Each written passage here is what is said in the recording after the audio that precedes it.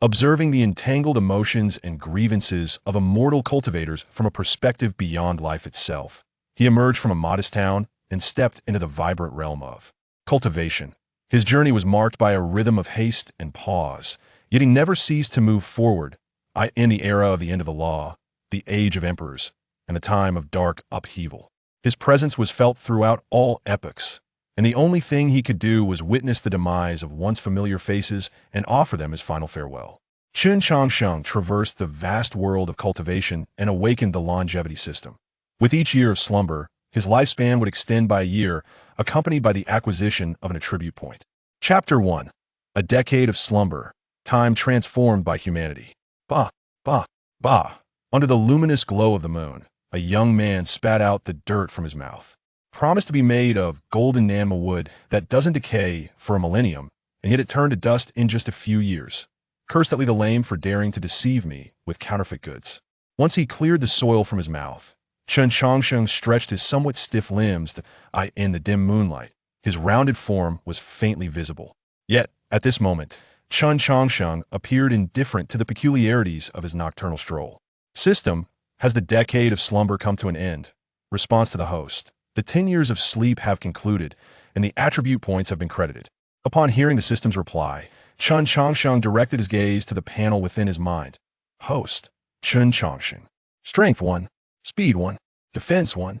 Spiritual power 0. Lifespan 80. Indeed, Chen Changsheng was a genuine transmigrator. The system he possessed was neither a sign-in system nor an overwhelmingly powerful one. It was simply the unremarkable longevity system. As long as Chen Changsheng remained in slumber, he would gain corresponding lifespan and attribute points. However, the duration of sleep was limited, constrained not to exceed his maximum lifespan. Furthermore, any lifespan he had already lived would recharge after slumber. This meant that if Chen Changsheng slept after living for 80 years, even if it were only for a single day, upon awakening, he would possess a lifespan of 80 years in one day, rather than merely one day. Additionally, after awakening, the minimum interval before the next sleep could not be less than 1/10 of his total lifespan. Thus, theoretically, as long as Chen Changsheng developed cautiously, he could truly embody his name and achieve genuine longevity. Gazing at the 10 attribute points available, Chen Changsheng chose not to allocate them immediately. Instead, he retrieved a set of clothing from the system's space and donned it. After orienting himself based on memory, he swiftly descended the mountain. A decade had passed. The turmoil should have subsided. The beloved, separated by the chaos, should have returned. Steamed buns, steaming hot buns. As he walked through the bustling marketplace, Chen Changsheng felt an overwhelming sense of nostalgia. Though the town remained the same as it once was, the familiar faces had vanished. A decade is neither particularly short nor excessively long, yet it is ample time for myriad transformations to unfold. Observing the changes within the town, Chen Changsheng followed the contours of his memory toward a familiar destination. Before long, he arrived at a farmhouse on the outskirts of the town. Upon gazing at the familiar abode, a faint smile graced Chen Changsheng's lips as he inquired, "May I ask if xianxia is home?" At the sound of his voice, a delicate girl with features as exquisite as jade peeked out from within the house. "Who are you looking for?" Momentarily taken aback by the sight of the young girl, Chen Changsheng stammered, "Isn't this xianxia's home?" "I don't know xianxia, you must have the wrong place," she replied. A flicker of disappointment crossed Chen Changsheng's eyes at her words. Given the tumult of war at that time, xianxia was merely an ordinary person. Perhaps she had long since vanished from this world. With that thought, he prepared to turn away. "Changsheng, is that you?" A familiar voice resonated from behind him, causing Chen Changsheng to feel as though he had been struck by lightning. Regaining his composure, he slowly turned around to behold the visage he once knew so well. Bang! The basket of vegetables in the woman's grasp fell to the ground. Upon recognizing the person before her, xianxia immediately covered her mouth with her hand, and tears cascaded down her cheeks in a torrent. "Don't you dare bully my mother!"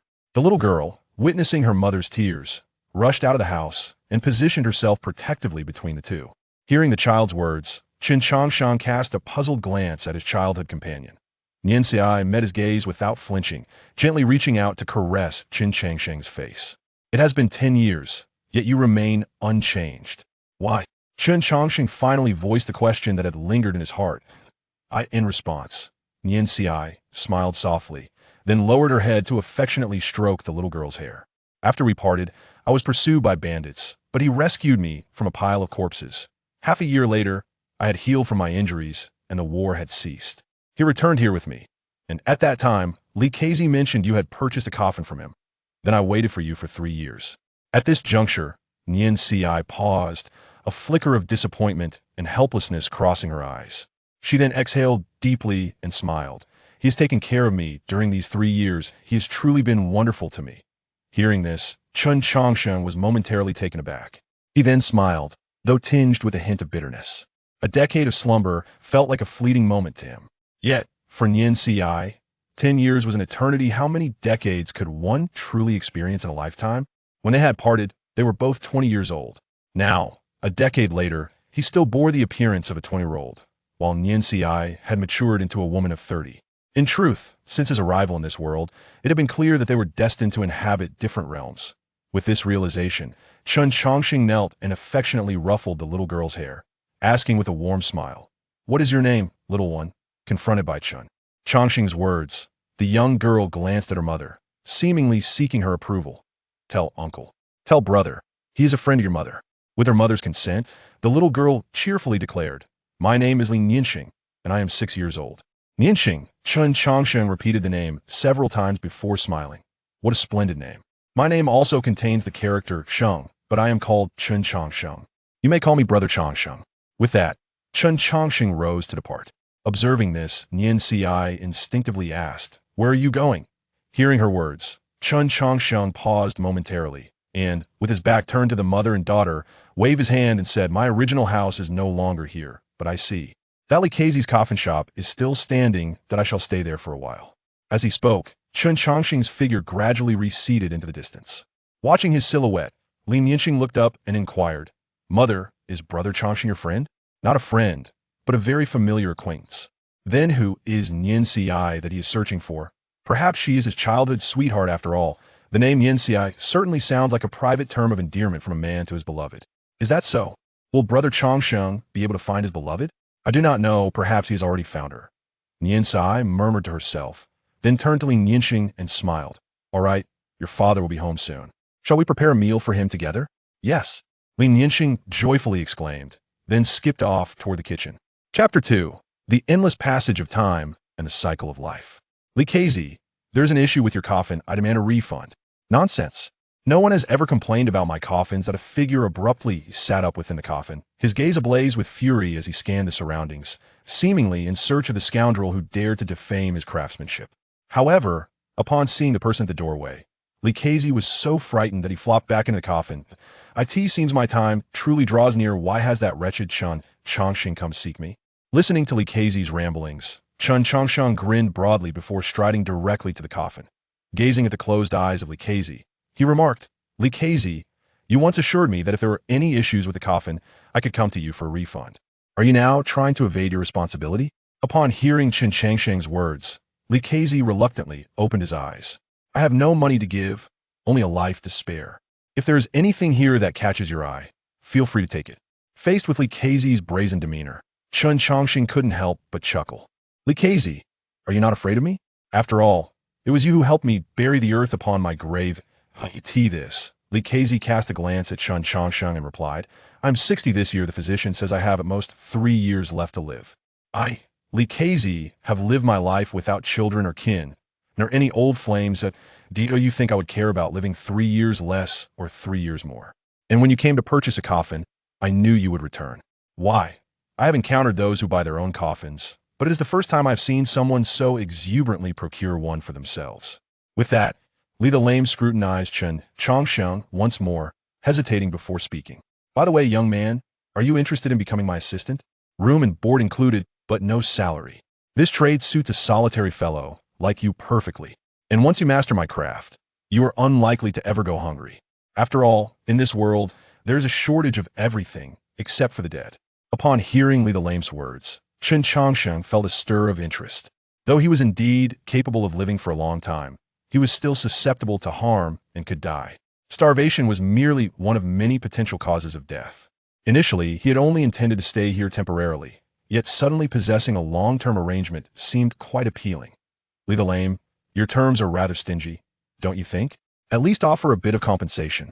In response to Chen Changsheng's grievance, Li the Lame pulled out a book on funerary rites from his pocket and tossed it at him. With your lively demeanor, you will certainly outlive me. Once I am gone, all my possessions will be yours. You can see this tiny space, there is no other place for you to sleep. This coffin beside you shall serve as your bed, perfectly suited for your fondness for resting in coffins. As he spoke, Li the Lame prepared to return to his coffin for a nap. However, Chen Changsheng seized him by the arm. Wait, aren't you going to teach me how to make coffins? What am I to do with this? Faced with Chen Changsheng's confusion, Li the Lame rolled his eyes and replied, as the saying goes, a multitude of skills never weighs one down. If you only sell coffins, who will manage your business? Let me be frank, I am well versed in all aspects of funerary services. There is much for you to learn. With that, Li the Lame shook off Chen Changsheng's grip and reclined back into his coffin. Gazing at the funerary text in his hands, Chen Changsheng paused for a moment, then smiled, saying, well put, a multitude of skills never weighs one down. With that, he promptly climbed into another coffin. In truth, having grown accustomed to sleeping in coffins, a bed felt rather uncomfortable. That as seasons changed and years passed, 8 years slipped by like a fleeting shadow. Chen Changsheng had fully settled in Li the Lame's coffin shop, spending his days reading and learning the craft of coffin making. Whenever there was a funeral feast, he could enjoy a substantial meal. However, during these peaceful times, such opportunities were few and far between throughout the year. As for the 10 attribute points, Chen Changsheng allocated them all to his defense. Theoretically, as long as he managed to survive just a bit longer, he could attain an extraordinarily long lifespan. Thus, defense became the attribute Chen Changsheng valued most. It is worth noting that Li the Lame did not pass away in the 3rd year after Chen Changsheng's arrival. He lived for a full 5 more years. Yet ultimately, he could not withstand. Chen Changsheng. One fateful night, after lying in the coffin, Li Xiezi never rose again. Brother Changsheng. The door of the coffin shop was pushed open by a young girl. Chen Changsheng was startled awake by the commotion, and with a sense of resignation, he rose from the coffin and said, Nianxing, how many times must I tell you? This is a coffin shop. What do you think it looks like for a girl like you to come here all the time? Upon hearing this, Li Nianxing stuck out her tongue and replied, I don't care about that. Let them say whatever they want. And besides, with the plague rampant, who has the heart to concern themselves with me? I'm going to cook for you now, hurry out of the coffin, and stop sleeping in there all day. With that, Li Nianxing deftly made her way to the kitchen at the back. Watching her retreating figure, Chen Changsheng couldn't help but let out a soft sigh. The plague had been rampant for a whole year, and at the onset, xianxia and her husband had already passed away. He had even assisted in arranging their funeral. The interval of slumber must not be less than 1/10 of total lifespan. 8 years had already elapsed since his last awakening, and by all accounts, he could enter slumber once more. However, the thought of Nianxing, now devoid of kin, left him unable to bear the idea of leaving her alone in this world. Reflecting on this, Chen Changsheng shook his head and promptly leapt from the coffin. Never mind, whether I sleep early or late, it's best to wait until this girl is married. Before long, 2 steaming bowls of breakfast were placed on the table. Chen Changsheng and Li Nianxing silently sipped their rice porridge. Suddenly, Li Nianxing looked up and asked, Brother Changsheng, are you an immortal? What nonsense are you spouting, girl? If I were an immortal, how could I bear to see your mother and the others perish from the plague? Your mother was a dear friend of mine. That Chen Changsheng's response. Li Nianxing lowered her gaze to the bowl in her hands. Brother Changsheng, I am 14 this year. I am no longer the little girl I used to be. There are some things you cannot deceive me about. Seeing this, Chen Changsheng affectionately ruffled Li Nianxing's hair and chuckled. You silly girl, what has gotten into you today? It's not that I wouldn't buy you candied hawthorn, it's just that your teeth can't handle it anymore. Next time, I'll take you to buy some. xianxia was my mother's given name. Before Chen Changsheng could finish his sentence, he was interrupted by Li Nianxing, causing him to set down his bowl. Chapter 3. The Celestial Being's Arrival. Exceptional Water Spirit Root. Do you blame me for not saving your mother? Chen Changsheng gently uttered, to which Li Nianxing hurriedly replied, No. I have never held you responsible. When my mother passed away, I saw the sorrow and pain in your eyes. Since childhood, you have cared for me as a sister. And I know you well. If there had been a way to save her, you would never have allowed her to die. This secret was revealed to me by my mother before her demise. She understood me. Li Nianxing's words were abruptly silenced by a bun stuffed into her mouth. Chen Changsheng smiled and said, Tomorrow, I shall take you rabbit hunting. Let us put this matter to rest. With that, he resumed sipping his porridge, seemingly unaffected by Li Nianxing's words. Upon witnessing Chen Changsheng's demeanor, tears welled in Li Nianxing's eyes. Why? You missed your chance once before. Must you repeat the same mistake now? Faced with her agitation, Chen Changsheng reluctantly set down his bowl once more, softly responding, "I wish for your descendants to bury you. Not me. Do you comprehend my meaning?" At these words, Lin Yinxing clenched her fists. 18 years prior, before her own birth, Chen Changsheng and her mother had already forged a deep bond. Yet, after all these years, Chen Changsheng's appearance remained that of a 20-year-old. Though she could not fathom the reason behind this phenomenon, Lin Yinxing was acutely aware that Chen Changsheng possessed an extraordinarily long lifespan, one that surpassed the comprehension of mere mortals. Contemplating this, her lips trembled, yet she forced a smile, saying, "Brother Changsheng, you are always so easily deceived. I have tricked you again. As punishment, what do you plan to give me today?" Observing the tears gliding down Lin Yinxing's cheeks, Chen Changsheng retrieved a small wooden rabbit from his pocket and handed it to her. "This is your birthday gift." Receiving the rabbit, Lin Yinxing clutched it tightly in her hand, her fingers growing pale from the grip. "Brother Changsheng, I heard that a celestial being will come to the town tomorrow to select disciples. I wish to give it a try. If I succeed, perhaps then I can be by your side forever." "Yinxing, celestial beings are not like that. Brother Changsheng, allow me to be willful just this once, please." Lin Yinxing interrupted before he could finish. Observing her stubborn expression, Chen Changsheng nodded, "Very well, as you wish." With Chen Changsheng's affirmation, Lin Yinxing stood to leave. "I shall return now. Brother Changsheng, make sure to get some sunlight. Do not linger in your coffin all the time." She turned to depart, but paused at the doorway. "Brother Changsheng, have you ever heard the saying, 'One is shackled for life by the unattainable desires of youth'? In doing so, do you not add another burden upon yourself?" As her words echoed, Lin Yinxing's figure vanished. Watching her disappear, Chen Changsheng remained silent, lost in thought. What resided in his heart remained a mystery to all. A brilliant golden light shone from a yellow talisman above the town. Under the radiant golden light, the plague that had shrouded the small town was swiftly dispelled. The entire populace expressed their gratitude for the manifestation of the celestial being. However, the woman hovering above on her flying sword maintained an impenetrable aloofness in the face of their appreciation. With a mere wave of her right hand, a colossal stone, towering 10 feet high, soared forth from her ring and crashed heavily to the ground, causing the surrounding floor to fracture in a spiderweb of cracks. Those under the age of 16 who desire eternal life may step forward to test their celestial affinity. Though this proclamation was brief, it ignited a fervor throughout the town. If the throne and the nobility represented a status unattainable for ordinary folk, then the immortal was a being beyond the realm of dreams. To become an immortal not only meant liberation from the pangs of hunger, but also an escape from the cycle of reincarnation, granting one unparalleled freedom in the mortal realm. Even an emperor seated upon the dragon throne would bow before the legendary immortal. In no time, the townsfolk brought their children to test their celestial affinity. Alas, such opportunities were rare. Celestial affinity was not as commonplace as cabbages on the street. Most children had undergone the test. Yet only a scant few could cause the stone to emit a glow, and even then, the radiance was faint. After a long wait, Lin Yinxing finally stood before the great stone.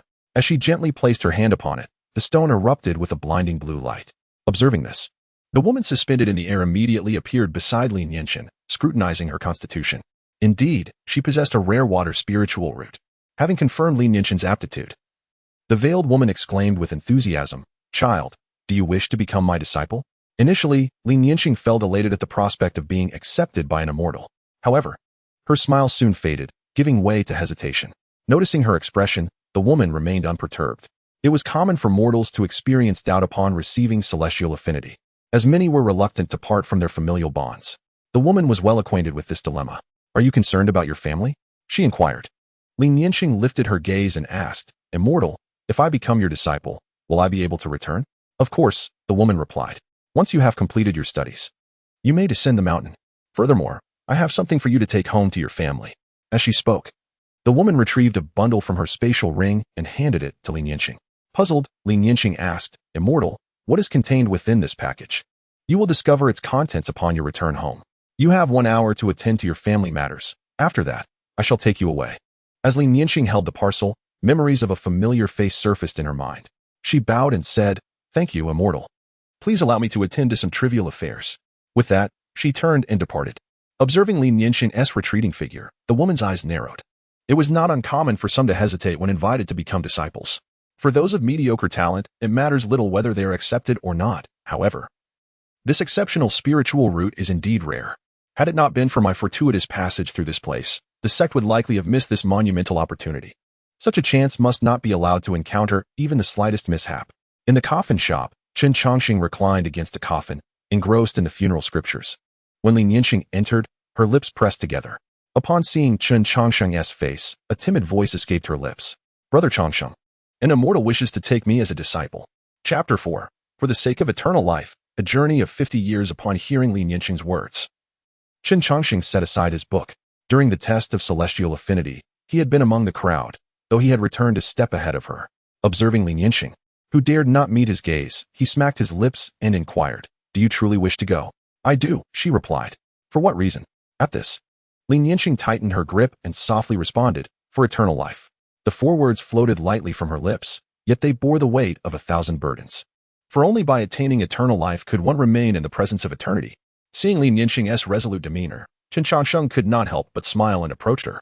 Many have transformed from mortals into immortals, yet never has an immortal returned to the realm of mortals. This illustrates that the path to eternal life is a one-way journey. If one day you grow weary and look back, know that Brother Changsheng will always be behind you. With that, Chen Changsheng enveloped Li Nianxing in a warm embrace.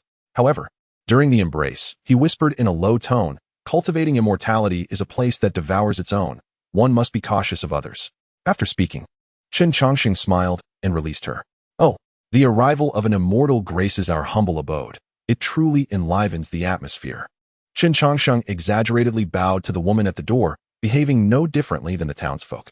Yet, in response to his flattery, the woman displayed a hint of disdain. She never expected that such a talented individual would be associated with a grim coffin shop. This girl possesses celestial affinity. Her future is boundless. Though I find Chen Changsheng distasteful, for the sake of acquiring such a gifted disciple, I shall merely offer a perfunctory response. Upon hearing this, Chen Changsheng's smile grew even brighter. All of this is thanks to the immortal's discerning eye. Nianxing has always been a mischievous child. I shall be a bother to the immortal in the future. By the way, may I inquire where the immortal resides? If time permits, I would like to pay a visit. At Chen Changsheng's words, the woman's impatience intensified. Far to the south, beyond 10,000 miles, lies a sect named Linglong. A common person may not reach it in 30 years. If you wish to come, then come. With that, the woman turned to Li Nianxing and said, "I have a task to attend to. We must depart swiftly." Upon hearing this, Li Nianxing gently set down her bundle. "Brother Changsheng, I will remember your words. I will surely come to find you." After saying this, she followed the woman out. After the two departed, Chen Changsheng cheerfully tidied the room, occasionally uttering words of joy. An hour later, Chen Changsheng's demeanor turned serious as he coldly declared, "You've evaded for long enough. Come out." His voice echoed through the coffin shop.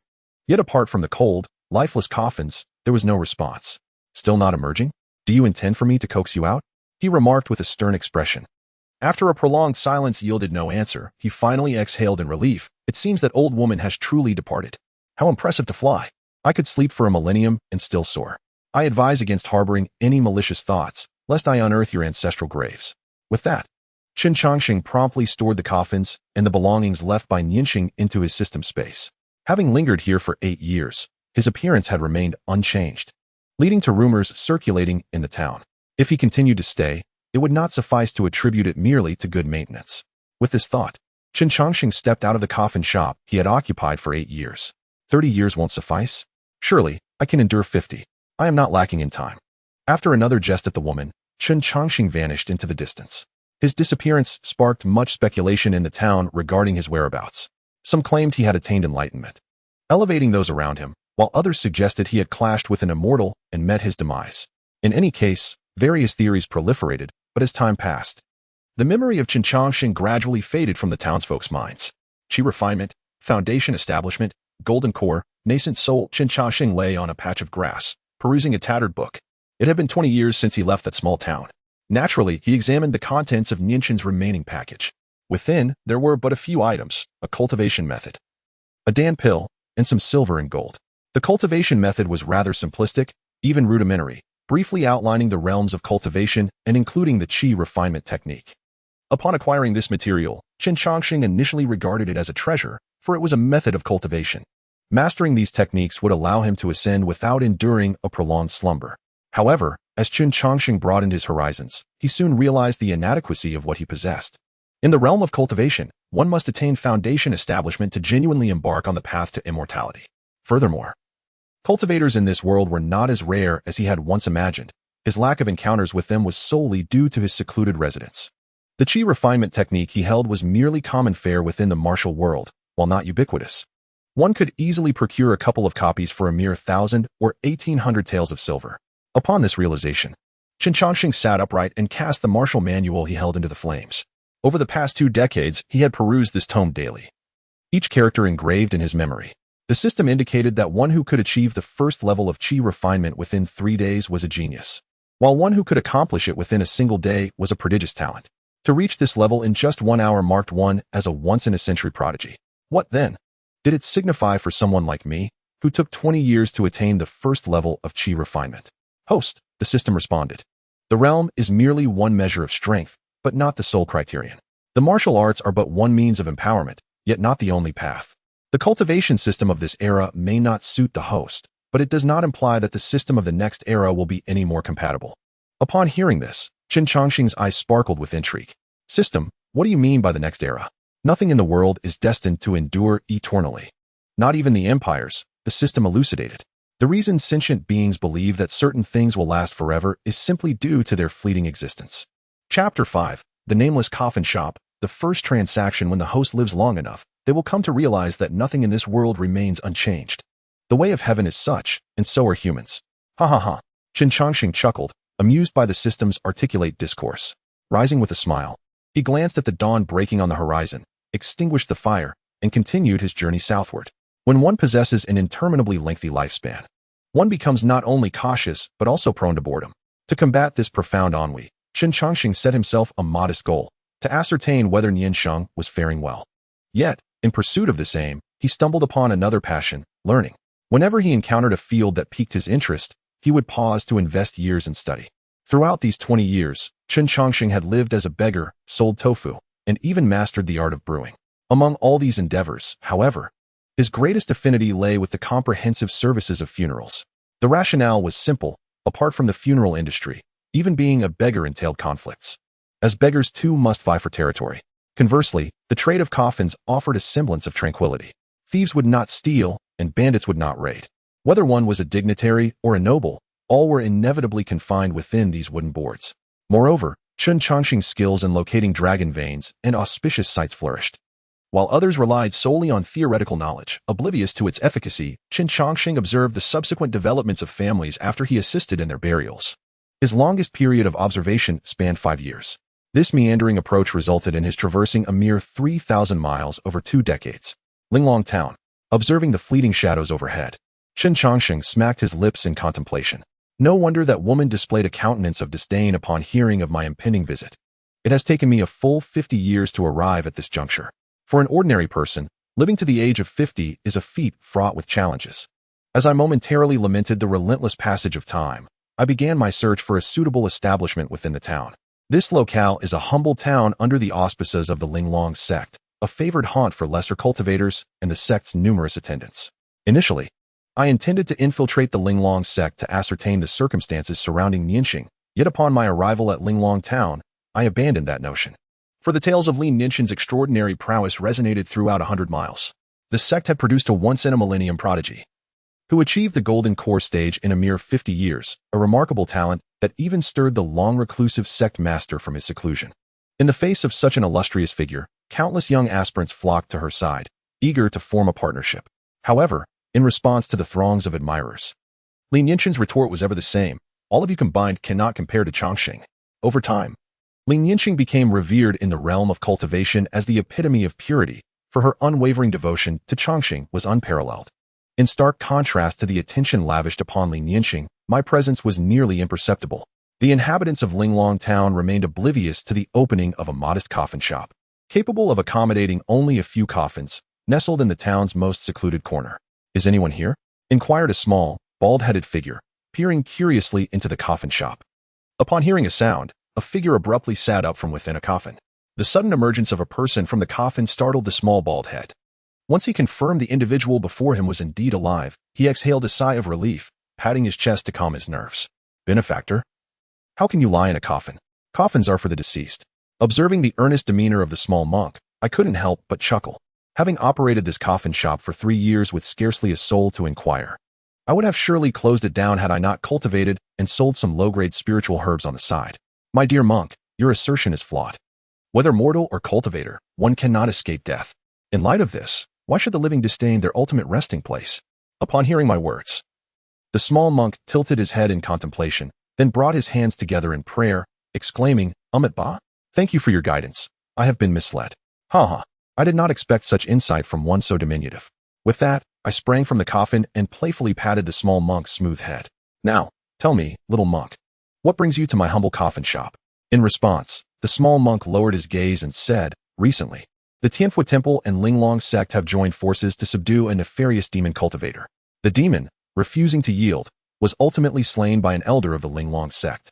Although the benefactor was indeed wicked, I do not wish to see his body left to rot in the wilderness, hence I seek to purchase a coffin for his burial. Upon hearing the small monk's words, I smacked my lips and inquired, Do you possess the means? I am a businessman, and I cannot engage in unprofitable ventures. I am fully prepared. With that, the young monk extracted 3 medium spirit stones from his storage pouch and presented them to Chen Changsheng. Observing the valuable medium spirit stones, Chen Changsheng smiled and took one. A single medium spirit stone entitles you to my premier service. May I inquire when we may commence our journey? We can depart immediately. If we delay any longer, the corpse of that benefactor will begin to decompose. In response to the monk's urgency, Chen Changsheng did not hesitate and accompanied the young monk without a second thought. As for the coffin shop, Chen Changsheng left the door wide open. There were only 2 coffins inside, and any sane individual would not attempt to steal 2 ordinary coffins. In the wilderness, under the guidance of the young monk, Chen Changsheng finally encountered the so-called demonic cultivator. At that moment, he bore no resemblance to the deceased mortals. If one were to insist on a distinction, it would be that half of his face had been completely shattered. Witnessing this scene, Chen Changsheng could not help but exclaim, Young monk, do you cultivators possess no sense of humanity? Regardless of his past deeds, he was still someone you painstakingly captured. To kill is merely to strike the head. One ought to at least dig a grave for the deceased. What is the meaning of leaving him here in the desolate wilds, in the realm of cultivation? It seems that you, young monk, are the only one with a semblance of compassion. In response to Chen Changsheng's words, the young monk silently recited Buddhist scriptures. Observing this, Chen Changsheng shook his head and commenced the task of collecting the corpse. Chapter 6. The Artificial Spiritual Root. Chen Changsheng's unexpected gain wiping away the blood and meticulously stitching the torn flesh. He removed the tattered clothing and replaced it with a pristine burial garment. Chen Changsheng methodically arranged the deceased's features, each step executed with utmost precision and diligence. After half an hour, the deceased's appearance had been largely restored. Even the scattered teeth were diligently gathered by Chen Changsheng.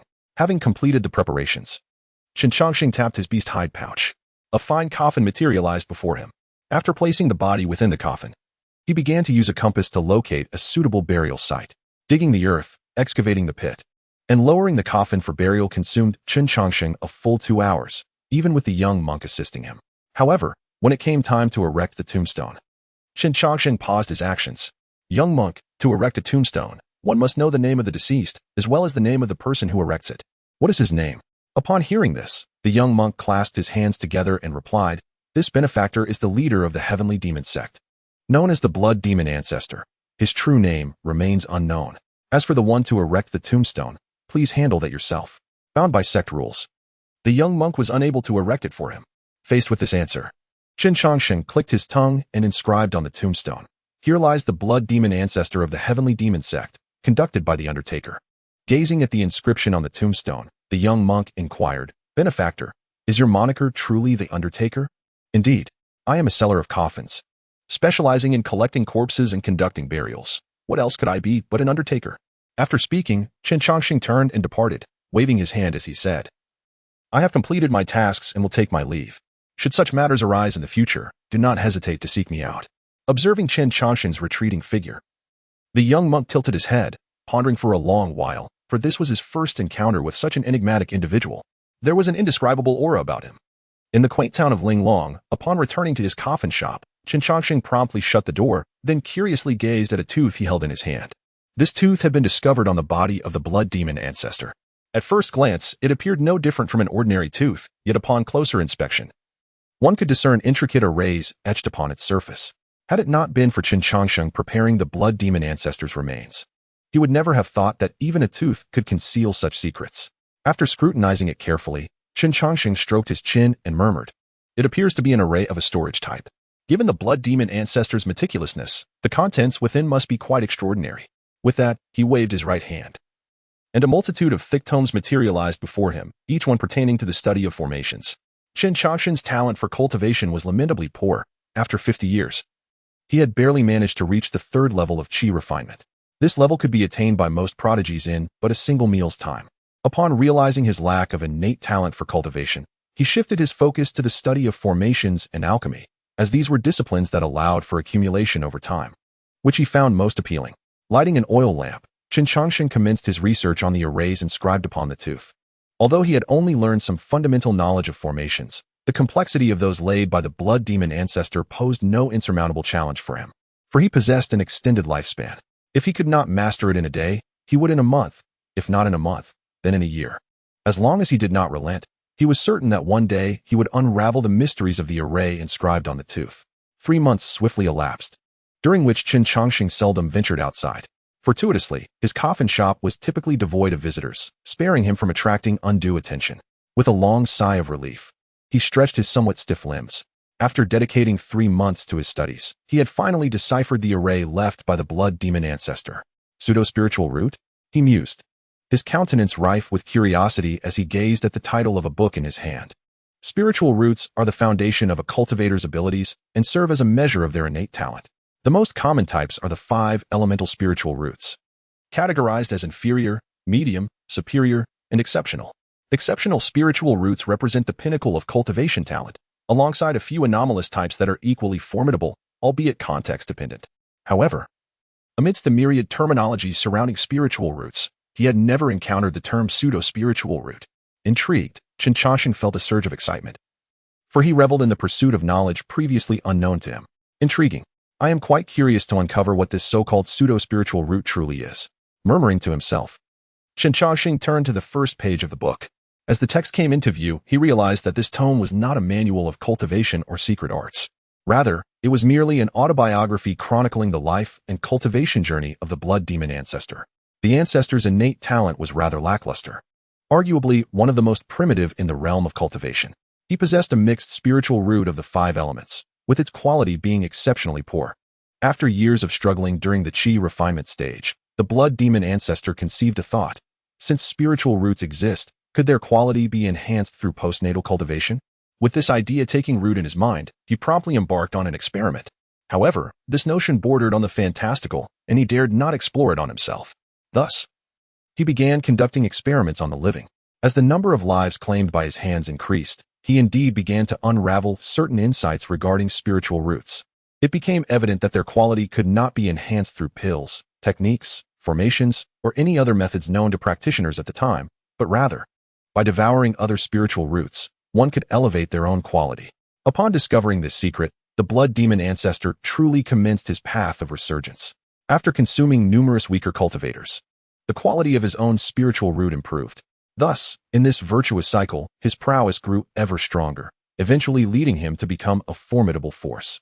However, as time progressed, this method appeared to falter, and his frenzied slaughter drew the ire of rival sections. At this juncture, the autobiography abruptly ceased. Remarkable! The blood demon ancestor truly was a talent, capable of devising such peculiar methods. With that thought, Chen Changsheng returned the book to the system's space. System.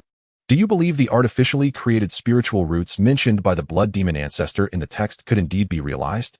The latter half of this autobiography frequently references artificial spiritual roots, along with numerous hypotheses from the ancestor. It seems quite plausible to me. Chapter 7. Mastery Show. A reunion after 80 years. Upon finishing his statement, the system's voice resonated within Chen Changsheng's mind. Since the host harbors doubts, why not seek the truth for himself? Hearing this, Chen Changsheng rolled his eyes and waved his hand dismissively. Do not jest. I would never undertake such perilous endeavors on myself. If an accident were to occur, it would be a tremendous loss. Moreover, I have no desire to live a life perpetually hunted like the blood demon ancestor. Host, what I mean is that you can find the safest and most reliable method. Taken aback by this, Chen Changsheng pondered. Is there truly such a method? Why would the host think otherwise? There has never been a constant in this world. The reason the blood demon ancestor resorted to such a reckless approach was that his lifespan was nearing its end. Yet, dear host, you're distinct. You possess an almost infinite lifespan. Over time, it may indeed be possible to resolve this dilemma. Contemplating the system's response, Chen Changsheng tilted his head and remarked, there is merit in your words. Time may seem feeble, yet it wields the sharpest blade in this world. No matter whether you are an ancient ancestor of transformation or a divine weapon, none can withstand the erosion of time. All matters become trivial in its presence. And this minor issue of cultivation is certainly no exception. The concept of artificial spiritual roots was another hypothesis proposed by the blood demon ancestor, who sought to implant foreign substances within the human body to create the existence of spiritual roots. However, this method is fraught with numerous unresolved challenges. For instance, what sort of rare materials are suitable for spiritual roots, and how can these treasures avoid being absorbed by the body and instead be transformed into roots? Yet, in light of these questions, Chen Changsheng remained unhurried in seeking solutions, for he possessed an abundance of time. After engaging in a light conversation with the system, Chen Changsheng reclined into the coffin where he often slept. After 3 months of diligent activity, it was time for him to rest.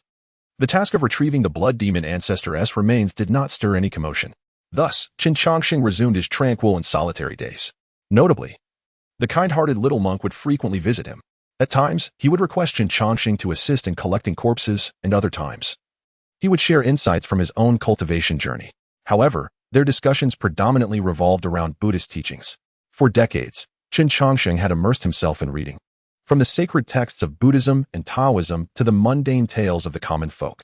He spared no effort in absorbing any knowledge he encountered. Coupled with 50 years of worldly experience, it was often Chen Changsheng who emerged victorious in their debates on Buddhist doctrine.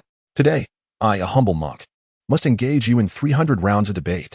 A bald monk clad in a robe stepped through the door of the coffin shop. Observing the monk's boisterous demeanor, Chen Changsheng cast a glance at him and replied coolly, "You are, after all, the heir of Tianfu Temple, the so-called Master Ikkyu. Should others glimpse your current appearance, would it not provoke their laughter?" In response to Chen Changsheng's words, Ikkyu rolled his eyes and casually seated himself atop a coffin, stating, "Let them laugh if they wish. Even if they elevate me to the heavens, it will not alter the fact that I have been defeated for 20 years. Indeed, this Ikkyu was the same little monk who had once sought Chen Changsheng's aid in retrieving the blood demon ancestor's remains. Time flows inexorably, and 20 years had passed in the blink of an eye. The once little monk had evolved into a young man capable of standing on his own. Hearing Ikkyu's lamentations, Chen Changsheng set aside his book and said, "From your tone, it seems you wish to debate today?" "Of course. What else would I come to you for?" replied Ikkyu. "Among all those I know, only you can rival me in matters of Buddhist doctrine. However, I must remark upon your truly poor cultivation talent. 20 years ago, you were at the 3rd level of Qi refinement, and now you have merely reached the 4th level. Your progress is astonishingly slow. I truly worry that one day, you might accidentally meet your end, and then who shall I turn to for debate?" Upon hearing this, Chen Changsheng offered a faint smile and replied, "My aptitude for cultivation is not something I can dictate. What can I do about it? While I cannot alter the fact that you lack spiritual roots, I can certainly assist you in prolonging your life. You have consistently refrained from disclosing how long you have lived, and I would prefer not to lose such a friend as you." In response to Ixio's words, Chen Changsheng merely smiled, offering no direct reply. The greatest advantage of mingling within the realm of cultivation is the absence of concern regarding unchanging appearances, for longevity elixirs are hardly rare. Life and death are fated, and wealth is determined by the heavens. Thus, one should not place excessive weight on the matter of lifespan. Let it unfold naturally. Today, I do not wish to engage in debate. Rather, I have a request for your assistance. "I refuse." Ixio responded decisively to Chen Changsheng's request. "Unless you agree to allow me to extend your life." Observing Ixio's obstinate demeanor, Chen Changsheng could only manage a helpless smile. "Very well. If you assist me with this task, I shall consent to your prolonging my life." Upon hearing this, Ixio leaped down from the coffin, exclaiming with excitement, "What is it? Speak freely. Master Ixio guarantees its completion. You have come to Linglong's sect to attend the ceremony where the immortal of longevity will take over as elder, correct? Do you wish to witness it?" "Not at all." Chen Changsheng shook his head, stating, "I wish to request that you deliver this item to the immortal of longevity." As he spoke, Chen Changsheng produced a wooden carving resembling a tiger from his bosom. Upon seeing the object in Chen Changsheng's hand, Ixio's expression twisted in dismay. "Chen Changsheng, do not tell me you have feelings for the immortal of longevity. This woman has no interest in matters of companionship. Do not waste your efforts. Simply ensure that the item reaches her hands. No further words are necessary. If you succeed, I shall grant your request for an extension of your life." Ixio, feeling perplexed by Chen Changsheng's daunting request, scratched his head in agitation. Ultimately, Ixio seized the wooden carving from Chen Changsheng's grasp and declared, "Let it be clear. I can deliver the item, but I cannot mention your name." If the immortal's suitors learn of this matter, you may find yourself in dire straits. Agreed. With Chen Changsheng's affirmation, Ixio departed from the coffin shop, clutching the wooden carving. Watching Ixio's retreating figure, Chen Changsheng softly murmured, "Little monk, we shall meet again in 80 years. With that, he embedded several spirit stones into the floor. Instantly, intricate patterns emerged within the coffin shop. These were the random teleportation arrays that Chen Changsheng had spent a decade arranging. The range and destination of the teleportation remained unknown, a precaution to prevent anyone from tracing his whereabouts through the array. With a hum, light flashed, and Chen Changsheng vanished into the formation, rendering the random teleportation array utterly inoperative. Chapter 8. The path of longevity is long, yet I remain here at Linglong's sect. Countless cultivators converged from all directions. Some soared on swords, others rode clouds, while still others commanded powerful flying beasts. The sole purpose of these individuals gathering here is to celebrate the ascension of the immortal Fairy Changsheng to the esteemed position of elder. Fairy Changsheng arrived at Linglong's sect 70 years ago, and through her remarkable cultivation talent, she achieved the nascent soul realm in a mere span of 70 years. Such a pace of advancement is indeed unprecedented throughout the vast Decaying Empire. Yet, what captivates people even more than her extraordinary aptitude for cultivation is her unwavering resolve and steadfast heart on the path of righteousness. She engages in no disputes, seeks no companions in the Tao, and remains indifferent to the power dynamics within the sect. If one were to inquire about the purpose of her arduous cultivation, her response would invariably be two simple words: eternal life. Nianxing, the ceremony is about to commence. A voice broke the reverie of Li Nianxing, who stood lost in thought atop the mountain. Hearing the call, she sighed softly and turned, finding herself face to face with her revered mentor, Shui Linglong. Gazing at Shui Linglong, Li Nianxing spoke in a hushed tone, "Master, I do not wish to become an elder. I merely desire a tranquil path of cultivation." In response, Shui Linglong remarked, "You still cannot let go of him, can you?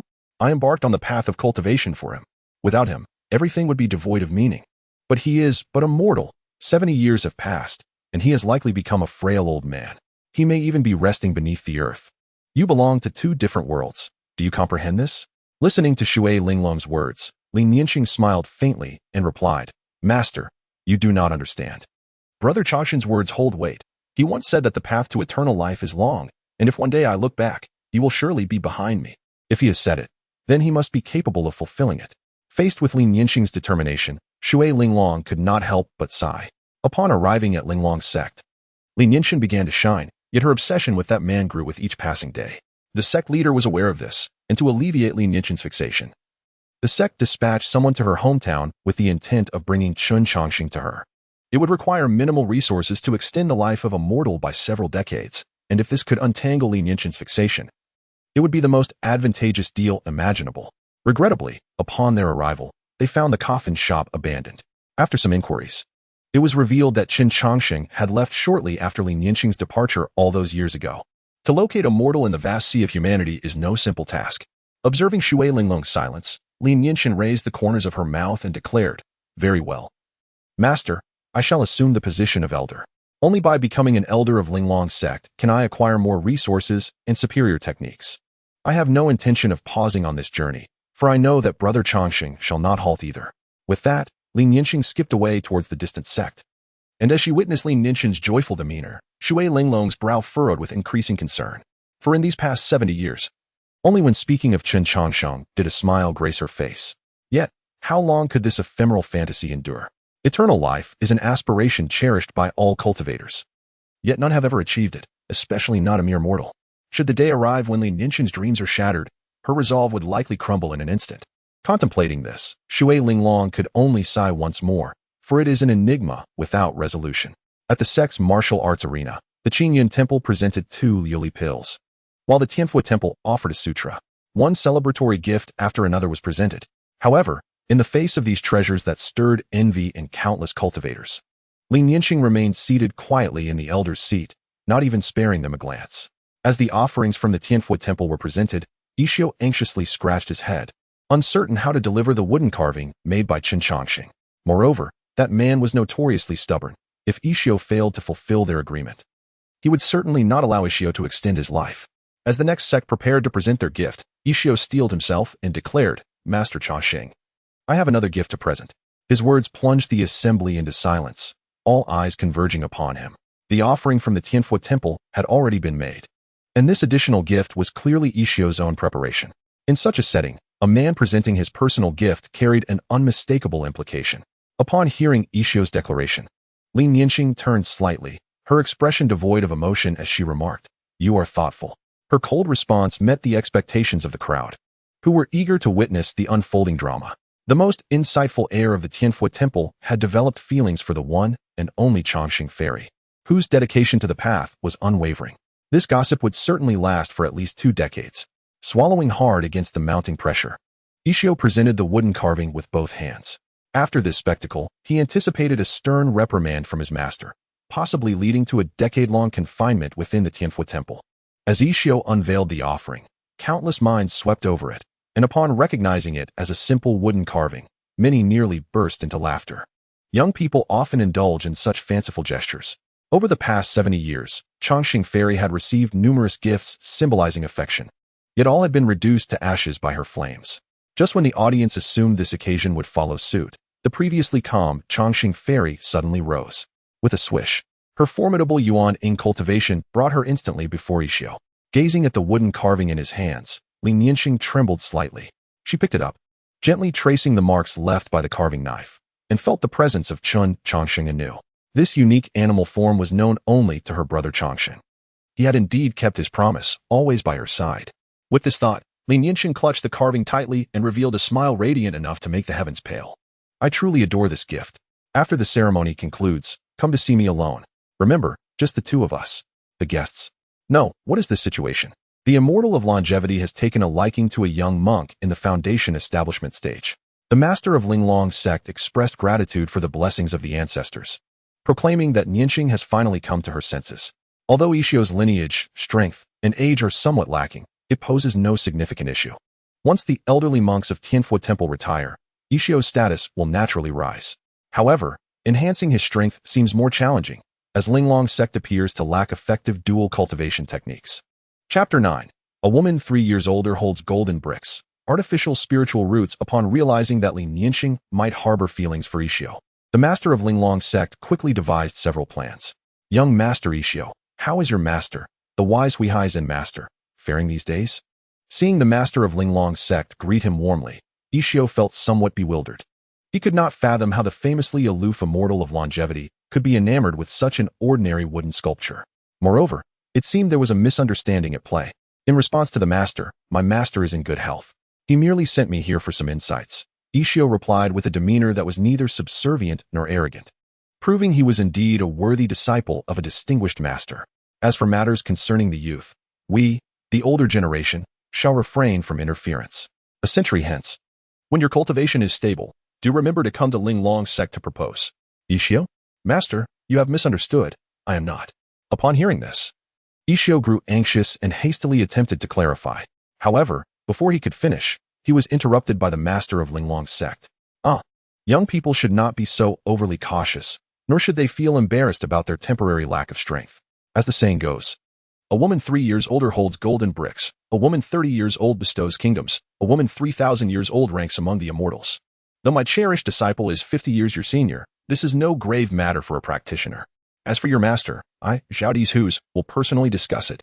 After all, Tianfu Temple has precedence for cultivating partnerships, and your master ought to grant this favor, given our acquaintance spans over 3 centuries.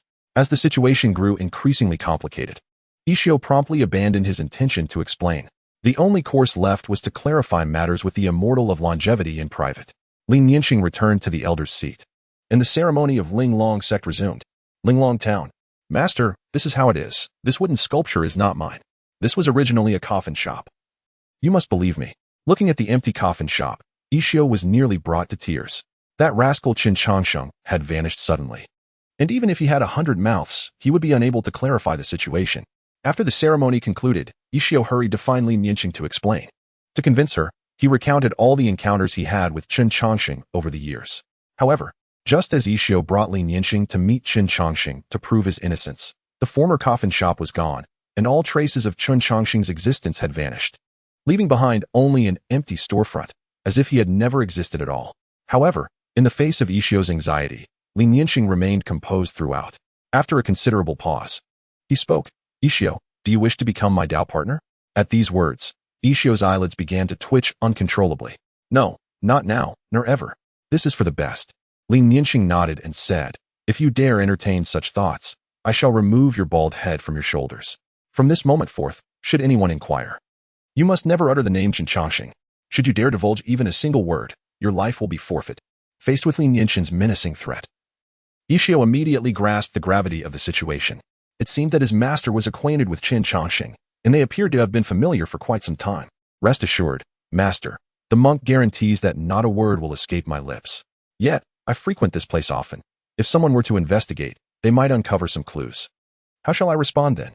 Upon hearing this, Chen Changsheng pondered for a moment and replied, you may recount your experiences truthfully, but omit any details regarding his appearance and name. If pressed for his title, simply refer to him as the self-proclaimed Undertaker. Understood, master. Will I still have the chance to meet him? Presumably, yes, for he is a man who cherishes the past. With that, Chen Changsheng turned and walked away. Casting a glance at his retreating figure and then at the empty coffin shop, Xiao found himself burdened with numerous questions, yet there was no one to provide answers. The only means to unravel these mysteries, it seemed, was time itself. In a desolate wilderness, with the left representing the azure dragon, the right the white tiger, the front the vermilion bird, and the back the black tortoise, it was indeed a place of great geomantic significance. Upon further examination of the compass in his hand, Chen Changsheng was instantly filled with excitement, slapping his thigh. After activating the teleportation array, he found himself transported to this wild expanse. Upon arrival, Chen Changsheng immediately set about searching for a suitable location of auspicious geomancy. Having spent 8 years accompanying Changsheng and 50 years journeying to Linglong sect, he then resided in Linglong town for an additional 20 years.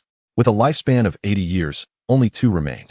As he was on the verge of entering eternal slumber, it was imperative for him to find an ideal resting place. Once the location was determined, Chen Changsheng promptly commenced the excavation. Yet, this endeavor consumed an entire year. Marvelous! How could I conceive such a brilliant idea? As he roamed within the cave, Chen Changsheng's smile was uncontainable. After a year of labor, he had painstakingly carved out a cavern in the mountainside. To prevent disturbance during his slumber, Chen Changsheng also devised an impeccable disguise for the cave's entrance. Above the opening, he heaped a substantial amount of earth mixed with various seeds. When it rained, the soft soil would wash away, and the sediment would adhere to the stones blocking the entrance. In a year or two, once the seeds grew naturally, all traces of human excavation would vanish without a trace. After a moment of pride in his design, Chen Changsheng retrieved a jade coffin from the system space. Within this jade coffin, a liquid exuding the fragrance of herbs was contained. This was the second task Chen Changsheng intended to undertake before his slumber, the creation of an artificial spiritual root. System, will this method truly be effective? He inquired. Whether it will succeed is something the host will discover through experience. The only consequence of failure is a mere waste of your slumber time, which you do not particularly value, came the response. Nodding in agreement, Chen Changsheng replied, indeed, even if I fail, I stand to lose little.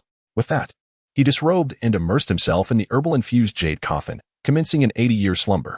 After receiving the autobiography of the blood demon ancestor, Chen Changsheng had been contemplating the notion of an artificial spiritual root. After a decade of contemplation, he devised a safe and reliable method. At first, Chen Changsheng struggled to grasp the technique. Although spiritual roots resided within the human body, no one had ever discerned their true form. Consequently, he formulated a bold hypothesis that the concept of spiritual roots within the human body was fundamentally flawed. The spiritual roots spoken of by numerous cultivators were merely a reflection of one's sensitivity to certain attributes. The greater the sensitivity, the finer the quality of the spiritual root. With this hypothesis in mind, Chen Changsheng promptly conceived a safe and benign approach, soaking in the essence of flora. Given that the attribute of spiritual herbs is wood, prolonged immersion should enhance one's sensitivity to wood-attributed spiritual energy, thereby endowing him with what others referred to as a wood spiritual root. Furthermore, during his slumber, his body would enter a state devoid of vitality, effectively circumventing the challenge of his body actively absorbing the essence of the plants. In simpler terms, Chen Changsheng envisioned himself as a medicinal ingredient steeped in herbal liquor. Boom. As the coffin lid was sealed, Chen Changsheng's life force vanished entirely. All of his organs ceased to function at that moment, rendering him indistinguishable from the dead.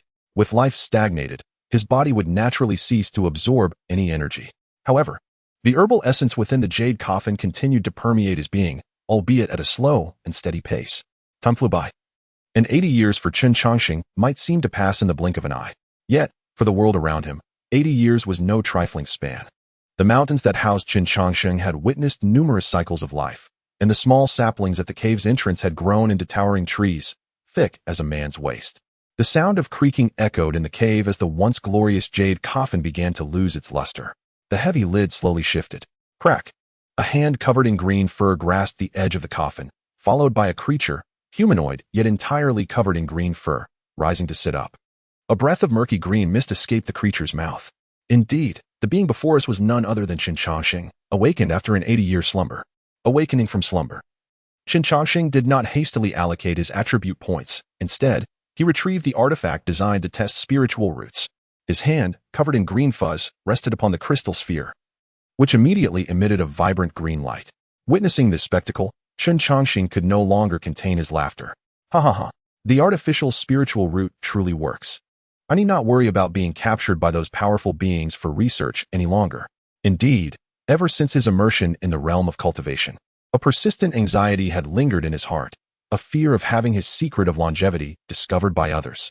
Although slumber granted him attribute points, the arduous journey to attain strength sufficient to contend with those formidable beings of the transformation and nascent soul stages was fraught with uncertainty. Should an unforeseen mishap occur during this protracted period, his fate would be sealed. Therefore, he must acquire the strength for self-preservation during this transitional phase. And cultivation presented itself as an excellent means to that end. Upon confirming his possession of a superior with spiritual root, Chen Changsheng turned his gaze to the system panel within his mind.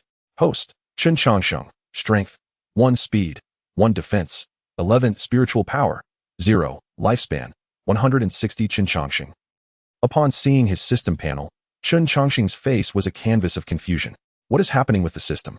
Why have my attributes regressed? If memory serves, he should have been at the 4th level of Qi refinement before his slumber. Though his strength was negligible, his attributes had experienced a certain enhancement. Why had they now reverted to those of a mere mortal? In response to Chen Changsheng's bewilderment, the system's voice resonated in his mind. During your slumber, the spiritual power within your body gradually dissipated. Without the support of spiritual energy, your attributes naturally regress to mortal standards, except for the power acquired through attribute points. Chen Changsheng smirked and quickly accepted this explanation. It's just the 4th level of Qi refinement. If it's gone, so be it. With my superior with spiritual root talent, it will take no more than a few days to reach the 4th level again. Subsequently, Chen Changsheng decisively allocated all 80 attribute points into his defense.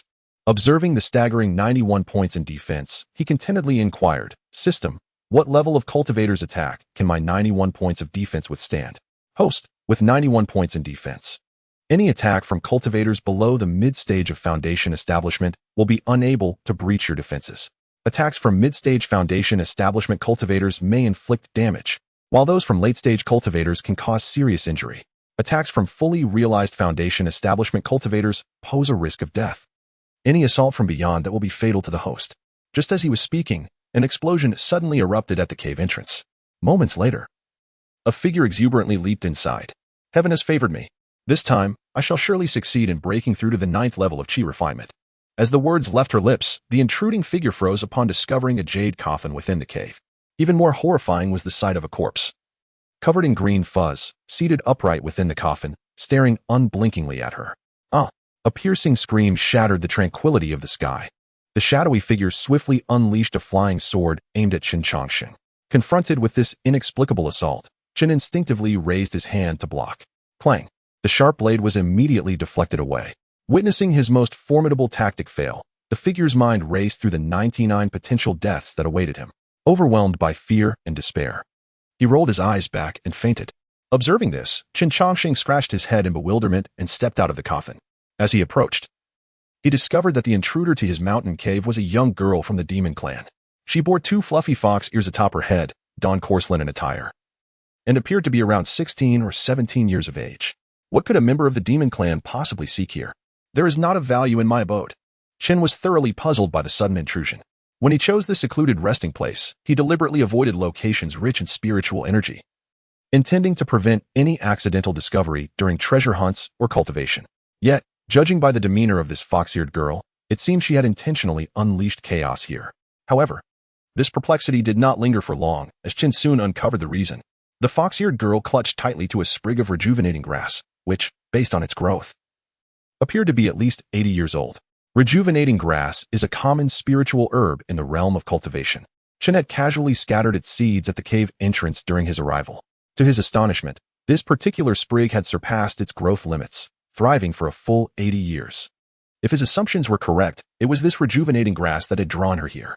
Chapter 11. The Clever Yet Foolish Fox, Taoist Chen Changsheng having unraveled the mystery. Chen was preparing to depart. Just then, the fainted fox-eared girl stirred awake. Upon seeing the green-haired corpse staring blankly at her, she immediately curled up in fright. Whoa, please don't eat me, my flesh is sour. Chen found her reaction quite amusing. How would you know it's sour if you've never tasted it? Besides, you appear quite succulent. You would surely be delightful to consume. Upon hearing this, the girl grew increasingly anxious. I am not succulent at all. I merely have a bit of baby fat. In truth, I am quite emaciated.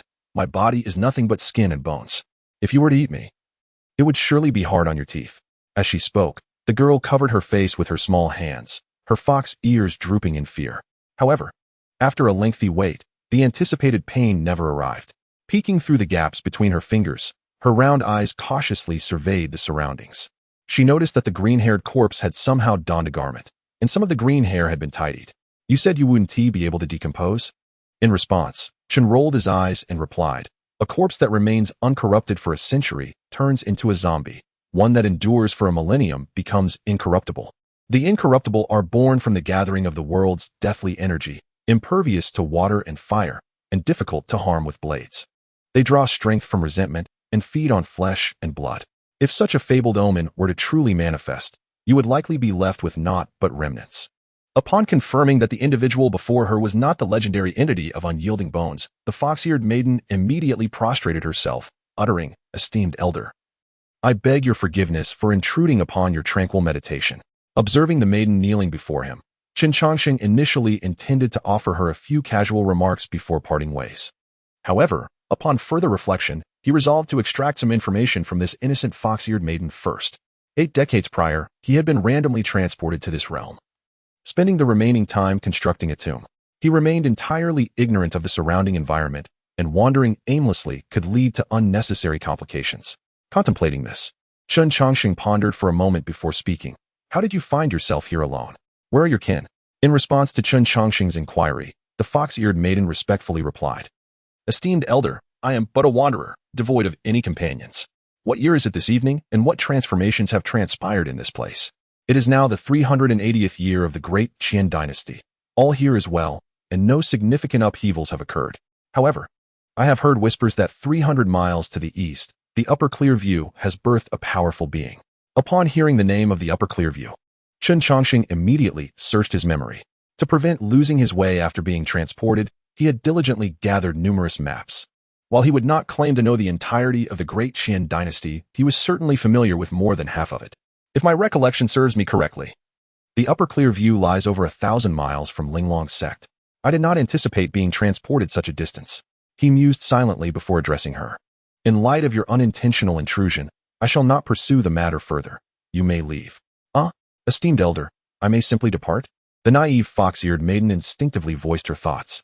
Observing her, Chen Changsheng replied coldly, What else do you wish to do? But in such a scenario, shouldn't you bestow an opportunity upon me?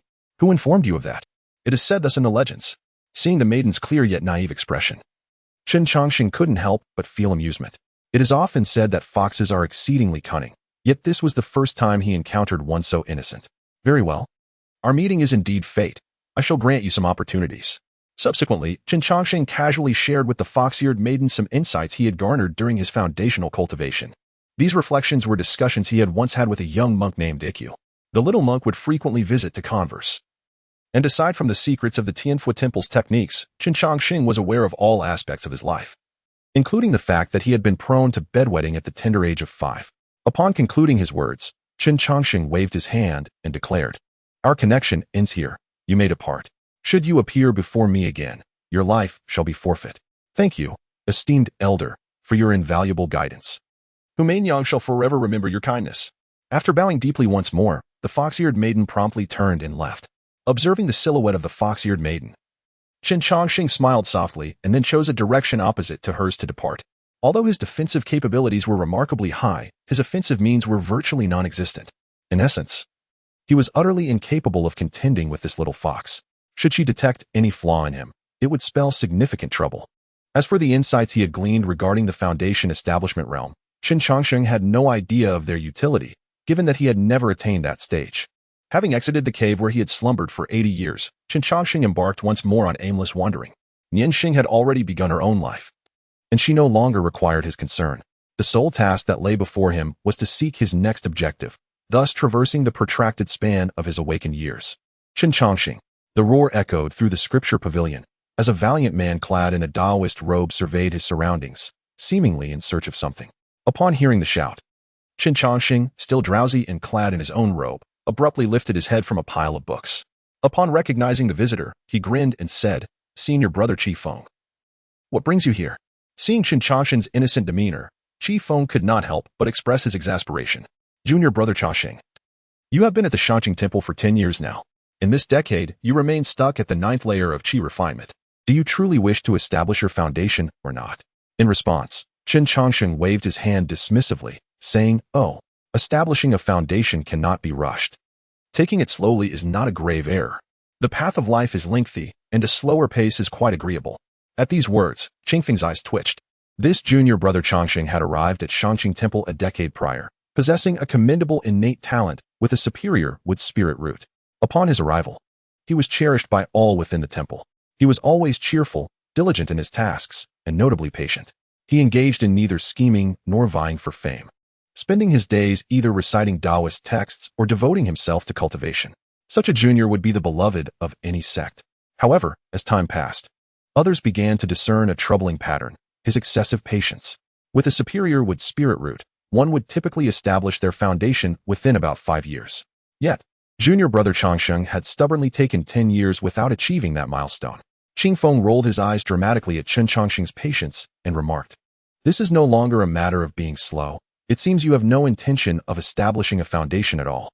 Others prolonged their Qi refinement stage to build a solid foundation, but none have lingered for 10 years as you have.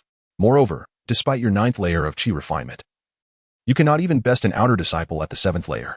What exactly do you intend to accomplish?" In the face of Qingfeng's heartfelt concern, Chen Changsheng replied with a serene smile, "Cultivation is merely cultivation. Why burden it with so many purposes? Besides, when it comes to fighting, having you as my senior brother suffices. Whether I am present or absent makes little difference. Please, do not trouble me further." As he spoke, Chen Changsheng prepared to retreat into the pile of books. However, Qingfeng would not allow him to escape so easily. Seizing Chen Changsheng by the collar and lifting him off the ground, "Chen Changsheng, do not attempt to deceive me with your pretenses. The matter of foundational cultivation has been personally instructed by your master. Whether you wish to break through or not, you must do so. The infinite secret realm is about to open, and your master has personally secured a place for you. There is no way for you to evade this." With that, Qi Feng led the reluctant Chen Changsheng away from the scripture pavilion. In the grand hall of the Xianxia Temple, an elder with a celestial demeanor stood amidst the sacred space. The 10 inner disciples of the Xianxia Temple stood respectfully to either side, while Chen Changsheng positioned himself at the end of the line. After a moment of silence, the elder spoke. "Changsheng, how many years have you been part of my Xianxia Temple?" Upon hearing his master call his name directly, Chen Changsheng promptly cupped his hands and replied, "Master, I have been in the temple for 10 years. The elder nodded in acknowledgement. 10 years ago, when your master was emerging from seclusion, you fortuitously passed by the Xianxia Temple. Amidst the vast crowd, your master chose you at first glance. He brought you to the temple, proclaiming your affinity with the Tao, and bestowed upon you the status of an inner disciple." As he spoke, the elder slowly approached Chen Changsheng and gently placed his right hand on the young man's shoulder. "Ouch! Master, you're going to break my bones. Please be gentle." Chen Changsheng struggled against the elder's immense strength. Yet, how could his meager power escape the binding grip of the temple's master, the celestial spirit? At that moment, the celestial spirit's expression twisted slightly. Forcing a smile that appeared rather grim, he remarked, "Whether you are indeed fated to the Tao, I do not dare to make a hasty judgment. However, could you enlighten me as to why the lightning-struck jujube wood, which has rested for 3 centuries on the back mountain, has now transformed into a coffin?" Upon hearing this, Chen Changsheng's 9 senior brothers could not help but twitch their lips. Within the Xianxia Temple, the master favored this young disciple above all others. For the senior brothers, there were certain areas within the temple that were off-limits. Yet for the young disciple, there were no such restrictions. He could roam freely throughout the temple. even in the secluded areas where the master meditated. However, none anticipated that he would dare to disturb the master's cherished possession. The lightning-struck jujube wood on the back mountain had been seized by the master from a fully realized golden core demon 3 centuries prior.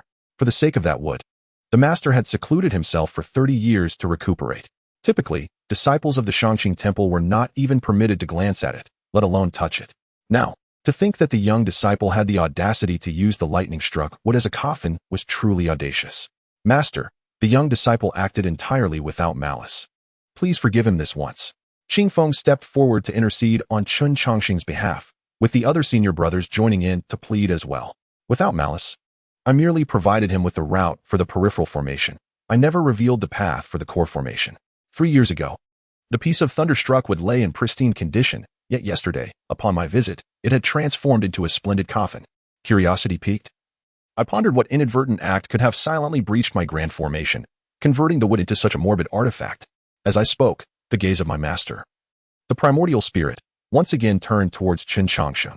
In the face of his master's scrutiny, Chen Changsheng appeared somewhat sheepish. Master, that piece of thunderwood has been stored away for quite some time.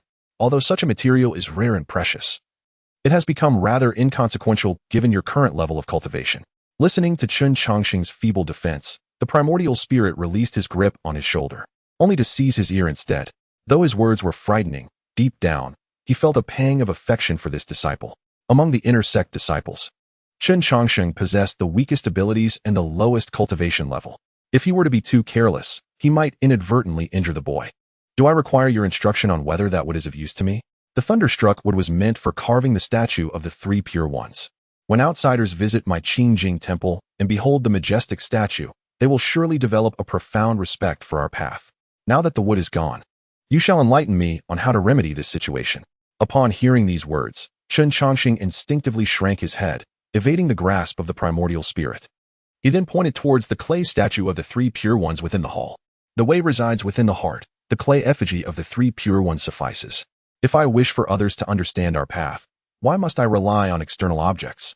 With that, Chen Changsheng produced a brush and strode towards the entrance of the hall. Observing his actions, the primordial spirit found himself at a loss. Traditionally, if the boy merely admitted his wrongdoing, the other disciples would intercede on his behalf, allowing him to escape unscathed.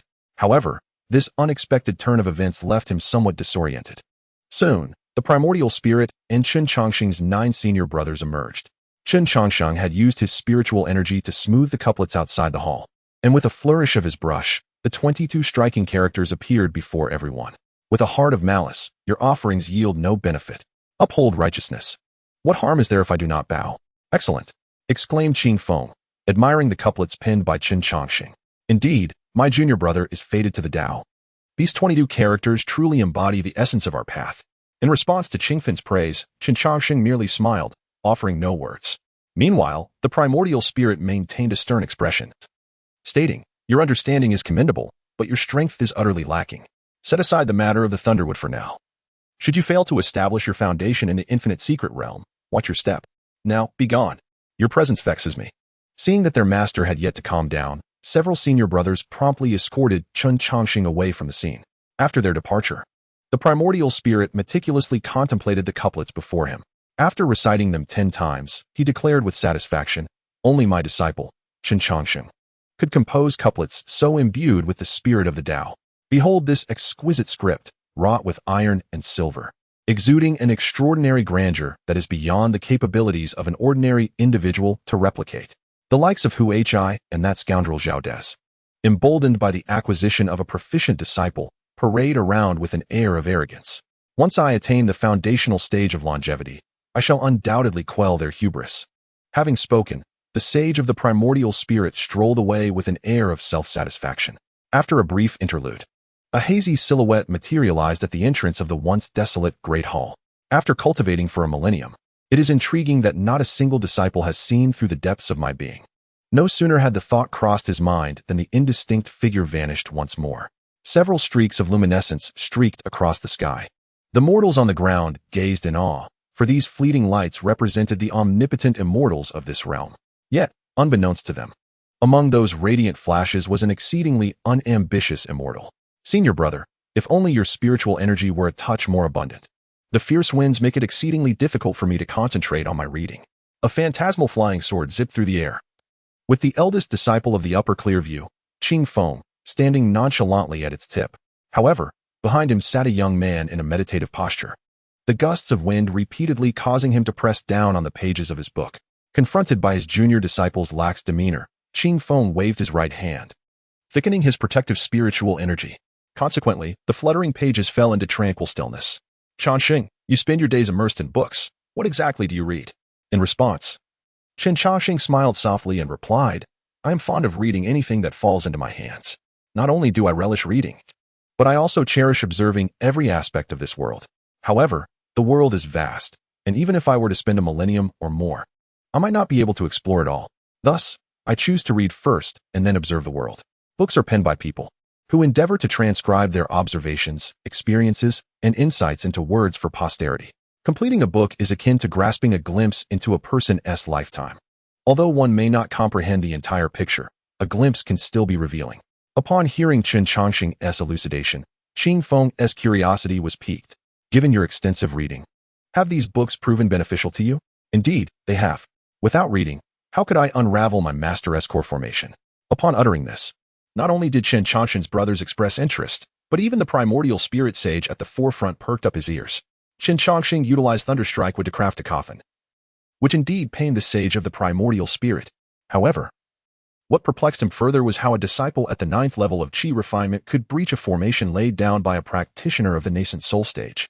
Are you implying that within the scripture pavilion, there exists a formation laid down by our master? Surely, brother, you jest. Master is not particularly adept at formations. How could the scripture pavilion possibly house his formations? The sage of the primordial spirit retorted, your words are somewhat hurtful. After all, I am your master, a mighty being of the nascent soul stage. What qualifications do you, a mere 9th level Qi refinement practitioner, have to critique me? If the scripture pavilion does not contain master's formations, how then did you manage to breach the formation? Even if master is not proficient in formations, those laid down by a nascent soul practitioner are not something a 9th level Qi refinement disciple could fathom.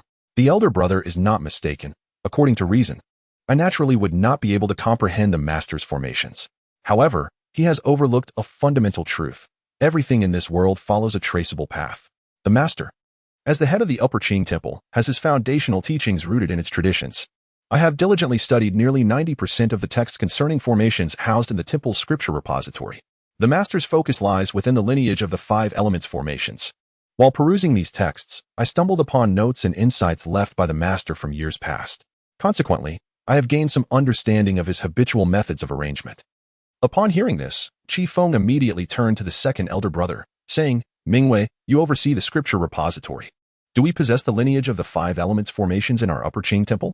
In response, the second elder brother, Mingwei, pondered for a moment and replied with a hint of confusion, while I may not possess the extensive knowledge of our junior brother, I am somewhat familiar with the general classification of the scripture repository. I have never heard of the 5 elements formations. Seeing this, Chen Changsheng smiled and remarked, Indeed.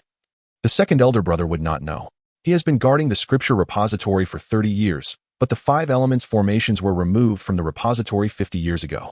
This particular school of thought was once prevalent in the cultivation world a century ago, but it has gradually been supplanted by other methods of formation. Upon hearing this, Mingwei looked at Chen Changsheng speechlessly. Junior brother, please do not tell me you ventured into the book grave. Haha, the second elder brother truly possesses keen insight. I indeed visited the book grave. At this, Mingwei felt a sudden pressure in his head. Nothing in this world remains unchanged. And the cultivation realm's techniques and knowledge are no exception. From the grand practices of golden core and nascent soul to the fundamental concepts of formation entry. All things are in flux, and there will always be geniuses in the cultivation world who innovate. Thus, the scripture repository undergoes a thorough cleaning every 50 years to replace outdated techniques and texts. The discarded books are sent to a specific storage location, a place referred to as the book grave by the disciples of the Upper Qing Temple. The Upper Qing Temple has existed for a millennium, and no one knows precisely how many books reside in the book grave or the categories they encompass. Mingwei had visited this place a few times upon his entry into the temple and even discovered mundane tales like Jinping Mei there. After confirming that most of the books were of no use, he had not returned since. Taking a deep breath to compose himself, Mingwei tentatively inquired, Junior brother, you haven't read all the books in the book grave, have you? Brother Mingwei, Do not jest. I have only been initiated for 10 years. How could I have read them all? However, I have perused 1/3 of them. Mingwe. 1/3. The 1/3 of the books in the book grave must amount to a staggering 40,000. Not quite. There are a total of 983, 520 volumes in the book grave. Over the years, I have read 286, 385 of them, which barely constitutes 1/3. After listening, the moon fell into silence, and the other disciples followed suit. Even the Yuaning master could not escape the stillness. Chapter 14. The death of the thunderstrike wood was not unjust. Things have changed. After a few breaths, Qingfeng finally regained his composure and spoke. The 5 elements formation you mentioned, I believe I have heard my master speak of it. This was a signature skill of a certain sect 200 years ago, though it has since fallen out of favor. If that is the case, the collection in the scripture pavilion should also include the fundamentals of the 5 elements formation along with some introductions. With this knowledge, you believe you can dismantle your master's grand array? Certainly not. Chen Changsheng shook his head and replied, as I mentioned earlier, my master inherited his teachings from the Upper Clear Temple and does not excel in formations. Under such circumstances, it is highly probable that he could not devise a formation on his own. Therefore, his knowledge of formations must originate from the scripture pavilion of the Upper Clear Temple. In my 2nd year as a novice, my master showed me the thunderstrike wood. In order to decipher the core formation he left behind, I dedicated an entire year to studying all the formation texts in the scripture pavilion. After much comparison, I discovered that the formation my master had laid out was a fusion of the 9 palaces and 8 trigrams formation along with the Big Dipper formation, infused with some of his own modifications. I attempted many times to breach the formation but to no avail, and thus, my master's array held me at bay for 5 long years. Later, I stumbled upon the texts on the 5 elements formation in the book mound, and I also acquired some of my master's personal insights regarding formations.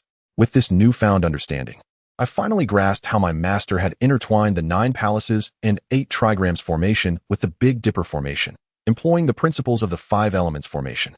Once I comprehended the arrangement of the formation, I began my attempts anew, ultimately spending a year and a half to penetrate the array. 10 days ago, I completed the crafting of the coffin. Upon hearing Chen Changsheng's account, everyone was rendered speechless. Qingfeng cast a look of regret towards the Yuanshan master, as if to say, Master, your thunderstrike wood did not die unjustly. The Yuanshan master was left in a state of bemusement regarding Chen Changsheng's actions. This fellow had devoted 8 years of his life merely to transform his thunderstrike wood into a coffin. He was at a loss whether to commend his perseverance or chastise his foolishness. 8 years is no insignificant duration for a cultivator. The lifespan of mortals barely exceeds a century, while those at the foundation establishment stage may live for 200 years. Golden Core practitioners can reach 500 years, and those in the Yuan-Ing stage approximately 800 years, with only the transformation god ancestor potentially surpassing a millennium. To think that his own disciple had squandered 8 years on such a trivial matter. It was as if he had no concern for the issue of his own lifespan at all. Wuliang's secret realm, gradually descending from the skies. The entrance to the Wuliang secret realm was now teeming with various sects, both large and small. Ah, is that not the Yuanshan master? Exclaimed Zhadazuzu, the leader of the Linglong sect, with a beaming smile as he approached to greet them. It has been 50 years since we last met, and you have actually advanced to the mid-Yuan-Ing stage. How delightful. However, in the face of Zhao Dizhu's enthusiasm, the immortal of the Yuan spirit did not return his warmth with a pleasant demeanor. There's no need for pleasantries. I do not wish to engage in extensive discourse with someone as crude as you. Upon hearing this, Zhao Dizhu expressed his dismay, saying, Immortal Yuan spirit, you, of all people, should embody the principles of the Tao. Why the fiery temperament? Though my cultivation may slightly surpass yours and my disciple may possess a tad more prowess than yours, you cannot allow such trivial matters to incite your ire. I understand your envy over my exceptional disciple, barely 2 centuries old, and already in the late stages of the nascent soul realm. Such talent has yet to be witnessed in the entire Decaying dynasty. If it were not for the scarcity of candidates, I would certainly assist you in finding one. Given our rapport. Bah, who covets your mediocre disciple? I have better. Your disciple may be in the late stages of the nascent soul realm before turning 200. But mine will achieve that milestone within a century. Just wait and see. With that, the immortal of the Yuan spirit stormed off with Chen Changsheng and the others in tow. Observing this, Zhao Dizhu smirked, then ambled towards the seal of the infinite secret realm, humming a tune.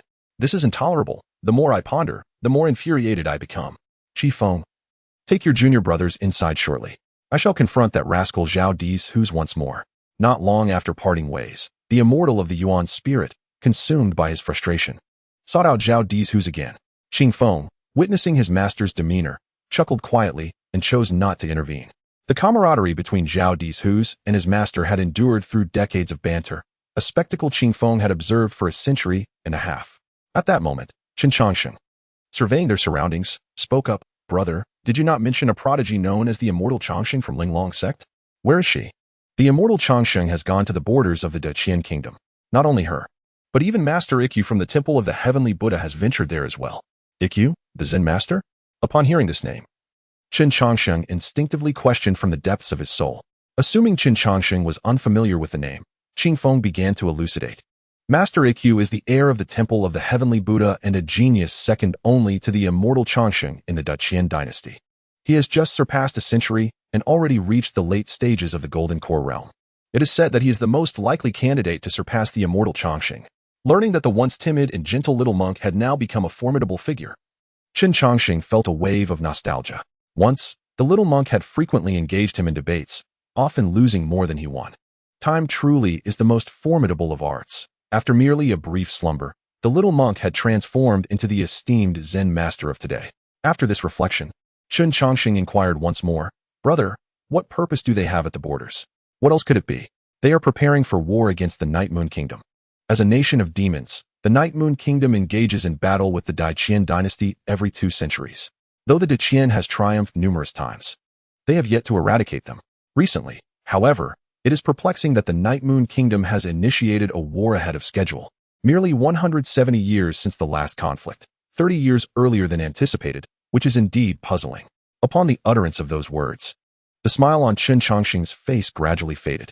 He had previously encountered records of the war between the Decaying Kingdom and the Yiyu Kingdom within the book mount. It was a chaotic battle, lang of cultivators and mortals, the intensity of which defied verbal description. Even those of the Yuan-Ing realm faced the peril of demise. Moreover, a vague sense of unease stirred within Chen Changsheng concerning the Yiyu Kingdom's preemptive declaration of war. Chapter 15, The Infinite Secret Realm.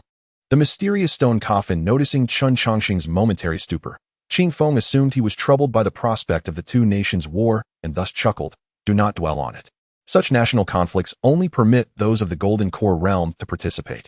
By the time you ascend to the Golden Core stage, it is likely that the war will have concluded. The Infinite Secret Realm is about to commence. You should enter with your senior brother Yuanshan," Qing Feng urged, gently pushing Chen Changsheng and Yuanshan forward. At that moment, the 3 foremost sects of cultivation, Tianfu Temple, Linglong Sect, and Shangqing Temple, joined forces to unseal the Infinite Secret Realm. Instantly, a profound black hole manifested upon the altar, and those who had been chosen were swiftly drawn into it. After a whirlwind of disorientation, Chen Changsheng and Yuanshan found themselves amidst a vast sea of flowers. Observing their surroundings, Yuanshan tugged at Chen Changsheng's sleeve and inquired, "Junior brother Changsheng, where are we?" Faced with the timorous demeanor of his 9th senior brother, Chen Changsheng could not help but smile with a hint of exasperation. Prior to his arrival at Shangqing Temple, there had been 9 inner disciples, each possessing unique skills and characteristics. His 9th senior brother was renowned for his timidity, as he was merely 13 years of age. Despite his youth, his innate talent was exceptional, being endowed with both water and fire spiritual roots. "Yuanshan, you are already in the mid-stage of foundation establishment. Must you be so fearful?" Chen Changsheng remarked. In response, Yuanshan wore a bitter smile. "Elder brother Changsheng, you know well that I was brought to Shangqing Temple at the tender age of 3. My days have been consumed solely by cultivation. How could I possibly grasp the outside world as you do?" Hearing this, Chen Changsheng grinned and said, "Then will you heed my counsel?" "Of course I will," Yuanshan replied. "You were the lookout when I pilfered Master S. Thunderstrike wood. Since you are willing to listen, let us commence our flower gathering." "Gathering flowers?" Yuanshan's face was etched with confusion. "Elder brother Changsheng, what purpose does this serve?" "To brew wine," Chen Changsheng explained. "This should be the flower sea within the Infinite Secret Realm, where blossoms of all seasons thrive. I once read in ancient texts of a celestial wine known as the 100-flower wine, crafted from the blossoms of all seasons, requiring that all flowers be freshly picked. The stringent conditions have prevented me from succeeding in brewing it, but now we have a fortuitous opportunity." As Chen Changsheng knelt to collect flower petals, Yuanshan scratched his head and said, "But Master instructed us to enter and seek opportunities. How shall we justify gathering flowers for brewing upon our return?" "According to the map of the Infinite Secret Realm that I have discovered, if one travels 30 miles eastward, there lies a dilapidated ancient bronze temple. Within this temple resides the opportunity you seek, albeit one must endure trials to obtain it. I am aware of this information, and undoubtedly, others are as well. Thus, two choices now present themselves before you. The first is to venture into the Bronze Temple to face the trials and engage in a fierce contest with disciples from other sections. The second is to remain here, accompanying me in brewing the 100 Flowers wine. With Master and Senior Brother 3 having a fondness for fine wine, they would likely be lenient if we offered them the 100 Flowers wine.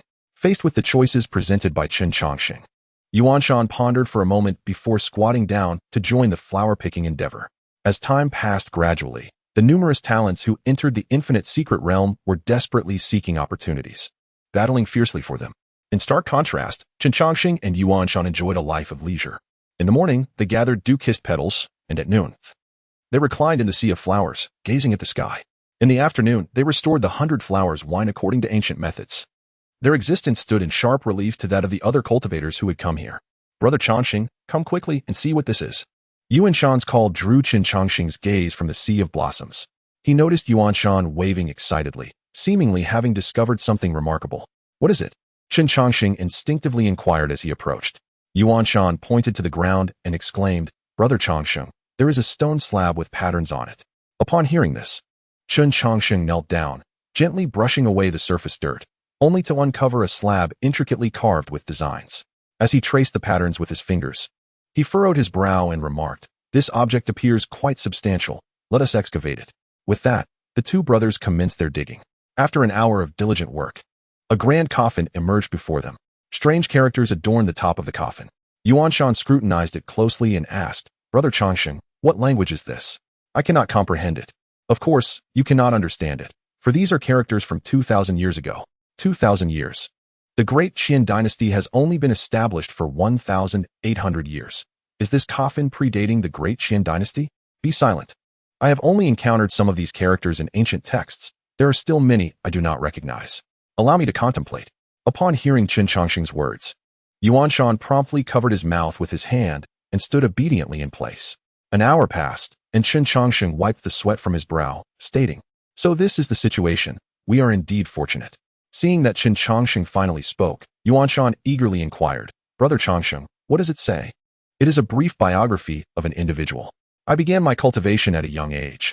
At 18, I fought in 3,981 battles, winning 756 and losing 3,225. At 80, I fought in 4,498 battles, winning 1,325 and losing 3,173.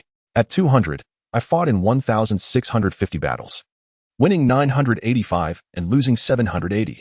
At the age of 500, he fought in 130 battles, achieving victory in 115, while suffering defeat in 15. Upon reaching a millennium, he engaged in 9 battles, emerging victorious in each, and when he glanced back, he found no rival left in the world. Alas, throughout his life, he sought a worthy opponent but found none, a solitude indeed hard to bear. He chanced upon a secluded refuge, contemplating a solitary existence, yet after much reflection, he chose another path, unwilling to see his legacy extinguished. He interred a stone coffin beneath a sea of blossoms, for the path to immortality is long, accessible only to those with sincere hearts. He recited the inscriptions on the coffin in one breath, leaving the distant mountains in astonishment, their mouths agape. Brother Changsheng, this individual is remarkably formidable. To have fought so many battles in a lifetime, yet why did he engage in fewer as time progressed? It is evident, as the years passed, few could stand against him. At the age of 1,000, those 9 battles must have been earth-shattering encounters. Although merely 4 words, 9 battles, 9 victories cannot conceal the excitement they evoke. Surely, those 9 conflicts were the most gratifying of his life. Chapter 16. The Immortal of 100 Defeats. Urgent news from the border. Listening to Chen Changsheng, Xianxia suddenly remarked, Brother Changsheng, since this elder left behind a legacy, why are there no trials set here? Is he not concerned that his belongings might be casually taken by others? Who says there are no trials? The entire infinite secret realm is the greatest trial of all. Its name infinite signifies that this realm is virtually boundless. It opens once every 50 years, having existed since the founding of the Decaying Empire over a millennium ago. Even after all this time, the treasures within remain untouched. In the face of such an inexhaustible treasure trove, who would pay heed to this picturesque, yet seemingly useless sea of flowers? We cultivate to seek the path. Some pursue martial arts, while others strive for immortality. Regardless of the path one chooses, the utmost importance lies in not being swayed by external distractions. Yet look at those who have entered the secret realm. They are all captivated by the treasures, forgetting their original intentions. How can those who have forgotten their purpose pause to admire this flower sea? Listening to Chen Changsheng's words, Yuanshan nodded, somewhat understanding. Brother Changsheng, what is the name of this elder? I do not know. It is not inscribed. Let us open it, and perhaps we shall find a clue. Excellent. Upon hearing that they were to open the coffin, Yuanshan immediately became excited. With a creaking sound that grated on the teeth, the heavy stone coffin was pried open by the two. As the gap widened, before Yuanshan could peer inside, a brilliant light burst forth from the coffin, pulling both of them into its embrace.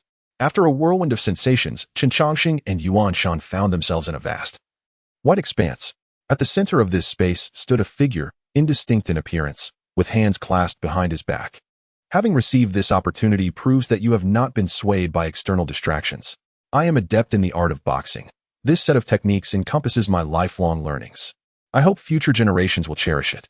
As he spoke, the figure began to practice his boxing techniques. The movements were not complex. Yet each strike and stance contained an ineffable charm. Soon, the martial arts practice came to an end, and the figure spoke again. This martial art does not focus on techniques, but rather on intent. In his later years, he faced 9 opponents, unleashed 9 punches, and defeated them all. As he finished speaking, the surrounding environment transformed once more, revealing him atop a mountain peak, surrounded by 9 formidable shadowy figures. Subsequently, the figure on the mount began to strike. The speed of his punch, though excruciatingly slow, shattered the mountains and rivers around him. Chen Changsheng and Yuanshan were rendered speechless by the spectacle, merely gazing in awe at the unfolding battle. The figure executed 9 punches, each imbued with a distinct essence. Such a profound realm is beyond the comprehension of Chen Changsheng and his companion. Once the battle concluded, Chen Changsheng and the others returned to the white space. Future practitioners of my martial arts must remember, the technique may falter, but the spirit of the punch must never weaken. When a punch is thrown, it must rend the opponent's gall and heart. Upon finishing his words, the surrounding space began to collapse, and the figure gradually faded away. The changes around him jolted Chen Changsheng back from his earlier astonishment. He clasped his hands and inquired, "May I ask for your esteemed name, senior?" Upon hearing this, the seemingly dull figure appeared to regain a trace of awareness. "The world refers to me as the 100 Defeats Immortal. I am grateful for the opportunity bestowed by the immortal. May I ask what this martial art is called? In my hands, it is my martial art. In yours, it becomes yours. Thus, the martial art is nameless." With the utterance of the final word, the figure of the 100 Defeats Immortal completely dissipated, and Chen Changsheng and his companion returned to the Sea of Flowers. Observing the familiar surroundings, Chen Changsheng felt as if he had awakened from a dream. "Brother Changsheng, I have attained the golden core." Upon hearing the exclamation, Chen Changsheng turned to see Yuanshan joyfully showcasing his newfound cultivation. Upon witnessing Yuanshan's leap from mid-foundation establishment to the golden core stage, Chen Changsheng seemed to discern something and promptly assessed his own realm. To his astonishment, he realized that he had unknowingly reached the pinnacle of foundation establishment. The distance to the golden core was merely a hair's breadth away. "Brother Changsheng, how is it that I advanced to the golden core in less than an hour?" In response to Yuanshan's confusion, Chen Changsheng smiled gently and said, "It has not been an hour. We have spent at least 2 months within." 2 months? Has it truly been that long? Indeed, when we unearthed this coffin, we inadvertently damaged many of the surrounding flowers. Yet, look around, those flowers have already regrown. Although the infinite secret realm is rich in spiritual energy, it is impossible to achieve such a degree of transformation in less than a month or 2. Upon hearing this, Yuanshan glanced around and found it to be as Chen Changsheng had described. "The reason we felt we hadn't been in there long is due to the senior's profound realm, which created an illusion for us. Moreover, while the senior demonstrated the martial art, our bodies unconsciously practiced it numerous times. With such a powerful elder guiding us in our training, it is no wonder our realms have ascended." "Ah, so that is how it is. If 2 months have already passed, are we on the verge of departing from the mysterious realm? It seems likely. For the duration of the infinite realm's opening is 5 months. We have spent 2.5 months brewing wine and over 2 months studying the martial arts of the esteemed xianxia. It would be wise to hasten our preparations. We may soon be expelled from the realm." With that, Chen Changsheng made his way to the temporary wooden hut he had constructed, which housed 10 jars of the exquisite 100-flower wine he had painstakingly brewed. Suddenly, the altar trembled, and an array of figures was expelled from the black hole. Some appeared exhilarated, others frustrated, while a few bore expressions of hostility. Yet, It soon became apparent that something was amiss. The elders from their sect were conspicuously absent, with only 1 or 2 individuals present to greet them. Sixth senior brother, why are you the only one here? Where are master and senior brother? Chen Changsheng inquired. The sixth senior brother forced a smile and replied, the borders are in crisis. Master and senior brother departed 2 months ago. You both seem to have made considerable progress. That reassures me. For the time being, the affairs of the Xianxia temple will be overseen by you two. We shall return shortly. With that, the sixth senior brother took flight on his sword, leaving Chen Changsheng troubled by his departure. Known for his composure, the sixth senior brother's urgency raised concerns about the situation at the borders. With a resigned shake of his head, Chen Changsheng acknowledged his worries. Not only for his master and senior brother, but also for a young monk and a girl. Chapter 17. The Return of the Undertaker. Defeat of Xianxia Temple. The words of the sixth senior brother instilled a vague sense of unease in Chen Changsheng, yet that feeling dissipated quickly. Having traversed the mortal realm for decades, he had come to understand a fundamental truth. When circumstances exceed one's control, they will not cease to unfold simply because one wishes them to. Rather than dwell on apprehensions, it is far better to embrace each day with joy. For time will reveal all truths, including the validity of one's speculations. Upon returning to the Xianxia Temple, Chen Changsheng resumed his leisurely existence. His days were spent either perusing texts in the library or practicing the nameless martial technique of the defeated Xianxia to keep his body agile.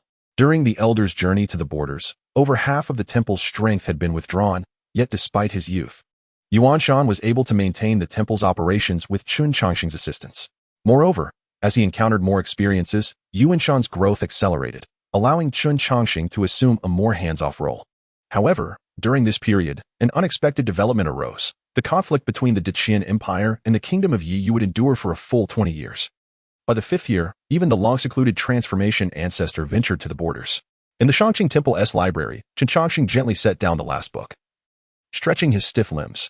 At that moment, a striking young man clad in a Taoist robe approached him. Have you given any thought to what we discussed yesterday? Upon hearing this, Chen Changsheng cast a glance at him and replied coolly, no. Why not? 10 years ago, you promised that once you finished reading the books in the tomb, I would be allowed to go to the border. Now that you have finished those books, why am I still prohibited from going?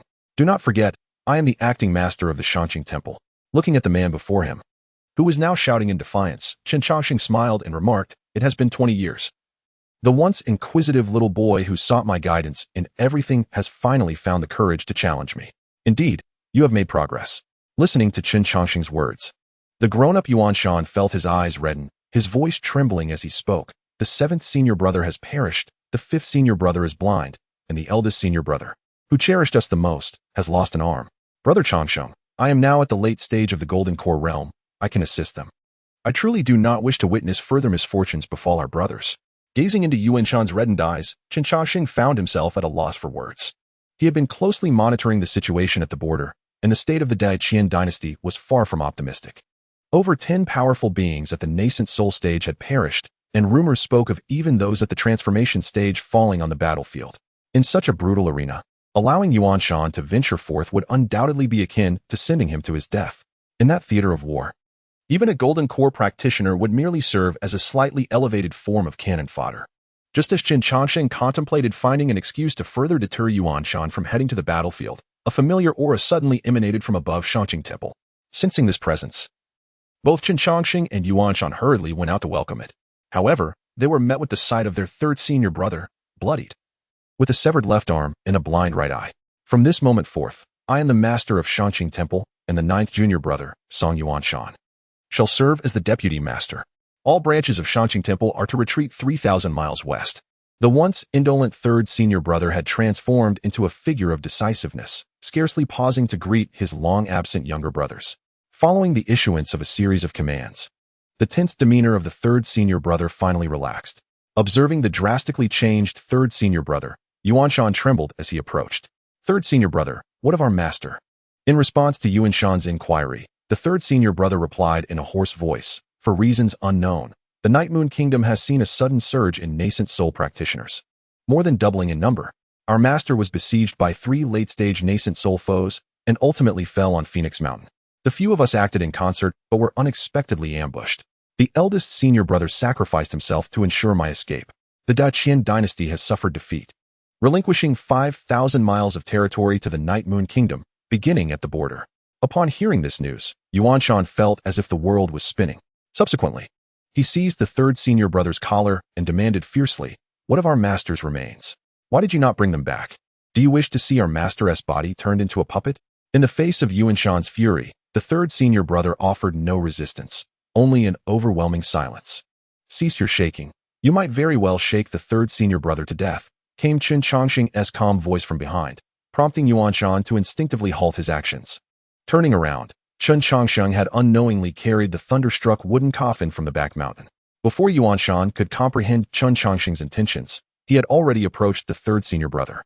He produced a porcelain vial and poured out a pill for his senior to consume, as if the recent grim tidings had not affected him in the slightest. "You have sustained damage to your foundations. My abilities are insufficient to save you. The Night Moon Kingdom's offensive is ferocious. Their ambitions surely extend beyond a mere 5,000 miles. They aim to engulf the entire Decaying dynasty.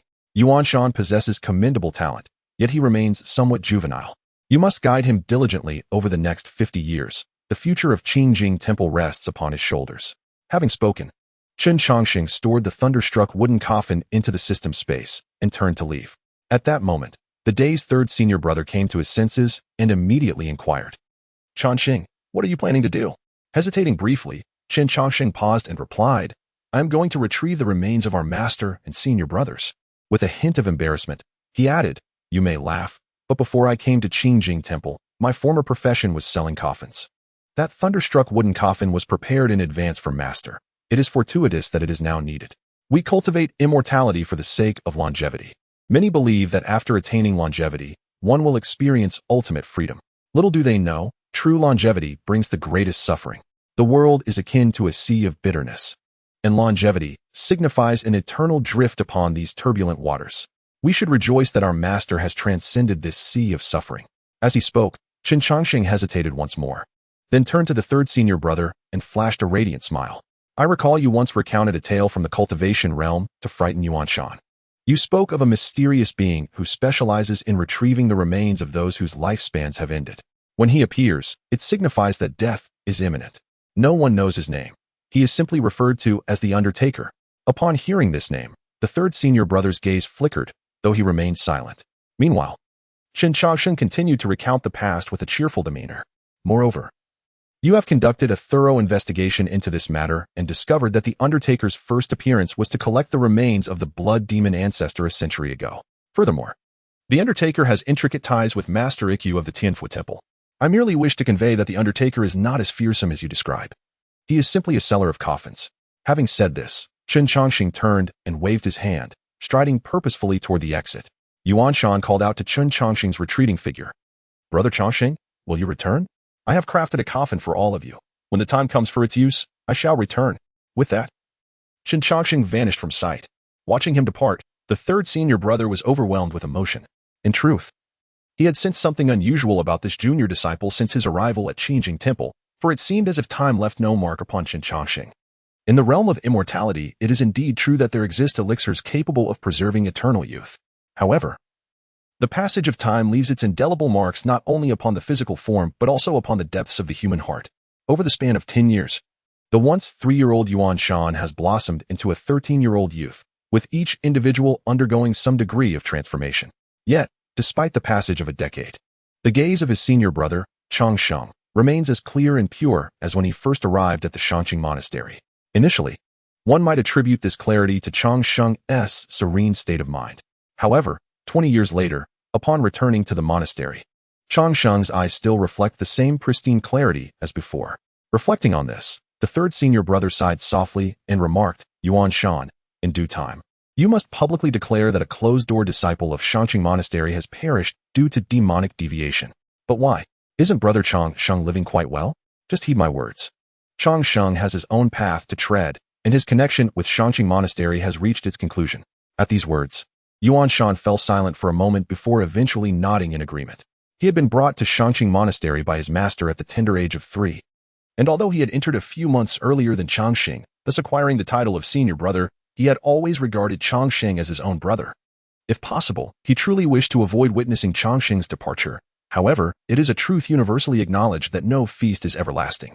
Noticing Xianxia's melancholic demeanor, The third senior brother gently patted his shoulder with his remaining hand and said, "Our ancestral master often states that those who enter the Tao are bound by shallow ties, yet possess profound loyalty and affection.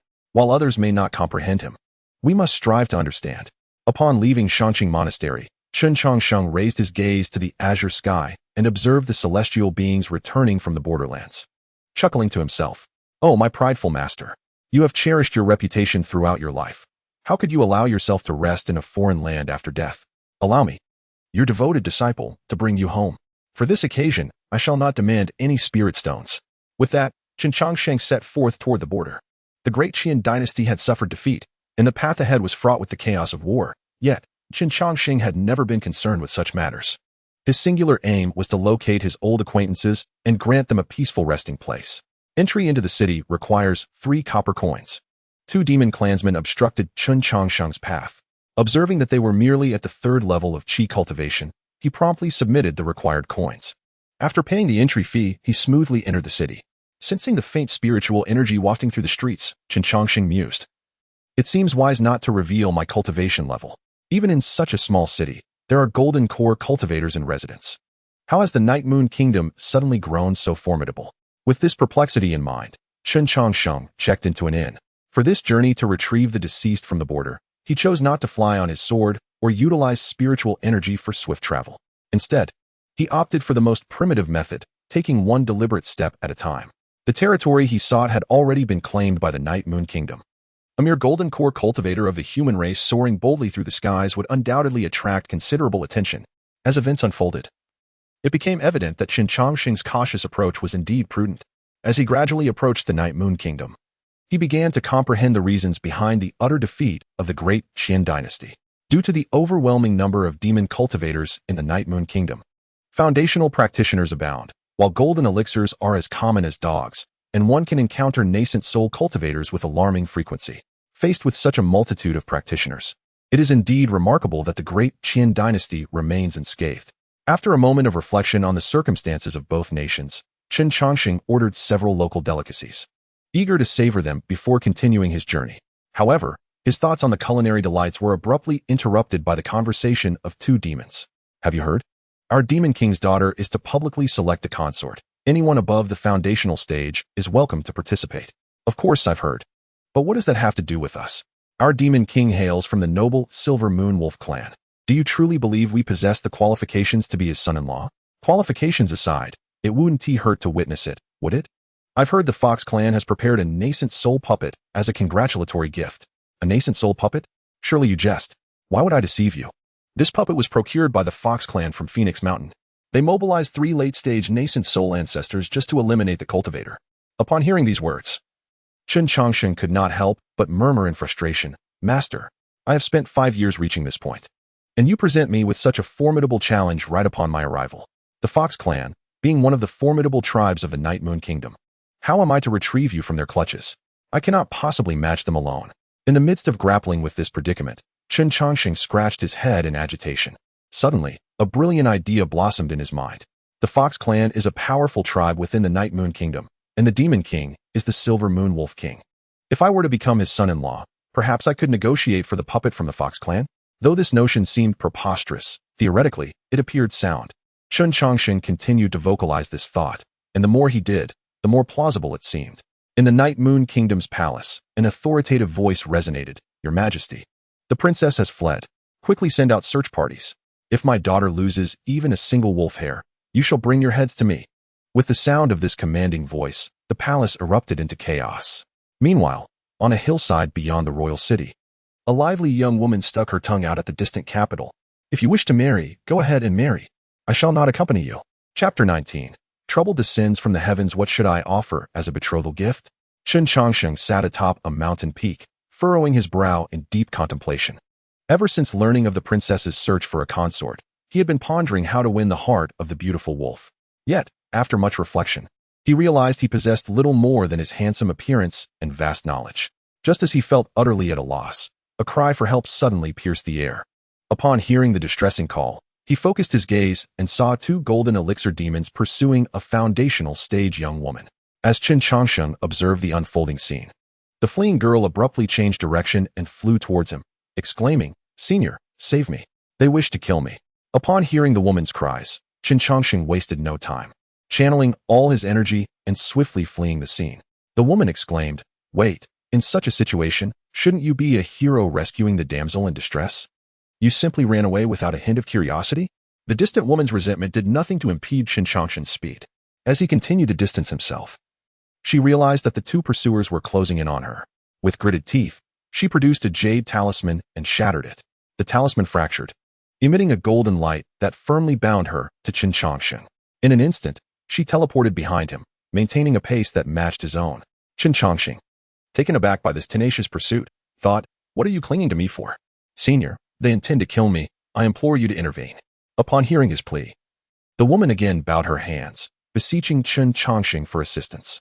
"Bah, spare me your lackluster performance to deceive me. They are not here to kill you. Those who seek to harm do not merely pursue without striking. Moreover, take a look at yourself. You are adorned with countless treasures. Is it reasonable for a mere foundation establishment cultivator to possess such wealth? You must be the runaway daughter of a wealthy family, and they have come to escort you home." The woman's casual remarks prompted an immediate torrent of words from Chen Changsheng, who analyzed the situation with remarkable accuracy. His insights left her in a state of astonishment. She had never encountered him before, and he appeared equally unfamiliar with her.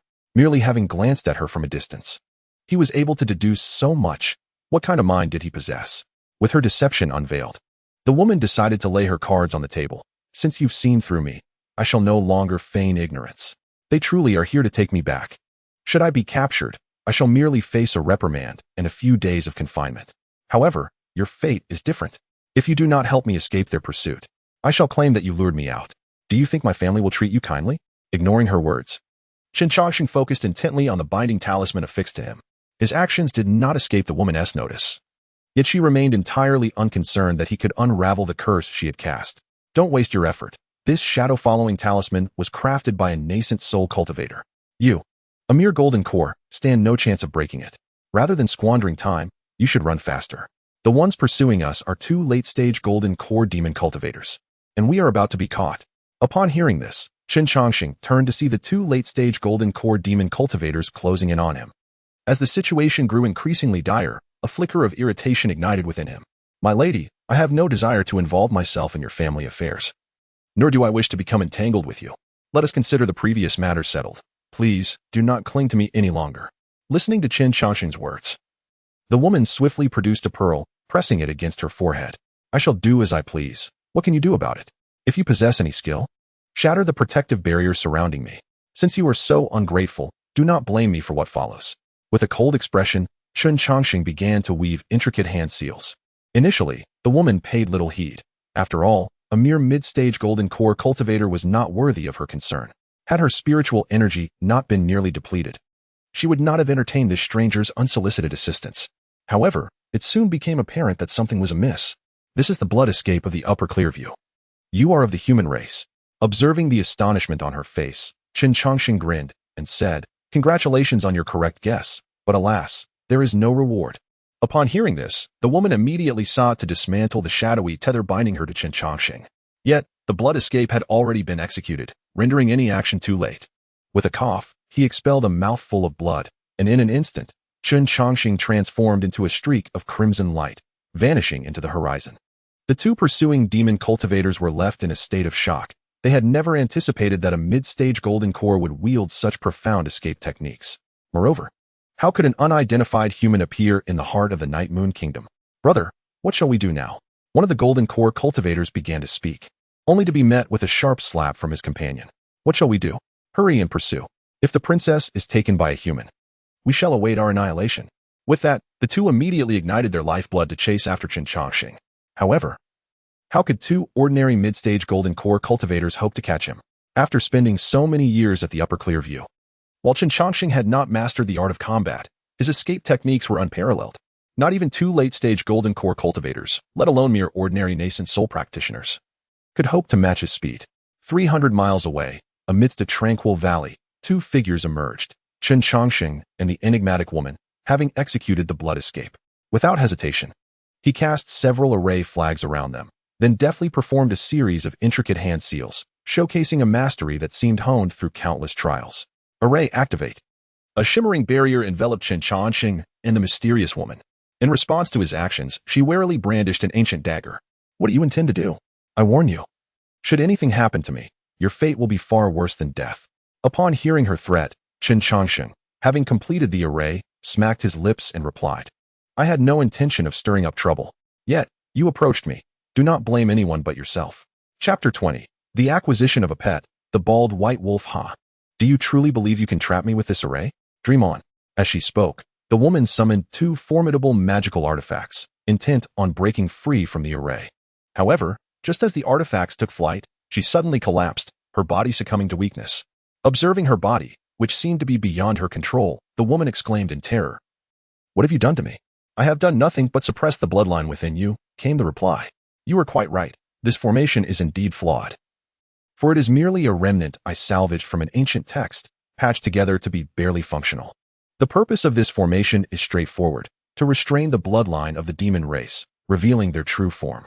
At these words, the terror on the woman's face intensified. Impossible. If humanity possessed such a formation, the great Qian dynasty would have utilized it long ago.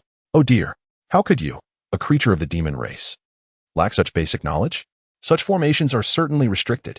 The grand array in the ancient text is effective against demons of the golden core stage, while the formation I have restored is only applicable to those of the foundation establishment stage. Moreover, as you can see, this formation is quite fragile. It would collapse with the slightest disturbance. Had you not squandered your opportunity on idle chatter, the outcome might have been different. As they spoke, the woman's form began to shrink gradually, ultimately transforming into a pure white wolf. Picking up the storage ring that had fallen from the woman's grasp, Chen Changsheng inquired, what is the method to lift the restriction? In response to Chen Changsheng's question, the small white wolf spoke human words. Don't even think about it. I will not tell you. If you dare, go ahead and kill me. I certainly lack the courage to slay you, but I can certainly shear your fur. At this declaration, the small white wolf became quite agitated. You dare? Why would I not dare? With that, Chen Changsheng produced a razor. With a swift motion, the blade gleamed, and a strip of pink skin appeared atop the wolf's head. Feeling the coolness on her scalp, large tears began to roll down from the wolf's eyes. Whoa, I shall tell you. Why must you be so cruel? Having successfully acquired the method to lift the restriction, Chen Changsheng emptied the contents of the small white wolf's storage ring onto the ground. Gazing at the mountain of spirit stones and magical artifacts, Chen Changsheng swallowed hard and remarked, your wealth is quite substantial. Even an ordinary nascent soul cultivator might not compare to you. With that, he directly stored the items into the system space. Although the possessions of the small white wolf appeared valuable, Chen Changsheng was wary of using them recklessly. This creature clearly had significant origins, and who could say whether these artifacts bore any markings? The safest course of action was to place them within the system space. With the system's protection, even the mightiest of beings would be unable to trace his whereabouts. As the human took all her possessions, the bald little white wolf, eyes brimming with tears, implored, you have taken everything. Now can you let me go? If you find this insufficient, I can offer you more. My father is. Before the small white wolf could complete her sentence, Chen Changsheng grasped her muzzle firmly. I have no interest in knowing who you are, nor who your father is. If you remain silent, I shall release you once I have concluded my business. However, if I were to uncover your true identity, you would find yourself in an inescapable predicament. Do you comprehend? Upon hearing this, the petite white wolf, whose mouth was firmly held, nodded in understanding. It is good that you understand. Now, I shall bestow upon you a slight transformation, ensuring a complete metamorphosis. With a mischievous grin, Chen Changsheng lifted the small white wolf. A chilling scream erupted from the woman, echoing through the valley, as if she were enduring a most brutal punishment. In the palace of the Night Moon Kingdom. What did you say? The princess has been taken away by a human. The Silver Moon Wolf King, seated upon the throne, stood abruptly, his imposing aura causing the demonic beings within the hall to tremble in terror. The two golden core demons who had lost track of the princess were paralyzed with fear. The abduction of the demon princess by a human was an event of monumental significance. Not only could they not bear the shame themselves, but their entire clan would also be unable to withstand the repercussions. Faced with such a dilemma, the Wolf King's brow furrowed, and he began to gesture with his right hand, seemingly calculating the whereabouts of his daughter. Moments later, he declared, you have failed in your duty to protect the princess. Go forth and accept your punishment. Thank you, my lord. The two golden core cultivators expressed their gratitude profusely before hastily exiting the grand hall. Subsequently, the Wolf King waved his hand, signaling the attendants to withdraw. Elder Turtle, what is your perspective on this matter? Upon hearing this, An elderly man leaning on a cane spoke. I believe this situation is far from simple. As soon as the princess was taken, I attempted to divine her whereabouts. However, it appears that her trail has been obscured by someone, resulting in chaotic predictions. Such a feat could not possibly be accomplished by a mere golden core human cultivator. The elder turtle's reasoning resonated, as I too had attempted to discern the situation, only to find the heavenly secrets shrouded in impenetrable chaos. The ability to interfere with such celestial matters must belong to at least a god transformation stage cultivator. Clearly, the one who absconded with the princess came prepared. Listening to the Wolf King's words, Elder Turtle hesitated before adding, if this were merely a straightforward abduction, it might indeed be simpler. However, I am more concerned that the individual who took the princess is targeting something far more significant. The Night Moon Kingdom had effortlessly seized half of the Great Qian Dynasty's territory, leading to an influx of cultivators, which would undoubtedly raise suspicions. Moreover, it seemed that the demon race was not entirely united. Upon hearing this, the Wolf King's eyes narrowed. Is it the saber-toothed tiger clan? Not solely the saber-toothed tigers. The Fox clan has also exhibited unusual activity. They seem to recognize that the princess is the key to everything. If they wish to play, then let us indulge them. It is high time they learn who truly reigns over the Night Moon Kingdom. In the capital of the Night Moon Kingdom, Chen Changsheng cradled a small, black, hairless dog in his arms, curiously surveying his surroundings. Although this was the capital of the demon race, it bore a striking resemblance to a human city, teeming with transformed demons. Suddenly, as he observed the surroundings, Chen Changsheng gasped in shock. Looking down, he discovered that the small dog was fiercely biting his arm. Release me. If you do not, return to me my pristine white wolf fur. I have mentioned numerous times that this ink is unique to me and cannot be washed away. To restore your fur color, one must shave you completely and wait for new fur to grow out. Seeing your sorrow, I shall name you Little White, a tribute to the fur color that has vanished. Little White Wolf, you have underestimated wolves. Just wait and see. Chapter 21, The Son-in-Law Recruiting Conference. The disappearance of the longevity fairy. As Chen Changsheng strolled through the streets, he engaged in casual conversation with the little white wolf cradled in his arms. By the way, during the war between the Night Moon Kingdom and the Great Qian Dynasty, many cultivators from the Great Qian Dynasty were utterly defeated by you. However, I have heard that the longevity fairy from the Linglong sect and Master Ishio from the Tianfu Temple have vanished within the borders of the Night Moon Kingdom. Have you killed them? In response to Chen Changsheng's inquiry, the little white wolf scoffed. If we could have killed them, we would have done so already. When it comes to the most formidable opponents of the Great Qian Dynasty, they are certainly among them. Who would have thought? Suddenly, the little white wolf halted mid-sentence and gazed up at Chen Changsheng. You are attempting to elicit information from me. Just a casual question, if you are unwilling to share. So be it. Is it truly just a casual inquiry? The blood escape technique you employed is a secret of the Xianxia Temple, reserved solely for inner disciples. The Tianfu Temple, Linglong sect, and Xianxia Temple are the backbone of the Great Qian Dynasty, interconnected in many ways. Your sudden inquiry about the whereabouts of these two individuals makes me doubt your claim of it being a mere question. Hearing this, Chen Changsheng looked down at the bald little white wolf in his arms and said, You are quite astute, but your earlier words have deepened my confusion. Blood escape is a secret technique of the Xianxia Temple. Not even some outer disciples may be privy to it. Yet, you seem to possess remarkable knowledge about it. Could you enlighten me as to why? Upon hearing Chen Changsheng's words, the little white wolf adjusted to a comfortable position and yawned in his embrace. I am a demon. And you are of the human race. Our kinds and nations differ. Do you truly believe I would divulge such information to you? However, I am quite curious about your identity. The Xianxia Temple has 9 true disciples, among whom 4 stand out. Their names together form a verse. The clear breeze and bright moon are priceless. The waters near the mountains are filled with emotion. The clear breeze and bright moon have both perished. Li Jingshui has fled severely injured, and you are certainly not him. With such proficiency in formations, could it be that you are the 9th true disciple of the Xianxia Temple, Song Yuanshan? In the face of the little white wolf's eloquence, Chen Changsheng replied, You possess an impressive understanding of the Xianxia Temple, even more so than the cultivators of the Great Qian Dynasty. It seems there is a traitor among the Great Qian Dynasty. Indeed, there is a traitor in the Great Qian Dynasty. Why don't you take a guess as to who this traitor might be? I need not guess, nor do I wish to. The change of dynasties is beyond my control. I only desire to return with the remains of my master and senior brothers. At these words, the little white wolf became even more arrogant. Oh dear. So this is your intention, but it seems you are unable to achieve it. The corpse of the Xianxia Temple's master has already been turned into a puppet by the Fox clan. The Fox clan stands as a formidable lineage within the Night Moon Kingdom, boasting an abundance of skilled practitioners, including those at the transformative stage of divinity. What can a mere golden core practitioner like yourself possibly achieve?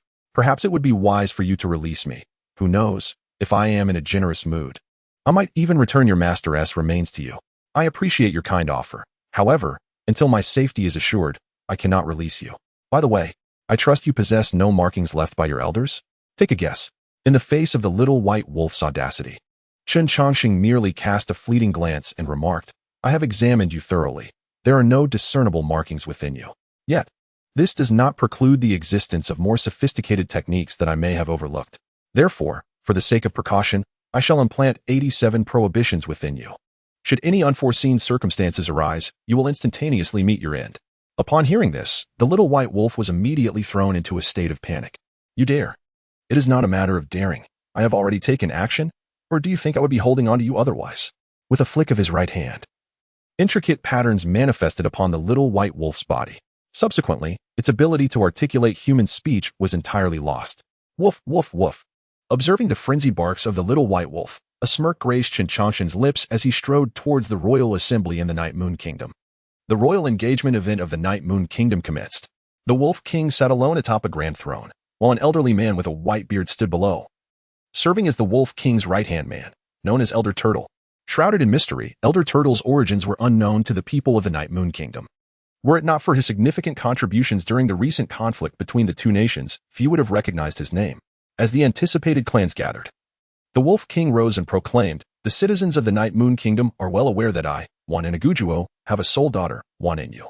Now that she has reached the age of marriage, I wish to select the most exceptional young man among the talented youth of the realm to wed her. Any aspiring suitors may step forward. Upon his declaration, the assembly erupted with excitement. To become the son-in-law of the Wolf King was tantamount to acquiring dominion over the entirety of the Night Moon Kingdom. Your Majesty, I have long admired Princess Wanyan and wish to make my intentions known, declared a robust young man with bronze skin, stepping forward with undeniable prowess indicative of his mid-golden core stage. He was none other than Lin Hu, the heir of the saber-toothed tiger clan. Haha, brother Lin. I too have harbored feelings for Princess Wanyan for quite some time. It seems we must engage in a fair contest, another dashing young man interjected, wielding a folding fan and emanating a pressure that rivaled Lin Hu's. At this, Lin Hu narrowed his eyes and remarked, Hu Zhan, since when did you profess your admiration for Princess Wanyan? Surely, you jest. Haha, brother Lin, you jest. To hold affection for a lady does not necessitate the same fanfare you indulge in. My Fox clan is well-mannered and would never engage in such breaches of decorum. Hearing this, Lin Hu snorted derisively, choosing not to pursue the matter further with Hu Zhan. The Fox clan is renowned for its sharp tongues and wit, engaging in verbal duels where one seldom emerges victorious. Both young masters from the Tiger and Fox clans have stepped forward, causing the other demon clans present to feel a sense of despondency, as none can rival their backgrounds or abilities. Even if they were to participate, it would merely be a formality. As the two prime contenders took the stage, several other demon clans gradually joined, albeit their prowess paled significantly in comparison to Lin Hu and Hu Zhan. With no further participants emerging from the demon clans, the Wolf King prepared to announce the testing procedures. At that moment, a figure leapt up from the crowd, exclaiming, Wait, I wish to participate as well. Chapter 22. Residing at the Hu Manor, encountering an old friend. The presence of another participant for the marriage selection caused the powerful demon clans present to furrow their brows.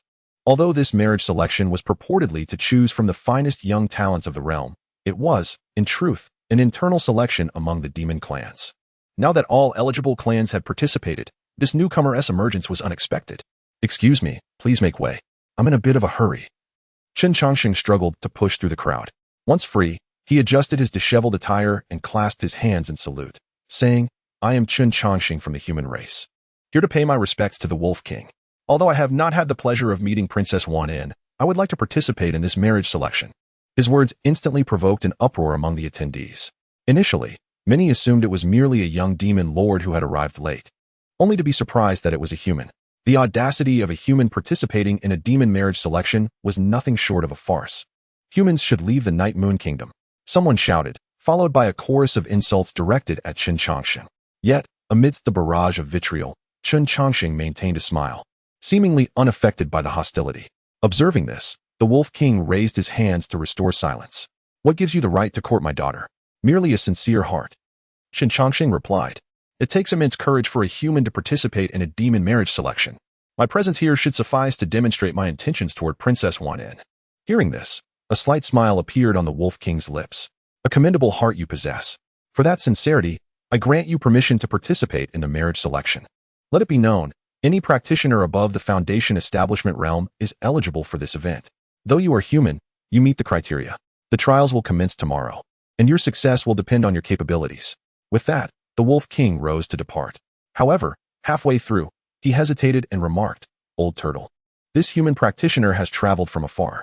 He likely lacks accommodation. Please arrange for him to stay at the Hu Manor. I would not want the human to feel that we demons lack hospitality." "Understood," came the reply.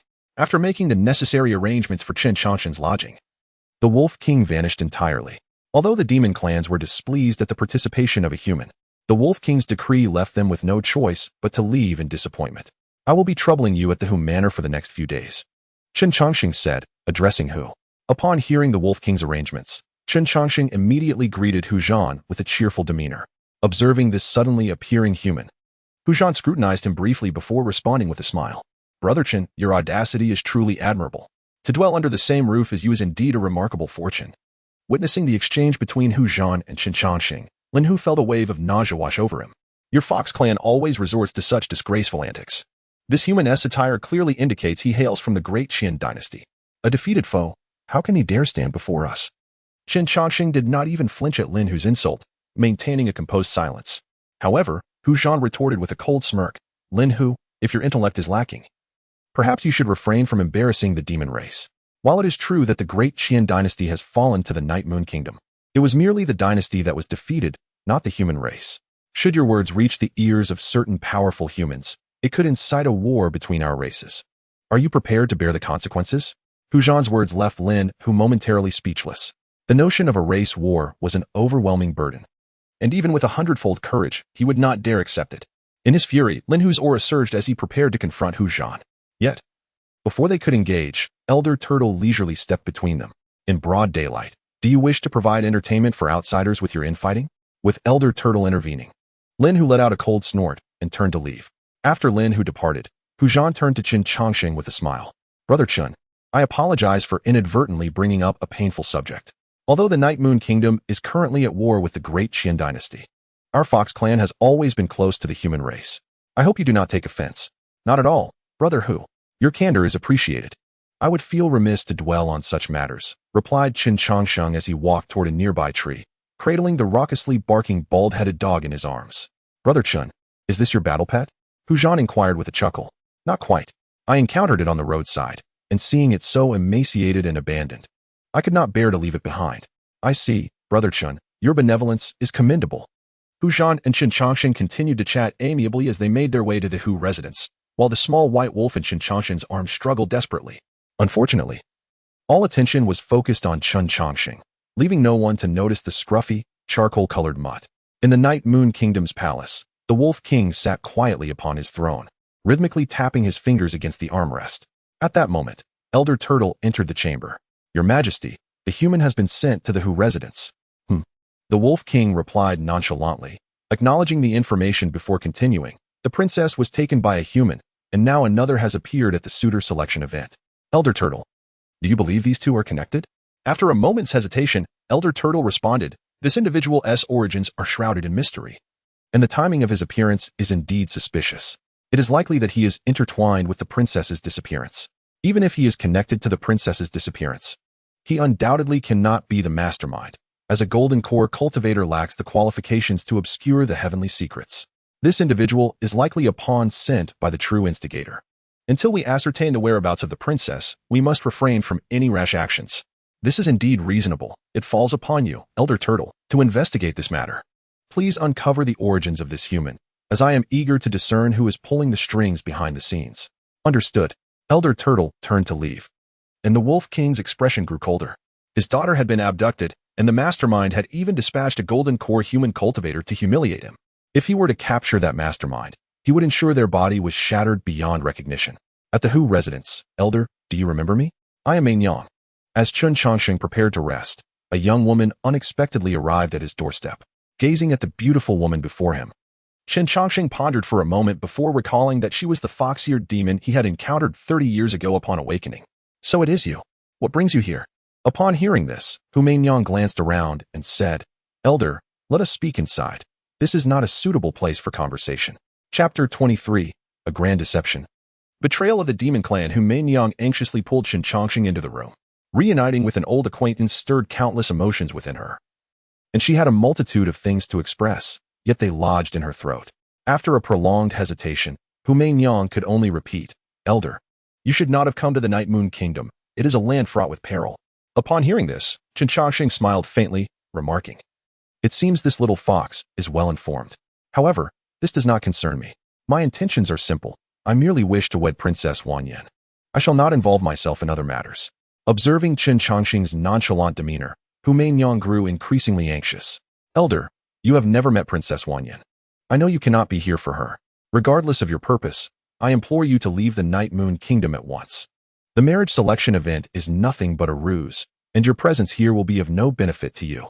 Woof, woof. Upon hearing this, the little white wolf tethered nearby suddenly began to bark furiously, as if denouncing this traitorous demon.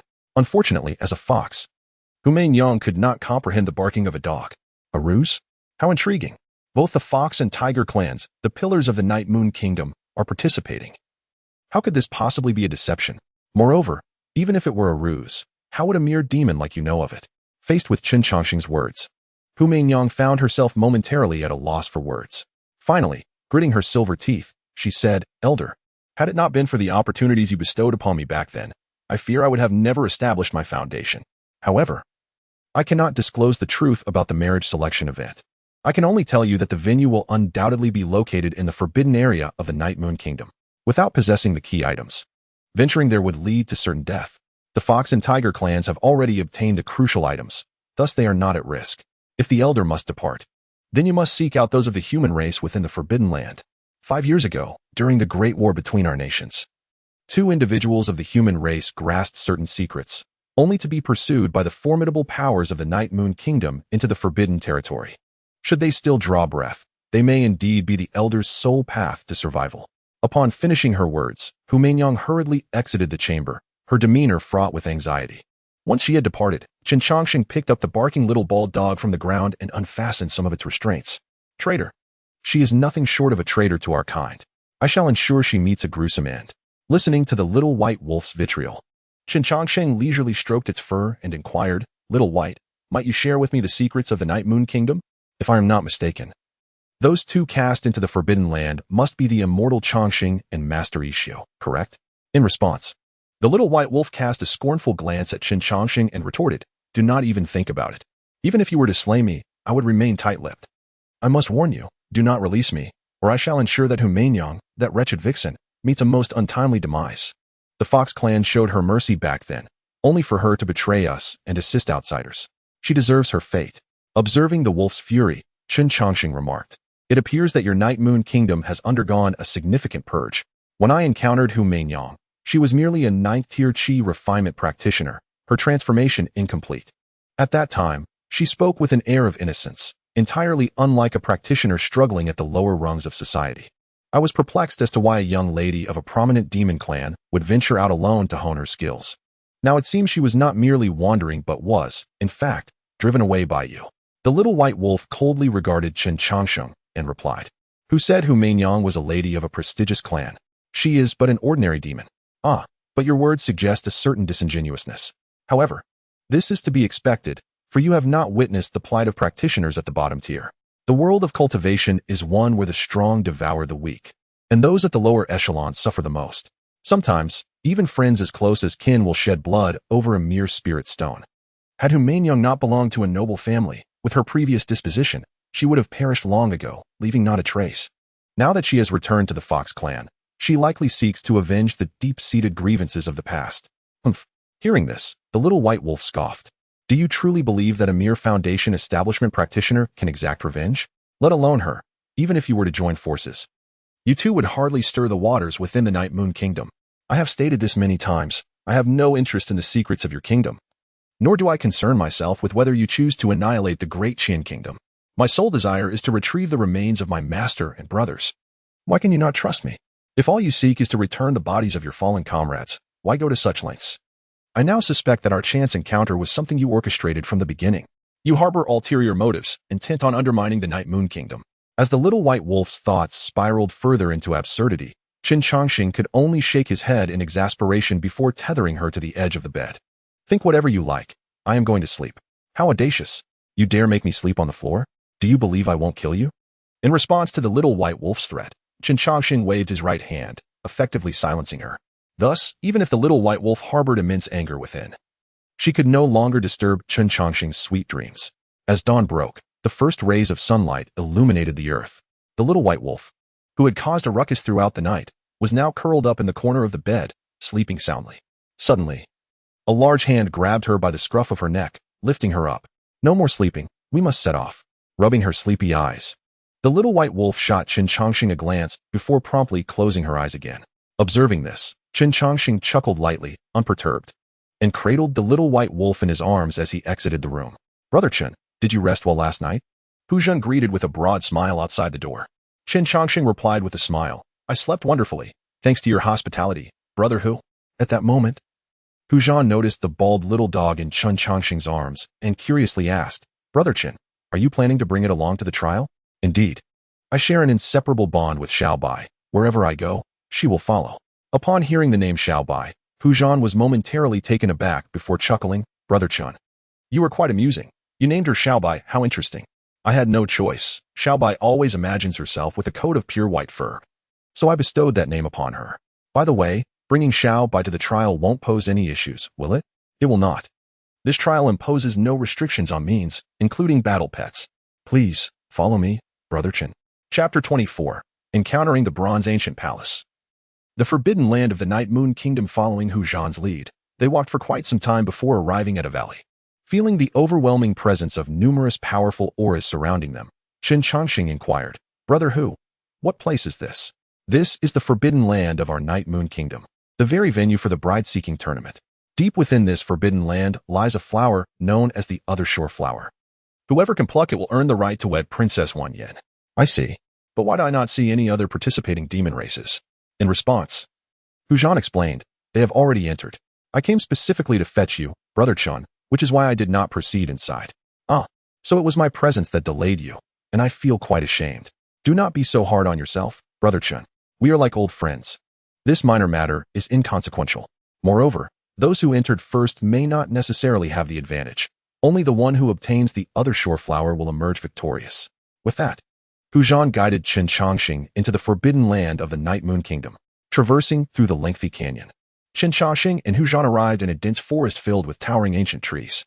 The surrounding humid warmth and the floating miasma seemed to whisper of the dangers lurking within. In light of this situation, Hu Zhen cast a subtle glance at Chen Changsheng, but refrained from verbal warnings. The miasma within the forbidden land had a significant impact on cultivators. Even the cultivators of the Golden Core realm cannot escape this fate. The reason I can stand here unscathed is entirely due to my demonic lineage. Should a human venture here, they would likely perish quietly within half a day. TSK. Truly, this is the forbidden land of the Night Moon Kingdom, fraught with peril. After surveying the surroundings, Chen Changsheng casually praised the atmosphere, then retrieved 2 pills from his robe. He consumed one himself and placed the other into the mouth of the little white wolf. Brother Hu, the miasma here is not ordinary. I possess a specially formulated detoxifying pill. Would you care for one? As he spoke, Chen Changsheng offered another pill.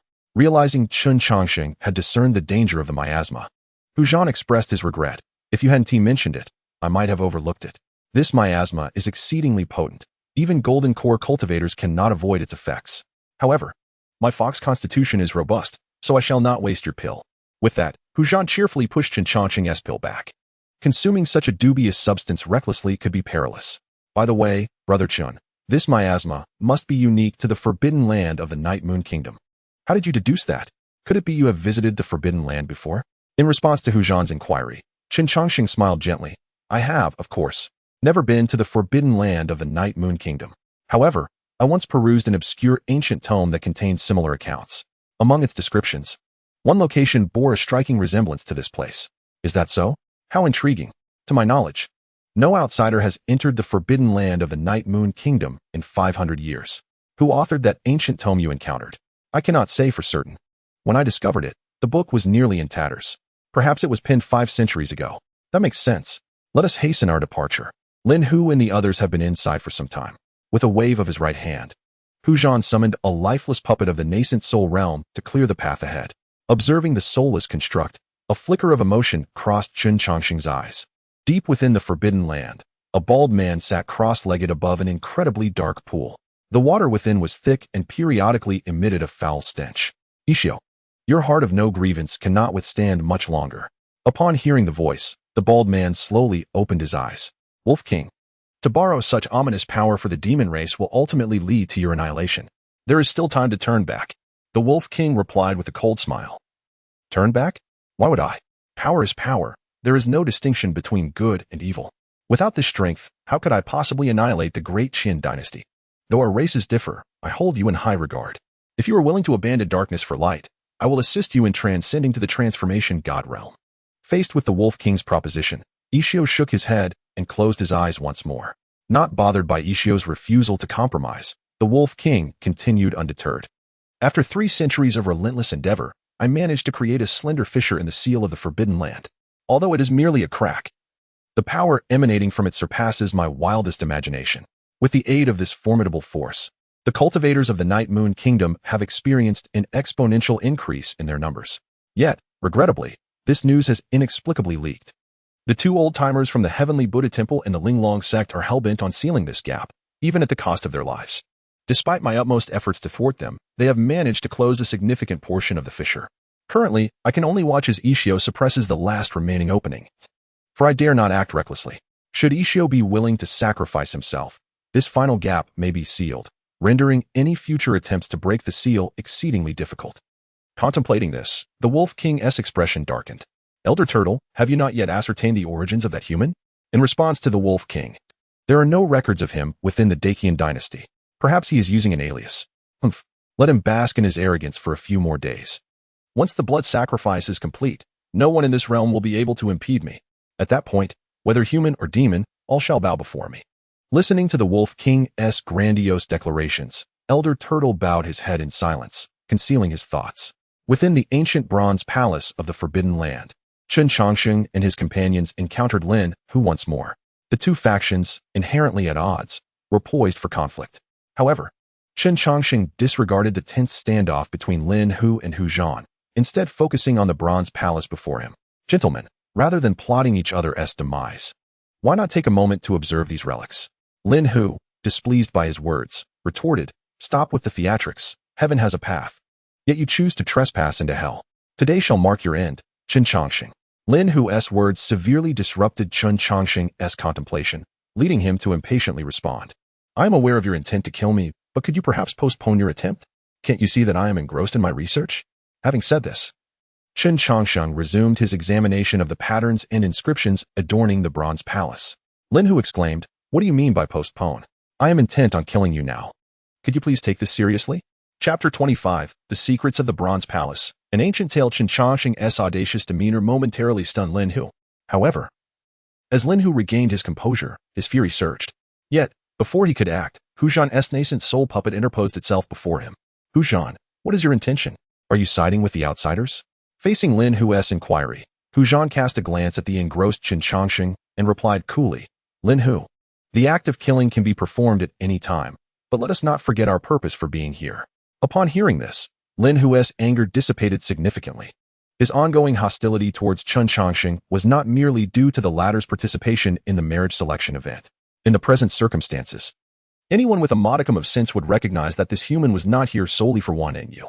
If not for the sake of the demon princess, then Chen Changsheng must harbor ulterior motives. A cultivator at the Golden Core stage dares to venture alone into the heart of the demon territory, undoubtedly. There are powerful allies backing him. Should we act recklessly, we may inadvertently alert the enemy. Allowing him to escape is a minor concern. But if it disrupts our collective objectives, the repercussions could be severe. Hu Zhan persuaded Lin Hu to stand down, while Chen Changsheng devoted himself to the study of the ancient bronze palace. After a while, Hu Zhan approached and inquired, Brother Chen, have you discerned any clues? In response, Chen Changsheng pondered briefly before replying, Brother Hu, have you heard of the infinite secret realm within the confines of the Decaying Empire? I have heard a little. What does it have to do with this? Hu Zhan asked, intrigued. It is indeed relevant and likely of great significance. Within the infinite secret realm, there exists an ancient bronze palace, a fact not concealed from the Decaying Empire. However, within the forbidden grounds of the Night Moon Kingdom, a similar ancient bronze palace has also appeared. What is your perspective on this matter, Brother Hu? Upon hearing this, not only did Hu Zhan show interest, but even the usually stoic Lin Hu became intrigued. Both the Night Moon Kingdom and the Decaying Empire were established over a millennium ago, and the infinite secret realm and the forbidden grounds have existed since the inception of both nations. Their similarities suggest that there may be hidden secrets at play. Reflecting on this, Hu Zhan expressed curiosity. The infinite secret realm is under the control of the Decaying Empire, and entry is forbidden to non-humans. Had you not mentioned it, I would have remained unaware. Not only you, I suspect few are aware of this between the two nations, Chen Changsheng replied. The patterns on these ancient bronze palaces are quite peculiar and do not appear to be mere ornamentation. If you are not in a hurry, I could attempt to decipher them. Hu Zhan looked at Chen Changsheng with skepticism. Many elders of my demon clan have tried to decipher the ancient bronze palace, yet none have succeeded. Do you possess the confidence to unravel its mysteries? Although Hu Zhan did not voice it outright, his gaze conveyed his doubt. If so many powerful beings of our clan could not decipher it, what can a golden core stage human accomplish? In the face of Hu Zhan's skepticism, Chen Changsheng produced numerous sheets of paper adorned with intricate patterns. Alone, I would certainly lack the confidence to confront a single ancient bronze palace. However, do not forget, there are others studying the ancient bronze palace within the infinite secret realm as well. Combining the insights from both ancient bronze palaces may yield a solution. If the patterns truly encode certain information, then those who left behind these two ancient bronze palaces must have intended for future generations to uncover their secrets, rather than deliberately obscuring them. Our inability to comprehend them stems from the vast chasm of time. The ancient script has long since vanished. As he spoke, Chen Changsheng began to compare the patterns of the two ancient bronze palaces. Naturally, Hu Zhan and Lin Hu gathered nearby to engage in the study. The secrets of the Night Moon Kingdom lie within its forbidden grounds, where the ancient bronze palace has existed since its discovery. Should we unlock the mysteries of the ancient bronze palace, it may prove invaluable for the forthcoming events. 3 hours later, Chen Changsheng exclaimed, I see now. Seeing this, Hu Zhan eagerly asked, Brother Chen, have you made a discovery? Indeed, I have unraveled the secrets of the ancient bronze palace. What is it? Speak quickly, urged Lin Hu impatiently from the side. Observing his eagerness, Chen Changsheng chose not to prolong the suspense, instead gesturing toward the intricate patterns above. As young masters of your clan, you must possess considerable knowledge. Surely, you have discerned the connection between the patterns of the two bronze palaces, yet have struggled to find any corresponding script. Upon hearing Chen Changsheng's words, Lin Hu pondered for a moment before responding. What does this signify? The existence of these artifacts transcends the comprehension of our time. The disappearance of ancient scripts aligns with the natural order. You make a valid point, Brother Lin, Chen acknowledged.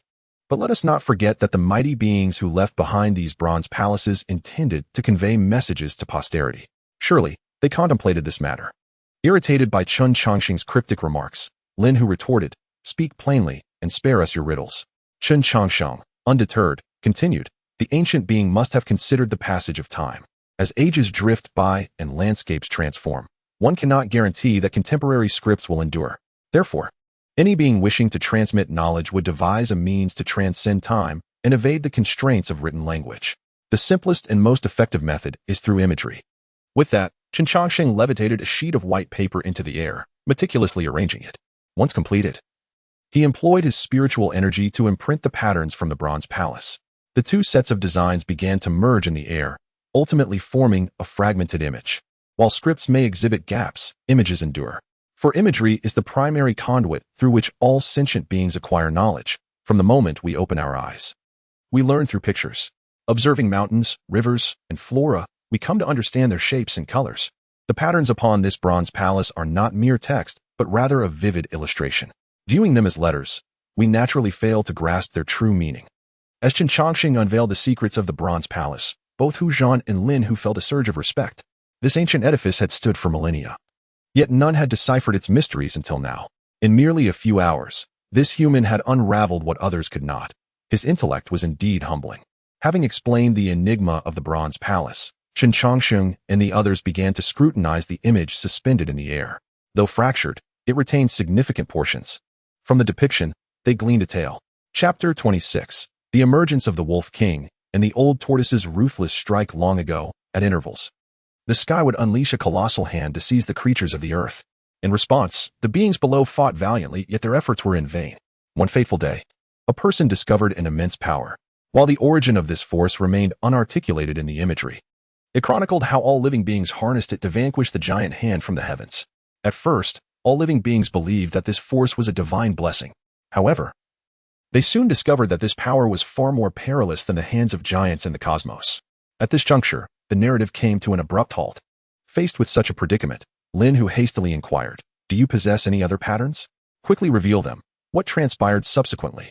Apologetically, Chen Changsheng shrugged his shoulders, stating, "I have unveiled all the patterns at my disposal. We have only managed to piece together 1/10 of the complete image. To assemble the entire story, we must gather the patterns from 18 ancient bronze palaces." Upon hearing this, Lin Hu turned his gaze to the final segment of the celestial illustration. Even though the overall depiction was fragmented and predominantly blank, the concluding image was relatively intact. The formidable power was sealed and suppressed beneath the 18 bronze palaces, which were guarded by 18 distinct races, including the human and demon tribes. The details regarding the other 16 races had long since vanished with the passage of time. After comprehending the preceding events, Lin Hu and Hu Zhan silently sealed off all escape routes for Chen Changsheng. Observing this, Chen Changsheng clicked his tongue and remarked, "Considering I have helped you untangle your doubts, could you allow me to finish speaking before taking action?" In response, Hu Zhan chuckled, "Your acumen instills fear in us. Such talent would be treasured anywhere. Yet, I cannot fathom why you have come to the Night Moon Kingdom to participate in the suitor selection. At this moment, do not attempt to deceive me with your admiration for Princess Wan En. I certainly have a purpose for journeying to your Night Moon Kingdom. Otherwise, why would I traverse such a distance? However, before I disclose my intentions, I wish to share my understanding of the tale. The sudden surge of cultivators in the Night Moon Kingdom has left the Decaying dynasty in disarray. This bizarre situation perplexed me throughout my journey. Yet upon arriving in the Night Moon Kingdom, I learned of another matter. The kingdom had previously endured a significant purge. This, too, confounds me, as I cannot comprehend why. After such a cleansing, the strength of the Night Moon Kingdom would not only remain intact, but actually increase. Simultaneously, I have come to learn that a traitor may have emerged within the Decaying dynasty. All the clues seem interconnected, yet they are perpetually missing a critical element. Until now, I have finally identified this key. With that, Chen Changsheng approached the ancient bronze palace once more. The engravings on the 18 bronze palaces tell the same story, yet have become severely fragmented due to the passage of time. One bronze palace alone cannot yield sufficient information to reconstruct the narrative. Hence, I have reason to suspect that the traitor from the Decaying dynasty has sought refuge in the Night Moon Kingdom with this secret. Moreover, have you noticed that the bronze palaces here have been deliberately damaged? The damaged sections correspond precisely to the part where all beings harness the ominous power. Upon hearing this, a sense of foreboding crept into Hu Zhan's mind. What exactly are you trying to convey? In response, Chen Changsheng leisurely sat down on the ground and remarked, "I wish to convey this. Do not entertain thoughts of ending my life, for the time has not yet come for you to wield such power. Judging by your reactions, it is evident that you remain oblivious to the secret behind the sudden ascendancy of the Night Moon Kingdom. If I am not mistaken, you too have come to unearth this very secret. Now that you have been privy to it, do you truly believe that those who deliberately defile the bronze ancient temple will spare you? Ah, such remarkable young talents are indeed rare in this world. You have certainly caught my attention." As Chen Changsheng's words faded, the Wolf King and Old Turtle emerged from a distance. Upon witnessing the Wolf King's presence, Hu Zhan and Lin Hu felt a surge of anxiety. Hu Zhan hastily stepped forward, cupping his hands in respect, and said, "I report to you, Wolf King, that this individual is a spy, and we were preparing to present him to you." In response to Hu Zhan's declaration, the Wolf King let out a derisive laugh. "You Fox clan are fond of employing such petty tricks. Initially, you incited the Tiger clan to pursue Ware, merely to exploit her knowledge of the secrets that lie beneath. Now that you have unearthed these secrets, are you not satisfied?" At these words, cold sweat trickled down Hu Zhan's forehead. The Wolf King continued, "Two antiquated relics from the Fox and Tiger clans believe that their alliance would compel me to divulge the secrets. Such naivety is astonishing." With a flick of his wrist, the Wolf King cast two bloodied heads before Hu Zhan. Upon seeing this gruesome sight, both Hu Zhan and Lin Hu were nearly paralyzed with terror, having never anticipated the Wolf King's formidable strength. "You are the future of the Demon Clan. Should you choose to abandon the shadows and embrace the light, I may spare your lives and bestow upon you opportunities."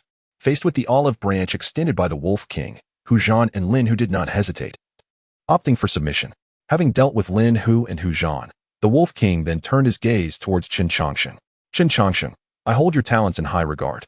Reveal the mastermind behind the scenes and pledge your allegiance to me, and I shall grant you mercy. In response, Chen Changsheng smiled and said, I fear the Wolf King will be disappointed. You will never fathom the identity of my benefactor. Furthermore, to harness that power, it appears a blood sacrifice is requisite. The Wolf King has yet to kill me, perhaps not wishing to waste his efforts. At these words, the Wolf King narrowed his eyes and coldly remarked, You indeed possess considerable knowledge. In that case, I shall grant you your desire. With a sweeping gesture, the Wolf King transported Chen Changsheng to another location. Before him lay a vast blood pool, surrounded by an array of white bones. With a thud, the bodies of two formidable beings from the Fox and Tiger clans were cast into the pool. The blood pool instantly erupted in a tumultuous boil, and before long, a pitch-black pill coalesced within. Observing the pill in his hand, the Wolf King swallowed it whole, frowning as he remarked, Without Yuer's blood to guide it, this blood pool may not assist me in breaking through to the divine transformation stage. Old Turtle, is there truly no alternative? In response, Old Turtle approached the Wolf King and said, Your Majesty, I do indeed have one more method. What method? Suddenly, a hand pierced through the Wolf King's chest. As a multitude of black characters crawled from Old Turtle's hand onto the Wolf King's body. By consuming you, I shall transcend to the divine transformation realm. As the venerable Tortoise Elder stood before him, the Wolf King was filled with disbelief. Chapter 27. The Traitor Revealed, an Unexpected Identity. The Tortoise Elder's sudden ambush took everyone by surprise. Hu Zhan and Lin Hu were utterly stunned by the scene, unable to comprehend why the Wolf King's most trusted aides would turn against him. However, in response to this unexpected assault, the Wolf King reacted with utmost swiftness, attempting to retaliate against the Tortoise Elder. Yet, when he sought to harness his formidable spiritual power, he found that the strength he had always prided himself on was utterly inaccessible. Observing this, the Tortoise Elder leisurely remarked, Do not waste your efforts. I can assist you in achieving the consummation of your transformation, and naturally, I possess methods to counter your power. With that, the Tortoise Elder swiftly extracted the Wolf King's heart along with all his cultivation, replacing the vibrant organ with a plump elixir, which he then pocketed.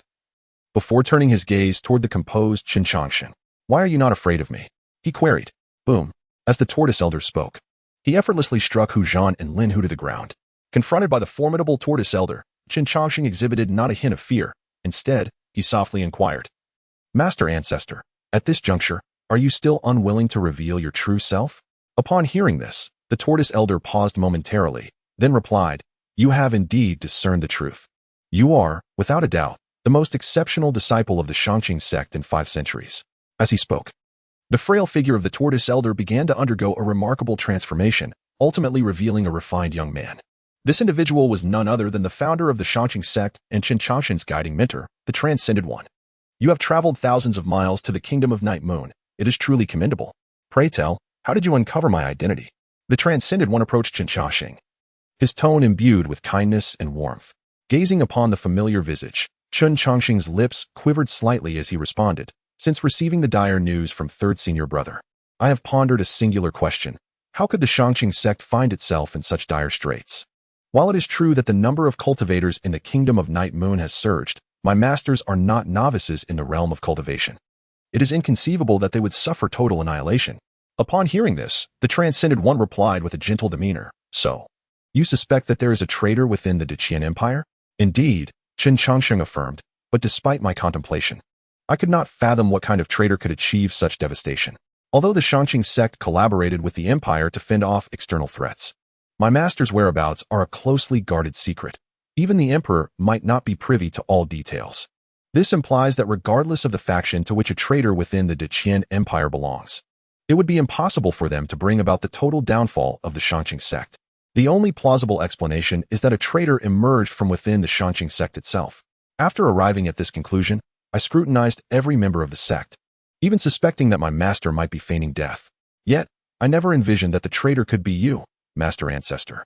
You have attained the pinnacle of transformation. Holding an unparalleled status within the Decaying Empire, the Kingdom of Night Moon could never afford to entice you.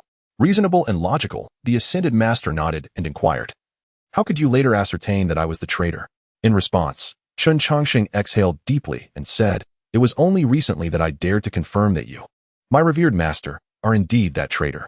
Upon arriving in the Night Moon Kingdom, I encountered a creature of the demon race.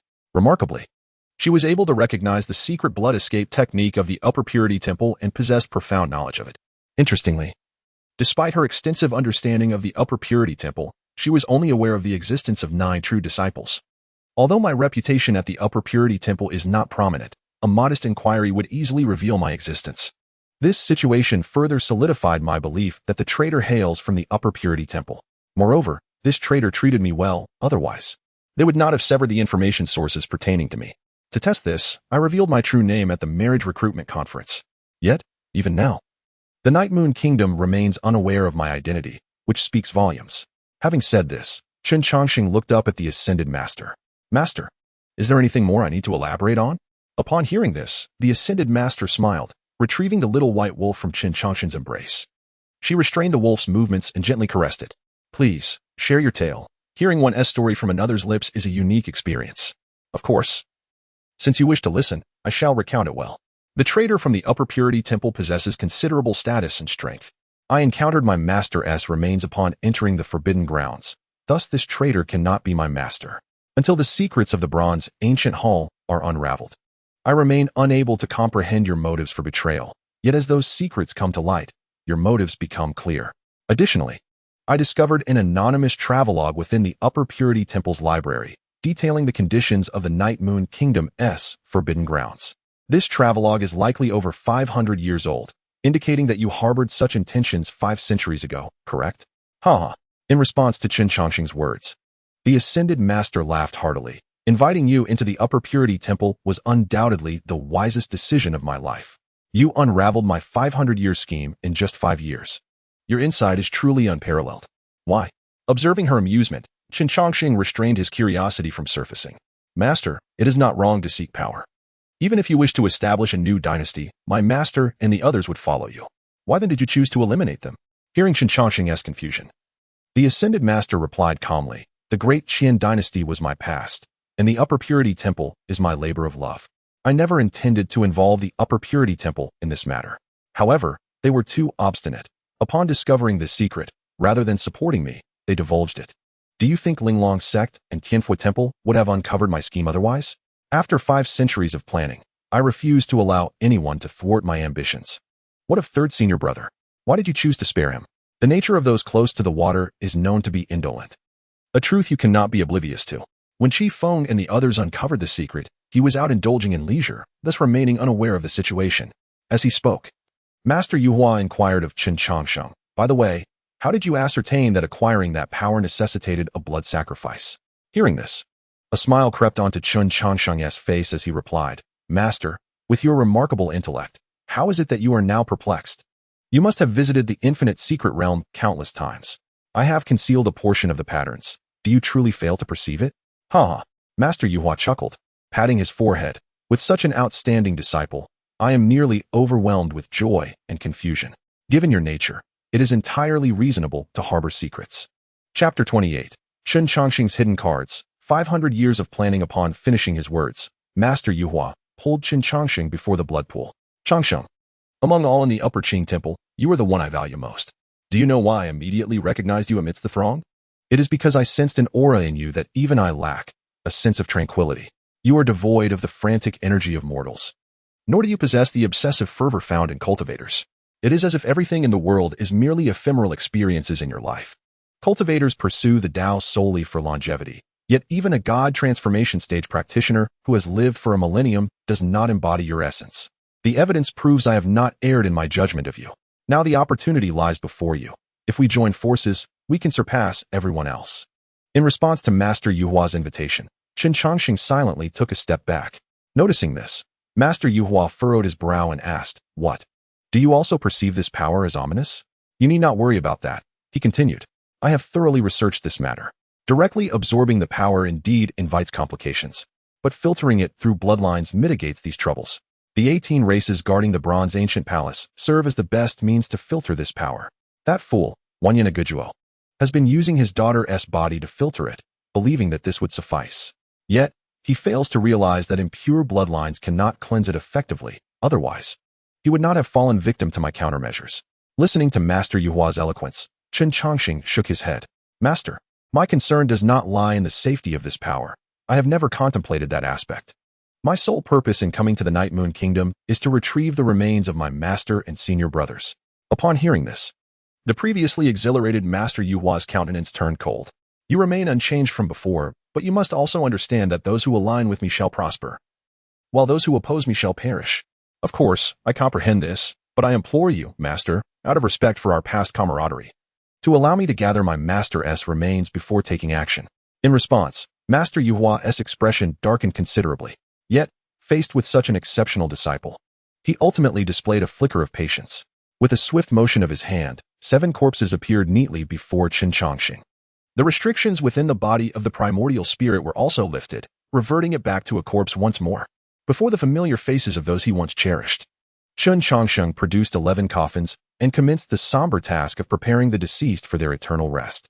With the assistance of the primordial spirit master, the elder disciple, and the second disciple, he laid to rest his former companions. Subsequently, he turned his attention to the Wolf King, tending to the lifeless body. After cleansing the bloodstains and dressing it in fresh burial garments, Chen Changsheng, unable to retrieve the heart that had been excised, carved a replacement from wood. With the inclusion of Hu Zhan and Lin Hu, the 11 coffins were just sufficient. The term mourners held a certain intrigue. Yet, why had he only excavated 3 graves? Did he truly believe he could carry them away while alive? In response to the Yuhuazhen Ren skepticism, Chen Changsheng offered a smile and replied, Master Ancestor, I fear you may find it amusing, but before I embarked on this path, I was a coffin seller. Circumstances led to this rather bewildering title. However, as a professional in this trade, I possess an accurate grasp of quantity.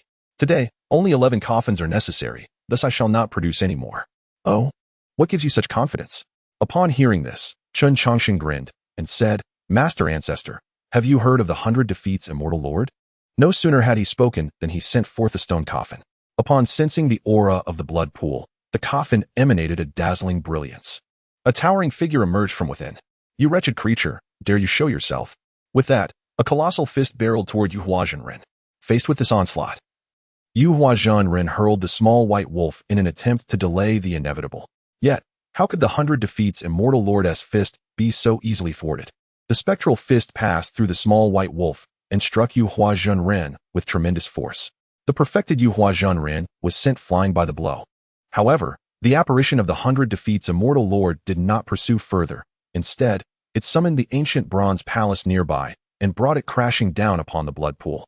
No, Yuhuazhen Ren cried out, soaring beneath the bronze palace in a desperate bid to halt its descent. With a resounding explosion, a secluded cave erupted violently, and a bald man was hurled forth, bloodied. This individual was none other than the monk Ikkyu, the one who suppressed the source of misfortune. A dark force struck the bronze palace with great ferocity, causing its rapid descent to momentarily falter. Ikkyu, what are you waiting for? Chen Changsheng shouted.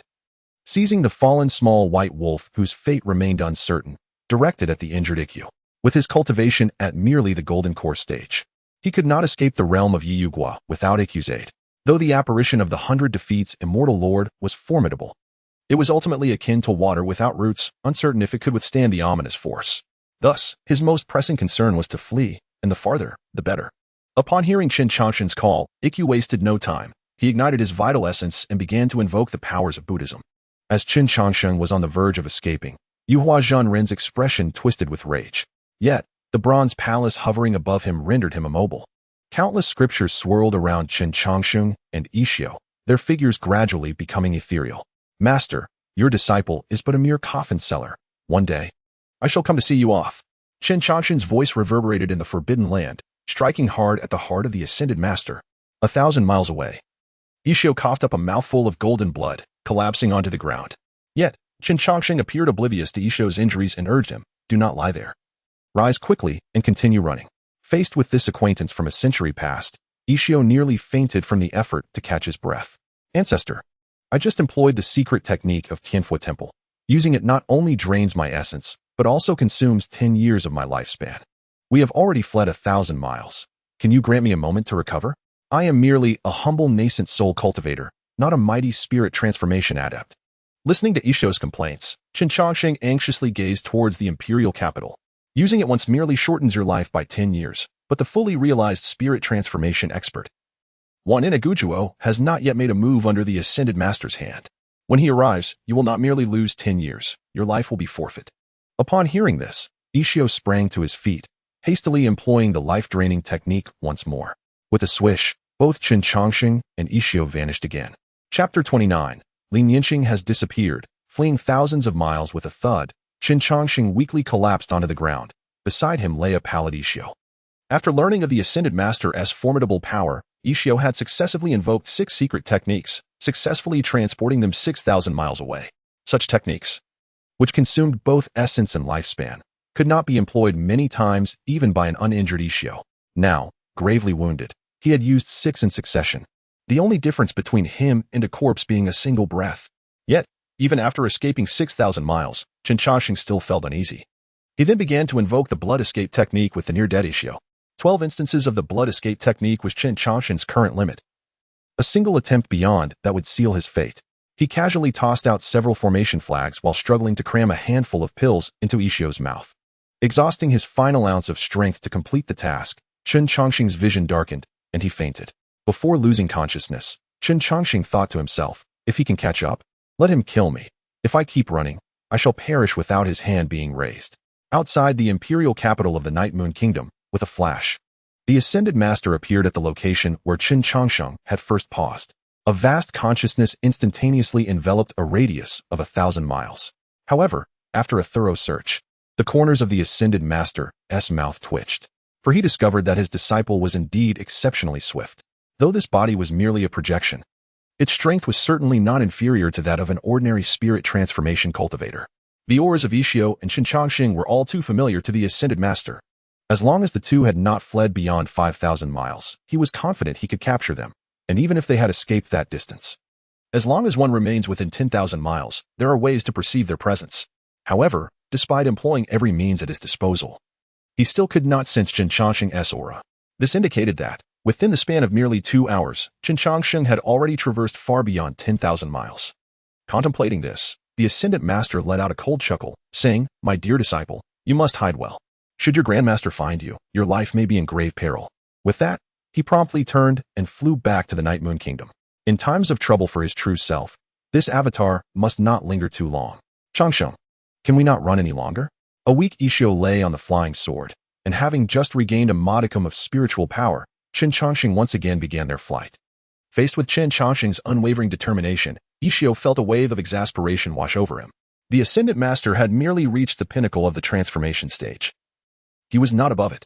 They had already escaped beyond 10,000 miles, rendering him unable to pursue them. Upon hearing this, Chen Changsheng not only did not slow down but rather increased his flying speed. Better to be cautious.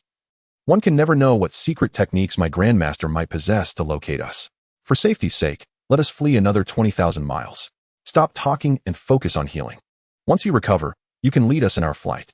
At this, Ixio rolled his eyes dramatically before closing them to commence his recuperation. It had been a century since they last met, and this former acquaintance remained ever the cautious one. Now reunited, Ixio harbored numerous questions for Chen Changsheng, such as why he had vanished without a word all those years ago, how his master had come to know him, and why the seemingly talentless Chen Changsheng had attained the Golden Core stage and developed considerable aptitude for cultivation. These myriad questions plagued Ixio's mind, but they could only be addressed once they had secured their safety. As time flowed, a month swiftly passed, and Chen Changsheng indeed fulfilled his earlier promise. Having fled a full 20,000 miles, we need not run any longer. We are now 30,000 miles from the Night Moon Kingdom. Even if the Ascendant Master were a deity, he might struggle to find us. With this, Ixio and Chen Changsheng gradually descended upon a mountain peak, observing their surroundings. Chen Changsheng nodded and remarked, "Indeed, this is sufficient. We are now separated from the Night Moon Kingdom by an entire dynasty. Even if the Ascendant Master wished to capture us, it would not be so simple. Since you say there is no issue, then it is likely there is none. By the way, what about Nianxing?" Before Ixio could finish his sentence, Chen Changsheng interrupted him. Upon facing this inquiry, Ixio's gaze flickered, clearly uncertain how to respond to Chen Changsheng. "Ah, my master. She has vanished." "Vanished? What does that mean?" "Even if you were to tell me that Nianxing has met with a tragic end, I could begrudgingly comprehend. But what do you mean by vanished?" "She entered the forbidden grounds of the Night Moon Kingdom alongside you. How could a living person simply disappear?" Listening to Chen Changsheng's words, Ixio spoke with a troubled expression. "Initially, after the sect learned of the betrayal by the Ascended One, they dispatched my master and me to investigate the secrets of the Forbidden Ground. hoping to alter the course of the battle. Upon arriving at the forbidden area, we followed the clues provided by the Xianxia temple and successfully uncovered the secrets of the Night Moon Kingdom. However, while sealing that ominous power, we were discovered. Wan and Agujuo summoned two venerable ancestors at the transformation stage to besiege us. At that time, the ancestors of the Tianfu Temple and Linglong sect came to our rescue. Yet, we were still unable to break free. Ultimately, the two ancestors sacrificed themselves to forcibly seal away most of that power. Upon Ishio's explanation, Chen Changsheng furrowed his brow. I did not inquire about the situation in the Night Moon Kingdom's forbidden ground. I wished to know whether Li Nianxing is alive or dead. After the ancestors' sacrifice, we naturally could not escape. We thought we were on the brink of death, but unexpectedly, my master discovered a dilapidated ancient teleportation array in the Bronze Ancient Palace. Though the array was damaged, with a bit of effort, it could still be used. And then, Chen Changsheng pressed. Do not tell me you stayed behind to cover for him, allowing Nianxing to escape first. That was certainly out of the question. Who wishes to perish when there is a chance to survive? Ishio replied. However, as I mentioned, the array was flawed, and I fell out during the teleportation. Ultimately, I had no choice but to hide within the fissures of the seal, ready to retaliate if they attempted to kill me. Had it not been for that, I doubt I would be alive today. Where does the teleportation array in the Bronze Ancient Palace lead? I do not know. Ancient teleportation arrays possess immense power, and I cannot comprehend them. Yet, the distance of the teleportation should exceed 100,000 miles. Chapter 30. Parting Ways. Meeting is farewell after listening. Chen Changsheng suddenly felt overwhelmed. In this vast sea of people, where was he to search for the girl Nianxing? Observing Chen Changsheng's troubled countenance, Ishio chuckled. You need not worry excessively. My master has reached the pinnacle of the nascent soul stage and is merely a step away from the transformation stage. With her abilities, she can thrive anywhere. By the way, how did you suddenly reach the Golden Core realm? I recall your cultivation talent was rather poor. Ishio continued. Also, it seems my master has known you for quite some time. Just how long have you been alive? Faced with Ishio's inquiries, Chen Changsheng did not respond but instead released the restrictions on the little white wolf, allowing her to revert to her human form. Once her powers were restored, Wan Yanyu neither fled nor fought against Chen Changsheng, but sat in a daze. Gradually, tears began to stream down her cheeks. Seeing this, Chen Changsheng remarked, Why are you crying? It was not I who killed your father. In such circumstances, you should be grateful to still be alive. At these words, Wan Yanyu immediately bristled. Why should I not cry? The father I loved used me, and now he is dead. Would you not weep in such a situation? After venting her emotions towards Chen Changsheng, Wan Yanyu wiped her tears and, with her head bowed, softly said, Thank you for retrieving my father's body. Though he exploited me, he is, after all, my father. Without your intervention, he would likely meet a tragic end in the wilderness. Upon hearing this, Ikkyu quietly remarked, Well, your father will not meet such a fate. The immortal Yu Hua intends to exploit your father's bloodline, so even if Chen Changsheng were to bury him, he would most likely be exhumed. At these words, Wan Yanyu's icy gaze swiftly turned towards Ikkyu. Realizing his blunder, Ikkyu hastily covered his mouth and retreated to a corner. After silencing Ikkyu with a glance, Wan Yanyu turned her attention back to Chen Changsheng and inquired, What are your plans moving forward? I have no plans, for I have seen through the realm of cultivation. I intend to return to my original profession, selling coffins. As for the Decaying dynasty, I do not plan to return just yet. And you too? Wan Yanyu asked, considering Chen Changsheng's question. The immortal Yu Hua controls the Night Moon Kingdom. If this continues, its citizens will surely face calamity. Therefore, I must return at all costs. Receiving Wan Yanyu's response, Chen Changsheng turned to Ikkyu. And you? Amitba. Both the Decaying dynasty and the Night Moon Kingdom are engulfed in turmoil. As the saying goes, if I do not enter hell, who will? I am willing to sacrifice myself for the demon. Speak plainly. Ikkyu replied. I intend to lead the Tianfu temple to safer grounds, for the immortal Yu Hua will not spare it. Nodding at Ikkyu's response, Chen Changsheng exclaimed, Boom. 8 coffins materialized before Ikkyu. These are the remains of my master and senior brothers. Since you are returning, you might as well take them along. Additionally, this is the feng shui site I have selected for their burial. You may inter them at the location marked on this map. Examining the well-marked map and then observing Chen Changsheng's actions, Ikkyu's lips twitched. You seem quite adept. You must have prepared these items in advance. Congratulations on your astute deduction. Since my arrival at the Xianxia temple, I have arranged coffins and burial sites for all my brothers, including my master and ancestral master. By your logic, you have prepared one for me as well? Indeed, but you must pay. In light of our acquaintance, I shall offer you a 20% discount. Upon hearing Chen Changsheng's words, Ikkyu's expression contorted. Chen Changsheng, I am still very much alive. Is it not a bit premature for you to prepare a coffin and grave for me? Better to be prepared than to face complications later. You are not immune to death. That day will inevitably come. Ikkyu responded, you do make a valid point, but I am currently a Yuanian cultivator, and it is not impossible for me to reach the Huashan realm in the future. Will a Huashan cultivator not die? Chen Changsheng's words left Ikkyu momentarily speechless. I don't know why, but every time I converse with you, I find myself at a loss for words. Seeing he could not outwit Chen Changsheng, Ikkyu reluctantly stowed away the coffins and map. Very well, I appreciate your goodwill, but who will collect whose remains to be seen? By the way, who is this Bai Xianxia you mentioned? If his phantom does not manifest in the Night Moon Kingdom, we are doomed. Perhaps you could share a hint. So I may seek out this esteemed predecessor, suggested one. In response, Chen Changsheng waved his hand dismissively, stating, you need not entertain such thoughts. The great immortal of 100 defeats has not graced this realm for at least 2 millennia. It is likely that nothing remains of him but dust. I discovered a sarcophagus in the infinite secret realm, which bore accounts of the great immortal's exploits. Originally, he intended to attain enlightenment within the infinite secret realm, but ultimately chose another location. I had once naively assumed that this venerable figure had merely found a better resting place. However, upon uncovering the secrets of the bronze ancient palace, I realized the situation is far more intricate than it first appeared. I had merely been experimenting, yet to my astonishment, it yielded results. Intrigued by this revelation, Wang Yinyu inquired, and what if the sarcophagus left by the great immortal proves ineffective? In that case, I would have no choice but to seek refuge with my revered ancestor. While I may indeed be a seller of coffins, that does not signify a desire for demise. Chen Changsheng replied.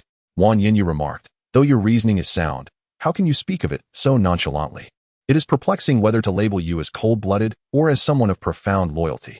To deem you cold-hearted would ignore the fact that you journeyed across great distances to the kingdom of Night Moon, risking life and limb merely to reclaim the remains of a departed friend.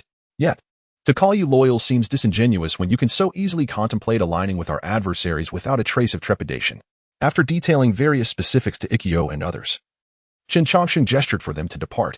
It is imperative that you leave now, even if the great immortal sarcophagus does not resolve the predicament of the transcendent. It will undoubtedly bring him considerable trouble. Now that you are privy to his secrets, he will not resort to overt violence against you.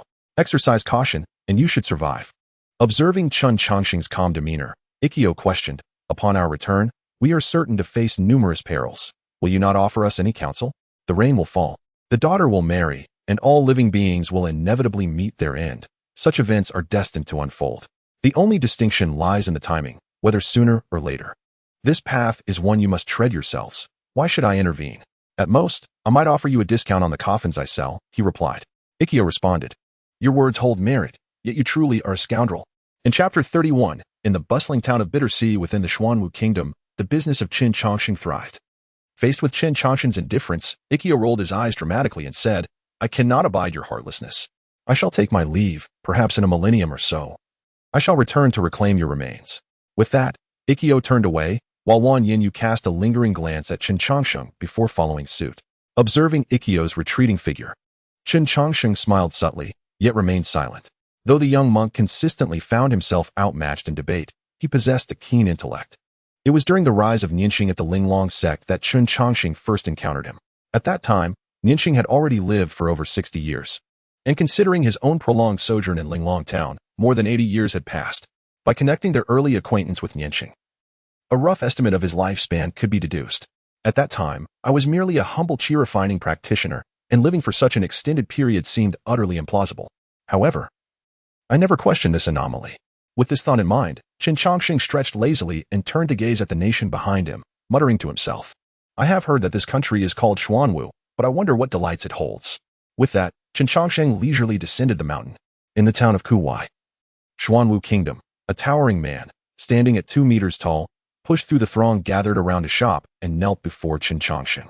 Observing the burly figure before him, Chen Changsheng quickly assisted him to his feet, saying, My friend, speak your mind. I shall certainly help if I can. Upon hearing this, the man wiped away his tears and produced several blood-stained spirit stones from his bosom, stating, Esteemed sir, this is all I possess. I promise to gather the remaining spirit stones. I implore you to help restore my brother's body. Gazing at the wooden board covered in white cloth not far away, Chen Changsheng shook his head and sighed. Business is business. There has never been a notion of deferring payment. I am aware that you two brothers make your living by gathering herbs. Conveniently, I have recently been in need of some medicinal materials. Would you be willing to sell them to me? Upon hearing Chen Changsheng's words, the man suppressed his sorrow and retrieved a nearby basket. Chen Changsheng cast a casual glance and estimated the value of the herbs contained within. They were all low-grade materials with poor quality, even at a premium. They would only be worth 3 low-grade spirit stones at most. Indeed, these are all the superior herbs I require. I will offer you 100 spirit stones for them, he declared, taking the basket and handing over a beast skin pouch to the man.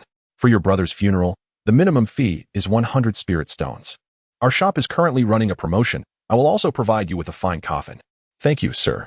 Your immense kindness shall never be forgotten, the man replied.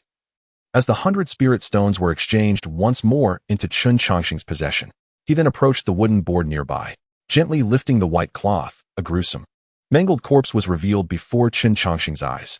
The sight was enough to make the onlookers' stomachs churn violently. What happened? One inquired. A few days ago, we discovered a century-old spiritual herb, but it was guarded by a fearsome magical beast. I knew the beast was formidable, so I refrained from attempting to harvest the herb. Yet, unexpectedly, my brother secretly went to gather it, and by the time I arrived, all that remained was his lifeless body. This is all my fault. He sought the herb to exchange for resources for me. As he spoke, the burly man was already in tears upon the ground. Witnessing this, Chen Changsheng shook his head and produced a complete set of professional tools. The sound of flesh being scraped echoed in the ears of all present, and those with weaker constitutions had long since retreated to the side to vomit. Yet Chen Changsheng remained composed, murmuring softly. With meticulous precision, Chen Changsheng began the intricate process of reassembling the disfigured corpse before him, adhering to the age-old principles, first aligning the sinews, then mending the bones, attending to the limbs before the torso, and ensuring the vital organs remained undisturbed. As his deft hands worked tirelessly for an entire hour, the once mangled body gradually regained a semblance of form. Any missing fragments were expertly filled with alternative materials. Upon completing the task, Chen Changsheng retrieved a finely crafted coffin and gently placed the body within. Exhaling deeply, he wiped the beads of perspiration from his forehead and spoke softly. The funeral preparations are complete. It is time for you to bid your brother farewell and lay him to rest. With that, he turned his attention away from the grieving man, moving to a nearby table to tend to another's injuries. Observing Chen Changsheng's relentless activity, a burly man with a severed hand chuckled, "Sir, you seem to dabble in an abundance of professions. Not only have you taken charge of the funeral rites, but you also practice alchemy and heal the wounded. Just the other day, I saw you inscribing formations on a coffin. Are you planning to expand your repertoire further?" In response, Chen Changsheng shot the man an exasperated glance. This was thrust upon me by circumstances. Initially, I was merely a coffin seller. Yet someone brought a half-living person to me seeking a coffin. Seeing hope for that individual, how could I stand idly by as he slipped away? Instead of gratitude, they ran off, proclaiming my skills far and wide. With the influx of people, I had no choice but to establish a clinic. And now, they even covet my medicines, insisting on purchasing them. They hounded me for an entire month until I had no option but to start refining elixirs. As he spoke, Chen Changsheng exerted force, prompting a cry from the burly man akin to a wounded animal. In a swift motion, he applied a medicinal plaster to the site of the fractured bone. There you go. With a month of care, you'll regain full use of your hand. But take heed, refrain from brawling with others. You are merely at the 3rd level of body refinement, while your opponent is at least at the 5th. Had he not shown restraint, your right hand would likely be rendered useless. The burly man grinned in response. "Sir, this time I underestimated him. Next time, I shall not be defeated again. My practice of the Sanyang body refinement technique is of the profound tier, while his is merely of the advanced yellow tier." His victory was merely a consequence of his higher cultivation level. Once I reach the 4th level of body refinement, I shall show him what it means to battle beyond one's rank. Listening to the man's bravado, Chen Changsheng merely smirked, choosing not to dissuade him further. The combative nature of the people from the Xuanwu kingdom was deeply ingrained, and advising them against their competitive spirit was akin to urging them to cease breathing. Chapter 32. The Bronze Ancient Hall reemerges, an olive branch from the Xuanwu kingdom, while Chen Changsheng was occupied with treating the ailments of those around him. A sudden wave of formidable pressure emanated from the distance. In response, the lower-tier cultivators of the Xuanwu kingdom instinctively parted to form a path. "Greetings, esteemed sir." A young man adorned in resplendent attire bowed respectfully before Chen Changsheng. Observing the situation, Chen Changsheng spoke with a look of utter exasperation. "I truly regret saving you back then. Every year, you come to solicit my assistance, and it has been a decade. Do you not find it tiresome? In response, the elegantly dressed young man chuckled. If it means securing your guidance, I would not mind spending another 10 years in pursuit. Had it not been for your rescue a decade ago, I would have long since met my demise. However, what perplexed Xinghe was why, given your extraordinary talents, you would willingly choose to dwell in such a modest locale. If you were inclined, the Xuanwu Kingdom would gladly honor you as the national master. Upon hearing this, Chen Changsheng clicked his tongue and replied, My reluctance to go to the imperial capital of the Xuanwu Kingdom is neither due to arrogance nor the inadequacy of your offerings. The truth is, this Kuhai town surpasses the imperial capital in significance to me. Kuhai town, located on the fringes of the Beast Mountain Range, is abundant with fresh medicinal herbs and rare trees daily. As the proprietor of a coffin shop and a medical clinic, these resources are vital to my endeavors. Facing Chen Changsheng's excuse, Zhuo Xinghe merely smiled without contradiction. This reasoning had been presented by Chen Changsheng for a decade, and he himself had listened to it for just as long. While what you say holds merit, the Xuanwu Kingdom is indeed in desperate need of talent. On this occasion, I have brought some items that I believe will compensate for your losses. Saying this, Zhuo Xinghe unveiled the crimson cloth from the tray beside him, revealing 2 medicinal herbs and a jade slip. The 7-star grass is a treasured possession of the royal family of the Xuanwu Kingdom, having been preserved for 3 centuries. The Millennium Spirit Mushroom, even more valuable, was procured through considerable effort by the Xuanwu Kingdom. As for the technique contained within the jade slip, it is the renowned 9 transformations of the mysterious arts. If it were not limited to the first 3 levels, it would undoubtedly be classified among the celestial grade techniques. Should you choose to venture to the imperial capital, these items would be yours. Gazing at the gifts presented by Zhuo Xinghe, Chen Changsheng felt a slight stirring of desire. The Xuanwu Kingdom places great emphasis on physical cultivation, with their practitioners exhibiting a level of physical prowess that far exceeds that of the Decaying dynasty. Moreover, the hierarchy of techniques in the Xuanwu Kingdom markedly differs from that of the Decaying dynasty. Techniques here are categorized into 4 levels: heaven, earth, mysterious, and yellow, with celestial grade techniques being the highest and yellow grade the lowest. Thus far, the Xuanwu Kingdom's only publicly acknowledged celestial grade technique is the Tiangang body refinement technique, passed down through their lineage. Zhuo Xinghe's ability to present this top-tier technique, regarded as the foremost beneath the Tiangang technique, is indeed a significant investment. Considering this, Chen Changsheng approached Zhuo Xinghe to examine the items on the tray. The spirit mushroom and 7-star grass are the principal ingredients of the legendary Liuli pill. It is said that consuming the Liuli pill bestows one with a body as resilient as diamond, capable of moving mountains and parting seas. In terms of our homeland's realms, it is an achievement only attainable by those at the nascent soul stage. Upon hearing Chen Changsheng's words, a glimmer of hope flashed in Zhuo Xinghe's eyes.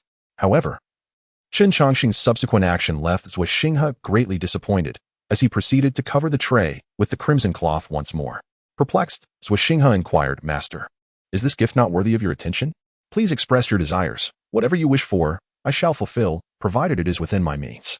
Upon hearing this, Chen Changsheng let out a soft sigh.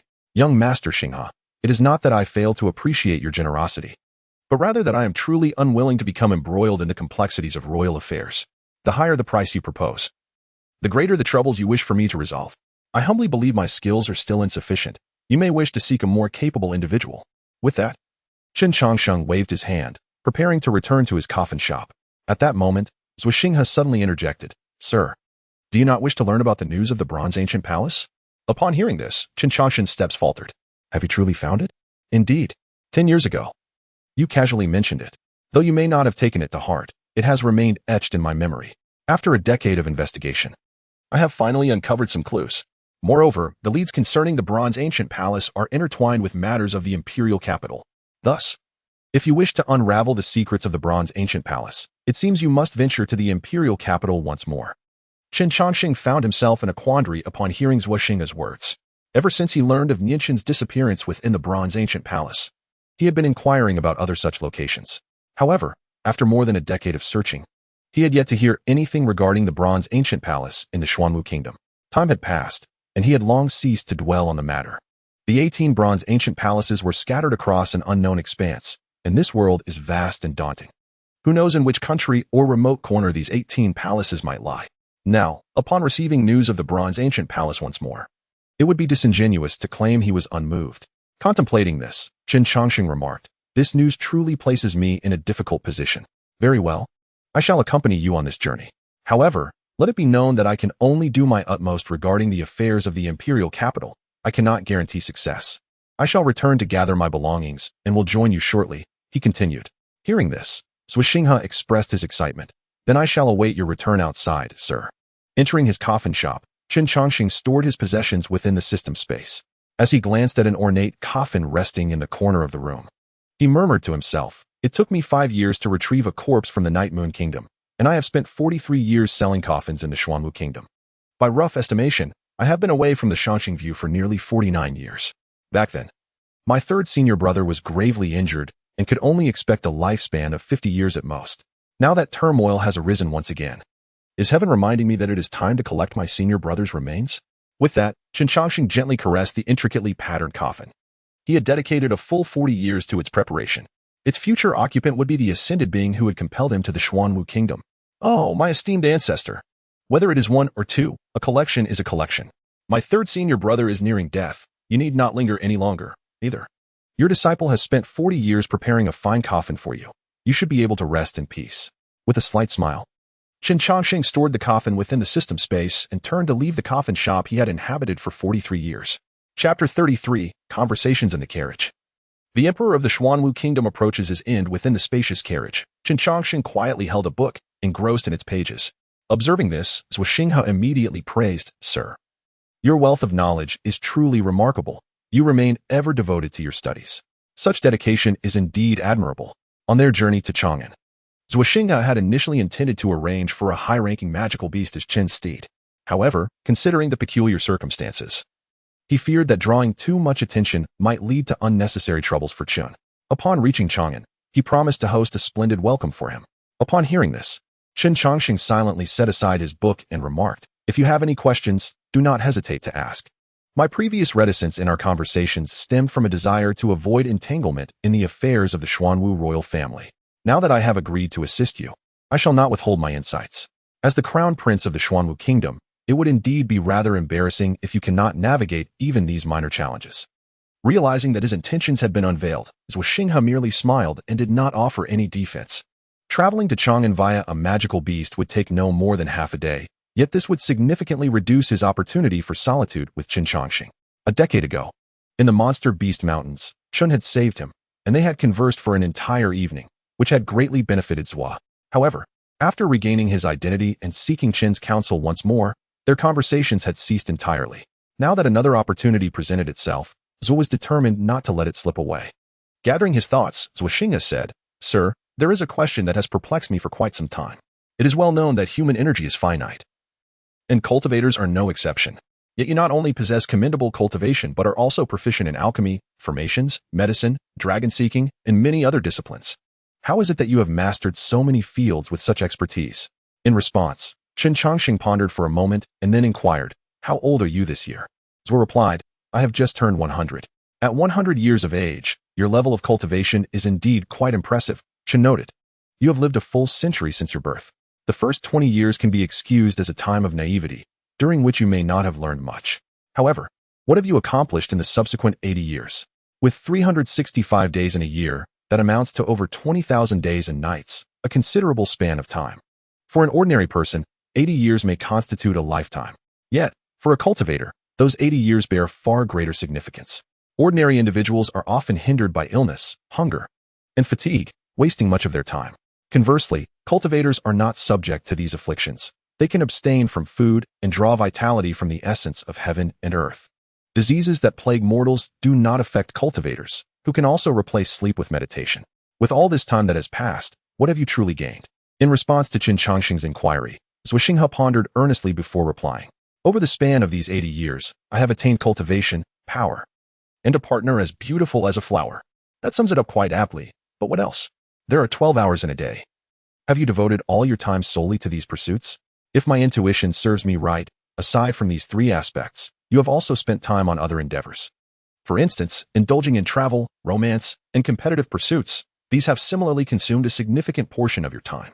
I do not consider myself a genius, nor do I possess a formidable mentor. I merely gathered the time you have discarded, nothing more. To cultivate oneself, one must first cultivate the heart. Without a refined state of mind, how can one sing loudly on the path of cultivation? Upon hearing this, xianxia let out a long sigh of relief. his admiration for Chen Changsheng intensifying. A mere phrase such as "nothing more from you, sir," is enough to render cultivators across the realm utterly ashamed. With such immense talent, the Xuanwu Kingdom would honor you with the position of a national hero. May I inquire how you feel about this offer? In response to Zhou Xinghe's renewed olive branch, Chen Changsheng smiled and waved his hand.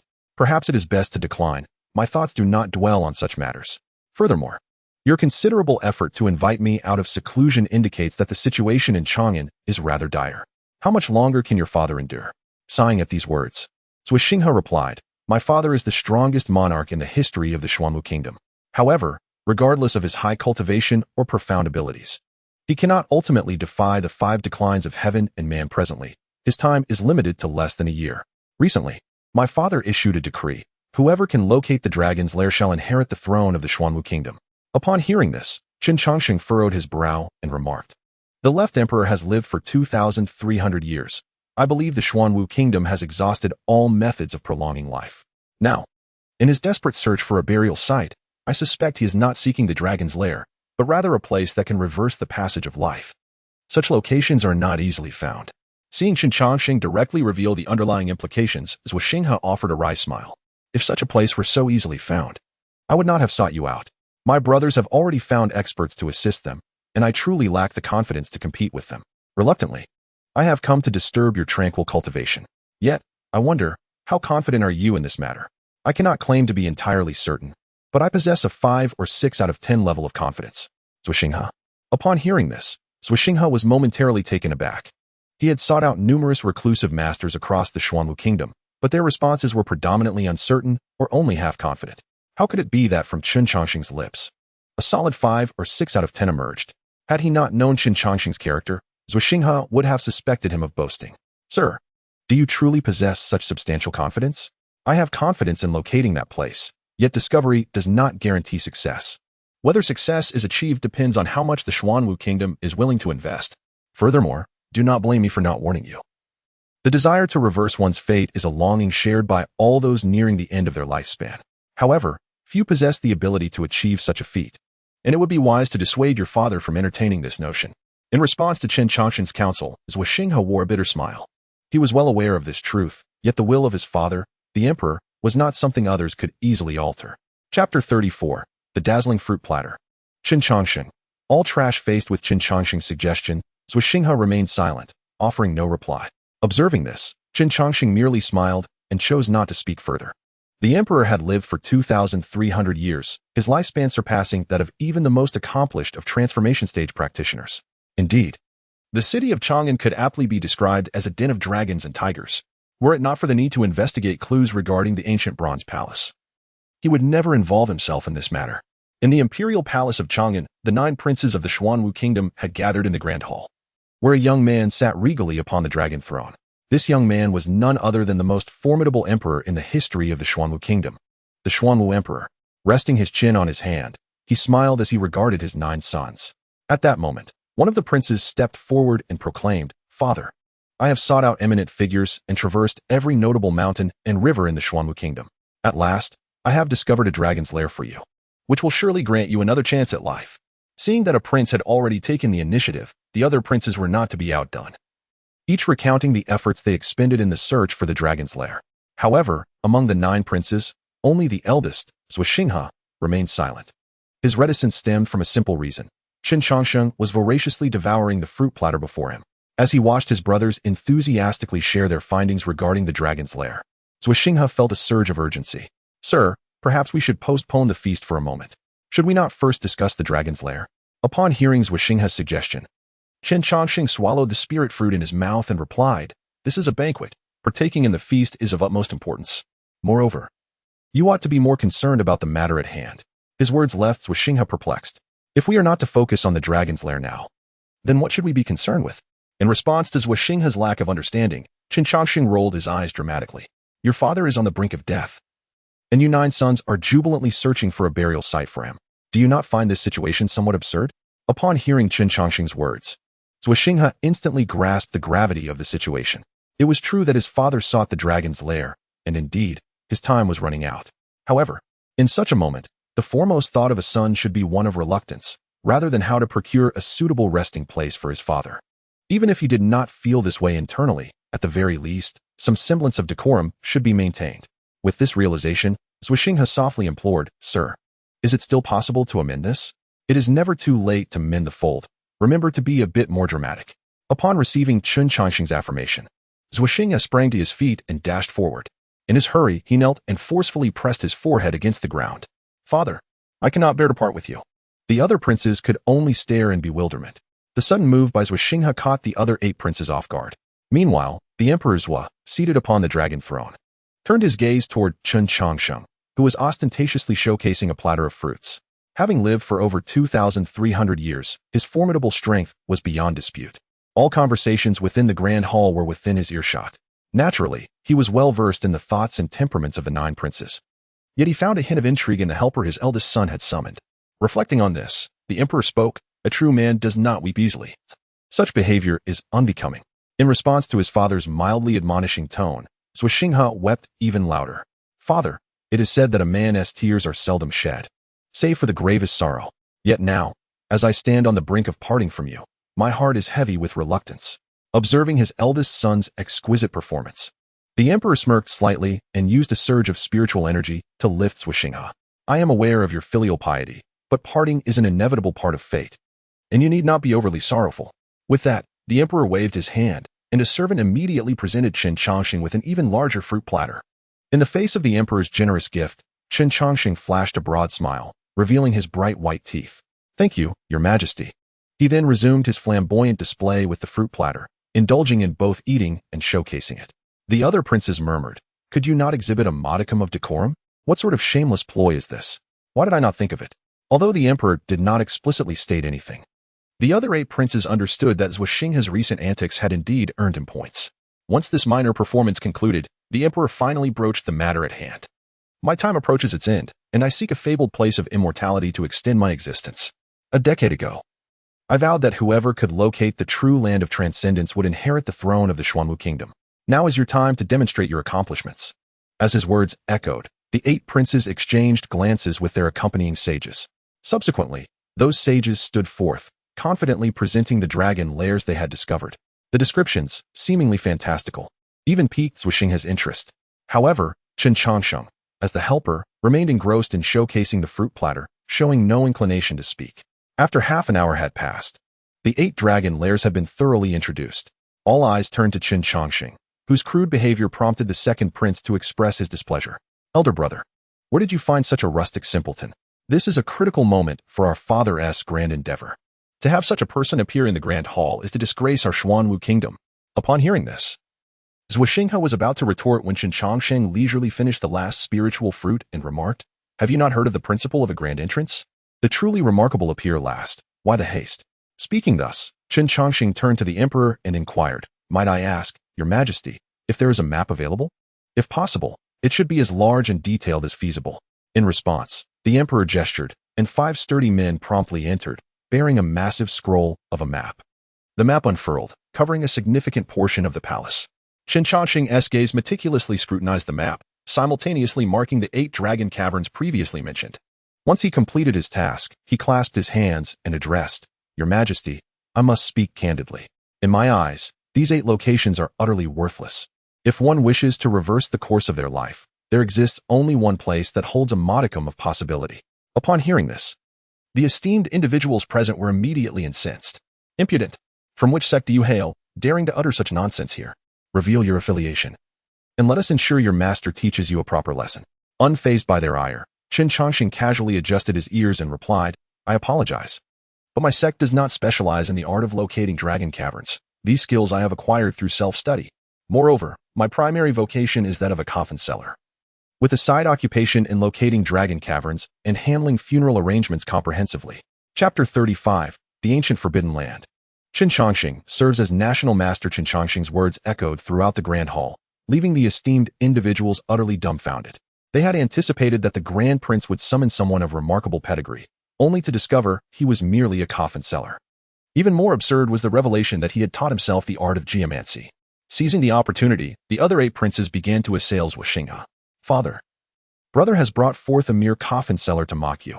It is evident he seeks to undermine your grand designs. Indeed, Although brother feigns loyalty and filial piety, he likely harbors aspirations for the throne. In response to the multitude of accusations from the princes, emperors were remained unperturbed, gazing at Chen Changsheng with a bemused expression. This gentleman's profession is quite intriguing. May I inquire your name? In response, Chen Changsheng smiled. I am Chen, with the given name Changsheng.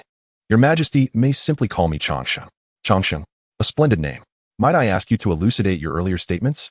The 8 individuals here are renowned geomancers of the Xuanwu Kingdom. Is it not somewhat inappropriate for you to dismiss them so lightly?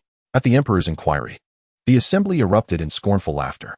The emperor's discerning eye would surely not overlook a mere rustic. Thus, it seemed that Chen Changsheng was destined for a grim fate. In light of the emperor's question, Chen Changsheng chuckled softly. The dragon cavern your majesty seeks is a place that can reverse the course of one's life. If such a miraculous location were easily found, practitioners throughout the realm would not fret over their lifespan. Furthermore, whether a being can indeed reverse their life remains a topic of legendary discourse to this day. The boastful proclamations of these individuals only serve to illustrate that their words are deceitful. Deceitful words are nothing but trash. That holds some merit. The emperor conceded with a nod. Then, pray tell, where might the dragon cavern you have chosen be located? I'm most curious to see what distinguishes your selection.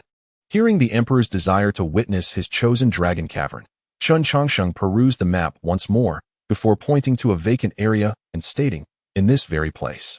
Surveying an expanse of 100,000 miles, it is only here that there exists a possibility for your majesty to reverse the course of life. Upon observing the direction indicated by Chen Changsheng, the expressions of all present shifted dramatically.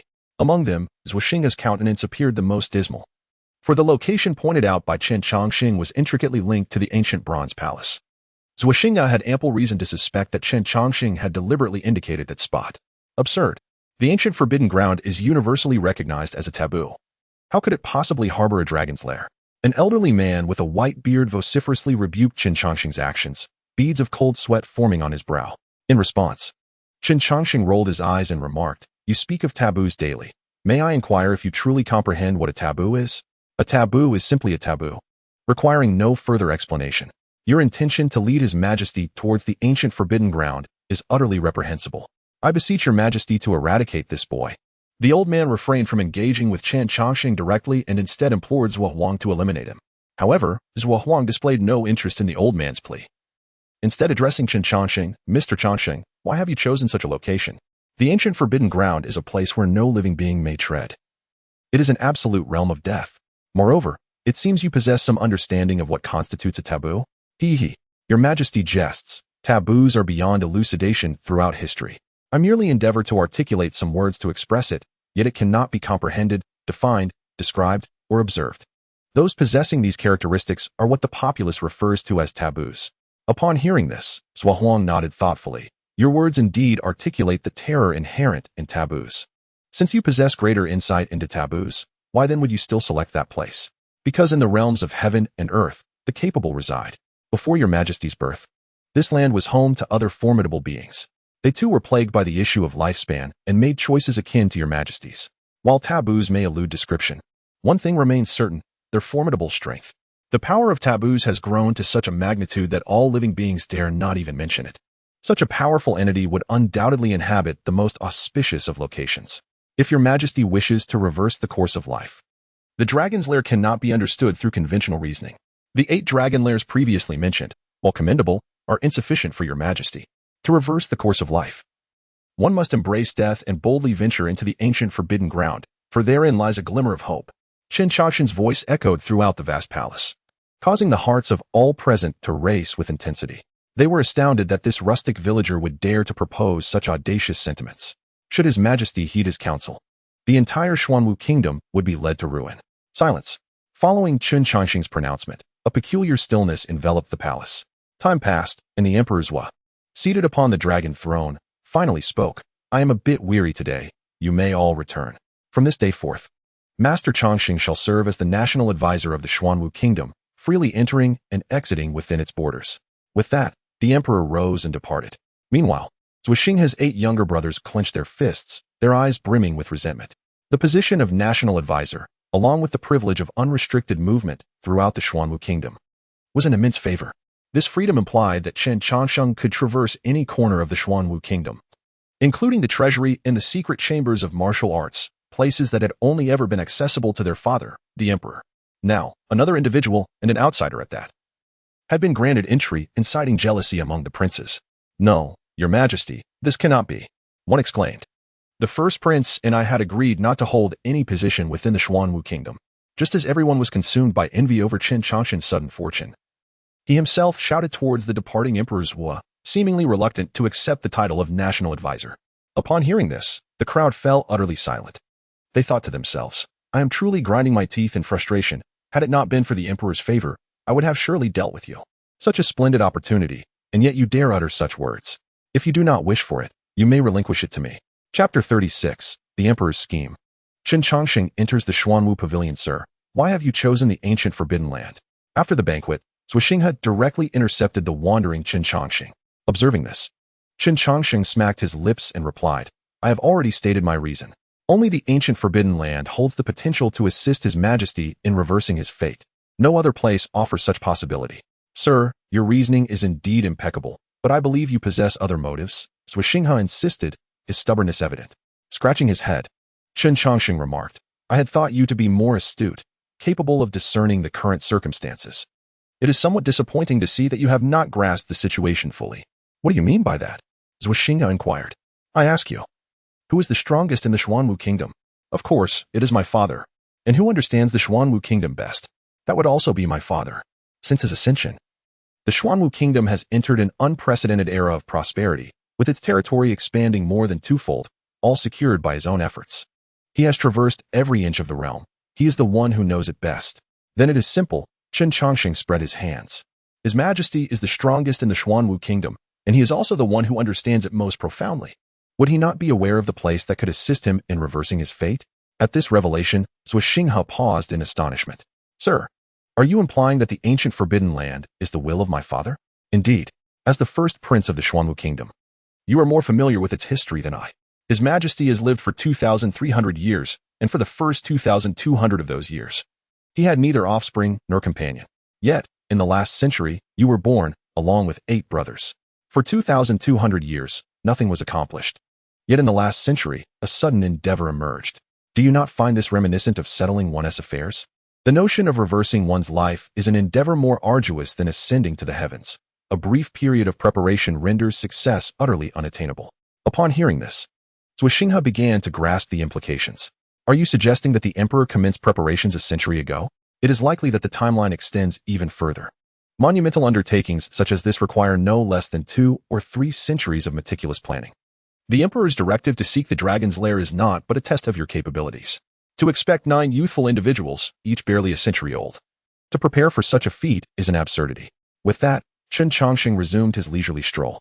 xianxia stood in silence for a moment, then hurried to catch up with Chen Changsheng, speaking earnestly. "Sir, might you persuade the emperor? The primeval Forbidden Land is fraught with peril. A moment's carelessness could spell doom for the entire Xuanwu kingdom. How could I possibly sway His Majesty? I am but an outsider. Such a task ought to fall to you. I had anticipated that you would counsel your father, as I foresaw His Majesty's inclination towards the primeval Forbidden Land." As he spoke, Chen Changsheng approached a towering pavilion, the Xuanwu Pavilion, the very repository of the kingdom's martial arts texts. Gazing upon the lofty structure, a spark of excitement ignited in Chen Changsheng's eyes. A place rich in literary treasures is an irresistible temptation for him. "This must be where the Xuanwu kingdom's tomes are housed. Will you accompany me inside?" In response to Chen Changsheng's invitation, a flustered xianxia managed a strained smile. "I cannot accompany you, sir. Entry to the Xuanwu Pavilion requires the emperor's express permission, and even I cannot intrude without it. Furthermore, do remember, you may only observe. Do not touch anything within. Any careless contact could lead to..." Before xianxia could finish, a shadow appeared before them.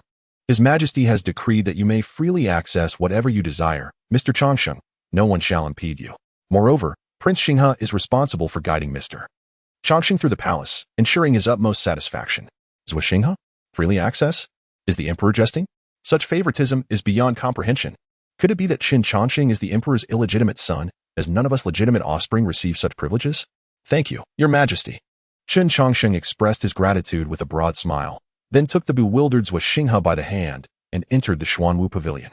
Within the pavilion, surrounded by an array of exquisite volumes, Chen Changsheng's mouth watered in anticipation. At that moment, Zhuo Xinghe regained his composure from the shock and hesitantly inquired, "Sir, you are not surnamed Zhuo, are you?" Upon hearing this, Chen Changsheng rolled his eyes in exasperation and replied, "Please refrain from such ethical jokes. My surname is Chen. And that is indisputable. I am neither the emperor's illegitimate child nor your elder brother." While deriding Zhuo Xinghe, Chen Changsheng continued selecting books from the Xuanwu Pavilion. Observing this, Zhuo Xinghe pressed on with his inquiries. "Since you are not the heir of his majesty, why does the emperor treat you with such favor? Is it merely because you have discerned his thoughts?" As Zhuo Xinghe inquired, Chen Changsheng was simultaneously selecting an array of books. Soon a tome, comparable in size to a house, appeared before him. "What is this book?" Although Chen Changsheng did not respond to his question, Zhuo Xinghe respectfully stated, "This is the historical record of the Xuanwu Kingdom, chronicling all events since its founding." "Ah, so it is the historical record of the Xuanwu Kingdom. What a remarkable treasure." With that, Chen Changsheng gradually ascended, aligning himself with the grand tome. He observed that a portion of the massive book had been opened, and within that section lay the account of the Bronze Ancient Palace. Pointing to the record of the Bronze Ancient Palace, Chen Changsheng remarked, "This account is how you came to know of it, correct?" Zhuo Xinghe replied, "Indeed. I recently visited the Xuanwu Pavilion to retrieve the 9 transformations of the profound art, seeking to invite you out of seclusion. It was by chance that I stumbled upon this clue." Upon hearing this, Chen Changsheng nodded, saying, "His Majesty has gone to great lengths to invite me out." Zhuo Xinghe responded with confusion, "What do you mean by that? When has my father invited you?" Facing Zhuo Xinghe's perplexed expression, Chen Changsheng said, "What are you looking at? You do not truly believe that the clue to the Bronze Ancient Palace was discovered by you alone, do you? This book is exceedingly thick, filled with vast content. And it is mere coincidence that an open page contains the very information I seek. Do you not find this a tad too fortuitous?" Upon hearing this, Zhuo Xinghe expressed his astonishment. "Then who is it that has been orchestrating this behind the scenes?" Chen Changsheng replied, "Who else but your father? For 10 years. You have sought me out annually. Such unusual behavior cannot escape the emperor's notice. Upon discovering my existence, His Majesty would naturally investigate my background and circumstances. Perhaps out of curiosity regarding my person, he gently nudged you towards me, leading me to this city of Chang'an. But the matter of the Bronze Ancient Palace has only been mentioned to me." Zhuo Xinghe interjected, "Indeed, but if you were to investigate the Bronze Ancient Palace, the information would inevitably leak. Investigations require inquiries or the consultation of ancient texts. In this small expanse of Chang'an, do you think your father would remain unaware of your actions?" Zhuo Xinghe responded, "I suddenly feel as though I am a child." Chapter 37, Bidding Farewell to the Ancestor. Chen Changsheng and the Deal with the Emperor. Chen Changsheng's words left Zhuo Xinghe in a profound silence. After a moment, Zhuo Xinghe spoke, "Since you comprehend my father's intentions, what do you believe he will do next? What else could he do but consider whether he can accept the price I have proposed?" Upon hearing this, Zhuo Xinghe gazed at Chen Changsheng in astonishment. "Do you, sir, possess assurance regarding entry into the ancient Forbidden Land?" "I do have a modicum of assurance, though it is not substantial, merely half a measure. However, do not underestimate this half measure, should you wish to procure it from me. Even if your father were to offer the entirety of the Xuanwu Pavilion in exchange, it would still be a considerable profit." With that, Chen Changsheng waved his hand dismissively. "Very well, you may take your leave now. I wish to enjoy some quiet time with my book. Furthermore, do remember to have someone transcribe all the texts from the Xuanwu Pavilion for me, so that I may peruse them at my leisure." In response to Chen Changsheng's request, Zhuo Xinghe's lips twitched slightly, yet he refrained from uttering a word, for he understood that this matter was beyond his purview. After Zhuo Xinghe departed, Chen Changsheng began to meticulously leaf through the historical records of the Xuanwu Kingdom, a pursuit that would consume an entire month. During this period, the Xuanwu Kingdom consistently sent forth numerous resources for cultivation, all of which Chen Changsheng accepted without hesitation, yet he made no mention of the ancient Forbidden Land. Crunch. Biting into the coveted spiritual fruit that countless individuals yearned for, Chen Changsheng lay upon the oversized pages, engrossed in his reading. His leisurely demeanor evoked envy from those around him. "You truly possess remarkable composure," a voice remarked from nearby. Chen Changsheng turned to see Zhuo Huang, who had unbeknownst to him arrived at the Xuanwu Pavilion. "I pay my respects, Your Majesty." Chen Changsheng bowed, but Zhuo Huang did not acknowledge him. Instead, he scrutinized the historical texts of the Xuanwu Kingdom. "In just a month, you have perused so much. It appears you have a genuine fondness for reading. Your Majesty, you possess an astute eye. I harbor no unique hobbies, save for my profound affection for books, for they bestow upon me an inexhaustible well of knowledge." Upon hearing Chen Changsheng's words, Zhuo Huang gently caressed the books before him. "You have been granted the Xuanwu Pavilion, attained the title of National Master. and accepted all the resources bestowed upon you. Yet, your insatiable greed persists. Do you truly believe I would hesitate to eliminate you? Upon uttering this, Zhuo Huang's icy gaze fell upon Chen Changsheng. Noting this, Chen Changsheng smiled broadly. Your Majesty, your words are misplaced. Although I have acquired many treasures, they are not what I truly desire. Transactions should embody fairness. Coercion is unacceptable. Your power is indisputable, and my life rests solely in your thoughts. However, I am quite certain that you will not take my life, nor will you compel me to act against my will. Humph. Zhuo Huang snorted coldly. What gives you such confidence? Is it not the ancient forbidden land? Chen Changsheng replied. You are more aware than I of the terrors that lie therein. To venture into such perilous territory, one cannot afford any missteps. This implies that those you bring must be utterly loyal. If you were to force my assistance, I imagine it would cause you some unease. Faced with Chen Changsheng's audacity, Zhuo Huang fell silent for a moment before speaking. State your terms. I seek your assistance in eliminating an individual. As for the half chance, you shall also benefit from the act. Intriguing. The person you wish to eliminate must surely be of no ordinary caliber, if even your strength and wisdom cannot suffice. Although you have shifted your cultivation to the methods of the Xuanwu Kingdom, I still sense another path within you. If I am not mistaken, you hail from the Decaying dynasty, 30,000 miles away. The Star River has consistently sung your praises to the heavens. I wonder if you would be inclined to share tales of your past? Upon hearing this, Chen Changsheng smiled faintly and replied, Since your Majesty wishes to listen, I shall recount my story. This tale begins 80 years ago. Chen Changsheng narrated his experiences with the Ascended Master in their entirety. However, while recounting his story, he chose to omit the relationship he shared with Ikkyu and the others. Faced with a person whose time was drawing near, he had no desire to disclose his own attainment of immortality. After the battle in the forbidden land of the Night Moon Kingdom, I fled to the Xuanwu Kingdom, where I remained for 43 years.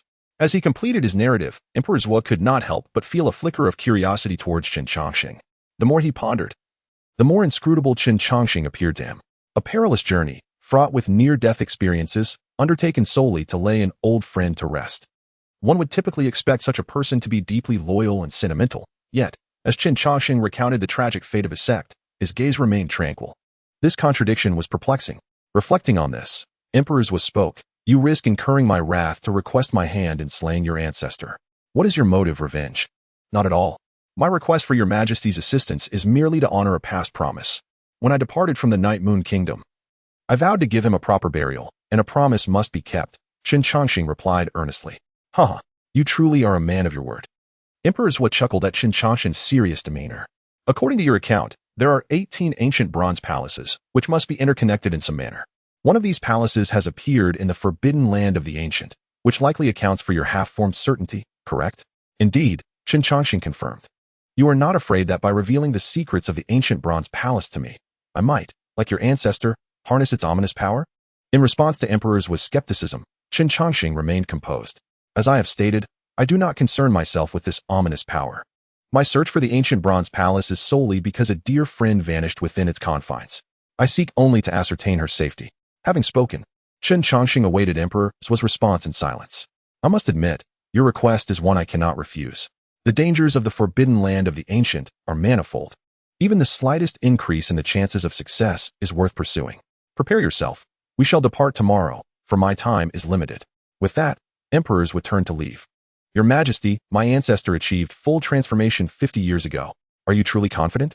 Upon hearing this, emperors will pause momentarily. How vast is the Xuanwu Kingdom? Even combined, the Night Moon Kingdom and the Great Qian Dynasty scarcely equate to half its expanse. Are you bold enough to enter the terrifying forbidden land of the ancient? Even with your ancestors' mastery, the horrors of the forbidden land of the ancient are beyond description. Not only those at the pinnacle of transformation, but even those above it would likely steer clear. The Xuanwu Kingdom was once not particularly large. Its current standing is solely the result of my relentless efforts. I have vanquished 2 nations akin to the Great Qian Dynasty, daring to undertake what is beyond the reach of those above the divine transformation. With that proclamation, the figure of the left emperor vanished entirely. Following his disappearance, the vast Xuanwu Pavilion was left with only Chen Changsheng. Gazing toward the direction of the Great Qian Dynasty, Chen Changsheng murmured, Master Ancestor, after 50 years, your disciple is finally here to fulfill his promise. You must be quite astonished. Chapter 38, The Return of the Mourner, awaiting the old friend's worship, comparable to mountains, ascended slowly into the sky as Chen Changsheng stood on its deck, peering toward the Great Qian Dynasty. 50 years passed in the blink of an eye. and memories of his old companions flashed through his mind. A timid yet kind-hearted little monk, the ever-adhesive ninth senior brother who trailed him, the injured third senior brother, and the little girl who always called him Brother Changsheng. A myriad of emotions surged within him, evoking an indescribable sentiment in his gaze. At that moment, Xianxia approached. "Sir, what are you gazing at?" he inquired, pulling Chen Changsheng from his reverie. "Merely reflecting on old friends," was Chen Changsheng's reply. "But we are 30,000 miles away from the great Qian dynasty. Can you truly see them? When they reside in the heart, there is no need for the eyes to perceive." Xianxia pondered Chen Changsheng's words, yet struggled to grasp his sentiments.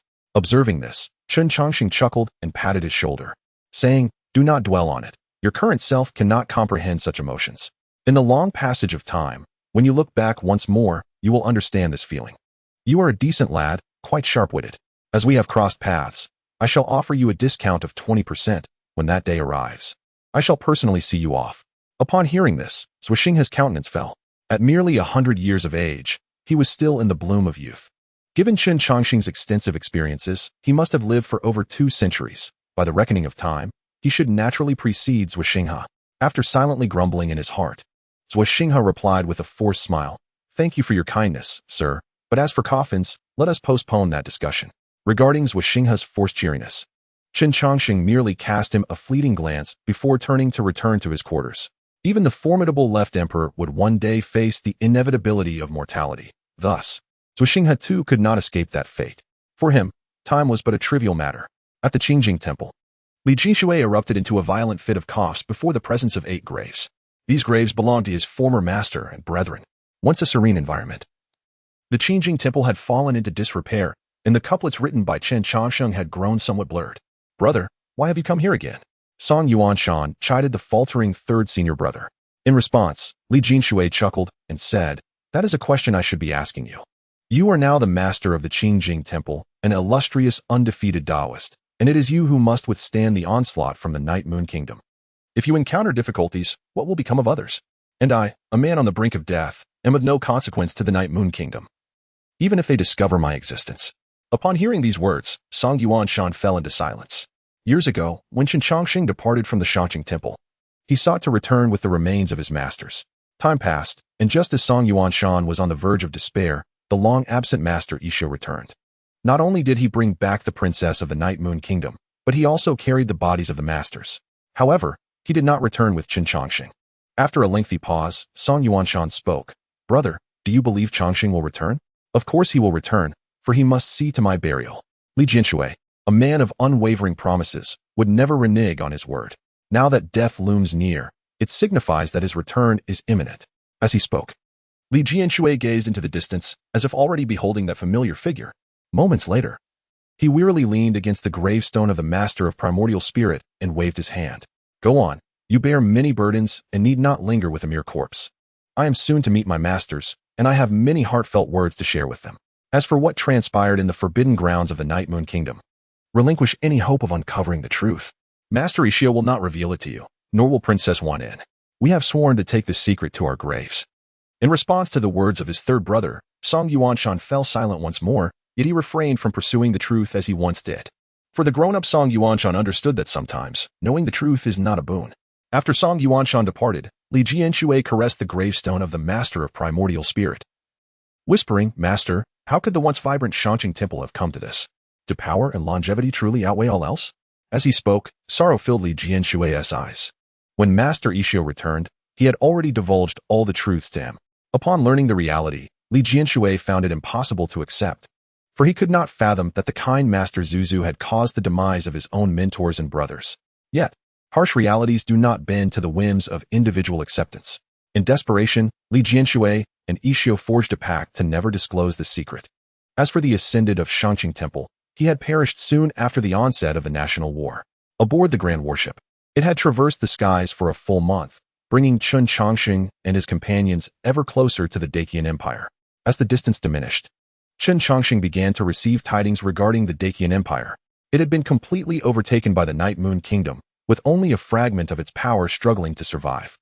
Additionally, he received reports of other developments. The Demon King of the Night Moon Kingdom had been slain by the Burial Man, and the newly appointed head of Xianxia Temple was renowned for his unparalleled martial prowess, earning him the title of the Invincible Taoist. "Sir, Is this burial man truly so formidable? To have silently slain a demon king within the territory of the demon race. You are of the Decaying Empire. The kingdom of Night Moon shares its borders with the great Qian dynasty. Have you heard any news about it? Xianxia, holding the intelligence he had just acquired, meticulously analyzed it, seeking to comprehend the strength of his future adversary. Observing this, Chen Changsheng clicked his tongue and remarked, I am familiar with the mourner, but rest assured, he shall not obstruct the kingdom of Xuanwu.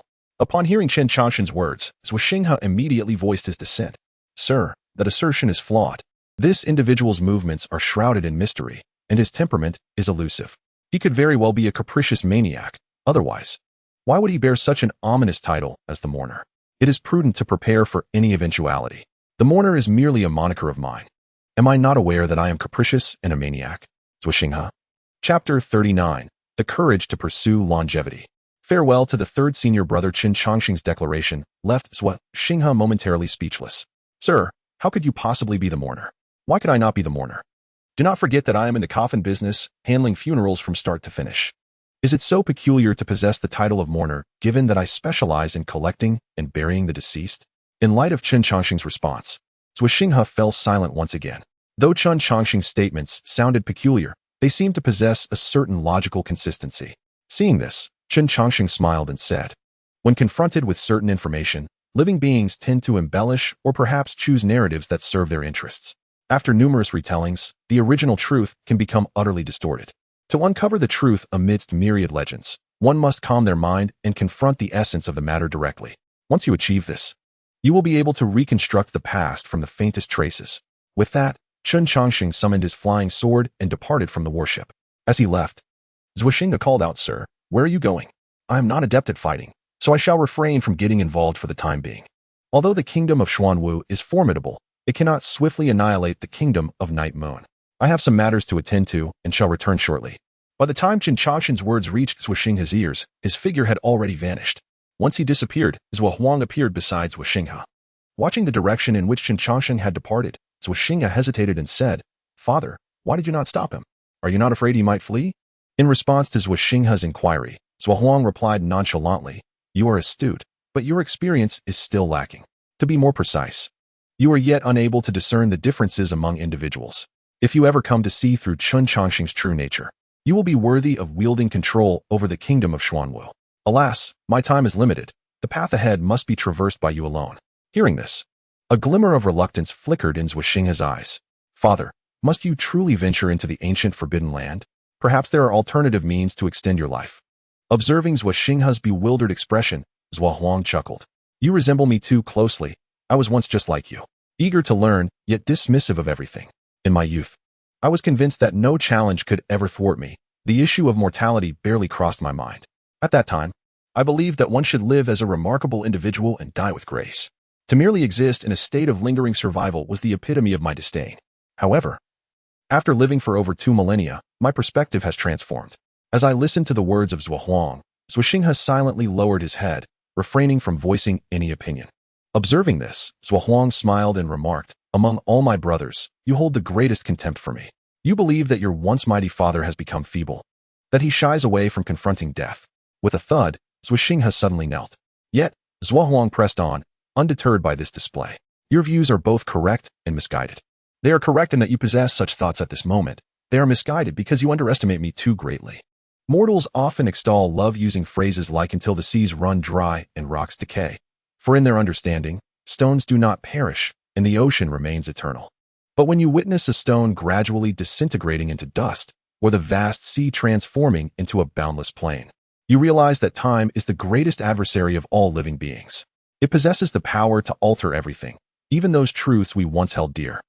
You acknowledge that facing death requires courage, yet you fail to recognize that pursuing immortality in the face of death demands an even greater bravery. If you were to occupy my position, would you possess the fortitude to seek longevity as I do? Contemplating Zhuo Huang's words, Xianxia pondered deeply.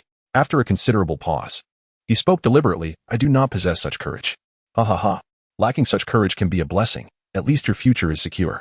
Should the opportunity arise, you must employ Chen Changsheng in the future. Upon hearing this, Xianxia furrowed his brow. Why? Because Chen Changsheng possesses qualities that I do not. 10 years ago, you ventured into the Beast Mountain range and were subsequently rescued by him.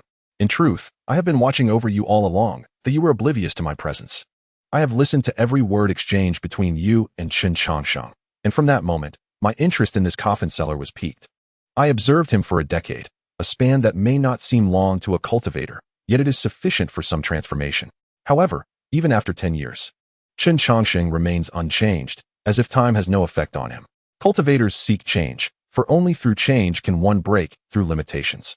Conversely, a nation seeks stability, for only stability can ensure longevity. Although I am the emperor of the Xuanwu kingdom, I am also a cultivator, and now is the time for me to seek change. You, however, have a long path ahead. Thus, you must pursue stability. With Chen Changsheng by your side, your future journey will be significantly more stable.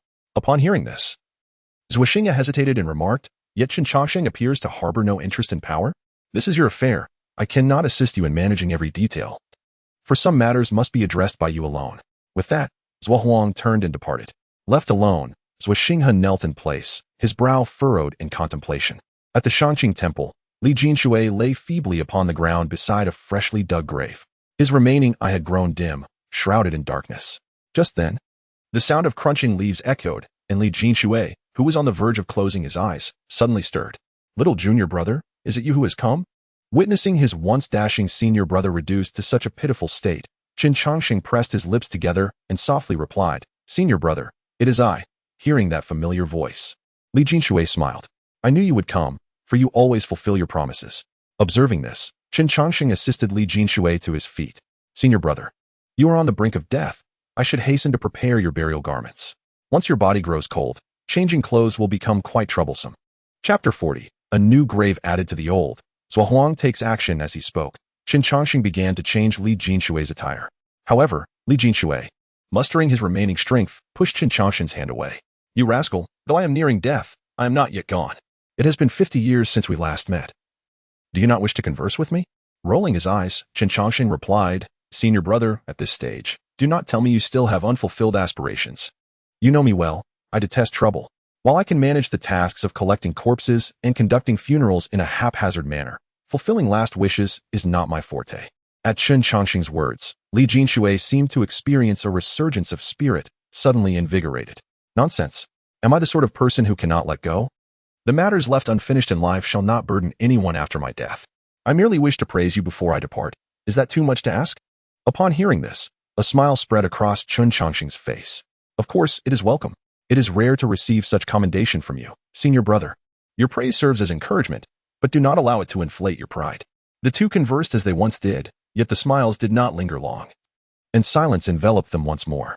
After a while, Li Jinshui struggled to reach for the tombstone of the master of Yuanshan. As he caressed the inscription upon the stone, a drop of light brown blood wept from his solitary eye. In this life, one season follows another. Regardless of the grandeur one achieves in life, one cannot escape the finality of these wooden boards. All techniques, all divine weapons, are but fleeting memories. When you fashioned a coffin from Master S. Thunderwood, I thought it a childish whim. Yet now I comprehend that among the Shangqing temple, you possess the clearest understanding. With that, the corners of Li Jinshui's mouth quivered. After a long pause, he regained his composure, a smile once again gracing his face. "Having voiced my sentiments, allow me to see what kind of coffin you have prepared for me." Faced with Li Jinshui's urging, Chen Changsheng retrieved a pristine coffin from the system space. "Senior brother, I have prepared for you a magnificent coffin made of golden silk nanmu. This one can preserve a body for a millennium without decay. Feel it." As he spoke, Chen Changsheng assisted Li Jinshui to the front of the coffin. Running his fingers over the wood's grain, Li Jinshui nodded in satisfaction. "Excellent. It was worth my affection for you. Have you prepared the coffin for our grandmaster?" "Indeed, I have. It is crafted from a millennium-old peach which struck by lightning, inscribed with all the formations I have learned, ensuring our grandmaster shall never rise again." He continued, "When the time comes, I will bury both him and you together, allowing you to reminisce about the past." Hearing Chen Changsheng's response, Li Jinshui erupted into hearty laughter. "Only you, little junior, could think of such thoughtful arrangements." After this, Li Jinshui stood straight, adjusting the creases of his clothing, and then he was forever frozen in that pose. Observing the lifeless form of Li Jinshui, Chen Changsheng calmly undertook the arrangements for his final rites. Once everything was completed, he buried the coffin in the grave that Li Jinshui had prepared, subsequently erecting a tombstone. The inscription on the stone read simply, "The Mourner." Gazing at the tombstone he had set up with his own hands, Chen Changsheng quietly produced a jar of wine. "Senior brother, This is the floral wine I brewed according to ancient methods. During our time in the infinite secret realm, I prevented Yuanshan from engaging in conflict with others. As per tradition, I am sure I will be reprimanded by Master again. To evade punishment, I prepared a portion of this floral wine for him, hoping he will show mercy. The remainder is intended as a bribe for you, to speak favorably on my behalf. Yet, unexpectedly, upon emerging from the infinite secret realm, events unfolded in rapid succession, and it was only now that you could finally taste this floral wine. However, this delay is not entirely a misfortune.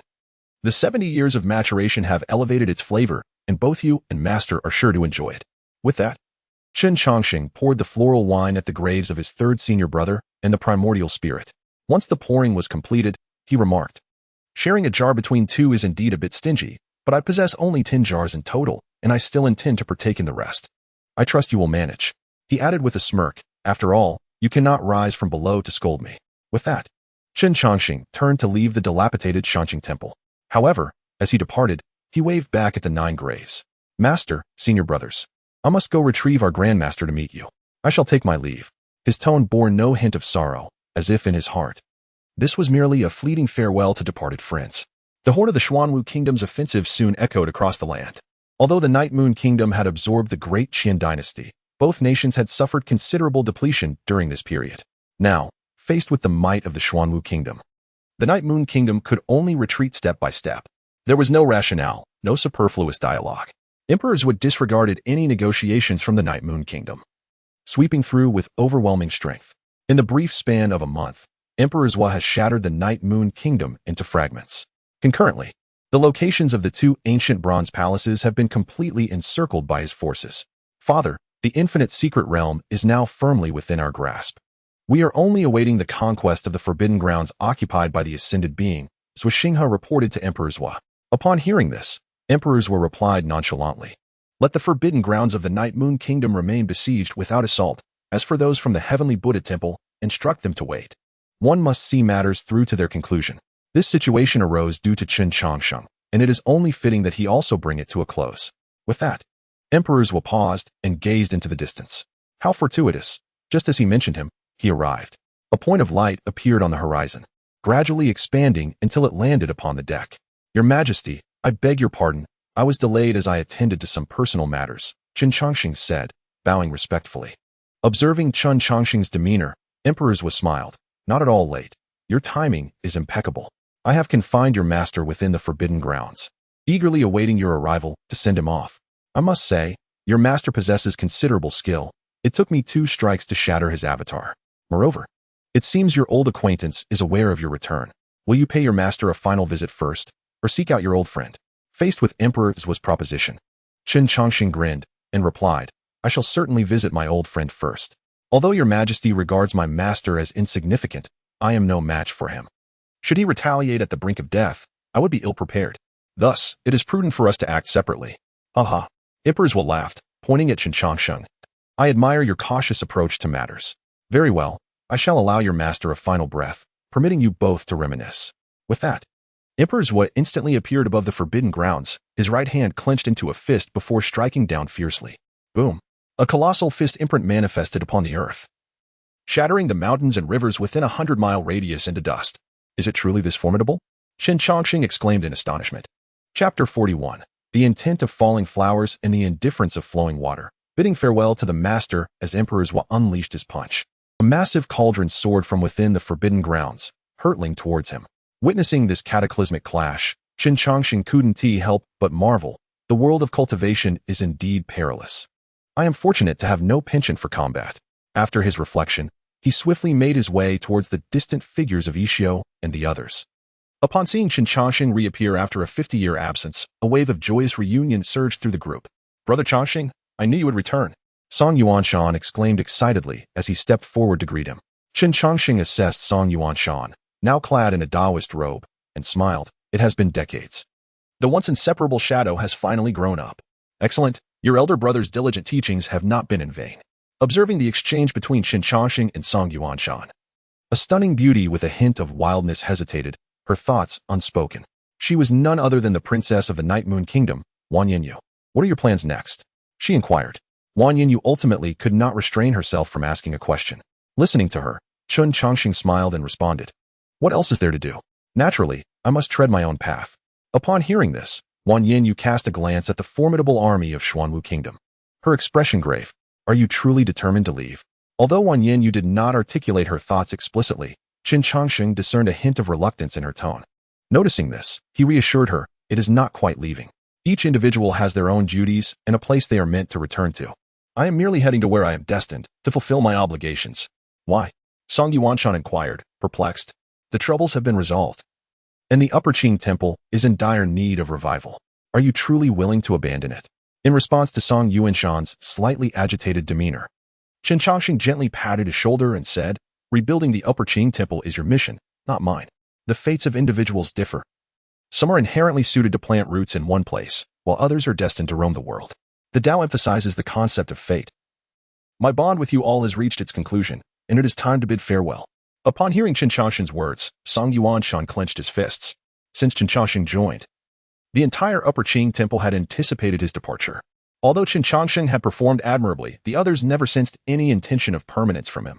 To be more precise, Song Yuanshan regarded the Upper Qing Temple as home, while Chen Changsheng perceived it merely as a temporary refuge. Throughout life, one traverses numerous locales and may grow attached to certain places. Yet, only one place can truly be called home. As Chen Changsheng did not regard the Upper Qing Temple as his home, no matter how much he cherished it, he would ultimately depart. Having said this, Chen Changsheng turned to the composed Xiao. Little monk, I have known you the longest. I am about to leave. Will you not try to persuade me to stay? Upon hearing Chen Changsheng's words, Xiao rolled his eyes dramatically and replied dismissively, if you, Chen Changsheng, choose to leave, who could possibly make you stay? We are akin to the flora and fauna of this land, while you are but a transient bird. Regardless of how long you linger, you will inevitably take flight. I have anticipated this day for quite some time. As Xiao spoke, the battle on the side of Zhuahuang also drew to a close. Observing this, Chen Changsheng smiled and remarked, decades have passed, and your understanding of Buddhist teachings has indeed progressed. Keep striving, aspire to become a great master in the future. With that, he declared, now that matters over there have concluded, I must go retrieve the remains of an old friend. He then turned and walked towards the forbidden area. Watching Chen Changsheng's retreating figure, the three of them were enveloped in profound reluctance. However, the sentiment in Wang Yu's eyes contained an additional layer of emotion. Sensing this, Xiao sighed and said, stop staring. This fellow will not linger for anyone. Moreover, you have spent the past 50 years vowing to retaliate against Chen Changsheng for the humiliation he once inflicted upon you. Now that he is here, why do you not take action? To Xiao's words, Wang Yu coldly replied, his strength is formidable. I am not his match at present. I can assist you. He is not particularly skilled in combat. If we join forces, we might have the chance to give him a good thrashing. In response to Xiao's disruptive remarks, Wang Yu retorted angrily, the Buddhist teachings emphasize compassion, yet you speak with such bitterness. I fear you are not far from falling into darkness. With that, Wang Yu turned to leave. However, halfway through, he paused. Would he see him again? It is uncertain, but if he lives a little longer, there is still hope. After receiving Xiao's answer, Wang Yu vanished completely. Perhaps from the moment his hair was dyed black, he had already deeply remembered this intriguing individual. In the forbidden area of the Night Moon Kingdom, Chen Changsheng carried an ornate coffin, carefully navigating various large pits until he arrived before the ancient bronze palace. Thud! The heavy coffin hit the ground, and Chen Changsheng smiled at the figure suppressed beneath the bronze palace, the ascended being. Master Ancestor, what do you think of the coffin I crafted for you? Upon hearing this, the ascended being glanced at the coffin and replied with a smile, not bad. It is evident that you have put in considerable effort. Since you narrowly escaped last time, I have felt an unshakable unease in my heart. Yet, I did not expect your return to be so swift, nor did I anticipate the strength of your allies. Listening to these words, Chen Changsheng cast a glance at Zhuahuang, who was studying the bronze palace. What can I say, Master Ancestor? You are so formidable. How could I possibly escort you alone? Now that we are at this juncture, might you indulge your disciple with a few questions? Certainly. The Infinite Secret Realm also harbors a bronze palace. Why did you choose to lay your plans in the Night Moon Kingdom? Something suppressed beneath the Infinite Secret Realm was destroyed, thus I sought out the Night Moon Kingdom. I see. Then allow me to pose my second question. Do you regret killing my master and the others? As he uttered this question, Chen Changsheng fixed his gaze intently on the ascended being's eyes, seeking to uncover the most genuine answer. After a long silence, the ascended being sighed softly. Just a bit of hardship, nothing more. For those who pursue the path of immortality, some sacrifices are quite normal. To attain liberation, one must endure the bitter and sweet of raw lotus. Ha! Upon hearing the words of the ascended being, Chen Changsheng laughed joyfully. What a marvelous sentiment. Master Ancestor, your resolve is commendable. I am in awe. If that is the case, then allow me to accompany you on your final journey. As his voice faded, Zhuo Huang appeared beside Chen Changsheng. Despite facing the one who had defeated him, the ascended being showed no sign of fear. Had I not been trapped, you would find it far from easy to slay me. Chapter 42. Braving the Ancient Forbidden Land. Just a bit of hardship in response to the ascended being's words. Zhuo Huang nodded. If you could live for another 1,000 years, perhaps we could decide the victor between us. Alas, you shall not live that long. By the way, what does the large hand in this drawing signify? You have studied the Bronze Palace for so long. You must know something. Ha! Of course I know. But do you think I would share it with you? Even if I did, would you dare to believe me? Indeed, I cannot trust your words. A beam of light shot forth from the hand of the left emperor, creating a small puncture in the forehead of the Ascended One. With the fall of the Ascended One, the colossal bronze ancient palace began to sink once more. Observing this, the left emperor swiftly intervened, employing unparalleled divine strength to halt the descent of the bronze palace. Seizing the opportunity, Chen Changsheng hastily retrieved the corpse of the Ascended One. With a thunderous crash, the bronze palace descended, thoroughly suppressing the ominous blood pool beneath. Exhaling a breath of murky air, the left emperor composed himself. Even he found it exceedingly taxing to prevent the actions of the bronze palace. After placing the body into a prepared coffin, Chen Changsheng inquired, Your Majesty, do you have any findings? Indeed, there is some information. Each bronze ancient palace should harbor a teleportation array, which contains some form of connection. However, I am uncertain of the specifics, as the teleportation array here has been destroyed. Our hopes now rest solely on the bronze palace within the infinite secret realm. If that teleportation array is still functional, it may very well grant us access to the ancient forbidden land. As he spoke, a flicker of excitement danced in the left emperor's eyes. Initially believing the bronze palace would offer only minimal assistance, he was astonished to discover its profound significance. This newfound knowledge increased his chances of safely entering the ancient forbidden land by at least 20%. By the way, this should belong to you. I return it now. With a resounding thud, a stone coffin was cast before Chen Changsheng. This coffin was the pivotal treasure that had aided Chen Changsheng's escape 50 years prior. Naturally, he felt immense joy at the recovery of such a precious item. Thank you, Your Majesty, he expressed, accepting the stone coffin, and then casually asked, Have you heard of the name of the 100 Defeats Immortal Sovereign, a figure from 2,000 years ago? I have indeed heard of him. I first encountered tales of his exploits when I was 10 years old. However, by that time, he was already a figure from 2 millennia past. The inscriptions on this coffin are from a dynasty that has been extinct for quite some time, having vanished long before my earliest memories. The reason I can comprehend them is that the dynasty's disappearance was relatively recent. Chen Changsheng's face was a canvas of questions upon hearing this. He had presumed that the 100 Defeats Immortal Sovereign was merely a figure from 2,000 years ago. Yet he was taken aback to learn that the left emperor had heard of him in his youth. Moreover, by that time, the legends surrounding the 100 Defeats Immortal Sovereign had already been circulating for over 2,000 years. This led him to ponder, if that were the case, then the 100 Defeats Immortal Sovereign must have existed 4,000 years ago. With this thought in mind, Chen Changsheng spoke, Your Majesty. If the 100 Defeats Immortal Sovereign existed 4,000 years ago, how formidable was his power? I cannot say for certain. Merely relying on a phantom to suppress the ominous presence and the Ascended One is a feat beyond my capabilities. Were it not for the suppression of the Bronze Palace, I too would have wished to harness the power of this place.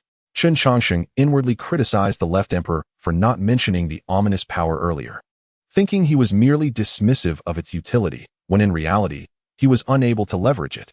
He then said, Your Majesty, I must proceed to lay my ancestor to rest. I shall take my leave for now. Go forth, the left emperor replied. However, it must be done swiftly. Extracting the ancient bronze palace from the infinite secret realm would not require an excessive amount of time. With the permission of the left emperor, Chen Changsheng turned and departed from the forbidden grounds of the Night Moon Kingdom. A fortnight passed in the blink of an eye. Through the concerted efforts of the Xuanwu Kingdom, the ancient bronze palace within the infinite secret realm was forcibly unearthed. Standing on the deck, Chen Changsheng gazed upon the lands of the Decaying Empire, a wave of nostalgia washing over him. He had resided on this land for nearly 2 centuries. 200 years ago, he had never imagined he would leave the Decaying Empire, nor did he foresee intertwining with the formidable beings of the cultivation world. At that time, his only desire was to live a quiet life and engage in some interesting endeavors. Yet, Various circumstances had acted like an invisible hand, inexorably propelling him to his present position. Reflecting upon this, Chen Changsheng looked at his own hands and murmured to himself, "It is indeed a twist of fate that one who least desires to cultivate could reach the nascent soul stage." With that, a smile returned to his face as he turned and re-entered the cabin. A chapter had concluded, regardless of its past grandeur and thrilling moments. It had ultimately come to an end. Those who remain must always look forward. A colossal beast, comparable to a small mountain, let out a roar. Faced with such a formidable creature, all living beings trembled in fear. Yet, even more astonishing was the fact that this mighty beast was merely harnessed to pull a cart, upon which sat the Xuanwu Emperor. Thud, thud, thud. The sound of war drums echoed as the million-strong army of the Xuanwu kingdom stood silently in place. Despite their immense numbers, not a single sound could be heard.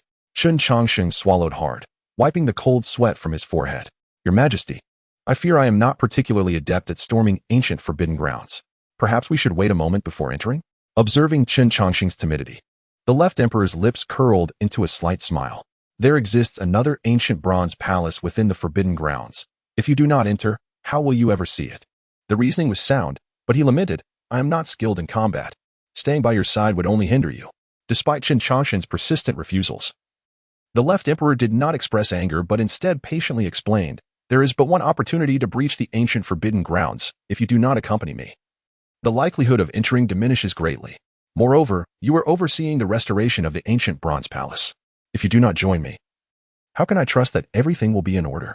Upon hearing the left emperor's words, Chen Changsheng's mouth twitched. Yanxing had vanished within the teleportation array of the ancient bronze palace. He had initially intended to investigate the connections between the teleportation arrays thoroughly, having no ulterior motives. With a sigh of resignation, he turned his gaze towards the ancient forbidden grounds ahead.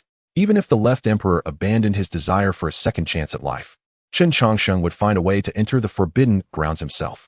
Were it not for this determination, he would have long since slipped away and would not foolishly remain in the Xuanwu kingdom. Chapter 43. The True Terror, the Foundation of the Xuanwu Kingdom. The crimson land stretched endlessly before him. In the distance, a black mountain loomed amidst the crimson earth, the two colors forming a stark and vivid contrast. The million-strong army of the Xuanwu kingdom halted at the border of this scarlet land. Even a figure as formidable as Emperor's Wood dared not tread lightly upon this territory, for beyond lay the fabled ancient forbidden land.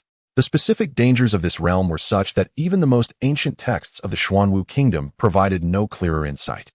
The records concerning the ancient forbidden land were succinctly encapsulated in 7 ominous words: Great Terror, 10 deaths without life. With a gentle exhalation, Emperor's War released a breath of murky air, then waved his right hand, dispatching 3 humanoid puppets into the ancient forbidden land. These puppets were crafted from the entirety of the resources of the Xuanwu kingdom. Each puppet possessed the capability to contend with a powerful deity, and their defensive prowess was such that even a full-force assault from a deity-level cultivator would struggle to breach their defenses. Utilizing these puppets to explore the ancient forbidden land was undoubtedly the most secure and prudent method. With a measured cadence, the puppets, under Emperor's Wood's guidance, cautiously stepped into the confines of the ancient forbidden land. However, contrary to expectations, no imminent danger materialized. The puppets advanced several miles without incident. Observing this, Xianxia let out a sigh of relief and remarked, "It appears the ancient forbidden land is not as foreboding as anticipated." But before Xianxia could finish his thought, a sudden gust of wind swept through, and the 3 humanoid puppets disintegrated into dust. Faced with this unheralded turn of events, all present fell into a profound silence. Gulping hard, Chen Changsheng felt his lips twitch, contemplating whether to inquire of Emperor's War regarding the recent occurrence. Yet, upon seeing the Emperor's frosty countenance, he dismissed the notion. Recognizing the futility of the puppet reconnaissance, Emperor's War raised his hand once more. The million-strong army of the Xuanwu kingdom sprang into action, forming a complex and esoteric formation. They converged their collective strength, culminating in a formidable black spear spanning several miles. This method of uniting their energies was one of the kingdom's trump cards, a cornerstone of their undefeated legacy through years of warfare. Kill! The army roared in unison, their voices resonating with such force that the very clouds above shattered. The spear, capable of annihilating all, surged forth with an unstoppable momentum towards the black mountain of the ancient forbidden land. Boom! The spear, however, did not make contact with the mountain. Instead, it collided with an imperceptible barrier. In response to this overwhelming assault, intricate silver runes illuminated within the ancient forbidden land, covering every inch of its terrain. Chen Changsheng, well-versed in formations, felt a splitting headache from merely glancing at the complex patterns, his vision dimming. The tremendous backlash compelled him to avert his gaze, unwilling to scrutinize the supreme runes within the ancient Forbidden Land. Kill. Faced with the impenetrable formation of the ancient Forbidden Land, the Grand General of the Xuanwu Kingdom bellowed once more. The million soldiers commenced to bleed from all 7 orifices, forcibly enhancing their power at the expense of their very lives. With an abundance of vital energy infused, the black spears transformed into a crimson hue, their might multiplied manifold. Under such reckless augmentation, the blood-red spears achieved a measure of success, breaching the invisible barrier by an inch. Just as the crowd reveled in their recent accomplishment, the piercing whinny of a steed echoed in everyone's ears. Subsequently, a skeletal horse emerged from the earth, bearing upon it a suit of bronze armor. At first glance, it appeared as a specter, yet a closer inspection would reveal the emptiness beneath the armor. Clatter, clatter, clatter. The bronze-armored figure galloped swiftly toward the crowd on the skeletal horse, shattering the spear, which embodied the strength of 1,000,000 soldiers, with a single strike of its decayed weapon. Witnessing this uncanny spectacle, Chen Changsheng felt a chill run down his spine. As the bronze figure charged forth, 3 venerable elders suddenly surged from the throng. With their first strike, they caused the very mountains to tremble and the heavens to change hue. These 3 elders represented the foundation of the Xuanwu Kingdom, each having survived for 1.5 millennia. The left emperor, nearing the end of his lifespan, sought to forcefully breach the ancient forbidden ground. Meanwhile, the elders of the Xuanwu Kingdom likewise aimed to seize this opportunity to extend their lives. As the foundation made its move, the previously dormant left emperor also sprang into action. He commandeered his war chariot, channeling his physical prowess to its utmost, managing to carve a fissure within the supreme formation. Boom, boom, boom. The cacophony reverberated in Chen Changsheng's ears, compelling the feeble youth to curl up in a corner of the chariot, furtively glimpsing his surroundings. Observing the left emperor's frenzied combat, Chen Changsheng could not help but admire the formidable strength of the ruler. The cultivation methods on this land were rather intricate, with some focusing on internal refinement and others on external enhancement. The Decaying dynasty epitomized internal cultivation, categorized into the realms of qi training, foundation establishment, golden core, nascent soul, and god transformation. In contrast, the Xuanwu Kingdom exemplified external cultivation, emphasizing the supremacy of the physical form. The delineation of external cultivation was more straightforward, merely classified by simple tiers. As for the criteria, they were assessed based on one's chosen practice, ultimately yielding minimal differences in classification. Although internal and external cultivations differed in methodology and nomenclature, their realms of power corresponded precisely. The first layer of body refinement aligned with qi training, while the 5th layer corresponded with the god transformation stage. When the left emperor previously disregarded the feathered immortal, Chen Changsheng had speculated about the emperor's realm of power. The god transformation stage was the 5th level of cultivation. To so effortlessly slay the feathered immortal, the left emperor must have attained at least the 6th level. Yet, upon witnessing the full extent of the left emperor's power, Chen Changsheng realized he had underestimated him. The emperor had unequivocally stepped into the 7th realm of cultivation.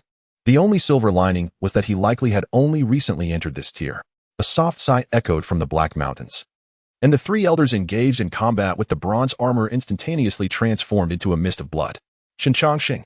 As the great terror manifested, the aura surrounding left emperor intensified. Come forth, sword, he bellowed, subsequently shattering the fabric of space with a single punch, drawing forth an ancient long sword from the void. The unrestrained bronze armor then redirected its assault toward left emperor. With a swift motion, a blade of sword energy surged forth, instantly shattering the bronze armor into countless fragments. This divine weapon was none other than the treasured sword of Xuanwu Kingdom, the true martial sword. Chapter 44, Severing All with a Single Strand. Chen Changsheng, trapped in the ancient Forbidden Land, having dealt with the troublesome bronze armor, left emperor once again wielded his sword, unleashing unparalleled sword energy to break through the formations of the ancient Forbidden Land. The once invincible and formidable formations crumbled before the true martial sword, becoming as fragile as tofu. Witnessing this turn of events, Chen Changsheng, hidden in a corner of the war chariot, felt a surge of joy. However, before he could revel in his elation, a chilling snort echoed from within the Black Mountains. With the sound of the snort, a slender strand of hair danced in the wind. Clang! The crisp sound of severance rang out, as the treasured sword of Xuanwu Kingdom, capable of cleaving through extraordinary formations, was effortlessly bisected by a mere strand of hair. The true martial sword, left emperor's form, the million-strong army of Xuanwu Kingdom, all was cleaved in twain. It seemed as though the hair drifting from the Black Mountains was the true divine weapon. Though his body was halved, Left Emperor continued to rage furiously, controlling his upper half. A massive bronze ancient palace materialized above him, summoning the bronze palace acquired from the infinite secret realm. A faint resonance emerged from the depths of the Black Mountains. The formations within the bronze palace radiated a brilliant light under Left Emperor's full exertion.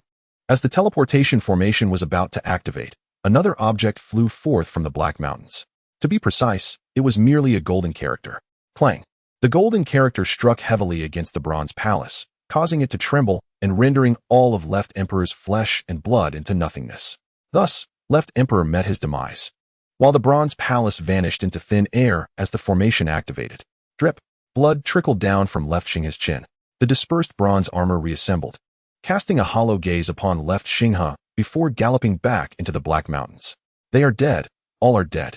The plan, which had exhausted the entire might of Xuanwu Kingdom, ended in utter failure. Left Xingha's survival was not due to his strength, but because the taboos within the ancient Forbidden Land desired to leave one alive. They wanted Left Xingha to return and proclaim to the world that the ancient Forbidden Land is inviolable. The ancient Forbidden Land. Boom. The bronze ancient palace landed heavily on the ground, with another similar palace not far away. The two bronze palaces sat haphazardly within the Black Mountains, while Left Emperor's remains lay scattered like refuse. With the death of Left Emperor and the descent of the bronze palace into the Black Mountains, the ancient Forbidden Land once again fell into tranquility. Time flows slowly, and the world around is ever-changing, yet the ancient Forbidden Land remains unaltered through the ages. However, 3 months later, the once silent expanse stirred with activity. The faint sound of stone scraping echoed as a half-buried sarcophagus began to shift. A narrow crevice opened, revealing a pair of vigilant eyes surveying the surroundings. Indeed, the owner of those eyes was none other than Chen Changsheng. The moment a single strand of hair appeared, he sensed something amiss. Confronted with an indescribable terror, Chen Changsheng instinctively took a decisive action. He sought refuge within the sarcophagus left by the immortal of 100 defeats, consuming a specially crafted elixir to induce a state of false death. After ensuring that no danger lurked outside, he cautiously emerged from the sarcophagus. Goodness, is this the terror of the ancient Forbidden Land? This world is undeniably perilous. Although 3 months had elapsed, the events from that time still haunted Chen Changsheng. After expressing his sentiments, he began to curiously observe his surroundings, uncertain whether a state of false death could deceive the ancient Forbidden Land. He nonetheless recognized that he was still alive. His survival indicated that the Forbidden Land would not claim him, at least for the moment. There were numerous reasons for his continued existence. Perhaps the ancient land spared him out of respect for the immortal of 100 defeats. Or perhaps it deemed him too weak to be worth the effort of elimination.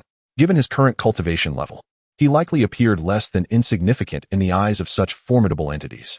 So trivial in existence, even if it managed to enter the ancient Forbidden Land, would soon meet its demise, rendering them disinclined to act. After observing for an entire hour, Chen Changsheng still detected no imminent threats within this ancient land.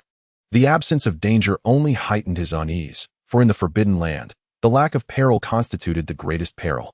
Contemplating this, he began to search his person, eventually retrieving a thread from the corner of his garment. With a gentle breath, he sent the nearly weightless thread soaring from his palm into the distance. In a flash, the ordinary thread disappeared, and a glimmer of golden light flickered on the ground. Though brief, Chen Changsheng discerned it clearly. Is this truly the end? He thought, anxiety surging within him. He had witnessed the unparalleled array patterns beyond the Black Mountains, and he knew he lacked the ability to break through them. What lay outside was merely a silver array, while within the Black Mountains resided golden patterns. Though he could not fully comprehend their power, he was certain that the golden array was far more formidable than the silver one. Realizing he was ensnared by these supreme patterns, Chen Changsheng, undeterred, explored other directions, only to find himself surrounded on all sides by the golden array. His ability to remain unscathed was not due to luck or a fortunate encounter with a gap in the patterns. It was not merely a matter of circumstance. Rather, the golden array beneath Chen Changsheng's feet was suppressed by the ancient bronze palace. Had it not been for this, he would have been rendered to nothingness the moment he departed from the stone coffin. System, what should I do? Am I to be eternally trapped here? In a state of utter helplessness, Chen Changsheng began to seek a solution from the system. Why does the host believe he will be forever confined here? Isn't it obvious? This array is extraordinarily formidable. Then why does the host not attempt to comprehend these intricate patterns? The study of formations has always been your passion. However, this array is far too complex. Given my current level of understanding, even a millennium would not suffice for comprehension. What about a millennium? Does time hold any meaning for the host? Upon hearing this, Chen Changsheng was momentarily taken aback. Indeed, time bore no significance for him. If 1,000 years of understanding were insufficient, then a mere 10,000 would suffice. With his present cultivation, while he could not claim to be exceptionally powerful, he was certainly capable of abstaining from food. He had long sought a tranquil and untroubled place. One must ask, is there a location in this world that is quieter and more devoid of conflict than the ancient Forbidden Land?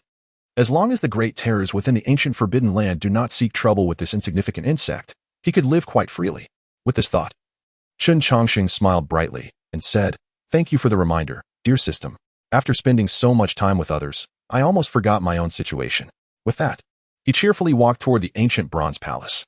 The Xuanwu Pavilion had provided him with a copy of the Celestial River's vast collection of tomes. Chen Changsheng had long wished to find the time to savor them. As for comprehending the golden array, he could wait a few decades. The array would remain. It would not flee. Chapter 45. Conducting business within the Forbidden Land. Chen Changsheng studies the array pattern senior. This price is truly not exorbitant. This is a coffin made of high-quality golden silk nanmu. Within 100 miles, who does not know of my reputation for offering exceptional quality at reasonable prices? Selling it to you at this price means I am hardly profiting. From within the black mountains of the ancient Forbidden Land, the faint sound of haggling could be heard. Upon closer inspection, one would find a young man conversing with a skeleton. This is my bottom line. If you do not object, I shall take it as your agreement. After speaking, the young man paused for several breaths, and upon hearing no dissenting voice, he swiftly commenced his task of collecting the remains. Indeed, this individual was none other than Chen Changsheng, who had been trapped in the ancient Forbidden Land for 50 long years. As he placed the skeleton into the coffin, Chen Changsheng began to examine the relics beside the remains. He noticed 3 items, a cauldron for alchemy, a jade slip, and a small porcelain vial, all quietly resting beside the skeleton. With a crack, as soon as Chen Changsheng's hand brushed against the delicate alchemical furnace, a pit suddenly appeared atop it. Observing this, he began to inspect the other 2 relics, but aside from the jade slip, the porcelain vial too succumbed to the fate of shattering. Alas, time truly is the most formidable weapon. Such a fine alchemical furnace reduced to waste, what a pity. With a slight murmur, Chen Changsheng examined the jade slip in his hand. This jade slip was crafted from a millennium-old cold jade, a piece so precious that even a fragment the size of a fingernail would cost 100,000 spirit stones. Yet, the jade slip in Chen Changsheng's grasp was as large as the palm of his hand. The elixir known as the Heavenly Restoration Ointment? As he pondered the formula inscribed on the slip, Chen Changsheng tilted his head, unable to recall any relevant knowledge from his memory. According to the records on the jade slip, this ointment possessed the miraculous ability to reverse life and death. Regardless of the severity of one's injuries or the nearing end of one's lifespan, possessing this ointment would grant an additional 7 days of life. True to its name, even if the heavens themselves were fractured, this single remedy could mend it. Having thoroughly understood the contents of the jade slip, Chen Changsheng casually tossed it into the confines of his system space. Naturally, he yearned to concoct such an extraordinary elixir. However, lamentably, his knowledge was insufficient, and he currently had no means to decipher the formula for the Heavenly Restoration Ointment. This skeletal remains had been stored here for an indeterminate number of years, and the information once circulating had long since faded. Chen Changsheng could only grasp a general understanding of the characters inscribed upon the slip, and the names of the herbs mentioned were completely foreign to him.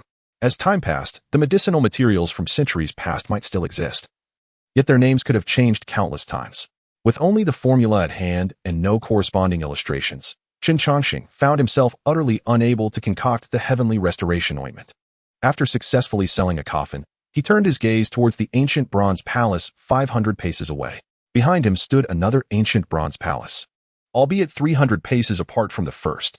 Gazing at the distant 500 paces, Chen Changsheng smacked his lips and then knelt down to study the golden array patterns on the ground. Beyond those 500 paces lay another ancient bronze palace that he sought, where the remains of the left emperor were also located. Initially, upon arriving at the desolate ancient Forbidden Land, Chen Changsheng intended to enjoy a leisurely existence for 2 or 3 decades before gradually studying the golden array patterns. However, having exhausted the tomes of the Xuanwu Pavilion in less than a decade, he had no choice but to delve into the golden array patterns instead. At the beginning, his progress was exceedingly slow. It took him an entire year to advance a mere inch, and even then, he had not fully comprehended that inch of the golden array patterns, merely managing to find a safe method of progression. Thus, Chen Changsheng spent a full 20 years before he managed to venture a mere 5 steps beyond the safe range of the ancient bronze palace. At that moment, he encountered his first customer in this place.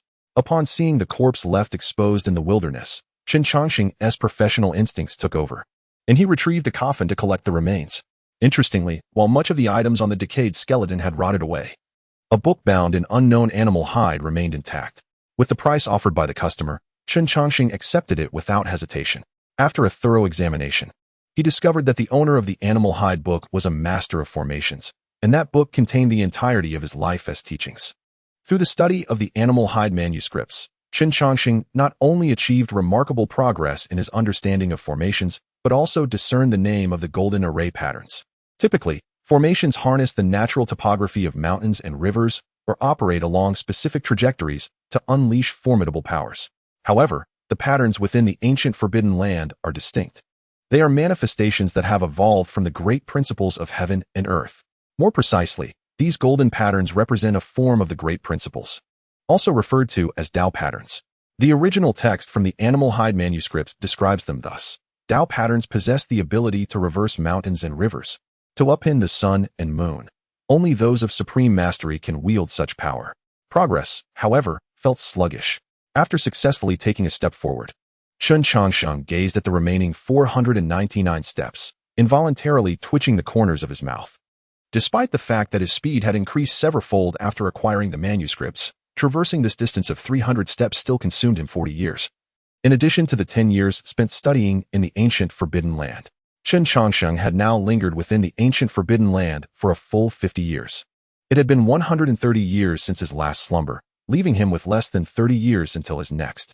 Contemplating this, Chen Changsheng promptly retrieved the animal hide manuscripts and began to leaf through them once more. Yet, after several attempts, he still could not fully comprehend all the characters inscribed therein. It was truly absurd. Why could one not create a universally understood script? If only he could recognize all the characters, his speed would likely increase severalfold. After expressing his mild frustrations, Chen Changsheng set off along the same path back. After 50 years of reflection, he had come to understand certain aspects of the ancient Forbidden Land. During the day, it was highly likely to be safe. However, at night, the situation was uncertain. In the first 10 years, he had witnessed shadows flickering outside the Bronze Palace on multiple occasions. This world had never known the concept of ghosts. Yet the entities that roamed the ancient Forbidden Land were unlikely to be human. Thus, for safety reasons, Chen Changsheng restricted his activities to daylight hours. When night fell, he would retreat into the Bronze Palace and then into the stone coffin of the 100 Defeats Immortal. After a while, as the sun set, Chen Changsheng successfully returned to the Bronze Palace. Several coffins lay quietly outside, shrouded in the night's ambience, enveloped in a strange atmosphere. Chapter 46, A Century-Long Pact. Chen Changsheng falls asleep again. Zhuo Huang, it's not that I refuse to collect your remains. It's simply that my time is drawing near. Please bear with me, and I shall return after some time to gather your remains. Chen Changsheng called out to Zhuo Huang, who was 800 steps away. 30 years in the ancient Forbidden Land was but a fleeting moment. In these final 30 years, Chen Changsheng advanced another 300 steps. Yet he was still 200 steps away from the Bronze Palace and Zhuo Huang's remains. As the time for his slumber approached, Chen Changsheng had no choice but to establish a pact with Zhuo Huang, promising to return a century later to collect his remains. Upon concluding his thoughts, Chen Changsheng turned and re-entered the Bronze Ancient Palace. The 80 years spent in this forsaken land could be described as the most tranquil period of his existence. Here, myriad grievances and vendettas were absent, replaced only by an enduring silence. Each day, Chen Changsheng devoted himself to the study of Tao patterns and the solemn task of gathering the remains of the long-deceased. In the process of collecting these bones, he often stumbled upon peculiar trinkets, rusty iron rods, expired elixirs, and among the most outrageous, a large silver bone. While the bone possessed no apparent utility, its hardness was unparalleled. After careful contemplation, Chen Changsheng decided to retain this curious artifact.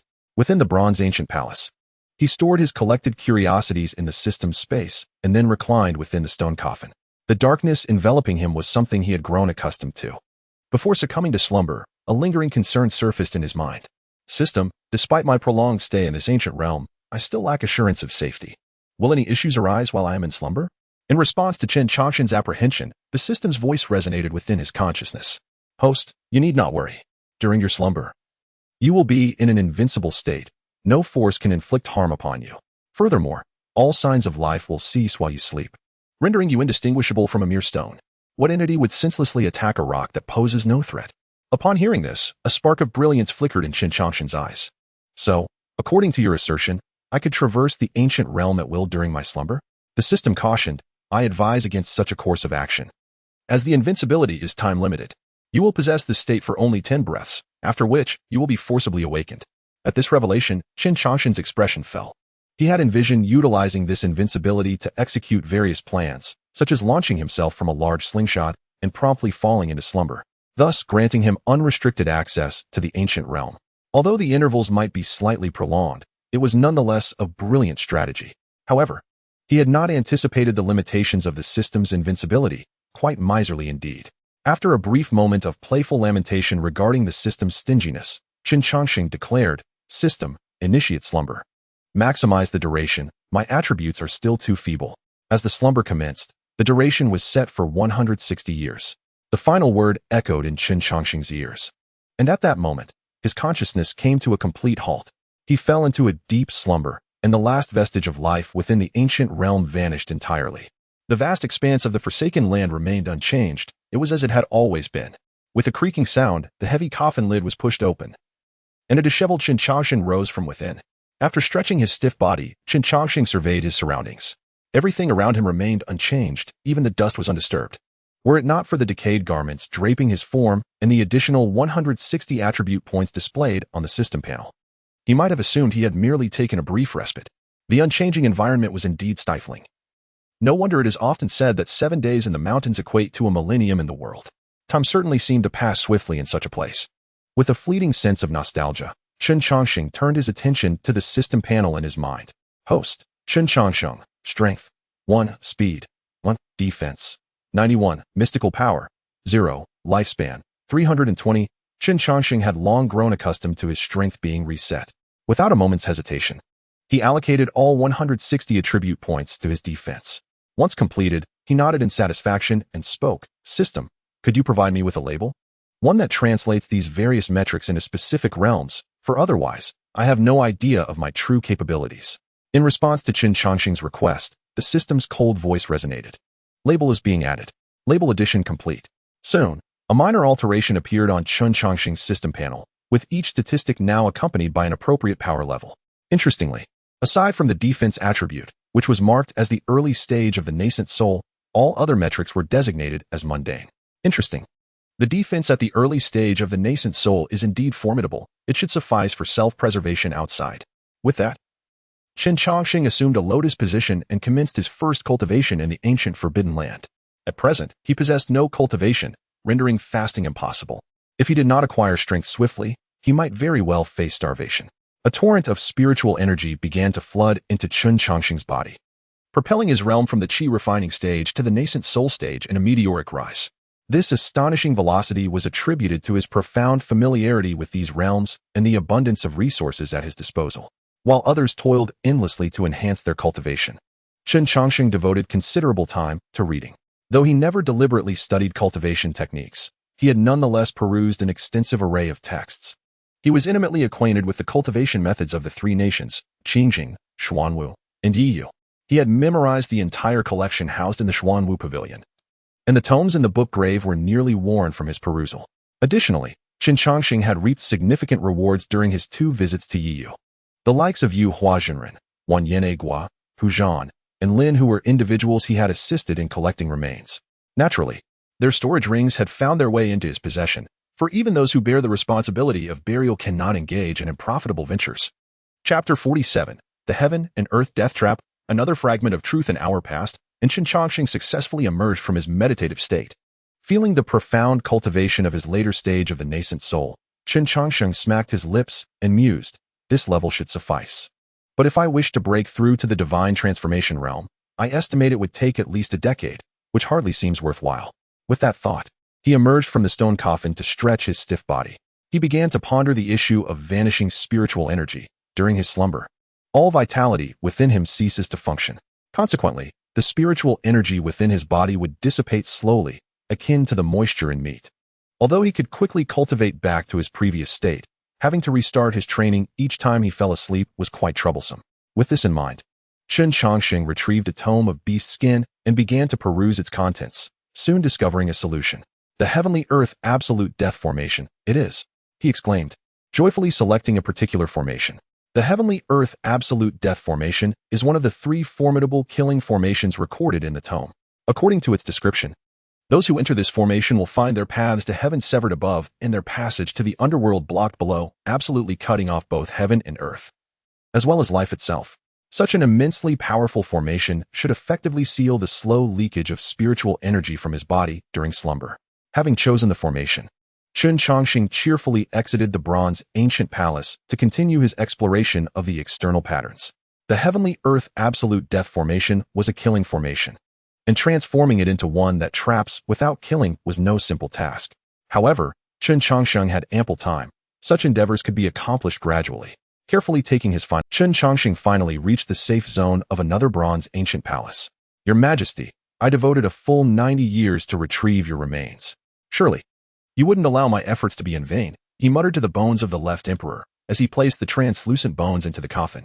As for the left emperor's missing lower half, Chen Changsheng could not find it at all, and in desperation, he resorted to using a wooden carving as a substitute. After completing the burial rites for the left emperor, Chen Changsheng naturally received 2 rewards. These consisted of the true martial sword, now devoid of its blade, and a golden piece that the left emperor had regarded as a heart-protecting mirror. As he examined the golden piece, Chen Changsheng furrowed his brow and murmured, "Isn't this the 9 transformations mystical art of the Xuanwu kingdom? Moreover, I feel as though I've encountered this object before." With that, Chen Changsheng rummaged through the system space and ultimately unearthed another golden piece of the same material. The 2 pieces gradually aligned, ultimately forming an intact page of a book. Faced with this development, Chen Changsheng gazed speechlessly at the coffin of the left emperor. "Your Majesty, this seems somewhat unscrupulous." It appeared that the ancestors of the Xuanwu kingdom had indeed ventured into the ancient forbidden grounds long ago, bringing back certain artifacts. Previously, he had been puzzled as to how the Xuanwu kingdom could know of the existence of a bronze ancient palace within the forbidden grounds if no one had ever entered. Now, with the 9 transformations mystical art as evidence, this riddle was unraveled. Afterward, Chen Changsheng looked at the golden piece in his hand, noting that he could not recognize a single character inscribed upon it. The only reason he could identify it as the 9 transformations mystical art was purely a stroke of serendipity. Within the possessions of xianxia, there exists a translation of the 9 transformations profound art. Adjacent to the name of this art are 4 peculiar symbols, which prompted Chen Changsheng to casually inquire about them. Xianxia explained that these 4 symbols represent the 9 transformations profound art, yet the means of translating such characters remains a mystery to all in the entire Xuanwu kingdom. At that moment, Chen Changsheng paid little heed to this information. However, after arriving at the ancient Forbidden Land, one day he stumbled upon the lower half of a golden tablet buried in the earth. This tablet is impervious and possesses remarkably sharp edges. Despite his inability to decipher the symbols inscribed upon it, Chen Changsheng chose to retain it as a collectible. Had he not discovered the upper half of the 9 transformations profound art from the left emperor, it is likely that even after a millennium, he would remain unaware that this was a fragment of the 9 transformations profound art. Reflecting on this, Chen Changsheng gently tapped the coffin of the left emperor, expressing his sentiments. "Your Majesty, it seems that the unsolvable enigmas of this world are often born from such circumstances. Ancestors of the Xuanwu kingdom have ventured into the ancient Forbidden Land. Only you truly know the extent of their knowledge regarding it. Furthermore, the ancestors brought forth the remnants of the 9 transformations profound art from that perilous place. The act of extracting an artifact from such danger is enough to signify its extraordinary nature. Now that you have passed, these secrets have been taken to the grave with you, which is indeed somewhat regrettable." With that, Chen Changsheng turned and made his way towards the bronze ancient palace. Ever since he learned of Nianxing's disappearance within the transmission array of the bronze ancient palace, he had diligently investigated the site.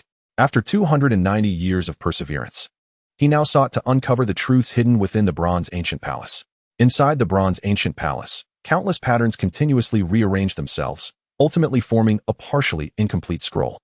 Unlike the bronze ancient palaces found in the infinite secret realm and the forbidden land of the Night Moon Kingdom, the one within the ancient forbidden land remains remarkably intact. As a result, Chen Changsheng was presented with a more detailed image. In the beginning, all living beings, striving to escape the grasp of the colossal hand, harnessed this ominous power. Initially, they successfully repelled the giant hand. However, as time passed, they discovered that this malevolent force was eroding the world. In response, the living beings allied with the giant hand, successfully driving back the ominous presence. Yet, despite their victory, a remnant of this dark power lingered. To prevent its resurgence, the living beings collaborated with the giant hand to construct 18 bronze ancient palaces, assigning them to 18 different races for guardianship. Of these, 9 palaces were entrusted to the giant hand, and to facilitate communication among them, they inscribed a tricolored transmission array within, which not only boasts an extensive range but is also impervious to external disruptions. Logically, after enduring hardships together, the living beings should have been able to coexist peacefully with the giant hand.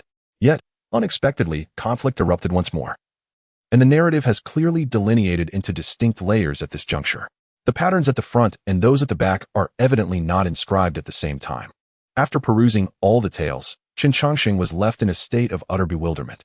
The tricolor teleportation array was initially designed for directed transmission. However, the ravages of war and the passage of time have likely displaced the 18 ancient bronze palaces from their original locations, rendering the tricolor teleportation array capable of only random transmissions. With a mere 1 in 17 chance, could he truly manage to locate Nianchen? Chapter 48, The Tricolor Teleportation Array. A concealed truth. Faced with such uncertainty, Chen Changsheng felt a profound reluctance. Yet, without assurance of Nianchen's safety, he remained deeply unsettled. Ultimately, he cast a glance at the tricolor teleportation array within the bronze palace and sighed.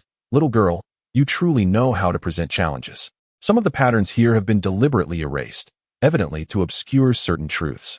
If I am to find you, I must first ascertain the races guarding the 18 bronze palaces. Please do not let yourself be transmitted to the realm of the giant hands. Otherwise, I shall be greatly troubled. With that, Chen Changsheng began to study the tricolor teleportation array within the Grand Hall. The patterns in this ancient bronze palace were also incomplete. Specifically, 2 critical pieces of information were missing. These pertain to the 18 races that guard the bronze palaces and the origin of the giant hands. Initially, upon entering the forbidden grounds of the Night Moon Kingdom, he had discovered that some information regarding these 18 races had been deliberately erased. He had presumed this was due to the ascended being's desire to limit others' knowledge. However, it now appeared that the situation was far more complex.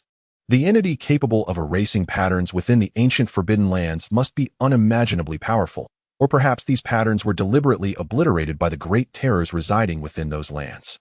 Furthermore, logically, if the 18 bronze palaces had indeed been displaced, the entities they suppressed should have long since escaped.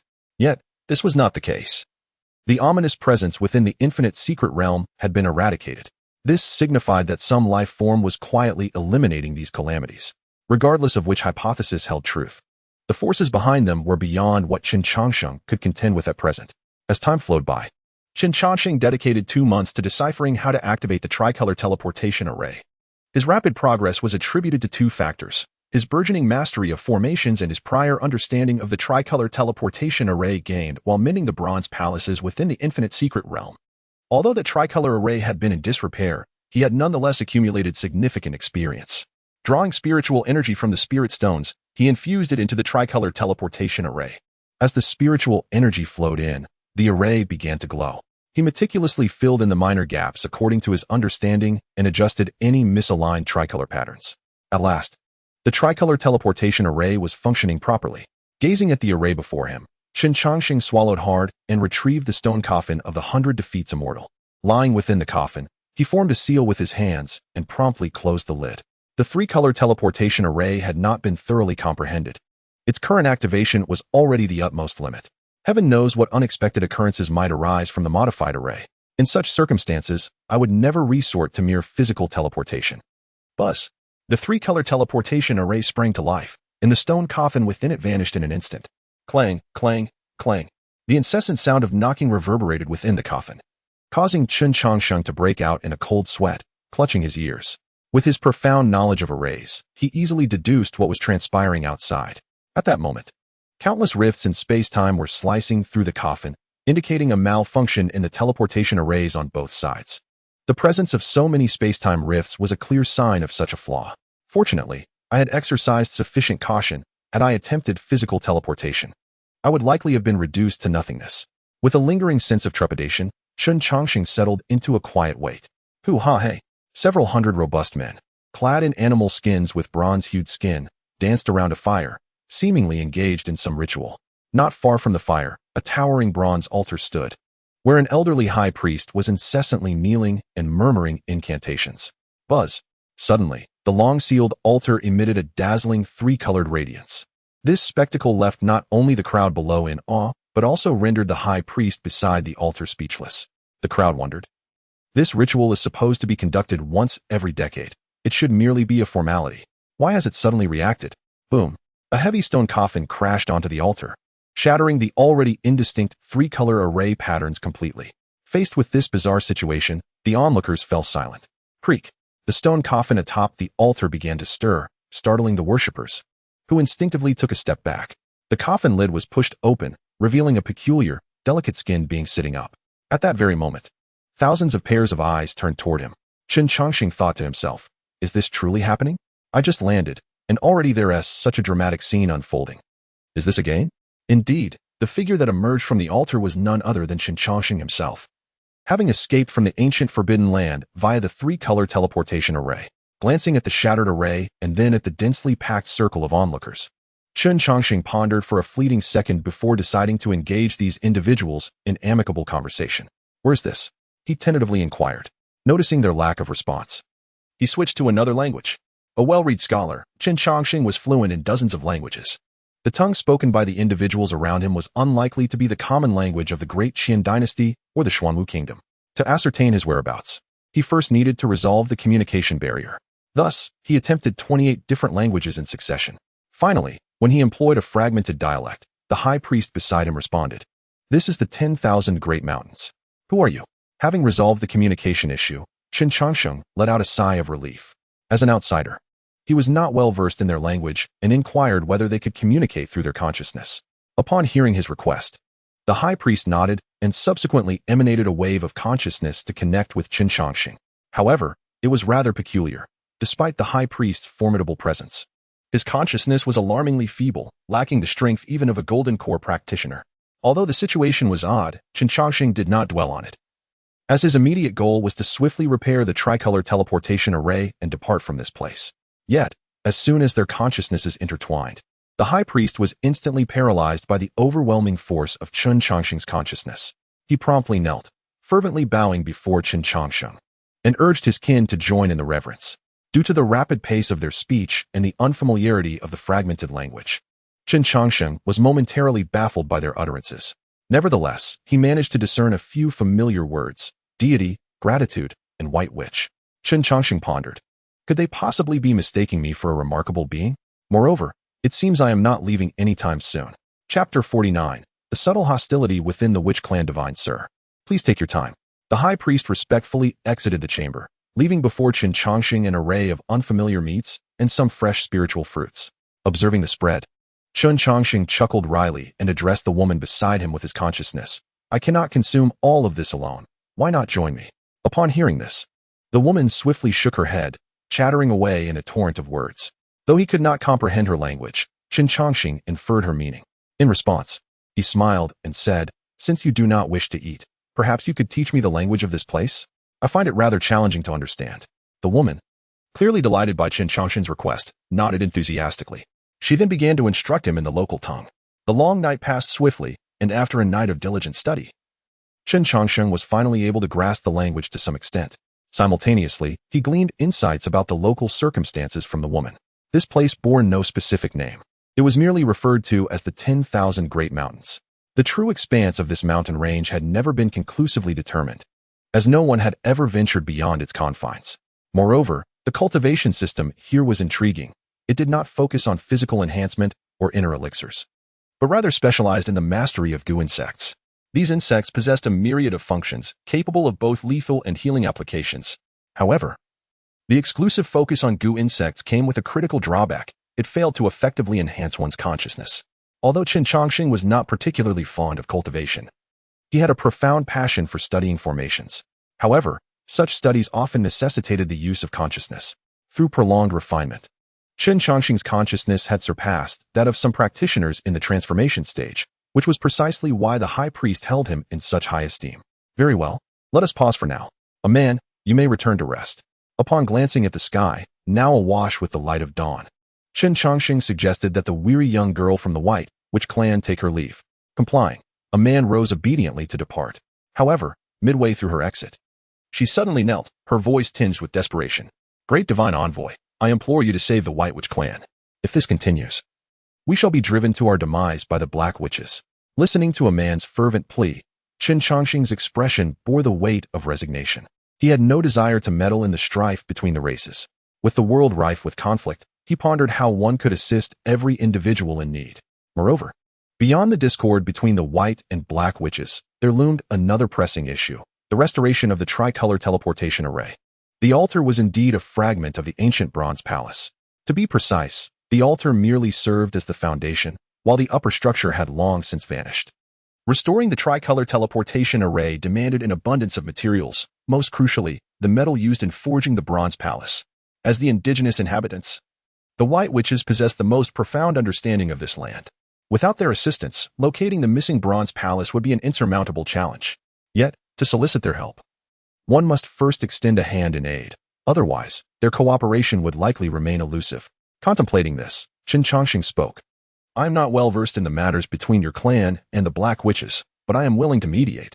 Whether my efforts bear fruit, however, lies within the hands of fate, and I cannot make any guarantees. Upon hearing Chen Changsheng's response, a man's face lit up with joy as she thanked him profusely and hastily exited the room. Observing her retreating figure, Chen Changsheng chuckled softly, shaking his head.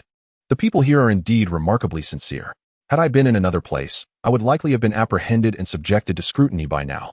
With that, he resumed familiarizing himself with the language of the White Witches, while contemplating how to bridge the chasm between the two clans. Great divine envoy. Ahead lies the stronghold of the Black Witches. The high priest indicated a distant settlement, his voice laced with excitement, reminiscent of a child reporting to a parent. As Chen Changsheng gazed at the Black Witches' encampment, a frown creased his brow. The distance separating the White and Black Witches was a mere 2 or 3 miles. Such proximity was decidedly illogical. Given the current circumstances, the animosity between the two clans appeared complex. Why, when situated so closely, had they yet to clash? While Chen Changsheng pondered this conundrum, the high priest bellowed towards the Black Witches in the distance, "Summon your leader at once, and inform them that the great divine envoy has arrived." In response to the high priest's command, 2 young sentinels from the Black Witches promptly complied, retreating to deliver the message. Chen Changsheng could only think, what is happening here? You are on enemy territory, and such a tone seems rather inappropriate. Furthermore, why do the Black Witches heed your words so readily? Surely, you haven't spun a tale to deceive me. Before Chen Changsheng could fully comprehend the situation, a throng of individuals from the Black Witch clan emerged. Leading them was a middle-aged man with dark skin. Upon noticing Chen Changsheng's distinctive attire, the man hesitated momentarily and then attempted to probe Chen Changsheng with his spiritual sense. In response to this feeble incursion, Chen Changsheng merely retaliated with a gentle counterstrike of his own spiritual energy. With a sudden burst, the man spat blood, clearly wounded by the unexpected reaction. Witnessing their leader's injury, the Black Witch clan summoned a multitude of venomous insects, encircling Chen Changsheng completely. Surrounded by the swarming creatures, Chen Changsheng found himself at a loss for words. It became evident that the high priest of the White Witch clan was not targeted, and only he bore the brunt of their aggression. Chen Changsheng thought, this is quite excessive. You two clans are supposed to be adversaries. Why single me out? Moreover, I merely exerted a minuscule amount of spiritual energy. How could he have been so severely affected? This man appears to be your leader. It seems illogical for him to be so weak. Surely, you are not attempting to provoke me? Just as Chen Changsheng contemplated whether to incapacitate them and make his exit, the bloodied middle-aged man rose and exclaimed, "Cease with the insects. Do not show disrespect to the esteemed divine envoy." After restraining his kin, he addressed Chen Changsheng with reverence. "I apologize for my earlier offense, esteemed divine envoy.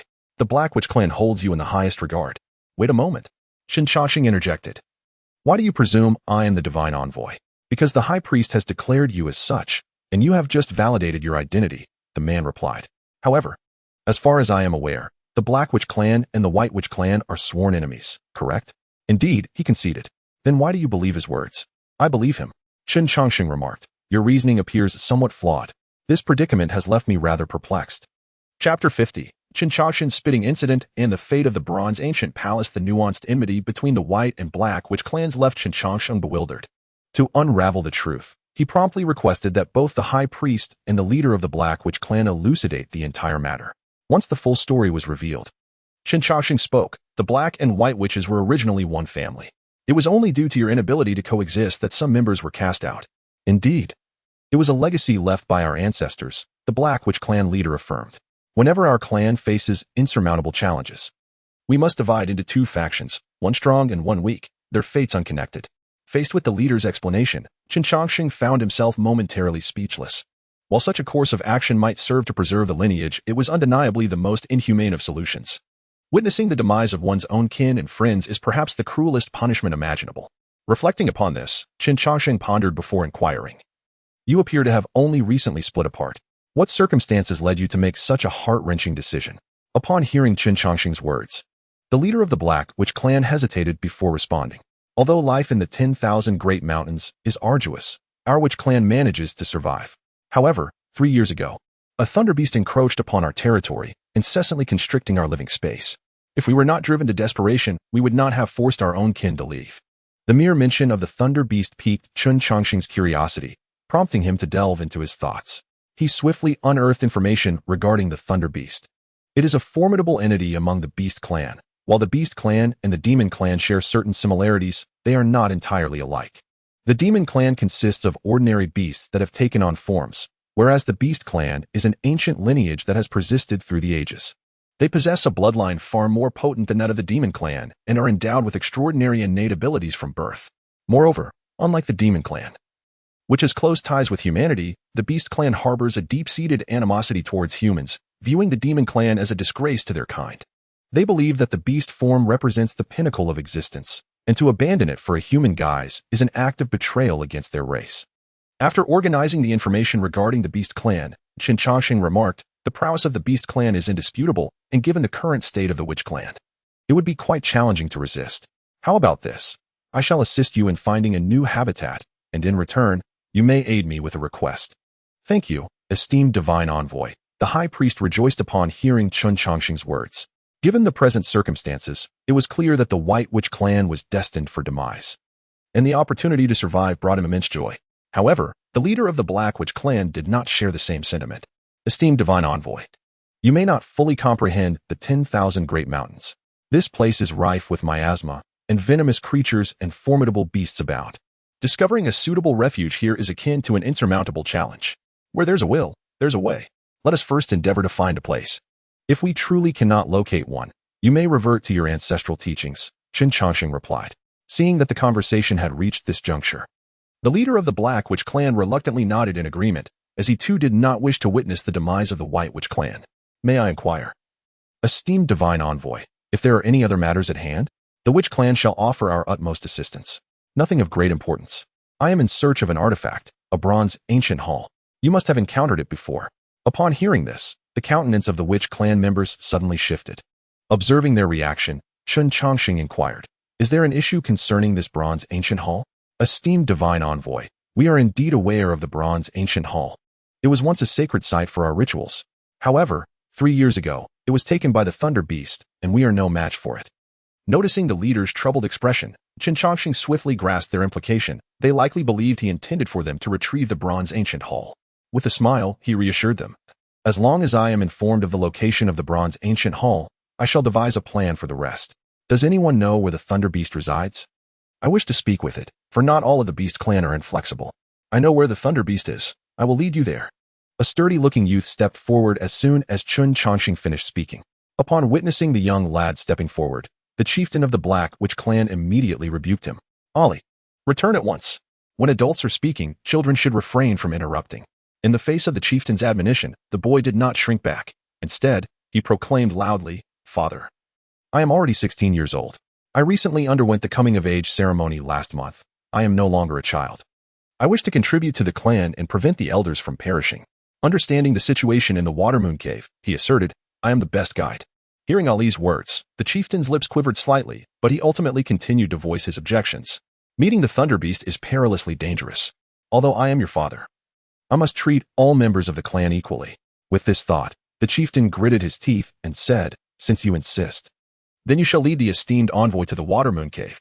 However, Remember that the envoy is unfamiliar with the vast mountain range. You must ensure his safety. Do not worry. Father, I will make certain that the esteemed envoy remains unharmed. With that, Ali excitedly approached Chen Changsheng. Esteemed envoy, I am ready. When shall we set forth? Right now, Chen Changsheng replied, grasping Ali and vanishing from the spot. Esteemed envoy, let us not fly too high, lest we attract the attention of ferocious beasts. As Ali guided Chen Changsheng, he also advised him on how to avoid various dangers. It must be said that Ali's suggestions proved remarkably useful, for along the way, Chen Changsheng encountered many formidable beasts, some of which would have posed a significant challenge even for him. The scenery whizzed past them, and Ali could not help but feel envious of Chen Changsheng's immense prowess. Esteemed envoy, you can help our clan escape from this predicament, can you not? Upon hearing this, Chen Changsheng smiled gently and replied, I can assist you in certain aspects. But whether you can extricate yourselves from this plight depends on your own endeavors. In this world, relying on others is never as effective as relying on oneself. Moreover, I am merely a transient presence for you. I shall not remain here indefinitely. In the days to come, you will have to rely on your own strength. With these words, Chen Changsheng halted before a massive cave. Adjusting his attire, he cupped his hands together and announced, Chen Changsheng, a human cultivator, seeks an audience. Just then, a torrent of unknown liquid drenched him completely. Following this, a gigantic head emerged from the cave, staring at the mysterious liquid on his person. Chen Changsheng was momentarily taken aback. If his estimation was correct, this was likely saliva. Insignificant ant, be gone. Another deluge of copious saliva fell upon him, leaving him utterly soaked once more. After a brief moment of shock, Chen Changsheng silently wiped the saliva from his face and proceeded to leave with Ali. Noticing Chen Changsheng's expressionless demeanor, Ali cautiously inquired, Esteemed envoy, are you all right? I am fine, but there is something I must inform you. I do not intend to leave just yet. I shall remain until this thunder beast is dealt with. Chapter 51. The young one provoked the old one. Chen Changsheng, by what right? As he swiftly maneuvered through the dense forest with Ali, Chen Changsheng's face betrayed no emotion. However, this was the first time in several centuries that he felt a surge of anger. Since attaining immortality, his guiding principle had always been to treat others with kindness. Throughout these hundreds of years, he had never taken a life, not even that of the ascended being, whom he had never personally harmed. Yet now, the ever-benevolent Chen Changsheng found himself spat upon, not once, but twice. Why did it do this? He had neither provoked it nor sought vengeance.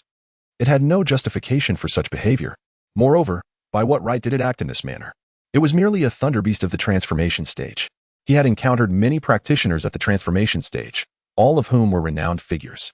Notable among them were the Wolf King of the Night Moon Kingdom, Wanyan Guizhuo, and the ascended being of the Upper Purity Temple.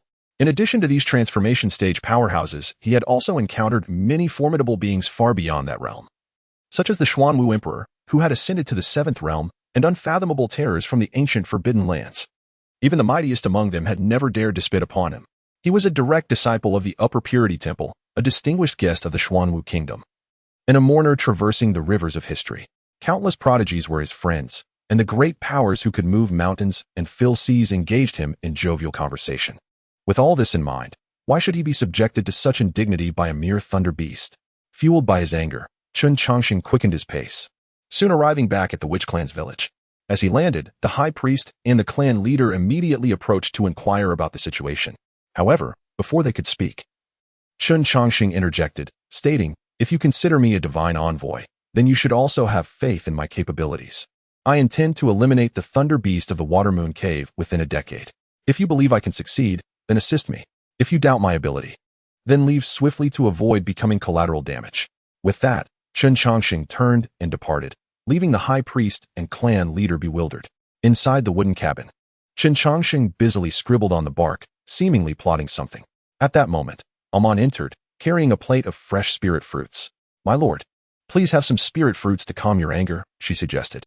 Without lifting his gaze, Chen Changsheng replied, I am aware of your ancestral teachings, which state that one must not provoke those who emerge from the altar. While your ancestral wisdom is sound, circumstances are not immutable. I am not the individual mentioned in your teachings. The title of divine envoy is unnecessary. If you wish, you may call me Brother Changsheng.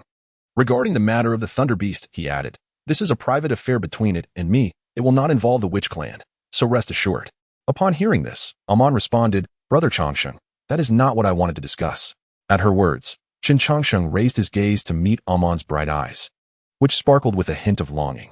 Brother Changsheng, from a very young age, I have heard tales of another world beyond the great mountains. Yet, within the entire Wu clan, no one knows what lies beyond. As someone who has ventured from the outside, could you enlighten me about this world beyond? Observing the yearning in a man's eyes, Chen Changsheng contemplated for a moment before responding. The world outside is indeed a magnificent realm, however.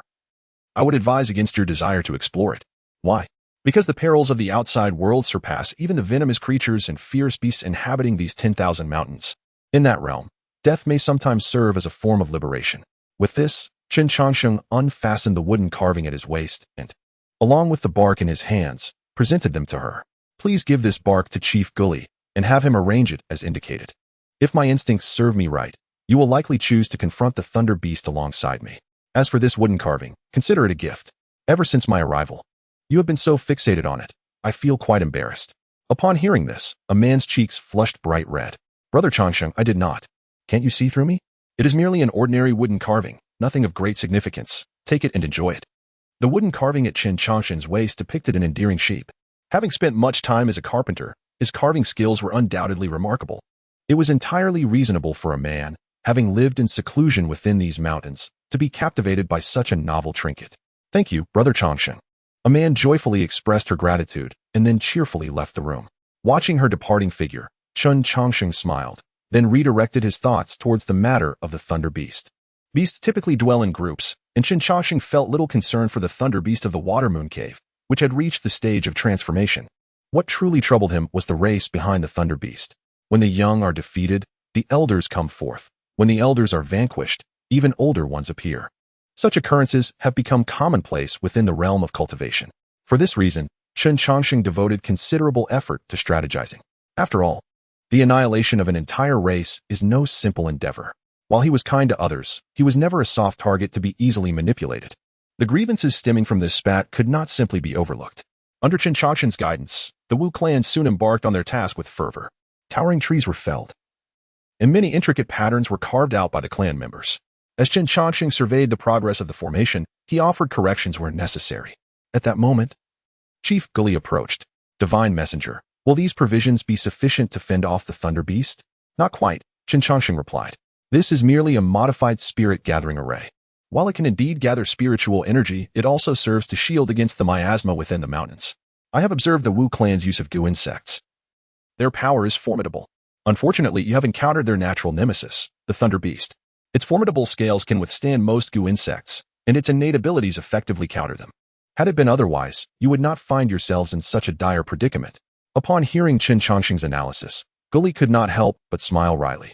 The Lord God is indeed correct. Our witch tribe has survived in the mountains, which naturally implies we possess skills to confront danger. Unfortunately, our golden silkworm goo has been lost to time. Otherwise, we would not be at such a disadvantage against the Thunder Beasts. The golden silkworm goo? What is that? It is the most formidable of our goo insects, or rather, it should be referred to as a goo deity. According to legend, the golden silkworm goo can devour all in existence. Even the scales of the Thunder Beasts cannot withstand its might. Listening to Gully's description, Chen Changsheng nodded in agreement. Indeed, it is a remarkable entity, but regrettably, it has been lost. Since your methods are ineffective against the Thunder Beasts, why not try mine?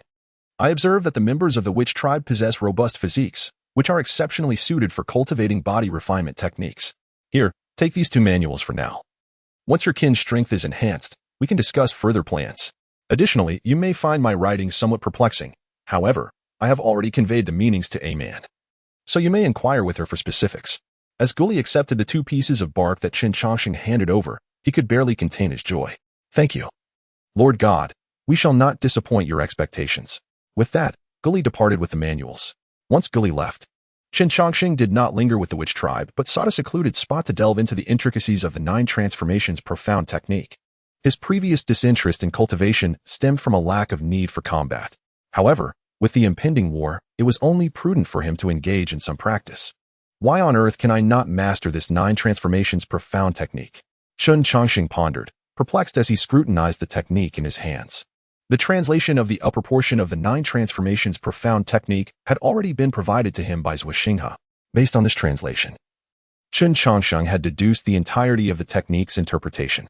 Yet, upon translating it, he found himself unable to cultivate it successfully. As he flipped through the golden pages repeatedly, He was deep in thought about where he might have erred. At that moment, Ali approached cautiously from the side. Lord God, what are you doing? Casting a glance at the simple-faced Ali, Chen Changsheng replied nonchalantly, nothing much, just studying something. What brings you here? He casually set the golden page aside. The inscriptions were indecipherable to anyone, and he held no concern that Ali would attempt to learn from it. Upon hearing this, Ali's face flushed with embarrassment as he rubbed his hands together. Lord God, you are truly remarkable. I wish to become your disciple. You need not entertain such thoughts. I do not take disciples. The manuals I provided to Guli are more than sufficient. Focus on your cultivation, and your future achievements will be significant. Seeing Chen Changsheng's firm rejection, Ali's eyes reflected a hint of disappointment. However, just as he was about to leave, he caught sight of the golden page beside Chen Changsheng and remarked, Lord God, you are indeed extraordinary. This 9 transformations profound technique sounds like an incredibly powerful art. Wait, originally, Ali merely sought to alleviate the awkwardness with casual conversation, yet Chen Changsheng, appearing utterly bewildered, called out to him. Divine Envoy, is there something else? What did you just mention about the 8-9 mystical arts? The 8-9 mystical arts. Ali confidently articulated a name that was both unfamiliar and familiar. Chen Changsheng promptly seized a nearby golden page and inquired, can you comprehend the characters inscribed here? What is there to misunderstand? Among the youth of our clan, I am the most literate. That is not what I meant. I am curious as to how you came to recognize the script on this page. Divine Envoy. What troubles you? This is the script of the Witch clan. Why would I not be able to read it? Upon hearing Ali's response, Chen Changsheng found himself at a loss for words, as he had not anticipated such a serendipitous turn of events. While it was true that he had studied the language of the Witch clan, he had merely learned to speak it from a man and had never encountered the written form. Moreover, although Chen Changsheng had gleaned fragments of the Witch clan's language from ancient texts, those texts merely suggested that it was a distant tongue, recording only some pronunciations. He had never actually seen the written characters of the Witch clan. Thus, he subconsciously assumed that the Witch clan's language lacked a written form, existing solely as an oral tradition. Such a phenomenon was not uncommon. Contemplating this, Chen Changsheng involuntarily grimaced, beckoning Ali to approach. Ali, please assist me in translating the text on this page. Naturally, Ali was elated at Chen Changsheng's request for help. Within a quarter of an hour, Ali had translated all the characters. Upon hearing Ali's rendition, Chen Changsheng rolled his eyes dramatically. The 9-turn mystical arts, regarded as the second most powerful technique of the Xuanwu kingdom, had seen few practitioners succeed over millennia. And even those who did found its potency to be less formidable than legend suggested. Now, Chen Changsheng finally understood the reason for this discrepancy. The ancestors of the Xuanwu kingdom had made a grievous error in their translation. If Ali could misinterpret 8-9 mystical arts as 9-turn mystical arts, then it was no surprise that he could misinterpret 2 out of 4 characters, and the subsequent text was even more erroneous. After a brief internal lamentation regarding the ancestors of the Xuanwu kingdom, Chen Changsheng turned to Ali and stated, it seems you were destined for this opportunity. Since you have translated the 8-9 mystical arts, I shall impart this technique to you. Upon hearing this, Ali immediately prepared to kneel and pay homage as a disciple. However, a surge of spiritual energy halted his actions. Do not rush. My impartation of this technique signifies that you possess this opportunity, but it does not imply that I am taking you as a disciple. Furthermore, once you learn the 8-9 mystical arts, you must not disclose it to anyone, including your kin. The origins of this technique are profound, and carelessly revealing it could bring calamity upon the Witch clan. In response to Chen Changsheng's admonition, Ali solemnly nodded. Divine Envoy, you need not worry. I shall tell no one. That is for the best. Additionally, refrain from calling me Divine Envoy. Simply refer to me as Master. Understood, Master. With that, Chen Changsheng began to impart the fundamental principles of cultivation to Ali. Although the 8-9 profound skill is indeed remarkable, it remains an intricate art, one that Ali, lacking any foundational training, cannot possibly cultivate. An hour has passed, during which Chen Changsheng has imparted some foundational teachings to Ali. Well, let us conclude today's lesson here. Make sure to familiarize yourself with these teachings upon your return, he instructed. Ali took note of this. After Ali departed, Chen Changsheng turned his attention to the 8-9 profound skill in his hands. He had initially believed it to be merely a physical cultivation technique. Yet it seems I have underestimated its depth. The maximum of yin is 8, and the maximum of yang is 9. Their product represents the highest number in the Taoist realm. With mastery achieved through 9 transformations, one sheds the myriad postnatal yin, revealing the true yang of the prenatal. The 3 souls converge into one, the 7 spirits merge within the body, and the primordial spirit remains eternally cohesive, rendering the practitioner's body impervious to destruction. As he spoke, a smile began to spread across Chen Changsheng's lips. For this 8-9 profound skill is a theoretical pathway to longevity. Whether it truly grants eternal life remains uncertain. However, its formidable nature is beyond Chen Changsheng's imagination. This technique harmonizes both internal and external cultivation and chronicles various extraordinary powers. Although Chen Changsheng currently possesses but a single golden page, its significance far surpasses anything else he owns. Zongdi Jingguang, Fatian Xiangdi, he mused, intrigued by the name, feeling as if he had stumbled upon a treasure. Chapter 53. A woman changes every 18 years, a decade of planning, sir. Have you made any discoveries today? A robust young man clad in coarse linen approached Chen Changsheng. At this, Chen Changsheng withdrew his brush and paper, replying as usual that Thunder Beast seldom makes an appearance. Upon hearing this, the young man inquired, Sir, are you not a match for the Thunder Beast? I cannot say for certain. You know I generally avoid conflict, Chen Changsheng replied. By the way, how is your practice of the 8-9 profound skill progressing? Thank you for your concern, sir. I have now reached the 7th layer of the 8-9 profound skill. Soon, I will be able to cultivate the Zongdi Jingguang technique. Pleased with the young man's progress, Chen Changsheng nodded approvingly. Achieving the 7th layer in just 10 years is no small feat. You are indeed naturally suited for this art. Alas, I possess only the initial 9 layers of the 8-9 profound skill. The remaining 63 layers may forever remain out of reach. Let us wait a few more months. Once you master the Zongdi Jingguang technique, we can seek out that Thunder Beast. Indeed, the young man before him was none other than the honest youth Ali from a decade ago. When news of Chen Changsheng's intent to retaliate against the Thunder Beast spread throughout the Witch clan, everyone assumed he would soon initiate war. Yet, no one anticipated that this wait would extend to a full 10 years. Throughout this decade, aside from mentoring Al Li and a man, Chen Changsheng spent his time observing the Thunder Beast. With the revelation that Chen Changsheng was finally planning to confront the Thunder Beast, Al Li felt a surge of anxiety. After all, it was a formidable beast of the transformation stage. Though Chen Changsheng had ascended to the transformation stage 3 years prior, he had only just attained this level. And facing an established practitioner like the Thunder Beast did not bode well for his chances. Upon reflection, Ali spoke, Sir, the cultivation system is so intricate that if one day I were to leave the vast mountains, how would I discern the strength of my future opponents? The response came. It is nearly impossible to make such judgments. One must rely solely on intuition. Both external and internal cultivation have their merits. Although broadly categorized, the distinctions between realms may not seem significant. Upon closer inspection, they become apparent. In battles of life and death, victories and defeats often hinge upon the slightest margin. Even the minutest differences can determine fate. Hearing this, Ali chuckled. That sounds quite troublesome. Why can't there be a unified method of cultivation? If both internal and external cultivation have their advantages, wouldn't it be best to master both? Theoretically, such a synthesis is feasible, yet thus far, no one has achieved it.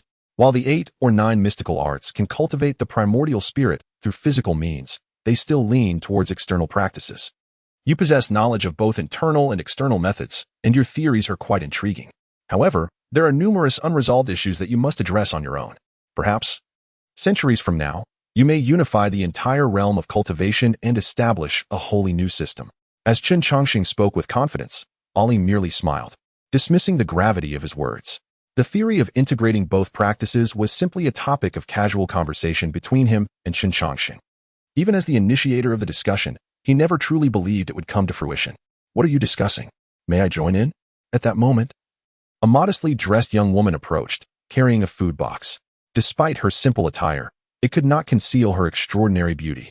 Her eyes, bright and expressive like dark grapes, and her lips, as red as cherries, were utterly captivating. Her porcelain skin looked delicate, and her long, black hair was casually pinned up with a single hairpin. This understated appearance only served to accentuate her natural allure. Seeing her approach, Ali grinned. Aman, you are growing more beautiful by the day. I recall when you were once dark and scrawny. Furthermore, with your Master-S level of cultivation, you should have already transcended the need for food. Why do you persist in bringing meals? At this remark, Aman shot Ali a disapproving glance, retorting, after learning from Brother Changsheng for so long. You still cannot restrain that mouth of yours. Since you have already transcended the need for sustenance, you should skip the meal. Aman's gaze made Ali shrink back slightly. Observing this, Chen Changsheng smiled gently. While cultivators can transcend the need for food, it is still beneficial to indulge in a meal. Curious, Ali inquired, why is that? Because humans naturally need to eat. Engaging in the flavors of the mortal world adds a touch of humanity to one's being. Besides, Amon's cooking is delicious. Wouldn't you want to savor it? Indeed, Brother Changsheng is quite reasonable, unlike some individuals who have let their cultivation muddle their minds, Amon chimed in. Ali rolled his eyes dramatically, responding, "It's not that I don't want to eat. It's just that you are biased. The meals prepared for the master always include chicken legs, while mine consists solely of countless greens. If you were to provide me with chicken legs, I would certainly relish the meal. I love to eat. If you do not wish to partake, then be gone. If you desire chicken legs, why not procure them yourself? Yet you are picky even when I offer you some. Today, you shall go without food." With that, a man unceremoniously pushed Ali aside and set the food box in front of Chen Changsheng. In stark contrast to the rough treatment meted out to Ali, a man displayed a tender demeanor towards Chen Changsheng, embodying the essence of a devoted wife. "Brother Changsheng, having observed the thunder beast for a decade, have you discerned its weaknesses?" Upon hearing this, Chen Changsheng swallowed the morsel of chicken leg and remarked, "While I have not identified the thunder beast's weaknesses, I have indeed uncovered a multitude of issues. The Water Moon Cave is one of the sanctuaries of the Witch clan, and in terms of spiritual energy, this place is rather lacking. Therefore, there is no justifiable reason for a divine beast to be drawn here. Yet, the thunder beast has done precisely that and has chosen to linger here. What is even more intriguing is that the thunder beast could effortlessly annihilate the Witch clan, yet it refrains from doing so. Instead, it merely frightens you away, an action that is clearly atypical of a ferocious creature. Moreover, I have observed that every time the thunder beast feeds, it becomes exceedingly lethargic, which defies all logic. One must understand that a being of divine transformation could easily go a decade without sleep without consequence." Upon hearing Chen Changsheng enumerate these issues, a man pondered and inquired, "Will these matters aid in vanquishing the thunder beast? While they may not be of assistance to others, they may prove invaluable in my hands," he replied. Chapter 54, Capturing the Thunder Beast, a common corpse. Listening to Chen Changsheng, a man remained uncertain of his intentions. Nevertheless, her concerns were singular and unwavering. As time passed, 3 to 5 months slipped away in the blink of an eye. One day, just as Ali was gently concluding his practice, Chen Changsheng approached with an air of mystery. Holding an object, "Have you mastered the earthly golden light?" he inquired. To this, Ali responded earnestly, "Yes, master, I have mastered the earthly golden light." "Excellent. Follow me." Chen Changsheng beckoned, signaling Ali to accompany him. Though puzzled, Ali followed Chen Changsheng's lead. However, as they progressed, he began to sense something amiss. "Master, are you intending to go to the Water Moon Cave?" "Yes." "Is there a problem?" Chen Changsheng replied with frankness. Upon hearing this, Ali became immediately excited. "Is Master planning to take action against the Thunder Beast? If so, I shall return to summon our kin. The Witch clan has prepared for 10 years for this day." With that, Ali began to turn back to gather others, but Chen Changsheng halted him. "Why summon anyone? This task shall be undertaken by just the two of us." Ali was left in a state of confusion, his face adorned with question marks. Over the past decade, Chen Changsheng had continually assisted the Witch clan in their cultivation and had imparted many battle formations to them. Everyone assumed that Chen Changsheng was preparing to gather the entire power of the Witch clan for a decisive battle against the Thunder Beast. However, now he astonishingly declared that only 2 individuals were necessary. What, then, was the purpose of the Witch clan's decade-long efforts? Observing Ali's reluctant demeanor, Chen Changsheng could easily discern his thoughts. "Do not exhibit such unwillingness. The decade of preparation was for a greater purpose. A solitary thunder beast. Do you truly believe I would reveal my trump card for this?" Upon hearing these words, a flicker of hope finally appeared on Ali's face. "Sir, do you harbor an even grander scheme? Indeed, we shall slay the thunder beast of the Water Moon Cave.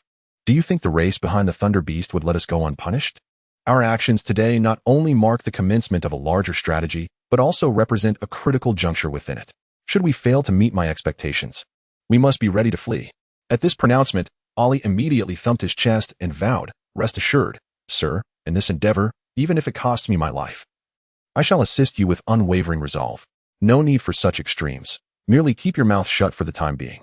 As he spoke, Chen Changsheng turned once more towards the Water Moon Cave, arriving at the site from a decade ago where he had been spat upon. He composed himself and donned a facade of obsequiousness. The human, Chen Changsheng, presents a treasure. His resounding voice echoed within the cavern, and a colossal head emerged.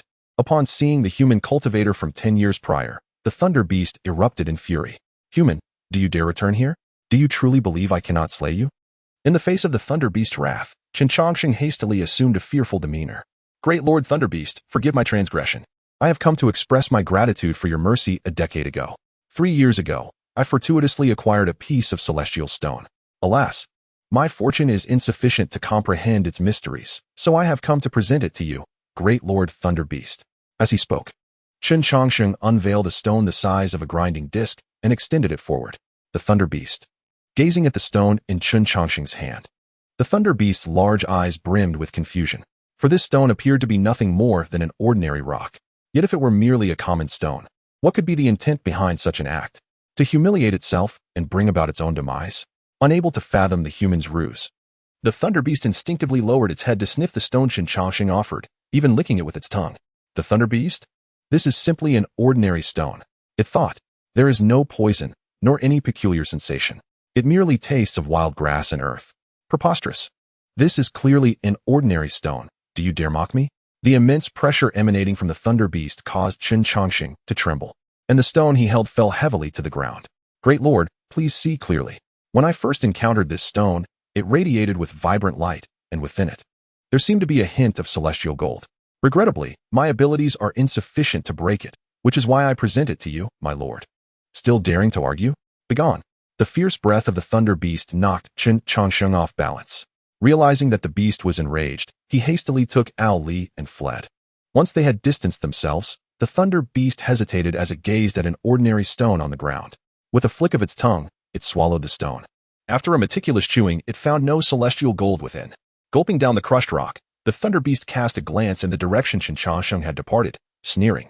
Foolish humans, my kin and I feast upon metals and ores, our bodies impervious to all poisons. Though I know not your intentions, you shall not harm me in the slightest. Once I complete my affairs here, I will ensure your total annihilation. With that, the Thunder Beast attempted to return to its lair. However, at that moment, it discovered that its body had suddenly become immobile. Boom! Its massive form collapsed to the ground. And two stealthy figures returned, Chen Changsheng and Li. Lord Thunder Beast, are you unharmed? Li inquired. How dare you return? Do you not believe I will slay you? The Thunder Beast blustered from its position on the ground, while Chen Changsheng brandished a broken sword. With a thrust, the sharp Xuanwu sword pierced the Thunder Beast's body. Yet it felt no pain. Noticing the beast's lack of retaliation, Chen Changsheng patted his chest and chuckled. It seems you are truly immobile. This puts my mind at ease.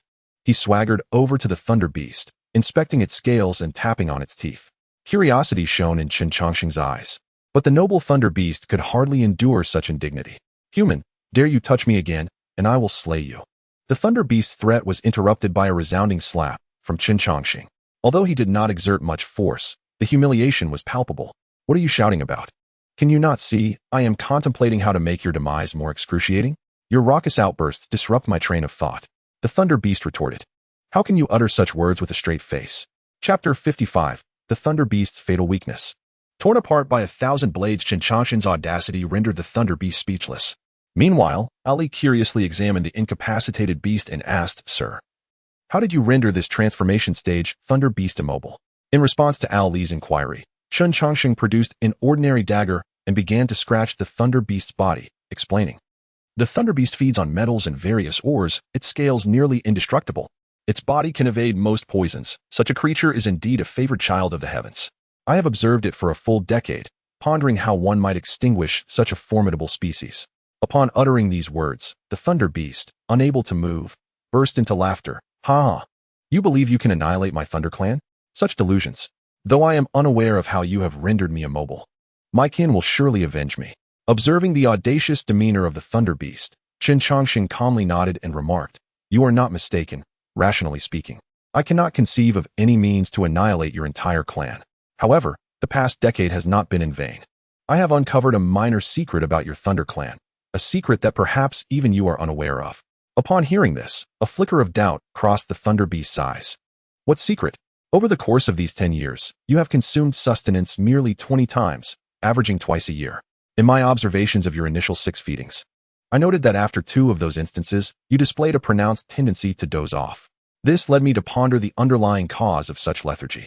During your first 2 instances of slumber, I meticulously documented all flora and minerals within your feeding area and conducted a thorough comparison. However, given that each feeding resulted in the consumption of a substantial portion of the mineral vein, the sheer volume of materials proved overwhelming. Thus, I required an additional 7 years to continue my scrutiny. Throughout this period, I meticulously selected your feeding sites. Have you not noticed an increased frequency of your drowsiness over these 7 years? Gazing upon the human's smiling visage, the Thunder Beast's eyes finally reflected a hint of trepidation. Impossible. Our race is immune to all toxins. Indeed, the Thunder Beast was impervious to poison.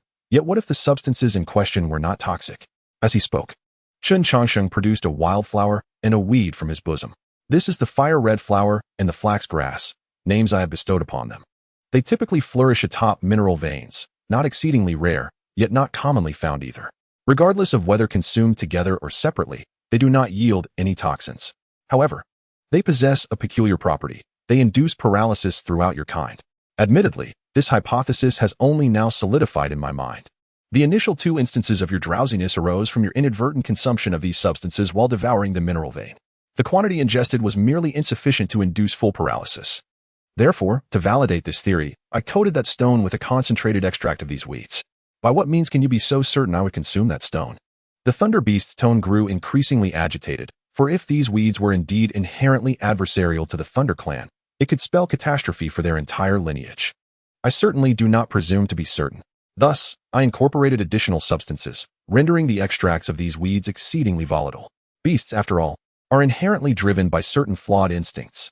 When encountering unfamiliar objects, you tend to sniff with your nose and lick with your tongue. Consequently, my objective would be achieved. However, I did not anticipate your folly in consuming it. Crack. Just then, the dagger in Chen Changsheng's hand became lodged within a peculiar scale of the Thunder Beast. Upon witnessing Chen Changsheng's touch upon that extraordinary scale, a glimmer of terror flashed in the Thunder Beast's eyes, while the corners of Chen Changsheng's mouth began to curve upward. The scales of the Thunder Beast were remarkably resilient. Even the mightiest of weapons could only graze its surface. I have just verified this point as well. Yet I remain skeptical that any species in this world could be utterly flawless. Surely, the scales of your Thunder Beast must possess some inherent weakness. With a swift motion, a sharp dagger plunged deeply beneath the scales of the Thunder Beast. The searing pain, penetrating to the marrow, caused even the anesthetized creature to tremble uncontrollably. Observing the quivering form of the Thunder Beast, Chen Changsheng expressed a sense of regret. Who would have thought that your scales indeed harbor a vulnerability? Yet, more troubling is the fact that I seem to have discovered it. Chen Changsheng remarked casually, even as he quickened the pace of his actions. The seemingly indomitable scales of the Thunder Beast were methodically stripped away by Chen Changsheng in a specific sequence. Kill me. If you dare, go ahead and kill me. The Thunder Beast roared in fury, yet it found itself utterly immobilized. In response, Chen Changsheng grinned and said, "What are you thinking? Why would I allow you to perish so easily? I want you to witness how I dismember you piece by piece.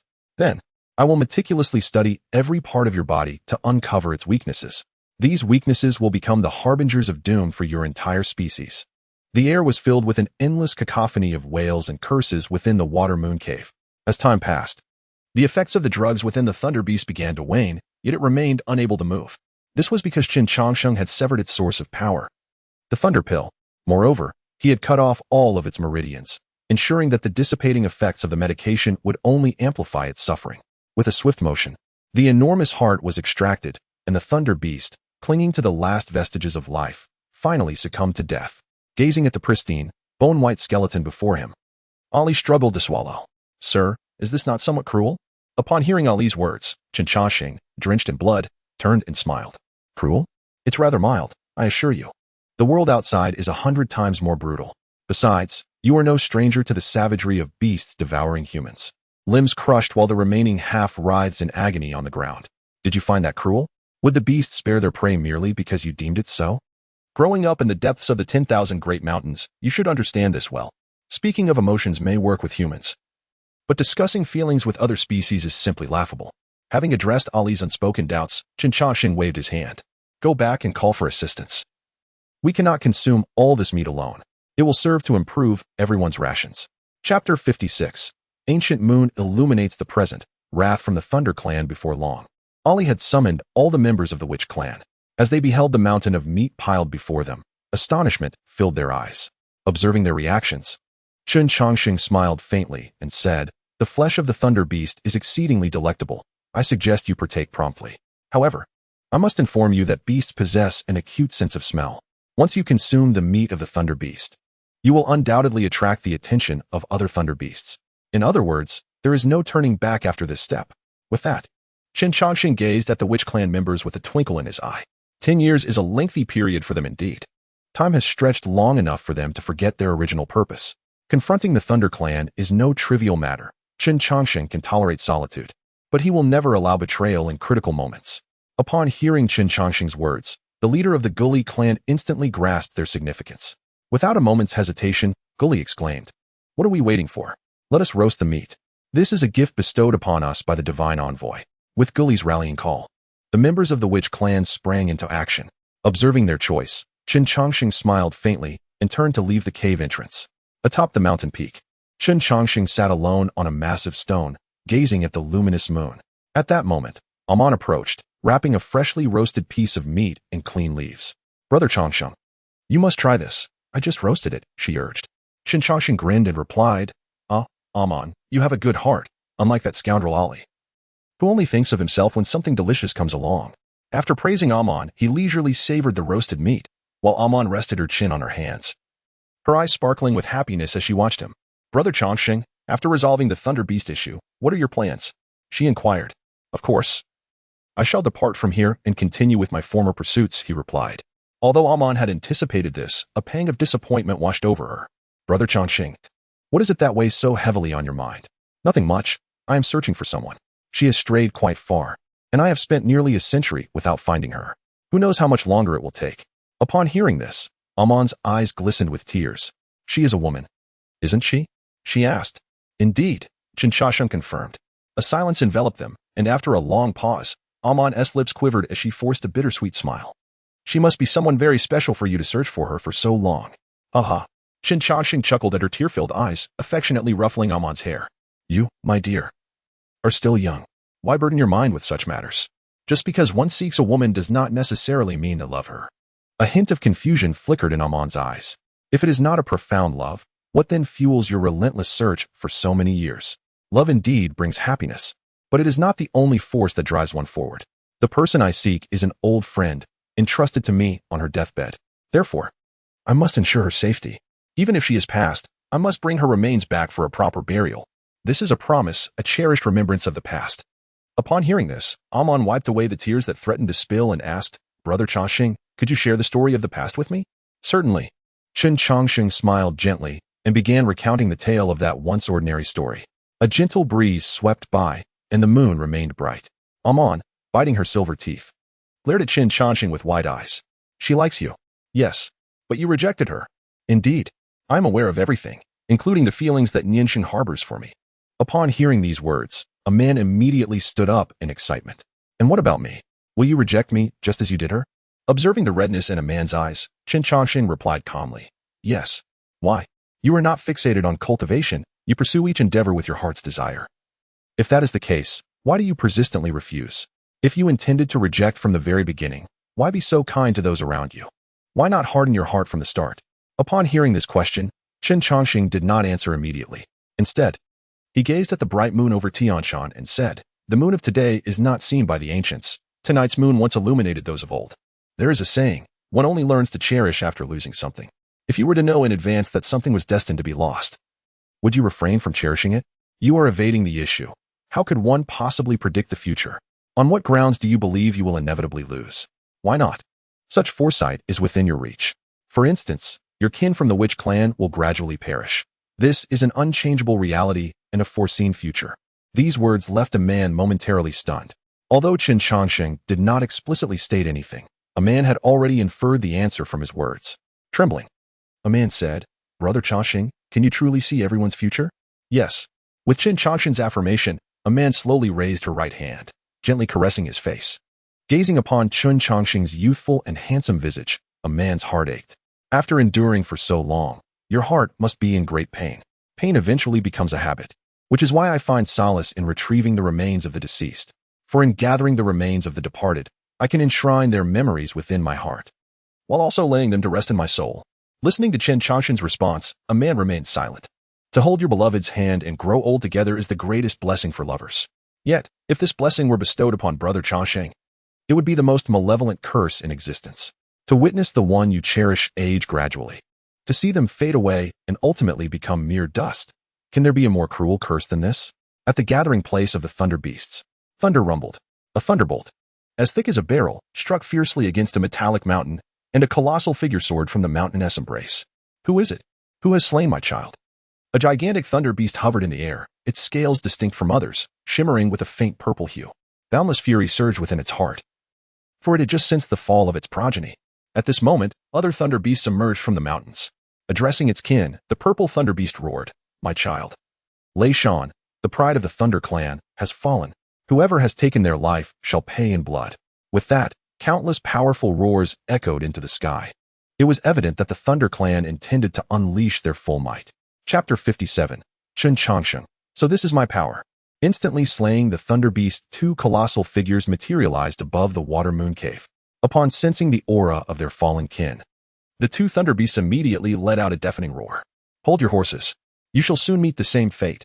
Chen Changsheng appeared atop the mountain, his golden-scaled armor radiating a dazzling brilliance under the sun's glow. Witnessing the scales of their kin fashioned into armor by the enemy, one of the Thunder Beasts furiously declared, "Human race, you possess audacity like no other to so brazenly offend the Thunder Clan. We shall exact a toll of 100,000 of your blood to cleanse this humiliation." In response, Chen Changsheng grinned and replied, 100,000? Do you truly possess such capability?" With one Thunder Beast insufficient to satiate his appetite, he welcomed the arrival of both. "Impudence!" the Thunder Beast bellowed, unleashing a bolt of lightning as thick as a barrel directly at Chen Changsheng. Boom! The tremendous force propelled Chen Changsheng over 100 feet away. Yet the powerful lightning failed to inflict any harm upon him. Observing the lightning swirling around his armor, Chen Changsheng marveled. "I never imagined your scales not only possessed hardness, but could also defend against lightning. What a delightful surprise." With that, he summoned a beam of golden light with his left hand and swung his right arm with all his might. Puff!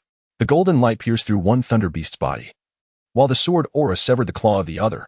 In an instant, one Thunder Beast lay dead while the other was gravely injured. Such a turn of events left not only the Thunder Beasts in shock, but also astonished Chen Changsheng himself. After all, his current strength was merely at the early stage of transformation. To dispatch foes with such ease within the same realm is a privilege reserved for those with monstrous talent. Retrieving the golden light, Chen Changsheng gazed at his hands in astonishment. "It has been centuries since I last fought. I had no idea I was this formidable." Before his words could fully settle, he began pursuing the injured Thunder Beast, while the leading Thunder Beast exerted every ounce of strength to flee. How terrifying! Chen Changsheng's might had stripped the Thunder Beast of any courage to confront him. The scales, which the Thunder Clan prided themselves on, seemed more fragile than paper before that golden light. Aside from the golden light, the broken sword in this human's grasp exuded an aura of unimaginable terror. What right did a mere human at the transformation stage have to wield such a divine weapon? "Why do you run?" Chen Changsheng, enveloped in golden light, soared from the ground, blocking the Thunder Beast's escape. "Spare me, or I shall resort to self-detonation." With a swift motion, the golden light disregarded all defenses of the Thunder Beast, piercing through its heart with the ease of slicing tofu.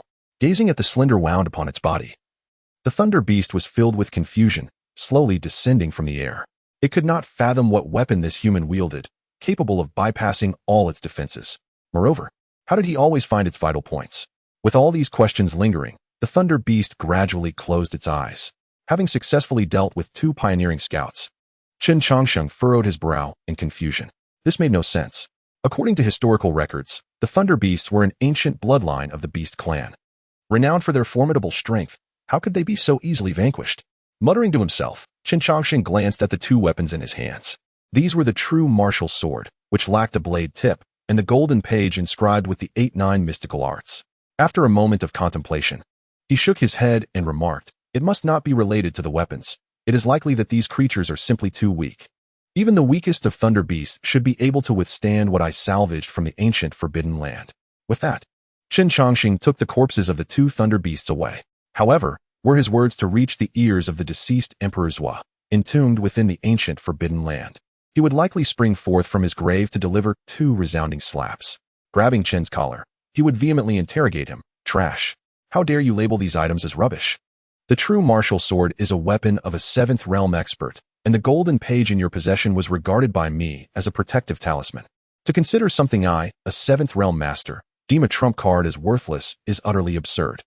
Although the true martial sword had been severed by a single hair from an entity of the ancient Forbidden Land, and the golden page was casually discarded by the same. How many such ancient Forbidden Lands exist in this world? The Thunder Beast clan is hardly worthy of serving as gatekeepers to one. Crack. Two scales shattered, and the leader of the Thunder Clan grimaced at the broken fragments. The demise of two divine transformation experts in such a short span of time raised grave concerns about the kind of formidable adversary Thunder Mountain had provoked. Contemplating this, he commanded, "Relay my orders, advance at full speed." With his words, over 1,000 Thunder Beasts took to the skies at full throttle. Glancing into the distance, the Thunder Clan leader murmured, "Whoever you are, I, Lei Yun, shall seek your life to avenge my son." With that, his speed intensified further. The Thunder Clan's mass mobilization inevitably attracted the attention of other races within the 10,000 mountains. Upon learning that the young clan leader of the Thunder Clan had been slain, many races initially expressed surprise, only to adopt a spectator's attitude thereafter. Those bold enough to provoke the Thunder Clan must surely face a formidable opponent. When two tigers contend, one is bound to be injured. Such an opportunity to watch was indeed rare. The fierce wind snapped countless branches as the Thunder Clan hastened their journey. Soon arriving at the site of the Thunder Mountain's fall, centered around the Water Moon Cave, the surrounding 500 miles lay shrouded in eerie silence. Faced with this peculiar scene, ferocious beasts 500 miles away began to murmur among themselves. This situation seems rather unusual. Does anyone know whose territory lies ahead?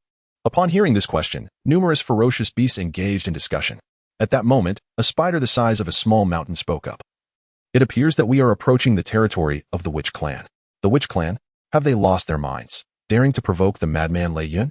Furthermore, with the Witch Clan's strength, they lack the capability to slay Thunder Mountain. Whether it was the Witch Clan or not, we shall soon find out. But I suspect there is a powerful entity orchestrating events from behind the scenes. Relying solely on a single shaman clan, it is indeed impossible to achieve such a feat. Amidst the discussions of numerous ferocious beasts, Lei Yun finally located his son. Regrettably, the once vibrant Thunder Beast had now transformed into nothing more than a pristine skull. Even more audaciously, next to the skull of Lei Shan, a few words were inscribed. "I took the skeleton to brew soup, leaving you the skull. Moreover, do not venture forward, there are too many to consume." Chapter 58, The Void Refinement Expert Lei Yun, the ultimate array of heaven and earth. A cacophony of thunder enveloped a radius of 1,000 miles. Those ferocious beasts, spectating from 500 miles away, were also caught in the crossfire. Rage. At this moment, only this singular emotion resided within Lei Yun's heart. Since the inception of the Lei clan, no creature had ever dared to regard thunder beasts as mere sustenance. Yet now, some beings treated them as livestock, slaughtering them at will. This was not only an affront to himself, but also a profound insult to the entire Lei clan. By heavens, has that Lei Yun lost his mind? Does he truly believe the Lei clan is invincible? Those beasts engulfed by thunder began to retreat, grumbling in discontent. After all, who could tolerate being struck by lightning without cause? The boundless sea of thunder raged for a full quarter of an hour. After this duration, the forests within a 1,000-mile radius had been utterly reduced to scorched earth. "Come out," Lei Yun bellowed, causing the very ground to tremble. Though he had not yet detected the being that had provoked the Lei clan, he was certain the enemy still lurked nearby. "What are you panicking for?" "I am right here," came a voice as figures emerged from the underground passage. Over 30,000 members of the Shaman clan surrounded the Lei clan from all directions. Gazing at the diminutive figures below, Lei Yun seethed. "Tell your companions to show themselves. You mere two-legged sheep lack the qualification to take my son's life." Ha ha. Such audacity. Thunder beasts are not invincible. Why should we not slay it? With your cultivation, you must sense the essence of your son upon us. Indeed, you are correct. We have already devoured him. Listening to Chen Changsheng's words, Lei Yun's gaze turned frigid to the utmost degree. Sharp-tongued, but when I employ the soul-searching technique, I hope you maintain such bravado. Lei Yun had never believed that the individual before him had slain Lei Shan. This human cultivator was merely at the initial stage of the transformation realm, while Lei Shan had already reached the mid-stage, augmented by innate abilities. Even a late-stage transformation expert might struggle to defeat him. Hence, the true culprit must be someone else. Seeing that Lei Yun doubted his culpability, Chen Changsheng shook his head in resignation. Innate abilities are indeed remarkable, yet they are not omnipotent. The reason humanity has endured on this land is not without justification. Allow me to demonstrate the innate abilities of our kind today. With that, Chen Changsheng struck the ground with his right hand, and the terrain within a 1,000-mile radius began to shift. Suddenly, the sky was shrouded in an extreme darkness. The formation gradually activated, and a sense of unease crept into Lei Yun's heart.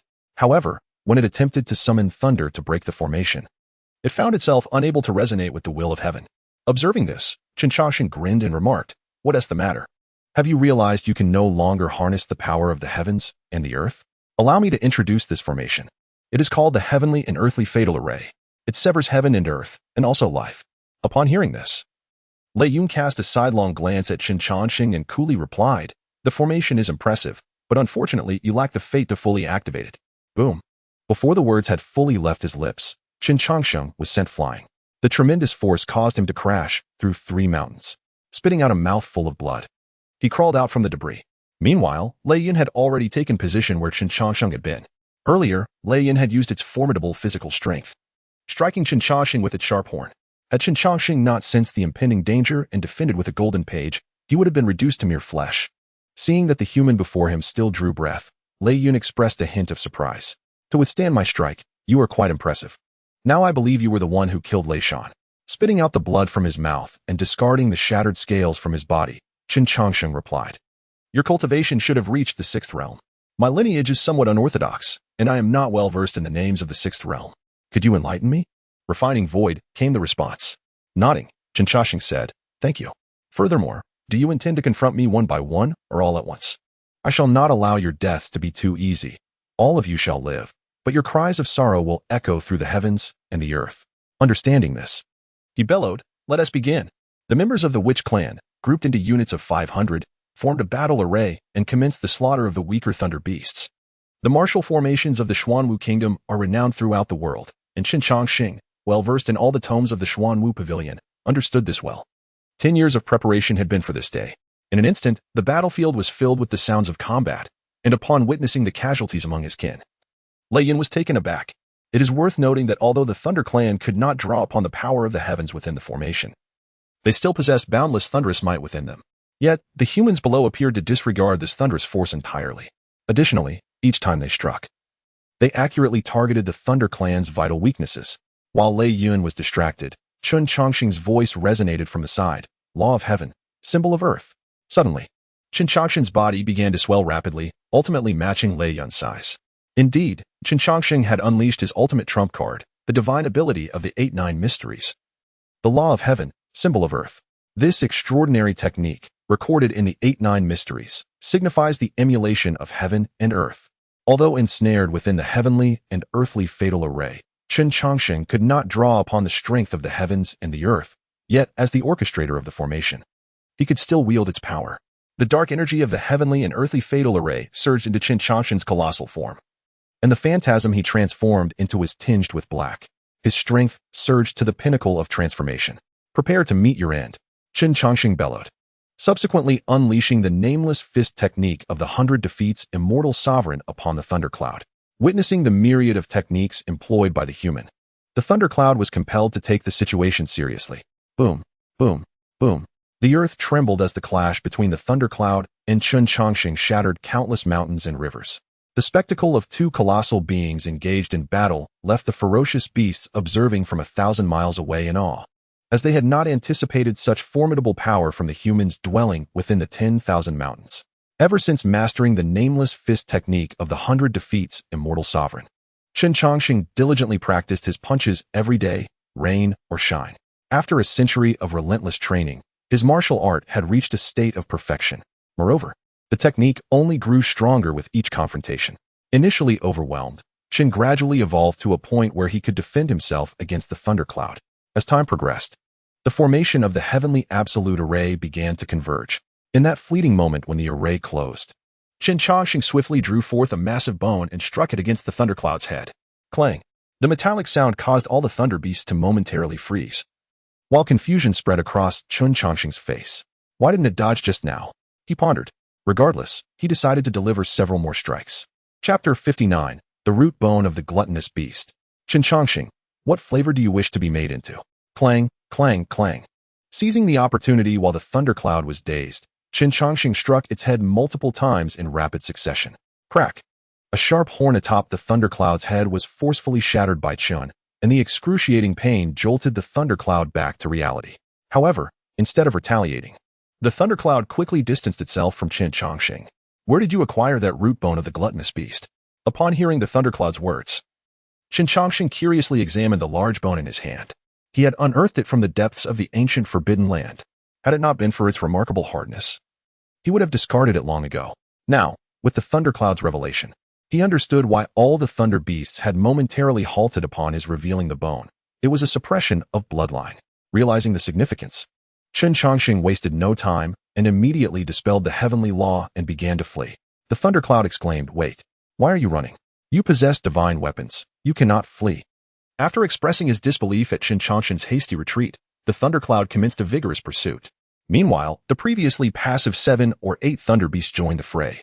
The Thunder Clan had mobilized not only for vengeance but also to temper the younger generation of their kind. This was precisely why the transformation-level experts of the Thunder Clan had refrained from intervening until now. However, the circumstances had shifted. With Chen Changsheng wielding the coveted treasure of the Beast Clan, the Thunder Clan's powerful figures would no longer remain idle. While the root bone of the gluttonous beast indeed imposed a bloodline suppression, the Thunder Beasts were simply too formidable. Without even mentioning the Thundercloud at the Void refinement stage, there were 7 or 8 transformation-level experts among them. If we include the formidable beings in the early and mid-stages of the transformation realm, their numbers have reached a staggering 28. With such a multitude of adversaries, a single strike from a beast could reduce Chen Changsheng to mere pulp. Thus, the previously unyielding stalemate has shifted into a relentless chase. Although Chen Changsheng's strength does not rival that of Lei Shan, his mastery of evasion techniques is equally formidable. It is well known that among the myriad of techniques in the world, Chen Changsheng has a particular affinity for the art of evasion. Having now also learned the profound mysteries of the 8-9 profound arts, he emits golden light from the ground, eluding over 20 formidable adversaries who cannot capture even a single early-stage transformation realm practitioner. After a brief respite, Lei Yin halted his pursuit, and Chen Changsheng too came to a stop at a distance. "Humans, you have reached the end of your rope. Surrender the root bones of the Tao Tai, and I shall spare your lives." Upon hearing this, Chen Changsheng cast a glance at the battlefield below. The Witch Clan, fearless and reckless, has nevertheless proven inferior in strength to the Lei Clan. The 30,000-strong contingent has suffered significant losses, with half their number decimated, though they have managed to slay a few Yuanying realm thunder beasts. However, this has not even scratched the surface of the Lei Clan's foundation. Who lives and who dies remains uncertain. Chen Changsheng's defiance provoked a cold smile from Lei Yun. "I do not deny the power of your killing formation, but unfortunately, you have entered the array yourself. Trapped within, you are unable to manipulate the formation while we pursue and corner you. Relying solely on the array's autonomous operation, you cannot hope to contend with us for the time being. During this interval, I can eradicate all of humanity, including you." Every word from Lei Yun pierced Chen Changsheng's vulnerabilities. The celestial extreme formation is indeed powerful, yet Chen Changsheng lacks sufficient materials and has not fully mastered it. Consequently, confining the entire Lei Clan is a Herculean task, and annihilating them altogether is a mere fantasy. Contemplating this, Chen Changsheng's expression turned grave as he inquired, "If I surrender the Tao Tai root bones to you, will you truly spare us?" At this, Lei Yun's heart surged with joy, though he maintained an impassive facade as he replied, "I make no guarantees. However, should you refuse to surrender the Tao Tai root bones, I will slay them immediately." As he spoke, a colossal thunderball began to coalesce within the formation. Although the celestial extreme formation isolates the thunder beasts from the Tao of heaven, Lei Shan's cultivation remains intact. With his strength in the refining void stage, he could easily obliterate Chen Changsheng and his companions multiple times over. "Wait." As Lei Shan prepared to strike, Chen Changsheng grew desperate. "If I hand over the Tao Tai root bones, will you genuinely let us go?"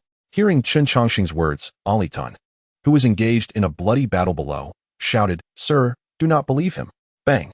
Before Alitan could finish his warning, he was sent flying by a thunder beast in the transformation realm. The human's evasion techniques are extraordinarily adept. Should he fully commit to fleeing, the Lei Clan may not be able to capture him. Thus, to obtain the Tao Tai root bones, they must ensure he willingly surrenders them. I will reiterate, I will make no guarantees. You may choose not to comply, but I will annihilate them. Confronted by the tempestuous thunderclouds, Chen Changsheng's eyes brimmed with reluctance. Yet he resolutely advanced towards the looming storm. Witnessing Chen Changsheng's surrender, both the Lei and Wu clans ceased their fierce combat. Each step Chen Changsheng took was fraught with immense difficulty, and with every stride, the heart of Lei Shan throbbed in anticipation. The legendary Tao Tai bone, what a treasure indeed. To acquire it with such ease felt like divine providence for the Lei clan. The 200 zhang distance took Chen Changsheng an entire T's duration to traverse. Just as he approached within 100 paces of Lei Shan, he abruptly raised his gaze and spoke, "Can you answer me a question?" Upon answering, "I shall relinquish the Tao Tai bone to you." "Speak." The single word escaped Lei Shan's lips, his patience wearing thin. What flavor would you like to be made into? Lei Shan. Chen Changsheng's words left Lei Shan utterly perplexed, yet an unforeseen event transpired. The thunder beast suspended in the air began to plummet uncontrollably. Golden core, nascent soul. Even those of the god transformation stage were not exempt. Observing this chaotic scene, coupled with the cunning smile upon Chen Changsheng's face, an ominous premonition gripped Lei Shan's heart. I will kill you. Boom. A powerful bolt of lightning surged towards Chen Changsheng, but alas, its accuracy was dreadfully lacking, merely grazing Chen Changsheng as it zipped past. Swiftly. Recognizing Lei Shan's waning control, Chen Changsheng hurled a dark, ominous object towards him. Faced with such a bizarre situation, Lei Shan dared not confront it directly, opting instead to evade with all his might. Bang!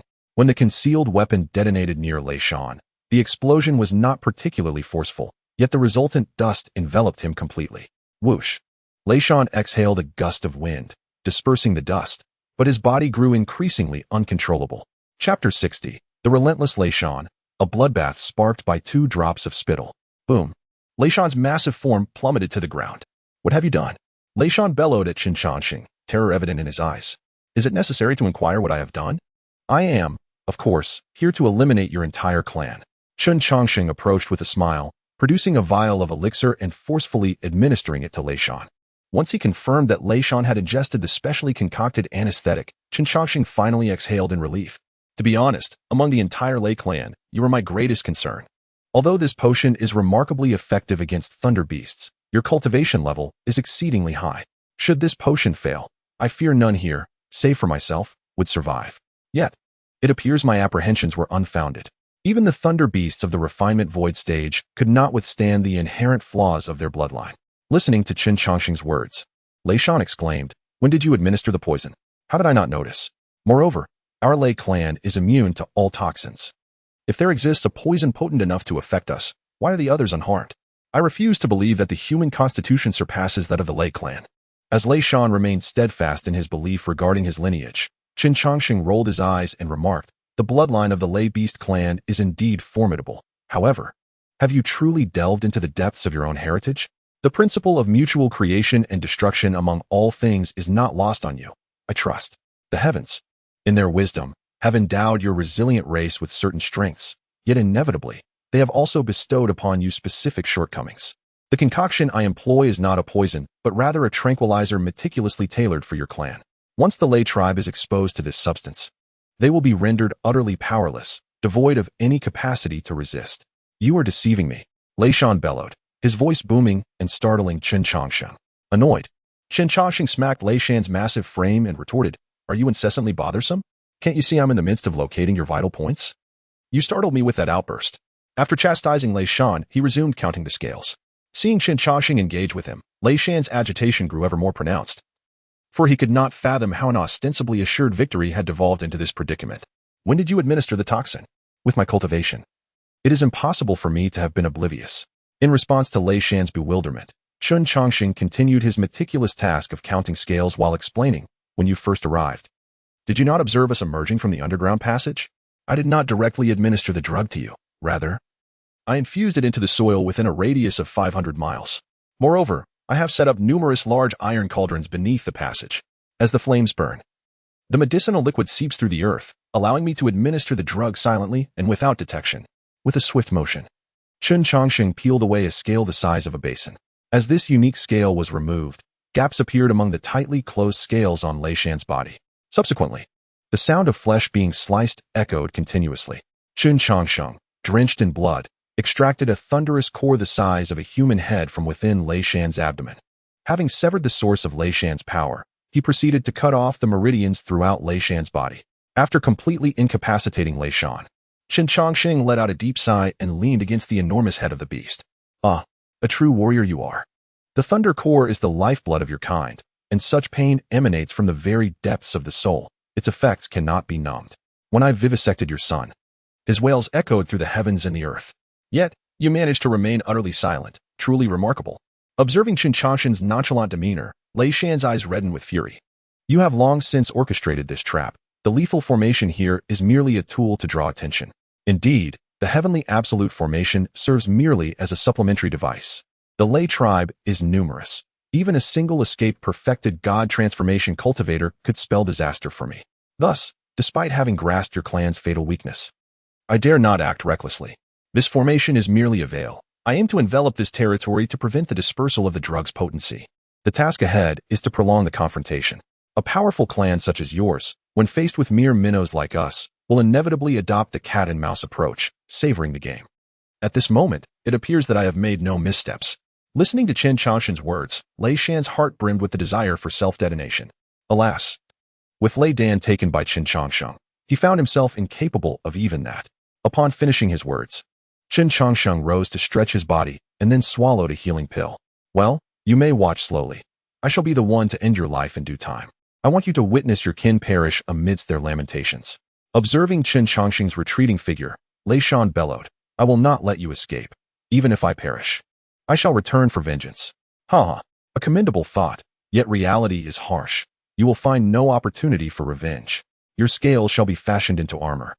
Your flesh consumed to satiate my hunger, and your blood refined into elixirs. Even your bones will be crafted into weapons. After all is said and done, I will chant sutras to release your lingering resentments, ensuring absolute thoroughness. However, I am not devoid of compassion. I shall select a burial site for you, ensuring your remains find peace. But it will only be a symbolic grave, for I shall make full use of your corporeal form. As he spoke, Chen Changsheng paused momentarily. Then a radiant smile graced his face. In all this time, I nearly forgot to explain why I killed your son. When I first encountered him, he spat upon me twice. Hence, the downfall of your clan can be attributed to those 2 mouthfuls of saliva. With that, Chen Changsheng leisurely walked away, hands clasped behind his back. At this point, Lei Shan's resentment and bitterness surged to an unbearable peak. The once mighty Lei clan had been eradicated by a horde of insignificant ants. It was an outrageous mockery. It is important to note that among the Wu clan, aside from Chen Changsheng, only Ali possessed comparable strength, and even Ali had barely grazed the threshold of the nascent soul realm. With the clan's formidable warriors yet to engage and countless powerful artifacts still unutilized, how could Lei Shan accept such a ludicrous extermination? Time passed, and the ferocious beasts outside the array of ultimate doom began to grow impatient. What was the Lei clan doing? Was it truly necessary to take so long over the slaughter of mere bipeds? What is the rush? Hissed a colossal python coiled around a mountaintop. Who knows? Perhaps there are strong individuals among the Wu clan? Don't be absurd. Am I not familiar with the Wu clan? They rely on the path of goo worms, which may pose a threat to other beings. But the Lei beasts are innately resistant to such pests. Just as these words were spoken, the once closed array of ultimate doom began to slowly open, revealing a scene that would be forever etched in the minds of the beasts. Chapter 61. The Taboo of the 10,000 Great Mountains. In a fleeting moment, corpses. A mountain of corpses, blood saturating the earth. The formidable Lei Shan, a paragon among the beast clan, was displayed atop the mountain of cadavers. Upon his lifeless body stood a diminutive figure. The once pure white robe had turned crimson, as he simply stood there. Yet, none of the powerful beasts dared to meet his gaze. The notion of annihilating an entire clan by a single individual had never merely been an exaggeration. Yet, this matter has now transformed into a reality. No one comprehends how this individual of the human race has accomplished such a feat, although the battle witnessed the involvement of the Witch clan. Their influence on the Thunder clan is scarcely stronger than that of air. Thus, it is solely this human before us who has obliterated the Thunder clan. As if sensing the gaze of the ferocious beasts, Chen Changsheng instinctively turned his head. Faced with his penetrating stare, the multitude of ferocious beasts immediately scattered in terror. The Thunder clan, one of the most formidable races, has been vanquished by this singular human, leaving the remaining beasts devoid of the courage to confront Chen Changsheng's gaze. The conflict between the Witch clan and the Thunder clan has come to a close. The residual Thunder beasts remaining in the stronghold of the Thunder clan were thoroughly eradicated by Chen Changsheng and Ali. Consequently, the name of the Witch clan reverberated throughout the 10,000 Great Mountains, within a radius of 3,000 miles centered around the territory of the Witch clan. No ferocious beasts of the nascent soul realm dared to tread, all trembling in fear of that enigmatic presence, the Undertaker. After the conclusion of the battle, some ferocious beasts, emboldened by their audacity, ventured to inspect the aftermath. The corpses of the Thunder beasts had long been cleared away, leaving behind only a towering stone hill. Upon this hill, a poem and an inscription were etched into the stone by a sharp blade. The inscription read, 3,821 lives of the Thunder clan lie buried here. The Undertaker stands. Beside this inscription, there was also a poem. Raising my head to the southern dipper, I turned to the northern star, gazing beyond the heavens. There is no one like me. From this moment forth, the name of the Undertaker became a taboo within the 10,000 Great Mountains. In the Water Moon Cave, after the annihilation of the Thunder Clan, Chen Changsheng began to investigate the ancient bronze palace seized by Thunder Mountain. The critical information inscribed upon this bronze palace had also been erased. However, intriguingly, the being responsible for this erasure had left behind some traces within the palace. A handprint was imprinted upon the unyielding bronze walls, accompanied by 2 lines of small text: "Eliminate a great menace for the world's rejoicing. By chance, a relic is left here for the fated." After perusing the remnants of the wall, Chen Changsheng turned his gaze toward a nearby stone lump. This object was evidently left behind by that mysterious entity. Upon careful examination, he ultimately confirmed it to be an egg. Regrettably, this egg was no longer viable. Thunder Mountain likely sought to monopolize the Water Moon Cave to utilize its spiritual spring in hopes of reviving this lifeless egg. The spiritual spring within the Water Moon Cave possesses remarkable efficacy in nurturing various spiritual beasts and cursed insects. It is precisely due to Thunder Mountain's occupation of the Water Moon Cave that the Witch Clan has gradually weakened. Just as Chen Changsheng was piecing together the entirety of this affair, the clan leader of the Gully tribe entered. "Divine Envoy, the resources of the Thunder Clan have been tallied." Upon hearing this, Chen Changsheng turned to the bowing clan leader and spoke. "I shall take half of the Thunder Clan's resources, leaving the other half for you. Within a century, the ferocious beasts of the 10,000 Great Mountains should not dare to provoke you, so you must seize this opportunity to develop swiftly. Furthermore, your present circumstances are all thanks to my intervention. Thus, you owe me a favor that must be repaid regardless of the passage of time. Should you fail to do so, I shall reclaim what I have bestowed upon you." Upon hearing Chen Changsheng's words, Gully promptly responded, "Rest assured, esteemed messenger of the gods. Even after countless millennia, the Witch Clan will never forget your kindness. However, I kindly request that you leave behind a token to facilitate future recognition." Contemplating Gully's request, Chen Changsheng pondered for a moment before handing over the latter half of the golden page of the 8-9 mystical arts. The profundity of the 8-9 mystical arts is boundless. Without the first half, it is utterly impossible to practice. Utilizing this item as a token is indeed most fitting. The other half of the golden page symbolizes me. When the day arrives that it re-emerges, it shall signify that the favor must be repaid. The restoration of the tricolor teleportation array will require some time, during which I shall not be present among the Witch Clan. Furthermore, once I depart, I do not wish for my name to be perpetuated. Do you understand?" Gully comprehended. Having said that, he immediately turned and left the Water Moon Cave. Observing Gully's retreating figure, Chen Changsheng smacked his lips and resumed his study of the lifeless egg. The reason for his lingering in the 10,000 Great Mountains was twofold. Firstly, the tricolor teleportation array could not yet be repaired. Secondly, Chen Changsheng intended to attempt to revive this lifeless egg. The spiritual spring of the Water Moon Cave was insufficient to revive it. But perhaps with the addition of the celestial repair ointment, there might be hope. Though the 10,000 Great Mountains are fraught with peril, they are replete with abundant resources. Having vanquished the Thunder Clan, Chen Changsheng's reputation instilled fear in many ferocious beasts. Thus, he seized the opportunity to gather resources diligently.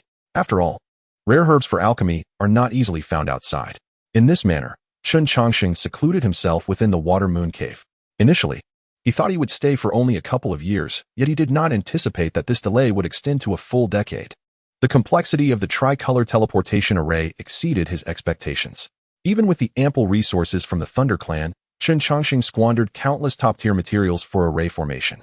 Additionally, progress on the celestial repair ointment stagnated at a certain stage, as he could not decipher the text of a portion of the formula.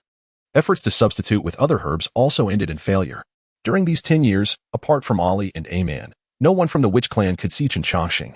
Coupled with the prohibition from clan leader Gully, his name gradually faded from the memories of the Witch Clan. "Brother Changsheng, the tricolor teleportation array has been repaired." Aman joyfully rushed to convey the news to Chen Changsheng. Hearing this, Chen Changsheng, who was in the midst of alchemy, lifted his head. "It is finally complete. It is time for me to depart." As he spoke, Chen Changsheng began to gather his belongings. However, just as he intended to leave, Aman spread his arms to block his path. "Brother Changsheng, I wish to leave with you." Gazing at Aman before him, Chen Changsheng replied, "Aman, you know me well, and you are aware of my choices." Upon hearing Chen Changsheng's words, Aman broke into a radiant smile. "Brother Changsheng, I am aware that you do not linger for any individual, and so it is with me. You traverse a path that is both long and seemingly endless. Yet, You must not reject those who wish to accompany you on this journey. Amaran wishes to walk alongside you, even if the segment of your life is but a fleeting moment. In response to Amaran's earnest request, Chen Changsheng fell silent. After a considerable pause, a smile graced his face. Very well. Chapter 62. The Great Art of Divination. The Journey to Seek Ali. You are crowding, Brother Changsheng. Do shift over a bit. Ali was incessantly nudged by a hand, his face nearly pressed against the coffin. Ali protested, "It's not that cramped, truly. This stone coffin is quite spacious. 3 people can lie comfortably within. Besides, it's not like we are in a bridal chamber." Indeed, upon learning that Chen Changsheng intended to depart, Ali had also requested to join him in leaving the 10,000 Great Mountains. His reasoning was simple. The world is vast, and I yearn to explore it. Although Chen Changsheng did not formally accept Ali as a disciple, he regarded him as something akin to a half-disciple.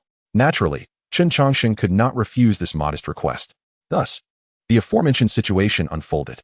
Though the coffin of the immortal sovereign of 100 defeats was ample, accommodating 3 individuals proved to be somewhat congested. Chen Changsheng lay in the center, with Ali and Amaran on either side. Amaran found Ali's larger physique encroaching upon Chen Changsheng, causing Ali's face to be pressed against the coffin's wall. Time slipped away, and eventually, the commotion outside ceased. Frustrated, Ali lifted the coffin lid. "Sir, could we not employ some other method? Who sleeps in a coffin every day?" Ignoring Ali's complaints, Chen Changsheng rose to assess their surroundings. The ancient bronze hall was in a state of disrepair, with much of its structure long since vanished. Once assured of their safety, Chen Changsheng and the others emerged from the coffin. Gazing upon the external world, Ali's eyes sparkled with curiosity. "Sir, where are we?" Faced with Ali's incessant inquiries, Chen Changsheng cast him a sidelong glance and remarked, "Why do you ask me everything? Do you truly think I am a deity? Let us observe first."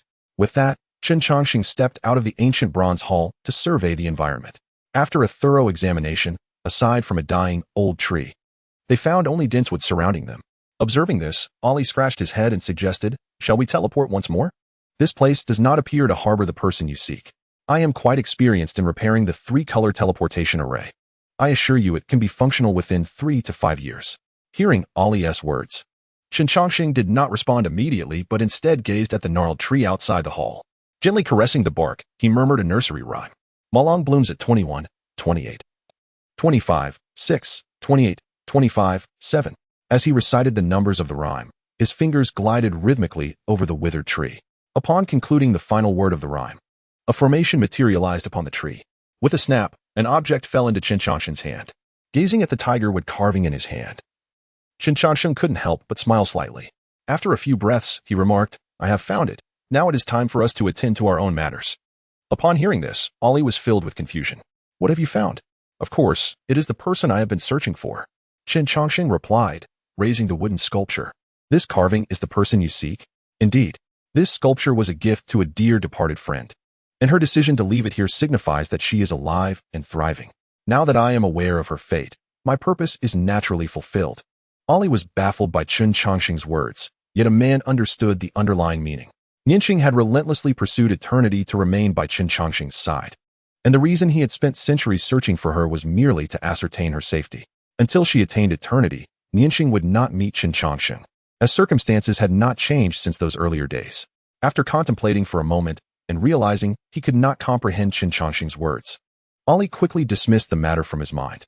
"Sir, now that you have found the person you were looking for, where shall we go next?" This was a pertinent question. It was time for me to display my grand divination technique. With a grave expression, Chen Changsheng produced a stick and stood it upright on the ground. He slowly released his grip with his right hand. The stick paused for a moment before toppling in a particular direction. "There is a result. We shall go that way." Chen Changsheng pointed toward the direction in which the stick had fallen, his face earnest. Ali remarked, "Listening to your grand divination technique, I was curious to witness it. But it appears to be mere guesswork." After silently critiquing Chen Changsheng's absurd behavior, Ali tentatively suggested, "Sir, is it not somewhat inappropriate to choose our path in such a manner?" In response, Chen Changsheng nodded in agreement. "It is not just inappropriate, it is utterly absurd. Since you have questioned this ridiculous method, why not choose a direction for us?" Observing Chen Changsheng's serious demeanor and glancing around at the unfamiliar surroundings, Ali decisively declared, "Your grand divination technique is nothing short of miraculous, and I am more than willing to follow the path you have chosen." Acknowledging Ali's timely compliance with a roll of his eyes, Chen Changsheng set off in a particular direction. For one who has no home, Every place in the world may serve as their abode. As the saying goes, everywhere is home when one has no home. My dear brother, since the dead cannot return to life, I urge you to mourn and adapt. Although the loss of a loved one is profoundly sorrowful, those who live must continue their lives. This is our shop's latest offering, a rosewood coffin, not for $9,998, nor for $3,998. Just $998, and you can take it home immediately. Furthermore, if you purchase this rosewood coffin and add $398, your loved one shall receive comprehensive funeral services. Additionally, the proprietor will personally select a piece of auspicious land for you.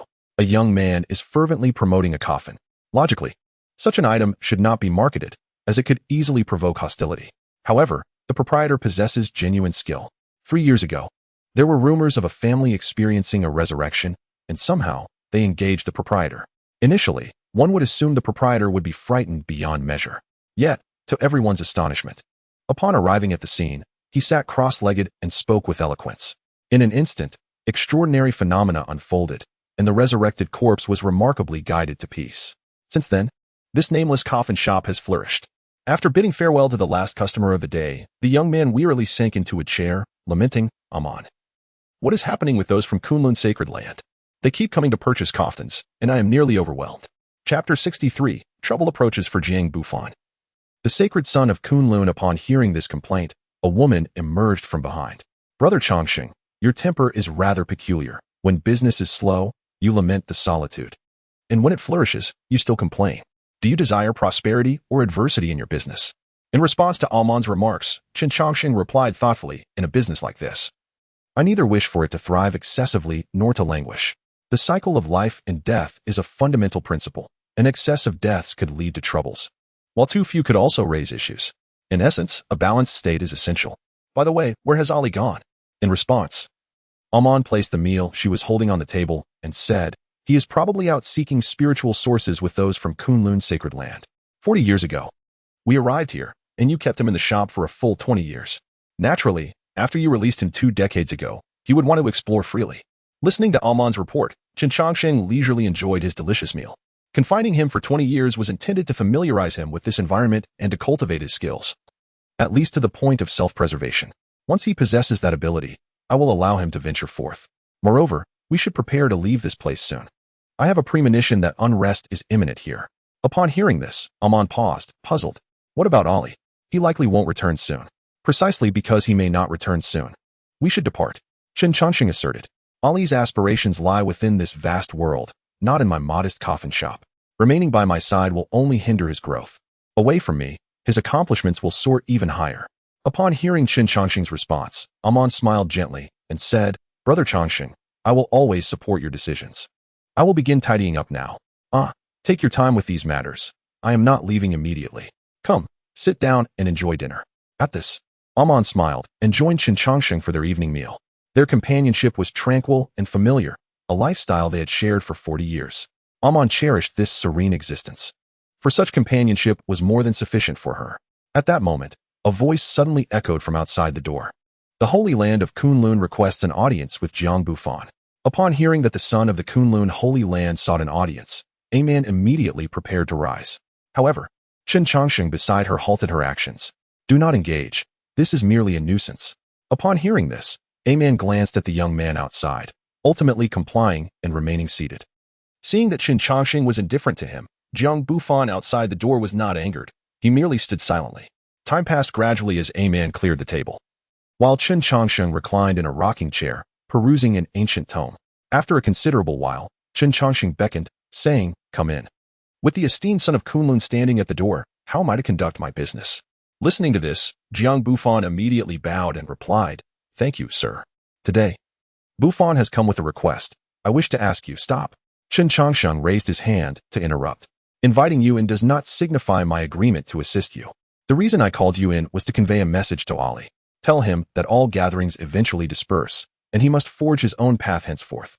Furthermore, my abilities are limited, and I cannot be of assistance to the Kunlun Holy Land. You would do better to seek someone more capable." In response to Chen Changsheng's refusal, Jiang Bufan smiled slightly and said, "You are too modest, sir. Few can rival your capabilities in this world. If you cannot accomplish something, then it is likely that no one else can. I have heard that you wish to utilize the super teleportation array of the Kunlun Holy Land. If you are willing to take action, I would be willing to persuade the Holy Land to lend it to you." Upon hearing this, Chen Changsheng narrowed his eyes. "It seems you have conducted thorough inquiries into my affairs." He chuckled. "To request your assistance without offering an appropriate price would be remiss. However, I wonder if the price you propose would meet my satisfaction?" Seeing Jiang Bufan's confident demeanor, Chen Changsheng maintained a stern expression. "You have indeed presented something that piques my interest. I cannot outright reject your offer. Come back in 3 days. I need to prepare some things." "Understood. I shall return in 3 days," Jiang Bufan replied before turning to leave the coffin shop. Watching Jiang Bufan's retreating figure, a man expressed her concern. "Sir, do you truly intend to assist him?" Initially expecting Chen Changsheng to articulate a multitude of compelling reasons to decline, she was taken aback when he simply waved his hand and said, "Assist? What assistance? I was merely deceiving him." A man exclaimed in confusion, "Brother Changsheng, did you not agree to meet him in 3 days?" In response, Chen Changsheng stood and stretched lazily, saying, "If I did not agree to a meeting in 3 days, how would I have time to prepare for my escape? The only reason I remained in this Kunlun Holy Land was due to my fascination with its unique spiritual source.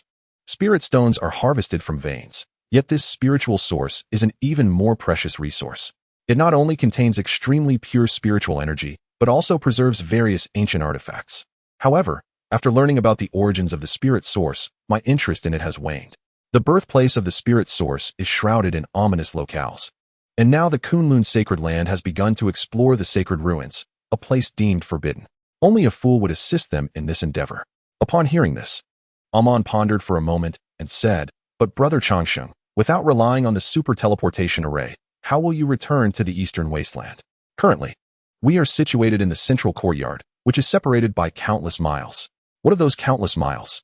"As long as one walks slowly, there will come a day when one shall arrive," Changsheng replied. "I initially intended to exchange spirit stones for a chance to utilize the super teleportation array, but it now appears that this plan is futile." "Very well, Amon, please tidy up your belongings. I shall pay a visit to Butterfly Valley." With that, Chen Changsheng departed from the modest coffin shop. "Butterfly Valley, I have come to seek you once again." Chen Changsheng's voice echoed in the elegantly serene valley. Moments later, an elderly man with a benevolent demeanor, white hair, and a white beard emerged from a thatched cottage. "What a fortuitous timing.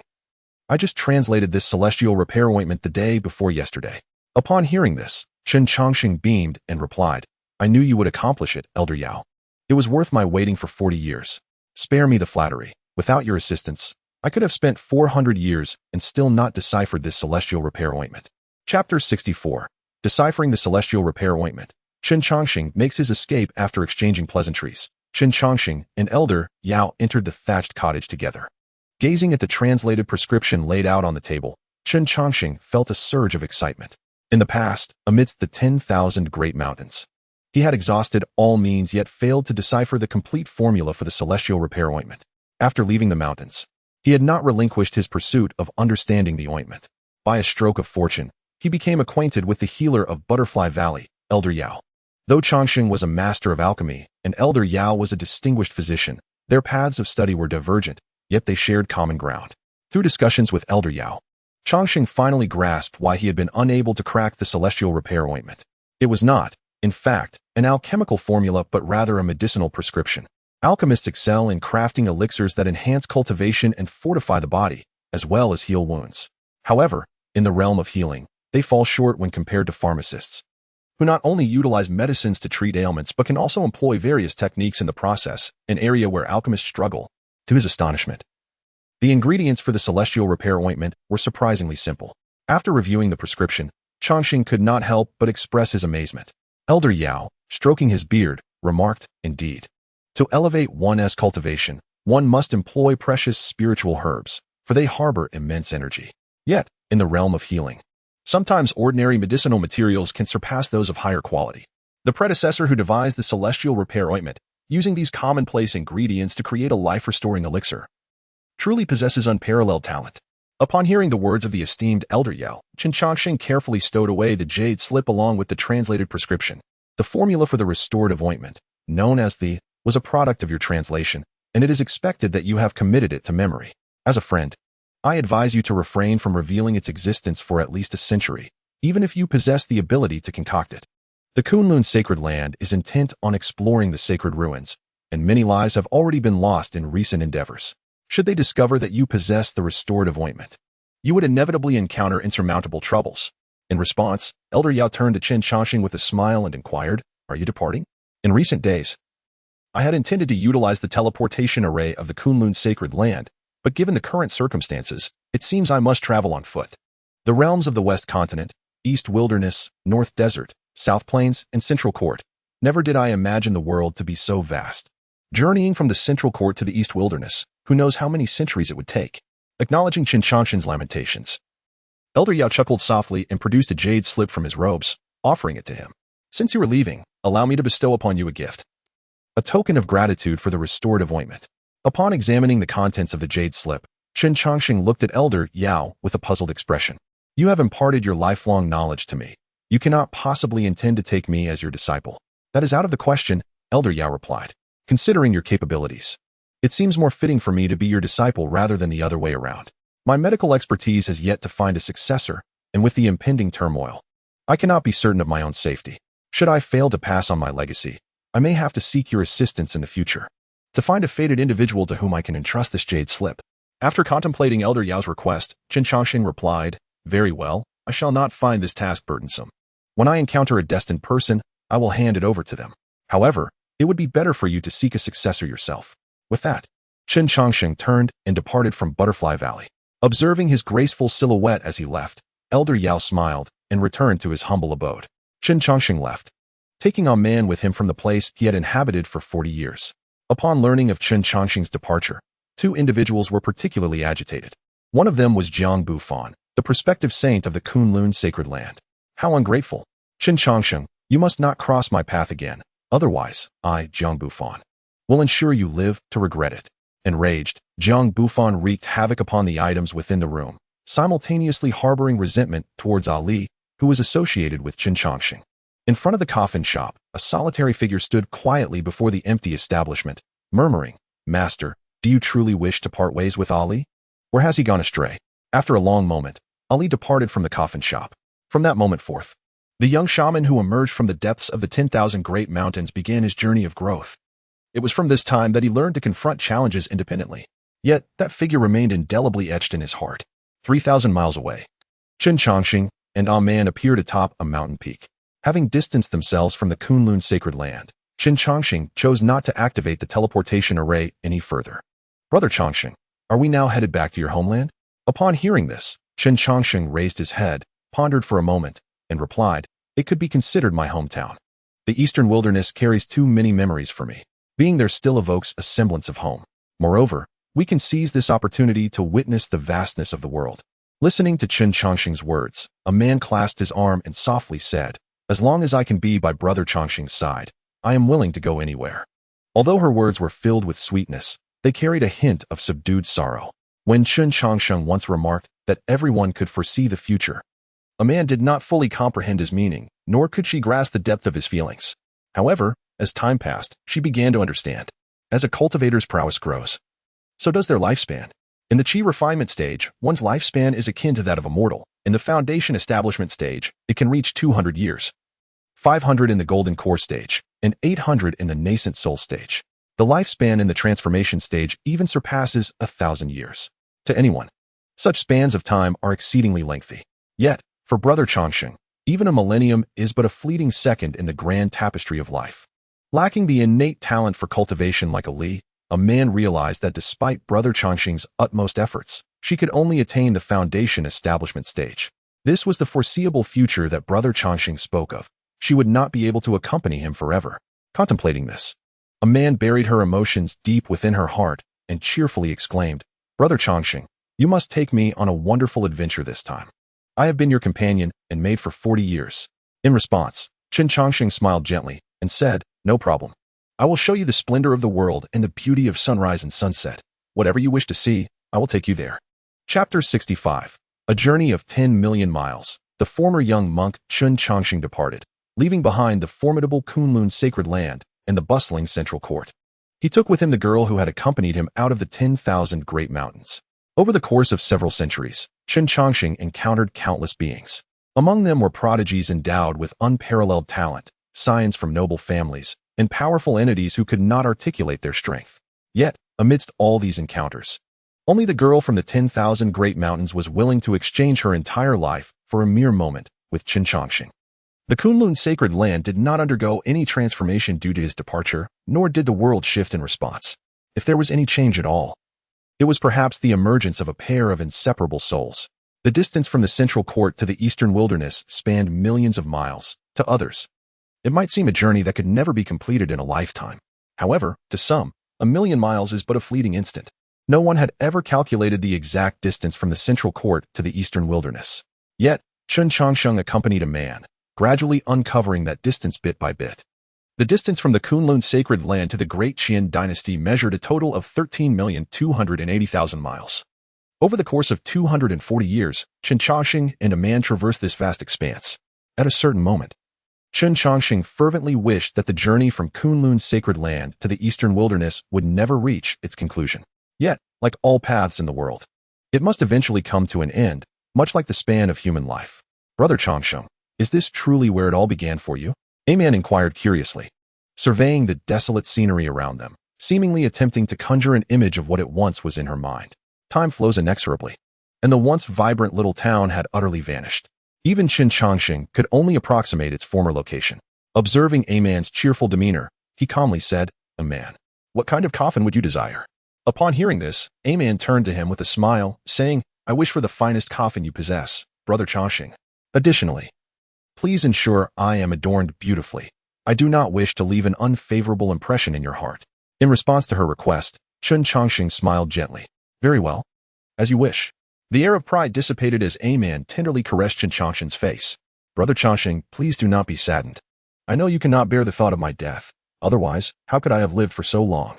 Since I met you, I have lived for 300 years. I am merely a foundational realm cultivator. To extend my life by another 100 years is already a limit. 3 centuries have been sufficient. I have lived joyfully. Without you, even if I were to live another 300 years, I would find no happiness." Grasping A man's hand, Chen Changsheng softly replied, "As I have said, all is as you wish. I shall not be sorrowful. Is there anything else you wish to see? I long to witness the sunrise." "Very well." With that, Chen Changsheng led A man to the highest peak, where they quietly leaned against each other. As they gazed towards the east, where the first light began to emerge, A man pouted and remarked, "Brother Changsheng, I am indeed quite selfish. I know this will bring you pain, but it is the only way you will remember me. Please do not blame me." In response, Chen Changsheng wrapped his arm around A man's shoulder and gently said, "I am your brother Changsheng. How could I ever blame you?" Upon hearing his words, A man's lips curled into a radiant smile. "You are truly wonderful, Brother Changsheng.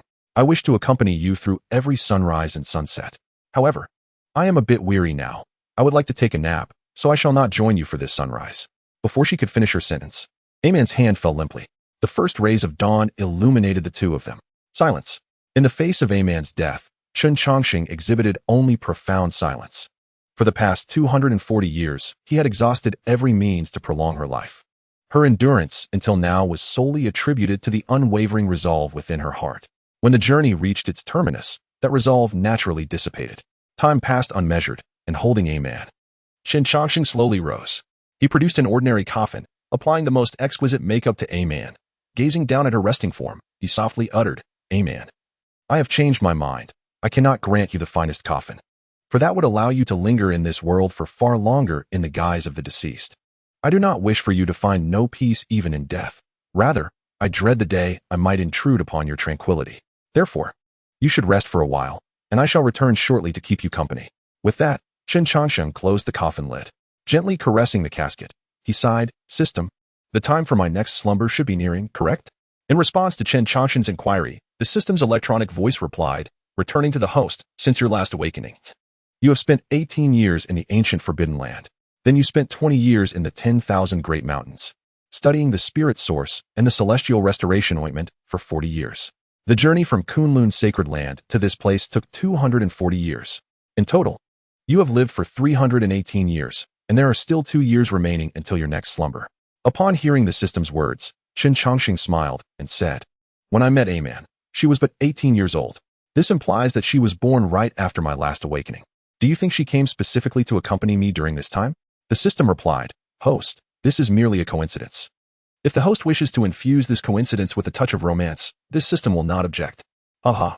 Oh, system, You truly lack an understanding of romance. Perhaps, after living for so long, I might end up like you. But that is a matter for far in the future. For now, while I still possess a semblance of humanity, I shall go and visit my old acquaintances. This time, my slumber will be prolonged, and I fear that upon awakening, I may no longer see them. With that, Chen Changsheng flew in a specific direction. Tianfu Temple.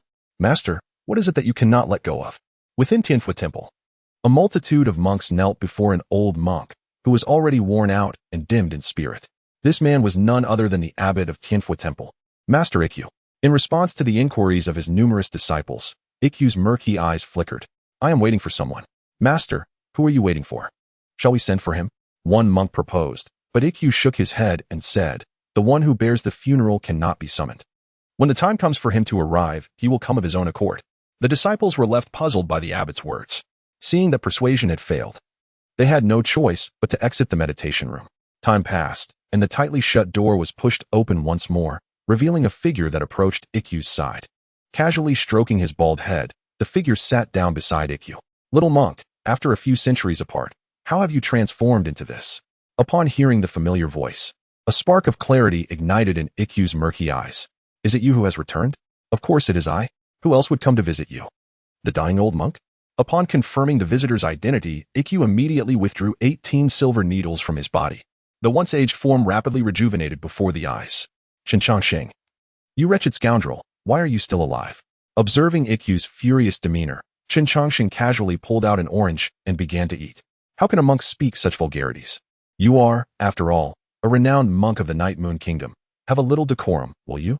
Confronted with Chen Changsheng's expression of serene indifference, Issho rolled his eyes dramatically and reached for the orange in Chen Changsheng's hand. However, Chen Changsheng swiftly retracted his hands, firmly rejecting Issho's advance. No, I am on the brink of death. Surely I can indulge in an orange. Issho protested. Of course not. I eat oranges to mask the stench of decay with their peel. I am genuinely curious as to how you have ended up in such a state. Although the lifespan at the nascent soul stage is merely 800 years, consuming some longevity elixirs could easily extend one's life by a century or two. Yet, according to my recollection, you do not seem to have reached the age of 800. Upon hearing Chen Changsheng's words, Issho curled his lip in frustration and replied, I too wish to live for several more centuries. Yet, circumstances have not permitted me such a luxury. Do you recall my confinement in the forbidden ground of the Night Moon Kingdom? I do. And then? Chen Changsheng prompted. At that time, I was pursued by the Wolf King, and in desperation, I found myself cornered within the fissures of the seal. As time passed, my body succumbed to the corruption of a malignant force. This power has made me formidable, yet it exacts a dire toll. To prevent my situation from deteriorating further, I inflicted a wound upon myself, reverting back to the nascent soul stage. At this revelation, Chen Changsheng's brow furrowed, and he placed his hand gently on Issho's wrist. After a careful examination, he spoke. There exists a force within you that is consuming your body, rendering you a mere husk. The price you mentioned cannot be your lifespan. Can it? Indeed, but to be precise, it is my vitality that is at stake. The malevolent force devours the host's life force, subsequently transforming it into strength that nourishes the host. This is the grim truth behind how malevolence grants power. To prevent this force from harming me, I must sacrifice the lives of others to sustain my own. The greater my realm, the more beings I must slay. Should I ever fail to appease it, it will drain me completely and seek another host. Now you understand why I have become this way. With that, Issho regarded Chen Changsheng with quiet intensity. After a moment of silence, Chen Changsheng posed a question. Have you never considered eradicating it? Of course I have contemplated such a course of action. I have employed numerous methods, all to no avail. Unless I perish, it shall not vanish. Moreover, I suspect that if I were to die a natural death, it would surely leap from my body in search of a new host. This is also why I have been clinging to life, waiting for your return. The allure of increased power is irresistibly tempting. Few can withstand such temptation. I refuse to allow this calamity to perpetuate. As he spoke, Issho produced an exquisite urn and presented it to Chen Changsheng. The most effective means of vanquishing this force is to reduce me to ashes. I have prepared this urn. The remaining tasks are yours. Additionally, given my realm, I should leave behind several relics upon my death. Consider these as the price for your assistance. I am well aware of your character. To allow you to labor without recompense would be more painful than slaying you. Gazing at the urn in his hands, Chen Changsheng mused, where shall your ashes be interred? Should they be entrusted to your disciples? Let us put this aside. The Tianfu Temple has waned over generations. And that group of little bald heads are hardly virtuous. Entrusting my ashes to their care could very well result in them being scattered one day. You may choose the burial site yourself. After all, I can no longer intervene. With that, Ishio once more settled into a meditative posture, ultimately succumbing to lifelessness. Upon Ishio's passing, an array of golden characters emerged from his body, ensnaring it like an intricate net. Observing Ishio's remains, Chen Changsheng shook his head and sighed. Ah, young monk, you remain ever so kind-hearted. Had it been another, they would have likely unleashed a massacre by now. As his words faded, Chen Changsheng's figure vanished, and Ishio's corpse similarly disappeared from the meditation chamber. Yet, upon the walls of the room, 3 grand characters remained: funeral attendant. In the forbidden grounds of the Night Moon Kingdom, a stunning woman stood quietly before 3 desolate figures. Suddenly, a flippant voice broke the silence. Xiaobai, how have you been lately? Without hesitation, the exquisite woman struck out at the source of the voice. Do not attack. It is I. Chen Changsheng evaded her strike and swiftly revealed his identity. However, upon recognizing him, the woman's assault grew even more ferocious. Faced with her relentless fury, Chen Changsheng could only shake his head in resignation, then summon the manifestation of the celestial realm. With a thunderous impact, his unnamed fist technique sent the woman hurtling away. Immediately afterward, Chen Changsheng traced intricate symbols in the air, binding her tightly. After securing everything, he set up a temporary formation to prevent any interruptions from outsiders. Wanenyu, we are familiar enough. Must you be so vicious? Despite being ensnared, the hatred in Wan Yenyu's eyes showed no sign of diminishing. I am targeting you. I not only wish to strike you, but to end your life. You may confine me for eternity, but I shall ensure you regret it. In the face of Wan Yenyu's wrath, Chen Changsheng clicked his tongue and replied, Can we not converse civilly? If you continue in this manner, I might just give you a trendy new hairstyle. At this remark, Wan Yenyu shuddered, the humiliation from her past resurfacing. You dare? What I have to fear? I can demonstrate it right now, Chen Changsheng declared, producing a razor as he approached her. Faced with the glinting blade, Wan Yenyu finally relented. Do not come any closer. I shall not oppose you. Now that is more like it. Why the hostility upon reuniting, old friend? Chapter 67. Farewell to an old acquaintance. 320 years of slumber. Breaking free from her restraints, Wan Yenyu coldly remarked, You've been gone so long. Why return now? That question lacks logic. Chen Changsheng countered. My absence has no bearing on my return. Wan Yenyu offered no response, instead gazing toward the grave of Wan Yenagujuo. After a long pause, she spoke. I did my utmost regarding Ishio. I understand. The troubles of Ishio are indeed beyond the capabilities of ordinary folk. Have you visited the Qingjing Temple? Having visited, that fellow in the distant mountains has indeed proven himself, successfully breaking through to the transformation stage.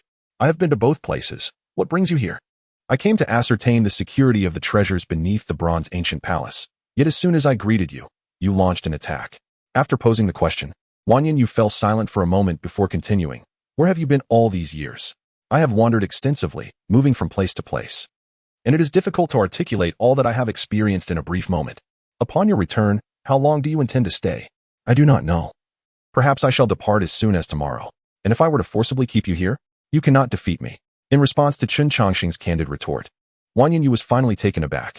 Grasping Chen Changsheng by the collar without regard for her royal demeanor, she exclaimed loudly, After all these years of diligent cultivation, why are you still stronger than I? Upon hearing this, Chen Changsheng shrugged innocently. I truly cannot explain it. I have devoted 10 years to earnest practice. The rest of the time, I scarcely considered this matter. I do not understand why I am growing stronger, even surpassing those who focus solely on their cultivation. Wan Yenyu replied, Your words provoke me. Had I the strength, I would relish in teaching you a lesson. Releasing Chen Changsheng's collar, she turned away coldly, stating, The bronze ancient palace is under my watch. Nothing will go awry, so you may leave. Observing her expression, Chen Changsheng tilted his head and tentatively inquired, You do not happen to have feelings for me, do you? Have you ever given me that opportunity? Never. Then that is settled. Be gone. As Wan Yenyu once again urged him to depart, Chen Changsheng forced a smile, saying, It is not surprising that you might have feelings for me, considering my exceptional qualities and charm. However, our fates are incompatible. You are a wolf, and I am but a human. Our offspring might very well become wolves. I will slay you. Wan Yenyu, enraged, charged at Chen Changsheng once more. In the face of her fervent assault, Chen Changsheng vanished into the horizon at the speed of light. Watching him disappear, Wan Yenyu's chest heaved, clearly agitated. After a while, she managed to calm herself and turned away, heading towards the cold and lonely imperial palace. Their youthful encounter, though absurd, was eternally unforgettable. Because of him, she survived. Because of him, her father did not meet a gruesome end. And still because of him, the great vengeance of the Night Moon Kingdom was avenged. To be precise, the meeting between herself and Chen Changsheng was woven with destiny. Yet, in the tapestry of fate, some connections are profound while others are fleeting. From the moment the Ascended One passed away, the bond between herself and Chen Changsheng had come to an end. She could not abandon the Night Moon Kingdom. Nor would Chen Changsheng linger for the sake of any individual. Chen Changsheng might become her confidant, friend, or old acquaintance. Yet he would never become her partner in the path of life. My dear, I have visited all the old acquaintances of the past. The little bald-headed figure remained as kind-hearted as ever. However, my junior brother has managed to make a breakthrough, reaching the transformation stage. Thus, I need not worry about waking to find him absent. Leaning against the tombstone of Amon, Chen Changsheng engaged in idle chatter. Beside the tombstone lay a freshly dug pit, prepared by Chen Changsheng for himself. Having spoken, he produced the stone coffin of the 100 Defeats Immortal. He placed the coffin into the pit and skillfully laid down within it. Gazing at Amon's grave, Chen Changsheng murmured, "People often say that one cannot share their sleep in life, but may we find rest in the same grave in death? In this life, I have wronged you. If there is a next life, may you never encounter me again." With that, Chen Changsheng closed the coffin lid, activating the array arranged outside. A deluge of earth buried the stone coffin beneath the ground. Thus began his third slumber, this time lasting a full 320 years. As the sun rose and set, and the seasons changed from spring to autumn, the precious time, revered by countless souls, slipped away quietly. 320 years is an eternity, long enough for mountains and rivers to transform. The two tombs that Chen Changsheng had painstakingly constructed had long since vanished without a trace. Suddenly, a towering tree trembled and was uprooted by an immense force. Spitting out the dirt that had inadvertently entered his mouth, Chen Changsheng surveyed his surroundings. The memories from before his slumber no longer aligned with the current environment. After surveying the area, he turned his gaze to the system panel. Host, Chen Changsheng. Strength, 200, mid-yuanying. Speed, 260, late yuanying. Defense, 280, perfect yuanying. Spiritual power, 200, mid-yuanying. Lifespan, 640. Upon observing the data displayed on the system panel, Chen Changsheng nodded in satisfaction. Ever since he discovered that his spiritual power would diffuse outward during his slumber, he had been contemplating a solution. Ultimately, he decided to employ the celestial lasting array to create a sealed environment, thereby restraining the outward dispersion of his spiritual power. Now, it appeared that although he had not achieved complete success, the results were quite commendable. Following his usual practice, Chen Changsheng allocated all 320 attribute points directly to his defense. However, the subsequent label for his defense attribute left him somewhat bewildered. Instead of transforming into transformation stage or refinement void, it changed to the words fifth realm. Observing this, Chen Changsheng inquired, "System, what is the meaning of this?" In response to Chen Changsheng's confusion, the system replied, "The label is merely a standard for measuring the host's strength. When the standard changes, the label will naturally alter as well. Given the current circumstances are exceptional, a vague label has been employed." Chen Changsheng. The system's words not only failed to elucidate the situation for Chen Changsheng, but instead left him in a state of perplexity. "System, what do you mean by the standard changing and the circumstances being special? The current situation is overly complex. Once the host regains their cultivation, everything will become clear." Chapter 68. Unexpected changes in the midst of his egg-raising life. Chen Changsheng was perplexed by the words of the system. Nevertheless, he diligently resumed his cultivation. An hour later, he suddenly erupted into a fit of coughing while seated in meditation, finding his cultivation stalling at the initial stage of transformation. Chen Changsheng. Faced with this predicament, he was utterly bewildered. If memory served him correctly, he had attained the later stage of transformation before his slumber. Yet, while attempting to restore his cultivation, he encountered a formidable resistance. Although his spiritual power had returned to its former level, his realm stubbornly refused to advance. This sensation could be likened to a decree from the heavens forbidding his existence. After a moment of contemplation, Chen Changsheng suddenly conceived a possibility. "System, the rules of heaven and earth are undergoing changes, are they not?" The host's conjecture is entirely accurate. The path of cultivation is remarkably akin to the growth of plants. Plants can only thrive in suitable environments. When the environment shifts, another species will invariably replace the original. One could also interpret this as the current cultivation system becoming obsolete. Upon hearing the system's response, a glimmer of insight sparked in Chen Changsheng's eyes. The existing cultivation framework was, in fact, ill-suited for him. as his spiritual root was artificially created. Although, in theory, there was little difference between an artificial and a natural spiritual root, the subtle distinctions ultimately mattered. This was a significant reason for his persistent inability to reach the void refinement stage. Reflecting on this, Chen Changsheng remarked, "System, if the current situation is as you describe, then the rules of heaven and earth are changing far too rapidly. How many years have I truly lived? And already, the rules are shifting. Host, why do you believe the changes in the rules of heaven and earth are occurring swiftly? Your time in this world has not been lengthy. Do you know how many years this cultivation system has persisted? The reason the host has not perceived the transformation in the rules of heaven and earth is that you have grown accustomed to this situation since your arrival.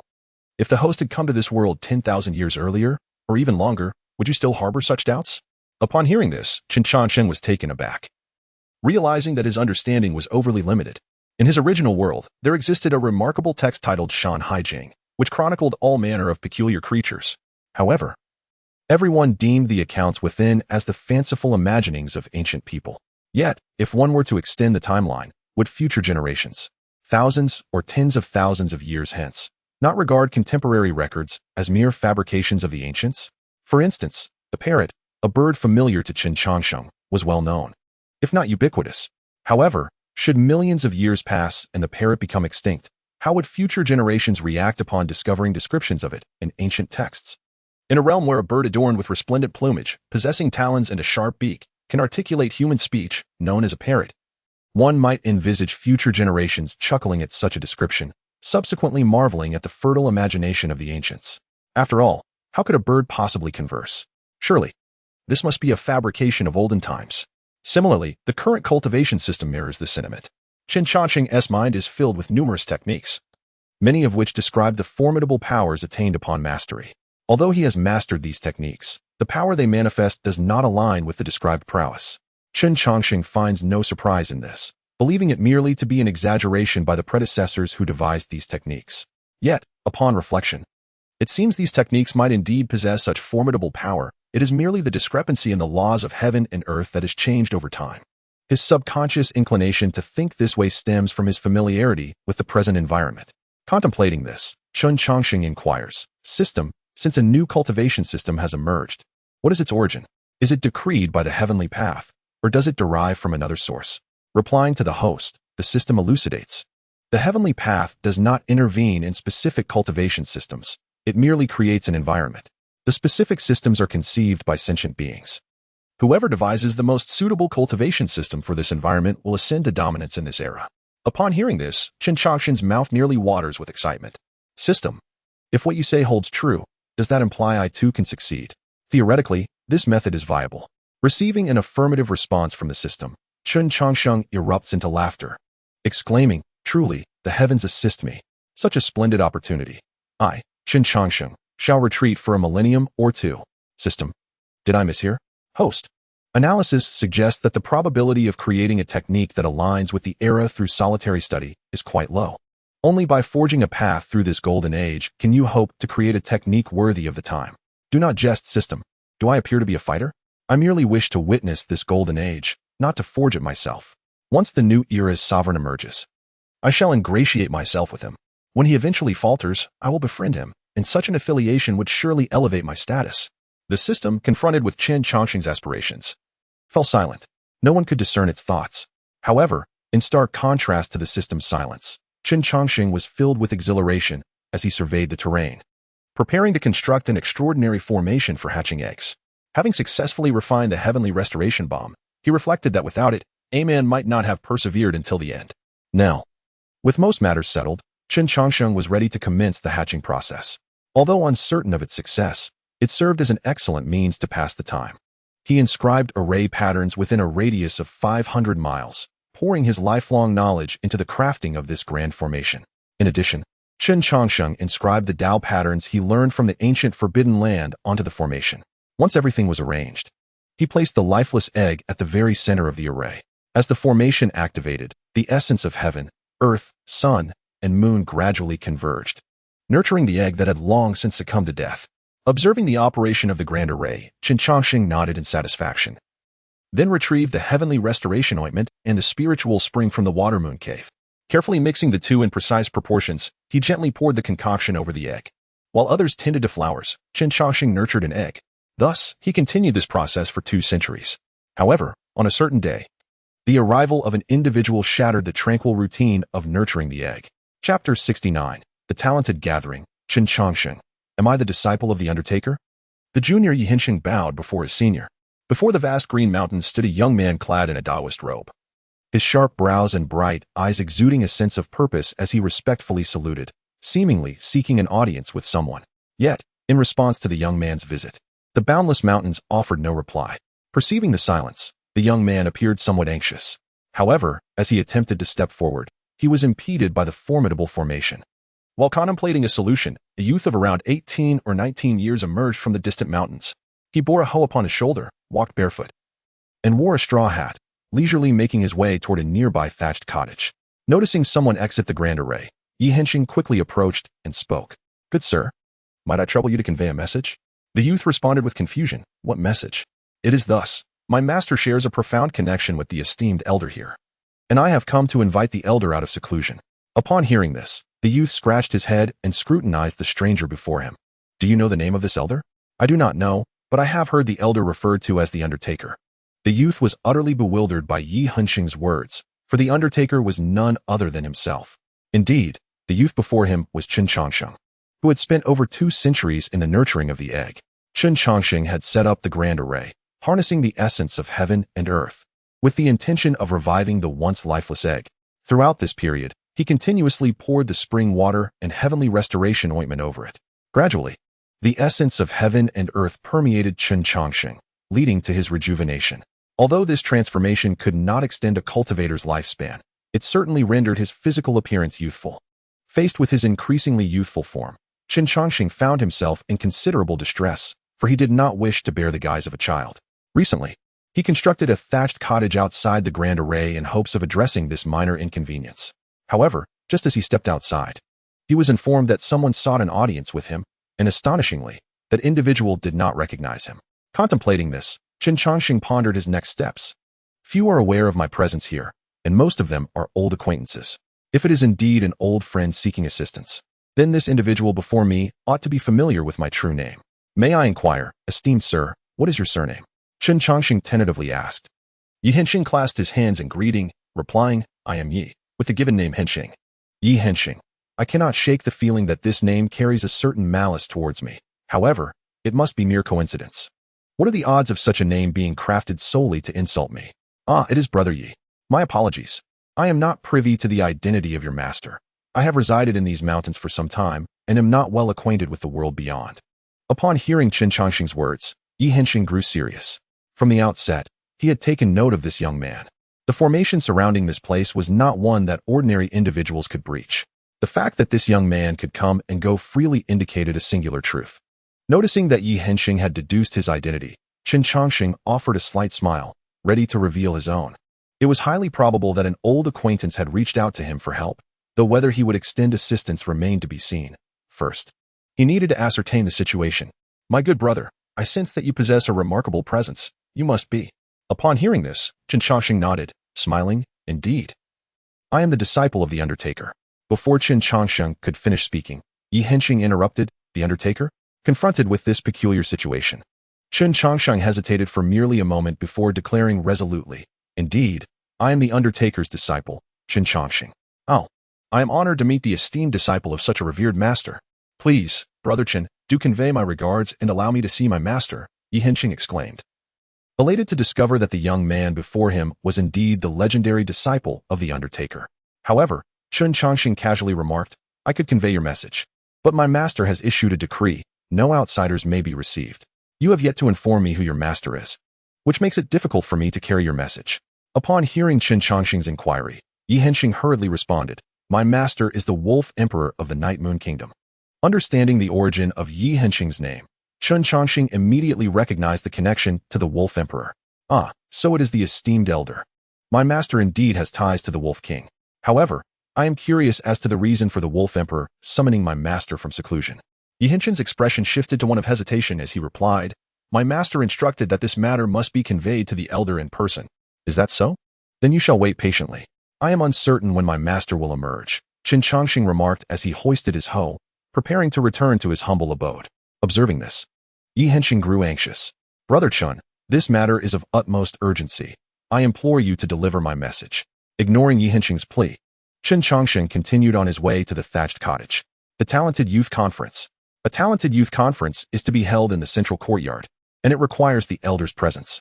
Upon hearing the term central courtyard, Chen Changsheng finally halted in his tracks. What is this Talented Youth Conference?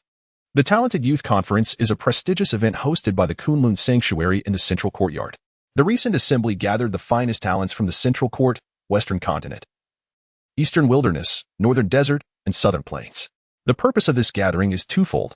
Firstly, to identify the divine or extracted from the sacred ruins. Secondly, to collectively strategize against the malevolent sorcerer from the Central Court. Upon hearing Yi Hengqin's intentions, Chen Changsheng turned and remarked, "Shouldn't your master seek my master for such matters? The celestial gathering is evidently an event for the youth. My master and yours are contemporaries, thus they should not partake in such affairs.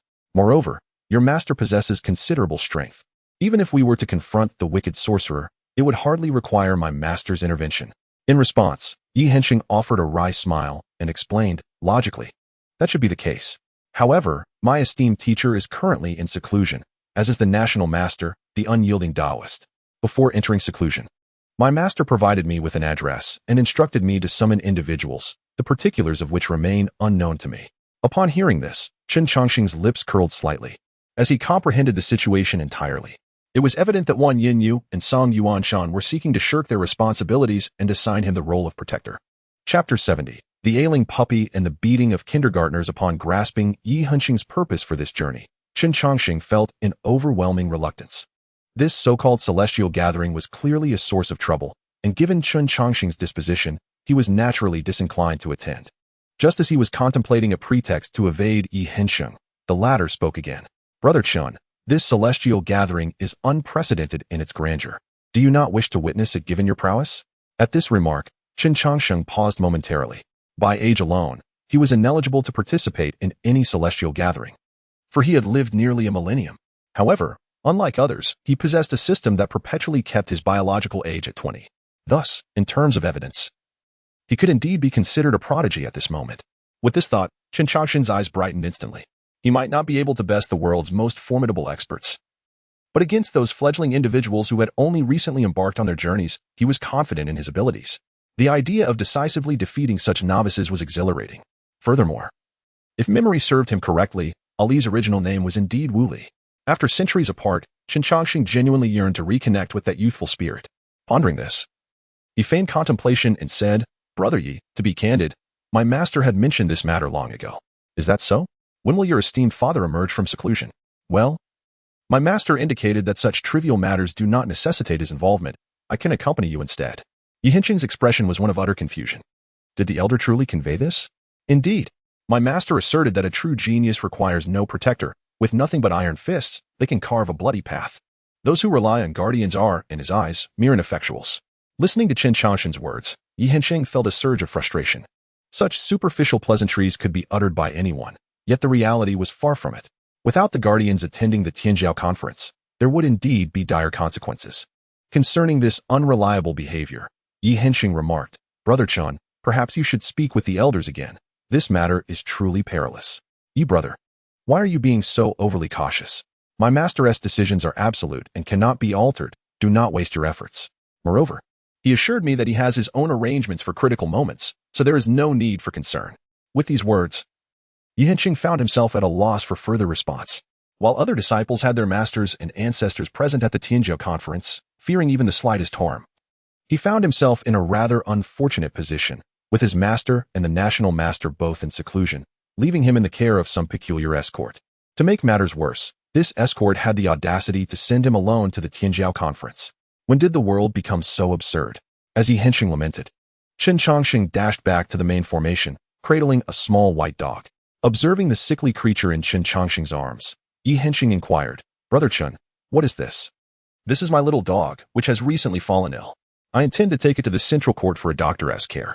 I assure you, despite its current pitiful state, it is quite intelligent. Once it recovers, you will be utterly astonished." Upon hearing Chen Changsheng's words, Yi Hengqin instinctively scrutinized the little dog in his arms, only to realize it was indeed an ordinary canine, leaving him speechless. What have I done in my past life to deserve encountering such eccentricities? Xianxia thought. Brother Yi, surely we aren't flying directly there? The central court is quite far from the East Wilderness. Brother Yi, where are we headed? This doesn't seem to be the direction of the central court. Brother Yi, your cultivation methods appear rather unique. Did your master teach you these? Xianxia's eyelids twitched uncontrollably, for since boarding the airship, Chen Changsheng had been incessantly chattering. At that moment, Xianxia felt as though a million insects were buzzing around his ears. Sensing his emotions nearing a breaking point, he inhaled deeply and exhaled slowly, saying, Brother Chen, we are en route to the Xuanwu Kingdom. The two most significant factions in the East Wilderness are the Xuanwu Kingdom and the Yue Kingdom.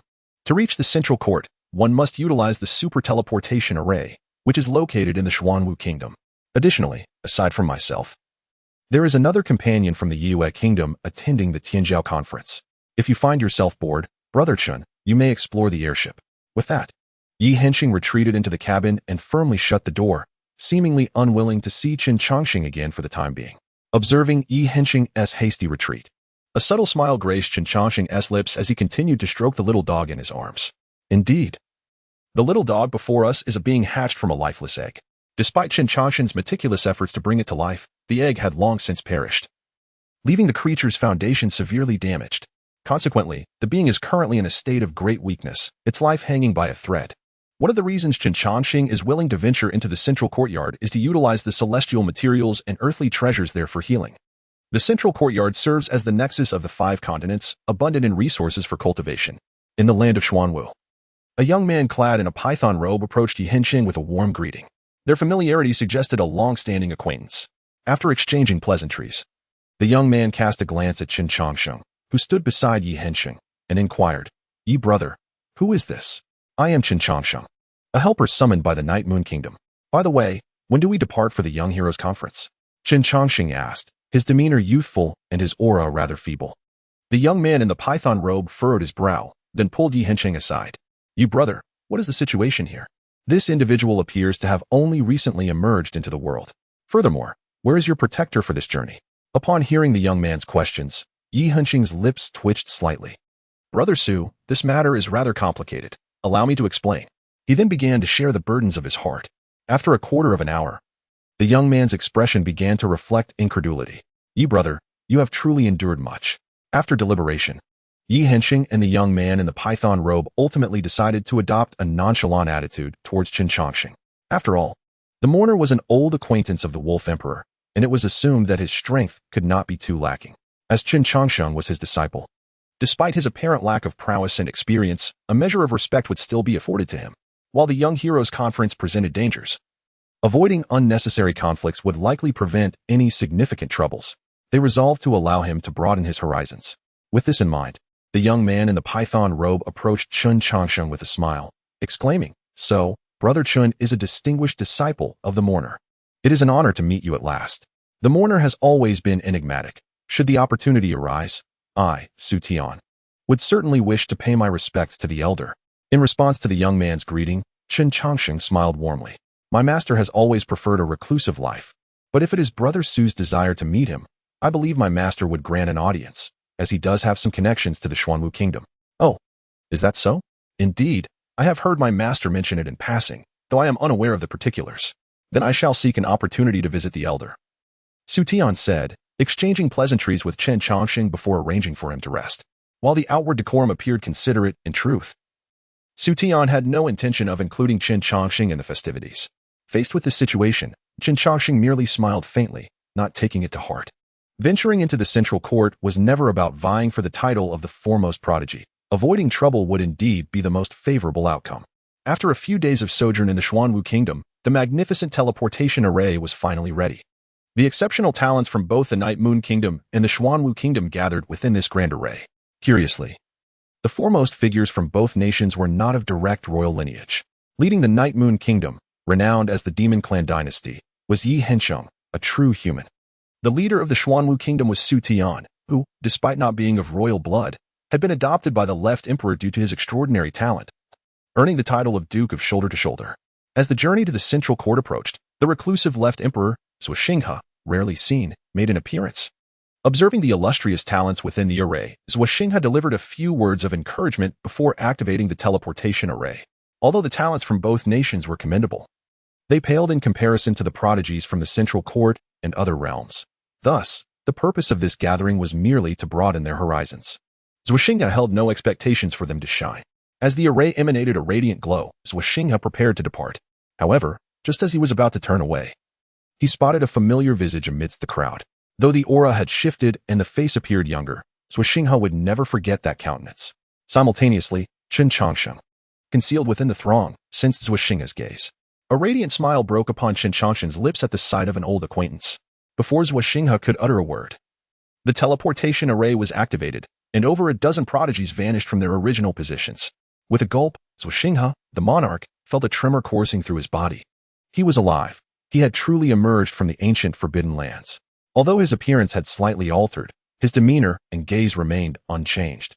The mourner, Chen Changsheng, the fleeting national master of the Xuanwu kingdom, had returned. Realizing this, Xianxia exclaimed, "Summon forth. Restart the teleportation array. I must personally attend the central court."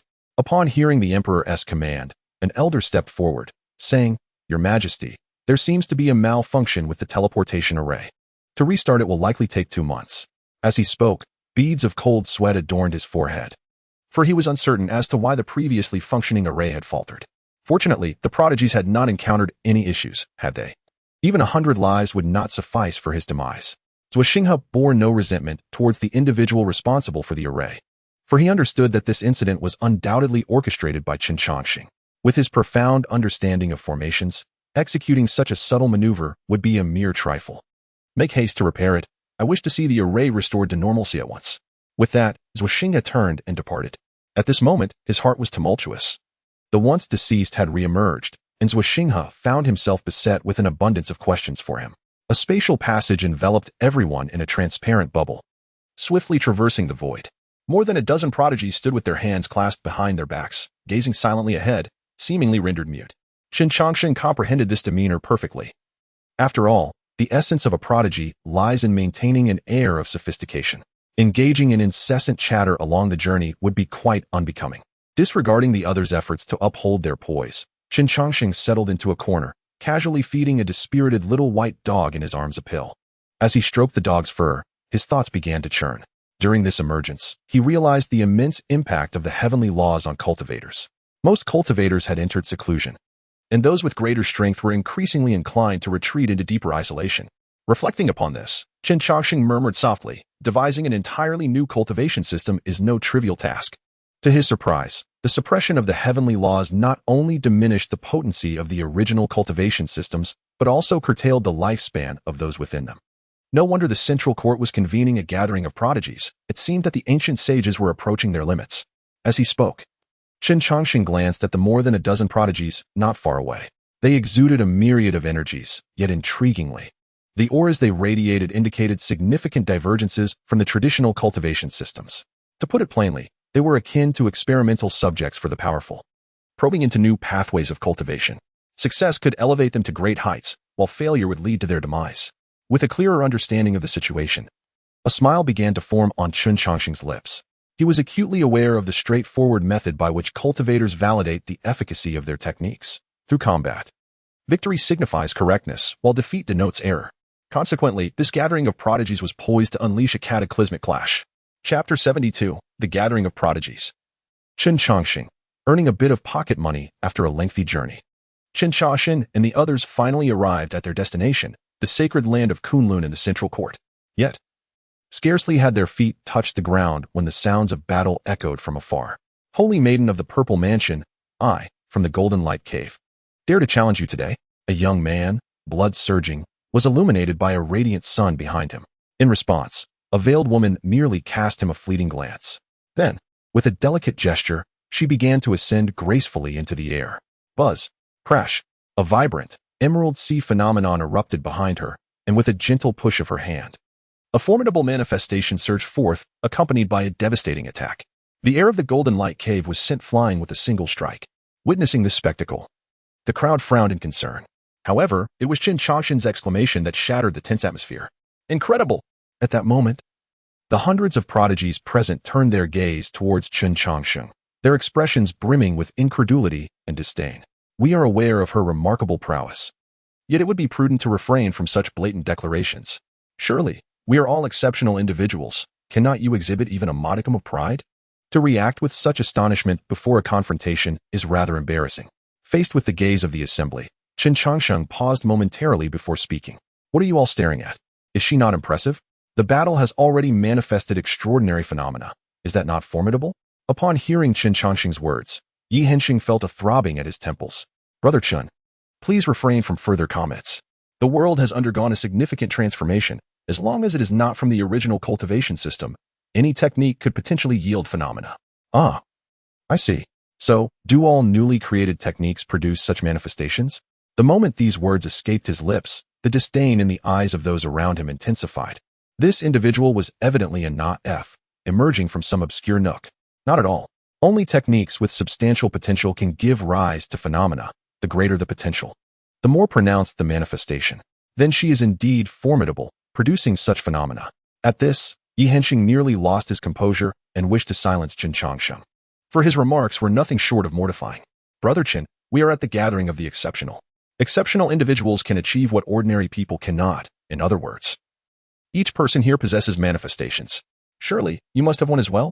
I am uncertain. I have not engaged in combat recently, and had you not mentioned it, I would remain oblivious to this fact. Xianxia lamented. Why did I ever bring you along? After a lifetime of misdeeds, encountering you today seems to balance the scales, as you appear to be a divine instrument sent to torment me. After providing Chen Changsheng with a brief overview of the prevailing rules, Xianxia and his companions swiftly took their leave. The other exceptional individuals from distant lands merely smiled, seemingly indifferent to Chen Changsheng, the naif, noticing the disregard. Chen Changsheng clicked his tongue and turned to walk in another direction. He was genuinely unaware of the earlier circumstances, and his praise was heartfelt.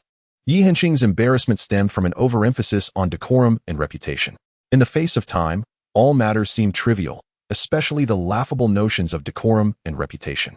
With an eternal lifespan, how could Chen Changsheng concern himself with such trivialities? This is 300 pounds of divine source. Please accept it. The shopkeeper personally handed a beast skin pouch to Chen Changsheng, who counted its contents before turning to depart. In a mere 2 centuries, the entire cultivation realm has undergone tremendous changes. Once, the universal currency in the cultivation world was spirit stones, but it has now transformed into divine sources. The term divine source is a relatively recent nomenclature, having evolved from the earlier spirit source. With the development of the Kunlun sacred land and the holy ruins, spirit sources began to emerge in abundance. Initially, people viewed spirit sources merely as a new resource for cultivation, but as the rules of heaven and earth shifted, their significance became apparent. The old cultivation system was dismissed, and everyone began to explore new methodologies of cultivation.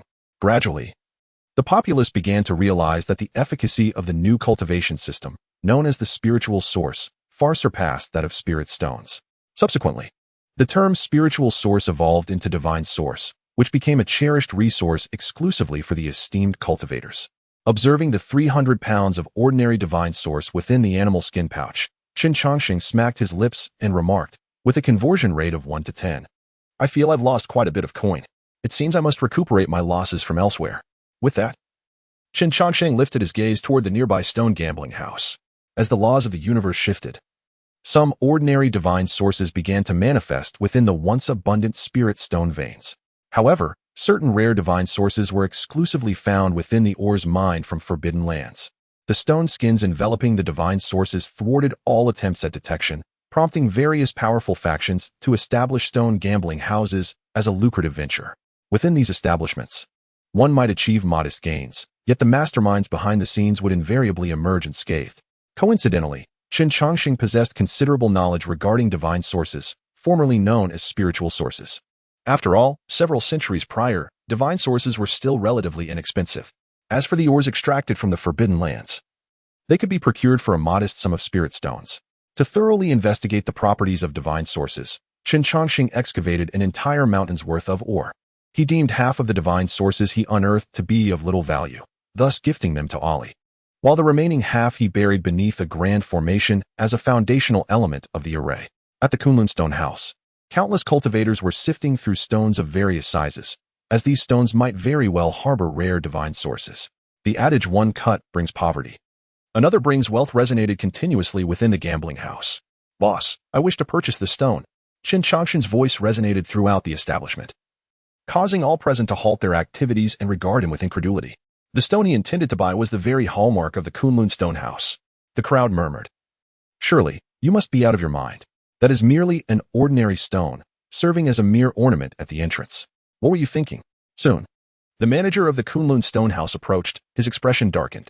"My friend, are you perhaps here to cause trouble? Do you not know how to speak? I have come to gamble on stones. Is it not normal to purchase one?" Chen Changsheng replied. The manager's demeanor remained unsatisfactory as the massive stone bore no distinction other than the inscription of Kunlun Stone House. In such a scenario, if the individual before him were not seeking trouble, he might as well gouge out his own eyes to use as ornaments. Is that so? Very well. This stone requires a corresponding weight of divine source for exchange. You need to provide 1,000 pounds of divine source. Upon hearing this, Chen Changsheng surveyed the stone before him and remarked, "Only 1,000 pounds?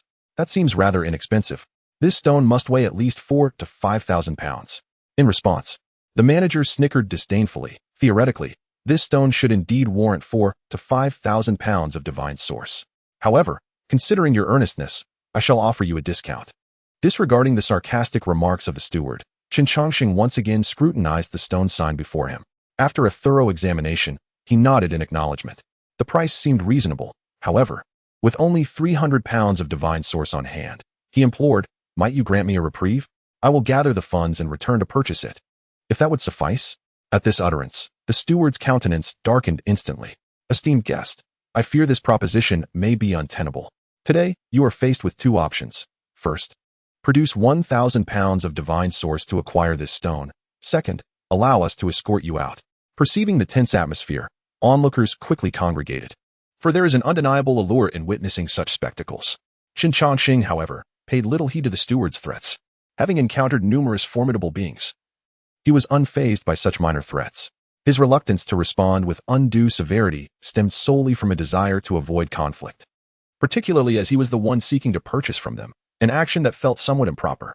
Just as Chen Changsheng contemplated searching for cheaper items to use as collateral, a voice rang out, "I shall take 1,000 pounds of divine source." Turning to see the speaker, he recognized her as the Holy Maiden of the Purple Mansion. Upon her arrival, the steward immediately donned a smile, addressing her, "I am honored to meet the Holy Maiden. Might I inquire if this gentleman is your acquaintance?" "Not at all," she replied. The steward, taken aback, faltered, "Holy Maiden, the Purple Mansion has always maintained amicable relations with the Kunlun sacred land. Why then? Would you assist this troublemaker?"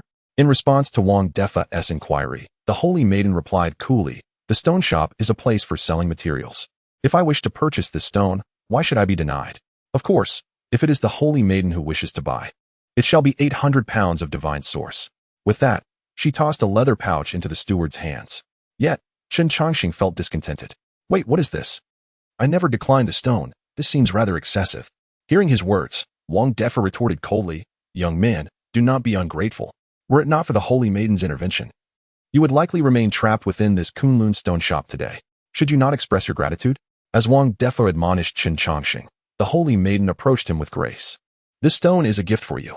The crowd was taken aback, their expressions a mix of bewilderment and intrigue, as was Chen Changsheng, who was equally confounded.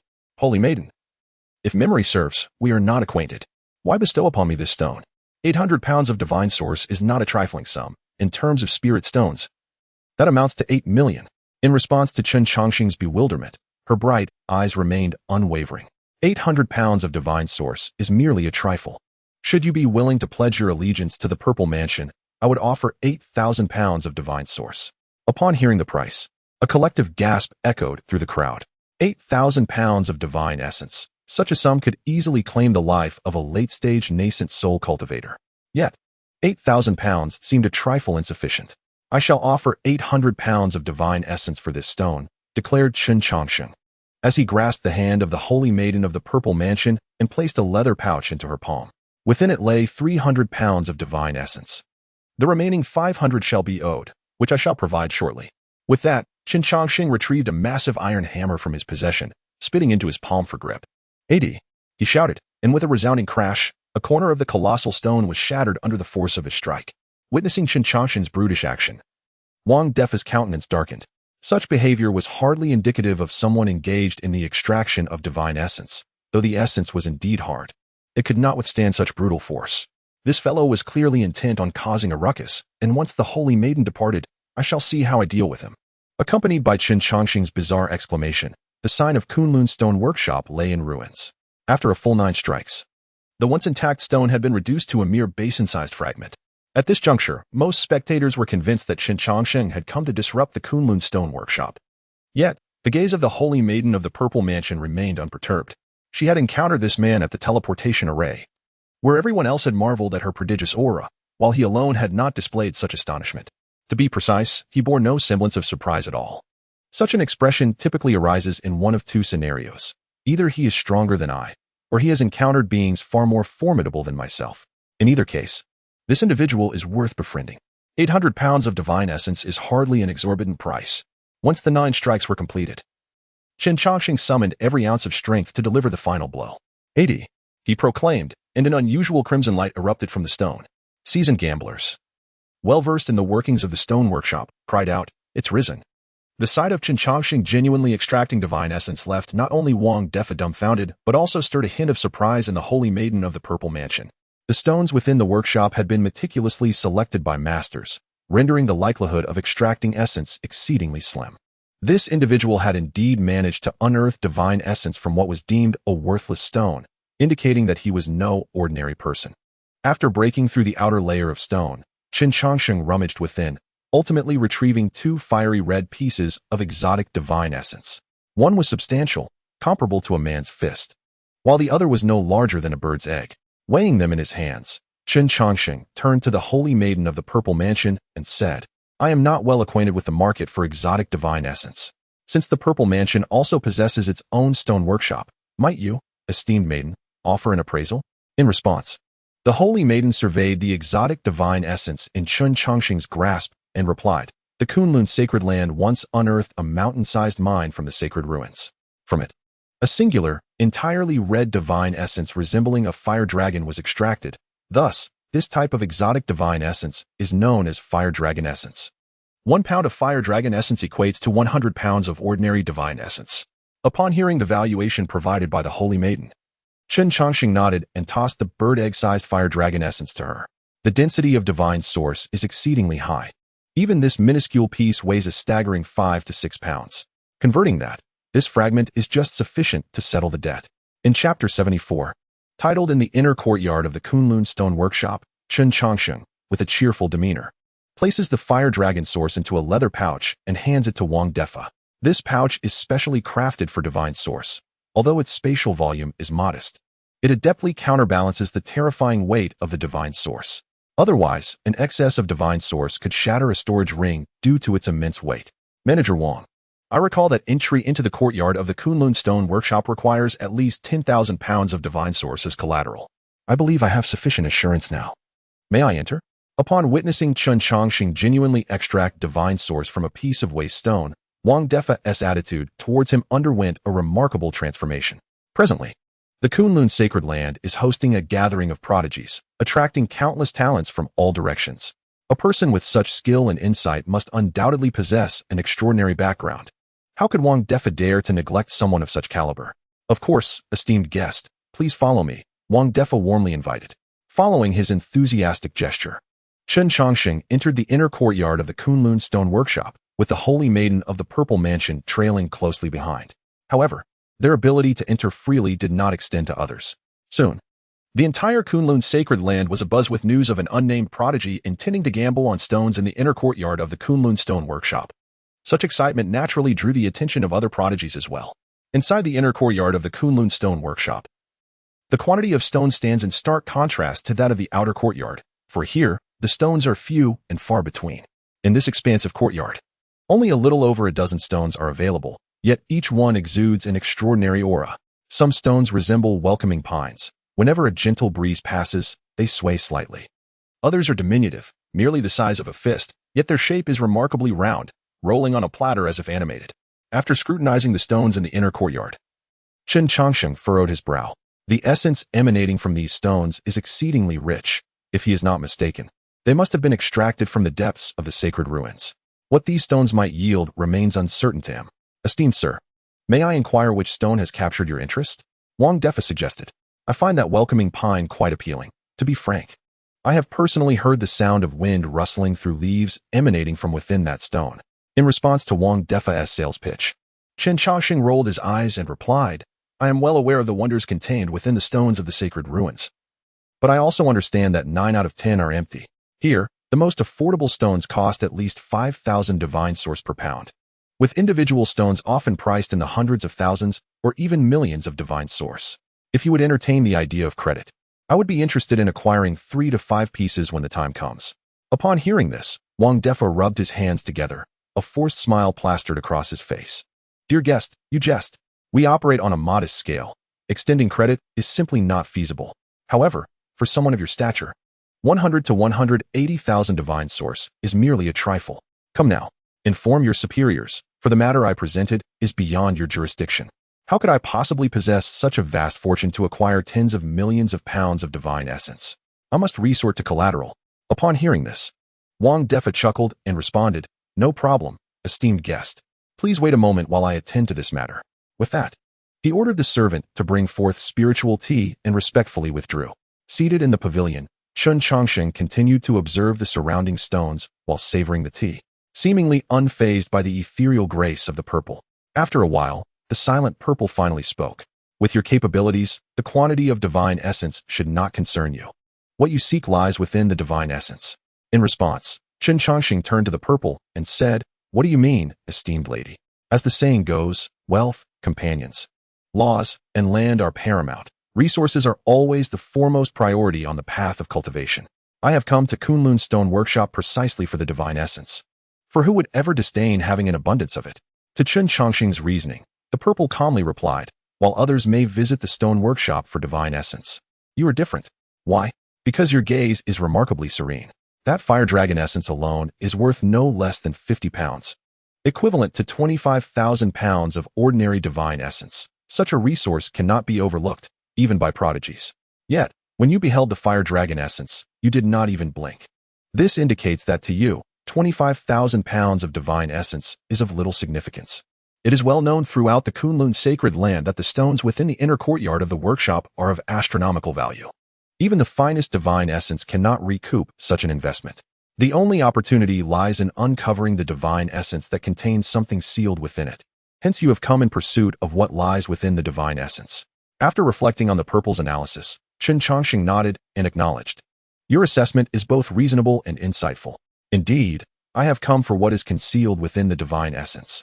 As you know, the ores within the forbidden grounds have a significant probability of yielding divine essence, which may harbor remarkable treasures. For instance, certain unknown spiritual herbs that possess the ability to restore life. Such herbs are what I seek, which is why I am here. By the way, after conversing for so long, I am yet to learn your esteemed name. Xiang, came the reply from beneath the purple's delicate veil. Xiang, a beautiful name, he mused. I am Xinha, and I thank you, Miss Xiang, for your previous assistance. Crack. A fissure appeared in the teacup held by Xiang, and a formidable aura emanated from her being. Xinha is the name of the current left emperor of the Xuanwu Kingdom in the eastern wilderness. Although Xiang resides in the central court, it is unlikely she would be unaware of such matters. Do you look down upon me, young master? Haha, truly. Miss Xiang possesses extraordinary insight. My apologies to you for Su Tian's behavior. Boom. Without a moment's hesitation, Xiang made her move. The individual before her continued to deceive himself. For Su Tian was the leader among the prodigies of the Xuanwu Kingdom. After encountering this peculiar man, she had conducted a thorough investigation. To her dismay, she discovered discrepancies in the personnel list from the eastern wilderness. More precisely, there appeared to be an additional individual among the prodigy group from the eastern wilderness. Bang, bang, bang. Chen Changsheng and Xining engaged in a fierce contest, exchanging over 100 strikes, relying solely on their physical prowess without the aid of spiritual power. Ultimately, in the 136th exchange, Chen effortlessly subdued Xining, gripping her delicate arm with his left hand while his right hand clasped her swan-like neck. With a furrowed brow, Chen remarked, Why does this young lady always think about fighting? Despite being overpowered, Xining remained composed. The Xuanwu Kingdom prized physical strength, yet even among its most talented individuals, none could rival her remarkable physique. Why are you not on the list of prodigies? Who exactly are you? She questioned Chen. Just then, a gathering of other prodigies arrived to witness the scene, taking note of the rather intimate position the two found themselves in. The onlookers murmured in surprise. Is this really happening? In Chapter 75, Elder Zhang Feng of Kunlun's sacred land witnessed Chen's antics with the young lady. The sight of Chen and the sacred maiden of the Zifu left many of the assembled prodigies momentarily speechless.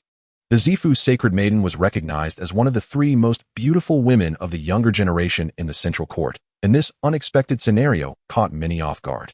Yet, unfazed by the awkwardness, Chen released Xianxia from his grasp, stating, "Do you not understand the principle of do not gaze upon what is improper? I was merely sparring with Miss Xianxia.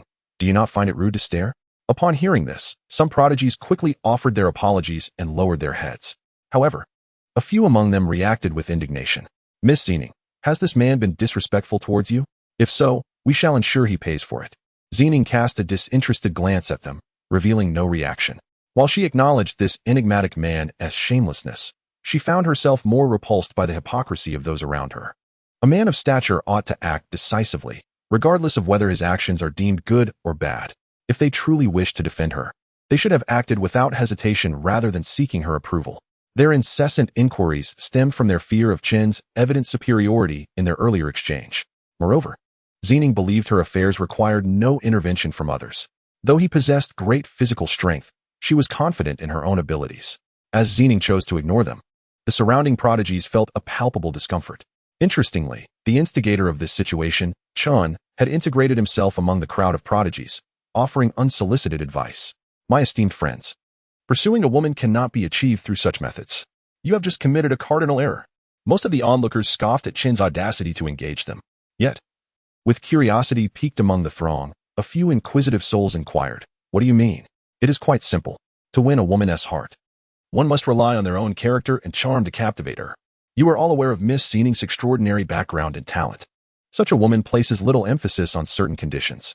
In the grand scheme of the world, there are few men who can surpass her, and it is during such moments that the significance of personal charisma becomes apparent. Take the previous incident as an example. You should have acted without hesitation.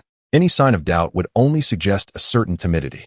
One must ponder how a man of such demeanor could possibly capture the attention of Miss Xianxia." Chen Changsheng's intriguing remarks piqued the interest of those previously dismissive prodigies. Gradually, more and more individuals began to gather around him. "Now, do you comprehend where the misstep occurred?" Upon hearing Chen Changsheng's discourse, many prodigies experienced a sudden epiphany. One individual casually inquired, "Chen, what if the opponent is formidable? And so what if they are strong? In the sacred land of Kunlun, would your adversary truly resort to lethal measures over such trivial matters? Moreover, all present are paragons of excellence. While there may be slight variations in strength, the disparity is not so great that you lack the ability to protect yourselves." At this proclamation, many prodigies involuntarily puffed up their chests. They all belong to the elite, and while some may undoubtedly be stronger or more exceptional, they possess the confidence that their years of arduous training have endowed them with the ability to defend themselves. Noticing the attention of the numerous prodigies shifting, Chen Changsheng could not help but smile slightly. The young girl from the Zifu sacred land often fixates on him, which could lead to unnecessary complications. To alleviate this predicament, Chen Changsheng felt compelled to offer some guidance to the girl's admirers. With an average age of just over 100 at this gathering of prodigies, it was a simple task to engage these young minds. As she became inundated with suitors, she would naturally lose interest in him. "Chen Changsheng, what brings you here?" Just as he pondered how to continue captivating the crowd, a voice emerged from within the throng. Turning to see, he found it was Zhuojing, a member of the prodigy group from the Xuanwu kingdom. Zhuojing, the third princess of Xuanwu, possessed a talent that was quite commendable, ranking her among the mid-tier in strength within the prodigy group. "Ah, it is the third princess," Chen Changsheng replied courteously. "I am here discussing matters of cultivation with my fellow friends. By the way, have Brother Su and the others not arrived?" In response to Chen Changsheng's inquiry, Zhuojing replied, "Su Tian and the others are currently adjusting their states in preparation for the Prodigy Conference in 3 days. I heard that an unnamed prodigy intends to engage in stone betting here, so I came to witness it. Since you arrived early, do you happen to know who this unnamed prodigy is?" "I do not know," Chen Changsheng responded.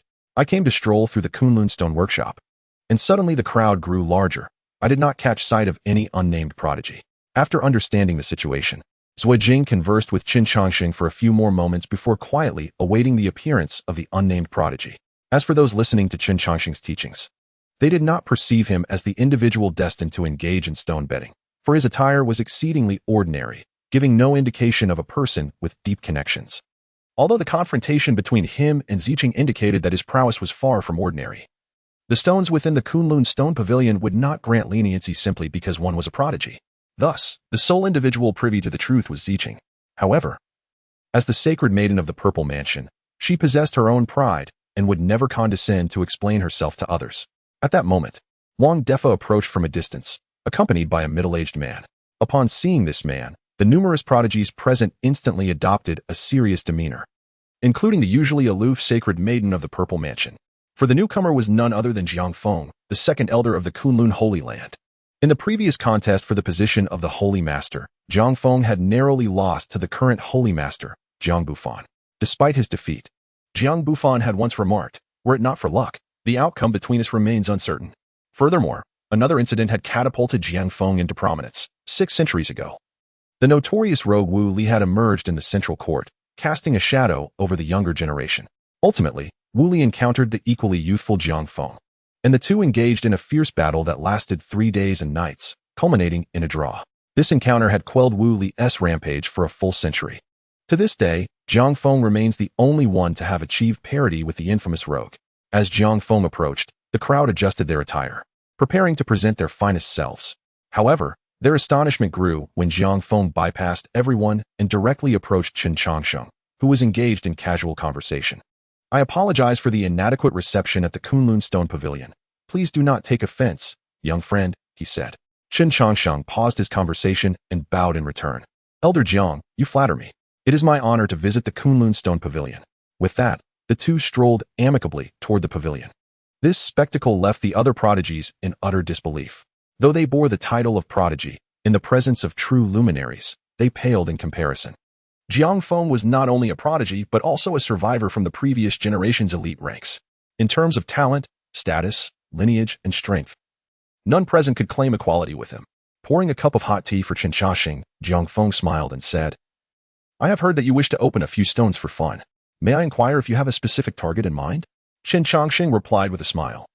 "I have indeed selected a stone, but regrettably, my purse is rather light, and I cannot produce such a sum of divine essence. Thus, I must resort to offering some worthless items as collateral. Would the Kunlun Stone Pavilion accept such offerings?" "Haha, you jest, my young friend. While divine essence is valuable, it is quite cumbersome to carry. Do not mock me. I do not even possess 100,000 divine essence," Jiang Feng responded warmly. Meanwhile, from the crowd, one individual observed with reddened eyes, Zhuijing, the third princess of the Xuanwu Kingdom. Watching Chen Changsheng, Zhuijing clenched her fists, feeling an unprecedented sense of humiliation. This individual deliberately conceals his circumstances, showing little regard for the members of the Tianjiao group. Recalling the recent attitudes of others towards him, Zhuijing's countenance darkened considerably. As the idle chatter subsided, Chen Changsheng spoke up, "Elder Jiang, the hour grows late. May I select the stone?" "Of course, my young friend, please follow me," Jiang Feng replied, personally guiding Chen Changsheng.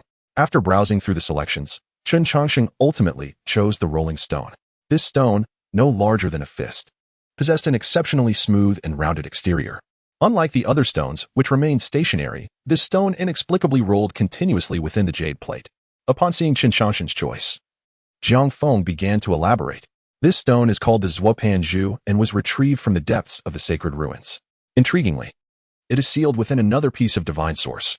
Initially, the Kunlun Holy Land intended to cut the stone, but due to certain peculiarities, it was instead sent to the stone workshop. Hearing this, Chen Changsheng picked up the Zuopanju and inquired, "Is that so? What makes this stone so special?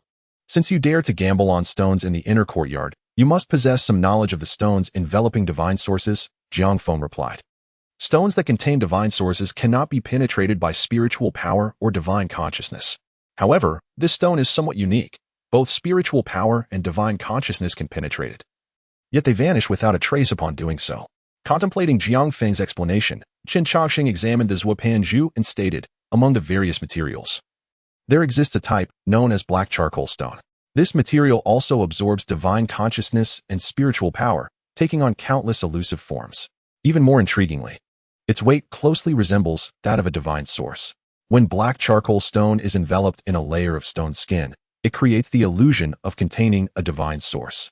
If the stone skin surrounding this zhuopanzhu is exceedingly thin, and a piece of black charcoal stone lies within, it would thus produce the phenomenon of divine consciousness penetrating yet disappearing. It is precisely due to the considerable risk that the Kunlun Holy Land refrained from opening this stone. Is it not? Upon hearing Chen Changsheng's words, Jiang Feng smiled and remarked, "My young friend, your reasoning is quite astute. Yet, the stone workshop is precisely where one gambles on stones. If we could ascertain the contents within, why would the Kunlun Holy Land not open the stone ourselves? Would you not agree?" Elder Jiang speaks correctly. I wonder how much divine source this zhuopanzhu requires. 2 million divine sources, Jiang Feng calmly announced an astronomical figure, then smiled at Chen Changsheng. The stones in the inner courtyard of the workshop were prepared for powerful beings. A young man daring enough to gamble here must undoubtedly possess an extraordinary background. Otherwise, Jiang Feng would not have taken the time to entertain this junior. Upon hearing this staggering amount, all the Tianjiao present collectively gasped in astonishment, and even Zining furrowed her brow at such a price. 2 million divine sources far surpassed the resources at her disposal. Though she was the holy maiden of the Purple Mansion, the resources she could mobilize were limited to around 300,000 divine sources.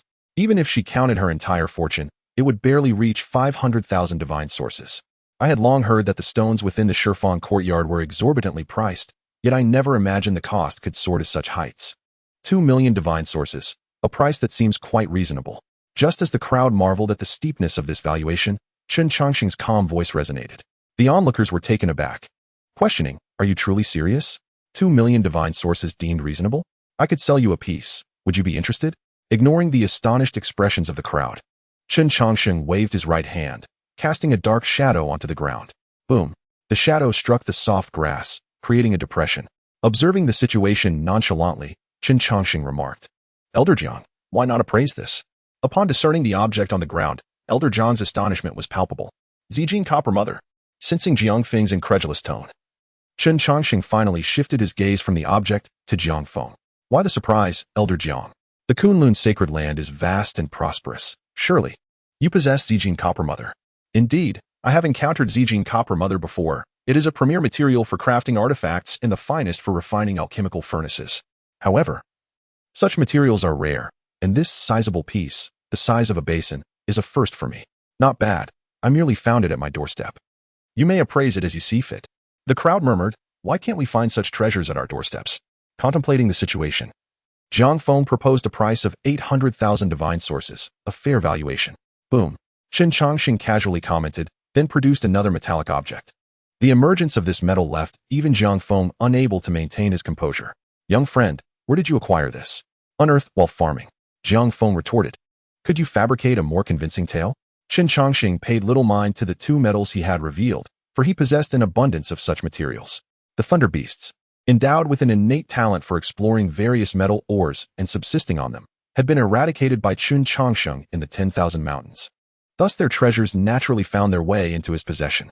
Chapter 77. The Plump Insect. Chen Changsheng, you cannot afford this. Witnessing Chen Changsheng's reluctance to disclose the origins of the metal, Jiang Feng refrained from further inquiry. After carefully examining the metals once more, Jiang Feng spoke. "Xianming iron essence, an auxiliary material for weapons forged by supreme beings. Its texture may not be particularly hard, yet it boasts an unparalleled advantage, the ability to fuse most disparate metals. Such metal is precious yet scarce, nearly impossible to find in a millennium, rendering it difficult to assign a satisfactory price." Listening to Jiang Feng's words, Chen Changsheng continued to observe the object, stating, "Elder Jiang, simply appraise it. The Kunlun sacred land is affluent and would not intentionally underprice." In light of this, Jiang Feng scrutinized the young man before him once more, hesitating before saying, "Since you have expressed such confidence, I shall dare to propose a price. For this Xianming iron essence, the Kunlun Stone Workshop offers 4 million divine sources." At this proclamation, the crowd collectively drew sharp breaths, their astonishment palpable. Due to such astronomical figures, even the most gifted among them had never encountered such a sum. 4 million divine sources. Only a formidable force like Kunlun Sacred Land could possibly afford such a price.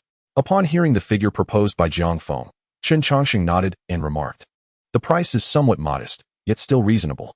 After all, this is merely an auxiliary material, including this piece of Xianming iron essence. My collateral at Kunlun Stone Workshop should amount to 4,800,000 divine sources. To be precise, it is 4,825,000 divine sources." After deducting the cost of the Zopan Pearl, I am left with 2,825,000 divine sources. I shall set this money aside for now, as I intend to open another stone tomorrow. For today, let us proceed with this one." With that, Chen Changsheng extended the Zopon pearl towards Jiang Feng. Observing Chen Changsheng's calm demeanor, Jiang Feng chuckled. "Your generosity in such matters surpasses even that of certain lords of the sacred lands.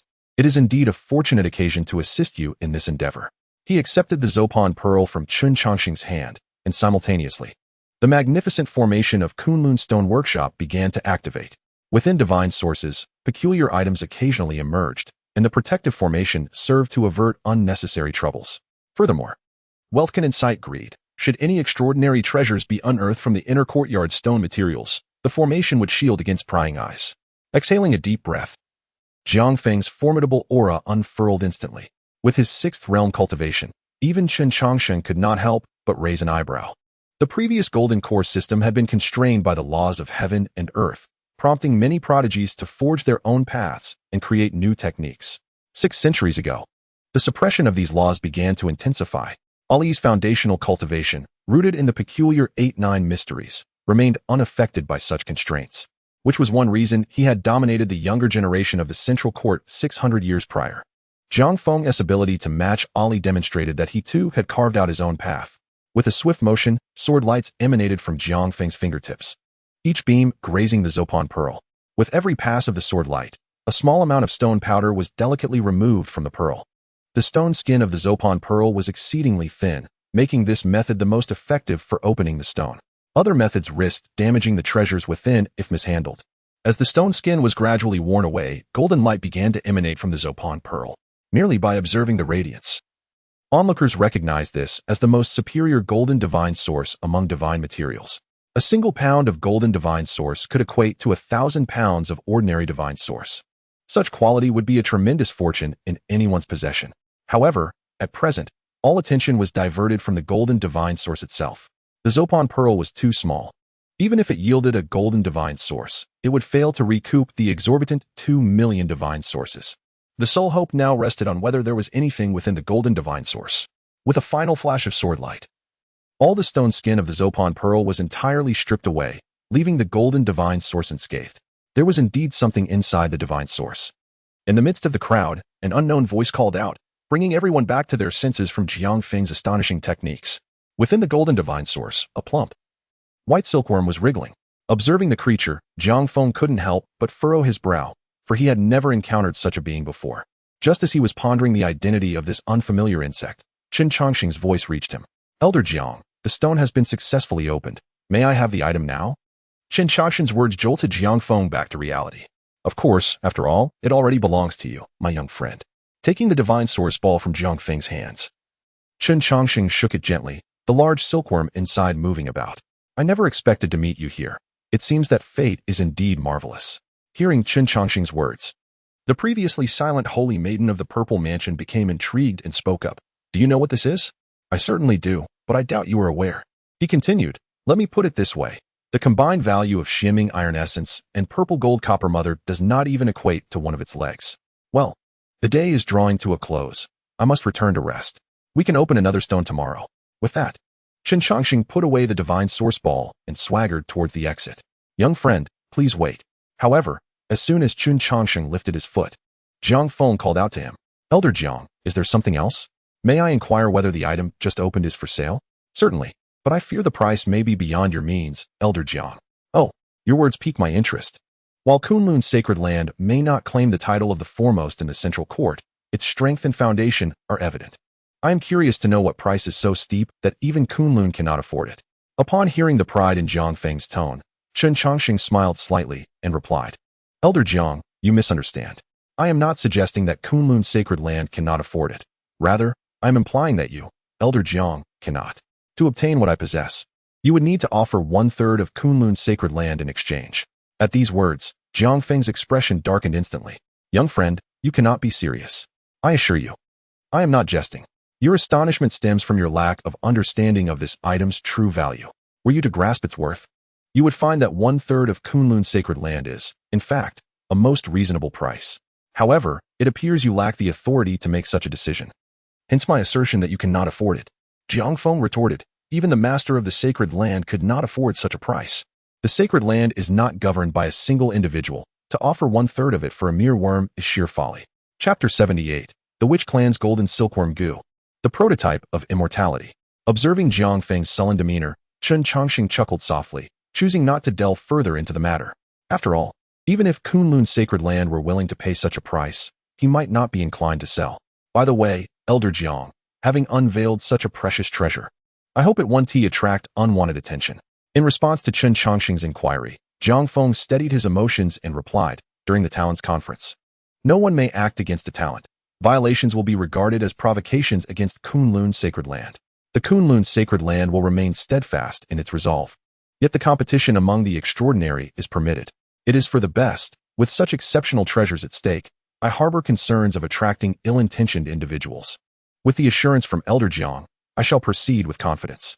Furthermore, the stone in the inner courtyard shall not be replaced tomorrow, for I have already selected another stone in my mind." Upon hearing this, the corner of Jiang Feng's eye twitched. Although the origins of the birthstone are unknown, its preservation within the divine source signifies its extraordinary nature. It would be disingenuous for Jiang Feng not to feel a pang of regret at the prospect of losing such a valuable item. Now, with the mention of another stone he has set his sights on, a flicker of unease stirred within Jiang Feng. "Ha ha ha, my young friend must be jesting. At Kunlun Stone Workshop, we conduct business with integrity and would never engage in such unscrupulous behavior. Today shall remain as it is tomorrow. The Kunlun Stone Workshop indeed upholds fairness. Thus, we shall reconvene tomorrow." With that, Chen Changsheng strode out of the Kunlun Stone Workshop with an air of confidence. Yet, none present dared to entertain any dubious thoughts. The ability to summon considerable celestial gold, coupled with physical strength that eclipsed even the sacred maiden of the Purple Mansion, alongside an enigmatic background, meant that anyone contemplating an ill-fated approach towards Chen Changsheng would do well to ponder carefully, especially with the Celestial Talent Conference currently underway. In the Eastern Wilderness Courtyard, Chen Changsheng returned to the small abode prepared specifically for the Eastern Wilderness talents. After securing the doors and windows, he finally retrieved the divine source sphere he had acquired from the Kunlun Stone Workshop. Observing the large, wriggling fat silkworm within the divine source, Chen Changsheng murmured, "I never anticipated that living gold silkworm goo would truly exist in this world. If only the witch clan in the 10,000 Great Mountains had you, they would not be in such a dire state." Indeed, the plump silkworm within the divine source was none other than the witch clan's goo deity, the gold silkworm goo. Years ago, Chen Changsheng had inadvertently ventured into the 10,000 Great Mountains, later encountering various conflicts with the Thunderbeast clan. During his prolonged stay there, he had naturally acquired extensive knowledge about the goo insects of the witch clan, particularly the gold silkworm goo. According to the witch clan's ancient texts, the gold silkworm goo stands as the nemesis of all insect species. With this thought, Chen Changsheng withdrew the broken Jinwu sword and gently sliced open the divine source sphere. With a swift action, the gold silkworm goo lunged onto the Jinwu sword. A faint sound reached Chen Changsheng's ears. The nearly indestructible Jinwu sword was gnawed upon, leaving a tiny, rice grain-sized dent. Witnessing this, even Chen Changsheng could not help but be astonished. It is worth noting that the Jinwu sword had been wielded by the previous left emperor of the Xuanwu Kingdom, and apart from a singular failure in the ancient Forbidden Lands, he had not encountered anything capable of damaging the Jinwu sword throughout the years. Now, the gold silkworm goo effortlessly created a dent, underscoring its formidable nature. The sound of gnawing resonated throughout the room, as the seemingly innocuous gold silkworm goo voraciously consumed the Jinwu sword. Though Chen Changsheng felt a pang of sorrow, he refrained from acting impulsively. According to ancient texts, the golden silkworm goo is nourished by primordial ferocious beasts, and with his slight physique, it is doubtful whether he could withstand its might. Cautiously placing the Jinwu sword upon the table, Chen Changsheng hastily retrieved an assortment of herbs and tools for inscribing formations. The golden silkworm goo, being a possession of the witch clan, undoubtedly has methods recorded by them for its subjugation. Soon, an ancient and intricate formation was drawn. Sprinkling a specially concocted powder, he activated the formation and slowly extended his right hand toward the feeding golden silkworm goo. As if sensing Chen Changsheng's summons, the plump creature lifted its small head to assess the situation. In a flash, before Chen Changsheng could react, the golden silkworm goo had already materialized in the palm of his hand. With a sharp snap, its tiny mouth pierced through Chen Changsheng's formidable defenses and burrowed into his palm. Observing the bulge forming on his arm, the excruciating pain caused his lips to twitch. After a prolonged ordeal, the golden silkworm goo finally reached the vicinity of Chen Changsheng's heart. Without a moment's hesitation, It pierced through the atrium and began to weave silk within one of the chambers. The heart sustained damage, and Chen Changsheng coughed up a mouthful of blood. The agonizing pain drenched his forehead in cold sweat, yet he gritted his teeth and persevered. The risks of nurturing a goo within oneself are indeed monumental, yet the rewards are unfathomable. Time passed, and eventually, the golden silkworm goo emerged from Chen Changsheng's chest. The flesh and blood it had ruptured healed at a remarkable speed. At this moment, Chen Changsheng felt an inexplicable bond with the golden silkworm goo. A feeling of hunger resonated clearly in his mind. Noticing the somewhat fatigued golden silkworm goo, Chen Changsheng presented a fist-sized thunder pill before it. Without hesitation, the golden silkworm goo eagerly descended upon the thunder pill and soon burrowed into its depths. With the hunger of the golden silkworm goo appeased, Chen Changsheng finally found the time to observe the transformations occurring within his body. Golden threads emerged amidst the leaden and mercurial essence of his blood, spreading from the heart and coursing throughout his being. Golden silkworm silk, an unparalleled healing elixir, impervious to weaponry. With this thought, Chen Changsheng grasped the Zhenwu sword and made a small incision on his fingertip. Before much blood could drip, a faint golden thread approached the wound. The golden thread swiftly stitched the cut, and as it sealed, the scar vanished at a visibly rapid pace. Confirming that the golden silkworm goo was indeed as miraculous as described in the ancient texts, Chen Changsheng could not help but burst into laughter. It seemed he had gained another card for survival.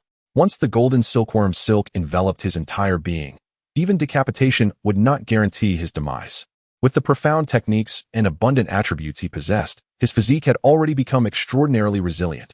Now, with the added restorative capabilities, the prospect of demise seemed almost impossible. After a moment of pride, Chen Changsheng turned his gaze toward the system panel. The current cultivation system was exceedingly complex, and even someone as knowledgeable as Chen Changsheng found it challenging to gauge his strength based on realms alone.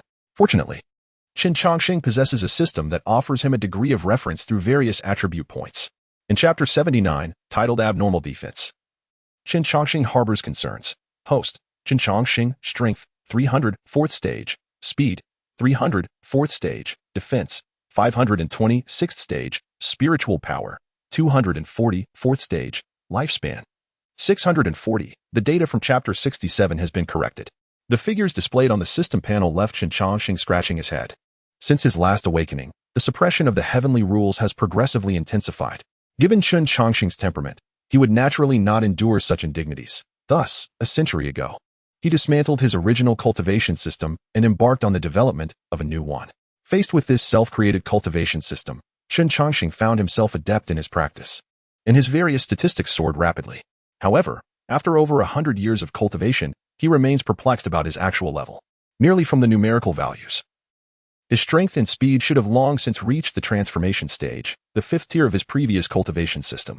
Yet, the system still labels him as being at the 4th stage. As for his defense attribute, it was only with the assistance of the golden silkworm goo that he managed to increase it by 20 points, thus advancing from the 5th to the 6th stage. Baffled, Chen Changsheng inquired, "System, is the gap in my self-created cultivation system truly so vast?" In response to his query, the system replied, "To the host, the cultivation system you have created is not yet complete and cannot serve as a definitive measure of strength. The standard employed by this system is one of the most expansive and potent among the various cultivation systems. Ultimately, only the strongest cultivation system will endure. However, the host should understand that the labels used for assessment do not impact the host's inherent strength.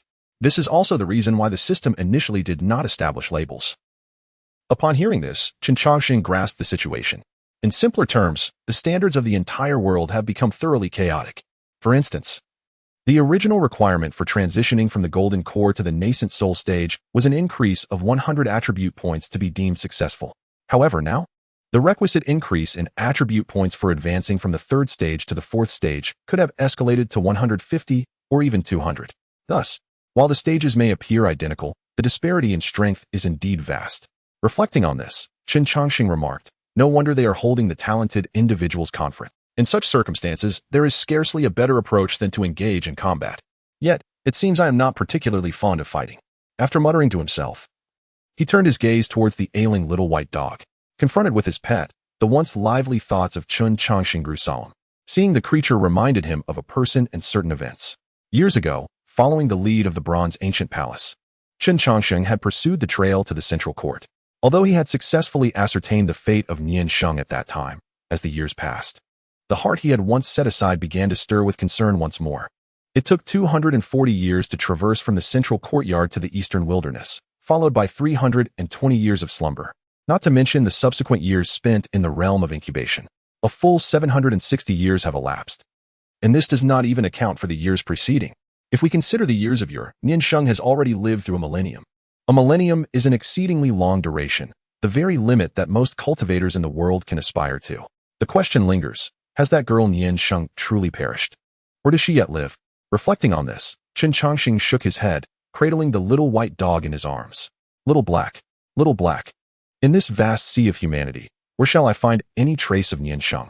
He continued, moreover, this girl ought to send some word home, regardless of her circumstances. She truly offers no comfort. Upon hearing Chen Changsheng's lamentations, the little white dog let out a feeble whimper, responding to Chen Changsheng, while simultaneously expressing discontent with its name. Observing the dog's expression, Chen Changsheng smirked and said, a name is merely a designation. It matters not what one is called. I acknowledge your pure white fur. Yet I simply wish to name you Little Black.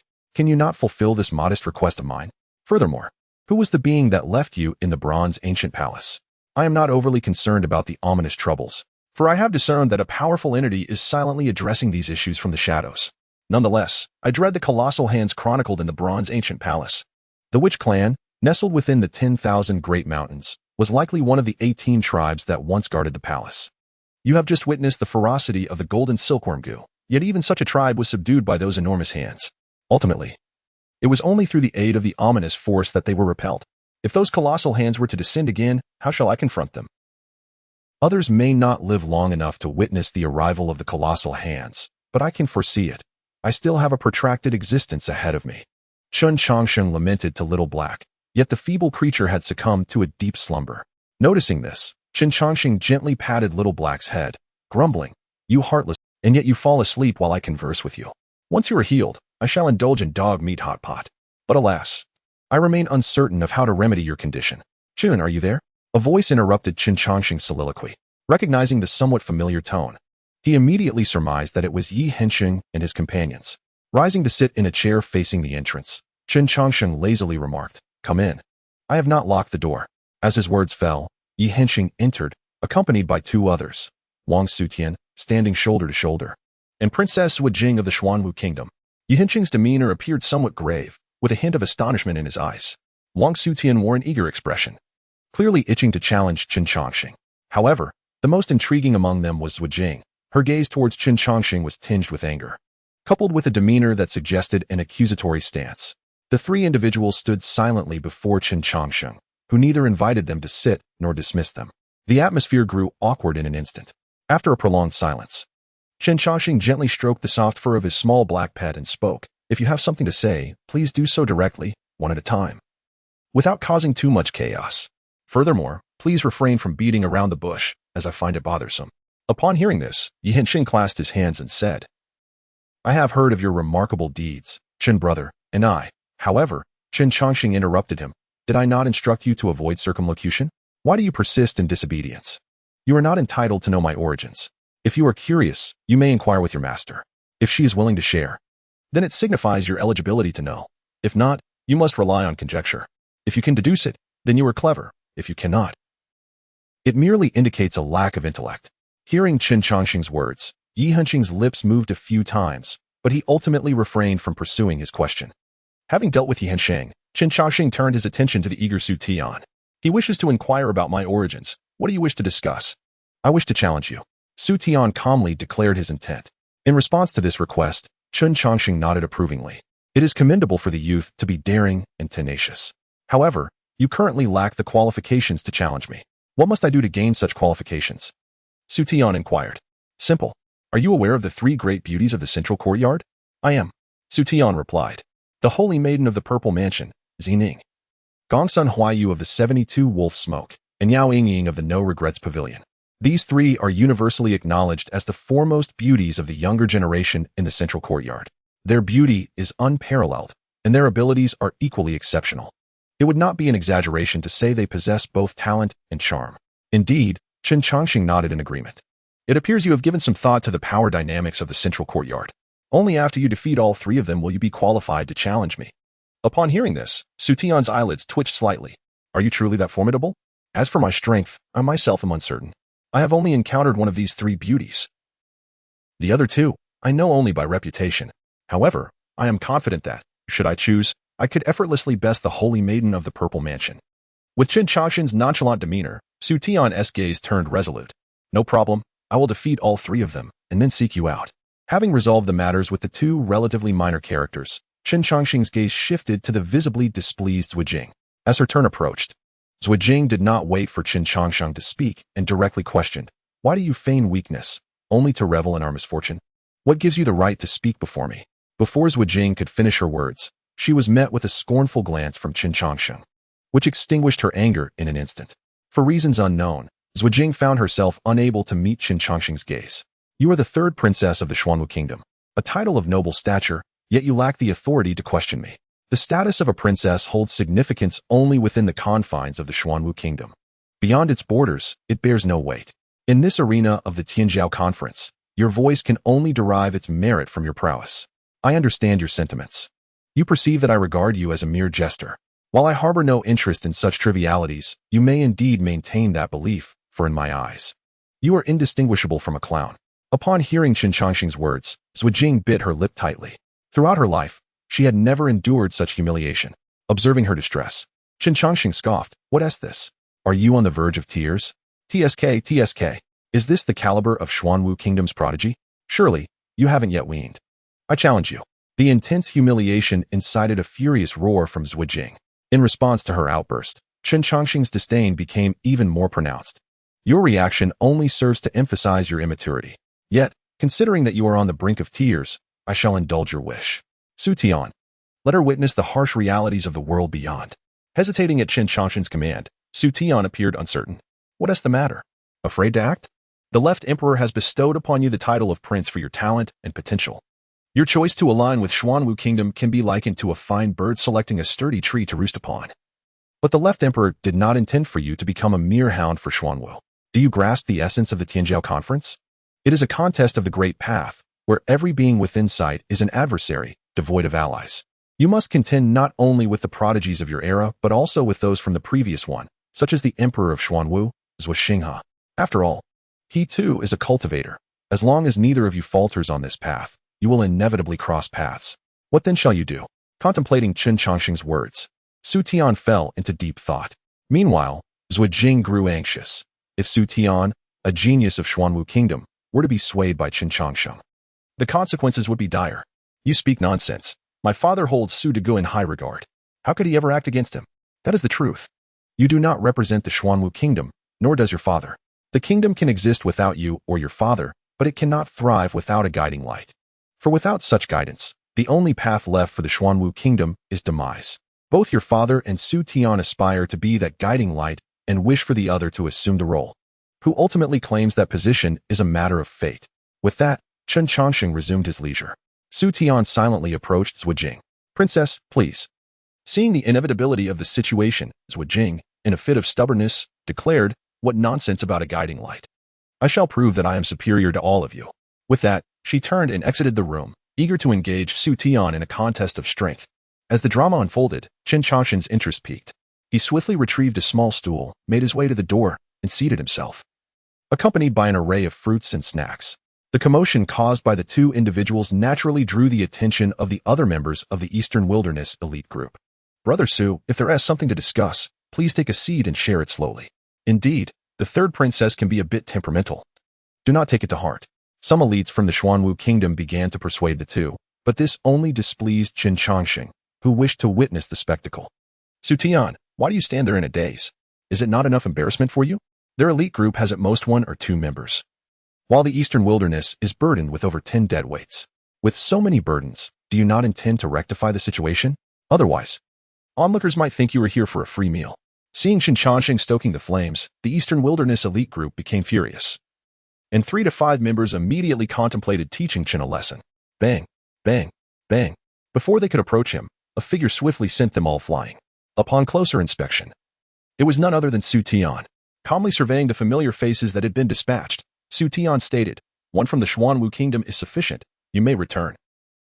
Chapter 81. A brutal beating of the Xuanwu Kingdom's guardian, the sadness of ordinary cultivators witnessing Su Tian's choice. Xianxia sighed softly and made his way toward the elite group of the Night Moon Kingdom. Ever since arriving at the Kunlun sacred land, Xianxia had been concerned for the safety of the elite group.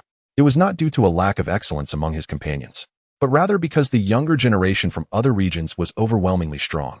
As Chen Changsheng had articulated, this elite assembly was a contest of great paths, where no one would regard your status. Insufficient strength in such a reckless endeavor could lead to fatal consequences. Previously, Xianxia had refrained from voicing this concern out of camaraderie. Now that the matter had come to light, he had no choice but to be resolute. Boom, boom, boom. Both Su Tian and Xianxia launched their attacks simultaneously. Initially, the other elites held back. However, as their strikes grew fiercer, everyone began to unleash their true power. It soon became evident that Xianxia and Su Tian were indeed the top elites of their respective nations. In a 2-against-10 scenario, they not only held their ground but also forced their opponents into retreat. Observing the distant battle, Chen Changsheng lifted the drowsy little black dog before him and remarked, "Little Black, considering how long I have stayed inactive, it seems rather unfair that upon my return, I disturb the bloodlines and disciples of my old acquaintances." The little black dog let out a weak whine, seemingly complaining about being roused from a pleasant dream, not paying heed to Chen Changsheng's ramblings. The little black yawned and slowly closed its eyes once more. Sighing in resignation, Chen Changsheng rose with the little black dog in his arms. "Very well. Sleep as you please. To trouble you with such matters truly is unfair for a dog. However, shedding tears among one's own is ultimately preferable to spilling blood among strangers." With that, Chen Changsheng's figure vanished from the spot. As the Eastern Wilderness elite group engaged in internal conflict, the Guardian naturally sought to intervene. Yet, how could Chen Changsheng allow anyone to disrupt his intentions? Perhaps it would be best for you to wait a while before proceeding. In the past, I feared for your safety. 3 figures blocked Chen Changsheng from entering the battlefield. Faced with the prodigy of the Night Moon Kingdom, the brows of the 3 guardians from the Xuanwu Kingdom furrowed in concern. Who exactly are you? Why instigate internal strife among the prodigies of the Eastern Wilderness? Furthermore, I seem to have never heard of a figure like Chen Changsheng from the Night Moon Kingdom, the elder among the guardians, the most powerful with mid-stage transformation, inquired of Chen Changsheng. However, he appeared disinterested, merely lowering his head to pet his dog. As the battle in the distance intensified, the 3 guardians grew increasingly restless. "Since you refuse to speak, I shall have no choice but to subdue you and present you to His Majesty." With that, the mid-stage transformation elder immediately summoned a gourd-shaped artifact to attack Chen Changsheng. A rustic gourd expanded in the wind and unleashed countless gusts sharp as blades. Yet these winds, capable of slicing through metal and jade, could not even disturb Chen Changsheng in the slightest. Glancing at the 3, Chen Changsheng remarked casually, "Zhuxing has sent you 3. He truly has no intention of participating earnestly in this gathering of prodigies." As he spoke, Chen Changsheng's right hand formed a gesture, and an array instantly enveloped the group. Given his current mastery of formations, deploying one in an instant was merely a basic task. Bang! Once the array isolated them from external scrutiny, Chen Changsheng produced a massive bone and struck it violently against the elder's artifact. With just a single blow, the treasured gourd shattered into fragments. Confronted with such a turn of events, the 3 transformation experts retreated 2 steps in terror, never having anticipated that a junior would possess such strength. With the root bone of the Taotai in his right hand and the little black creature cradled in his left, Chen Changsheng advanced step by step towards the trio. To be fair, in this situation, transformation stage practitioners could hardly make a significant impact. Not to mention facing the guardians of other prodigies, even against the top-tier prodigies. They might not stand a chance. You continue to adhere to your original cultivation system. Under the suppression of the heavenly Tao, how could you possibly compete with those prodigies? As Chen Changsheng analyzed the situation, he simultaneously struck the 3 with the Taotai root bone. Among these 3 transformation experts, 2 pursued external cultivation while 1 focused on internal cultivation. Generally, their combined strength would be formidable. Yet, they had encountered Chen Changsheng, who mastered both internal and external cultivation. In terms of artifacts, Chen Changsheng possessed the Taotai root bone, and his proficiency in formations was unparalleled in this era. In terms of physical prowess, he was adept in over 90% of the body-tempering techniques of the Xuanwu Kingdom. Additionally, Chen Changsheng had received 500 defense points from the system. This meant he overwhelmingly surpassed them in virtually every aspect. Had it not been for the suppression of the heavenly Tao, they might have had the qualifications to exchange a few blows with Chen Changsheng. However, Under such constraints, they were destined only to endure punishment. After 20 breaths, all three transformation experts lay defeated on the ground. As they gazed at the youthful Chen Changsheng, their eyes brimmed with reluctance. The sorrow of ordinary practitioners in the realm of cultivation is palpable when one considers the profound years of arduous training, only to be easily vanquished by a junior. Do not regard me with such expressions. This is the lament of many in the cultivation world. Your attainment of the transformation realm serves as a testament to your innate talent. However, the path of cultivation is endless. Once you cease your efforts, those who follow will swiftly surpass you. The words of Chen Changsheng stirred a hint of melancholy in the eyes of the three. They were acutely aware of the current cultivation system being suppressed by the heavenly Tao, yet the creation of a new system is no simple endeavor. Having achieved the transformation realm, their lifespans were already dwindling. After dispersing their power and beginning anew, should they fail to reach their previous level in a short time, they would soon meet their demise. Setting aside the arduous path of rebuilding their foundations, veteran cultivators have another option: to innovate upon the existing cultivation framework, thereby establishing a new system. Yet, this undertaking is significantly more challenging. The original cultivation system was forged through countless trials and tribulations. It cannot simply be altered at will. As the commotion outside the formation gradually subsided, Chen Changsheng tossed an object and spoke. Do not concern yourselves with the matters of the talented gathering. Your only task is to ensure the safety of those injured youngsters here. I have made some adjustments to the teleportation array in the Xuanwu Kingdom. It will likely be a month before it can be utilized. After that, you shall return. With that, Chen Changsheng withdrew the formation and vanished from their sight. However, one elder in the mid-transformation stage gazed incredulously at the object in his hand. What Chen Changsheng had bestowed upon him was a token unique to the Grandmaster of the Xuanwu Kingdom, a token that had been missing for over 8. Chapter 82. The distinction between prodigies and ordinary talents. The enigmatic Chen Changsheng, the Battle of the Eastern Wilderness talented group, concluded swiftly. Once Su Tian had thoroughly incapacitated the others, Chen Changsheng returned to his previous seat upon the small stool. Upon his return, he resumed his leisurely consumption of snacks, exhibiting no signs of distress. Observing this, Su Tian squinted his eyes. The turmoil caused by the talented group would surely attract the intervention of the Guardians. Yet, despite the battle's conclusion, the Guardians had yet to make their appearance. One could easily deduce what had transpired. TSK. They were supposed to be comrades. How could they be so ruthless? In the face of the fallen prodigies, Chen Changsheng feigned indignation on their behalf. The audience, naturally, seethed with resentment towards his shameless antics. Scoundrel! Though I know not what means you employed to sway Brother Su and Brother Yi, this matter shall not end here. The Night Moon Kingdom and Xuanwu Kingdom shall undoubtedly seek retribution. Upon hearing the threat from one of the prodigies, Chen Changsheng burst into laughter. It appears your hatred for me runs deep. Otherwise, how could you conceive such a vicious jest, hoping to bring about my demise through laughter? Do you not realize where you are? This is the central courtyard, a distance of millions of miles from the eastern wilderness. Do you not comprehend the principle of being out of reach? Do not think that I would simply allow others to beat you. Even if I were to take your life, those from the east wilderness would be powerless against me. The reason I have struck you is to prevent you from bringing shame upon yourselves. If 10 of you cannot even defeat 2, what right do you have to participate in the Young Heroes Conference? Upon hearing Chen Changsheng's words, a flicker of shame passed through the eyes of the injured prodigies. Su Tian and Yi Hensheng were well acquainted, having engaged in friendly sparring during their time in the East Wilderness. However, they all unanimously believed that, despite any disparities, they were not insurmountable. Yet, after a true contest of strength, it became evident to all the vast chasm separating top-tier prodigies from ordinary talents. Observing the shame in the eyes of the young elites, Chen Changsheng nodded in satisfaction. A touch of youthful arrogance is not inherently problematic. But if one remains oblivious even after suffering a severe beating, that is a true case of hopelessness. Contemplating this, Chen Changsheng spoke. Now, you are beginning to grasp your own limitations. Spend the remaining time here recuperating. To dissuade any lingering hopes among you, I shall share a little secret. The two of them, in your eyes, may seem to be the strongest among the younger generation. Yet, at the Young Heroes Conference, their caliber can easily be matched by at least a dozen or so others. This does not even account for the heirs of sacred lands and ancient families. Should you encounter such prodigies, your kind would simply be insufficient to withstand their prowess.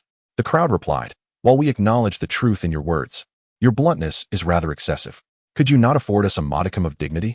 After Chen Changsheng's admonition, the young elites struggled to rise from the ground and quietly retreated to their quarters. Indeed, there were many aspects of Chen Changsheng's conduct that warranted criticism.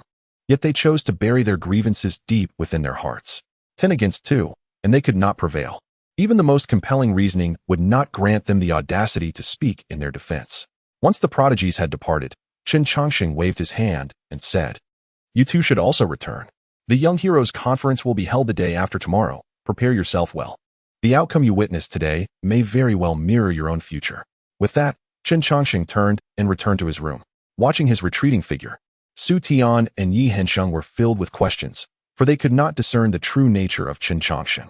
His actions were astute and his strength formidable. By all appearances, he certainly resembled a seasoned master. Yet, participation in the Young Heroes Conference necessitated the measurement of bone age. Perhaps there exist secret methods to alter one's aura or the vitality of one's physical form, but one's bone age cannot be changed. At least, this was their understanding. When Chen Changsheng's bone age had been assessed, the result indicated he was no more than 25 years old. It was precisely for this reason that Su Tian and the others had not regarded him with due seriousness. A practitioner not yet even 25 was hardly likely to possess remarkable strength or experience. In the eyes of the cultivators, Chen Changsheng was still but a child. Many thoughts flashed through Yi Hensheng's mind as he bitterly smiled and spoke, "Brother Su, it is only after stepping out that I truly comprehend the concept of beyond heaven there is another heaven. And beyond man there are others. No wonder my master has always been somewhat dissatisfied with my cultivation. Initially, I believed this was merely my master's way of honing my skills, but it has become evident that I still have a long way to go." In response to Yi Hensheng's words, Su Tian gazed at the tightly shut door of Chen Changsheng's room and remarked softly, as the ancient said, "One must know shame before gaining courage. Understanding the gap between myself and others is essential if I am to better pursue them. I shall not abandon my aspirations simply because I am temporarily inferior. I know that one day I will catch up to them and stand before them." With that, Su Tian turned and returned to his room. Tomorrow, Chen Changsheng would head to the Kunlun Stone Workshop, where most of the elite would be present, including the Holy Maiden of the Purple Mansion. The events that transpired in the Eastern Wilderness courtyard did not elicit any reactions within the Kunlun Holy Land. In fact, it seemed that no one was even aware of what had occurred there. With numerous elites gathering at Kunlun, the daily skirmishes were countless. Who would pay heed to the internal strife of the Eastern Wilderness group? However, it is noteworthy that Chen Changsheng's actions had caused a sensation within the entire Kunlun Holy Land. His casual display of power, amounting to millions of divine sources, and the emergence of a mysterious being within the courtyard of the Kunlun Stone Workshop naturally attracted much attention. Some of the celestial ladies wished to engage Chen Changsheng in conversation, while descendants of noble families sought to challenge him in sparring. Yet, among the throngs, few knew of Chen Changsheng's origins, and more specifically, they were entirely unaware of which continent he hailed from. The reason was simple. Chen Changsheng's name did not appear on the list of the Eastern Wilderness elites. Furthermore, the Eastern Wilderness group previously dismissed him due to his youthful age, thus leading to fewer individuals being aware that he was from the Eastern Wilderness. After a night without dreams, as sunlight bathed the earth once more, Chen Changsheng stretched and sat up from his bed. He casually ruffled the sleeping Little Black before beginning his morning routine, preparing to head to the Kunlun Stone Workshop. Little Black's condition had affected its foundation, and without the holy medicine from the divine sources, this ailment would be quite challenging to remedy. Chapter 83, 72 Paths of Dust and Smoke. Curiosity killed the cat indeed. Kunlun Holy Land lives up to its reputation. The market is perpetually bustling. Chen Changsheng exclaimed with curiosity as he glanced around. Meanwhile, Yi Hensheng, following closely behind, lowered his head in embarrassment. It was undeniably humiliating to be in the presence of this individual. The news of the extravagant gambling at the Kunlun Stone Workshop had spread throughout the Holy Land, and many top-tier elites and influential figures awaited Chen Changsheng's arrival there. Yet, this fellow seemed unconcerned, wandering aimlessly instead. Just moments ago, when the Kunlun Stone Workshop sent someone to summon him, he had nonchalantly replied, "Why should the eunuchs be anxious when the emperor is not? I am not worried. So why are you?" Upon hearing this, the messenger's face darkened considerably, for the person who had come was an outer elder of the Kunlun Holy Land. Though not a figure of paramount significance, he was nonetheless a person of some repute. Chen Changsheng's directness provoked the individual to leave in a huff. "How much for this item?" Chen Changsheng inquired, picking up something from the vendor's modest stall. Seeing a potential customer approach, the stall owner beamed with delight and replied, "Ah, esteemed guest, you possess a discerning eye. This is the prized possession of my stall. 3 centuries ago, my master risked life and limb to retrieve this from the forbidden grounds of the holy ruins. Were it not for the fateful connection with you, I would not dare to part with it. Stop. Chen Changsheng interjected, interrupting the vendor's tale. I am not particularly interested in its origins. Merely state your price. 200 pounds of divine essence, came the reply. Upon hearing this, Chen Changsheng silently set the object down and began to depart, sensing the lucrative opportunity slipping away. The vendor hastily exclaimed, Dear guest, surely you must negotiate. Do offer a price. Apologies, but I cannot afford such a sum. Just yesterday, when I passed this way, you quoted 20 spirit stones. Now you demand 200 pounds of divine essence. Do you take me for a fool? The vendor, his previous schemes laid bare, offered an awkward grin. Ah, esteemed guest, I see you are well informed. Had I known, I would not have made such a jest. Please, propose a price, and I shall not haggle. I do not wish to part with my coin, but I can offer something in exchange. With that, Chen Changsheng retrieved a jade slip and inscribed a peculiar symbol upon it. Upon viewing the symbol, the vendor's expression shifted dramatically. Rising to scrutinize Chen Changsheng more closely, he tentatively inquired, I have been afflicted with excessive liver fire lately, causing my vision to blur. Might you possess any eye remedy from the clear restoration? At this, a slight smile graced Chen Changsheng's lips, further affirming his suspicions. The earthquake highlands, a timeless beauty of the western mountains. In response to Chen Changsheng's words, the vendor narrowed his eyes and softly replied, The door faces the sea, where 3 rivers converge and flow for millennia. Are you affiliated with the red or the black? Hearing the vendor's inquiry regarding his affiliations, Chen Changsheng chuckled and picked up the previously selected broken scale. That is of no concern to you. Take this item back, and in due time, someone will understand. With that, he turned and departed. The vendor, momentarily taken aback by Chen Changsheng's retreating figure, quickly gathered his belongings and left as well. Observing Chen Changsheng's delight in handling the broken scale, Xianxia felt a gnawing curiosity. He was eager to comprehend the earlier events. Noticing his friend's agitation, Chen Changsheng coolly remarked, If you have questions, do not hesitate to ask. It is burdensome to keep them bottled up. Encouraged by Chen Changsheng's words, Xianxia gathered his thoughts and cautiously asked, Brother Chen, may I inquire about what just transpired? You may glean a fragment. Chen Changsheng raised the shattered scale and replied, This belongs to an old acquaintance. I was merely exchanging signals with him.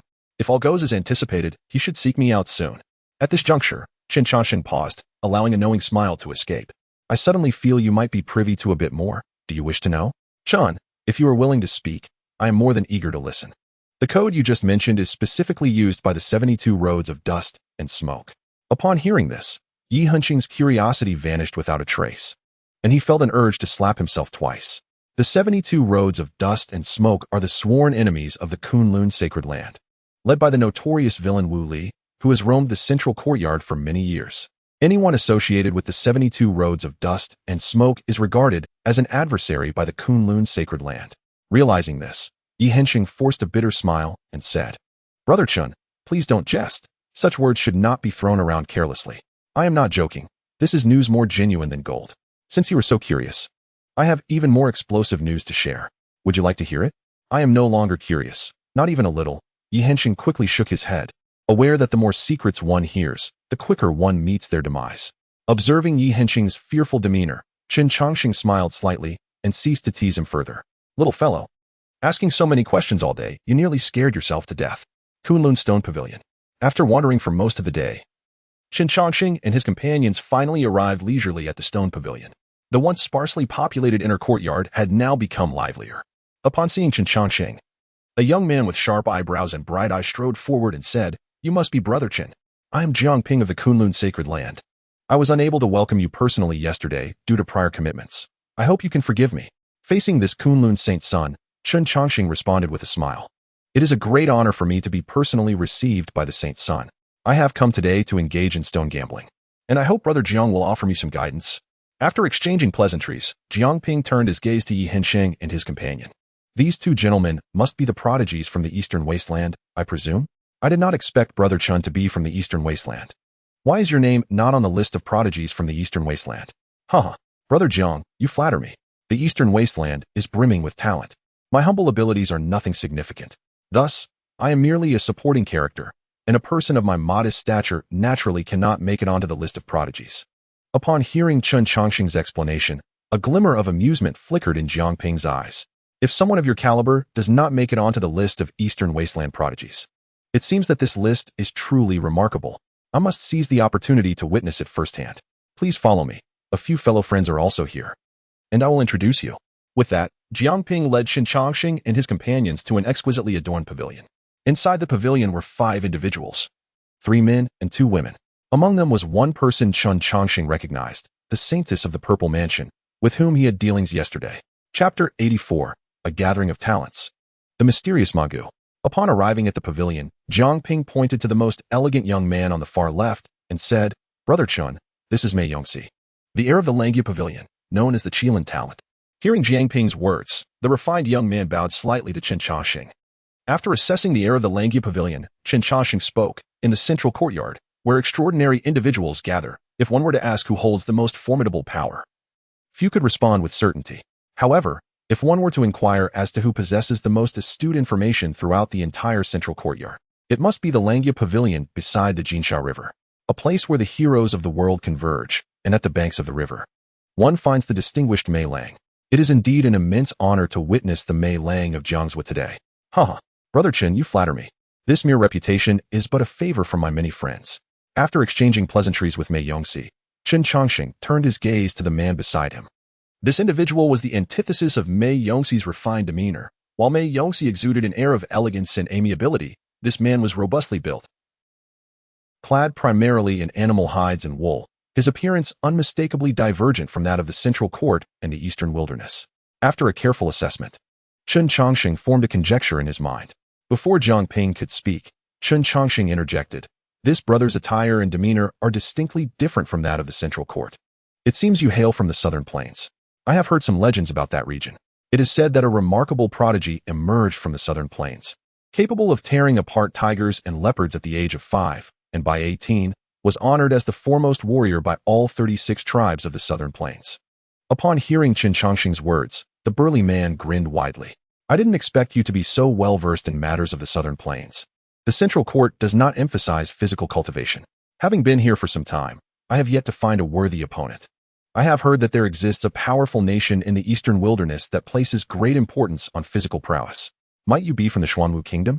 In response to the man's inquiry, Chen Changsheng smiled slightly and said, "Although I hail from the eastern wilderness, I am not from the Xuanwu Kingdom. If you wish to witness the talents of the Xuanwu Kingdom, you may seek out the gentleman beside me. Brother Su is a closely titled prince of the Xuanwu Kingdom and is among the most outstanding prodigies of that realm." Upon hearing this, the burly man turned his attention to Su Tian. "I sense a formidable aura emanating from you.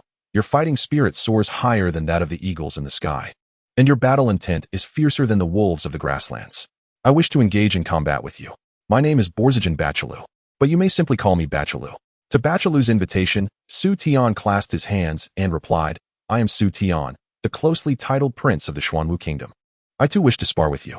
On the grasslands, the name Bachalu symbolizes a warrior. Since you dare to bear this name, your strength must be commendable." As the intensity of the battle spirit between the two grew, Jiang Ping hastily intervened to ease the atmosphere.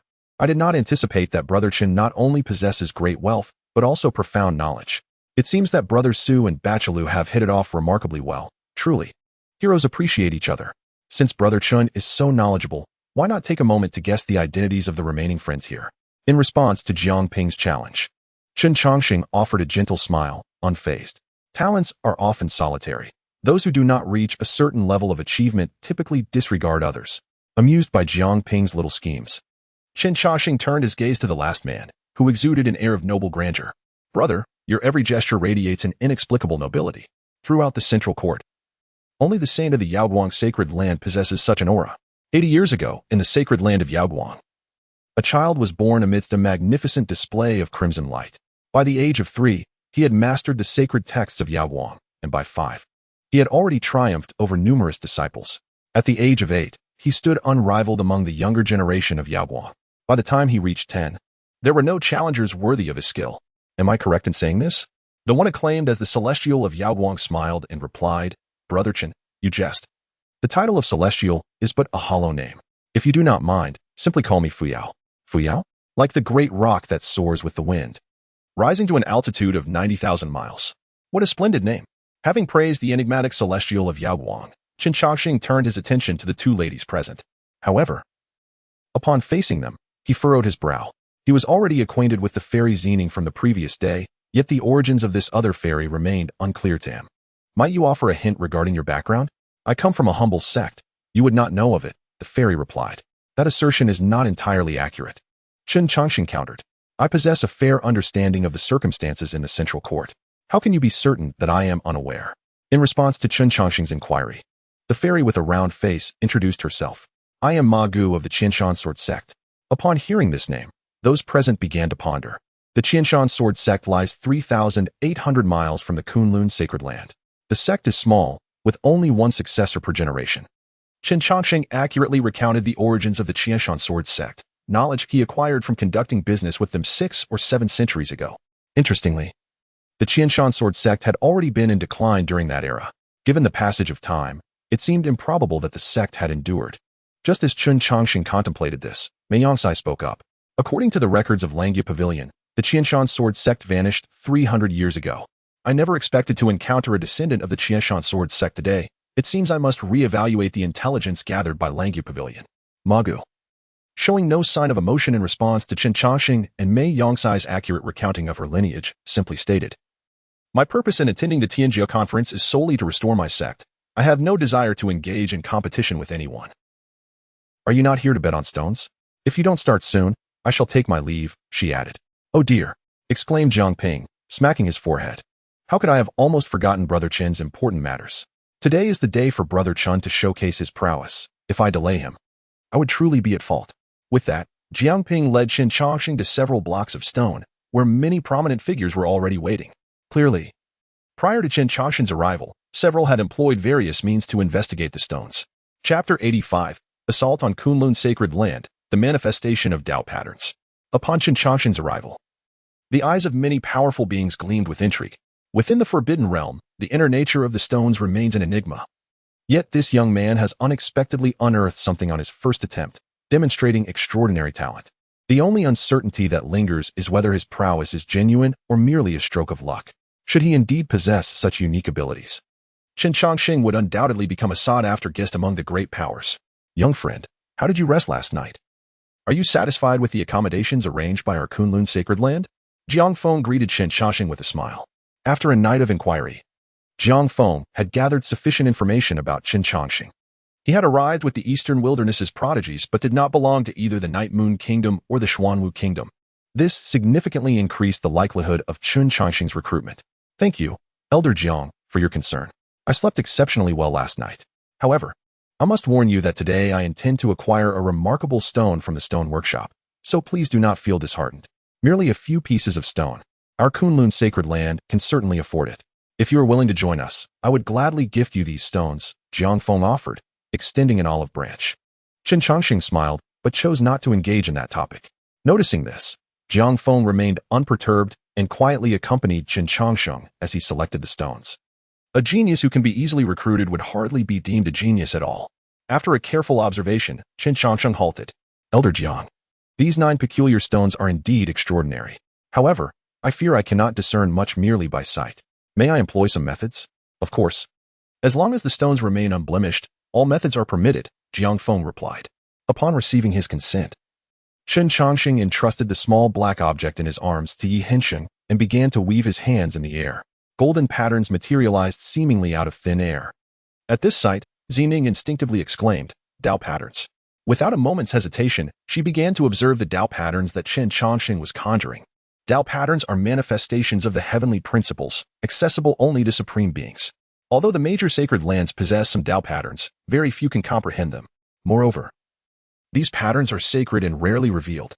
The fact that Chen Changsheng understood Tao patterns was astonishing. As he inscribed the patterns, everyone seized the opportunity to delve into their meanings. The holy sun of Yaoguang emitted a radiant golden light from his eyes, striving to engrave Chen Changsheng's Tao patterns in his memory. Soon after, a divine glow enveloped him, and his feet began to levitate slightly off the ground, reminiscent of a celestial ascension. Aside from the holy son of Yaoguang, others displayed their unique talents as well. The holy maiden of Zifu conjured a grand spectacle behind her. The tranquil sea transformed into a tumultuous surge, and above the ocean, a cerulean sky emerged. This idyllic scene was the complete manifestation of the holy maiden of Zifu. In contrast, the others were comparatively less remarkable, as they intentionally concealed their phenomena.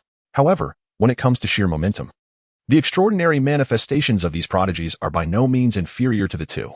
With a swift motion of his right hand, Chen Changsheng completed the intricate golden patterns and infused them into 9 pieces of stone material.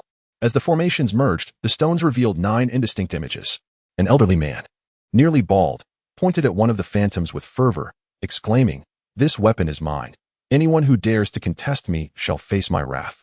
A spectral divine sword emanated boundless sword energy, and merely the overflow of that energy caused the skin of the onlookers to tingle with discomfort. Such a divine weapon stirred great excitement among many prominent figures. Moreover, the images presented by the other 8 stones were equally remarkable, though less distinct than that of the first stone. Moments later, as the patterns dissipated, Chen Changsheng wiped the sweat from his brow. The intricacies of the patterns were profound. The small portion he managed to inscribe had exhausted all his efforts. In fact, Chen Changsheng had discovered the existence of the divine source long before, during the era of the ancient Forbidden Grounds. However, at that time, he was in perilous circumstances, merely struggling for survival, let alone studying the stones beneath the unparalleled formations of the ancient Forbidden Grounds. Considering the connection between the patterns and the divine, he decided to experiment with the patterns he had comprehended, and to his surprise, it proved effective.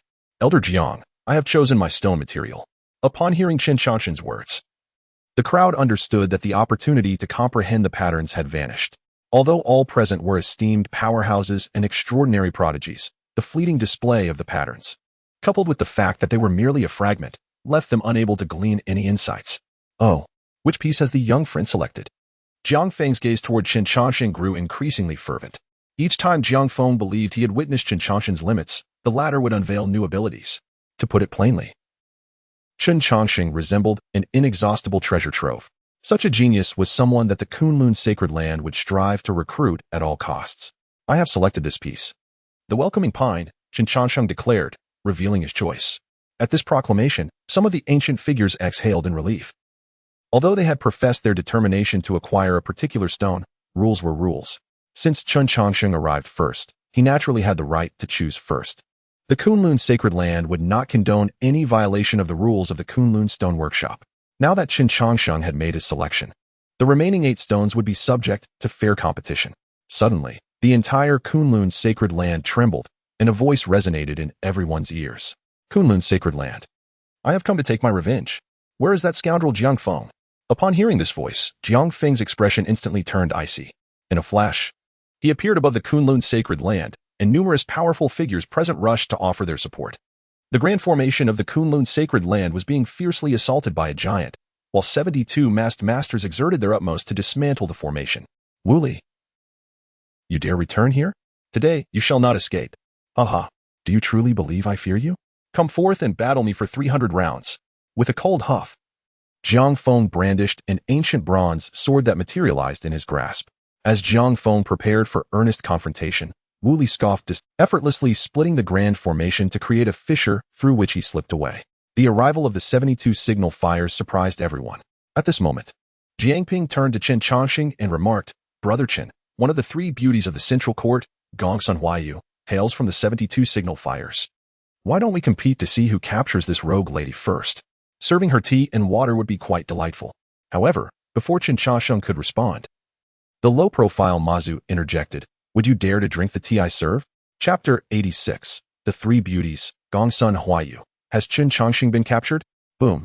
Without hesitation, as soon as Mazu spoke, Jiang Ping pivoted and unleashed a powerful palm strike. The forceful shockwave severed numerous trees in the inner courtyard. Simultaneously, many prodigies sealed off all of Mazu's escape routes. Mei Yongxi regarded Mazu with indifference and stated, "Miss Gongsun, the Qianshan sword sect was extinguished 300 years ago. My Langya Pavilion has never been mistaken in its information. Impersonating a descendant of the Qianshan sword sect to enter the Kunlun sacred land is indeed an unwise maneuver." Upon hearing this, Mazu's expression remained unchanged. "Truly, you are a prodigious talent, Qilin. With so many outstanding figures gathered here, surely you have a hand in this. It is a pity that 3 years ago, your scheme did not eliminate me." Jiang Ping coldly retorted, "Brother Mei, why waste words on her? Since she dares to come to the Kunlun sacred land, we must ensure she leaves with nothing." Wait, just as Jiang Ping was about to strike, Mazu suddenly halted everyone. "What? Do you have any last words?" "Not last words, but I wish for you to observe your own circumstances. Although you have long suspected my identity, have you not noticed anything amiss?" At her words, a wave of dizziness washed over the crowd. Faced with this situation, the holy son of Yaoguang furrowed his brow, emanating a brilliant radiance before retreating from the inner courtyard. Shortly thereafter, Jiang Ping and the others mirrored his actions, gazing at the repugnant Mazu below. The holy son of Yaoguang spoke, "This is Gongsun Huayu's sleep curse. Those ensnared by the curse will fall into slumber within 30 breaths. However, the application of the curse has its limitations. As long as one remains awake and exits the curse's enveloping range, they are safe." He paused, then glanced at Mazu, who held the unconscious Chen Changsheng. "It seems her objective is not us." "Aha. Indeed, you are astute, holy son of Yaoguang. Everything you say is correct. I happen to be in need of a husband to reign over my lair, and this pretty boy shall be my prize." With that, Mazu produced a white jade array platform, the intricate array patterns beginning to spread outward. Seeing this, Xianxia shouted, "She intends to escape. Stop her." In an instant, 7 prodigies struck simultaneously, attempting to thwart Gongsun Huayu's flight. Boom. Uft. Gongsun Huayu, having spat blood, was sent flying, yet the formation had already been fully activated. A radiant light enveloped both Gongsun Huayu and the unconscious Chen Changsheng. Clutching his shoulder, which had been pierced by the saint's son of Yaoguang, Gongsun Huayu chuckled, "You've struck me rather painfully. I shall remember this grievance." After teasing the crowd, he vanished along with Chen Changsheng. Sensing the unfolding situation, Wuli struck Jiang Feng back with a powerful punch. "The winds are fierce. Wuli, I shall slay you." Jiang Feng's fury surged as the unparalleled talent he was on the verge of claiming was snatched away. TSK, do not be so vexed. With so many from Kunlun's sacred land, taking 1 or 2 is hardly a matter of consequence. As he spoke, Wu Li activated the long-prepared teleportation formation. Witnessing Wu Li's figure dissipate, Jiang Feng cleaved through the void with his sword and surged in. Boom, boom, boom. The intensity of the battle caused the very space to tremble. After an unknown duration, Jiang Feng emerged from the spatial rift, disheveled. The ancient bronze sword was stained with blood, and his once resplendent attire was tattered from the rift's chaos. "The villain has been gravely injured by me. Kunlun's sacred land and the 72 wolf flames shall not rest until this is settled." After issuing his command, a trickle of blood escaped Jiang Feng's lips, and then he vanished. "Brother Yi, rest assured, we at Kunlun's sacred land shall ensure Brother Chen's safety. Should that villain dare to harm him, I shall offer the head of the 72 wolf flames in tribute to Brother Chen." Jiang Ping, with a grim countenance, attempted to reassure Xianxia and the others. In response, Xianxia, troubled, replied with a few anxious words. However, given the gravity of the situation, the group swiftly returned to their respective abodes. Once surrounded by silence, Su Tian furrowed his brow and said, "Brother Yi, what of Chen Changsheng and the 72? His inquiry was abruptly halted by Xianxia's raised hand. "Brother Su, we should be greatly concerned for Chen Changsheng's safety, should we not?" Upon meeting Xianxia's gaze, Su Tian instantly grasped the implication. Outsiders may be oblivious to Chen Changsheng's circumstances, but he was well aware. Chen Changsheng had profound ties with the 72 wolf flames. It was inconceivable that they would target him. Moreover, how could someone so well versed in the ways of the 72 wolf flames be so easily captured by Gongsun Huayu? To outsiders, it might seem that Gongsun Huayu had meticulously plotted this, coupled with Chen Changsheng's carelessness. Yet, to Su Tian and his companion, the situation appeared exceedingly peculiar. Having discerned the crux of the matter, Su Tian sighed. "This is the true realm of cultivation, is it not? A single misstep can lead to utter destruction. Sometimes, words are unnecessary. Even a mere glance can lead one to doom."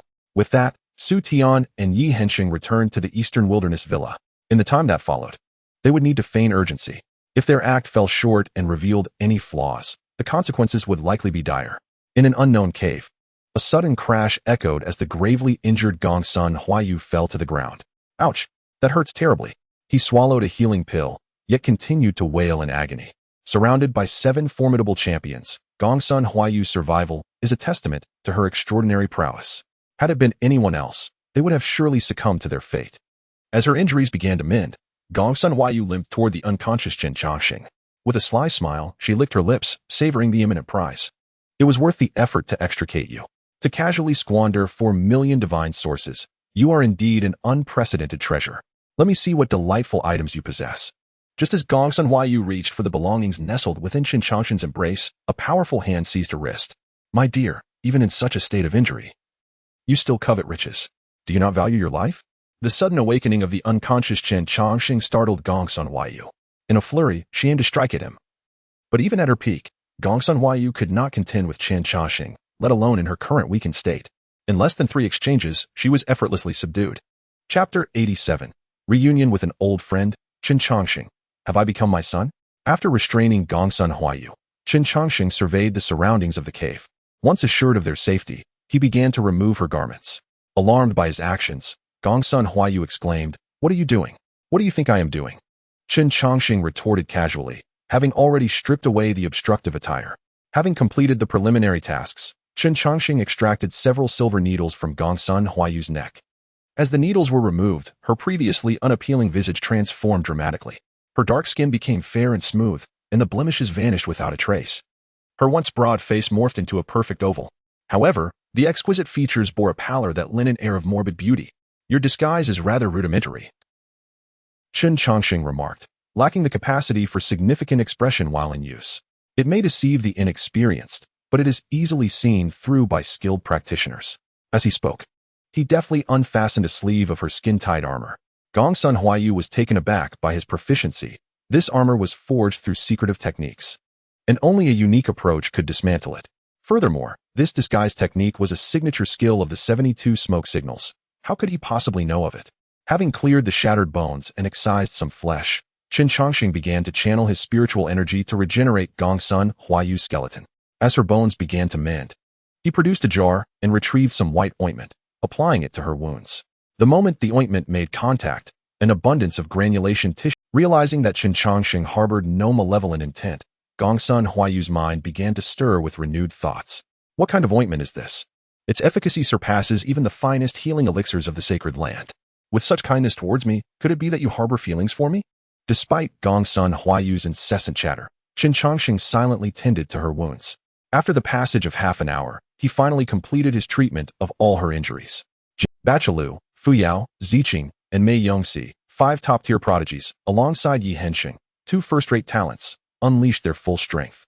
Had Gongsun Huayu not possessed the protective scale armor forged from Thunder Beast scales, she would likely have perished by now. However, judging by her injuries, it appeared that the strongest among these 7 was the Saint Child Yao Guang, for only he had managed to breach the defenses of her scale armor. Moreover, from their recent encounter, Chen Changsheng sensed that he had not yet exerted his full power. I feel significantly better now. Your medical skills are truly remarkable. Ordinarily, I should express my gratitude properly, but bang! Gongsun Huayu, attempting a sneak attack, was swiftly overturned by a slap from Chen Changsheng, who then firmly perched himself on her back, pinning her down. Do not disturb me. I am deep in thought. It seems this trap has been discerned by someone. Gongsun Huayu, are you truly this formidable? Although I have not fully recovered, it should not be this easy for you to subdue me. After briefly doubting her existence, Gongsun Huayu resumed her mischievous antics. Swish. A fist extended towards Gongsun Huayu, opening to reveal tiny insects gently cascading down. Cultivating goo worms is no simple task. Do not waste them on me. To play with goo worms in my presence, you are still too inexperienced. Gongsun Huayu, are you sent by the heavens specifically to target me? Why is it that you can always counter my techniques, and why do you seem to know all my abilities? As a cup of tea passed, Chen Changsheng lifted the suppression he held over Gongsun Huayu. Very well, take me to the lair of the 72 wolf smoke. In response to Chen Changsheng's request, Gongsun Huayu scoffed, dream on. Even if you saved me, I shall not take you there. Casting a glance at her, Chen Changsheng replied nonchalantly. It appears you have not yet received the latest news. What latest news? You will find out in due time. Saying this, Chen Changsheng grasped Gongsun Huayu's right hand, gazing at the 3 copper coins adorning her wrist. Hidden within the 3 gold-winged sleeves, there lies the essence of the 5 yin. Kuan represents yin while Qian symbolizes yang, and the 5 elements and 8 trigrams determine the fundamental principles. These 3 copper coins are a symbol of your 72 wolf smoke identity. Surely, you are aware of this. Swish. Gongsun Huayu, growing wary, retreated 2 steps. The identities of the 72 wolf lords are shrouded in mystery. I only know a handful, while the complete roster is known solely to my master. Those privy to such secrets are likely among the 72 wolf lords. Yet today, all 72 are present. Who could this person be? Do not ponder further.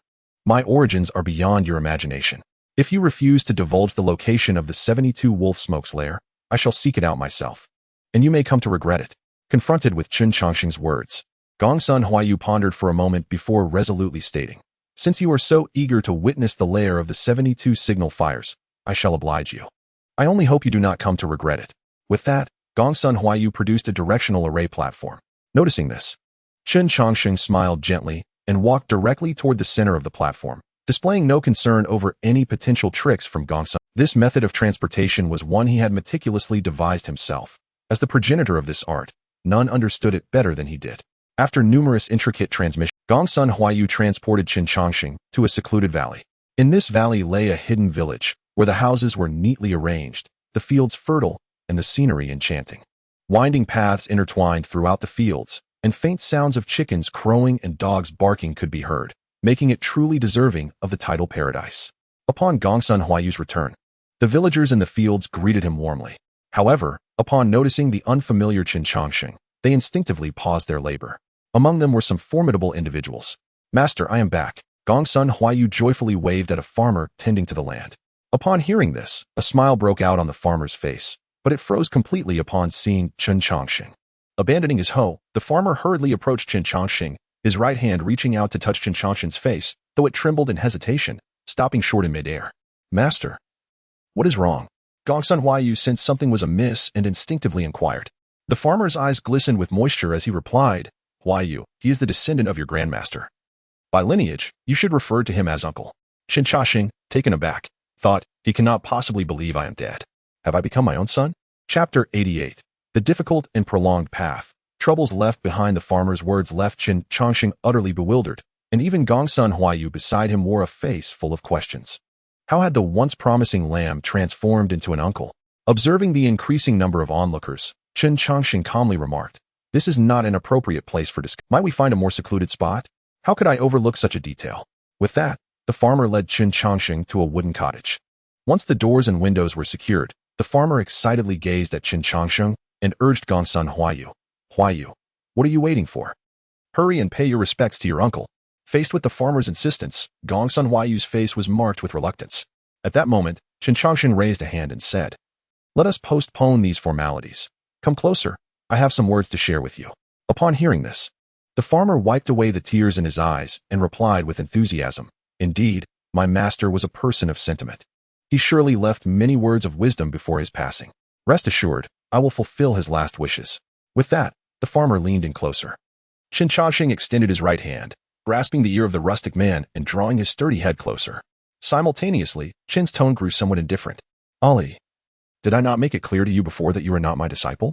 Has a mere few centuries dulled your memory to the point that my words have become mere whispers in the wind?" Upon hearing that familiar tone, the rustic man momentarily froze. Lifting his gaze once more, he was met with those unmistakable eyes. A person's appearance may change, but one cannot deceive the essence of their gaze. For the eyes are the windows to the soul. While many may share a likeness, no two hearts are identical. "Is it truly you, sir? Do you think otherwise?" replied Chen Changsheng, releasing Ali's ear. In the face of Chen's penetrating gaze, Ali resembled a wayward child, his discomfort palpable. Meanwhile, Gongsun Huayu stood by, astonished, his jaw nearly unhinged. He had once heard his master speak of a mysterious figure who imparted all his skills. Yet this figure had never acknowledged Ali as his disciple, although it was unspoken. Even the most navi could discern that the person before them was indeed that enigmatic master. Observing Ali's expression, Chen Changsheng gestured to Gongsun Huayu. "You may step outside. I have matters to discuss with your master." At this, Gongsun Huayu cast a questioning glance at Ali. "The words of my master are my own. You should leave," Ali instructed. Despite the myriad of doubts swirling in his mind, Gongsun Huayu chose to heed his master's command. Thud. Once Gongsun Huayu departed, Ali knelt before Chen Changsheng. "I failed to uphold my promise and imparted the master's techniques without permission. I beg for your punishment." Looking at Ali kneeling on the ground, Chen sighed softly and shook his head. "I do not blame you for the techniques. What perplexes me is why you failed to heed my admonitions. I once told you that if you wish to carve a path through the realm of cultivation, you must not leave yourself any weaknesses. Yet look at you now. Not only have you taken on disciples, but you have also created a secluded paradise.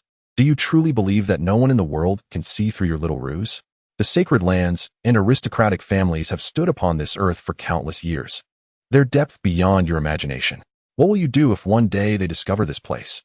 Faced with Chen Changsheng's inquiries, Ali merely bowed his head in silence. for he understood that creating this secluded paradise was indeed a grave misstep. Once, the Thunder Beast clan was immensely powerful, yet they were still vanquished by my own hands. The current 72 wolf smoke pales in comparison to the Thunder Beast clan, and the influence of the sacred lands has grown exponentially since my time. I am curious, how did you dare to act in such a manner? Hearing this, Ali's lips quivered slightly as he murmured, "They are the orphaned remnants of my brothers who fought alongside me. For a time, their identities were exposed, and had I not intervened, they would have faced certain death. Did I not tell you that once you embark on the path of cultivation, you must relinquish all attachments?" Unable to let go of this sentiment, "Why did you step into it in the first place? Sir, have you achieved it?" Ali raised his gaze towards Chen Changsheng. Faced with Ali's crystalline, Chen Changsheng was rendered speechless. According to the system stipulations, he could enter his next slumber once he surpassed 1/10 of his total lifespan. Thus, the most efficient and flawless method of becoming stronger was to continue entering deep sleep. However, throughout these millennia, Chen Changsheng had always lived to the very limit of his awakening time before succumbing to the next slumber. Consequently, the pace at which he grew stronger had significantly slowed. The reason he chose this more gradual approach was that he could not relinquish the emotions that resided within his heart. He did not wish to transform into a frigid machine, nor did he want his loved ones to perish in endless waiting. After a long silence, Chen Changsheng spoke again. "Cultivating with emotions is a path fraught with suffering and protracted duration. It is precisely because I am aware of the accompanying agony that I wish to spare you. Yet, you have ultimately chosen to tread my old path. Do you now understand why I repeatedly rejected a man? While a man and I shared an affection. Your feelings for those outside are akin to a bond stronger than blood. The pain of severing these ties in one's heart surpasses that of a blade. I cannot prevent a man's demise, nor can you halt theirs. The struggle of the great Tao inevitably entails bloodshed. Have you truly contemplated this?" In response to Chen Changsheng's words, Ali managed a bitter smile. "Sir, I cannot turn back now." Sighing softly, Chen Changsheng responded with resignation, "Rise. Since retreat is not an option, you must tread your path with utmost care. For each person who perishes outside, a wound will be carved into your heart. Share your experiences from these years. How did you come to harbor a mortal enmity with the Kunlun sacred land?" Upon hearing this, Ali organized his thoughts and replied, "Years ago, Jiang Bufan requested you to emerge from seclusion. However, you departed without a word, which incensed Jiang Bufan greatly. Unable to locate you, he targeted me at every turn, attempting to force your return. As time passed, the conflicts multiplied, and we battled for a full 7 centuries. He ascended to become the leader of the Kunlun sacred land, while I became the commander of the 72 beacon fires. Understanding the origins of the entire matter." Chen Changsheng lightly tapped his fingers on the table. Chapter 89. The Transformation of Master Uncle to Master Ancestor. The most suitable cultivation system. Given your account, it appears I too am unlikely to escape this predicament. The only person from the Kunlun sacred land who knew me 7 centuries ago is likely Jiang Bufan. Should I reveal myself to him again, he would surely deduce my secret. Once that secret is unveiled, I would become an enemy of the world. Regarding this topic, Ali lowered his head and refrained from responding. Since meeting Chen Changsheng, he had never allowed his name to be known. Initially, he thought this was due to Chen Changsheng's indifference towards fame and fortune. Now, he finally comprehended the underlying reason. Over 7 centuries ago, Chen Changsheng had already reached the divine transformation realm, meaning that at that time, he had lived for hundreds of years. Now, with over 7 centuries having passed, Chen Changsheng still remained alive. Unlike those moribund relics of the past, Chen Changsheng radiates with vibrant vitality. In light of this situation, there is but one explanation. True to his name, Chen Changsheng has indeed achieved longevity. Observing Ali's silence, Chen Changsheng smiled slightly and remarked, "Let us not be so solemn. My presence here indicates that I am untroubled by your knowledge of this secret. Now, let us deliberate on our next course of action."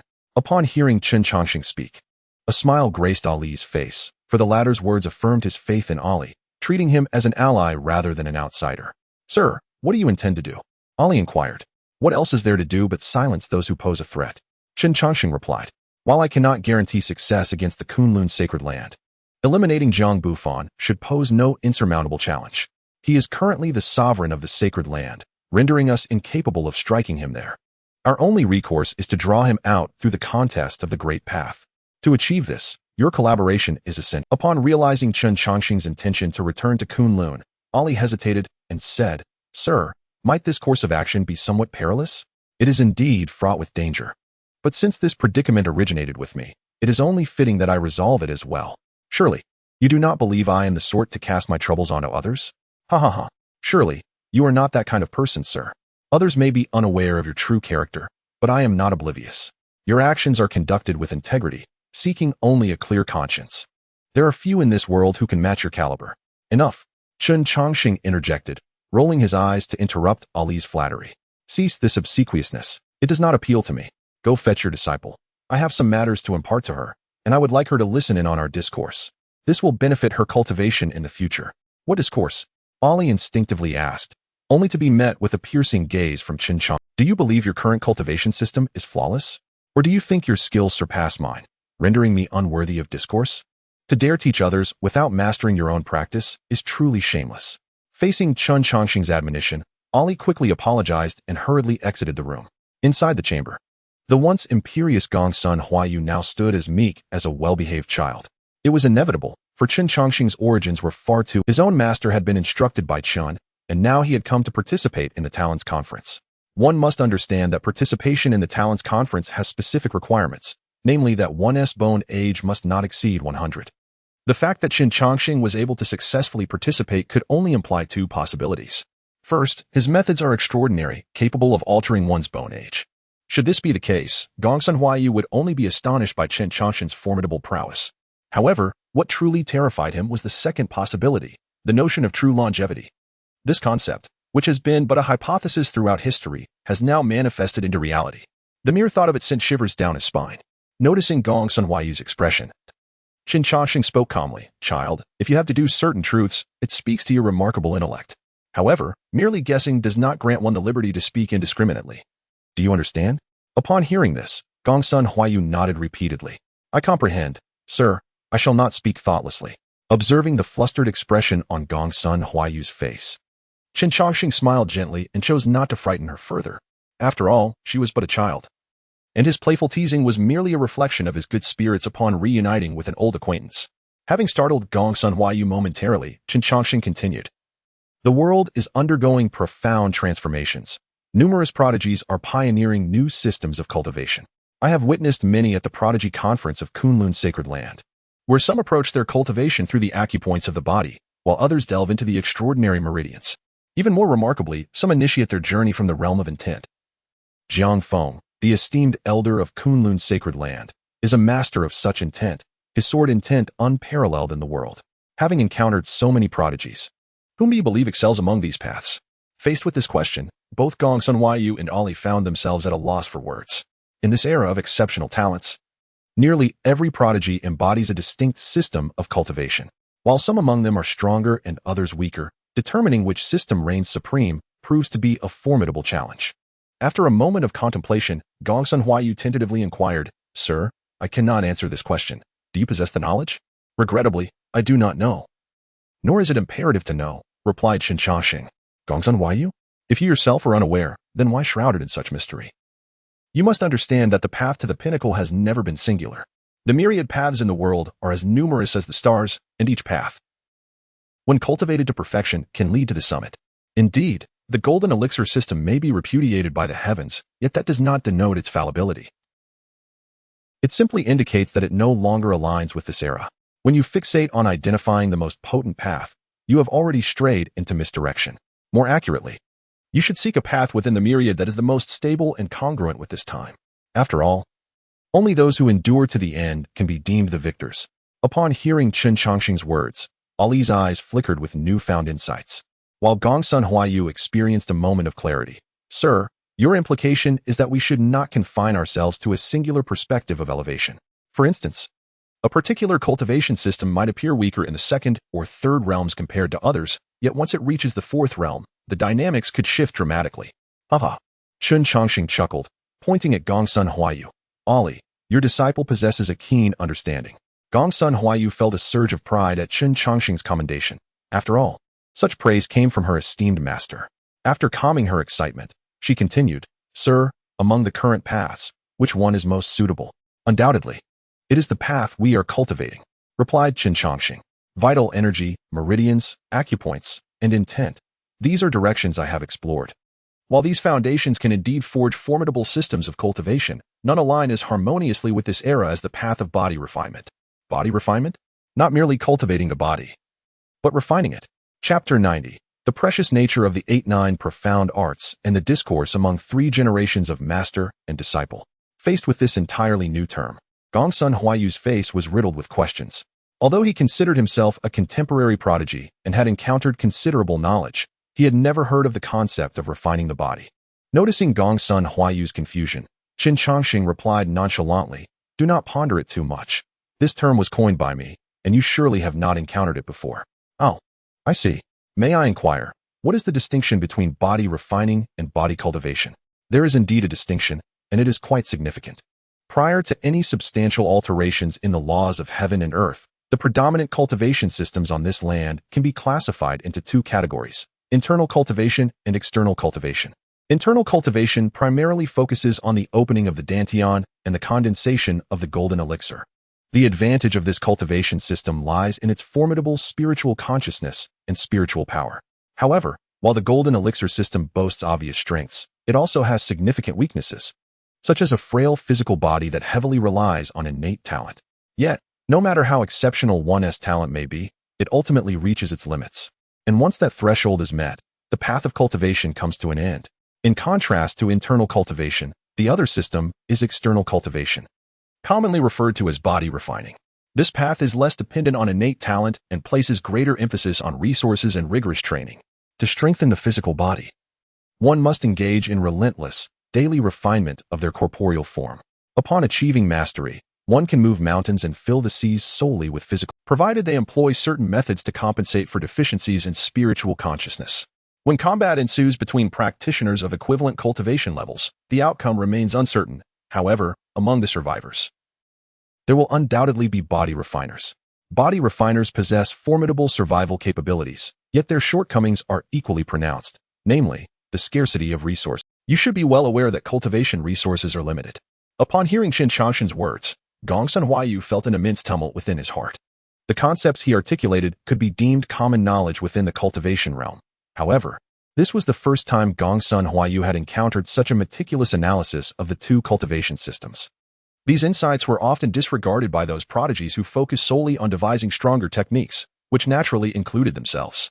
With this thought, Gongsun Huaiyu eagerly inquired, "Sir, you have yet to describe what the system of body refinement entails." "I have already conveyed that to you. Internal and external cultivation each possess their own advantages and disadvantages. Thus, would not a harmonious integration of both lead to perfection?" Gongsun Huaiyu's small face was a canvas of confusion. It is common knowledge that internal and external cultivation cannot be pursued simultaneously. Countless individuals within the cultivation realm have attempted this integration, yet all have failed. "That is correct." Chen Changsheng nodded. "Traditionally, internal and external cultivation cannot be harmonized. But do you understand where the problem lies?" Upon hearing this, Gongsun Huaiyu honestly shook his head.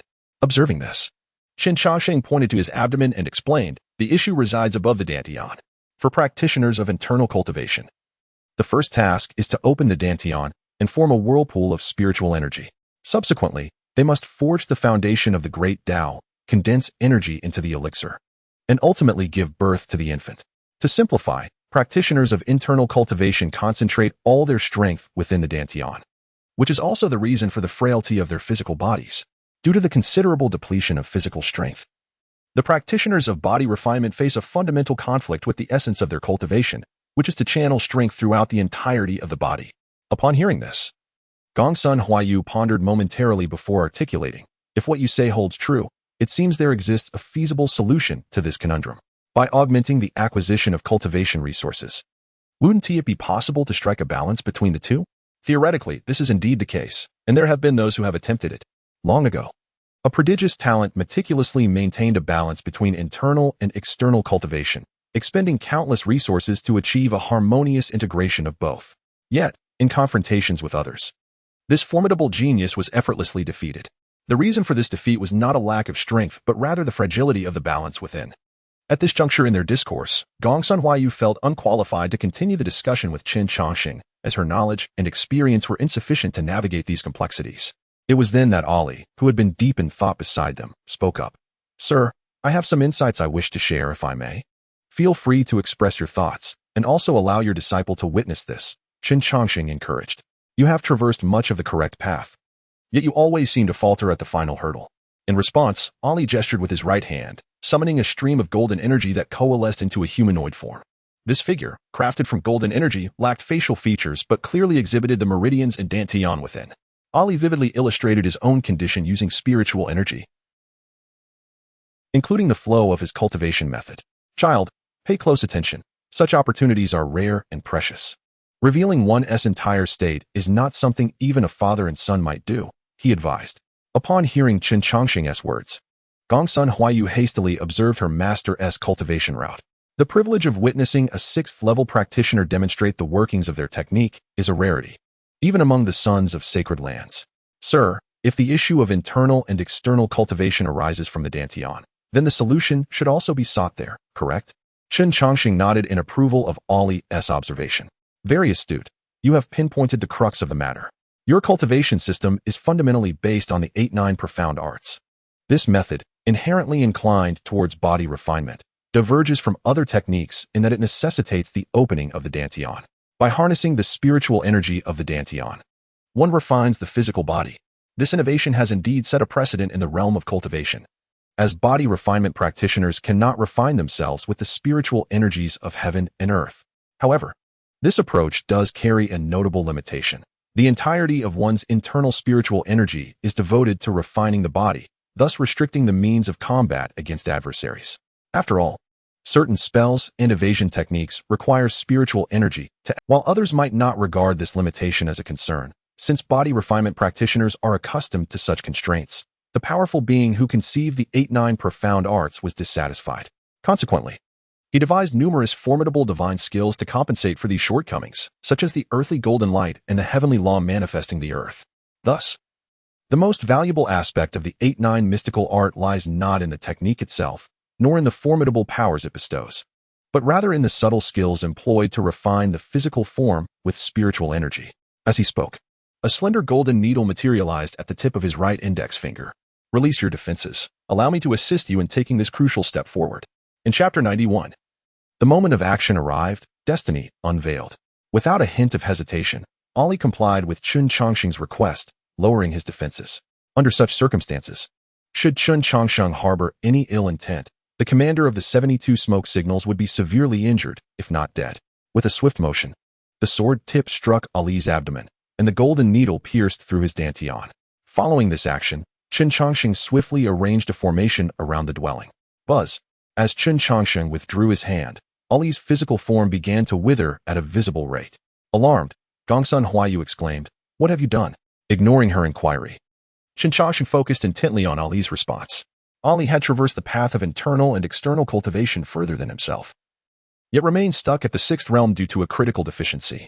Now, having aided Ali in rectifying the shortcoming, Chen Changsheng was curious to see how far Ali's 700 years of accumulation would propel him. Maintain your composure. Do not panic. Resist the urge to obstruct or alter. Instead, attune yourself to the changes within your body, for it shall guide you toward the most suitable method. Upon hearing Chen Changsheng's words, Ali relinquished his control over the surging power within. As he relaxed his grip, the energy within his body began to flow harmoniously.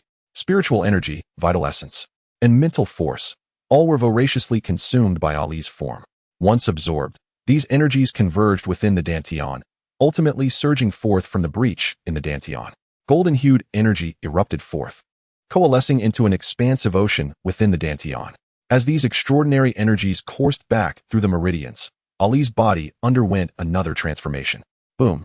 A tremendous wave of energy swept Gongsun Huayu off her feet, causing even the formation laid by Chen Changsheng to tremble slightly. The withered physique rapidly revitalized, and unlike before, while the skin appeared delicate, its fortitude had increased manifold. Suddenly, Chen Changsheng and Gongsun Huayu found themselves enveloped by an extraordinary phenomenon. Gazing upon the boundless golden ocean, Chen Changsheng marveled, "My dear, this cultivation system seems tailor-made for your master. Look over there." Dazed, Gongsun Huayu had yet to grasp the current situation, but instinctively turned to follow Chen Changsheng's pointing finger. There, 9 indistinct figures emerged above the golden sea, each crowned by a radiant sun. Subsequently, a broad bridge materialized from the ocean, and as it did, the golden waves surged violently once more. Boom! A formidable surge of power expelled Chen Changsheng and his companion from the extraordinary phenomenon, simultaneously shattering the formation that Chun had meticulously arranged. A figure, grander than the celestial and terrestrial manifestations, materialized within the valley. At this moment, Ali's raven hair billowed wildly, each strand radiating brilliance. Suddenly, the clear azure sky resonated with a thunderous roar, causing all practitioners to sense a shift in the very fabric of reality. In the ancient forbidden grounds, the black mountains quivered, and a colossal eye emerged in the skies above.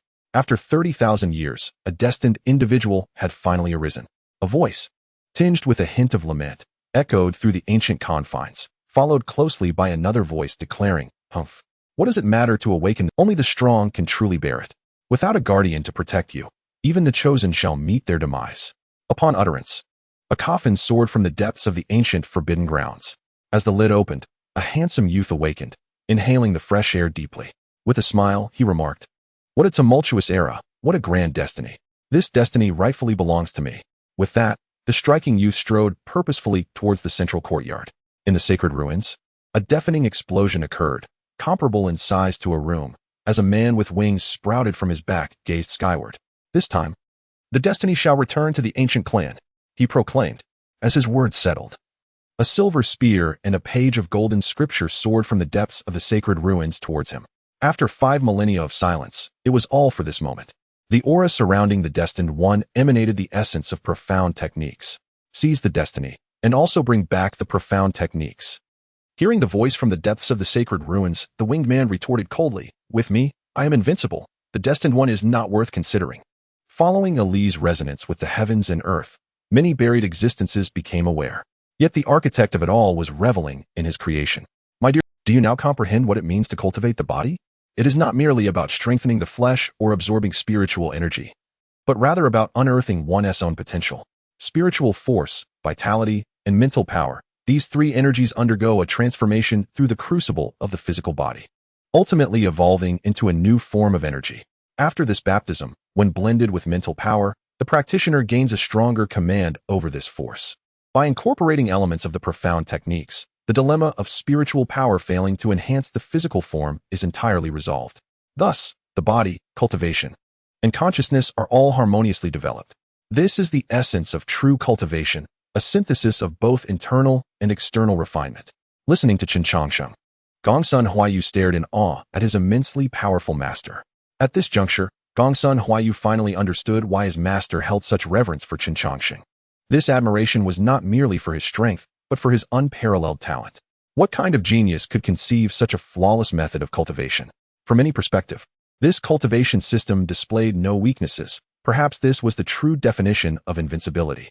With immense willpower, Gongsun Huayu pulled himself back from his astonishment, swallowing hard before speaking. "Sir, I truly struggle to find the words to commend you. How did you devise such an approach?" Confronted with the admiring gaze of Gongsun Huayu, Chen Changsheng smiled and waved his hand, humbly stating, "I cannot claim this merit. The embryonic form of this cultivation system was proposed by your master. What I have done is merely to refine it slightly and identify a trivial, yet crucial point for your master. The phenomenon of the 9 immortals supporting the sun is unparalleled throughout history. Your master will journey far along this path, unmatched by anyone in this world. Not even by myself." As he spoke, Ali retracted the extraordinary vision and knelt before Chen Changsheng. He had not anticipated that the absurd words from years past still lingered in the master's mind. "I know I am unworthy to be your disciple, yet I shall forever regard you as my teacher." With that, Ali bowed 3 times with utmost reverence. Observing this, Gongsun Huayu quickly followed suit, adding, "Though I too lack the qualification to be your disciple, I still consider you my grandmaster." Watching the 2 kneeling before him, Chen Changsheng neither rejected nor accepted their sentiments. It would be disingenuous to deny his happiness in having taught such an exceptional disciple. The reason for his silence regarding this relationship was solely due to his unique circumstances. Nevertheless, certain truths in this world remain undeniable. Possessing such heartfelt intentions is sufficient. After a long pause, Chen Changsheng finally spoke. "Rise. Do you not find the ground cold beneath you? Now that a new cultivation system has emerged, as its pioneer, do you not wish to bestow it with a name?" Upon hearing this, Ali and Gongsun Huayu stood up. "Master, without you, this cultivation system could never have come to fruition. We implore you to grant it a name." Contemplating Ali's request, Chen Changsheng replied, "Given the current situation, this cultivation system has 2 major realms. Upon achieving the first great realm, one will discover a golden ocean within their dantian. How about naming it the Sea of Suffering?" "The Sea of Suffering?" Ali repeated, then laughed. The phrase, "the sea of suffering is boundless. Turning back is the shore," resonates profoundly. Entering the realm of cultivation is akin to struggling endlessly in this sea of suffering. Your proposed name is indeed fitting. If we name the first great realm the Sea of Suffering, I believe the three minor realms within it should be called Spring, Divine Bridge, and Other Shore.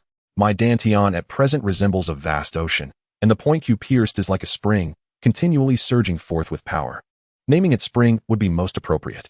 In this sea of suffering, turning back leads to the shore. If one refuses to turn back, they must construct a divine bridge to reach the other shore. Once the divine bridge is established, the powers of the Sea of Suffering can be summoned at will. And upon reaching the other shore, one enters the next realm, thereby transcending the Sea of Suffering. Upon hearing Ali's proposed names, Chen Changsheng nodded. "What do you plan to name the next great realm?" "Dantian," Ali replied. "And what is the reasoning behind that?" "Upon reaching the other shore, I advanced further and discovered another treasure within my body. This treasure is the birthplace of spiritual power, and according to the original cultivation system, this spiritual energy would be drawn into the Dantian. However, after transitioning to the new cultivation system, those newfound powers remarkably converged at the very locus of mental energy's genesis. In that place, a unique space emerged, so extraordinary that I have yet to fully unlock its potential. Thus, I named it Cave of Heaven, symbolizing boundless possibilities." After hearing Ali's account, Chen Changsheng made some adjustments to his own cultivation method. Although he had discerned the spring of enlightenment, laying the foundation for the entire cultivation framework, in subsequent explorations, Ali would likely surpass him. The reason is quite simple. Over 7 centuries, Chen Changsheng had devoted over 200 years to leisurely adventures with Amon, spent another 300 years in slumber, and the remaining 200 years were spent living a life of ease. Cultivation was merely a pastime for him, engaged in out of boredom. Once he corrected some misguided paths, Chen Changsheng's momentum began to surge, and a powerful phenomenon subtly emerged within him. However, the manifestation born from the Sea of Suffering was intentionally suppressed by Chen Changsheng, leaving the curious Gongsun Huayu unable to witness it. Exhaling a breath of turbid air, Chen Changsheng spoke. "From the current circumstances, upon entering the Cave of Heaven realm, the first step is to give birth to divine consciousness. Hence, let us designate this initial realm as divine awareness. However, the situation regarding the second realm is somewhat peculiar, and I have yet to conjure an appropriate name." As he spoke, with a mere thought, an identical Chen Changsheng emerged from his body. Witnessing this, Gongsun Huayu's face instantly fell. "Must you be so insufferable? Why does growing stronger seem as effortless as eating and drinking to you? I have been a mere observer throughout the entire birth of this cultivation system, yet even now, I remain baffled as to where the spring of enlightenment in the Sea of Suffering lies. This is quite disheartening. I too am a prodigy. Why do I appear so inferior compared to you?" After a moment of internal lamentation, Gongsun Huayu began to scrutinize Chen Changsheng's doppelganger. This doppelganger, in essence, represented the entirety of Chen Changsheng's divine consciousness. It bore some resemblance to the primordial infant of the previous cultivation system, yet unlike the primordial infant, this divine consciousness doppelganger was remarkably solid. To put it simply, it was an entirely different Chen Changsheng. Contemplating this, Gongsun Huayu muttered under his breath, "What a miser. After all this time, he still hasn't revealed the secret to the Sea of Suffering." A name can be chosen at random, since it resembles the original so closely. Why not simply call it True Self? However, the word spoken without intention caught Chen Changsheng's attention. His eyes brightened as he remarked, "That name is quite fitting." The second minor realm not only embodies the manifestation of divine consciousness, but also carries an enigmatic resonance. To reach the third minor realm, it seems we must delve into this aspect. As for whether to transcend the true self or sever it, that decision lies with you, Ali. Perhaps you may discover a third option. In the face of Chen Changsheng's guidance, Ali clasped his hands and expressed his gratitude, stating that he had gained some insights. On the day of breaking through, he vowed not to disappoint his mentor. As for the period of seclusion, he requested his mentor to bear with him. With that, Ali prepared to head to his place of meditation, but Gongsun Huayu, standing nearby, grew anxious. "Master, I have yet to grasp the essence of this new cultivation system. Could you please teach me before you leave?"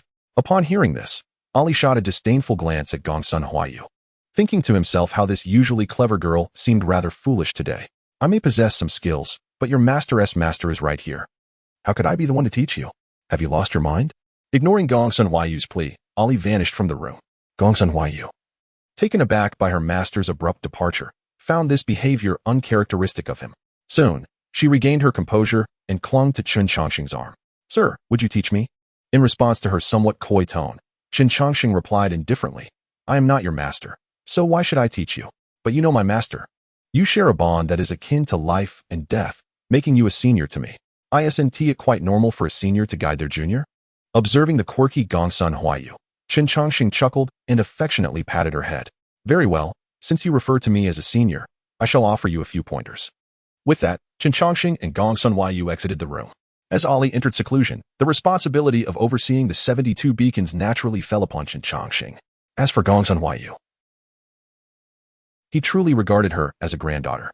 Chapter 93, Gongsun Huayu's Little Secret. Chen Changsheng returns to Kunlun's sacred land. In a tranquil field, Gongsun Huayu sat cross-legged while Chen Changsheng leisurely perused a book beside her. Time passed, and suddenly, a grand phenomenon manifested behind Gongsun Huayu. A blue lotus gradually emerged from the sea of suffering, ultimately blooming into a magnificent flower, with 3 colorful lotus seeds radiating a sacred light. At this sight, Chen Changsheng glanced over, a smile gracing his lips. Innate divine abilities, quite intriguing. As his words fell, Gongsun Huayu opened her eyes. Master, I have reached the realm of spiritual awareness. Not bad. With your current strength, you should be able to withstand 50 strikes from the holy son of Yaoguang. Upon hearing this, Gongsun Huayu's initially jubilant expression fell instantly. Master, is the holy son of Yaoguang truly that formidable? It is not merely my assertion. He is even stronger than I describe. The armor you wear is crafted from the scales of the Thunder Beast clan, which are exceptionally sturdy. Given the quality of your armor, you would not be able to damage it at your current level. However, the holy son of Yaoguang pierced through it with a single strike. Had he not held back, you would have lost your life. What? Gongsun Huayu's face was filled with confusion. When did he hold back? I remember his strikes being quite fierce. It would not be an exaggeration to say he went all out. It is difficult to ascertain whether he exerted his full strength. Yet it is certain that he displayed a degree of restraint. At that moment, the 7 great prodigies besieged you collectively. And you managed to fend off the attacks of the Kunlun Holy Son, Jiangping, and the Purple Mansion Saintess, Zining. The remaining 5 assailants targeted you, and you relied solely on your formidable physical prowess to withstand their assaults. Su Tian and the others were aware of my affiliation with the 72 Wolf Smoke. Thus, they merely inflicted injuries without resorting to lethal force. However, the other 3, Mei Yongxi, Bachalu, and Fu Yao, were entirely different. Each of them is a prodigy of the highest order, and as fellow prodigies, you should comprehend that their methods of killing are numerous and varied. Without delving into specifics, employing hidden strength to shatter several of your meridians would likely pose no challenge for them. Yet, none of them chose to do so, which is indeed peculiar. Upon hearing Chen Changsheng's analysis, Gongsun Huayu also discerned the strangeness of the situation. The reason for their earlier lack of suspicion was solely due to the succession of major events. Now, upon reflection, it does seem rather odd. Sir, what do you believe is the cause of this? I cannot say. I have only met them once, and you know them better than I do. How could I possibly fathom their intentions? However, there is something else that piques my interest. What were you doing in the Kunlun Holy Land? Initially, I conveyed a message to the 72 Wolf Smoke, yet upon encountering me, you did not recognize me. If I am not mistaken, you must have sneaked away. Upon hearing this, Gongsun Huayu's gaze began to wander. Our family's cultivation resources have dwindled, so I sought to capture a plump lamb to fill the void. Nonsense. The 72 Wolf Smoke lacks no cultivation resources, and I have inquired with your master. He stated that you acted without prior approval, leaving first and only later relaying the message. So, will you speak for yourself, or shall I summon your master to question you? As Chen Changsheng pressed forward relentlessly, Gongsun Huayu grasped Chen Changsheng's arm, shaking it imploringly. Sir, I shall disclose the matter to you in due course. Please, do not pressure me further. By the way, did you not mention that you would be opening stones today? Why not teach me how to identify stone materials? Once I gain strength, I shall certainly gamble until they lament. Observing Gongsun Huayu's attempt to divert the conversation, Chen Changsheng smiled faintly, choosing not to pursue the issue further. Having lived for over 1,000 years, Chen Changsheng's insight is astute. How could Gongsun Huayu's subtle intentions escape his notice? Although she remained silent, he had already inferred part of the truth. Henceforth, it was merely a matter of time until she revealed her flaws. Very well, if you prefer not to speak, then so be it. In truth, there are no secrets to stone gambling. The only surefire method to succeed is to seize all the stones and open them oneself. Gongsun Huayu did not believe a single word of Chen Changsheng's assertion. Sir, you jest. The stones in the inner courtyard can yield results that might be explained with some means. But how do you account for the Kunlun Stone Workshop's reputation? How is it that so many individuals passed by without noticing, yet you discovered it? It is quite simple. I am familiar with the fire dragon source. Long ago, the divine source was not called the divine source, but the spirit source. When the Kunlun Holy Land unearthed the entire fire dragon source, I was involved in the process. At that time, while everyone was engrossed in studying the peculiar dragon-shaped spirit source, I found myself captivated by the stone encasing it. I discovered a distinctive characteristic of this spirit source. It rendered the stone brittle, albeit at a sluggish pace. The hallmark of the Kunlun sacred land was sculpted from the remnants of the fire dragon source. However, the stones enveloping the divine source were exceedingly hard, and the underlings, in their laziness, opted for a relatively brittle piece to carve. Thus, I was certain that a divine source lay within. Upon hearing Chen Changsheng's explanation, Gongsun Huayu's mouth parted slightly in astonishment. She never anticipated that the method by which the esteemed gentleman acquired the spirit source could be so straightforward. Is it really that simple? She inquired. Otherwise, do you believe it to be particularly difficult? Many matters in this world are not as challenging as you presume. It is merely that you have yet to discover the uncomplicated solution. Having said this, Chen Changsheng retrieved the welcoming pine from the inner courtyard of the Kunlun Stone Workshop from his system space. At the moment Gongsun Huayu had initiated her attack, he had tucked this stone away into the system. A scuffle was one thing, but one should not misplace their own possessions. However, just as Chen Changsheng was about to unveil the stone, he paused momentarily. Do not rush regarding the matter of Yao Guang, for as time unfolds, you may find yourself on par with him. Your blue lotus manifestation strikes me as extraordinary. Once those 3 lotus seeds mature, you might just comprehend 3 types of divine powers. The cultivation system I established with your master merely indicates the direction. The specific path you must navigate is for you to discern. In response to Chen Changsheng's words, Gongsun Huayu nodded repeatedly. Yet her gaze remained fixated on the stone before her. Observing this, Chen Changsheng chuckled softly and shook his head, choosing not to remind her. After all, she was but a child, barely a century old. It was understandable for her to be playful, and with the passage of time, she would come to understand. Kunlun Sacred Land. Chen Changsheng has returned. A voice resonated throughout the entirety of Kunlun Sacred Land, announcing the return of Chen Changsheng after more than 20 days. And he was accompanied by the enchanting Gongsun Huayu. The peculiar circumstance of a beautiful maiden being rescued from the clutches of thieves seemed rather odd. Chapter 94. Gongsun Huayu's Enlightenment and the Challenge from Su Tian. The alarm bells rang throughout Kunlun Sacred Land, as countless formidable experts gathered at its gates. Among them were many prodigies who had come to participate in the Talon's conference.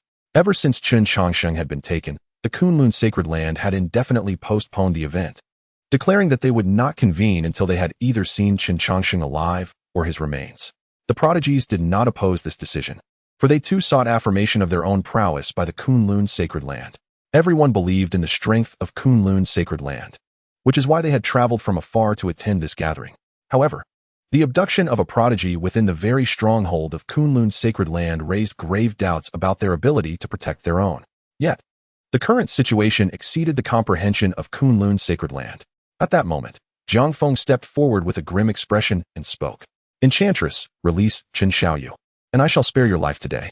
Upon hearing this, Gongsun Huayu instinctively shrank behind Chen Changsheng, her fear palpable. Young master, this person seems quite formidable. Do not fear.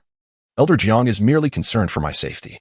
Once I elucidate the situation, Elder Jiang will understand, Chen Changsheng reassured her. The onlookers were bewildered. What is the nature of your relationship? It appears rather peculiar.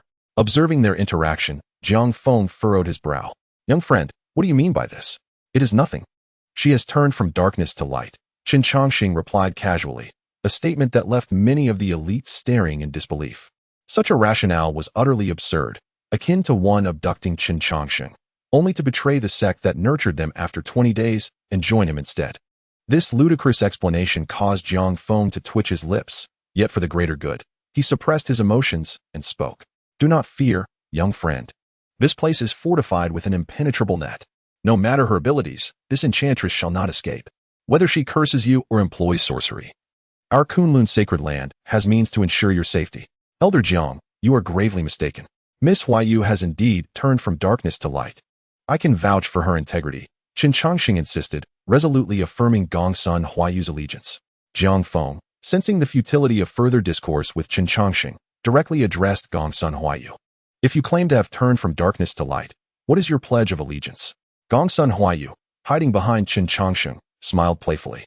Jiang Feng, I have turned from darkness, abandoning the 72 beacon fires, and have pledged myself to young Master Chen. I am not aligning with the Kunlun sacred land. So why must I offer a pledge to you? If you doubt my sincerity, we shall refrain from participating in the elite gathering. With that, Gongsun Huaiyu attempted to pull Chen Changsheng away. Humph. Chen Changsheng may come and go as he pleases, but you shall not escape, Jiang Feng declared, lunging toward Gongsun Huaiyu. Boom. Jiang Feng's attack was thwarted by Chen Changsheng, who, with his formidable physique, forced Jiang Feng back a step. Witnessing this, not only did the gathered elites raise their eyebrows in surprise, but even Jiang Feng was taken aback. Chen Changsheng's ability to wield Tao patterns had already led many to speculate about his exceptional strength.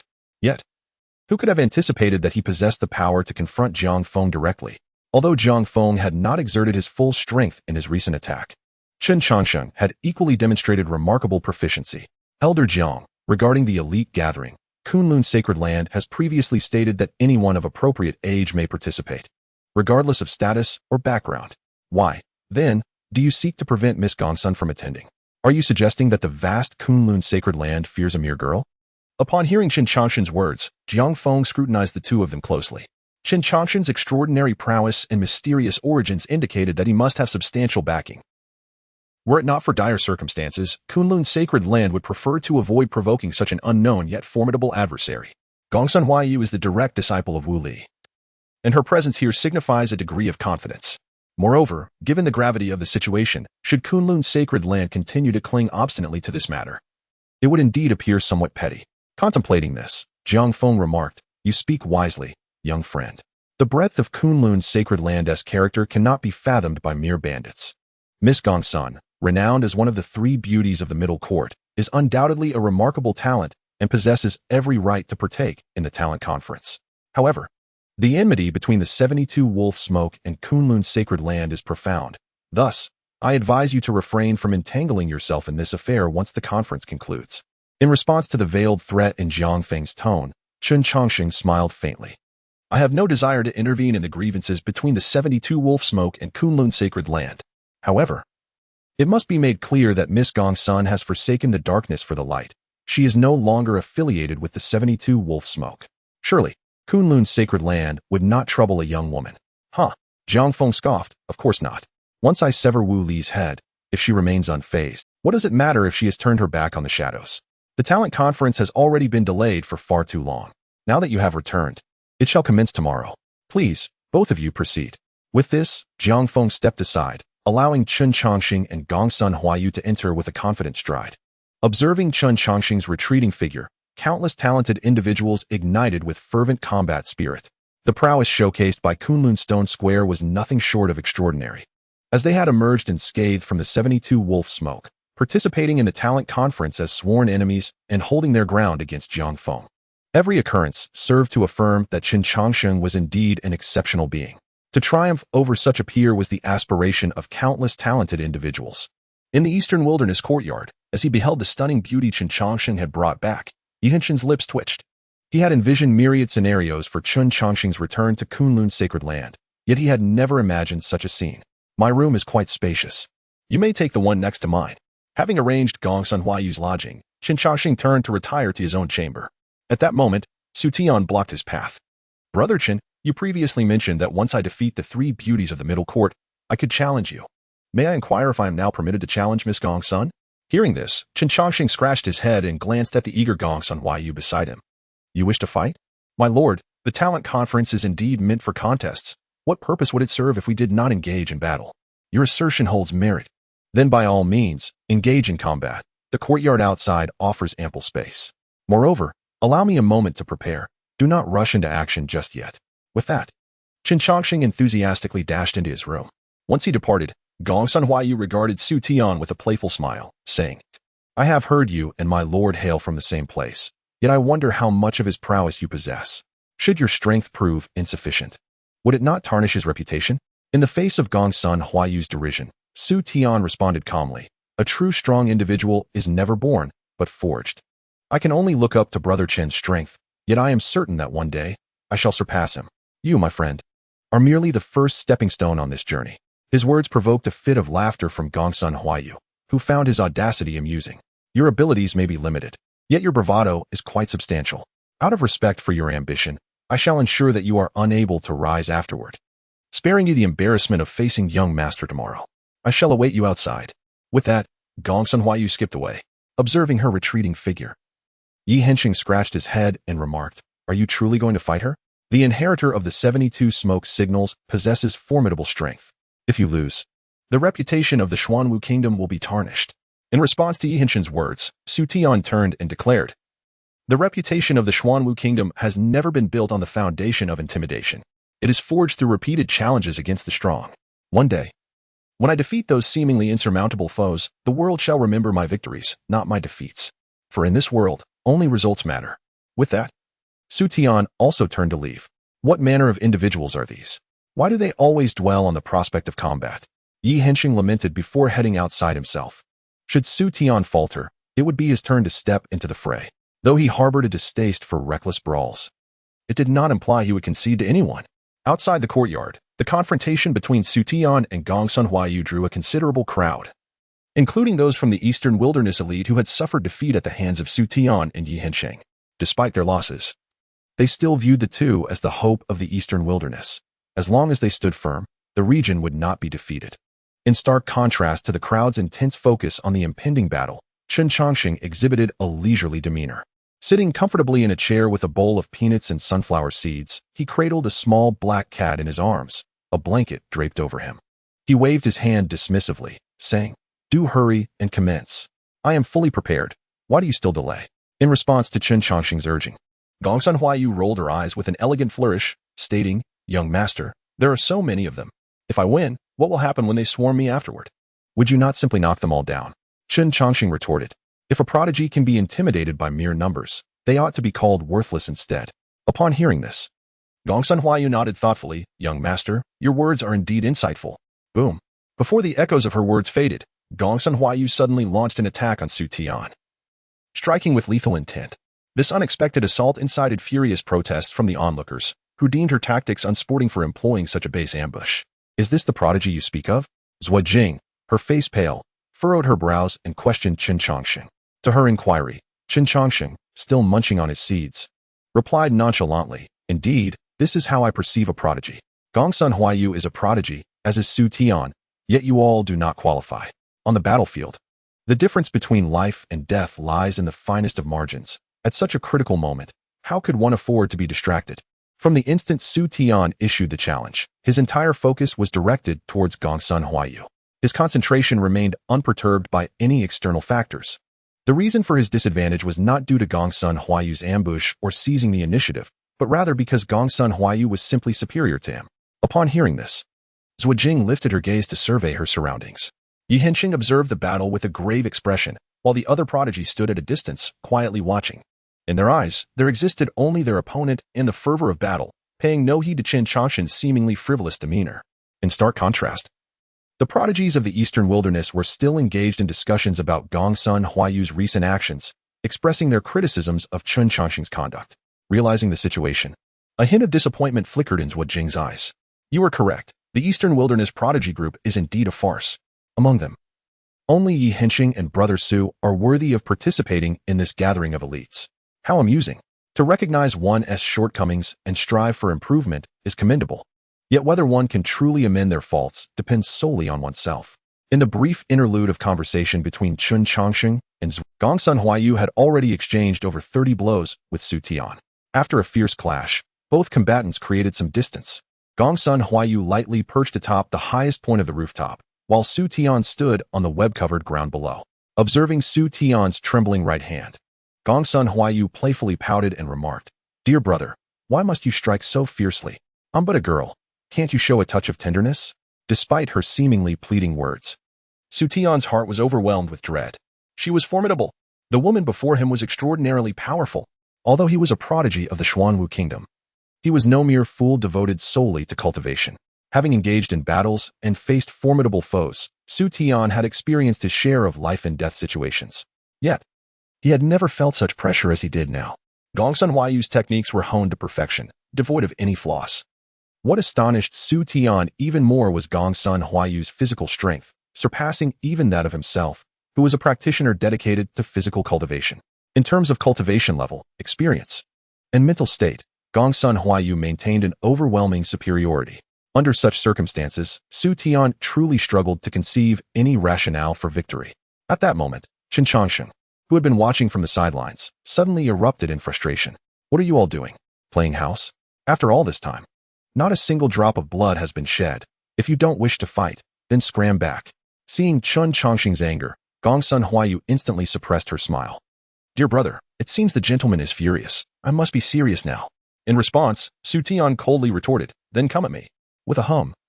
A myriad of stars materialized behind Su Tian, while a swaying blue lotus appeared behind Gongsun Huayu. Both prodigies revealed their full strength. Although Gongsun Huayu was more powerful than Su Tian, unleashing her full potential against a fellow prodigy was a mark of respect. Chapter 96. Chen Changsheng unleashes his full power. Gongsun Huayu is defeated. Boom. In a fleeting moment, two prodigies clashed, unleashing a formidable shockwave that flattened all structures within 100 paces. Though Gongsun Huayu was a woman, her combat style starkly contrasted with traditional feminine grace. Her movements were expansive and powerful, each strike imbued with colossal force. With every punch, a subtle green glow emanated from the azure lotus behind her, rendering her fists irresistible. However, despite Gongsun Huayu's strength, Su Tian was no mere lightweight. The premier martial technique of the Xuanwu Kingdom, the Tiangang body refinement method, had been mastered by Su Tian to an extraordinary degree. The celestial phenomena seamlessly melded into Su Tian's being, and with the aid of stellar energy, his defenses reached an alarming level. Within just 3 breaths, the two had exchanged over 100 blows. Realizing she could not breach Su Tian's stellar protection, Gongsun Huayu let out a commanding shout and invoked her law of heaven and earth. Her stature and presence multiplied, and the Su Tian who had previously managed to keep pace was now sent hurtling backward. Seizing the advantage, Gongsun Huayu relentlessly pursued him, her fists descending like massive hammers, bombarding Su Tian into a deep pit. With a resounding crash, the final blow struck, and the towering Gongsun Huayu gradually straightened, a faint smile gracing her lips. Su Tian's prowess indeed warranted the title of prodigy. Had it been merely 20 days prior, victory would have eluded him so effortlessly. Yet, having traversed the sea of suffering and embarked on a new path of cultivation, his strength had undeniably transformed. With such an impressive, Gongsun Huayu felt a swell of pride. However, her pride was short-lived, as a thunderous voice reverberated through the air. I shall face you now. The moment the words reached her ears, a fear scale surged toward her, its speed rendering her unable to react. In that brief instant, all she could do was raise her arms in defense. Clang, clang, clang. The metallic sounds echoed, piercing the eardrums of the onlookers. The sheer force of the assault drove Gongsun Huayu's feet deep into the ground. Unable to counterattack, the realization struck her, this unknown assault was far too powerful and swift. If she attempted to change her maneuver, the attack would undoubtedly land upon her. Though she had invoked her law of heaven and earth, a strike to her head from such an attack could prove fatal. With a crack, after enduring 9 consecutive blows, Gongsun Huayu's law of heaven and earth shattered. Simultaneously, the unknown assault came to a halt. Seizing this brief respite, a dazed Gongsun Huayu hastily retreated, her instincts urging her to escape. For further engagement would only lead to her demise. Guided by memory, she returned to Chen Changsheng's side, where she finally beheld her assailant. The towering figure commanded involuntary gazes upward, his muscles bulging like a small mountain, instilling fear in all who beheld him. A massive wooden club rested casually on his shoulder. The assailant who launched this sudden attack was none other than Nanyuan Tianjiao, Badalu. I never expected that you, a woman, could withstand such blows. It took me 9 strikes to bring you down. That was merely a sneak attack. It doesn't count. Let us have another round. I am certain you possess many more techniques yet to be displayed. With that, Badalu raised the large club in his hand, while Gongsun Huayu silently withdrew a long whip. Naturally, having been beaten to such a state stoked a fire within Gongsun Huayu. Enough already, don't embarrass yourself any further. I can hardly bear to watch. At that moment, Chen Changsheng, who was counting the divine sources, called off the battle. Hearing Chen Changsheng's voice, Gongsun Huayu suddenly noticed a sign had been erected beside him. Tianjiao Arena, 100 pounds of divine source per match. Upon reading the inscription, Gongsun Huayu's eyes twitched. Young master, this price is rather low, don't you think? Am I worth only 200 pounds of divine source? You are certainly not worth 200 pounds of divine source, for the other 100 belongs to Yi Henxing. As he spoke, Chen Changsheng gestured for Gongsun Huayu to look in another direction. What an exquisite style of boxing. I am truly impressed. Brother Mei, you flatter me. My boxing skills pale in comparison to my Master S, rendering them insignificant. Yet it is your techniques that astonish me. Within such a short span, you have employed 13 secret arts. Truly, you are worthy of being lauded as the prodigy of Langia Pavilion. Xianxia and Mei Yongxi exchanged pleasantries, while the surrounding ruins attested to the fierce battle they had just fought. As soon as Chen Changsheng erected the sign, Badalu and Mei Yongxi promptly handed over their payments. Regardless of Chen Changsheng's intentions, such an opportunity for testing without enmity was not one that these combative prodigies would let slip by. However, in contrast to Badalu, Mei Yongxi primarily engaged in probing tactics, leading to a stalemate between the two. Just then, Chen Changsheng's scolding echoed over. "What are you still doing standing? Aren't you embarrassed? Come here."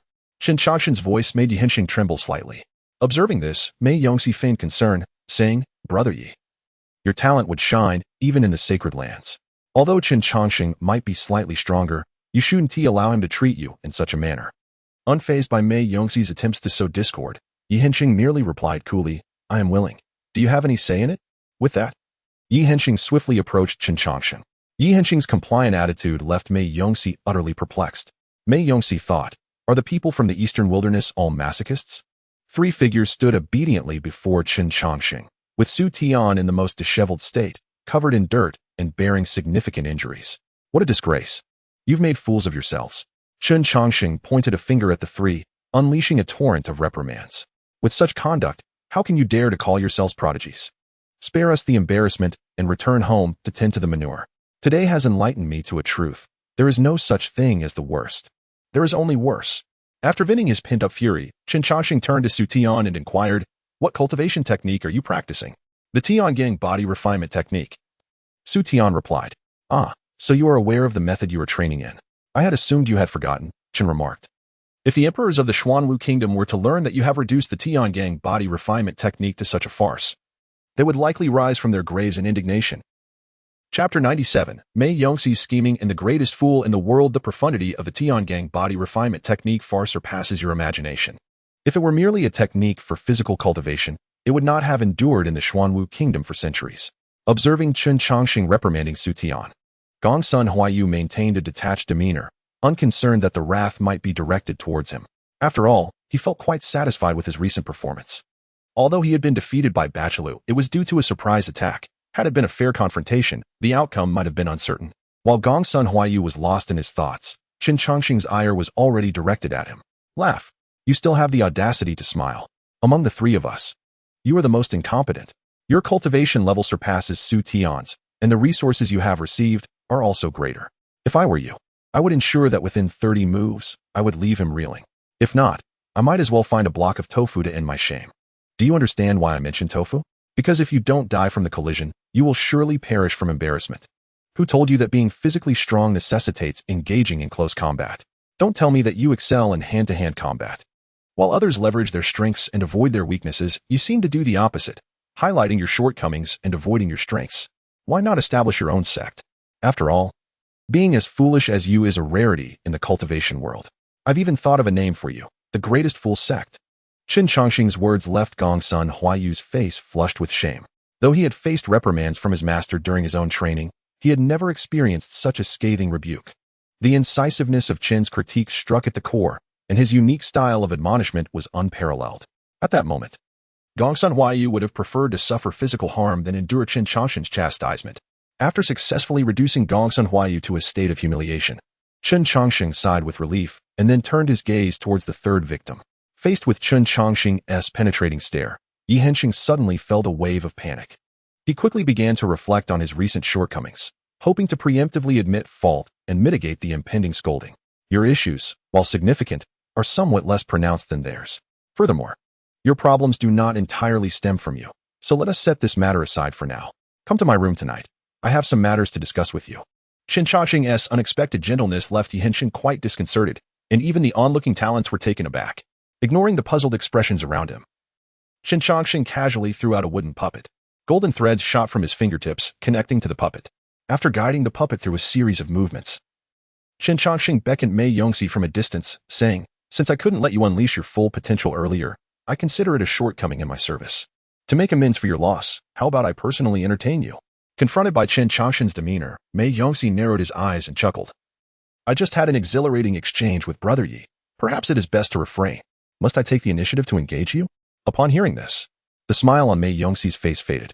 Since Brother Chen has so warmly extended an invitation, I shall willingly accompany you into the fray. It is a perfect opportunity to witness your prowess. With that, Mei Yongxi slowly approached. I, too, have not yet had my fill. May I join? Bachelou exclaimed eagerly, sensing a potential scuffle. I possess only a single puppet. Would you mind waiting a moment? Chen Changsheng's tone remained remarkably calm, yet his gaze shifted dramatically. Had Ali been present, he would have recognized that this was the very look Chen Changsheng wore when he condemned the Lei Beast clan to ruin. Upon seeing this expression, Bachelou instinctively retreated a step. Accustomed to dealing with wild beasts from a young age, Bachelou was acutely aware of danger. Perhaps it is best to forego this. You appear weary today. Let us reconvene another time. Observing Bachelou's withdrawal, Chen Changsheng opted not to pursue the matter further. During the Kunlun Stone Pavilion incident, several prodigies had shown mercy by sparing Gongsun Huayu, an occurrence that Chen Changsheng had never forgotten. He had orchestrated the external conflict to draw these individuals in. At that time, 3 individuals had the opportunity to eliminate Gongsun Huayu, Bachelou from Neyuan, Mei Yongxi from the Langyue Pavilion, and the saint son of Yaoguang, Fu Yao. After his observations, Chen Changsheng had gleaned some understanding of the 2 individuals. Bachelou, though seemingly simple-minded, possessed a certain depth. The 72 wolf smoke was a force within the central court. Should Gongsun Huayu meet his demise at Bachelou's hands, he would likely find it impossible to leave the Kunlun sacred land. Thus, he approached others with caution, both in the Kunlun Stone Pavilion and during their recent encounter. Mei Yongxi's situation, however, was markedly different. Bachelou's reluctance stemmed from a fear of strong dragons clashing with local snakes, leading him to avoid enmity. Yet as the heir of the Langyue Pavilion, Mei Yongxi should not harbor such concerns. The Langyue Pavilion was inherently at odds with the 72 wolf smoke and had no fear of them. Under such circumstances, Mei Yongxi ought to have decisively targeted Gongsun Huayu. Yet he refrained. Coupled with his tendency for underhanded actions, Chen Changsheng was entirely convinced that Mei Yongxi was privy to certain information and was orchestrating something. With this in mind, Chen Changsheng turned his gaze towards the distant rooftop where the saint's son of Yaoguang stood. While he had gained insights into 2 of the 3 individuals, the saint's son remained an enigma. At that moment, the saint's son noticed Chen Changsheng's scrutiny. Yet instead of engaging, he merely offered a subtle smile before vanishing from sight, showing no intent to confront Chen Changsheng. Brother Chen, I seek your guidance. Mei Yongxi had now entered within 10 paces of Chen Changsheng. Faced with this enigmatic figure, Mei Yongxi was fully alert. Casting a glance at this talented individual, Chen Changsheng addressed xianxia. You have 2 masters. One is the Wolf Emperor of the Night Moon Kingdom, and the other is the unbeaten Taoist of the Shan. Pay close attention now. The boxing technique of the unbeaten Taoist is not something you can wield in such a manner.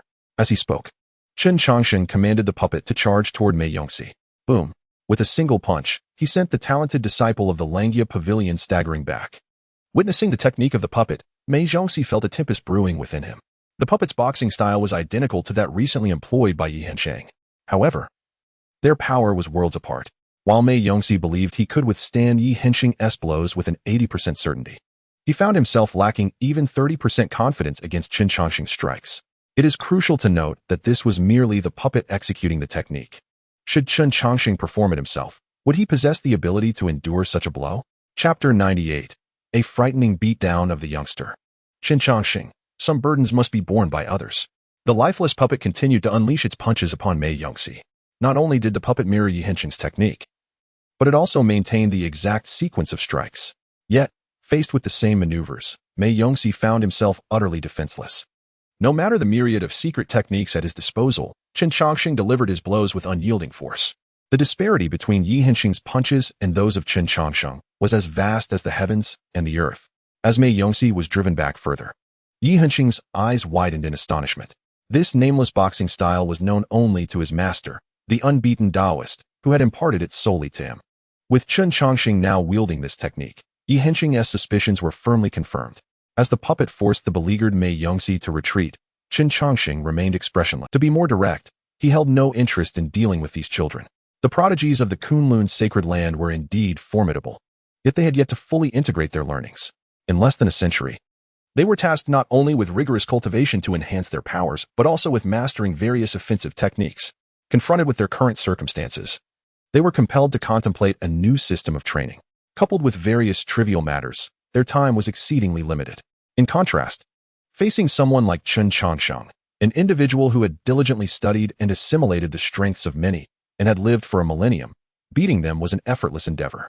Even if he were merely one realm lower than them, Chen Changsheng possessed ample means to leave them searching for their teeth. A punch landed squarely on Mei Yongxi's mouth, sending 2 pristine teeth flying amidst a spray of blood. Having successfully defeated Mei Yongxi, Chen Changsheng retracted the puppet. Had that little rascal not instigated trouble before him, he might not have felt compelled to teach him a lesson. Wiping the blood from his mouth, Mei Yongxi rose from the ground and cupped his hands in gratitude. Thank you, Brother Chen, for your guidance. Guidance is too grand a term. It was merely a spar. Chen Changsheng replied. Next time, keep your words to a minimum. Otherwise, it may not just be 2 teeth at stake. Faced with Chen Changsheng's veiled threat, Mei Yongxi turned away with a cold expression. There is little to be said when one's skills are inferior to others. The fact that Chen Changsheng refrained from delivering a lethal blow could be considered an act of mercy, rather than uttering futile threats.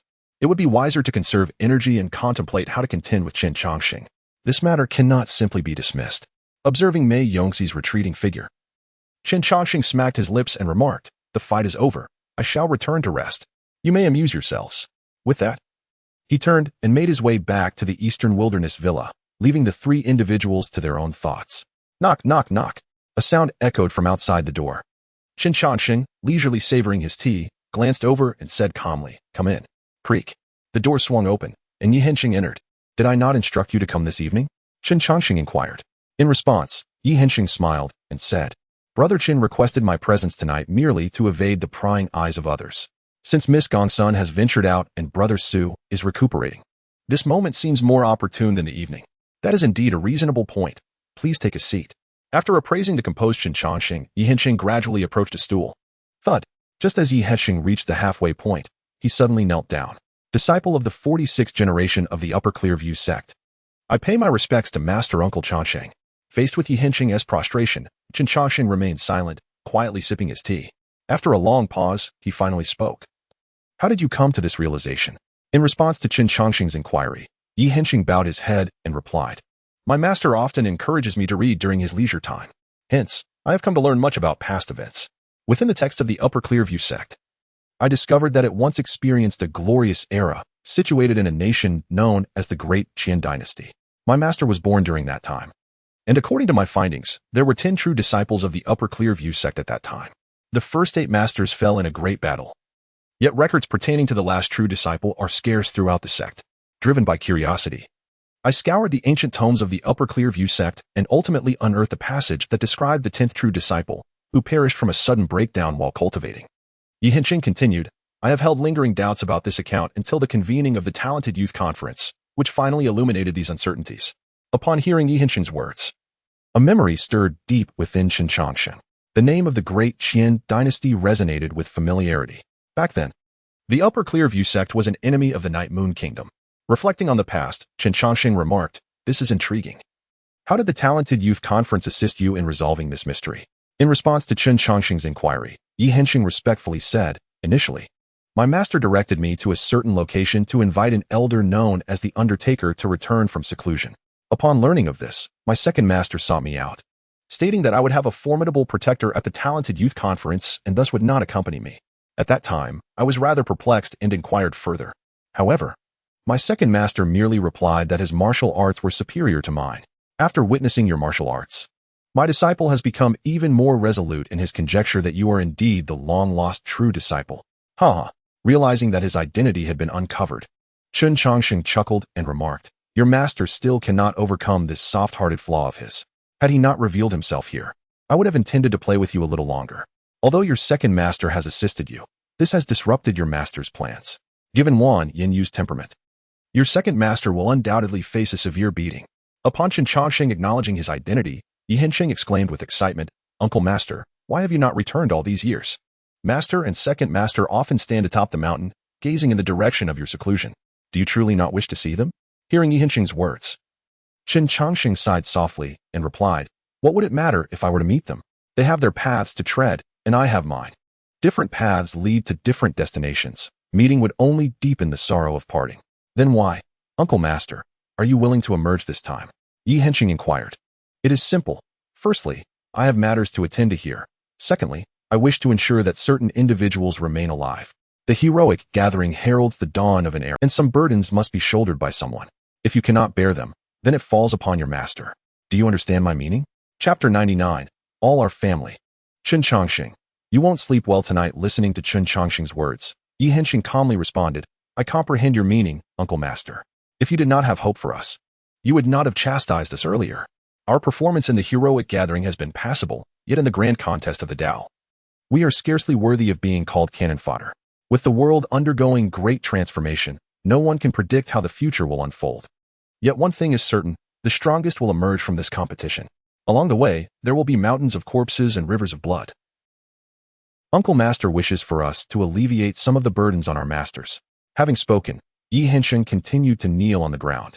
Chen Changsheng smacked his lips and said, It seems you understand the reasoning, yet do you think it somewhat cruel of me? To burden you youngsters with such a heavy responsibility seems rather unreasonable. Uncle Master, we have never harbored such thoughts. If it were not for your intervention, we would forever live under the wings of our elders.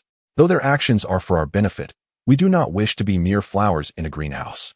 Even if we perish in our pursuit of progress, we would prefer to die on the path of advancement.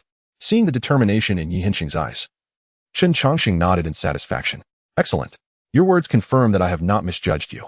The forthcoming contest of the Tao is not only a duel of heroes, but also a clash of the powers behind them. In this realm, all beings are bound to face this tribulation. Su Tian's straightforward nature is suited for a master of skills rather than a leader. Although Gongsun Huayu is clever and valiant, her vision is limited, making her better suited as a warrior. Only you approach tasks with meticulous precision and thoughtful deliberation. You are the ideal candidate for a strategist. Upon hearing Chen Changsheng's words, Xianxia raised an eyebrow, excitement evident in his demeanor. Master Uncle, have you already selected someone? Indeed. There is one individual whom you should be familiar with. He is the leader of the 72 signal fires, Wu Li, Xianxia. The choice made by Chen Changsheng left Xianxia utterly perplexed, as it seemed unreasonable for his master uncle to select an outsider, regardless of their relationship. Could it be that there existed a deeper connection between the 72 signal fires and his master uncle? Was it possible that his master uncle had developed an interest in Gongsun Huayu? Countless thoughts raced through Xianxia's mind, observing his disciple's confusion. Chen Changsheng chuckled softly. Do not dwell on it. My choice of Wu Li is not due to any personal ties, but rather because he possesses the genuine capability to contend for this position. Neither of your two masters, nor the left emperor of Xuanwu Kingdom, possesses the requisite qualities. Having broached the subject, let me share some lesser-known secrets from the past. Your second master, although I must refer to him as senior brother, was but a child upon entering the fold. A significant portion of his skills was imparted by me, and his mannerisms were learned from my example. As for your master, I have some familiarity with her as well. When she was merely a young she-wolf, we had a clash, in which I reverted her to her original form and shaved the fur from her wolf's head, thus deepening my understanding of her. Xianxia. Upon hearing such explosive gossip, Xianxia nearly widened his eyes to the point of popping out. If he was merely surprised by the revelations concerning his second master, the details regarding his master were utterly sensational. He was all too aware of his master's temper. How audacious could his master uncle be to shave her wolf fur? No wonder he bore the name Xianxia. Now it all made sense. Gulp. Struggling to swallow his astonishment, Xianxia felt a blaze of gossip igniting within him. And what about the left emperor? Left Xinghe is a simpler matter. At one point, I ventured to the Xuanwu Kingdom due to certain circumstances. At that time, 9 princes were vying for the throne. The eldest prince, left Xinghe, sought me out and conferred upon me the title of National Master. He had just turned 100 and followed me like a shadow, which nearly drove me to distraction. So do you think I am qualified to assess them? Observing Chen Changsheng's amused expression, Xianxia's lips twitched. You are certainly qualified. If you are not, then no one could be. After silently scoffing to himself, Xianxia inquired, What then is the story of the 72 signal fires? Master Uncle, you are not one of the founders, are you?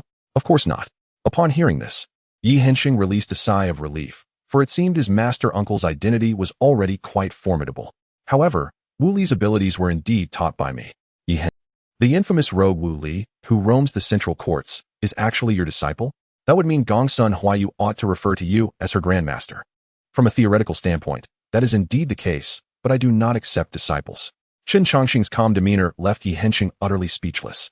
The notorious rogue Wu Li, whom all major sacred lands were helpless against, turned out to be the disciple of his master. Just how many identities does his master possess? After a moment of contemplation, the slight unease in Xianxia's heart dissipated. Although he trusted his master's judgment, the sudden demand for him to risk his life aiding a stranger was somewhat disconcerting. However, upon realizing the connection between Wu Li and his master, it posed no issue. His master belonged to the Xianxia temple, and naturally, his master's disciple was also from the Xianxia temple. By the order of seniority, Wu Li was his senior brother. Assisting his senior brother could hardly be construed as aiding an outsider. It was, in fact, supporting one's own kin. Having concluded his thoughts, Chen Changsheng stood up, stretched, and remarked, "Well, I've said all I needed to. How you proceed is for you to ponder. There remains but a fleeting moment for your growth. Seize it, for I must step out for a while." "Master, please wait. Is there something else?" Xianxia inquired with a beaming smile. "I am quite curious about one small matter. I have gleaned a bit about your character, master. Given your disposition, one would surmise that you are not inclined to involve yourself in such affairs. What compels you to take the conflict of the Tao so seriously?" Observing Xianxia's inquisitive expression, a mischievous smile crept upon Chen Changsheng's lips. "The root cause is rather straightforward. The sovereign of the Kunlun sacred land, Jiang Bufan, harbors a grudge against me, and I am highly inclined to eliminate him." Xianxia. "No, master, please do not frighten me. This matter is not to be trifled with. The conflict of the Tao, at most, leads to enmity with the sacred lands. Slaying the sovereign of a sacred land is tantamount to an unending vendetta. Who is playing around? I am entirely serious." Gulping down a mouthful of saliva, Xianxia's lips twitched. "How deep does this enmity run? Unless I perish or he does, this matter will perpetually linger. Master, do I still have time to regret coming here? It's too late. I have long warned you that curiosity killed the cat, yet you remain unheeding. Last time it was the 72 signal fires. Now it is the Kunlun sacred land. I am quite curious whether you will be able to sleep soundly in the future." After teasing Xianxia, Chen Changsheng turned and exited the room. "Xianxia, you are doing this on purpose. With so many issues at hand, if I can sleep soundly, it would be a miracle." Chapter 100, Pursuing Gongsun Huayu, the saint son of Yaoguang cradling the little black creature. Chen Changsheng left the room and commenced a search using his divine sense. Moments later, a smile graced his lips. The little girl is rather cautious. She has managed to erase the divine since Marka left.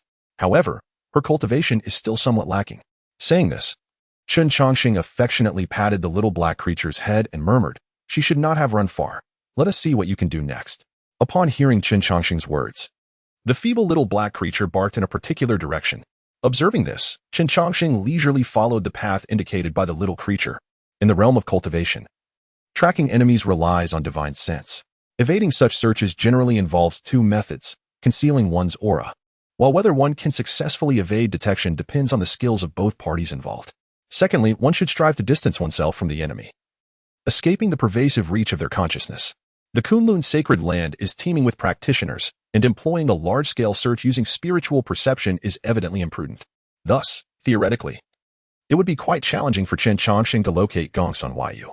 However, Gongsun Huayu, despite her meticulousness, overlooked a method originating from the mortal realm, utilizing scent to track an adversary.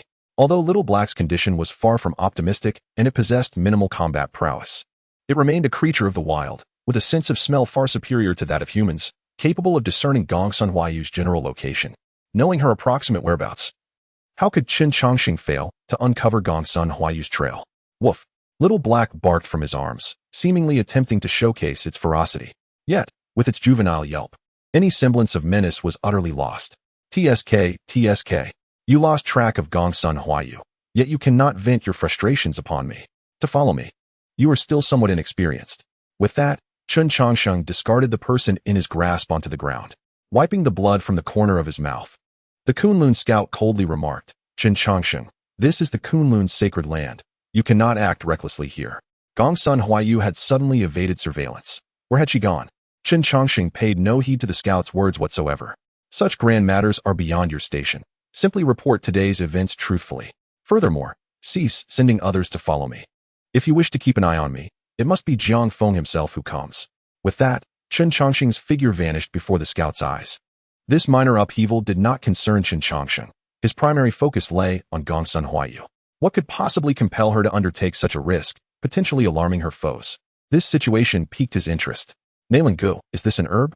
A modestly dressed woman approached, holding up a sprig of grass. Upon hearing her voice, a slightly pale man lifted his head. His garments appeared somewhat faded from washing, and the medicinal basket slung across his back attested to his quest for herbs. Accepting the green sprig from the young girl, the man examined it and replied, "This is called the love seed. It is also a medicinal material. However, this herb is toxic and must be used with caution." Upon receiving the man's confirmation, the girl beamed with pride, exclaiming, "Nailing go, you must admit, I'm impressive. I found the herb on my very first try. Praise me." Observing her jubilant demeanor, the man offered a gentle smile, responding, "Indeed, indeed. It is thanks to you that we have gathered so many herbs. Let us explore over there." "All right." The girl cheerfully agreed, then skipped away with a light-hearted gait. However, with every few steps, she would glance back to check on the man's progress, seemingly concerned he might lag behind. As time passed, their figures gradually receded into the distance. Yet, they remained blissfully unaware of a pair of eyes lurking behind a distant hill, fixated upon them. TSK. Love truly blinds one. Even amidst the perils of an enemy camp, they remain preoccupied with matters of the heart. Little Black, do you think I should intervene and disrupt this idyllic moment? Chen Changsheng held Xiaohe before him, speaking to himself.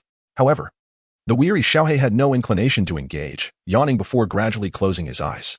Do not harbor such intense murderous intent. Gongsun Yu is formidable, and you must be cautious not to be discovered by her. Attempting to rouse Xiaohe, Chen Changsheng uttered an incomprehensible remark into the air. Before the echoes of his words faded, the saint of Yaoguang materialized behind him. Yet, the typically cultured and amiable saint now exuded an aura of lethal intent. After a prolonged silence, the saint finally subdued his murderous aura and softly stated, "Do not concern yourself with this matter. I have no desire to kill you."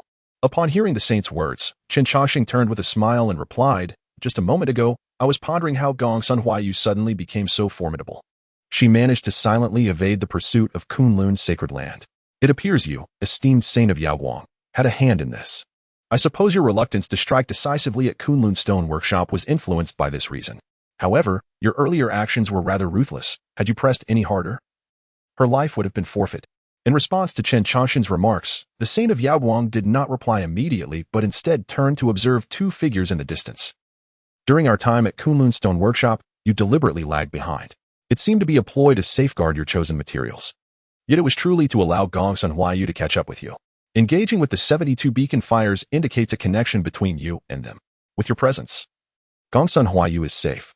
The truth of my suspicions has been confirmed. You indeed have a significant connection with the 72 beacon fires." Upon hearing this, Chen Changsheng grinned and remarked, "Indeed, you are most astute, saint of Yaoguang. Since we approach this subject, do you not intend to reveal the identity of that short-lived soul?" In response, the saint of Yaoguang cast a meaningful glance at Chen Changsheng. "This short-lived soul is my brother." Cough, cough. Chen Changsheng choked at the revelation. "I apologize. I did not anticipate such a relationship. However, I must say, your brother does not have much time left. This is a matter unknown to outsiders, yet you must be aware of it." "I am aware. He sustained severe injuries in the womb, and I was the one who personally extracted him." "Oh, I see. My apologies for reopening old wounds." Chen Changsheng felt a twinge of guilt at the saint's response, as it seemed every time he spoke, he inadvertently touched upon a painful subject. "Have you not sought revenge? Given your status and strength, it should not be a difficult task. The one who slaughtered my family was my master, who treated me as his own son. He feared that my brother's talent would surpass mine and threaten my position as saint, so he orchestrated the massacre. That fateful night was marked by torrential rain. My master disguised the scene to appear as though it were an act of vengeance from enemies before he departed. Half an hour later, I stood before the corpses of my parents. I had long anticipated that my master would act in such a manner. However, I refrained from intervening, for I was not his match at that time. During that period, I discerned a flicker of life remaining in my younger brother after 8 months. Thus, I made the decision to extract him and secretly nurture him to adulthood." Chen Changsheng, faced with such a convoluted and extraordinary past, Chen Changsheng found himself scratching his head in confusion. What transpired afterward? The subsequent events were considerably more straightforward. Following his wishes, I identified the perpetrator as my adversary. Ultimately, with my master's assistance, I eradicated the entire family of my opponent. From that moment forth, no one dared to contest me in the sacred land of Yaoguang." As he spoke, the holy son of Yaoguang turned his gaze towards Chen Changsheng. "Do you understand why I am divulging this to you?" "I do not. But now that you have spoken, I comprehend." Despite Chen Changsheng's nonchalant demeanor, the holy son of Yaoguang paid it no mind, instead focusing on the small black creature nestled in Chen Changsheng's arms. "This spirit companion is almost never far from your side, which indicates the significance you place upon it. However, it has sustained grave injuries, so severe that ordinary remedies would struggle to preserve its life. Thus, your venture to the Kunlun Stone Workshop to gamble on stones must be in search of the sacred medicine from the divine source to Your expertise in the study of divine source materials is unparalleled among those I have encountered. There are only two methods to save my brother. One is the lost celestial repair ointment of Butterfly Valley, and the other is the sacred medicine within the divine source. Now do you understand why I am sharing this with you? In response to the holy son of Yaoguang's words, Chen Changsheng clicked his tongue and replied, Your insight is indeed sharp. The situation of the small black creature is quite reminiscent of your brother's. However, you may find disappointment awaiting you. Neither the sacred medicine nor the celestial repair ointment can rescue your brother. Upon hearing this, the holy son of Yaoguang's brow furrowed. On what grounds can you be so certain? Because I possess both items. With that, Chen Changsheng closed his eyes, tilted his head slightly, and took a deep breath. After confirming the faint aroma of medicine lingering in the air, he opened his eyes. You were not entirely truthful just now. You should have stated that you did not fully disclose the truth. The celestial repair ointment from Butterfly Valley is indeed lost to time, yet some stock must still remain. I detected its scent emanating from your brother. Over the years, your brother must have relied on a small quantity of the celestial repair ointment to prolong his life. Since the ointment has sustained your brother's existence, it is only natural for you to believe that possessing a substantial amount would suffice to save him. However, I can now unequivocally inform you that this notion is erroneous. Upon hearing this, the holy son of Yaoguang's eyes narrowed as he calmly inquired, How did you acquire the celestial repair ointment? 600 years ago, the apothecary of Butterfly Valley created this extraordinary medicine, but shortly after its inception, the apothecary passed away. Since then, the formula for the celestial repair ointment has been lost, and the limited quantities produced were swiftly divided among the great sacred lands. Do not tell me that the celestial repair ointment in your possession originated from another sacred land. The origins of the celestial repair ointment I possess are a matter I cannot disclose. Every individual has their secrets. However, I can reveal one thing. I have an abundance of celestial repair ointment here, and if you desire, I can offer you a jar. With that, Chen Changsheng produced a container exuding the fragrance of medicine. After a thorough examination of the contents within the jar, the holy son of Yaoguang immediately discerned that it contained the life-sustaining elixir for his younger brother, the celestial ointment. What is it that you desire? He inquired, casting a second glance at the jar held by Chen Changsheng, directly questioning his intentions. I regret to inform you that I am unable to make any requests at this time. The celestial ointment is on the verge of losing its efficacy for your brother. If it cannot save his life, then to you, it is rendered utterly worthless. How could one trade with you over something so inconsequential? Upon hearing this, a flicker of disappointment flashed in the eyes of the holy son of Yaoguang. At that moment, he desperately wished to hear a request from Chen Changsheng. For such a request would signify that there existed a means to rescue his brother. Is there truly no remedy for this affliction? It appeared so. At least from the current perspective. I once believed that the holy medicine could provide salvation, yet upon acquiring it, I discovered it was ineffectual. Otherwise, Little Black would not remain in such a state. Perhaps I simply have not found the appropriate holy medicine, as there are countless varieties. And who knows what miraculous effects they may possess. The xianxia conference is to take place tomorrow, when individuals from all corners of the world shall gather. If we cannot find a solution, both my Little Black and your brother will be beyond salvation. Listening intently, the holy son of Yaoguang raised his gaze to meet Chen Changsheng's eyes. I will assist you in overcoming all obstacles at the Tianjiao conference. Should you discover a way to save my brother, you may set any terms you wish. If not, I require a jar of celestial ointment in return. With that, as soon as the holy son's words echoed in the air, Chen Changsheng swiftly hurled the jar towards him. In honor of your esteemed name, I shall provide an initial deposit. However, with so many exceptional talents gathered tomorrow, do you truly possess the confidence to sweep aside all challenges? In response to this query, the holy son of Yaoguang merely smiled faintly before turning to depart. For someone of his caliber, there was no need to prove his invincibility to anyone. It was an undeniable truth. Observing the retreating figure of the holy son, a broad grin spread across Chen Changsheng's face.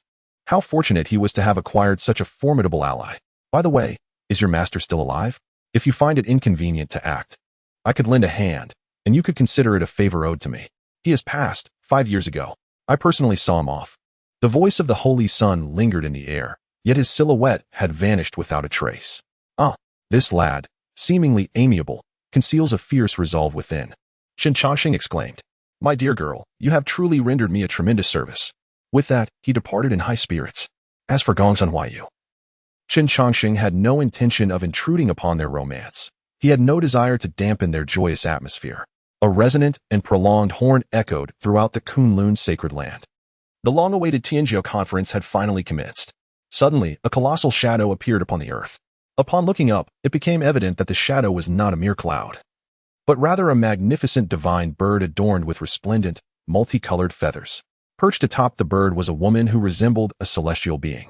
The individual in question is none other than xianxia, the heir of the Wuhan Pavilion and one of the three great beauties of the central courtyard. Chapter 102, The Son of Buddha from the Northern Desert, the upcoming choral conference. Naturally, xianxia of the Wuhan Pavilion captivated the attention of many.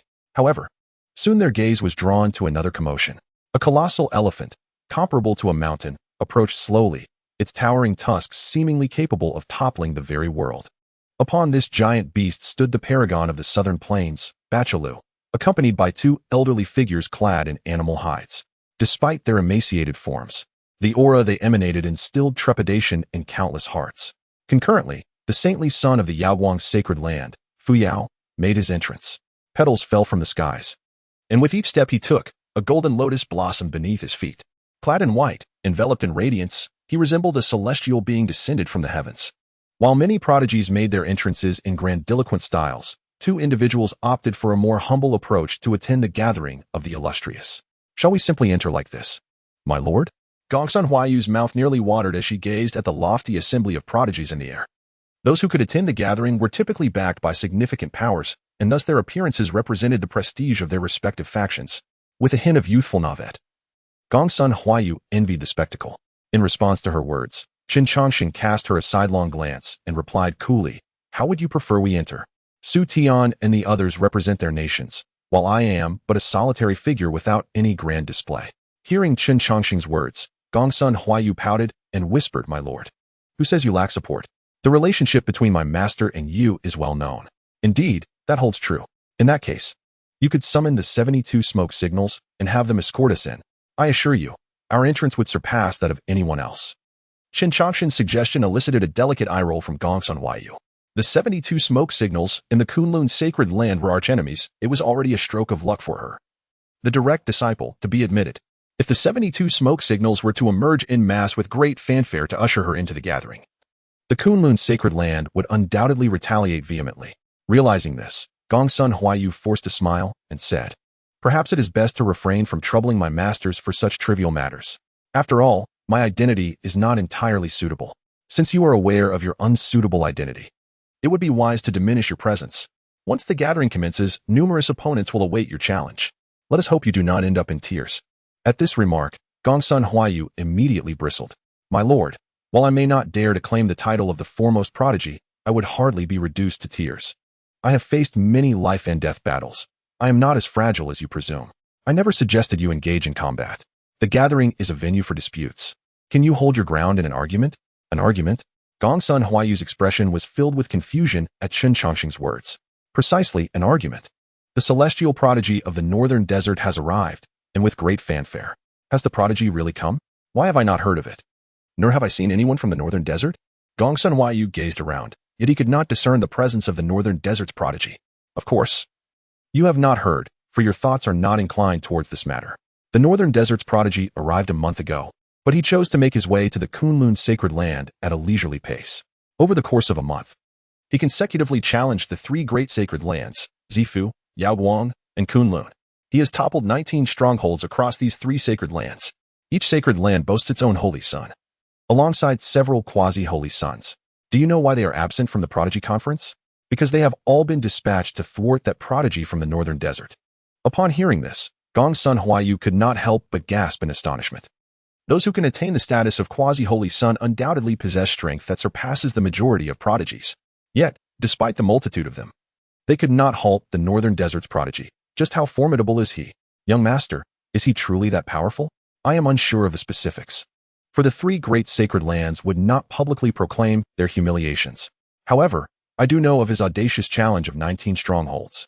What manner of challenge? A debate. It is said that the individual who has come is the Buddhist son of the northern desert, a figure who emerges once in a millennium. The profundity of his Buddhist teachings is unparalleled in the world. Since you are so confident, I believe you will be able to render him speechless during the debate. With that, Chen Changsheng smiled amiably at Gongsun Huayu. In response to Chen Changsheng's flattery, Gongsun Huayu chuckled sheepishly and replied, "Young master, I can manage in a fight, but when it comes to debates, I am at a loss. As for Buddhist teachings, I can barely recite Imi Du Fu. Beyond that, I am utterly ignorant. If you lack knowledge of Buddhist teachings, then let it be Taoism. Regardless of the subject, surely you can engage in conversation. If you cannot respond at all, that would be rather embarrassing." Faced with Chen Changsheng's teasing, Gongsun Huayu's expression turned more aggrieved. "Young master, please do not mock me. Do I seem like someone whose master comprehends Buddhist or Taoist teachings? My master knows nothing, and thus I am even less informed." Observing Gongsun Huayu surrender, Chen Changsheng remarked, "Do you still consider yourself formidable?" Upon hearing this, Gongsun Huayu shook his head repeatedly. "Not anymore. Ever since participating in the Prodigy Conference, I have suddenly realized numerous shortcomings within myself. The affairs of the world cannot all be resolved by mere cultivation, at least not until one achieves invincibility. Having this awareness is commendable, yet do not underestimate yourself. The Tao resides within every heart, so too does Buddhism and Taoism. The reason you cannot articulate it is that you have yet to clarify the vague Tao within your heart and have not discovered a means to express it. Reading is not only a means of learning the Tao of those who came before, but also a way to affirm the Tao within oneself. Learning and affirmation can unravel the doubts within your heart. Once the doubts are dispelled, your thoughts will flow freely. When your thoughts flow freely, it signifies that you have found your own Tao. Do you understand my meaning?" Upon hearing Chen Changsheng's words, Gongsun Huayu gazed at him with an expression akin to a dog staring at the stars. Young master, would you mind repeating that? I shall strive to comprehend." Observing the confusion in Gongsun Huayu's innocent eyes, Chen Changsheng smiled gently and, cradling the little black creature, made his way toward the Tianjiao conference. There is joy in confusion, just as there is anguish in clarity. As the saying goes, the ignorant are fearless, yet the ignorant also find delight. This girl is still young. Let her indulge in a bit more blissful time. Chapter 103, The Magnificent Fruit Platter, Chen Changsheng, I am fond of you. Arriving at the depths of Kunlun's sacred land, Chen Changsheng beheld the venue for the Tianjiao conference. Nearby, the palaces stood in orderly fashion, with towers reaching high, surrounded by a gentle mist, where cranes sang and phoenixes danced. It would not be an exaggeration to describe it as a paradise on earth. The main hall, where the Tianjiao conference was to be held, was particularly resplendent. The palace was adorned with 5-colored gold decorations, dazzling in their brilliance. Flanked by 9 golden boys and 9 jade girls. The golden boys held banners, while the jade girls cradled jade rui. The incense from the golden furnace wafted a subtle yet exotic fragrance that instantly soothed the heart and mind. Faced with such grandeur, Chen Changsheng's expression turned serious. He then softly advised, "Huayu, this Tianjiao conference is immensely magnificent. You must remain attentive when we enter." Hearing Chen Changsheng's words, Gongsun Huayu, witnessing such a scene for the first time, nodded solemnly. "Young master, you need not worry. I shall not disgrace you with any impropriety." "What impropriety? Do you understand my meaning?" As soon as Gongsun Huayu spoke, Chen Changsheng felt a wave of urgency. Gongsun Huayu, puzzled by Chen Changsheng's reaction, inquired, "What do you mean then? Let me ask you, who are you?" "I am Gongsun Huayu." "And who is Gongsun Huayu?" "A disciple of the 72 smoke signals." Since you are aware that you are a disciple of the 72 smoke signals, you should also recognize that the 72 smoke signals are bandits, outlaws. When have you ever seen bandits and outlaws observe decorum? Once we enter, if there are fruit platters served, eat what you can, and take whatever you cannot finish. Do not waste for the sake of appearances. Gongsun Huayu was taken aback. "Young master, you are so serious just to say this? If not for this, then what else could it be? With such a grand affair, do you think their fruit platters would be lacking? I just saw them bring in several 300-year-old shu fruits." 300-year-old shu fruits. Gongsun Huayu's voice rose several notches. "Wait, these are worth 20 pounds of divine source each. With so many prodigies here, isn't that too extravagant? What do you think? Moreover, the shu fruits are merely for embellishing the platter. The better delicacies should have been served long ago. If you do not intend to eat, then please give me your share." Upon hearing this, Gongsun Huayu erupted like a cat whose tail had been stepped on. "Who said I wouldn't tea? If anyone dares to take my fruit platter, I will not let it go." With that, Gongsun Huayu hurriedly dashed inside. The reputation of the 72 smoke wolves is formidable, yet their poverty is undeniable. Were it not for the lack of cultivation resources, they would not risk their lives to plunder various factions. Now, having obtained such valuable treasures from their adversaries, it is only natural that Gongsun Huayu would be exhilarated. After all, who would disdain gifts acquired without effort? As time passed, many prodigies gradually gathered. In the face of such a grand assembly, everyone maintained their composure, but two individuals stood out as exceptions. Crack. Gongsun Huayu bit off a substantial portion of a fresh red fruit, while his other hand busily stuffed items into his bosom. The sight of Gongsun Huayu's gluttony elicited scornful smiles from the assembled prodigies. A thief is merely a thief, lacking any semblance of refinement. In stark contrast to Gongsun Huayu's voracious indulgence, Chen Changsheng transformed into a social butterfly, mingling among the elite. Lady Ziqing, it has been several days since we last met, and your aura has become increasingly extraordinary. Chen Changsheng greeted the saintess of the Purple Mansion, casually taking a precious spiritual fruit to savor. Observing Chen Changsheng's behavior, Ziqing silently pushed her fruit platter towards him. Should you wish to visit the Purple Mansion? There would be no shortage of such delights. Really? That would be most desirable. I shall certainly find time to visit the Purple Mansion. Chen Changsheng replied amicably to the saintess's invitation, yet his hands continued to move with remarkable speed, gathering more items. Sensing that Chen Changsheng had not truly absorbed her words, the saintess persisted. Brother Chen, cultivation emphasizes wealth, companions, laws, and land. While Gongsun is indeed a radiant beauty, the Purple Mansion is not without its own charms. If Brother Chen desires, I would gladly recommend a suitable candidate among our prospective saintesses. Upon hearing this, Chen Changsheng halted his actions. The other prodigies turned their attention towards him. After all, Chen Changsheng had returned with one of the three renowned beauties of the central courtyard, Gongsun Huayu. And it was evident that his entanglement with the 72 smoke wolves was not devoid of allure. The fact that the Purple Mansion was now extending such an invitation indicated their earnest intentions. Placing the last spiritual fruit into his robe, Chen Changsheng smiled slightly and said, "Thank you for your kind offer, but I believe it is best to decline. I have a peculiar quirk. I seldom accept gifts from others, and if I do, I expect only the finest. Looking across the entire Purple Mansion, I find myself particularly drawn to Lady Ziqing. Should you be willing to accept me as your husband?" I would immediately join the Purple Mansion without hesitation. Upon hearing Chen Changsheng's request, Ziqing was momentarily rendered speechless with indignation. "I extend my goodwill to recruit you. And you dare to lay claim to me?" Exhaling a breath of frustration, the saintess composed herself and replied, "Thank you for your kind words, Brother Chen, but alas, Ziqing is wholeheartedly devoted to her path and harbors no interest in romantic affairs. Perhaps you should reconsider the earlier proposal. Let us defer this matter for another day. When the fair maiden Ziqing has a change of heart, do remember to seek me out."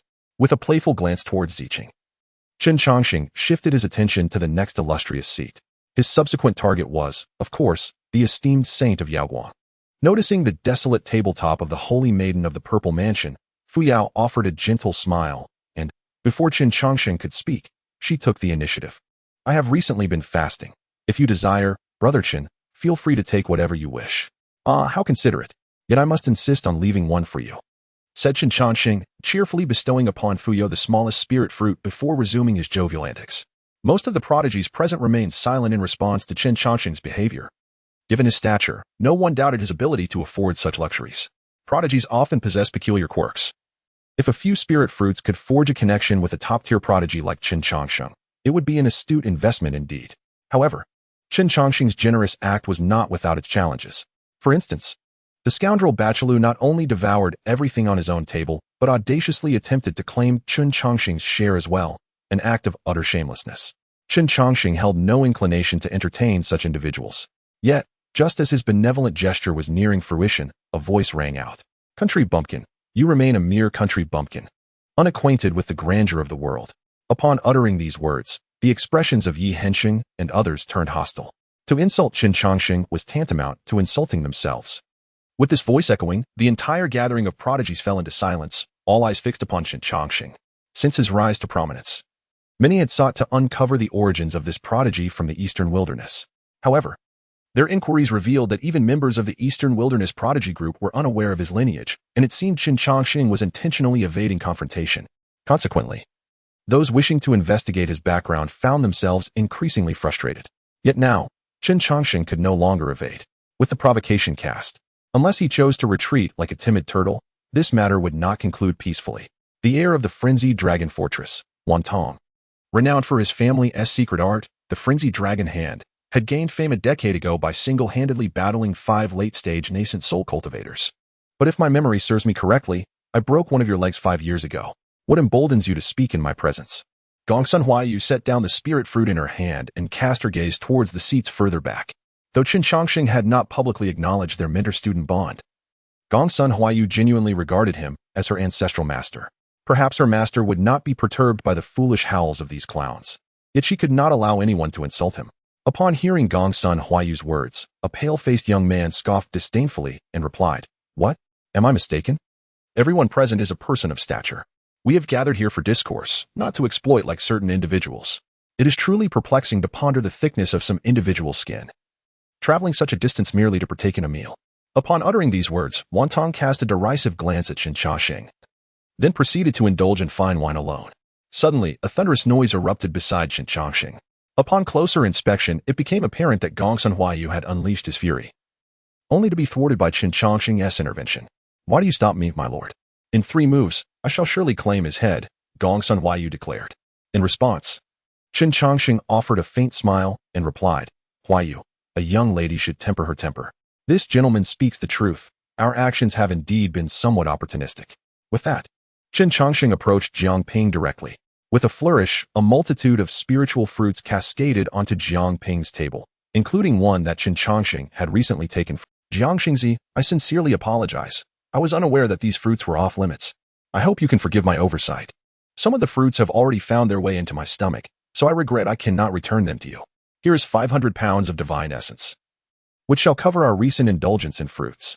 Placing a leather pouch upon the table, Chen Changsheng beckoned Gongsun Huaiyu, and the two turned to leave. As Chen Changsheng made his exit, Su Tian and the others naturally followed suit. Witnessing this turn of events, the previously affronted prodigies who had lost fruits to Chen Changsheng suddenly paled. "Xianxia, must one pay to participate in this gathering of prodigies? The fruits upon each seat rightfully belong to the one occupying that seat. Is it possible that our Zifu sacred ground lacks the privilege to bestow a few fruits?" The words of the Zifu saintess reached Jiang Ping's ears, and upon hearing them, his countenance darkened immediately.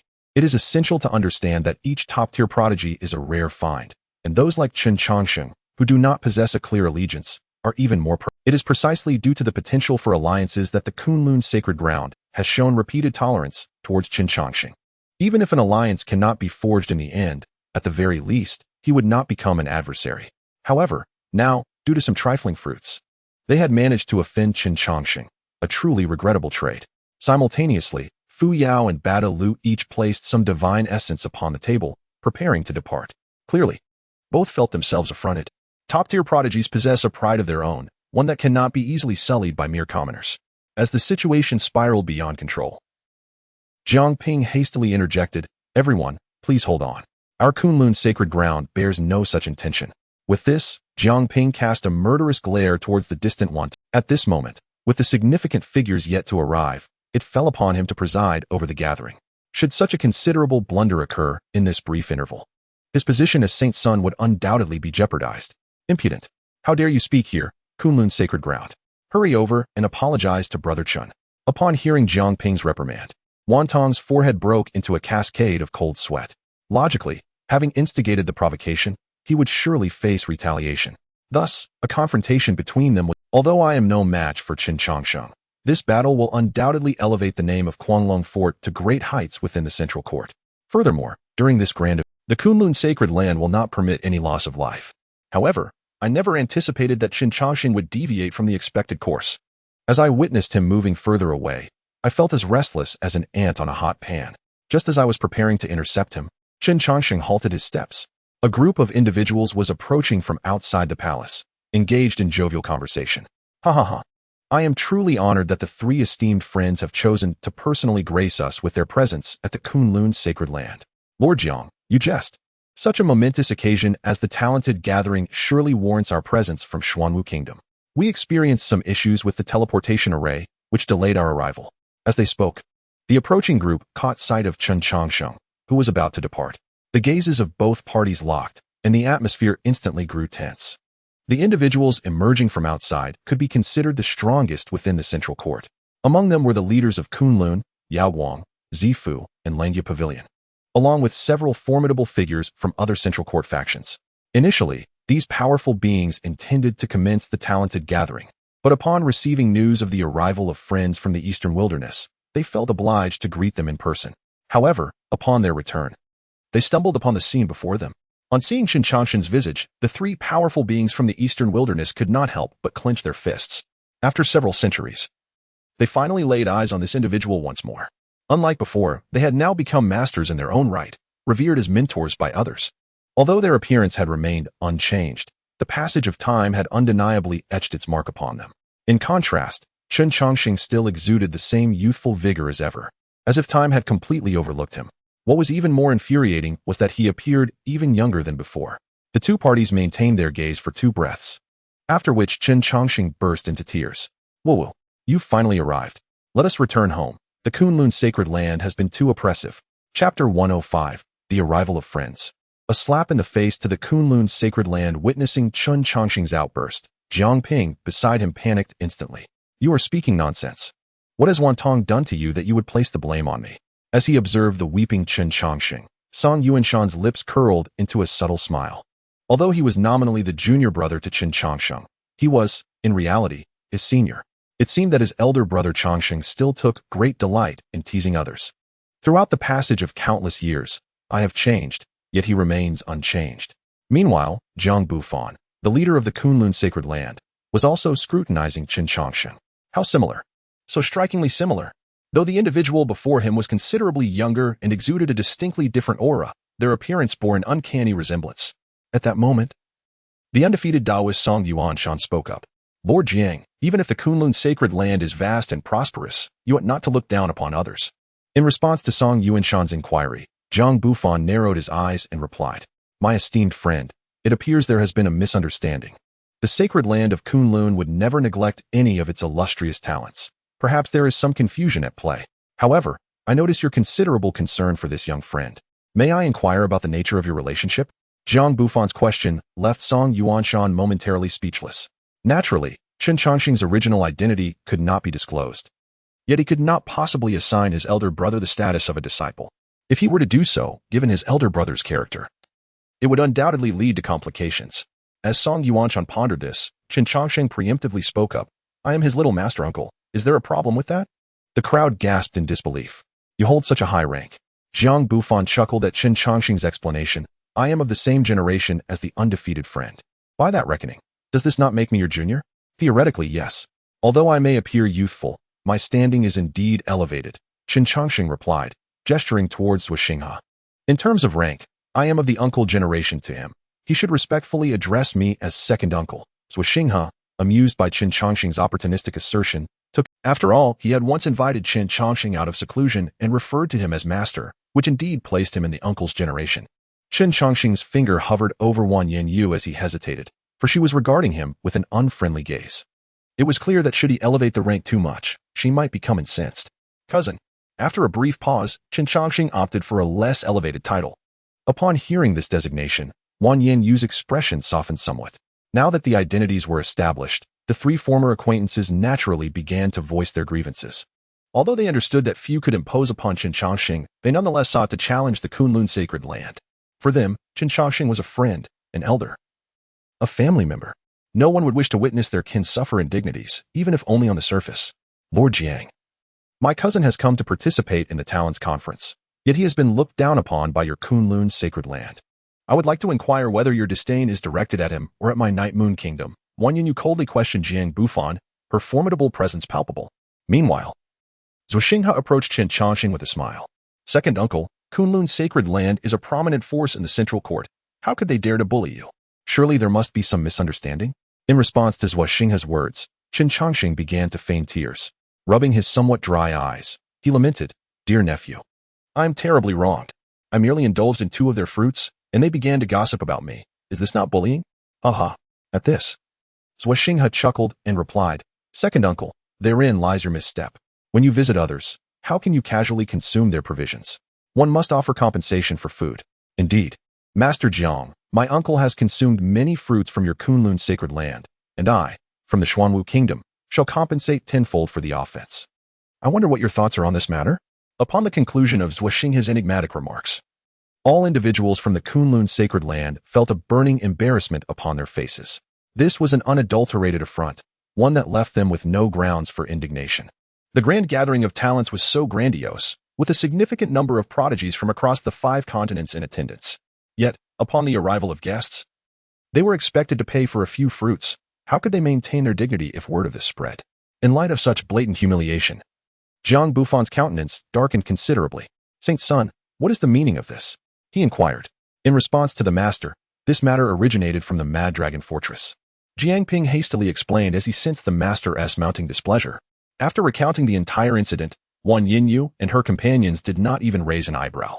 The Mad Dragon Fortress was of such insignificance that if Chen Changsheng wished, he could extinguish it with but a breath. They had no inclination to assign blame. The Kunlun Sacred Land would handle this matter appropriately. Ha ha ha. A misunderstanding. Entirely a misunderstanding. The fruits and delicacies at this gathering are solely for the enjoyment of our young friends. Feel free to indulge as much as you wish. Is that true? Chen Changsheng queried, a hint of skepticism in his voice. I have quite the appetite. You won't be distressed by my consumption, will you? Upon hearing this, Jiang Bufan responded with a smile. Of course, it is permissible. Since you so enjoy the fruits and delicacies of my Kunlun Sacred Land, it would be no trouble to take a considerable amount home with you. Once the gathering concludes, I shall arrange for 100 or 80 pounds to be packaged and sent to you. However, I must say, your visage seems quite familiar, reminiscent of an old acquaintance I once met. Hearing this, Chen Changsheng chuckled as he touched his face, replying, It is only natural. Many say I possess a common face. If the master finds it familiar, it is no surprise. Oh, I see. Perhaps I simply miss my old friend too dearly. Now that the misunderstanding is resolved, let us take our seats, for the gathering is about to commence. With that, everyone gradually returned to their respective places. The table from which Chen Changsheng had taken the fruit was replenished, and his spoils were promptly packaged and delivered to him. As for Wan Tong of the Mad Dragon Fortress, Jiang Bufan never mentioned him throughout the proceedings. However, his seat was conspicuously removed by the members of the Kunlun Sacred Land. Clearly, they intended to convey that he was unwelcome here, disregarded by a sacred land. The Mad Dragon Fortress had lost its standing in the central courtyard. Observing Wan Tong, who lay pallid and collapsed on the ground, Gongsun Huayu scoffed. The young master may be too magnanimous to engage with you, but I, Gongsun Huayu, do not possess such forbearance. Once the grand gathering concludes, the 72 wolf smoke soldiers shall march upon the Mad Dragon Fortress. At this proclamation, Wan Tong immediately rolled his eyes and fainted. Without the protection of the sacred land, the Mad Dragon Fortress was no match for the 72 wolf smoke. This had not been his original intention. Gongsun Huayu's threat was heard by all, yet the attendees chose to disregard it. Clearly, the major factions had abandoned the Mad Dragon Fortress. Thus, the fate of thousands hung in the balance, decided merely through conversation. However, just when everyone believed the matter had come to a close, a bald figure appeared at the entrance. Amitabha, I beseech the benevolent lady to show mercy. Chapter 106. The Buddhist disciple Xuanxin of the northern desert, Bachalu roars and overturns half of the talents. Hearing the voice, Gongsun Huayu turned to look. There stood a monk in white robes outside the door, though one could not tell precisely when he had arrived. Upon seeing the monk, Gongsun Huayu felt her heart skip a beat. Enchanting, utterly enchanting. Gongsun Huayu had never encountered a man so exquisitely beautiful, his appearance surpassing that of any woman. His skin was more delicate than flowers, and the ethereal beauty he exuded was strikingly vivid. The pristine monk's robe, which should embody a sense of detachment from the mundane, instead lent him an added allure that was utterly captivating. Shaking her head to regain her composure, Gongsun Huayu scoffed. Who do you think you are, to demand mercy? I shall not be merciful. You little girl, come back. Before Gongsun Huayu could finish her words, Chen Changsheng interrupted.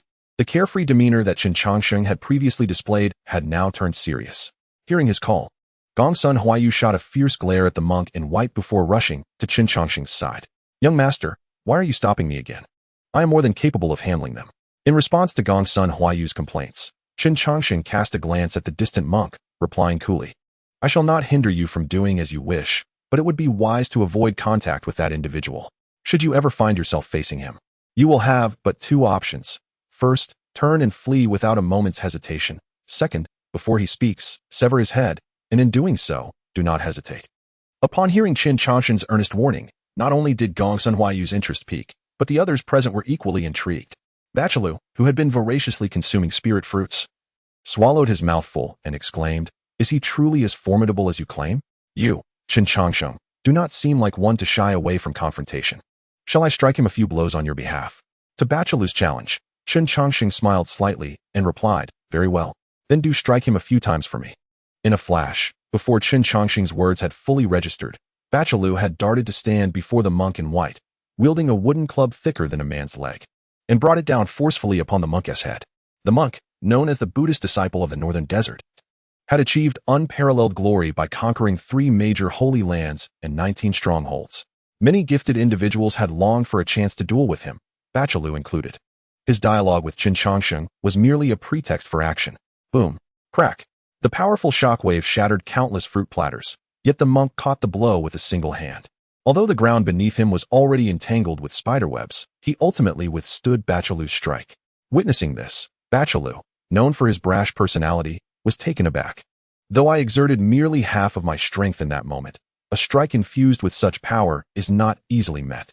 Within the grand assembly of prodigies, only the enigmatic Chen Changsheng and the inscrutable Saint Yao Guang are worthy adversaries in terms of physical prowess. Aside from these two, I regard no one else as a contender. However, it seems that this monk from the northern desert must now be counted among them. Amipa, benefactor, your anger is quite palpable. Allow this humble monk to recite a scripture to alleviate your wrath. After receiving Bachalu's blow, the monk in white gracefully performed a Buddhist salutation with one hand and began to chant. Although his voice was soft, the profound resonance of his chanting echoed throughout the venue, enveloping all in an ethereal sound. As the verses flowed, countless prodigies found their hearts enveloped in tranquility, gradually releasing their past obsessions. At that moment, an impulse to renounce worldly attachments and seek enlightenment surged within them. Yet, not all were swayed by the northern monk's recitation. The Saint Yao Guang wore a serene smile, savoring his fine wine while attentively listening to the monk's chant. Likewise, Chen Changsheng, indulging in delicacies, also lent an ear to the recitation. However, unlike the Saint Yao Guang, a faint glow of Buddhist radiance emanated from Chen Changsheng. In contrast to their ease, the others appeared to struggle under the weight of the profound sound. The holy maiden of the purple mansion formed intricate hand seals with her eyes gently closed, while Xianxia sat cross-legged, murmuring Taoist texts. Sutian radiated the power of the stars, resembling a living war deity. The elite among the assembly exerted their unique methods to resist the resonant chant. With the emergence of the sacred sound, Bachalu too felt its impact. However, before the influence could deepen, a string of beast teeth around his neck suddenly emitted a faint glow, rousing him from his trance. Realizing he had narrowly escaped a perilous fate, Bachalu was not one to grant this monk another opportunity to strike. With a bellow infused with boundless vitality, he shattered the moment. In an instant, the prodigies, initially entranced by the sacred sound and then overwhelmed by Bachalu's fierce roar, fell like leaves in a tempest, with over half of them collapsing. As the resonant sound dissipated, Yi Hensheng and Su Tian gasped for breath, drenched in sweat. The preceding ordeal had been exceedingly perilous. Had Bachalu not interrupted the monk's sacred sound, they would likely have succumbed. At that moment, attendants from the Kunlun's sacred land emerged from the shadows, methodically removing the unconscious prodigies and rescinding their positions. The multitude of powerful beings seated at the high table remained silent throughout, tacitly approving such a contest. Now do you comprehend what the assembly of prodigies entails? Chen Changsheng's words jolted Gong Sun Huayu and the others from their astonishment. Gazing at the multitude of fallen prodigies, Gong Sun Huayu swallowed hard, nodding in disbelief. The prowess of the northern desert's Buddhist disciple, Fan Yin, has recently been witnessed by myself. Should a confrontation arise, I would consider myself fortunate to possess a mere 30% chance of victory. Furthermore, there is that fellow from the southern plains, Bachalu, who, despite his seemingly carefree demeanor, has been concealing his true capabilities. To speak nothing of his other talents, the sheer force of his thunderous shout could easily overwhelm more than half of the exceptional talents present. Such a skill, even with 10 more years of practice, would be a formidable challenge for me. With a furrowed brow from his minor setback, Bachalu returned to his place. Observing this, a monk clad in white robes smiled gently, bringing his hands together in reverence, and spoke. I am the humble monk Xuanxin, and I greet all esteemed patrons. I wonder if the sutras I recited have helped to cleanse any lingering negativity among you. Upon hearing Xuanxin's words, Jiang Bufan, seated at the head of the gathering, remarked softly, Young friend, you are indeed worthy of the title Son of the Buddha.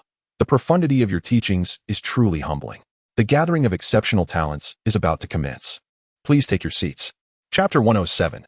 Entering Buddhism through Demons, the Shattered Destiny. In response to Jiang Bufan's statement, Xuanxin performed another Buddhist bow and then took his seat.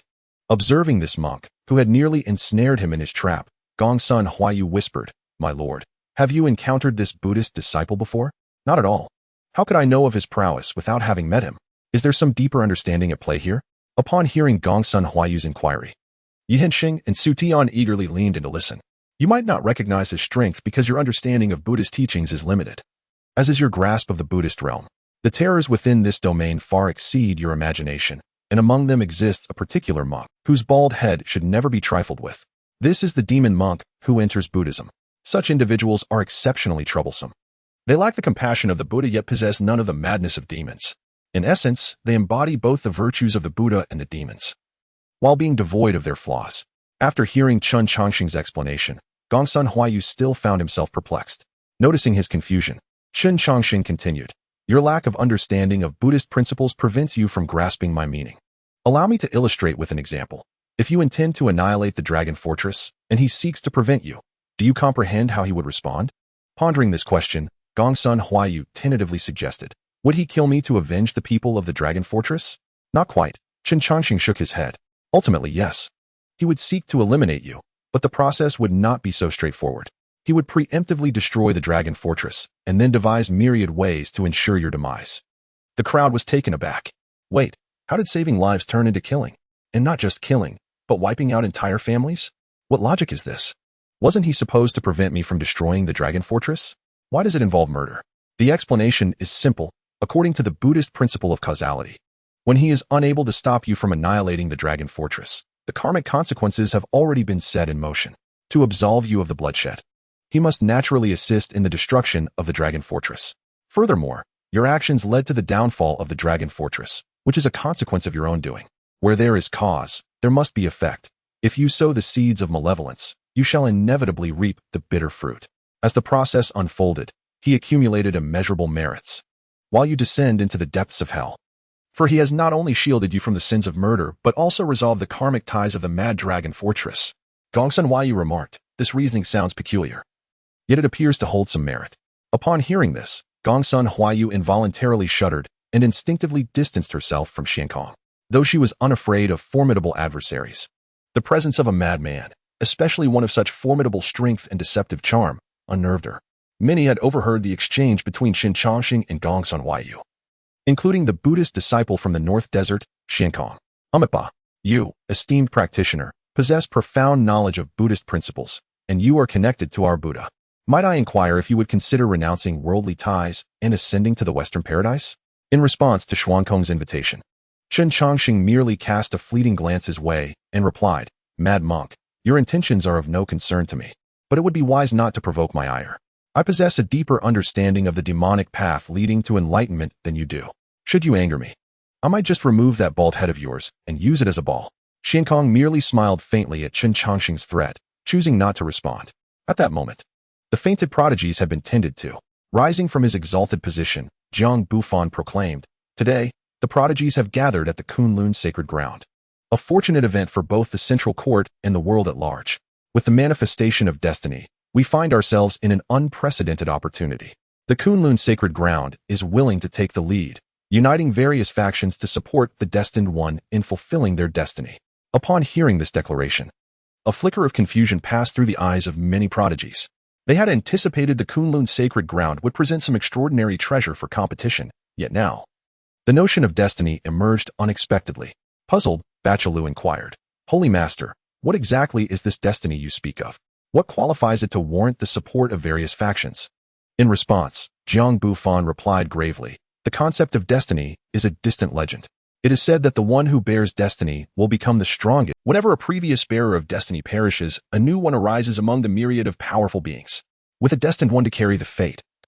All practitioners in this realm shall be free from the constraints of the heavenly path. This is precisely why the central court's forces wish to support the destined one." Hearing this, Gongsun Huayu interjected, "If that is the case, does it imply that the previous bearer of destiny has already perished? But throughout these many years of conflict on this land, I have never heard of any supreme being. If the destined one truly exists, why have they not revealed themselves until now?" To Gongsun Huayu's inquiry, Yao Guang, the holy master beside Jiang Bufan, responded, "According to the ancient texts of Yao Guang, 30,000 years ago, the destiny belonging to our era was shattered. The bearer of destiny for our time has vanished. It is precisely because the destiny was fractured that the lifespans of practitioners have significantly diminished over the past 30,000 years, and their cultivation realms have been greatly constrained. Now, after 30,000 years, with the rules transformed in a new destiny born, we must protect the destined one for the future of countless practitioners. Upon hearing this explanation, Gongsun Huayu felt a chill run down her spine. The concept of destiny and those designated by it exudes an aura of formidable strength. Yet, even such entities can encounter unforeseen mishaps. What manner of dread could possibly shatter such a fate? Gongsun Huayu, still reeling from the shock, was interrupted by Chen Changsheng, who pondered aloud. Since the Holy Master has declared that the Central Court shall wholeheartedly support the destined ones, I dare to inquire, how does one ascertain who is the destined individual? Is it possible for the identity of the destined to change? In response to Chen Changsheng's query, a stunning woman shrouded in a veil cast a glance his way. She was none other than the sovereign of the Purple Mansion's sacred land. Whoever unlocks a new destiny becomes the destined one. However, the identity of the destined is not immutable. Should a challenger emerge victorious against the destined, that victor shall inherit the mantle of destiny. What then occurs if one cannot defeat the destined, but instead overwhelms them through sheer numbers? Chen Changsheng mused. Destiny would seek out a new candidate until someone ultimately succeeds in bearing its weight. Upon hearing this, Chen Changsheng grasped the frantic efforts of the major sacred lands to recruit talent. They sought to cast a wide net in search of the destined hidden among the throngs. Even if they could not find the destined, they were intent on identifying the second strongest beneath them. When the original destined one is vanquished, the mantle of destiny would naturally fall upon the second strongest. Chapter 108. A Wonderful Misunderstanding. Chen Changsheng, as the matchmaker, having gleaned valuable insights regarding destiny. Chen Changsheng realized two critical pieces of information. First, the plight of the 72 signal fires would become increasingly dire. During the upheaval of heaven and earth, Chen Changsheng had only sensed the emergence of formidable beings, never imagining the phenomenon of destiny itself. As it stood, the destined one was singular, implying that the various powers of the Central Court would not permit a destined individual to exist outside the sacred lands. Should such a scenario arise, all would unite against the destined. Contending with a singular Kunlun sacred land was already quite arduous. Facing the collective might of the Central Court and the 5 continents was beyond Chen Changsheng's comprehension. Secondly, despite having lived for over a millennium without knowledge of destiny, these major forces in the Central Court appeared intimately familiar with it. This indicated that the foundations of these sacred lands were likely far more profound than he had anticipated. Furthermore, it was evident that much information regarding destiny remained concealed by these individuals. If he aimed to assist Ali in seizing destiny, he would lose the element. Just as Chen Changsheng contemplated a solution, his gaze inadvertently fell upon the Purple Mansion's sovereign, a female cultivator who had yet to find a partner and always veiled. She possessed an extraordinary presence. Suddenly, Chen Changsheng conceived a brilliant idea. While the 72 signal fires harbored an irreconcilable enmity with Kunlun sacred land, their animosity with the other sacred lands was not as profound. Should Ali garner the support of one sacred land, the besieged predicament would dissolve without conflict. Even if the other sacred lands sought to contest Ali for destiny, it would not descend into a life-and-death struggle. They would merely need to remain vigilant against Kunlun sacred land. If one were to inquire about the most steadfast alliance between two factions, it would undoubtedly be a marriage alliance. With the male being unmarried and the female untouched by matrimony, it is indeed a fortuitous opportunity bestowed by the heavens. Coming to this realization, Chen Changsheng bestowed upon the Holy Master of the Purple Mansion a smile of a rather distinct nature. However, this mere smile shifted the atmosphere of the entire talented gathering in an instant. Crack! The cup in Xining's hand shattered completely, while Fu Yao gazed at Chen Changsheng with a hint of astonishment. Simultaneously, the powerful figures seated at the main table diverted their gazes elsewhere, for the recent occurrence was simply too sensational. Having witnessed the Holy Master of the Purple Mansion's wrath on numerous occasions, they instinctively recoiled. At that moment, Gongsun Huayu, sensing the unease, hurriedly roused Chen Changsheng, who was lost in contemplation over matchmaking. Young master. Upon hearing Gongsun Huayu's voice, Chen Changsheng regained his senses. Realizing his lapse in decorum, he quickly cleared his throat to alleviate the awkwardness, adopting a demeanor of utmost seriousness. Yet, it was too late for reparations. The incident had unfolded before all eyes. No one could fathom Chen Changsheng's thoughts, but his actions were unmistakably observed by all. The Holy Master of the Purple Mansion had responded to some of Chen Changsheng's inquiries, after which the young man had merely gazed at her. If it had been merely a gaze, it might have sufficed, but the issue lay in the fact that he was smiling. Within that smile lingered an indefinable emotion, reminiscent of a man selecting his favored maiden. Observing the atmosphere veering off course, Jiang Bufan promptly interjected. The talented gathering has commenced. Thus, let us proceed to the first event. The inaugural event entailed a debate, and the victor would be granted this precious item.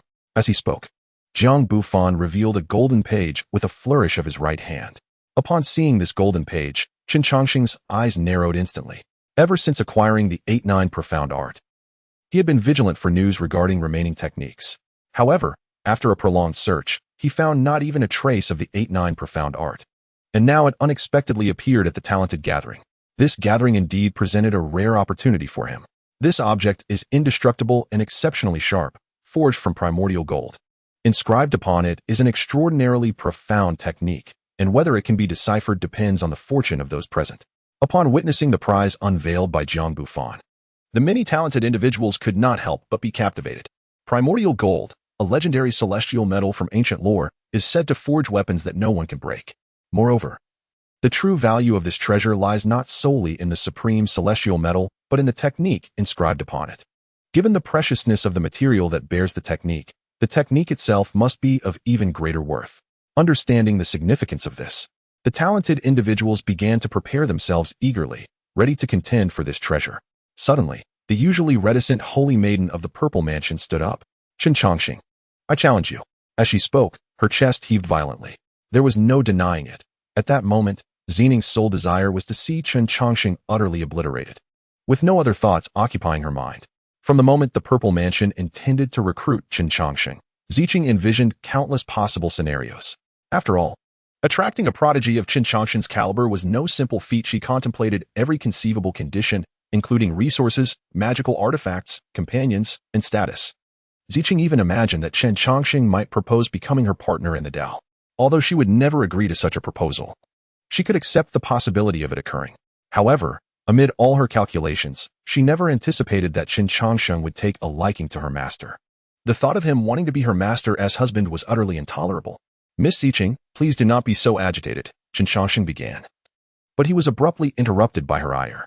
This is the Prodigy Conference. Here, only the great Tao matters. Do not concern yourself with trivialities. If you are afraid, then concede. Seeing this, Chen Changsheng glanced at the golden page suspended in the air and then at the furious Xincheng. Under normal circumstances, he would avoid such troublesome matters. A misunderstanding was merely a misunderstanding. If he could not confront it, he would simply evade it. Yet now, circumstances were different. He genuinely desired the remnants of the 8-9 profound art. Conceding was out of the question, as he had a vested interest in obtaining it. Here's the deal. Defeat this girl beside me first, and then challenge me, he suggested. With that, Gongsun Huayu stepped forward, brimming with confidence. For someone like you, a mere girl, it doesn't even require my master's intervention. I shall handle it myself. Considering your looks, should you lose, how about serving as my master's maid? Agreed, Xincheng replied, biting her silver teeth. But if you lose, you must leave behind a bloodline for the Purple Mansion, Chen Changsheng remarked. Is this how the younger generation plays their games now? Chapter 109. The wrath of the Purple Mansion's Saintess shakes the cultivation world, seeing events unfold as he had anticipated. Jiang Bufan smiled faintly and promptly drew 2 circles in the center of the palace. This competition was merely for sparring purposes, so weapons were off limits. Those who step outside the circles lose. Do the 2 prodigies have any objections? None. The 2 women responded decisively, stepping into the circles drawn by Jiang Bufan. The circles were quite small, barely allowing them to stand, as any significant movement would cause them to exceed the boundaries. Furthermore, Jiang Bufan had made it clear, no weapons would be drawn. This setup clearly aimed to compel the prodigies to rely on their own Tao for the contest. Facing the inheritor of the 72 wolf smoke, Xincheng calmed herself. Though she yearned to shatter Chen Changsheng into pieces, she refused to let her emotions dictate her actions in the face of an adversary. With a hum, Xincheng formed a hand seal, summoning an awe-inspiring vision of azure seas and clear skies behind her. Observing this, Gongsun Huayu scoffed and slowly closed her eyes. With a crash, a similar oceanic vision emerged before everyone, but Gongsun Huayu's was golden, with a verdant lotus standing majestically at its center. Upon witnessing the extraordinary manifestations displayed by the 2 exceptional talents, the numerous formidable figures seated in the main position could not help but straighten their postures. In terms of strength, they undoubtedly surpassed everyone present. However, when it came to the subtlety of martial arts deducing, they might not be superior to these prodigies, even if some of them were their own disciples. The art of deducing martial techniques relies heavily on comprehension, serendipity, and, most importantly, the sudden spark of inspiration. At times, the new generation of prodigies can transform the ordinary into the extraordinary. With a resounding crash, the azure seas and clear skies conjured by Xianxia began to swirl violently, as the two distinct colored oceans clashed fiercely. As both exerted their utmost efforts, the onlookers were filled with admiration, for both had forged entirely new paths in their cultivation. The Holy Maiden of the Purple Mansion utilized spiritual energy as her ocean and consciousness as her sky, achieving a harmonious unity between heaven and earth. The creation of such a cultivation system was indeed worthy of the title extraordinarily gifted. If the Holy Maiden were to encounter others, even if she could not secure a decisive victory, she would at least remain undefeated. Alas, she faced Gongsun Huayu, alongside the cultivation system conceived by Chen Changsheng and Ali. With a thunderous roar, the two magnificent phenomena collided fiercely, causing Xianxia's azure sea and clear sky to tremble precariously, even showing signs of separation. In contrast, while Gongsun Huayu's sea of suffering had its disturbances, it remained as steadfast as a mountain. Huh! Xianxia exclaimed, her fingers weaving intricate gestures, causing her meridians to emit a dazzling radiance. Witnessing this, Chen Changsheng instinctively straightened his posture. The Holy Maiden's cultivation system, founded upon the body's extraordinary meridians and the 12 primary channels, though not as robust as physical cultivation overall, possessed many unique applications regarding the meridians. As the technique surged forth with full force, the vast azure sea began to gradually diminish, ultimately transforming into another Xianxia. The manifestation of this new Xianxia immediately soared towards Gongsun Huayu's sea of suffering, attempting to pierce through the golden ocean with her singular might. With a resounding crash, the immense golden ocean was considerably disrupted, and a trickle of blood escaped from the corner of Gongsun Huayu's mouth.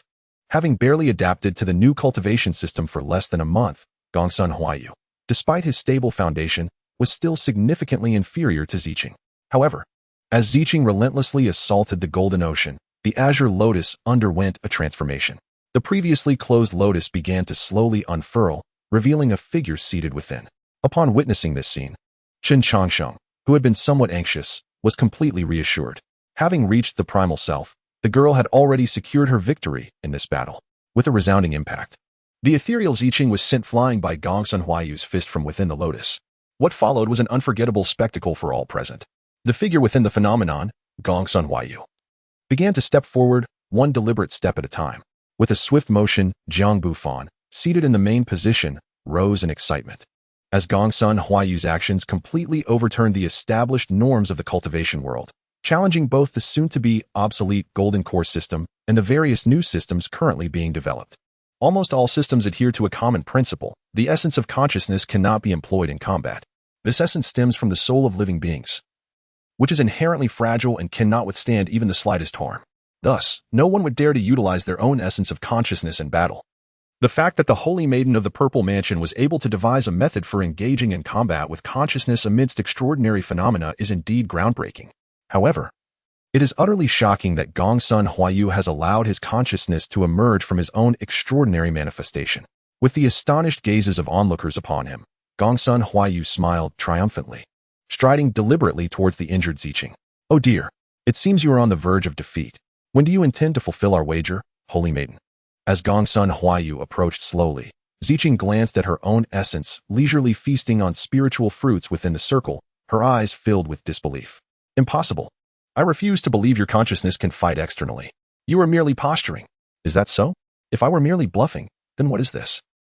Before she could finish her sentence, Gongsun Huayu swiftly appeared behind Xianxia, raising his right hand high. Slap. Xianxia felt a sharp sting as Gongsun Huayu struck her. The intense pain caused her body to tremble. While she could endure physical pain, the anguish emanating from the depths of her soul was overwhelming. The Gongsun Huayu before her was indeed just consciousness. Yet this consciousness could wield spiritual energy as adeptly as his physical form. Under attack, Xianxia instinctively retaliated, and soon, a fierce exchange ensued between them.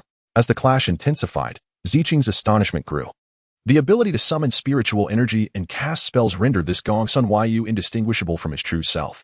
In fact, in certain aspects, he appeared even more formidable than his corporeal form. Bang! Weakened and mentally compromised, Xianxia was swiftly forced out of the circle by Gongsun Huayu. Having achieved victory, Gongsun Huayu cast a taunting glance towards Ziqing before retreating back into the extraordinary manifestation. As the phenomenon dissipated, the true Gongsun Huayu joyfully approached Chen Changsheng to boast. "Young master, I have defeated that little girl. Am I not impressive?" "Not bad. Somewhat mediocre," Chen Changsheng replied. "You are so annoying. Can't you at least offer a compliment?" The voices of the two echoed through the palace, while the others looked towards Chen Changsheng, who wore a smile. Outsiders are captivated by the spectacle, while insiders discern the intricacies. The formidable nature of this cultivation system was evident to all. Yet they also realized one crucial detail. Gongsun Huayu had yet to master it fully, and thus could not entirely express the system's profound subtleties. If Gongsun Huayu had not perfected his training, what of the young master, Chen Changsheng, whom Gongsun Huayu referred to? The path of cultivation for Gongsun Huayu during the Kunlun Stone workshop had been entirely different from now. However, after Chen Changsheng's disappearance for a time, Gongsun Huayu suddenly possessed such an extraordinary method of cultivation.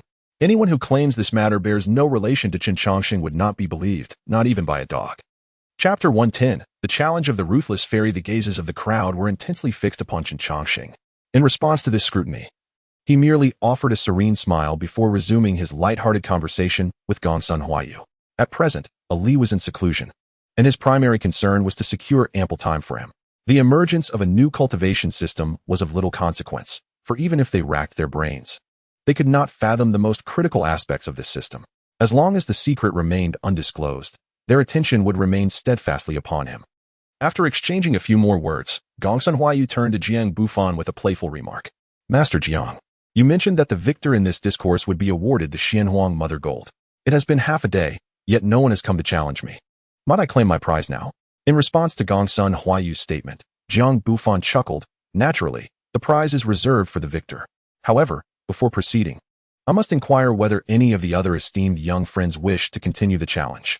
Upon hearing this, the many prodigies present stirred with renewed interest. While the reward might seem unattainable for some, the opportunity to explore Gongsun Huayu's path of cultivation was an extraordinary chance in itself. Yet, before any of these thoughts could fully take shape, Chen Changsheng's languid voice cut through the air. "My dear, it seems some wish to employ a war of attrition against you. Should anyone dare challenge you, strike with all your might. We shall concede once you can no longer continue. No treasure surpasses the value of a person." Upon hearing Chen Changsheng's words, Gongsun Huayu's face blossomed with joy. "Understood. My lord, I promise to fight with all my strength."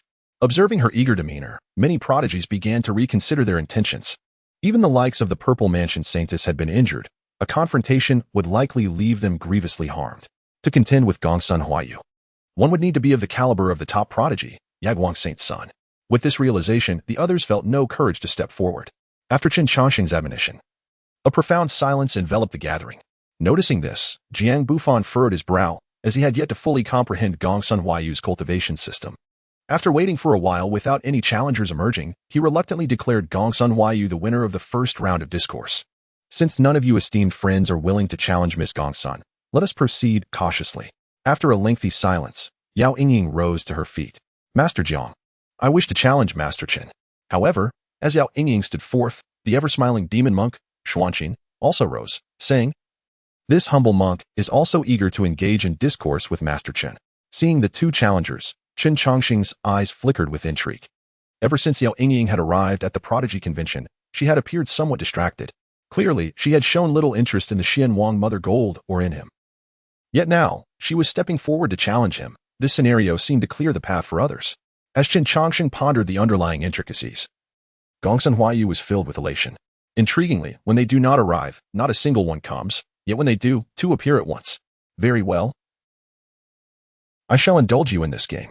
With that, Gongsun Huayu prepared to step forward to engage. Suddenly, a large hand rested upon her shoulder. "My dear, you should take a moment to rest. This time, I shall handle it," Chen Changsheng proposed. Gongsun Huayu, having just tasted the sweetness of victory, immediately expressed her discontent. "Young master, I am perfectly capable, and you cannot simply hoard all the glory for yourself. You take care of the bald one, while I will deal with that Yao Yingying. Our roles are quite clear." Upon hearing her protest, Chen Changsheng affectionately ruffled her hair and smiled. "My dear, there is still much for you to learn. Sometimes, the matters beyond one's realm hold great significance." With that, he strode directly towards the demon monk Xuanqin. Meanwhile, the Yaoguang saint, who had been quietly sipping his drink, set down his cup and approached Yao Yingying, stopping 10 paces away. Witnessing this scene, those present quickly grasped the crux of the situation. No wonder the formidable Yao Guang saint had yet to make a move. He was allied with Chen Changsheng. As for the formidable partnership between Chen Changsheng and Fu Yao, Bachalu, who had been reveling in the spiritual fruits, rolled his eyes. Such treachery among them made him grateful for his restraint, for he would have been besieged by the duo. Gazing at the refined Yu Guang saint, Yao Yingying calmly remarked, "It is indeed an honor to engage in discourse with the most enigmatic prodigy of the central court. Ha ha ha. Miss Yao, you are far too modest. The reputation of the heartless heavenly book from the Wuhan Pavilion is legendary. To witness the supreme Tao of the heartless fairy is my privilege," Fu Yao replied, casting a glance at the expressionless head of the Wuhan Pavilion. He had also heard whispers of the heartless fairy and the demon monk Xuanxin. Since he had vowed to assist Chen Changsheng in clearing obstacles, he would not allow irrelevant parties to interfere. By the way, I wonder what form of contest the fairy wishes to engage in. I have heard that the Yao Guang saint possesses a piece of celestial bone, and when combined with the great Luo heavenly art of the Yao Guang sacred land, it wields immense power. Might I have the honor of witnessing it? Fu Yao smiled in response. Of course, fairy, please proceed. As his words fell, a gentle radiance emanated from the center of Fu Yao's brow. Observing his actions, Yao Yingying understood that he was inviting her to battle within his sea of consciousness. Such a method of combat was exceedingly perilous, as the sea of consciousness is the most vulnerable aspect of a person. An unexpected incident could lead to madness or, in the worst case, death. Fu Yao's willingness to make his sea of consciousness the primary battlefield revealed his profound confidence in his cultivation. What audacity! Yao Yingying praised quietly, then closed her eyes, a frigid emotion sweeping over the hearts of the onlookers. From her brow emerged a blurred version of herself, yet this manifestation appeared even more merciless, resembling the heartless fairy of the heavens. However, as Yao Yingying ventured into Fu Yao's sea of consciousness, she cast a glance back at Gongsun Huayu. At that moment, Gongsun Huayu felt her very soul freeze. In the myriad paths of the world, your path is undeniably powerful, yet it is not your own. Engaging with me, one cannot prevail by merely adopting the methods of others. With that, Yao Yingying delved into the heart of Fu Yao. As the brilliance faded, the two stood silently in place. Gulp. Gongsun Huayu instinctively swallowed hard, utterly astonished by Yao Yingying's recent display of prowess. Having believed that her newly acquired cultivation system would render her unmatched among her peers, she now realized how naive she had been. Chapter 111, The Debate of the Profound Law. Chen Changsheng, a young monk lost to me for 2 decades, feeling the immense strength of Yao Yingying. Gongsun Huayu suddenly recalled some casual remarks made by Chen Changsheng during their discussions on cultivation. Chen Changsheng had said, "Child, your talent is commendable. Yet you have yet to discover your own path. By merely imitating your master and me, you will forever remain blind to the vistas atop the mountain. In your current state, you may manage against ordinary prodigies, but should you encounter those who have realized their own great paths, you will be utterly defeated." Reflecting on Chen Changsheng's words, Gongsun Huayu felt a pang of shame. At the time, she had been too preoccupied with her elevation in realm to heed his advice. It was evident now that her master had foreseen the very scenario she faced today. No wonder he often referred to her as child. She was indeed a mere fledgling. Noticing the hint of disappointment on Gongsun Huayu's face, Chen Changsheng smiled softly, choosing not to comment. One inevitably grows through their experiences. And as long as one comprehends this truth while alive, it is never too late. Congratulations, Gongsun girl, for discerning the illusory. The state of Gongsun Huayu was naturally perceived by Xuanxin, who then joined his palms in a gesture of respect towards Chen Changsheng. Observing this, Chen Changsheng clicked his tongue and remarked, "Enough with the formalities. As a demon monk, you ought to embrace spontaneity. Do you not tire of feigning such decorum?" In response to Chen Changsheng's inquiry, Xuanxin smiled serenely. "There is a Buddha nature within you, noble sir. When encountering those of the Buddhist path, it is only fitting for a humble monk to adhere to the precepts of Buddhism. Very well, let us abide by the Buddhist tenets today. We shall engage in verbal sparring without physical confrontation. Additionally, allow me to share a little secret. I once encountered a young monk. In terms of strength, he may not have been your equal, yet in Buddha nature, you pale in comparison." Upon hearing this, Xuanxin chuckled. "If that is the case, you must have debated with that esteemed monk, correct?" "Indeed, I have debated him many times, and as for the instances in which he succumbed to me, well, it amounts to this." Saying so, Chen Changsheng raised 2 fingers. Pondering for a moment, Xuanxin ventured, "Twice?" Chen Changsheng shook his head. 20 times? Chen Changsheng still shook his head. Having guessed incorrectly twice, Xuanxin laughed. Perhaps you should simply reveal the answer. I am unable to deduce it. That master could not have lost to you 200 times, could he? Not 200 times. He has lost to me for 20 years. With that, Chen Changsheng solemnly retrieved a sandalwood box from his robe and slowly opened it. 9 relics, emanating a gentle radiance of Buddhist light, soared forth and circled around Chen Changsheng. Under the illumination of this holy glow, Chen Changsheng slowly brought his hands together in a gesture of reverence, resembling the very presence of the Buddha. Observing the 9 relics beside him, Wang Yunyu felt a tightening in her heart as memories of the silent monk resurfaced. Despite her current strength, which could easily overpower 10 monks like Ikkyu, Wang Yunyu could never convince herself that she surpassed Ikkyu. In those days, the great Qian dynasty and the Night Moon Kingdom had yet to unify.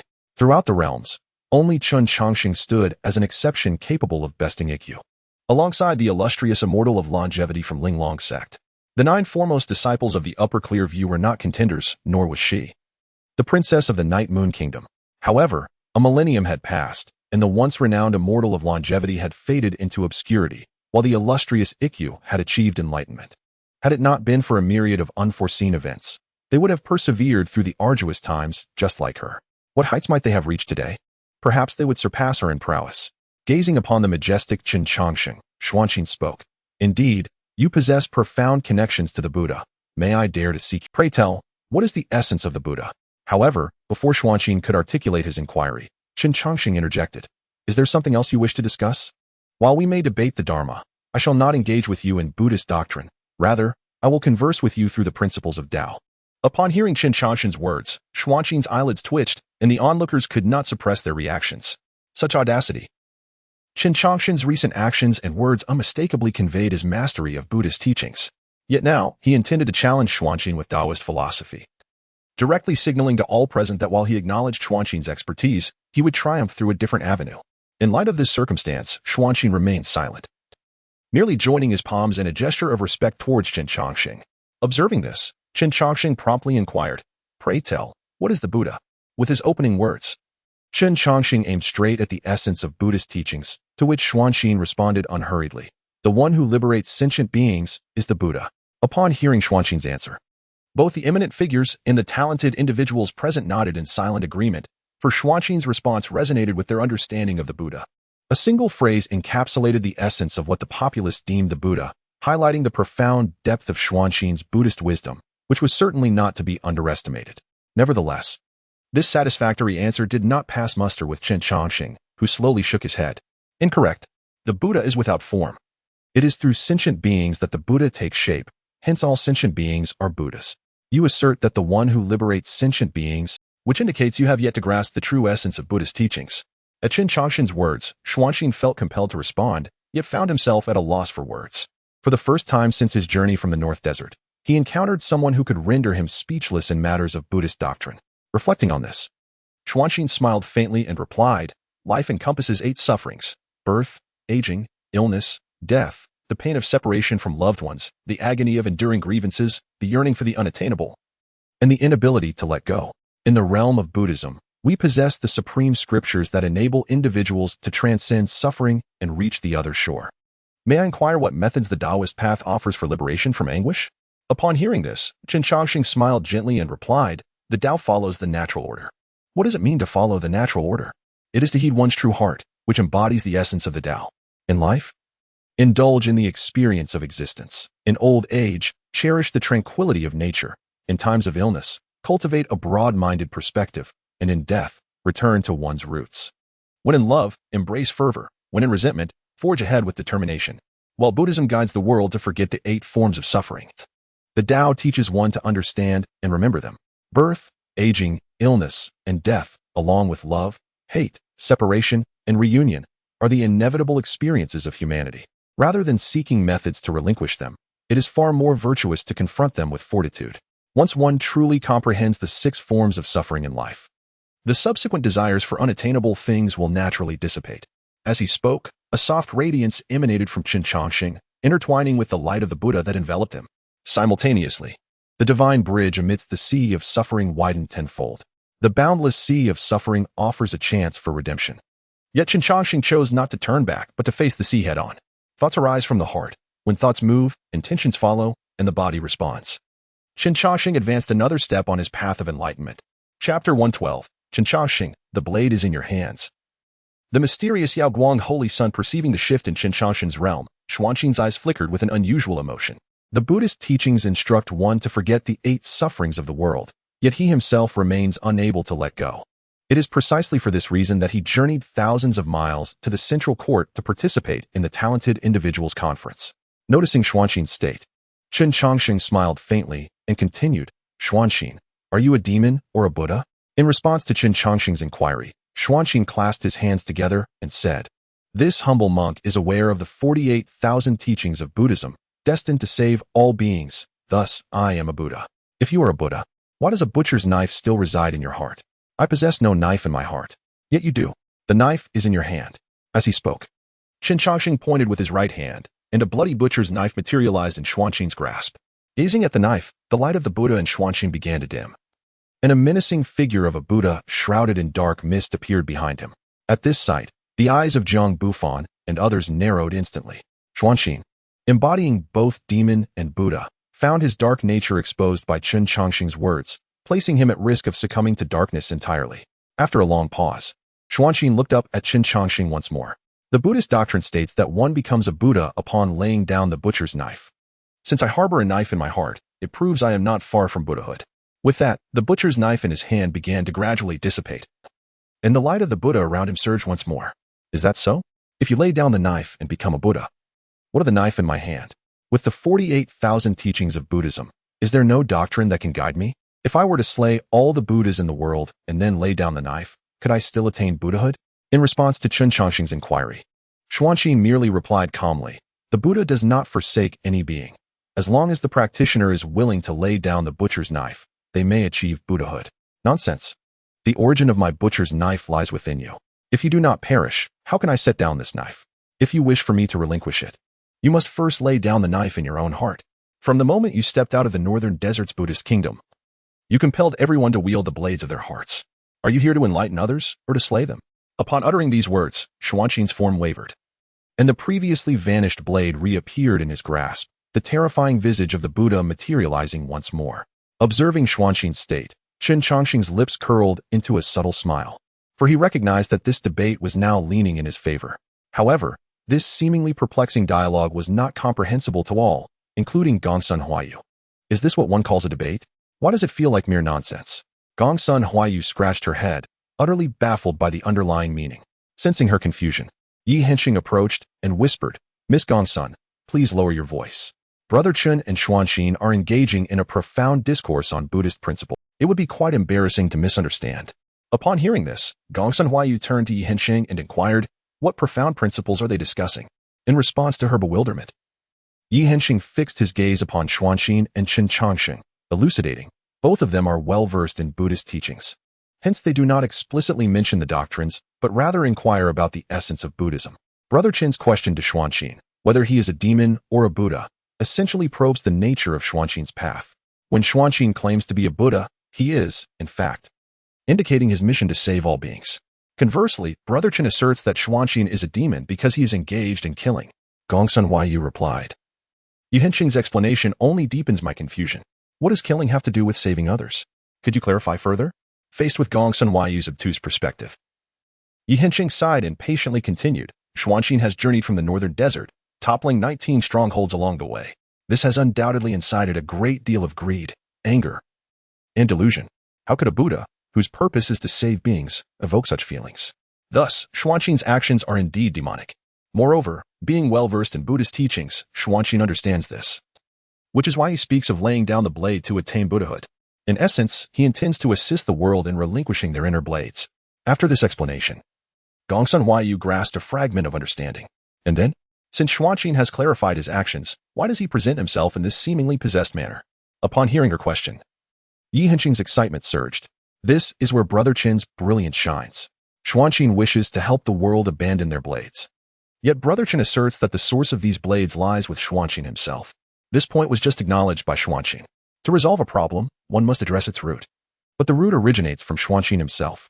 A healer cannot heal themselves. Thus Xuanqin is unable to resolve this dilemma. Gongsun Huayu pondered Yi Hensheng's explanation for a moment, thinking, this problem seems easily resolved.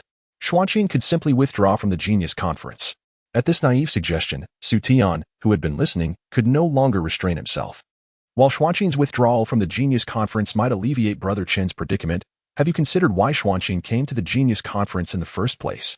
Whether to propagate the teachings of Buddhism or for other matters, it is evident that Xuanqing approaches with a certain purpose. Should he withdraw now? It would signify that his previous stance was erroneous. Moreover, the obsessions harbored in another's heart are not easily relinquished. Furthermore, if Xuanqing does not retreat, he may incite many to wield an irretractable blade of violence, to encourage the masses to take up arms. Surely this is not the way of the Buddha? Just then, amidst his discourse, Xuanqing, enveloped in demonic energy, suddenly coughed up blood. His aura visibly dwindled at an alarming rate, wiping the blood from the corner of his mouth. Xuanqing clasped his hands together and uttered, "Amitabha, the young monk has lost. I am grateful to the sage for illuminating the blade within my heart." With that, he turned and returned to his place.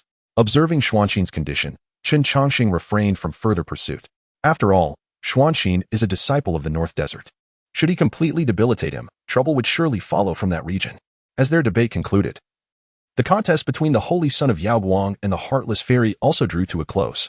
A beam of light emanated from Fu Yao's brow and returned to Yao Yingying's body. Upon opening her eyes, Yao Yingying regarded the holy son of Yaoguang with a complex expression. In response, he merely smiled. After a moment of silence, Yao Yingying clasped her hands and said, "Holy son of Yaoguang, your reputation is indeed well-deserved. I, Yao Yingying, am utterly convinced." With that, she returned to her position. Witnessing this, Chen Changsheng raised his eyebrows slightly. The reason why prodigies are called such, apart from their unparalleled talents, is their inherent pride and defiance. That the holy son of Yaoguang could earn the respect of a top-tier prodigy like Yao Yingying is indeed remarkable. Chapter 113. An old friend, the sovereign of the Purple Mansion, come to my room tonight. After the discourse concluded, the holy son of Yaoguang returned to his place, leaving Chen Changsheng standing alone in the center of the palace. At this moment, no other prodigy dared to challenge Chen Changsheng. Seeing this, Zhang Bufan descended from the main seat with a smile. Haha, truly, heroes emerge in youth. It has been a long time since I witnessed such an exhilarating. This primordial gold rightly belongs to the young friend. Thank you, sovereign. Chen Changsheng accepted the offered golden page, a radiant smile gracing his face. As the day has drawn to a close and some friends appear fatigued, let us defer the next gathering of prodigies until tomorrow. Additionally, I would like to invite you to appreciate the moon. I hope you will honor me with your presence tonight. With that, Zhang Bufan handed Chen Changsheng a jade slip inscribed with an address before departing. Faced with the olive branch extended by the Kunlun Holy Land, none were particularly surprised. After all, prodigies like Chen Changsheng are coveted by all. However, the subsequent scene left everyone in bewilderment. Come to my room tonight. The sovereign of the Purple Mansion casually remarked to Chen Changsheng before leaving. The crowd gasped. Wait, you cannot do that. Although he is exceptional, there is a considerable age difference of 700 to 800 years. If you truly pursue that, we will find it unacceptable. Immediately thereafter, the esteemed powers of Yaoguang, Wuhan Pavilion, and Langia Pavilion extended invitations to Chen Changsheng, all requesting a meeting that very evening. Faced with such treatment, Chen Changsheng voiced his dissatisfaction. Must you all converge at once? Will I even have the chance to sleep tonight? Without rest, I shall surely acquire wrinkles. The others rolled their eyes at Chen Changsheng's display of vanity before rising to depart. Just as his words faded, Wan Yanyu and her companions materialized beside him. Cousin, since you have no time this evening, do accompany us during the day, she proposed, and with that, Song Yuanshan and Zhuoxinghe seized Chen Changsheng and whisked him away. In the eastern wilderness's secluded abode, Chen Changsheng savored fragrant tea, while Zhuoxinghe and the others pondered how to broach their inquiries, unsure of where to begin. Observing their hesitation, Chen Changsheng encouraged Zhuoxinghe, "You may start.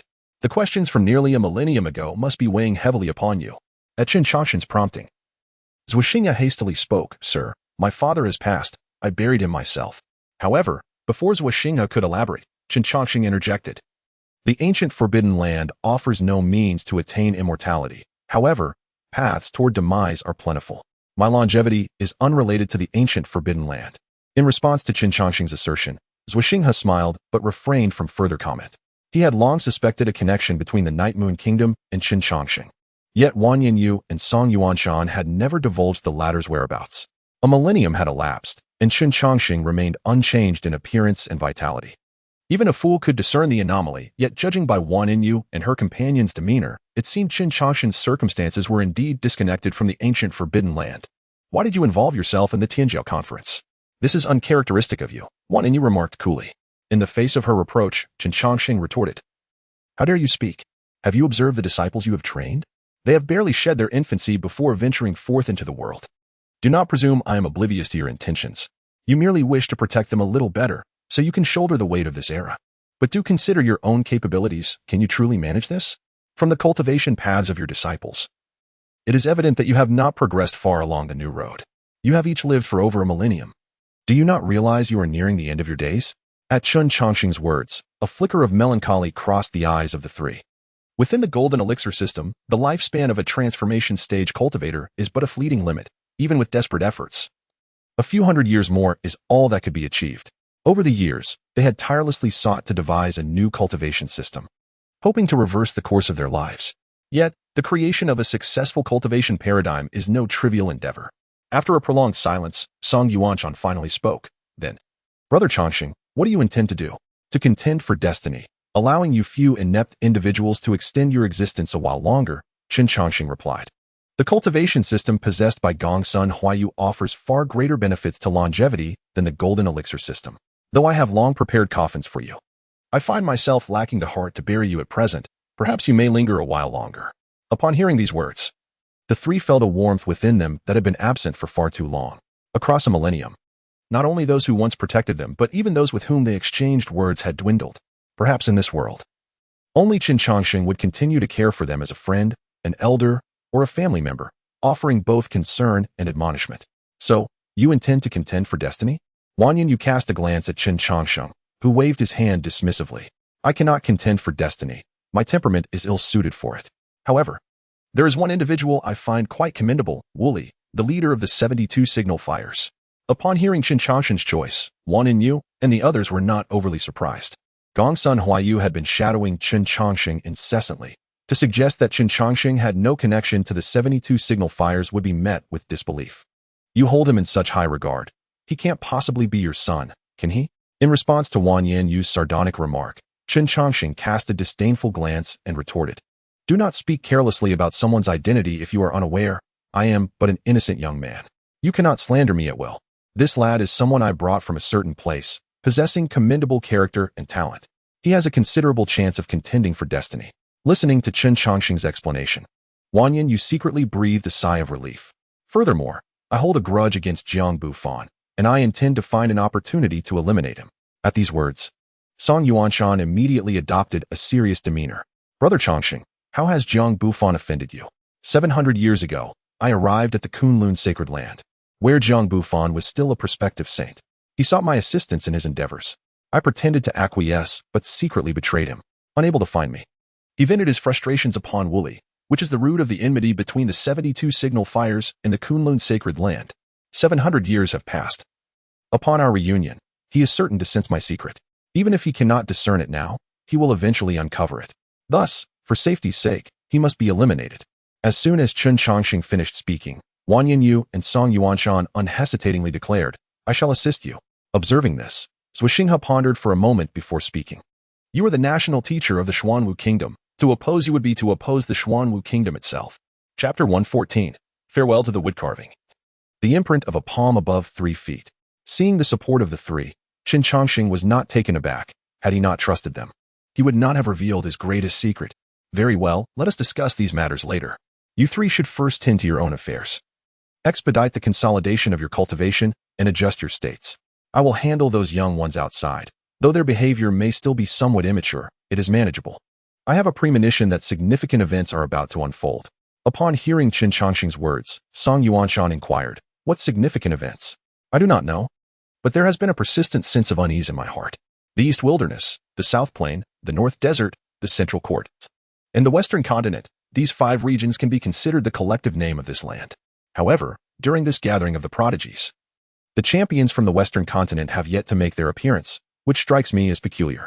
In response, Zhuxinghe remarked, the Western Continent is a stronghold for the demon race. It is understandable that they would refrain from participating in the human prodigies assembly. While this rationale holds merit, the reality presents a different narrative. It is true that the Western continent is predominantly inhabited by demons, yet this does not imply the absence of humans there. Just as the Eastern Wilderness is home to the Kingdom of Night Moon, it merely reflects a matter of population. The Central Court is encircled by the other 4 continents and maintains connections with formidable powers from those lands. Although demons and humans are distinct races, they are not irreconcilable foes. Even through a process, I would expect some representatives to be dispatched from the Western continent. Yet, not only have I not seen a trace of them, but I have also not heard any whispers regarding their champions. Does this not raise concerns? Upon hearing Chen Changsheng's analysis, the trio realized that something was amiss. Contemplating this, Song Yuanshan inquired, "Brother Changsheng, what are your speculations?" "There are no speculations. As my knowledge is severely limited," Chen replied. "The term Tianming is one I encounter for the first time. The ramifications of the alterations in the laws of heaven and earth are far more profound than I had anticipated. I now harbor grave doubts that the emergence of Tianming might lure forth some terrifying entities." At this revelation, the expressions of the 3 shifted dramatically. The colossal hand recorded in the Bronze Ancient Hall and the horrific beings from the ancient Forbidden Land are each enough to instill terror. Should these entities emerge, the entire cultivation world would be engulfed in chaos and bloodshed. As he spoke, Chen Changsheng turned to Xianxia, whose demeanor was grave, and asked, "Is there any unusual activity within the confines of the ancient Forbidden Land in the territory of Xuanwu Kingdom?" In response to Chen Changsheng's inquiry, Xianxia took a deep breath and exhaled slowly. A woodcutter reported that he witnessed a coffin flying out from the mountains. I am unaware of its origin, but it should be directed towards the ancient Forbidden Land. However, since the woodcutter is 1,000 miles away from the Forbidden Land, I did not initially associate the coffin with it. Upon reviewing the historical text of Xuanwu Kingdom, no living being has ever emerged from the ancient Forbidden Land. Now that you mention it, this coffin could indeed have come from there. Hearing this, Chen Changsheng's lips twitched. There are numerous terrifying existences akin to the ancient Forbidden Land. The sacred ruins of the Central Court is one such example. If the ancient Forbidden Land is stirring, then other regions are likely to be affected as well. This situation is becoming increasingly troublesome. Turning his attention to Wan Yanyu and her companions, he asked, "What about you? Please do not tell me that issues have arisen in your domain as well." Hesitating momentarily, Wan Yanyu finally spoke. The ominous presence beneath the Bronze Ancient Hall has remained unusually quiet for nearly a century. However, 3 years ago, someone left a handprint on the Bronze Ancient Hall. Chen Changsheng responded with astonishment. "Who left it?" "Unknown," came the reply. "But why are you unaware of this?" he pressed. "Ever since Ishio's demise, the Kingdom of Night Moon has consistently intensified its vigilance over the Bronze Ancient Hall. Subsequently, you and Yuanshan have taken turns guarding it. With the prowess of both of you, it would be an exaggeration to claim that you are invincible, yet you undoubtedly rank among the elite in the realm of cultivation." Casting a glance at Chen Changsheng's excited expression, Wan Yanyu remarked, "We are not merely taking turns to guard. Rather, we will both be stationed directly at the Bronze Ancient Temple. During that period, my senior brother and I were engaged in contemplating the future path of cultivation. However, one day, upon awakening from meditation, I discovered a handprint had appeared on the temple wall. My meditation was brief, lasting merely an hour, and the wall was a mere 20 paces from me. My senior brother was even closer, as he was leaning against the wall, with the handprint just 3 feet above his head." Upon hearing Wan Yanyu's account, Chen Changsheng felt a shiver run down his spine. "Yuanshan, were you meditating at that time?" "No," Yuanshan replied. "I was perusing ancient texts in an attempt to devise a new cultivation system. Had it not been for the reminder from the Wolf King, I would have remained oblivious to the handprint that materialized on the wall behind me. Furthermore, there was another object beside the handprint." As he spoke, Song Yuanshan produced a rubbing of the handprint and a wooden carving. The moment Chen Changsheng laid eyes on the carving, he was taken aback. For it was the very first wooden sculpture he had crafted and gifted to Nian Sheng when she was merely 7 years old. Noticing the unusual expression on Chen Changsheng's face, Wan Yanyu inquired, "What is this? Do you recognize this object?" "Indeed, I do," he affirmed. "This wooden carving is my own handiwork. In all the world, only I could have carved such a piece." After speaking, Chen Changsheng accepted the wooden sculpture and rubbing from Song Yuanshan. He then retrieved a similar rubbing of the same handprint. Seeing Chen Changsheng produce an identical item, Xianxia nearly dropped his jaw in astonishment. "Sir, how is it that you also possess this handprint? Could it be that its owner is a friend of yours?" Chen Changsheng understood Xianxia's line of thought all too well, yet he had no time to play coy. "The owner of the wooden carving is an old acquaintance of mine, but I am unfamiliar with the owner of the handprint. The handprint and the carving do not originate from the same individual. The rubbing I possess was acquired from another Bronze Ancient temple. At that time, The ominous presence beneath the temple had dissipated, and there was an inscription beside the handprint, to eliminate a great menace. For the joy of the world, as Chen Changsheng meticulously compared the two rubbings, Song Yuanshan inquired with curiosity, "Brother Changsheng, where is the bronze ancient temple that bore the handprint?" "In the homeland of Wuli. Based on my conjecture, the Wuli race is tasked with guarding the bronze ancient temple. However, as time has passed, their lineage has gradually declined. I once utilized some special methods to escort Wuli away from his homeland. Yet to this day, I remain uncertain of the precise location of Wuli's homeland within the 5 continents. The vastness of the world exceeds our imagination." Chapter 115. The Inquisitive Song Yuanshan. "Chen Changsheng, fair lady, I have come to bring you tea." After observing for a while, Chen Changsheng stored away both rubbings. Destiny, indeed, has drawn out many formidable entities. It seems my plans must be expedited. At the very least, I must ascertain what this destiny truly entails, and how to ascertain the identity of the destined individual. After speaking, Chen Changsheng prepared to leave the room to gather information.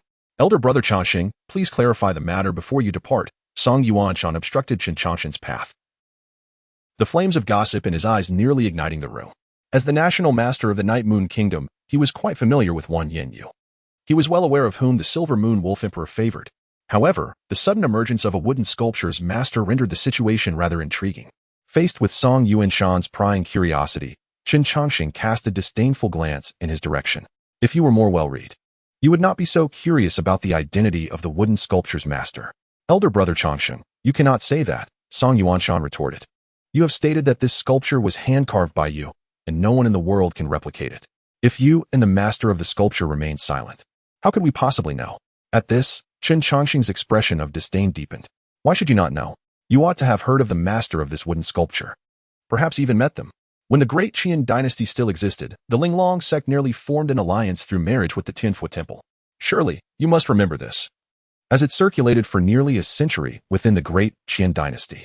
Upon hearing this, Song Yuanshan became displeased. "Elder brother Changsheng, I recognize your vast knowledge of antiquity, but you cannot weave fanciful tales from the affairs of the cultivation world to deceive me. To my knowledge, this incident originated when Master Ishio was young. One day, out of curiosity, I inquired, and Master Ishio himself clarified that it was merely a misunderstanding. The fairy from the Linglong sect is a senior to Master Ishio, and he merely had an admiration for her talent. Do you not believe me when I say you are lacking in wisdom? Given your awareness of this matter, you should also know that the connection between Ishio and the fairy of the Linglong sect was indeed due to a wooden sculpture. If your intuition were sharper, you would have investigated what kind of wooden sculpture Ishio gifted back then. Upon investigation, you would discover that the style of the wooden sculpture he presented is identical to the one in my possession." Hearing this, Song Yuanshan gazed at Chen Changsheng in astonishment.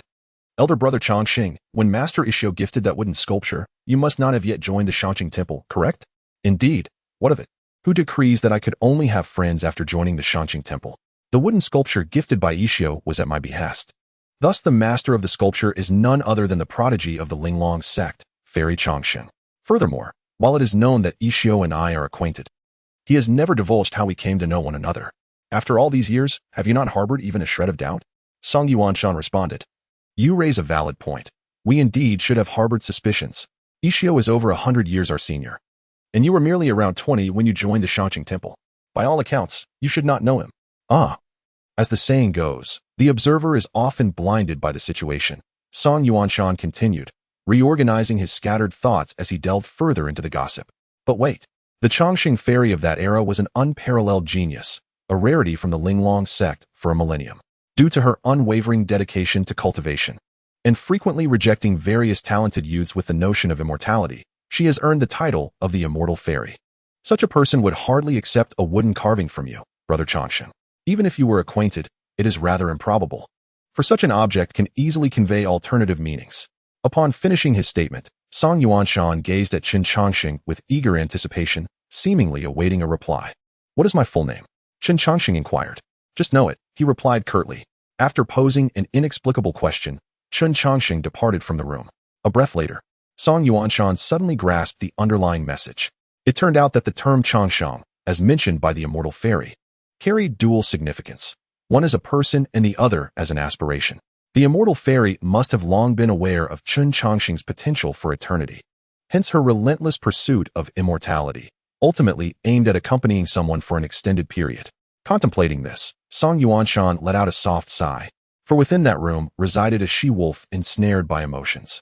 Chen Changsheng's figure quickly vanished, yet Wan Yin Yu's gaze lingered on the direction of his departure.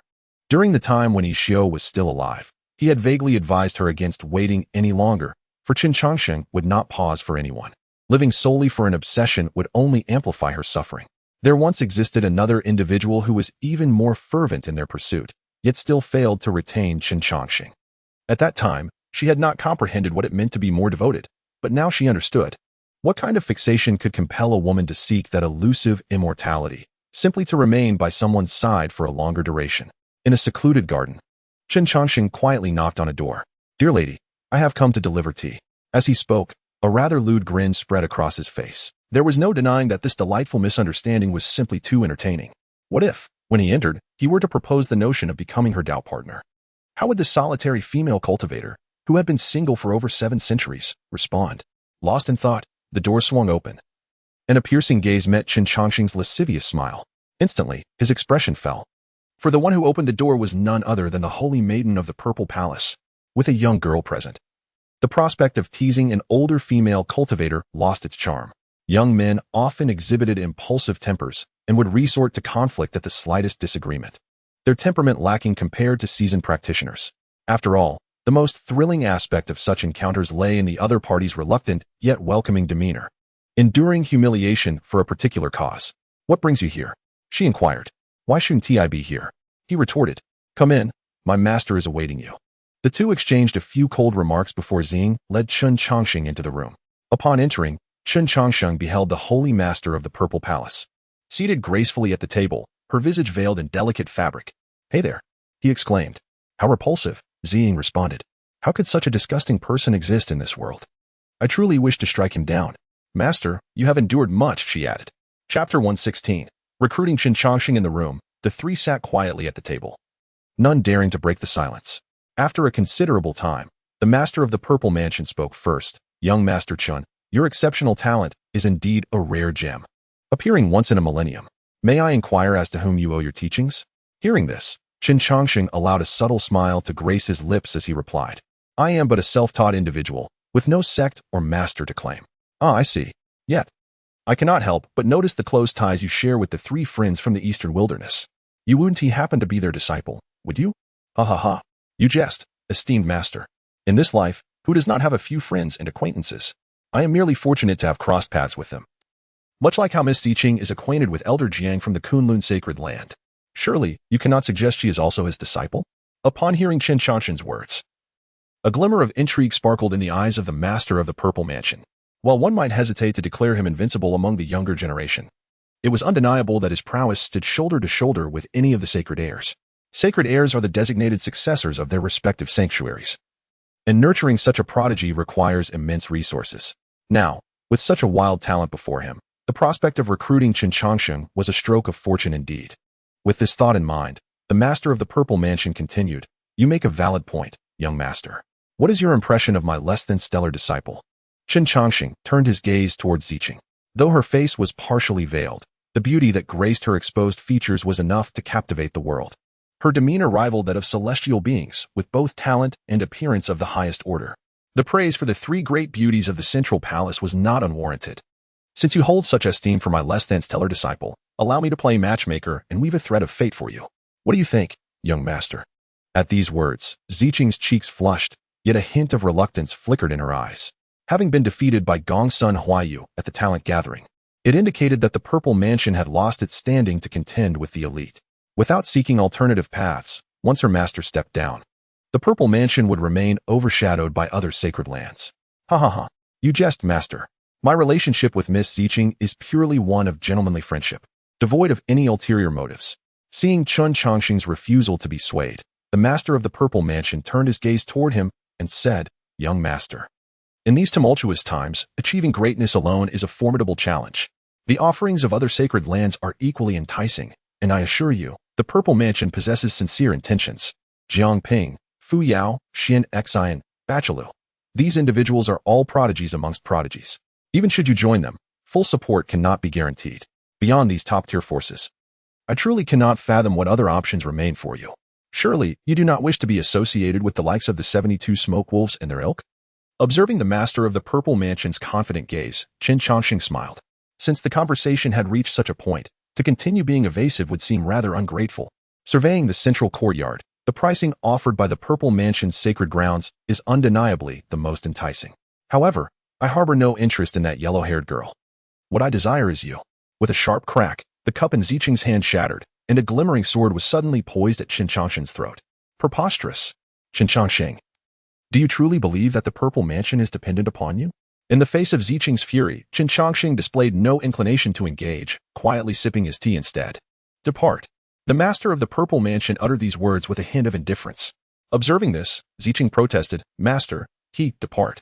The tone of the Purple Mansion's master grew colder, forcing Ziqing to reluctantly retract her sword and exit the chamber. Once Ziqing had left, the master of the Purple Mansion poured another cup of tea for Chen Changsheng and spoke. Your potential is indeed vast, yet I am not fond of your type. I prefer men of unbounded dominance. Perhaps you might propose a different request. With that, the master shot a provocative glance at Chen Changsheng, her gaze rife with inscrutable derision. Ha! Splendid. Absolutely splendid. With a mind as tranquil as water and insight as clear as fire, my judgment has proven correct. I am here for the same purpose as you, to play the role of the matchmaker. Coincidentally, I have beside me a man of unparalleled audacity. Should you capture his heart, the disadvantages of the Purple Mansion will be swiftly reversed. Upon hearing this, the master of the Purple Mansion displayed intrigue. Oh, then do elucidate on the nature of the man you speak of. Rising from humble beginnings, unrivaled in the central courtyard, stirring unrest among the major sacred grounds. Would such a man not be deemed formidable enough? At this revelation, the master of the Purple Mansion narrowed her eyes.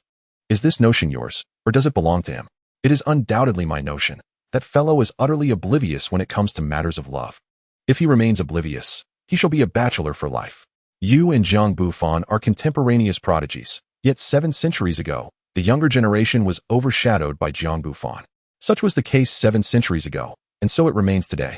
Now that Ziqing has been defeated, it signifies that the Purple Mansion will continue to be suppressed by the Kunlun sacred ground, even if you were to discover a prodigy capable of surpassing Jiang Bufan. Have you considered how much time it would take for that prodigy to mature? A ready-made opportunity stands before you. Can you truly remain unmoved? In response to Chen Changsheng's enticing rhetoric, the master of the Purple Mansion grew serious. Who exactly are you? From your tone? It seems that the 72 signal fires are under your command. Who I am is of little importance. You need only understand that I hold the authority to make this decision. However, I am not one to adhere rigidly to tradition. If he cannot conquer you, nor can you conquer him, then let this matter be rendered null and void. Upon hearing this, the master of the Purple Mansion pondered for a moment before replying. Not sufficient. To garner the full support of the Purple Mansion for the witchcraft, he alone is inadequate. The 72 signal fires are bitter enemies of the Kunlun sacred ground and harbor animosities with other factions as well. If the Purple Mansion backs the witchcraft, it will become a public enemy in the central courtyard, a risk too great to bear. But what if I were to join in? If your affair with Wu Li comes to fruition, I, Chen Changsheng, shall reside in the sacred land of the Purple Mansion for 3 centuries. It is a promise. Faced with the conditions presented by Chen Changsheng, the master of the Purple Mansion readily acquiesced. With the addition of these 2 extraordinary prodigies, Chen Changsheng and Wu Li, combined with the profound heritage and resources of the Purple Mansion, even should a destined individual arise, one could still contend confidently. Chapter 117. Establishing Cooperation. Is the destined one beside me? Everyone had obtained what they desired, and the atmosphere within the room had softened considerably. Since we are now in a partnership, might the master elucidate what exactly destiny entails? In response to Chen Changsheng's inquiry, the master of the Purple Mansion began. Destiny is the embodiment of an Ear's fortune. When a being bears destiny, that being becomes the most formidable in the world. No matter how extraordinary subsequent individuals may be, they will always be overshadowed by that singular line. Only upon the demise of the destined one can later contenders aspire to claim the position of the strongest. Upon hearing the master of the Purple Mansion's depiction, Chen Changsheng furrowed his brow. You have consistently expounded upon the might of the destined one, but how formidable are they? Could you elaborate further? The true strength of a being that successfully bears destiny remains unknown. However, according to the ancient texts of the Purple Mansion, only the destined one can traverse forbidden lands and emerge unscathed, and the destined one possesses the potential to obliterate an entire forbidden domain. At this revelation, Chen Changsheng felt a jolt of surprise. To obliterate a forbidden land is an unimaginable power. Contemplating this, Chen Changsheng felt a surge of excitement. Hearing you speak thus, my interest in destiny has only deepened. Yet, destiny is elusive. It is not written plainly on one's face that they are the destined one. How might we succeed in eliminating them before they bear their destiny? More precisely, how can we extract the destined one from the vast sea of humanity? In response to Chen Changsheng's perplexity, the master of the Purple Mansion smiled gently and said, since all the great sanctuaries wish to foster their own destined ones, we, too, possess methods to seek them out. Among the various sanctuaries, the methods employed by the Purple Mansion to find the destined one are the most effective. As he spoke, the master produced a jade box from his robes. Upon opening it, a beetle, the size of a broad bean, emerged. This is the sacred beetle of the Purple Mansion, the foremost among all insects. It is impervious to blades, fire, and water, and possesses a unique trait. It is drawn to those with profound fortune. Furthermore, it reflects different colors based on varying degrees of fortune. Green represents the weakest, blue is slightly better, orange is excellent, and purple is exceedingly rare. When it encounters a destined one, the sacred beetle will emit a brilliant crimson hue. Additionally, those who share a significant karmic connection with the destined one will also radiate a crimson glow, though not as pure as that of the destined one. This sacred beetle had, 40,000 years ago, assessed the fortune of the destined one's enlightening master. At that time, the beetle had emitted both red and purple colors, with the purple being more predominant. However, even so, the master of the fated one has become one of the few formidable beings of this era. As she spoke, the sovereign of the Purple Mansion reminisced about the splendid scenes recorded in ancient texts. Yet, this delightful memory was fleeting, as it was abruptly interrupted by the voice of Chen Changsheng. Is this the color you are referring to? Upon hearing these words, the sovereign of the Purple Mansion looked up. She beheld the holy beetle, which had mysteriously landed in Chen Changsheng's hand. With an expression of curiosity, Chen Changsheng meticulously examined the beetle, pinching it gently between his fingers. The brilliant crimson light emanating from it nearly blinded the sovereign of the Purple Mansion. Silence enveloped the room. After a moment, the sovereign rubbed her eyes and scrutinized the radiance emitted by the sacred insect. The blood-red glow filled the entire chamber, rendering the solitary streak of violet utterly insignificant. Given the current circumstances, no one could doubt that Chen Changsheng was indeed. Exhaling slowly to calm her racing heart, the sovereign inquired, "What have you done? Why does the holy beetle react this way?" When all the prodigies entered the Kunlun sacred land, we conducted a covert assessment. At that time, your fortune bore merely a hint of red within the purple. How has it transformed to this extent? Even the son of the fated one should not exhibit such a change. Casting a sideways glance at the sovereign's fervent expression, Chen Changsheng rolled his eyes and replied, "I would like to ask you what has transpired. You produced this creature. How could I possibly know?" Following this exchange, an uneasy silence fell upon them once more. Just moments ago, they had been deliberating on how to eliminate the one who had awakened the fate, and now, this unforeseen development had arisen, proving difficult to accept. After a brief pause, Chen Changsheng tentatively ventured, "You mentioned that you had assessed all the prodigies upon entering the Kunlun sacred land.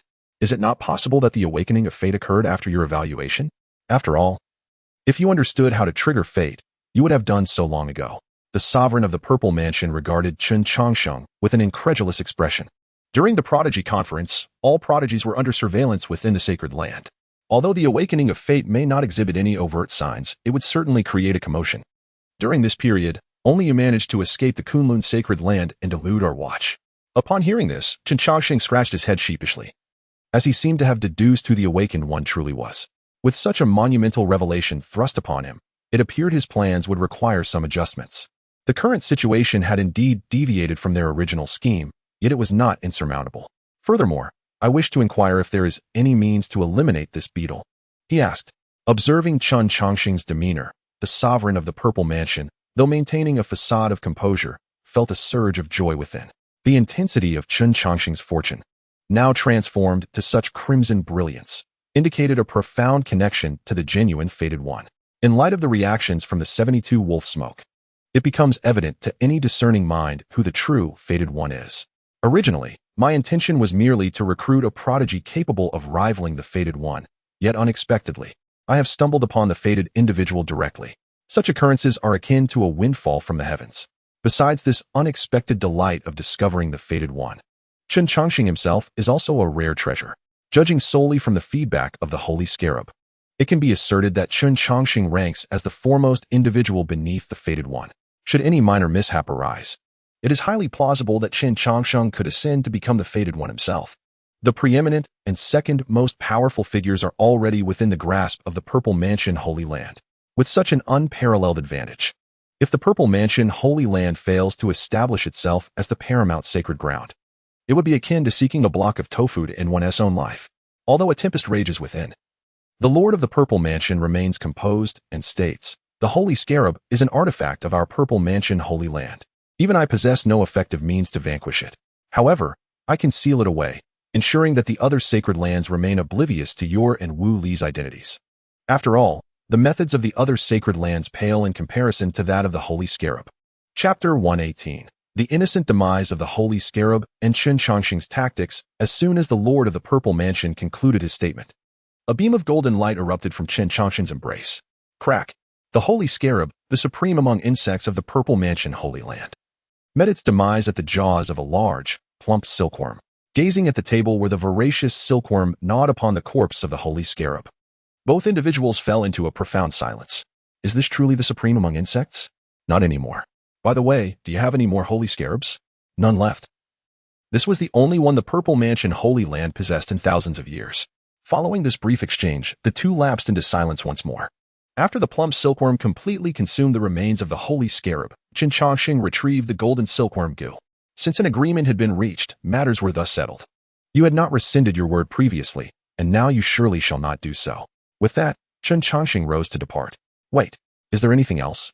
Observing Chen Changsheng's puzzled expression, the Lord of the Purple Mansion's cheeks flushed slightly. Even if you wish to facilitate a connection, at the very least, we should meet face to face. I, Jing, am the mistress of the Purple Mansion Holy Land. I cannot possibly harbor affections for a man I have never met. I have already devised a plan for you. In due time, I will have the 72 Wolf Smoke capture him, and you will have the opportunity to meet him. It will also serve as a means for you to assess just how formidable this man, who has awakened the fate, truly is. If you cannot prevail against him, he is unworthy of bearing the destiny. Additionally, a friendly reminder, I will not disclose today's events to anyone, including Wu Li. This means that he will unleash his full strength during the capture. Should you show him mercy, you will likely be soundly defeated. With that, Chen Changsheng paused, a smirk playing upon his lips. I have a question that piques my curiosity. If I were to become the one who awakens the fate, would you fall in love with me? In response to Chen Changsheng's inquiry, Jing replied earnestly, if it truly is you who awakens the fate, I would willingly become your most capable aid. He may become your ally, yet I shall never fall in love with you, for you are simply not my type. Upon hearing this response, Chen Changsheng touched his face and remarked, this answer truly saddens me, for I possess a modicum of confidence in my appearance. Nevertheless, such a reply evidently aligns more with my sentiments. Having said this, Chen Changsheng opened the door and ambled away. Seeing Chen Changsheng depart, Ziching hurriedly entered to inquire, Master, did that fellow speak disrespectfully? In response to Ziching's words, Jing paid no heed, merely blushing as she gazed in the direction of Chen Changsheng's exit. The first man in 30,000 years to awaken his destiny sounds undeniably formidable. What might such a man truly look like? Ziching said, Master, you must not display such an expression. I find it exceedingly difficult to accept this situation. In the realm of mortals, such behavior is referred to as chasing after tender grass. Do you not realize? Just as Ziching's thoughts wandered, Jing regained her composure. Qinger, starting tomorrow, Chen Changsheng will be the holy son of the Purple Palace, and you are to protect him at all costs. Upon hearing this, Ziching looked at Jing in astonishment. Master, you want me to protect him? Which of your eyes perceives that he requires my protection? You are to go as instructed. Do you not heed your master's words? Faced with Jing's insistence, Ziching, though reluctant, obediently left the room. After her departure, Jing swiftly analyzed the current circumstances in her mind. The matters concerning herself and Wu Li were but trifles. The true issue lay in the collaboration between the 72 signal fires and the Purple Palace. Wu Li, the destined one, would find it increasingly difficult to conceal his identity as his power grew. Thus, she and Chen Changsheng shared a common objective, to confuse the judgments of other factions and grant Wu Li ample time to strengthen himself. After all, there have been precedents of the destined being slain. Without the burden of destiny, nothing can be considered settled. This is a monumental gamble. To lose would mean having nothing, while to win would mean dominion over the world. The best method to conceal Wu Li's identity is to create a greater commotion. Chen Changsheng's mystery and strength easily give rise to the illusion that he is the destined one. Therefore, as long as this trump card of Chen Changsheng remains undisclosed, the risk of Wooly's identity being revealed diminishes significantly.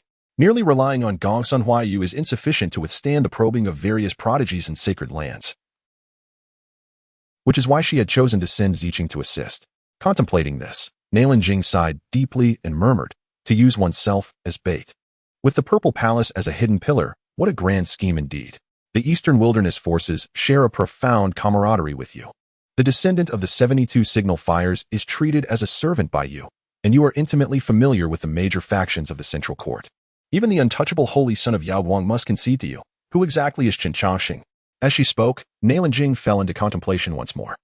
For she could not fathom Chen Changsheng. Although she could not ascertain his precise identity, Nailan Jing was certain that Chen Changsheng was far from an inexperienced youth. Alas, exhaustion enveloped me, and I couldn't help but lament.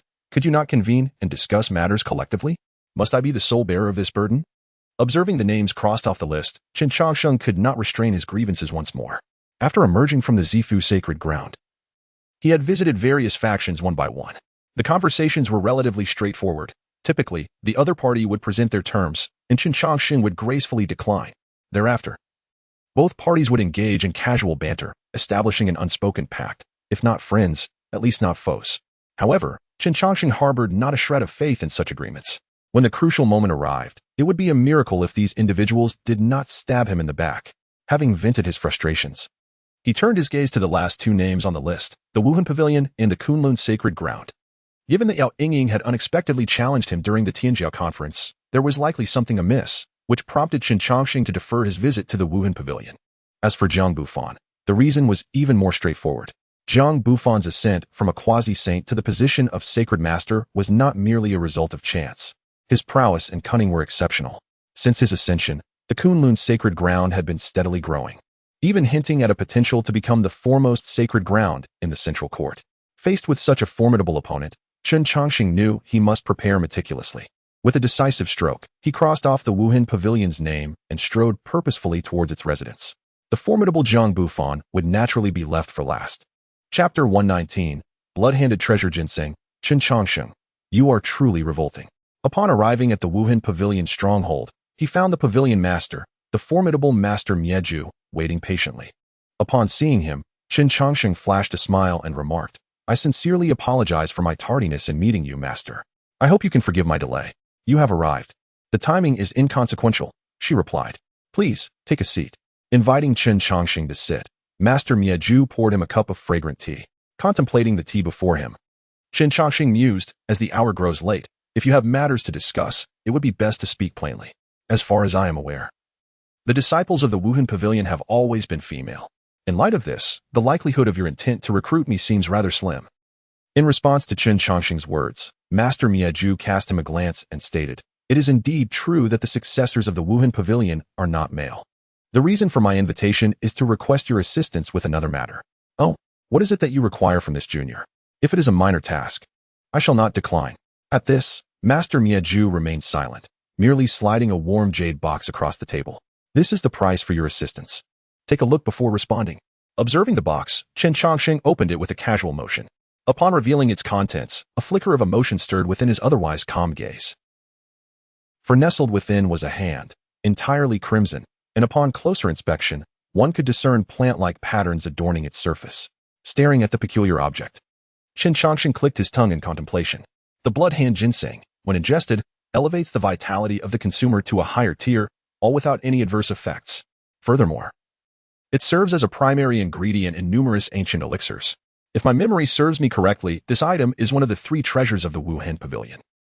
Now that the esteemed master has presented one of these treasures, it suggests that her intentions are rather significant.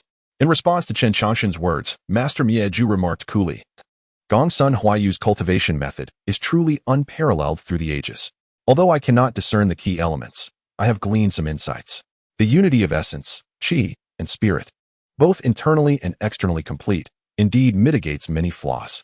However, such an approach demands a substantial increase in resources.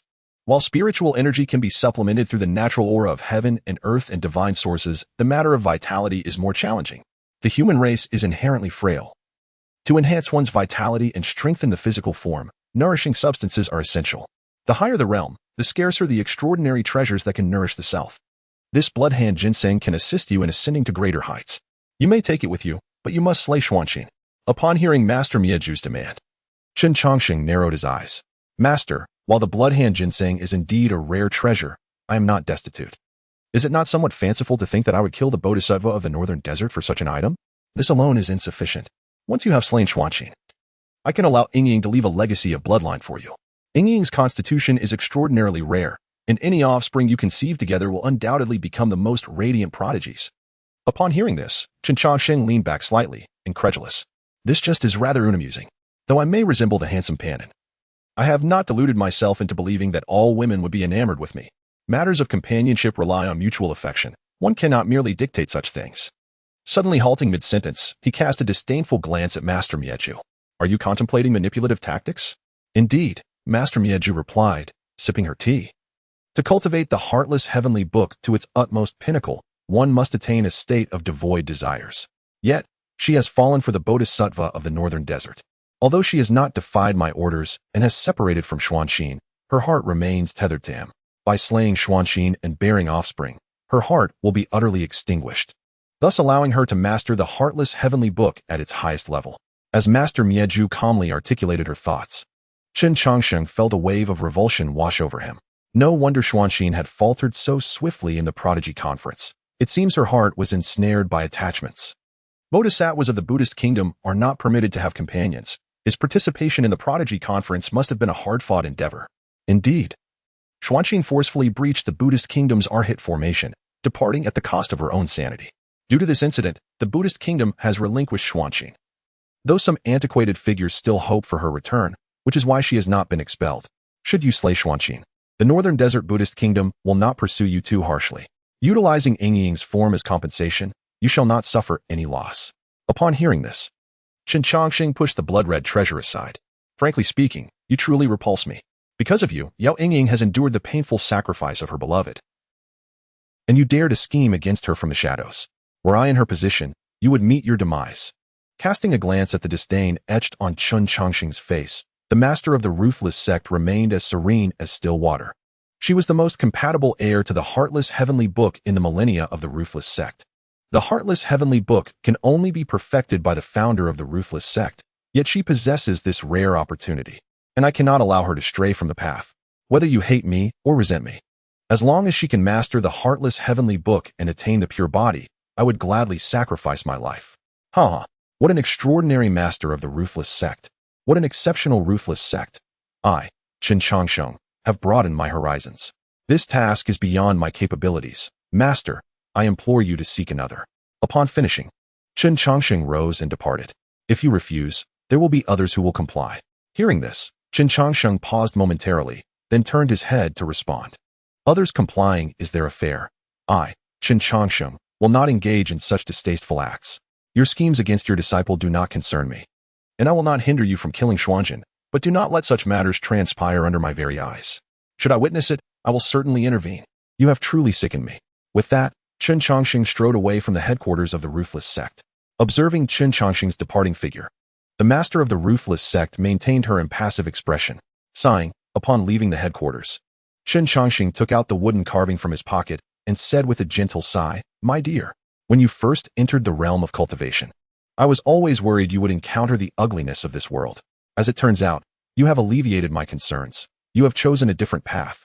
Though this path is solitary and long, it shall spare you from the many repugnant experiences I have faced. My journey through the mortal world, though vibrant, has been fraught with heartache." With that, Chen Changsheng stowed the carving and leisurely made his way to the appointed meeting place with Jiang Bufan. Chapter 120, Jiang Bufan's Threat. Gongsun Huayu injured after visiting over a dozen factions, the prolonged night was nearing its end. Jiang Bufan sat quietly in the pavilion throughout the night.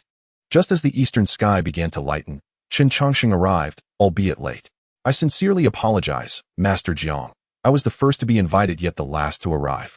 I am indeed deserving of the utmost punishment." Observing Chen Changsheng's crude display of humility, Jiang Bufan smiled slightly and replied, "If the full moon is not visible, then the sunrise is a fine sight. Please, take a seat, my young friend." After replacing the old tea with a fresh pot, both men shared a tacit understanding as they gazed into the distant light. After a while, Chen Changsheng casually remarked, "Master Jiang, do you not intend to present the terms of your invitation?" In response, Jiang Bufan smiled faintly. My young friend, you misunderstand. I have never intended to recruit you. My invitation was merely to reminisce. Others may seek to recruit you out of their lack of confidence. They do not believe they can emerge victorious. Thus they place their hopes in others. However, I have never harbored such thoughts. 7 centuries ago, it was the same, and 7 centuries hence, it shall remain so.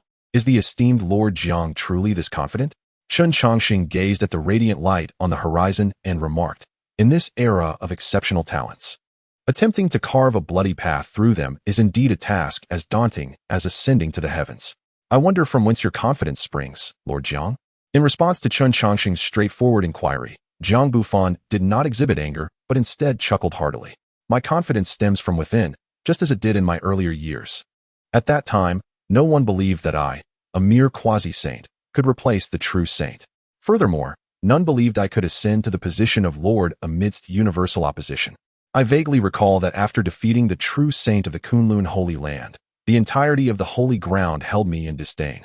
They believed my victory was merely a fluke, with an elder even declaring that as long as he lived, I would never sit upon the throne of the Lord.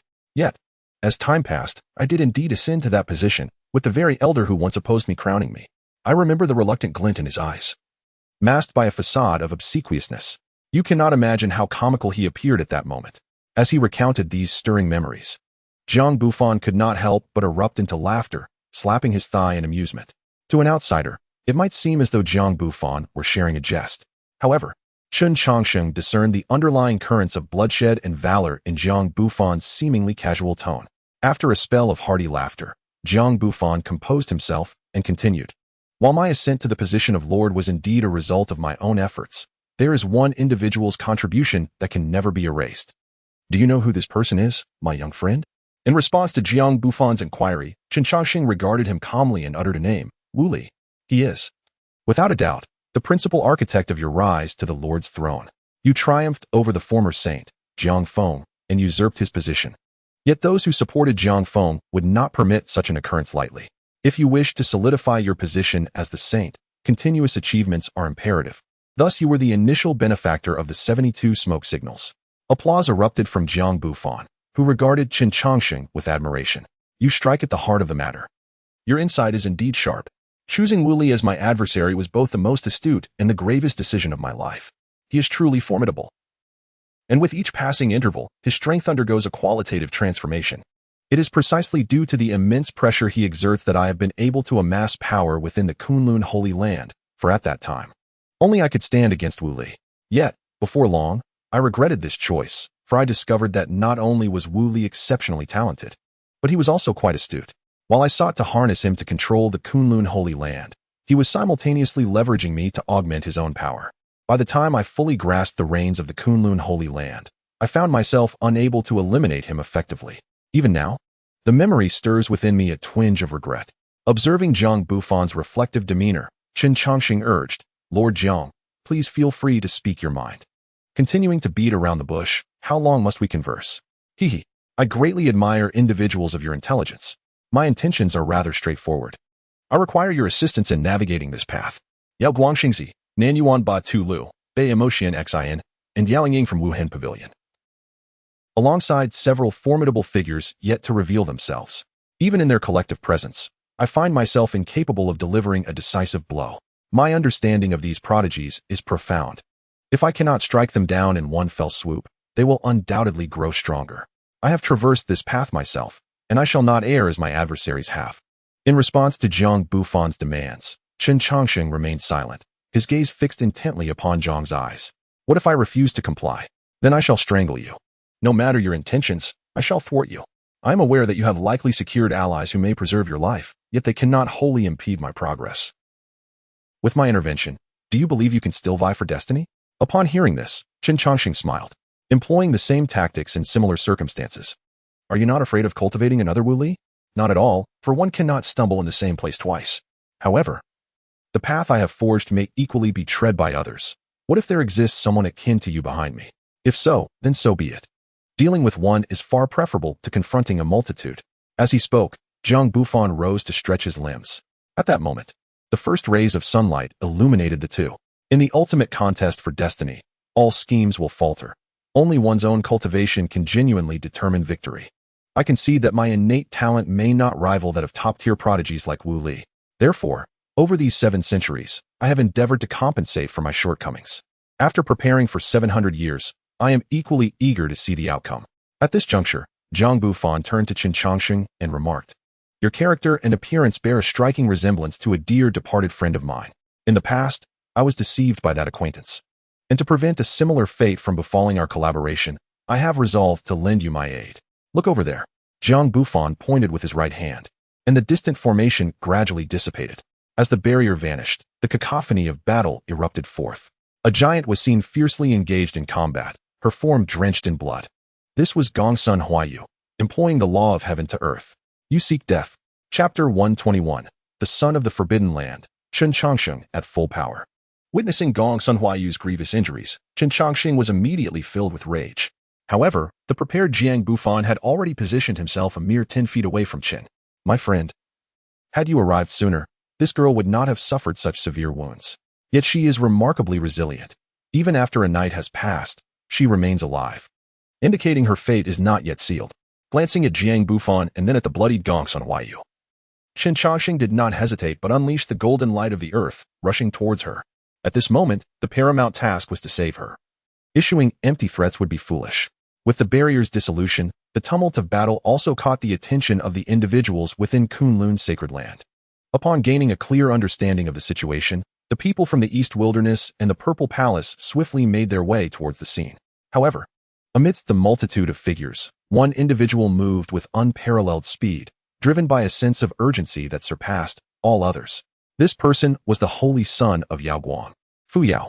The battle was taking place in the direction of Butterfly Valley, and Fu Yao comprehended with crystal clarity why Gongsun Huayu had appeared in that vicinity. Gongsun Huayu was in trouble, and it was likely that his younger brother was in danger as well.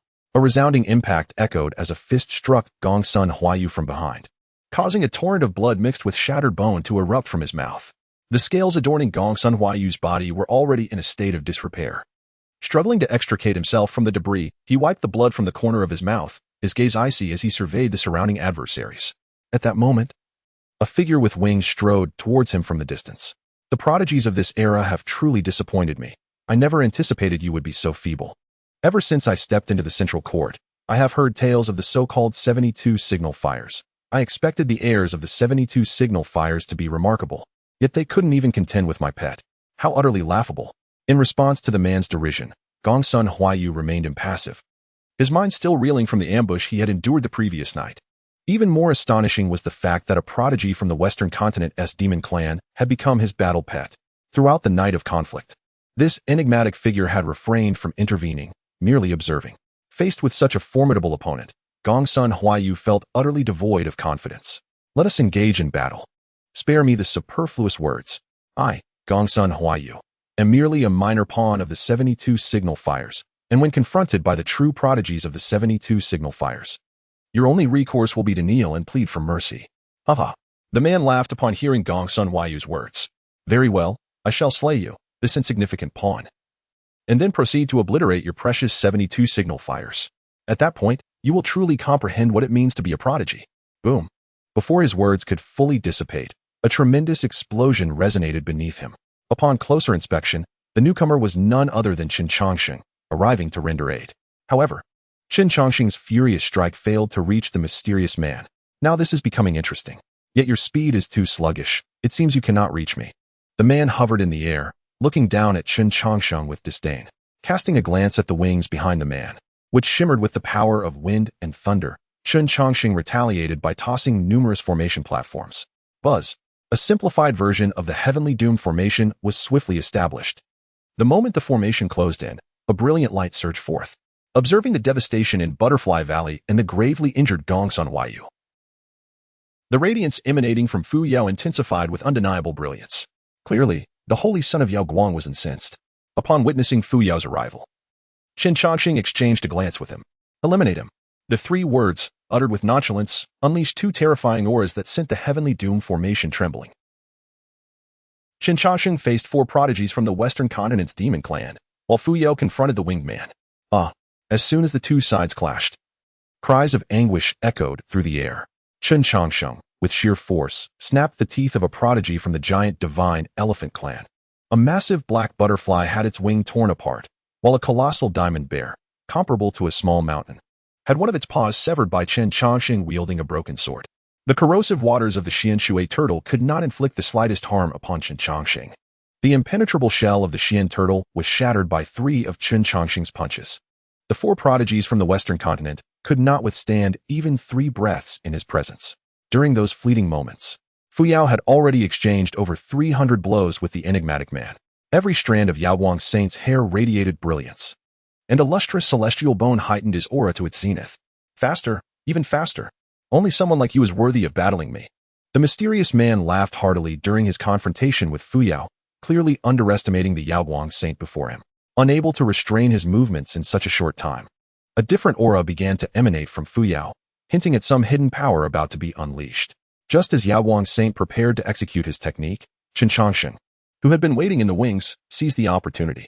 He unleashed the golden light of the earth from above, striking the mysterious man's head with a ferocious blow. The resounding impact left the enigmatic figure momentarily dazed, halting his speed. Seizing this brief pause, Yaoguang Saint unleashed his full might, forcefully bringing the man crashing down from the sky. Boom, boom, boom. Under the combined efforts of Chen Changsheng and Fuyao, the mysterious man plummeted into the ground at an astonishing speed.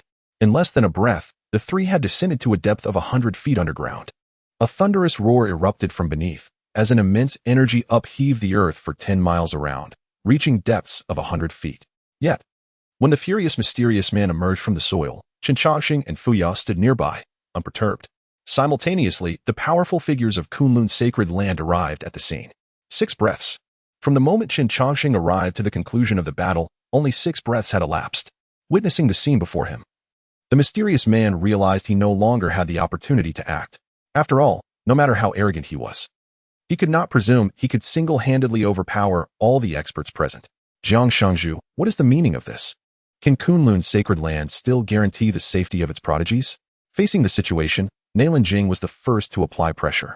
However, in response to Nailan Jing's inquiry, Jiang Bufan merely smiled and replied, "Ladies and gentlemen, do not misunderstand. This was merely a sparring match. These young friends are also prodigies participating in the Prodigy Conference. They arrived a bit late and did not have the chance to be introduced to you. These 4 are prodigies from the Western continent, and this one hails from the Forbidden Land of the Holy Ruins." Upon hearing the mention of the Forbidden Land, the expressions of everyone changed dramatically. Meanwhile, the man who had previously suffered a great loss finally revealed a smile. The Central Court is nothing but this. Chapter 122. The Avian Man Fang Qianxing and Chen Changsheng's counterattack. Upon hearing the words of the enigmatic man, the expressions of many powerful beings flickered with displeasure. Noticing this, Nailan Jing coldly remarked, "Though the Forbidden Grounds are formidable, they are not invincible. When the Fated One emerged, did any of you remain unruly? Such arrogance!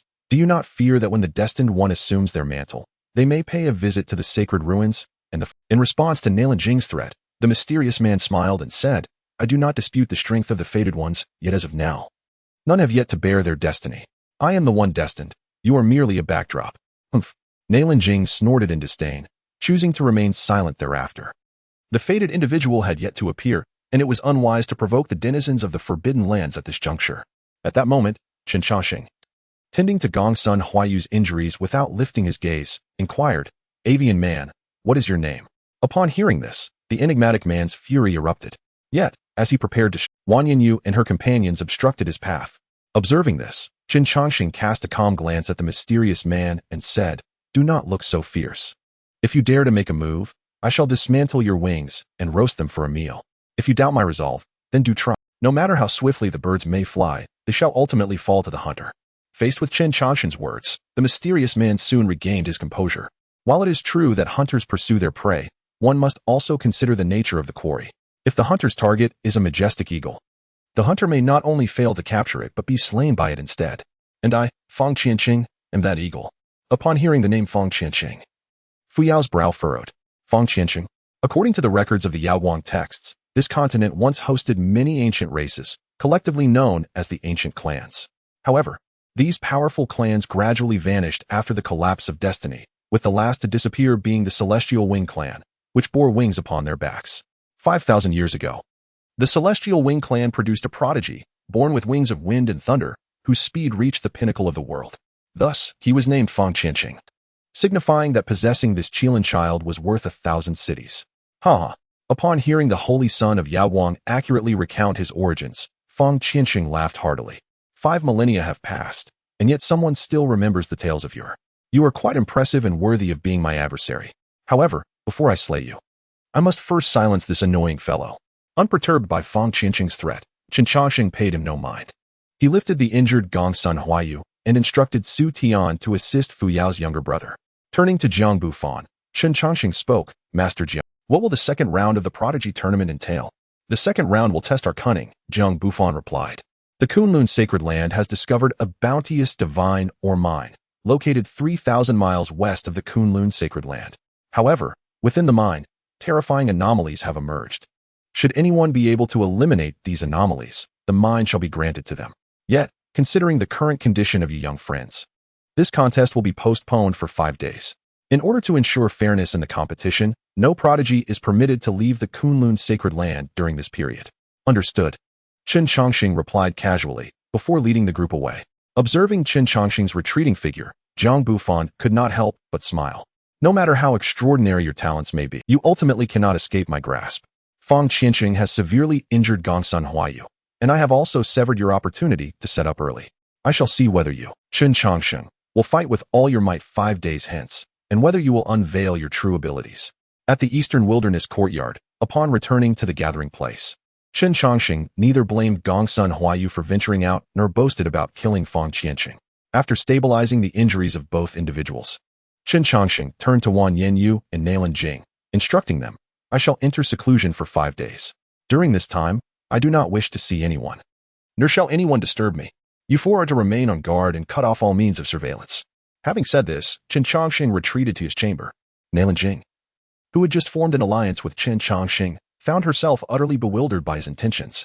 However, those familiar with Chen Changsheng, such as Xinxia, understood his purpose. Chen Changsheng was preparing to orchestrate a burial for someone. Inside the room, a splendid bronze altar materialized. This altar was crafted by Chen Changsheng from the remnants of an ancient bronze palace hidden within the 10,000 Great Mountains. The tricolored teleportation array could only be activated with the unique materials of the ancient palace.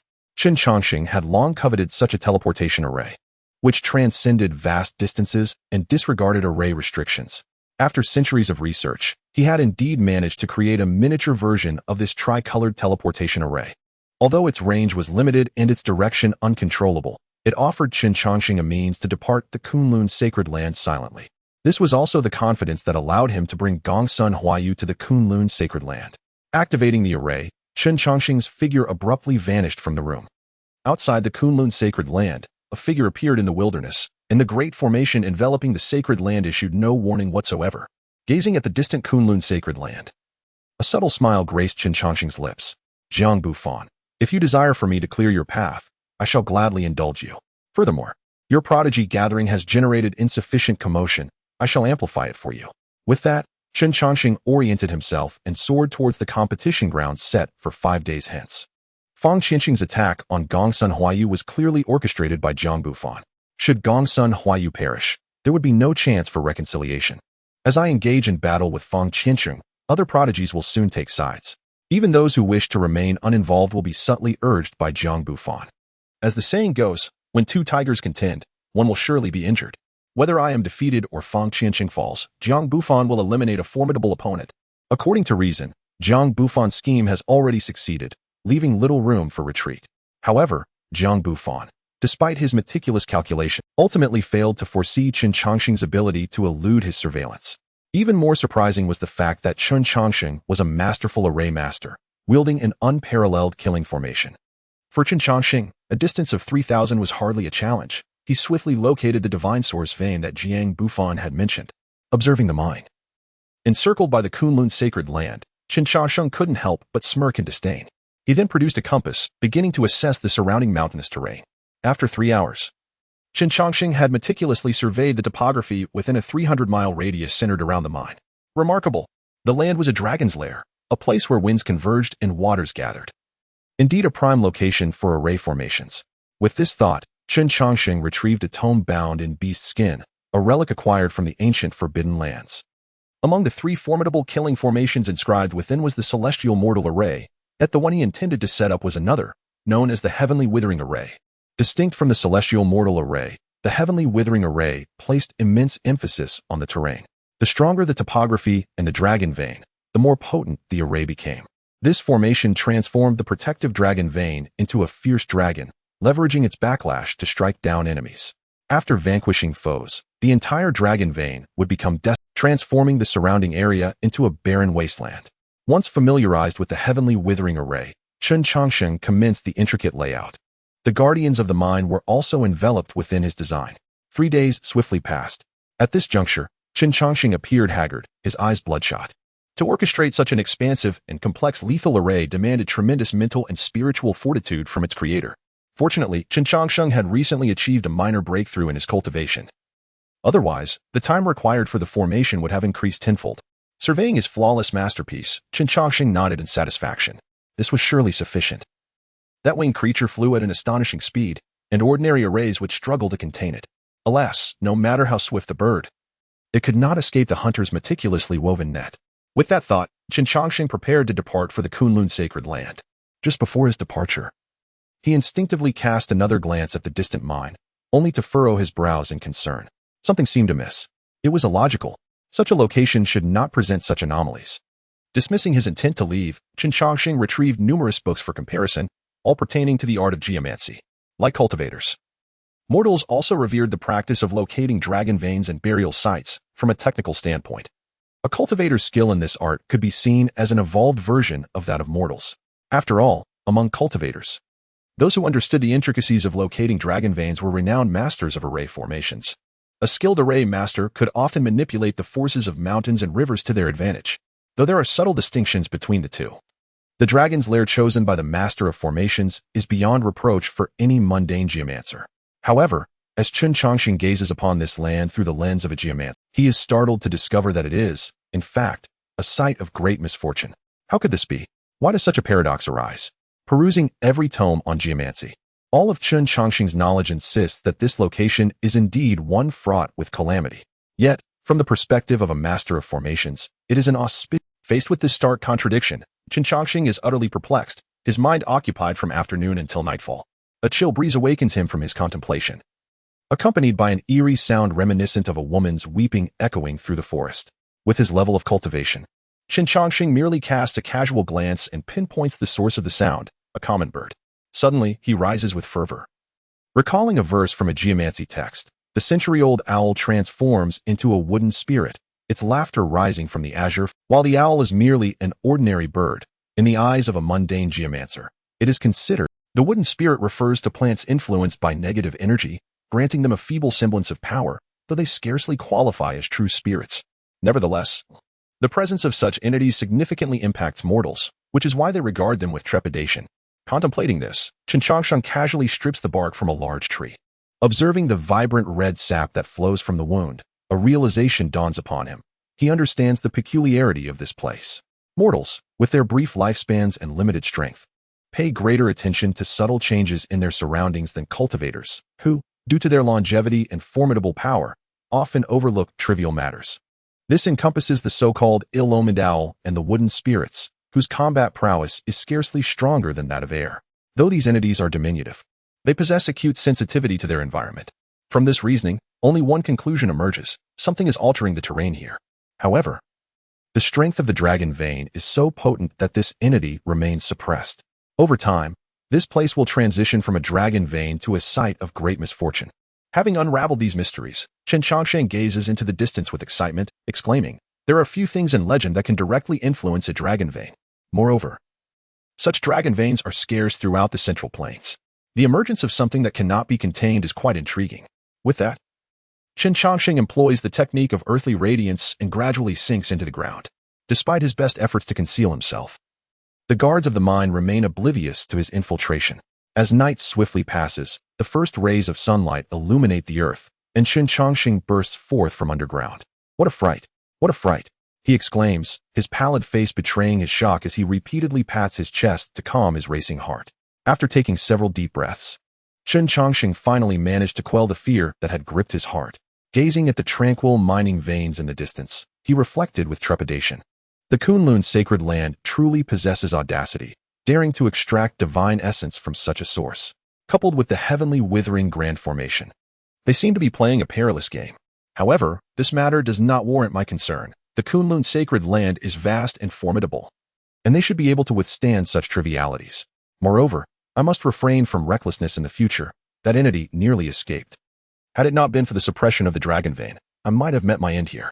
With these thoughts, Chen Changsheng murmured to himself as he departed the scene. At the East Wilderness courtyard, Chen Changsheng concluded his 4-day retreat earlier than anticipated. Casting a glance at the gathered crowd, he seized the newly arrived Fuyao. My friend, you must protect me at tomorrow's talented gathering. Fuyao responded with confusion. What sort of nonsense are you spouting now? The others chimed in. Your thoughts are rather unpredictable. We can hardly keep pace with your reasoning. Chapter 124. Xiqing, I shall protect you. Gongsun Huayu's growth. Chen Changsheng's antics left Fuyao perplexed. Yet, her strong sixth sense compelled her to sidestep the topic he had raised.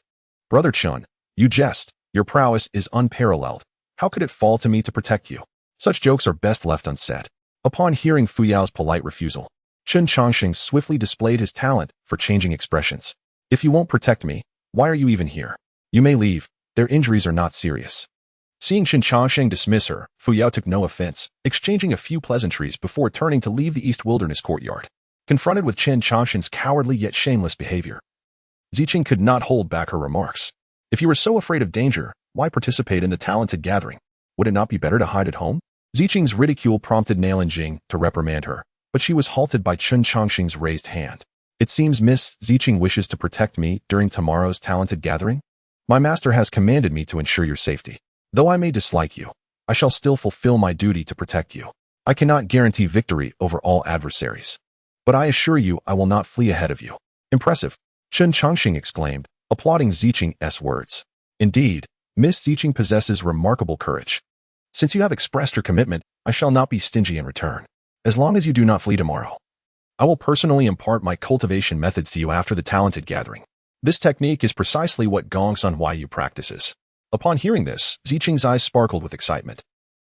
While she had indeed lost to Gongsun Huayu, it was not due to a lack of effort or talent, but rather a deficiency in the cultivation method. If Chen Changsheng could truly share this profound technique with her, she would certainly have a chance to compete with the other prodigies once more. Is this for real? Absolutely. If I have even the slightest change of heart, may I face dire consequences. However, at tomorrow's Tianjiao conference, you cannot flee. No problem. Xiqing replied with unwavering confidence. Although I may not be a match for Fang Qiancheng, I can certainly hold my own for a while. If I were to run away tomorrow, I would be too ashamed to face you again. Observing the spirited determination in Xiqing's eyes, Chen Changsheng smiled faintly. The young girl, unaware of the gravity of the situation, dares to meddle in a promise that even the holy son Yaoguang would hesitate to engage with. I will see how she weeps tomorrow. After discussing some details with the others, Chen Changsheng sent everyone back to rest. At that moment, the pallid Gongsun Huayu emerged from her quarters. Noticing her, Chen Changsheng glanced her way and said, "Come sit with me on the rooftop." On the rooftop, Chen Changsheng gazed at the distant blue sky and white clouds, his face reflecting relaxation. Yet, Gongsun Huayu wore an expression full of remorse. "Young master, you may scold me if you wish. Punish me as you see fit, but please do not disregard me." Her voice quivered with a hint of tears. The feeling of being abandoned by a loved one was more painful than 1,000 cuts. Seeing her distress, Chen Changsheng chuckled. "Why would I scold you? Because I left our encampment without permission, and as a result, you have become embroiled in animosity with Fang Qiancheng. If not for my actions, your strategic plans would not have been disrupted, and we would not now find ourselves in a passive position. Animosity is trivial, it is not of great concern. Sooner or later, we would have encountered such a situation." The more casually Chen Changsheng spoke, the more Gongsun Huayu felt guilt-ridden, for since she began following him, she had continuously erred. Yet, there was no room for excuses. Gongsun Huayu wished to speak further, but Chen Changsheng interrupted her. "Child, you do not walk the path of a lone cultivator, thus, many will accompany you in the future. However, you must understand one essential truth. Not everyone in this world can avoid making mistakes. If you only complain and reprimand those around you when they err, you will find it impossible to advance further. Mistakes have already occurred. Even if I scold you, reprimand you, or even punish you, it will not alter the present circumstances. Yes, you have indeed made a mistake, yet this error can still be amended, and I can resolve it. I can assist you once, twice, or thrice. But what about the fourth or fifth time? If you never learn to think twice before acting, who will come to your aid then? Upon hearing Chen Changsheng's words, Gongsun Huayu bit her lip in distress. Although she tended to act impulsively and retained a childlike disposition, she had never intended to burden anyone. Thus, Chen Changsheng's seemingly non-punitive remarks cut deeper than a physical wound, for she had disappointed those who cared for her. Seeing the moment ripe for resolution, Chen Changsheng gently patted Gongsun Huayu on the head and said, "Remember this lesson well. I do not wish for you to repeat the same mistake twice. By the way, what is the name of the herbalist in Butterfly Valley?" In response, Gongsun Huayu, her gaze wandering, replied, "I do not know. I simply stumbled upon them while wandering." "Do not lie to me. If I am asking, it is because I already know the truth. It is Xianxia."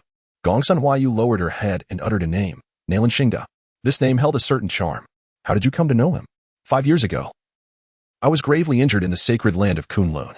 After breaking through the encirclement, I fainted, and it was he who saved me. So it was a life-saving grace. No wonder the renowned enchantress of the central court, Gongsun Huayu, is so infatuated. Since you both harbor mutual affection, cherish this time together. Do not wait until old age to regret. Upon hearing this, Gongsun Huayu looked at Chen Changsheng in astonishment. "Young master, do you not oppose my relationship?" "Why would I oppose?" "Because Brother Nalan lacks the talent for cultivation.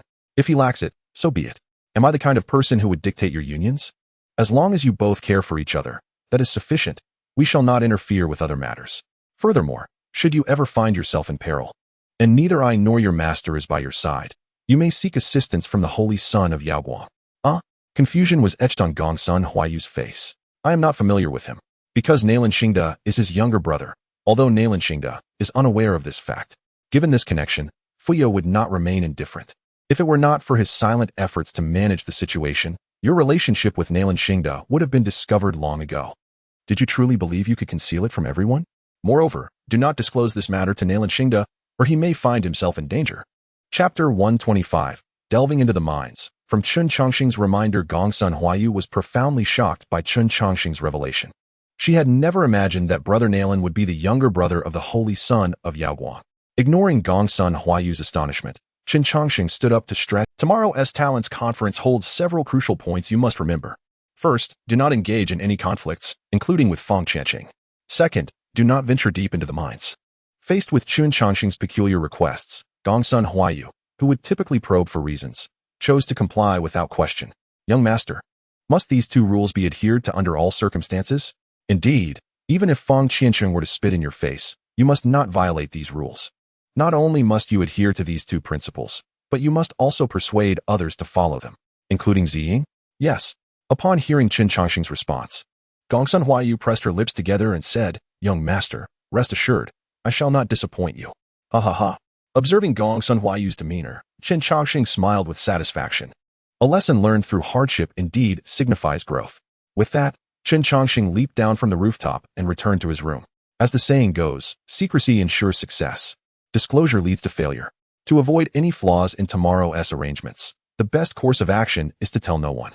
In the past, Gongsun Huayu would have relentlessly sought the underlying reasons or compromised the orders in execution. However, now, she refrained from questioning and did not harbor dissatisfaction due to her lack of understanding. This kind of growth was precisely what Chen Changsheng wished to witness. As time flows, a day swiftly passes. Upon the arrival of the 5th day, all the prodigies gathered outside the mine. Simultaneously, various powerful factions and the lords of sacred lands also convened here. After all, the second contest bore a certain degree of peril. None wished for their own exceptional talents to encounter misfortune. Interestingly, the eastern wilderness faced exclusion from the majority of forces in the central court, causing figures like Wang Yin to find themselves distanced from the mine's entrance. Although the Purple Mansion sacred land experienced less exclusion, it too failed to secure a prominent position. Should any incident arise within the mine, neither the eastern wilderness nor the Purple Mansion sacred land could provide immediate assistance. The architect of this predicament was none other than Feng Qianqing, the progeny of the Forbidden Land. Not every faction possessed the courage to confront the ancient and enduring Forbidden Land head-on. Once Chen Changsheng entered the mine, his fate became uncertain. "If you are fearful, you may withdraw now. No one will scorn you." Observing Chen Changsheng and his companions in the distance, Feng Qianqing couldn't help but provoke them with words. In response, Chen Changsheng coldly retorted, "It remains to be seen who will prevail. I suggest you temper your arrogance. The mind could obscure divine perception, An excessive hubris could easily lead to one's downfall. Is that so? I shall await the outcome, Chen Changsheng scoffed, then led the prodigies of the western continent into a cavern. Seeing this, Chen Changsheng also entered another tunnel with a stern expression. While the mine had numerous entrances, they ultimately converged in one location. In this labyrinthine underground, it was a natural setting for ambush and treachery. After advancing for a while, Chen Changsheng encountered a fork in the path. The left led deeper into the mine, while the right lingered around its periphery. Without hesitation, he opted for the left. However, just as the others were about to follow him, Gongsun Huaiyu obstructed the left path. We shall take the right. A flicker of confusion crossed the eyes of the onlookers at Gongsun Huaiyu's actions. Noting this, Yi Hensheng spoke up. Miss Gongsun, what is your intention? No particular reason. I simply wish to take the right path, and you all must accompany me, she replied. Upon hearing this, Xining immediately expressed her displeasure.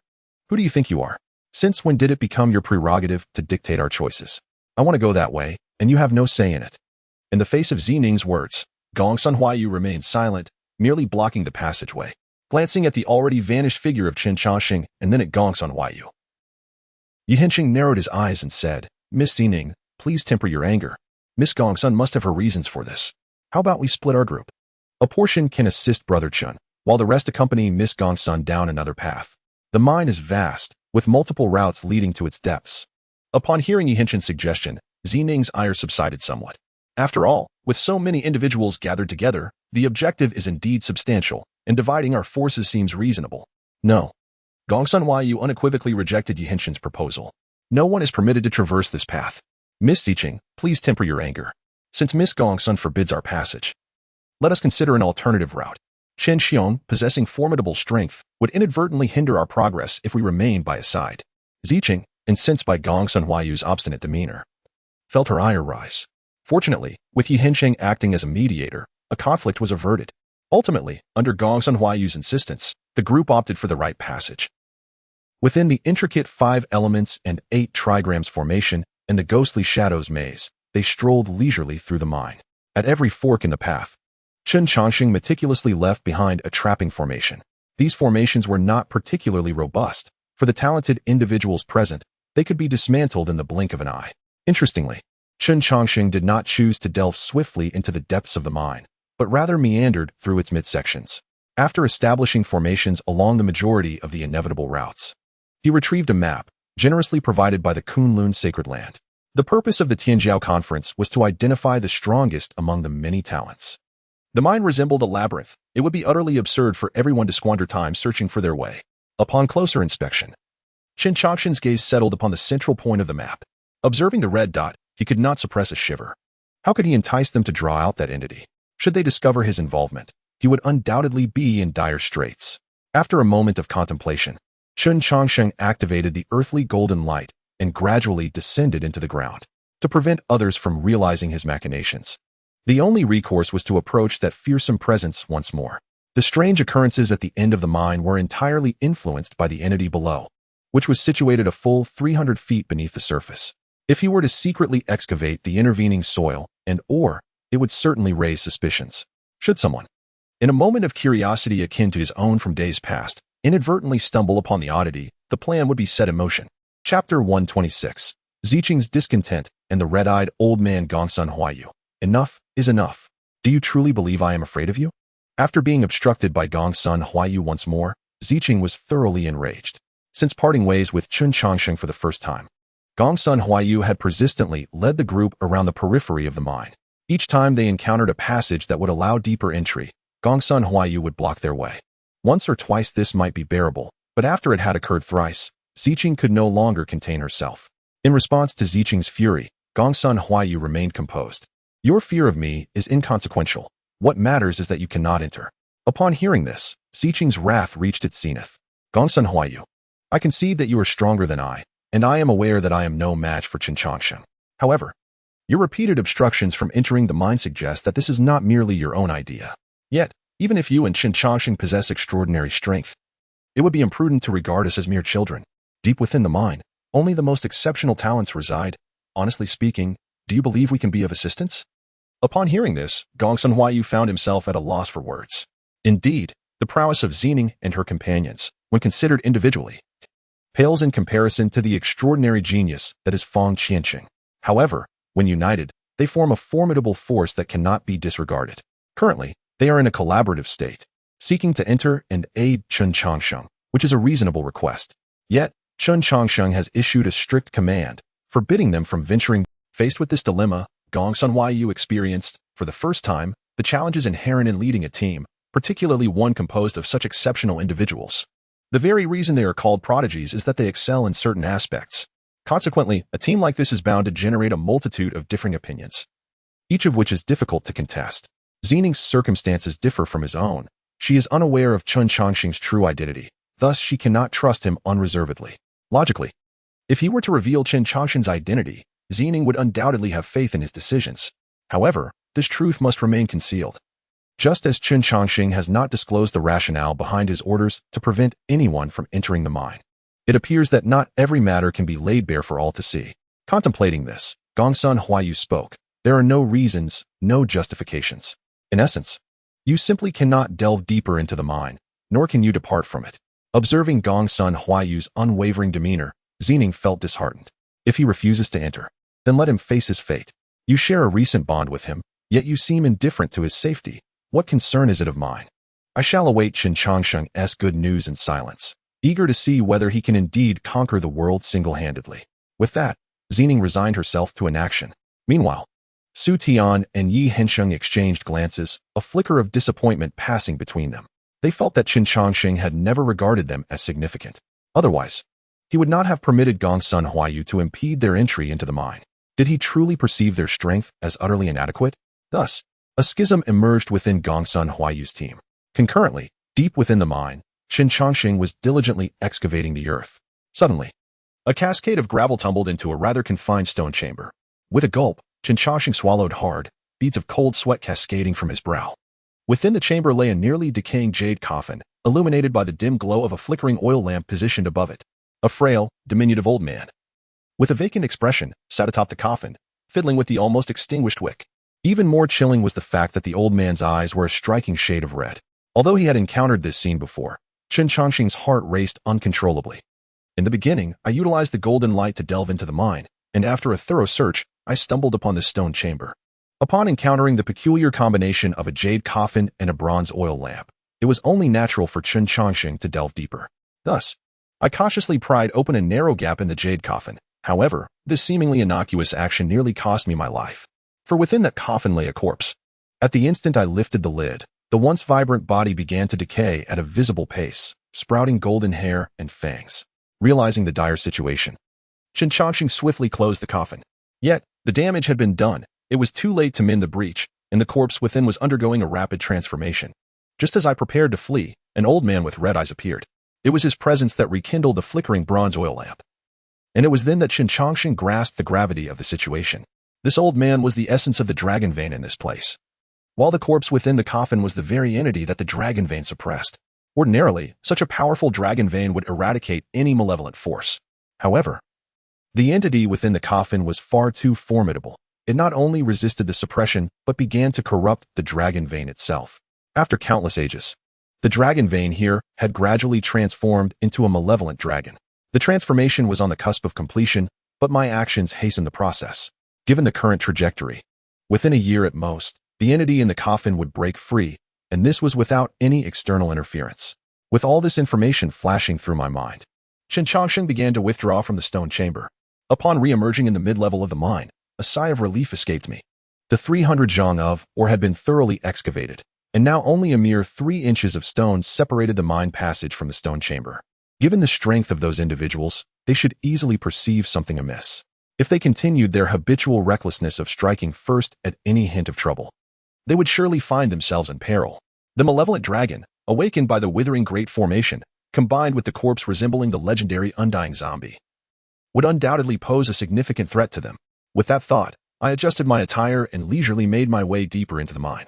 To exonerate myself from suspicion in this grave matter, it was imperative that I present myself as a victim at the scene.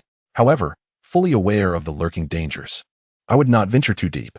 Furthermore, to achieve the goal of participating in the competition without delving into the mine, I would need the assistance of the Birdman. After all, he was the only one who openly opposed me. He would obstruct my passage into the mine, leading to a fierce confrontation between us. After exchanging over 100 moves, should I inadvertently lose a round, it would be entirely reasonable. Chapter 127, Chen Changsheng severely wounded. Forces Yao Guang's Saint Son to retreat with a single word. The soft patter of footsteps echoed within the mine tunnel.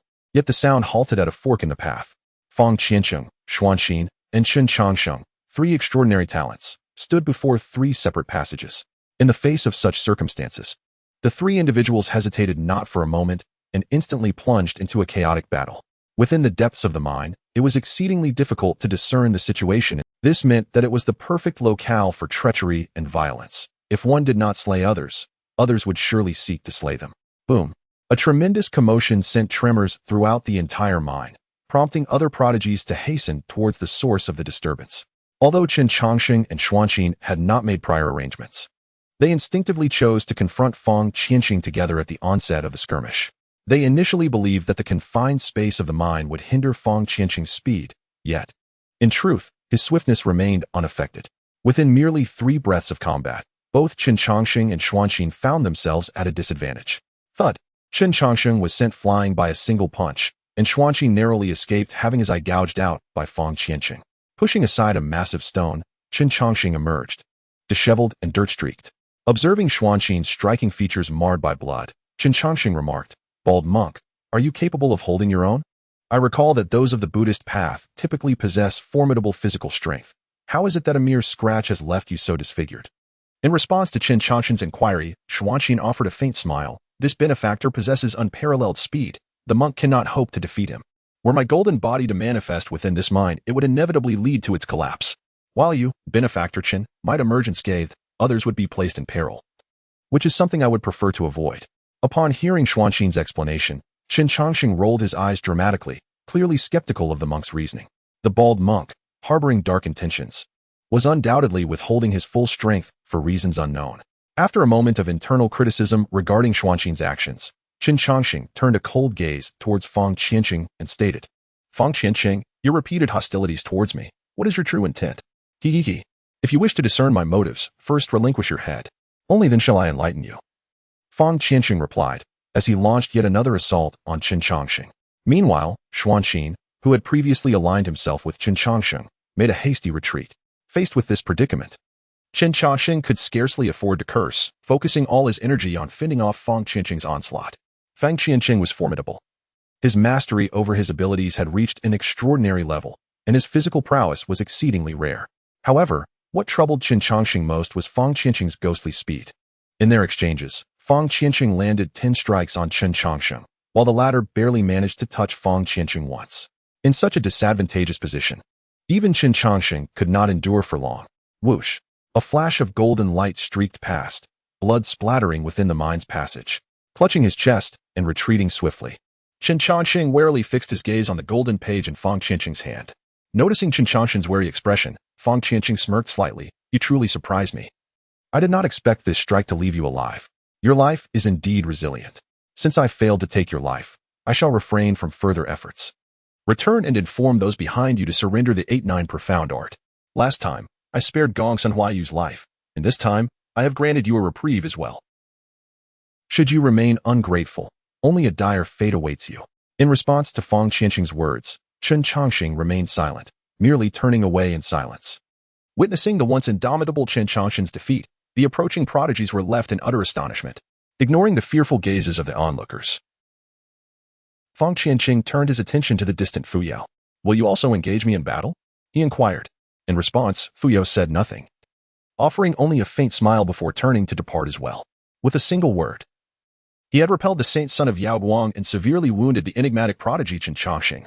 At this moment, Fang Qiancheng's reputation among the younger generation soared to unprecedented heights. The Saint Son of Yao Guang is not as formidable as one might think. With a casual taunt, Fang Qiancheng prepared to delve deeper into the mine. At that moment, a prodigy from the western continent accompanying Fang Qiancheng spoke up. "Master, Chen Changsheng's sudden defeat may be suspicious. Should we exercise caution? Just some petty tricks. There is no need for concern. I am aware he has not exerted his full strength, yet I have not either. Even if he were to unleash all his power, I would still be able to vanquish him again. In the face of absolute strength, all schemes and stratagems become futile. Chen Changsheng is adept at formations. He feigned weakness merely to draw me into his trap. However, he is woefully ignorant, unaware that the twin wings of wind and thunder are the bane of all formations. Upon hearing this, the prodigy from the western continent fell silent. Injured, Chen Changsheng walked a distance and, upon realizing he was not being pursued, the agony etched on his face and his hunched posture vanished in an instant. The horrifying wound on his chest began to heal at an astonishing rate. Observing the dense strands of golden silk at the site of his injury, Chen Changsheng nodded in satisfaction. Once his wounds were mended, he stroked his chin and murmured, "This fellow possesses remnants of the 8-9 profound art, and he is aware of its existence. No wonder he did not kill Gongsun Huaiyu initially. It seems he covets the 8-9 profound art that lies behind it. But why did he insist that those behind me surrender the 8-9 profound art?" After a moment of contemplation, Chen Changsheng quickly deduced a possibility within the forbidden grounds. Some sentient being had sensed the connection between the 8-9 profound art and the fated individual. Both he and Gongsun Huaiyu had utilized the 8-9 profound art. Yet their manifestations did not resemble that of the fated individual. Thus, Fang Qianqing suspected that there was someone behind him, a person who had imparted the 8-9 profound art to him. Murmuring to himself, Chen Changsheng acknowledged, "Though there are some discrepancies, you have indeed made an accurate guess. Since you have disowned this, your demise is all but assured." With that, Chen Changsheng feigned severe injury and made his way toward the mine's exit. Fang Qianqing was on the brink of reaching the mine's heart, and he needed to hasten his escape lest he fall into calamity. "Young master, what has happened to you?" Gongsun Huaiyu rushed forward to check on Chen Changsheng upon seeing his injuries. In response to the concern of those around him, Chen Changsheng waved his hand weakly, saying, "I am simply outmatched. There is nothing more to say. Let us depart." With that, Chen Changsheng led the group away from the mine. When the grievously injured Chen Changsheng re-emerged before the various factions, astonishment filled the eyes of all present. Could Fang Qianqing truly be this formidable? Even a prodigy like Chen Changsheng had succumbed to his prowess. Perhaps he genuinely possessed the qualifications to contend with the fated ones. In Chapter 128, as Fang Qianqing hurled insults, Chen Changsheng declared, "Rest assured, I will not be entirely extinguished." Reactions to Chen Changsheng's grievous condition varied among the gathered individuals. Some gazed upon him with scorn, while others were filled with pity. Yet, unfazed by their stares, Chen Changsheng struggled to move forward. Observing this, Nailin Jing endeavored to approach and assess his injuries. However, before her hand could reach him, Chen Changsheng angrily brushed her away. "Do not concern yourself with me. I am but a worthless being." Nailin Jing regarded Chen Changsheng's self-destructive demeanor with confusion. Fang Qianqing's might was evident, and she had internally envisioned the possibility of Chen Changsheng's defeat. Yet, from her observations, Chen Changsheng was not the type to be vanquished once and subsequently fall into despair. In her perplexity, Nailin Jing turned to Ziqing and inquired, "Qing'er, what is happening?" In response to Nailin Jing's question, Ziqing responded with a hint of sarcasm. "You ought to ask the esteemed young Master Chen. He has had enough." Before Ziqing could finish her sentence, Chen Changsheng, with reddened eyes, interrupted her. "I accept my defeat to Fang Qianqing wholeheartedly. However, even if I were to be utterly crushed, I would never seek assistance from others. A loss is a loss. There is no need for justification. I have not even reached the depths of the mine. What face do I have to live in this world?" As he spoke, Chen Changsheng drew a dagger, preparing to take his own life. In an instant, the dagger was snatched from his grasp by Wang Yanyu, who then bowed to Jiang Bufan, stating, "Master Jiang, I am no match in the eastern wilderness. There is nothing more to say. Farewell." With that, Wang Yanyu and her companions led Chen Changsheng away. Nailin Jing, confronted with this bizarre situation, was filled with questions. Yet just as she struggled to comprehend the unfolding events, she suddenly observed the gravely injured Chen Changsheng subtly beckoning with his finger. At this sight, Nailin Jing's heart skipped a beat as an absurd possibility struck her. Everything before her might be an elaborate act devised by Chen Changsheng. With this thought, Nailin Jing began to feel a sense of urgency. She had never doubted Chen Changsheng's cunning, and given his intellect, he would undoubtedly leverage the power of those behind him. Eastern Wilderness, the 72 signal fires, and the sacred land of the Purple Mansion. With these three forces combined, even if Chen Changsheng were to openly slap Jiang Bufan, it was unlikely he would face significant repercussions. Yet, under such circumstances, Chen Changsheng still opted to orchestrate this elaborate spectacle. This indicated that the troubles he was about to invoke were substantial, so substantial that even the sacred land of the Purple Mansion might struggle to bear the weight. A multitude of thoughts raced through her mind, and with a cold expression, Nailin Jing addressed the assembled allies. "I must inform you of a matter I had previously overlooked. Chen Changsheng has ascended to the position of the Holy Son of my Zifu sacred land. Now that both the Holy Son and Holy Maiden have been defeated, The Zifu sacred land has lost its dignity and cannot remain here any longer. Farewell. With that, Nailanjing departed, taking the oblivious Ziching with her. However, scarcely had Nailanjing left when a terrified roar echoed from within the mine. In the mine, Fang Qianxing's curses reverberated through the tunnel as he frantically fled for his life. After vanquishing Chen Changsheng, Fang Qianxing and the others had easily accessed the heart of the mine. It was then that Fang Qianxing discovered an extraordinary realm beneath the tunnel. Faced with this revelation, he chose to break through the stone layer to investigate further. With a gentle force, he shattered the stone, but he overlooked a crucial detail: the debris would fall downwards. The falling stone struck the soon-to-be-extinguished bronze oil lamp, snuffing it out. The corpse within the jade coffin suddenly underwent a transformation. As the once-ensnared dragon vein succumbed to the malevolent energy, morphing into a sinister dragon. Thus, Fang Qianxing began his desperate escape.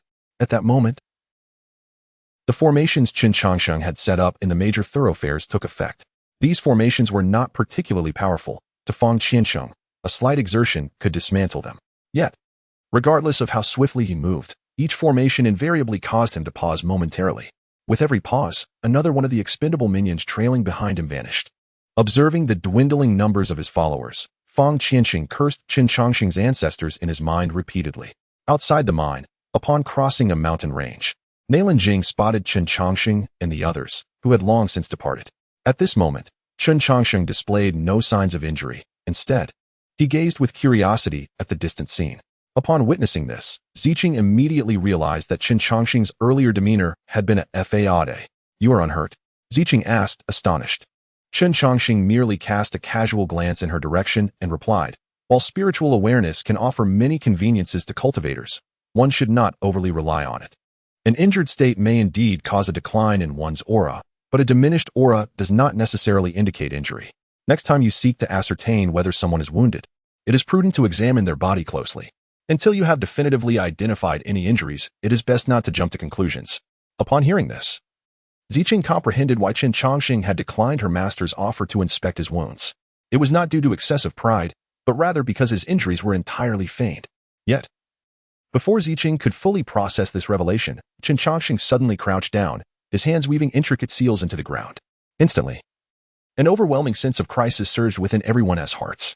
Buzz, the heavenly withering formation he had set up days prior, was activated in an instant, causing the flora within a 100-mile radius to wither away. "What are you planning to do?" Ziching finally succumbed to her panic in the face of this formidable and malevolent formation. "Why would you ask such a question? Of course, I am here to kill. Why the fuss?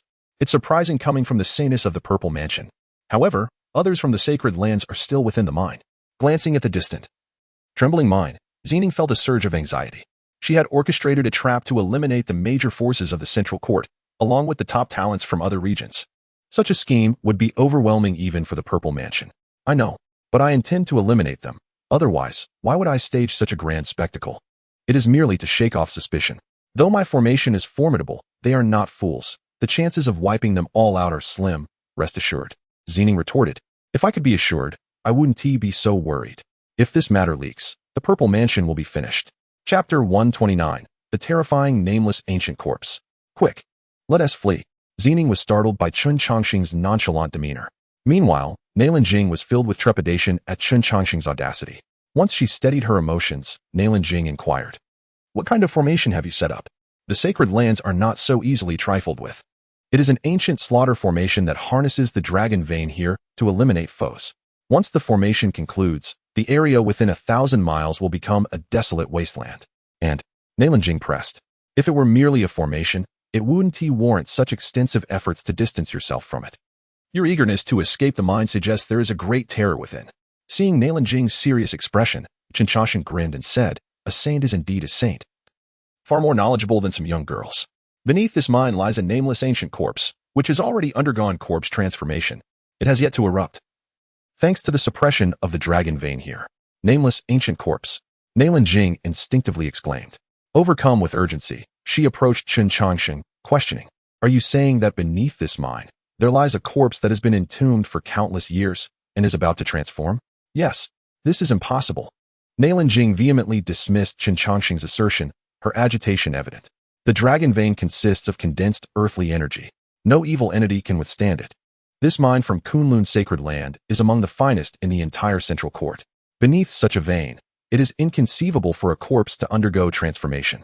Witnessing Nalinjing's fervor, Wan Yin and others felt a chill run down their spines. Logically, under the immense suppression of such a powerful dragon vein, transformation should be utterly impossible. If such a phenomenon were to occur, it would signify that the corpse beneath the mine had attained an extraordinary level of strength. The emergence of such an entity would surely lead to rivers of blood and mountains of corpses. In response, Chen Changsheng spread his hands helplessly and remarked, "I too wish this were not the case, but the reality is as such. Additionally, I forgot to mention, the dragon vein here has been corrupted by the ancient corpse, transforming it into an evil dragon. My formation turns the dragon vein into a ferocious dragon. What calamity may arise from this amplification of wickedness, I cannot predict." Upon hearing this, the group fell into a heavy silence. The crowd murmured, "We suspected you were acting and anticipated your scheme, but we never imagined it would escalate to such proportions. Are you planning to uproot the entire atrium?" Coughing lightly, Song Yuanshan, who had always unwaveringly supported Chen Changsheng, felt a twinge of unease. "Changsheng, to what extent has that corpse undergone transformation?" Uncertain, he mused it was likely akin to a flying zombie, something that transcended the 5 elements.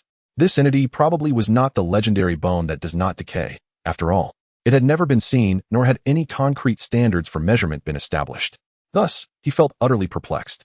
As Chen Changsheng uttered a series of uncertain phrases, the hearts of the onlookers raced anxiously. How could one dare? Such a thing, anyone would instinctively avoid, yet you had the audacity to employ it in your strategy. Your courage is indeed monumental. Suddenly, a violent tremor shook the ground, and the entire divine source vein erupted in an explosion.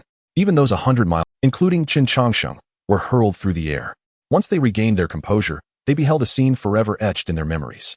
A corpse, covered in golden hair, floated in midair, its sharp hands plunged into the chest of a man who appeared to be the Yaoguang Saint Lord. Nearby, other figures hovered ominously. Bachelor was shielded by 2 elderly men, one of whom had his left arm torn apart, while the other bore a face gruesomely mangled. The conditions of the others were scarcely better. Jiang Feng had a gaping wound in his chest, perilously close to his heart, and his prized bronze sword lay shattered in 2. Jiang Bufan fared somewhat better, yet he too had sacrificed an eye. The son of the Forbidden Land, Feng Qingqing, was in the direst predicament. His dual wings of wind and thunder had been violently torn away, and half of the flesh from his neck had been bitten off. Intriguingly, despite his solitary demeanor, Feng Qingqing was now flanked by 2 guardians. The wings of these protectors revealed their identities with clarity. Gulps echoed as Zijing swallowed hard. Fear gripped her. There were roughly 500 attendees, all prominent figures from various factions, each holding significant power in the atrium. Yet, now, fewer than 30 remained alive. This indicated that Chen Changsheng had successfully orchestrated a reshuffling of over 80% of the forces within the atrium. A roar erupted from the golden-haired corpse, as the Yaoguang Saint Lord's blood transformed into a mist that entered its mouth. With each drop of blood consumed, decayed flesh began to fall away, revealing bones as pure and white as jade within. This nameless ancient corpse was evolving towards the legendary bone that does not decay. At that moment, a small elder radiating malevolence appeared beside the nameless ancient corpse. Upon his arrival, the great formation of Tian Ku descended upon all present.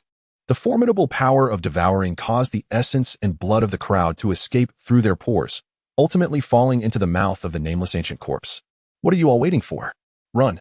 Chen Changsheng's voice snapped everyone back to reality. Unbeknownst to them, Chen Changsheng had already inscribed a special teleportation array, within which lay a bronze Dao platform.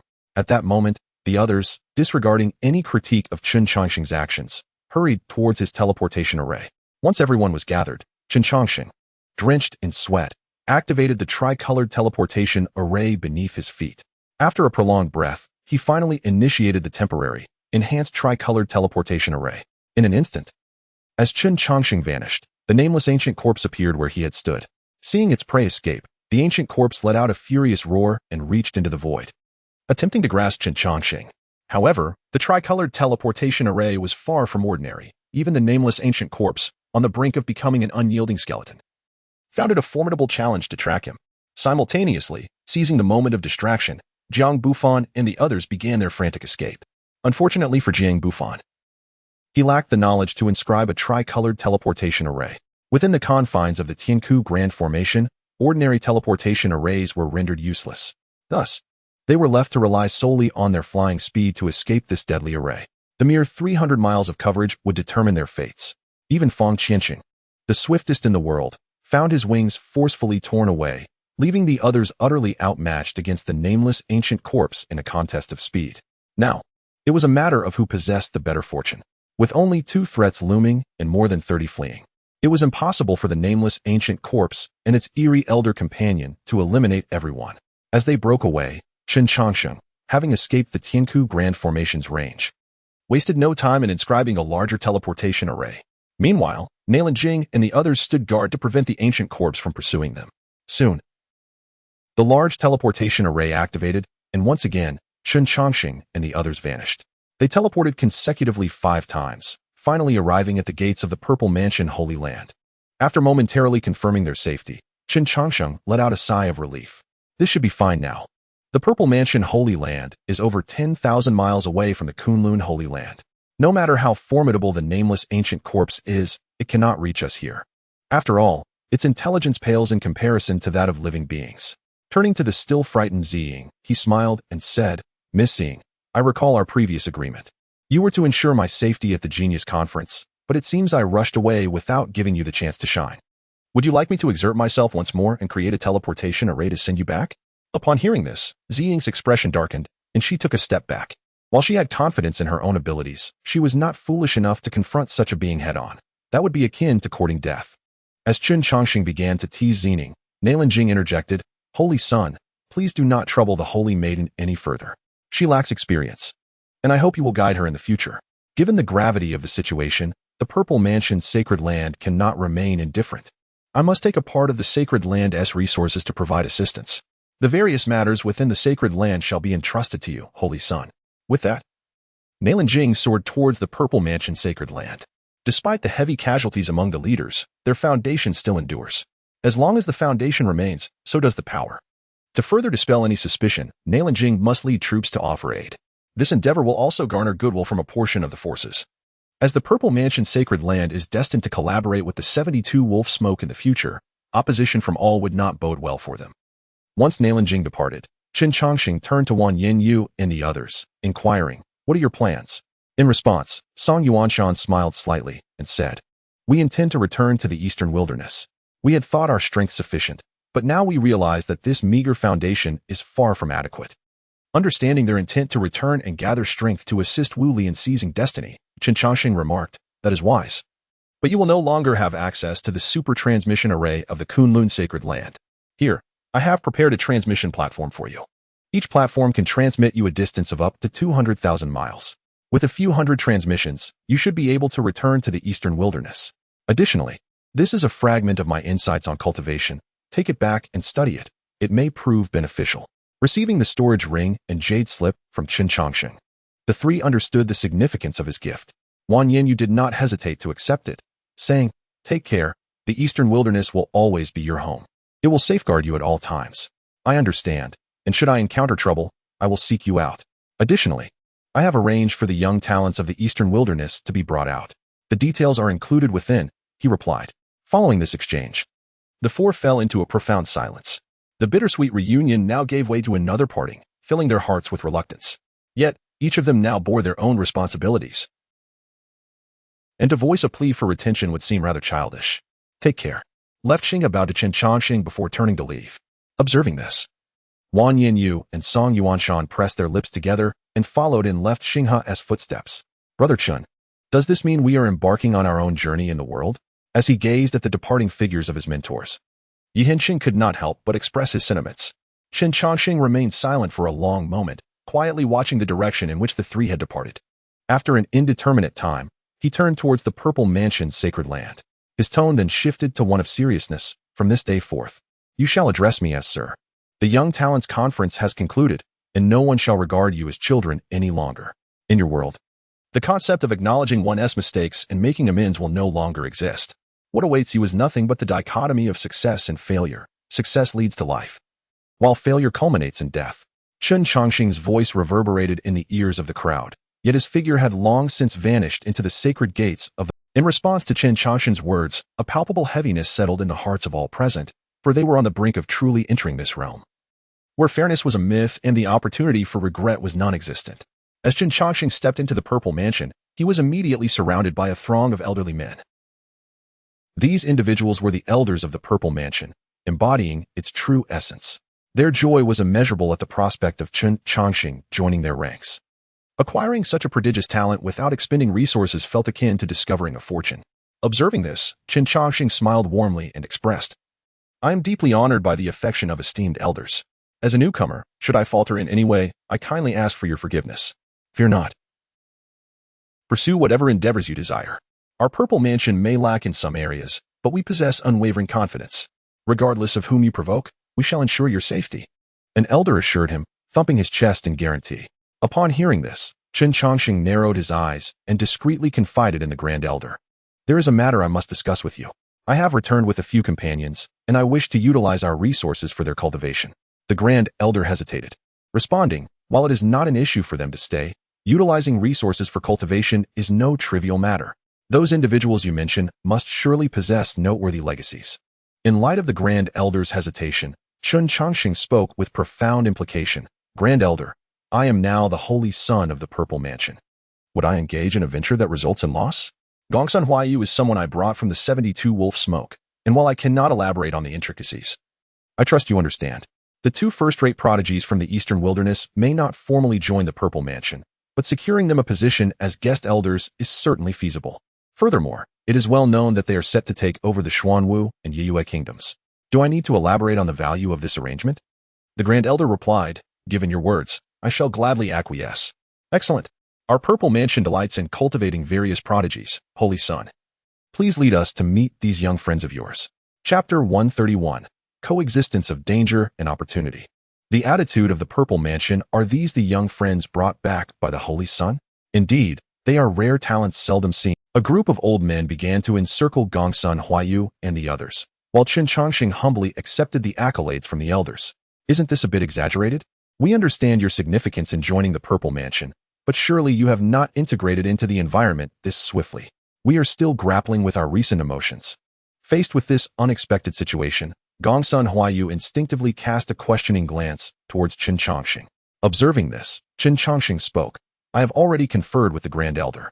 From this day forth, the three of you shall be recognized as registered disciples of the Purple Mansion's sacred land, yet you will enjoy the privileges of inner disciples. This is an opportunity bestowed upon you by the Grand Elder. You should express your gratitude." Upon hearing this, Gongsun Huaiyu and the others immediately bowed to the Grand Elder. Witnessing this scene, the Grand Elder's smile broadened. "No need for excessive formalities. From this moment, we are all family, and there is no need for such restraint. We, the Old Bones, reside in the back mountains of the sacred land.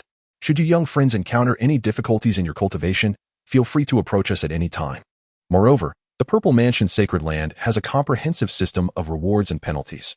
As long as you diligent young friends put in the effort, the sacred land will not overlook any talent." As he spoke, the Grand Elder turned to Xianxia and remarked, "Saintess, the Saint Child and our young friends have just arrived at the Purple Mansion's sacred land, and they may not yet be familiar with our rules. I would appreciate it if you could explain them later." "Understood, Grand Elder." After a brief exchange of pleasantries with Chen Changsheng, the group of elders returned to their secluded quarters. Once the elders of the Purple Mansion's sacred land had departed, Xianxia rolled her eyes at Chen Changsheng and said, "Saint Child, allow me to introduce you to the rules of the Purple Mansion's sacred land. Although with your abilities, you will undoubtedly fit in within 3 days, we must still adhere to the formalities." Observing Xianxia's exasperated expression, Chen Changsheng smiled and remained silent. It was only natural for an outsider like him to be more popular than her, the saintess who had grown up here. In such circumstances, a hint of discontent was entirely understandable. In the back mountains, the previously amiable elders now gathered solemnly. "Esteemed colleagues, what are your thoughts on Chen Changsheng?" The Grand Elder scanned the group before posing the question. "His vitality is as dense as lead and mercury. He can contend with the scions of the forbidden grounds without faltering. His strength and talent are both remarkable. His origins are shrouded in mystery, and his background is profound. This youth is certainly no ordinary individual," remarked one elder. Another added, "Since his rise to prominence, he has never unleashed his full strength, indicating that his potential may far exceed our expectations. However, while Chen Changsheng's potential is indeed formidable, the troubles he carries are equally significant.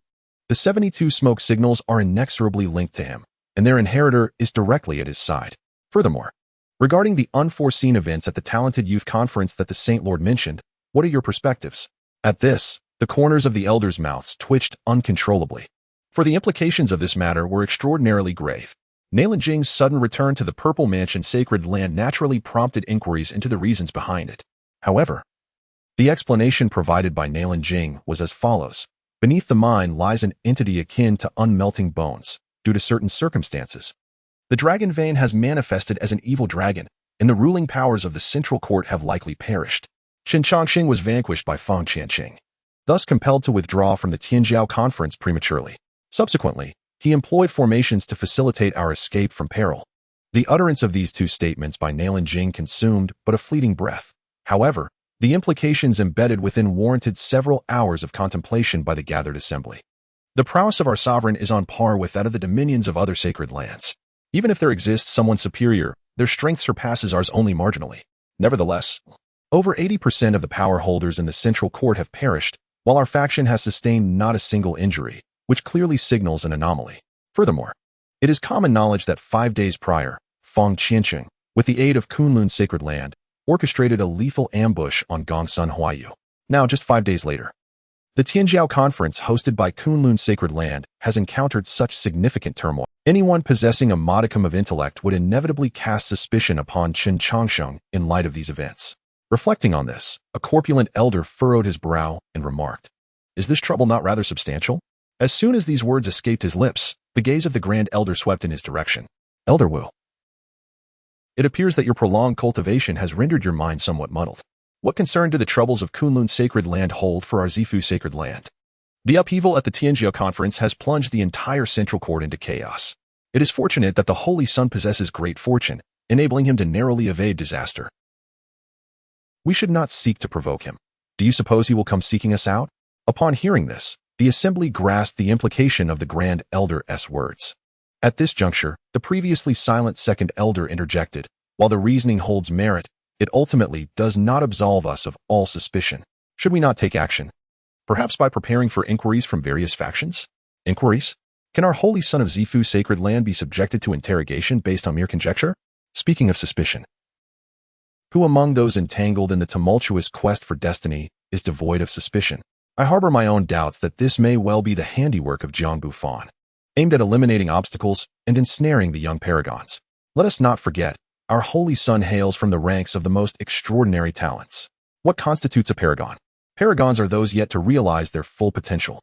Since they have not fully matured, it implies there are certain feats beyond their reach, such as the events of today. As the adage goes, capturing a thief in the act requires evidence. If we are to unjustly cast blame upon our holy son, Zifu Sacred Land shall not be easily trifled with." With these words, the apprehensions of many elders were significantly alleviated. After this matter concludes, perhaps some will surmise the truth. Yet, even if they do, can mere conjecture suffice to claim a member from Zifu Sacred Land? Throughout the expanse of the central court, no faction dares to make such a bold assertion, not even Kunlun Sacred Land. Noticing that the worries of the assembly had dissipated, the Grand Elder spoke with a languid demeanor. "Our average age must be nearing 2 millennia. Having lived this long, you should be well aware of how certain matters ought to be handled. Danger and opportunity coexist. Without the requisite vision and courage, how could the sacred land of Zifu attract such extraordinary talents?" Chapter 132. A Guaranteed Business Venture, The Blissful Life of Gongsun Huayu. Listening to the words of the Grand Elder, the assembly nodded in agreement, seemingly acknowledging the worth of Chen Changsheng. Should this matter be attributed to Chen Changsheng, his methods could indeed be deemed astonishing. For a prodigy of such caliber, taking a risk seems worthwhile. However, if this matter is not linked to Chen Changsheng, the situation simplifies considerably. Based solely on the talents and abilities he has thus far revealed, bestowing upon him the title of Saint Sun would not be a loss for the sacred land of Zifu. Thus, in any calculation, the sacred land stands to gain without incurring a loss. Having contemplated everything, the second elder nodded and remarked, "You make a valid point. Attracting such a prodigy indeed requires some sacrifice. What shall we do regarding the 72 signal fires?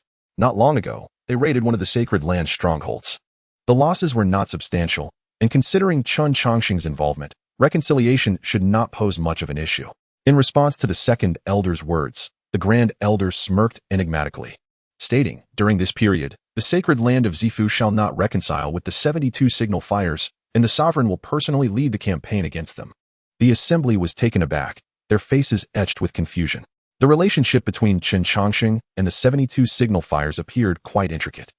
Now that Chen Changsheng had become the saint's son, claiming that the 72 signal fires in the sacred land were related would not be an exaggeration, given their familial ties. Why persist in conflict? Observing the puzzled expressions of the assembly, the Grand Elder proudly stroked his sparse beard and said, when the sovereign sought to recruit Chen Changsheng, I once posed a similar question. Do you know how the sovereign responded? Seeing the Grand Elder play coy, the others became displeased. Old Lu, we respect you for your wisdom in important matters, but should you continue to be cryptic, we may need to spar with you. If you dare to repeat that, let us fight then. I fear you not. Hearing his nickname called, the Grand Elder immediately bristled and sprang up, eager to engage one of the elders in a duel. Observing this, the other elders rushed forward to mediate. After a while, the Grand Elder returned to his seat, fuming. Old Lu, if you have something to say, just say it. Our lifespans are already limited, and your cryptic remarks merely waste our time. In response to the second elder's urging, the Grand Elder huffed defiantly and said, this was the sovereign's response to me. She mentioned that the central court has been particularly tumultuous recently, and the sacred land of Zifu is likely to face an attack. Should the 72 signal fires invade, she intends to confront Wu Li personally, instructing us not to intervene. Upon hearing this, the elder's eyes brightened. Did the sovereign truly say this? Indeed. Is there assurance regarding this matter? I do not know. The Grand Elder replied coldly. The authority to decide such matters lies with the sovereign, with Wu Li, and perhaps even with Chen Changsheng. But it certainly does not rest with us. The Holy Master is the sovereign of the Purple Mansion sacred land, and all her actions are directed both towards her own interests and the well-being of the sacred land. The pursuit of destiny is an inescapable topic among all the talented individuals. If it were merely for the sake of Chen Changsheng, the venture for the Purple Mansion would seem somewhat unprofitable. However, should it also encompass the 72 beacons and the power of witchcraft, this endeavor would yield substantial rewards. Some among you have indeed encountered the prowess of witchcraft, and you must have a profound understanding of its ferocity. Upon this remark, the eyes of the numerous elders sparkled with renewed intensity. When witchcraft and the 72 beacons were adversaries, everyone harbored a deep-seated resentment towards the witchcraft for its continued existence.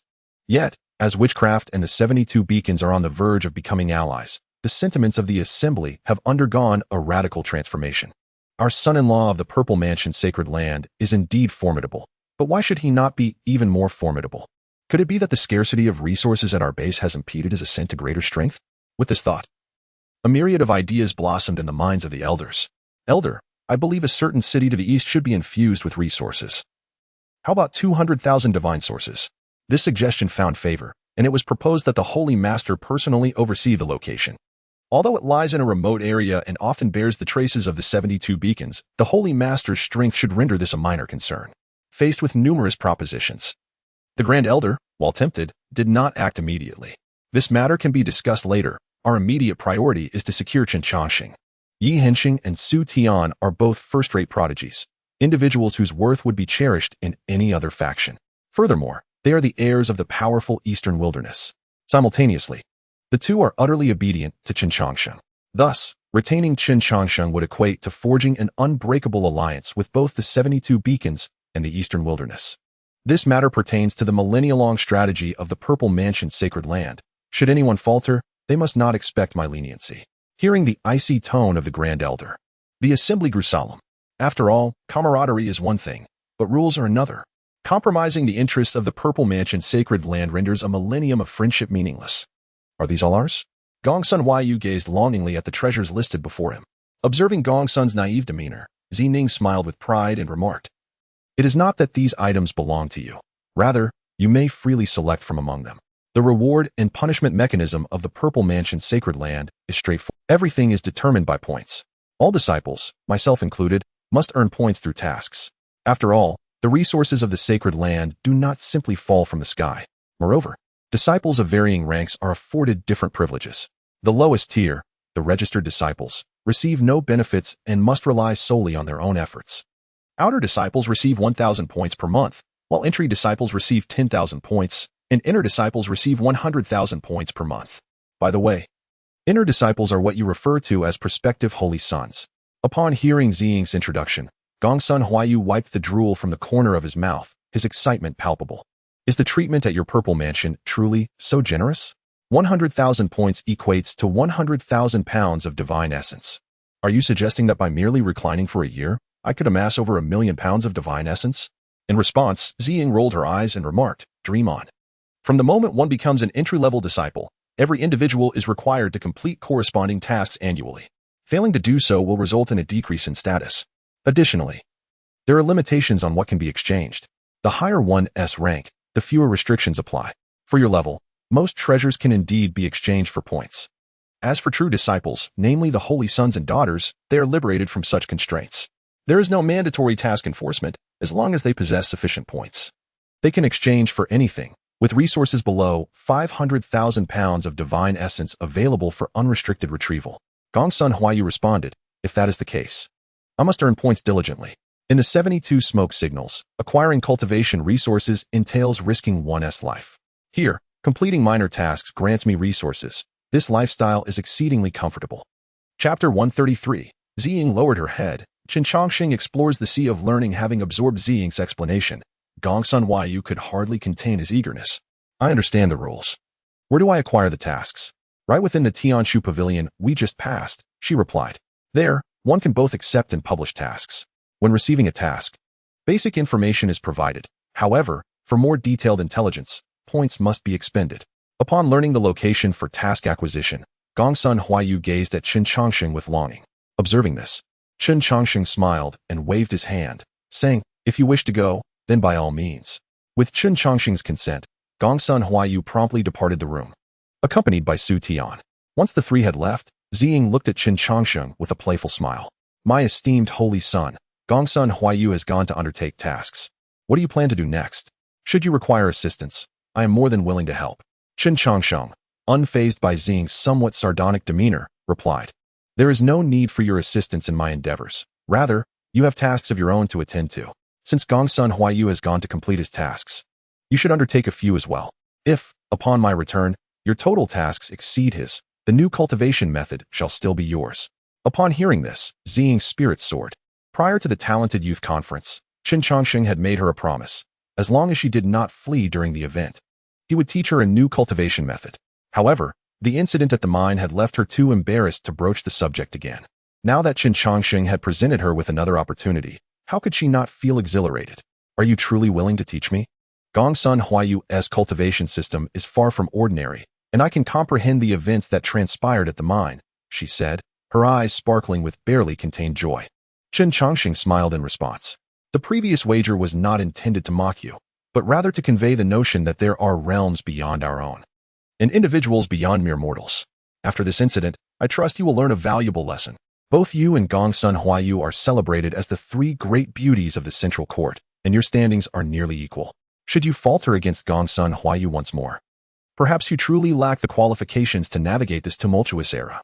Upon hearing Chen Changsheng's words, Ziqing clenched her fists and replied, "I concede that Gongsun Huayu has a slight edge in her cultivation journey, but ultimately, I shall surpass her. That confidence is commendable. Now, go forth," he urged. "Very well, I shall go, and you shall see," Ziqing declared, turning towards the Tianji pavilion. However, halfway there, she halted. "This is not right. You are the holy son and the holy maiden. We are equals by all accounts. Why must I heed your directives?" In response to Ziqing's confusion, Chen Changsheng offered a gentle smile. "Indeed, we are equals, and I possess no authority to command you. You are entirely free to disregard my counsel.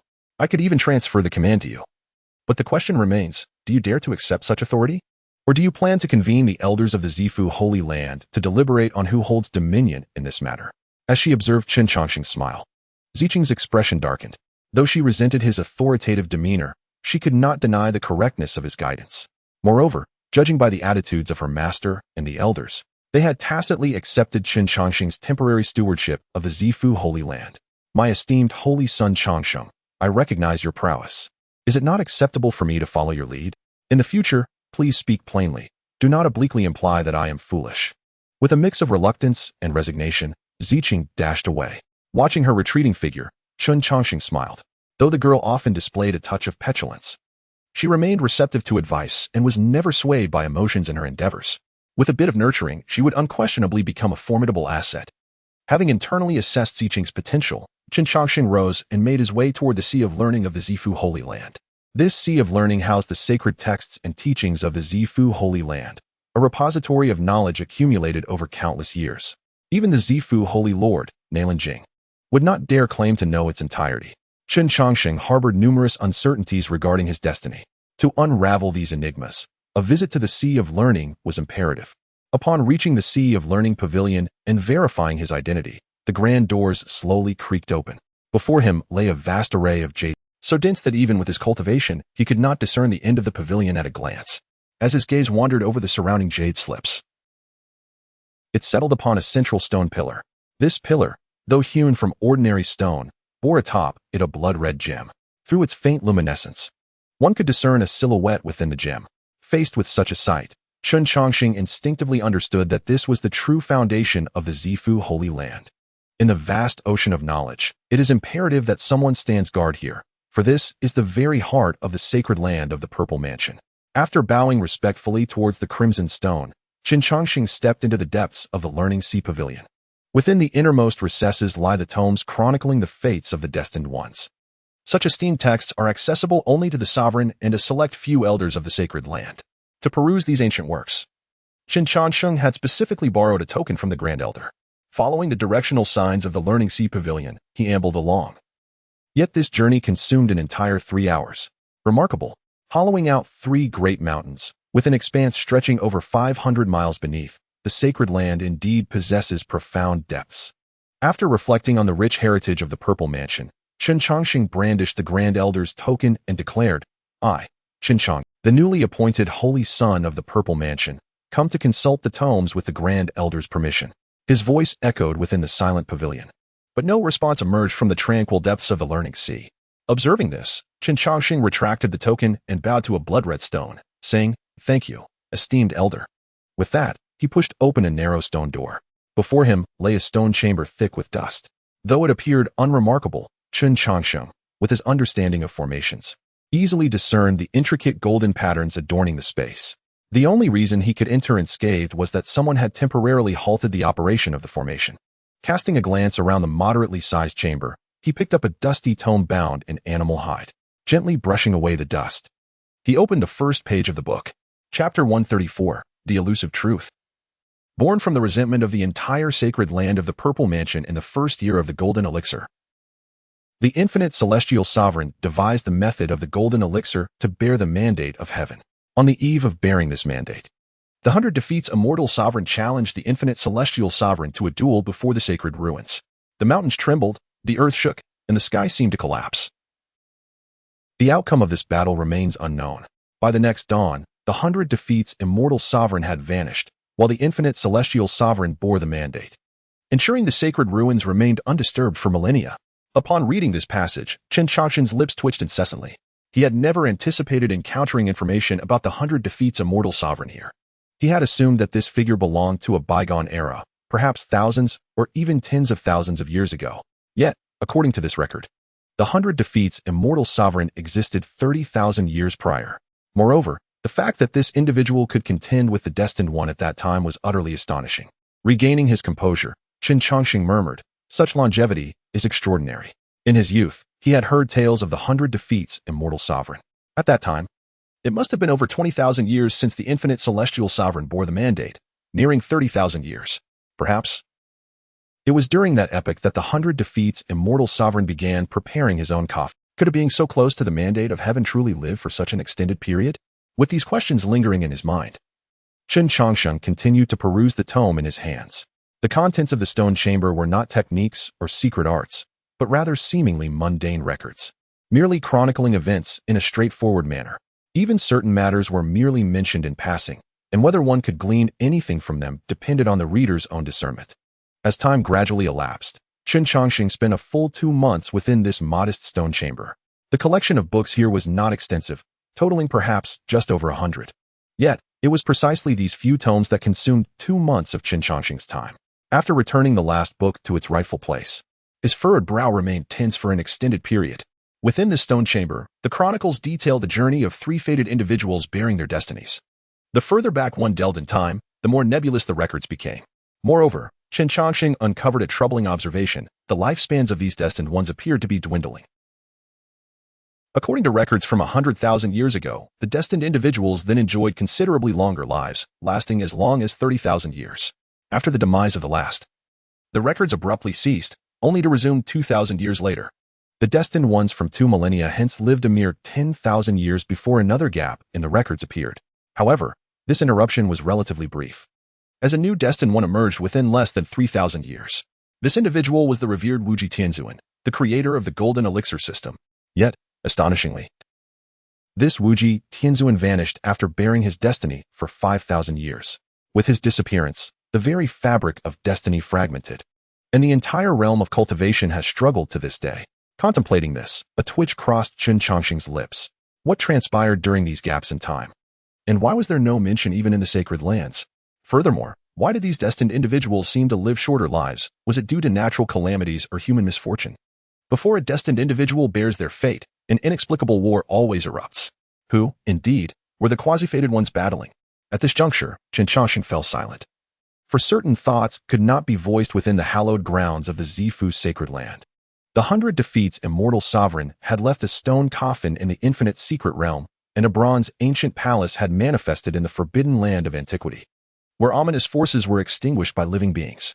Each of these occurrences was monumental, yet the Zifu sacred land did not even broach them. As if truly unaware of such matters, Chen Changsheng was utterly incredulous regarding this speculation. The central court also possessed a bronze ancient palace, yet it had languished in neglect for countless years. The reason the sacred land was deemed sacred was that these powers had existed for an exceedingly long duration.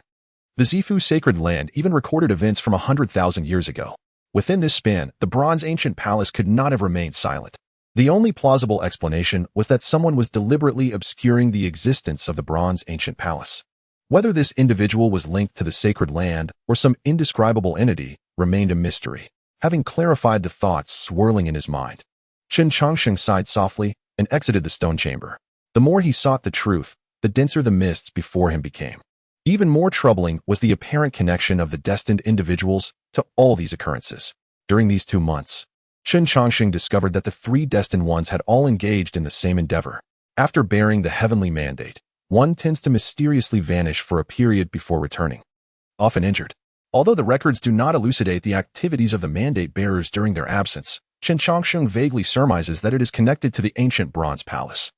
After all, prior to assuming their destiny, the mandate bearers had traversed all the major forbidden grounds. It stands to reason that they would not revisit these places clandestinely after bearing their mandate. Sir, help! The Zifu Holy Land is bullying us. As Chen Changsheng pondered these matters, he emerged from the Shuahai pavilion only to hear Gongsun Huayu's plea for assistance. Upon raising his gaze, he saw that Gongsun Huayu, along with Ziqing and others, had been encircled by disciples of the Zifu Holy Land. Upon the appearance of Chen Changsheng, the disciples, who had been seething with anger, immediately reined in their fury and clasped their hands in respect, saying, "We pay our respects to the Holy Sun." Confronted with this peculiar scene, Chen Changsheng was left utterly perplexed. It was understandable that Gongsun Huayu and her companions, being newcomers, might have clashed with the Zifu Holy Land. However, Ziqing's involvement in such a predicament was baffling. "Ziqing, what is going on?"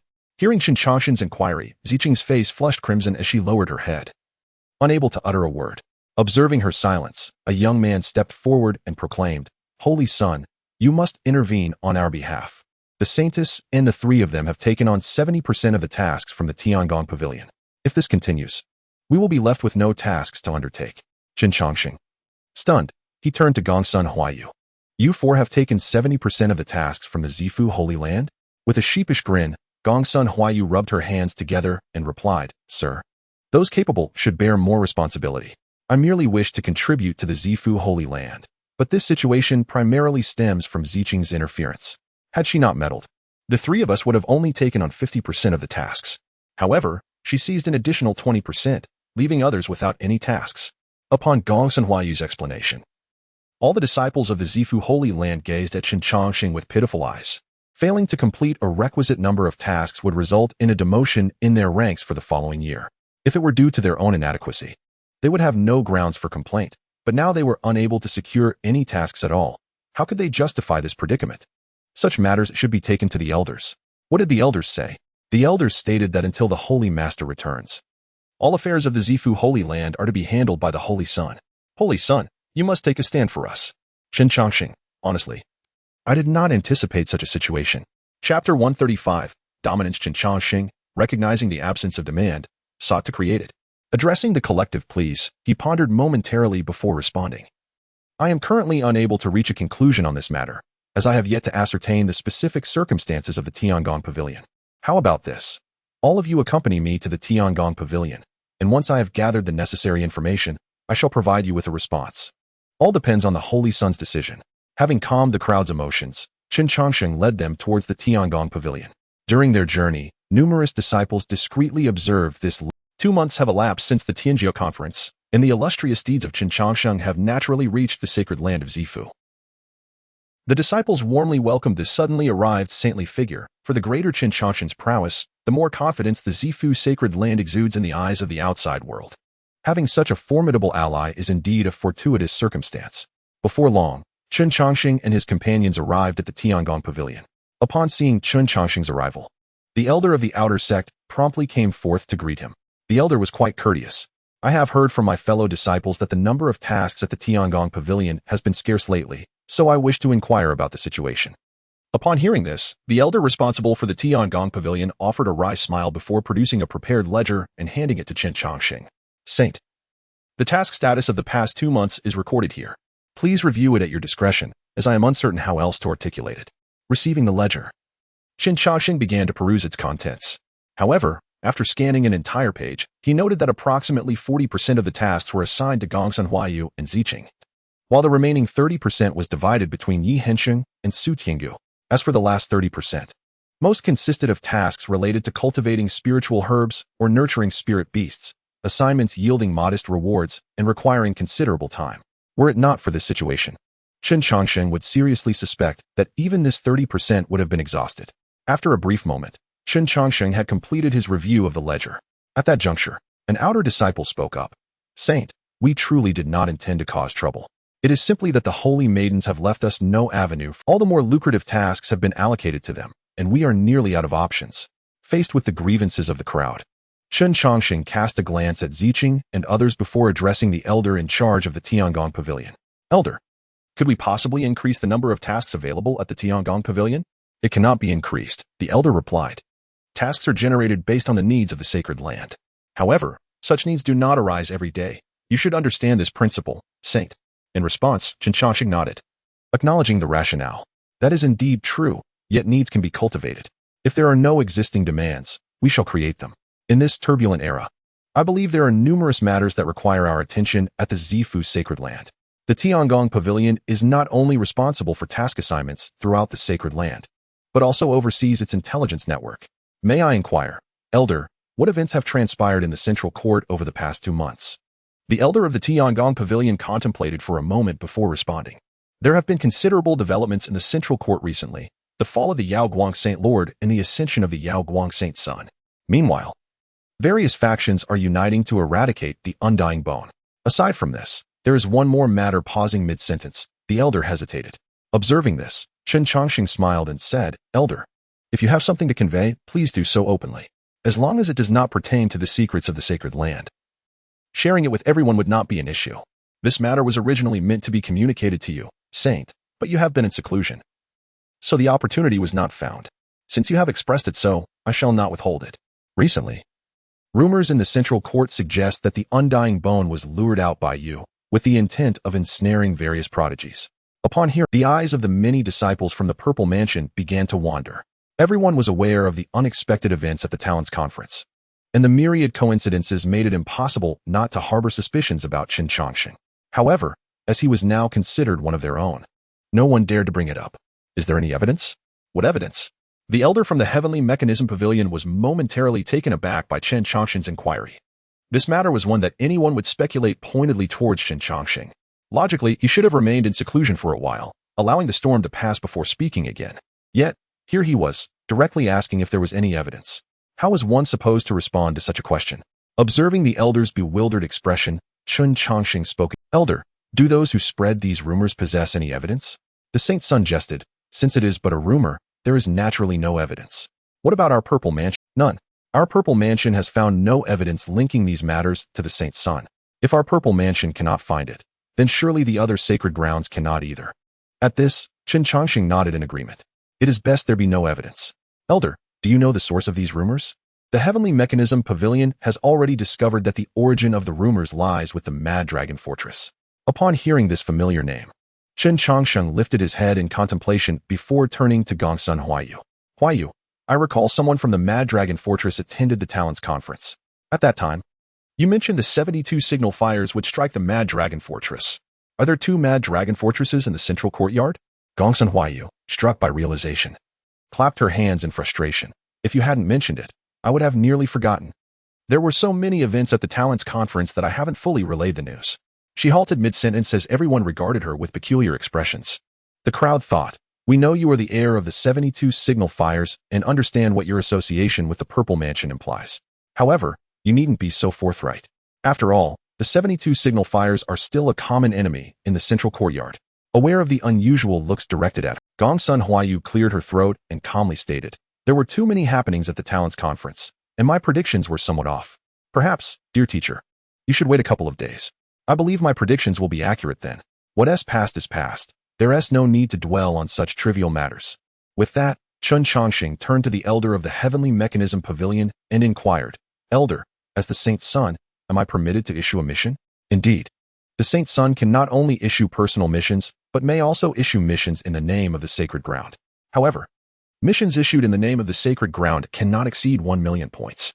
Oh, I see. Then I shall personally offer an additional 20 million divine sources and trouble the elder to assist me in issuing a mission. The content of the mission is quite simple. Eliminate the Mad Dragon Fortress. A collective gasp echoed among the crowd at this proclamation. Is he truly this ruthless? To propose 20 million divine sources along with the annihilation of a faction, our newly arrived Saint Son seems quite formidable. Chapter 136. Annihilate the Mad Dragon Fortress. Chen Changsheng's bold initiative. Chen Changsheng's words not only astonished the many disciples but also left both Xianxia and the elder of the Heavenly Mechanism Pavilion utterly taken aback. Confronted with the task issued by Chen Changsheng, the elder of the Heavenly Machine Pavilion hesitated, saying, Holy Son, according to the rules, you indeed have the right to issue this task. However, eliminating an entire faction is no trivial matter. Perhaps we should wait a while. Upon hearing the elder's persuasion, Chen Changsheng smiled lightly and replied, the Wild Dragon Fortress has openly slandered the Holy Son of the Purple Mansion, which is tantamount to publicly defaming our Purple Mansion. Such behavior cannot be overlooked. Even if I, Chen Changsheng, can endure it, I am certain my fellow disciples of the Purple Mansion cannot. A mere Wild Dragon Fortress can be eradicated without any significant consequence. Seeing that Chen Changsheng's words had stirred the emotions of the crowd, the elder of the Heavenly Machine Pavilion quickly pulled Chen Changsheng aside and whispered, Holy Son, annihilating a Wild Dragon Fortress is certainly not an issue.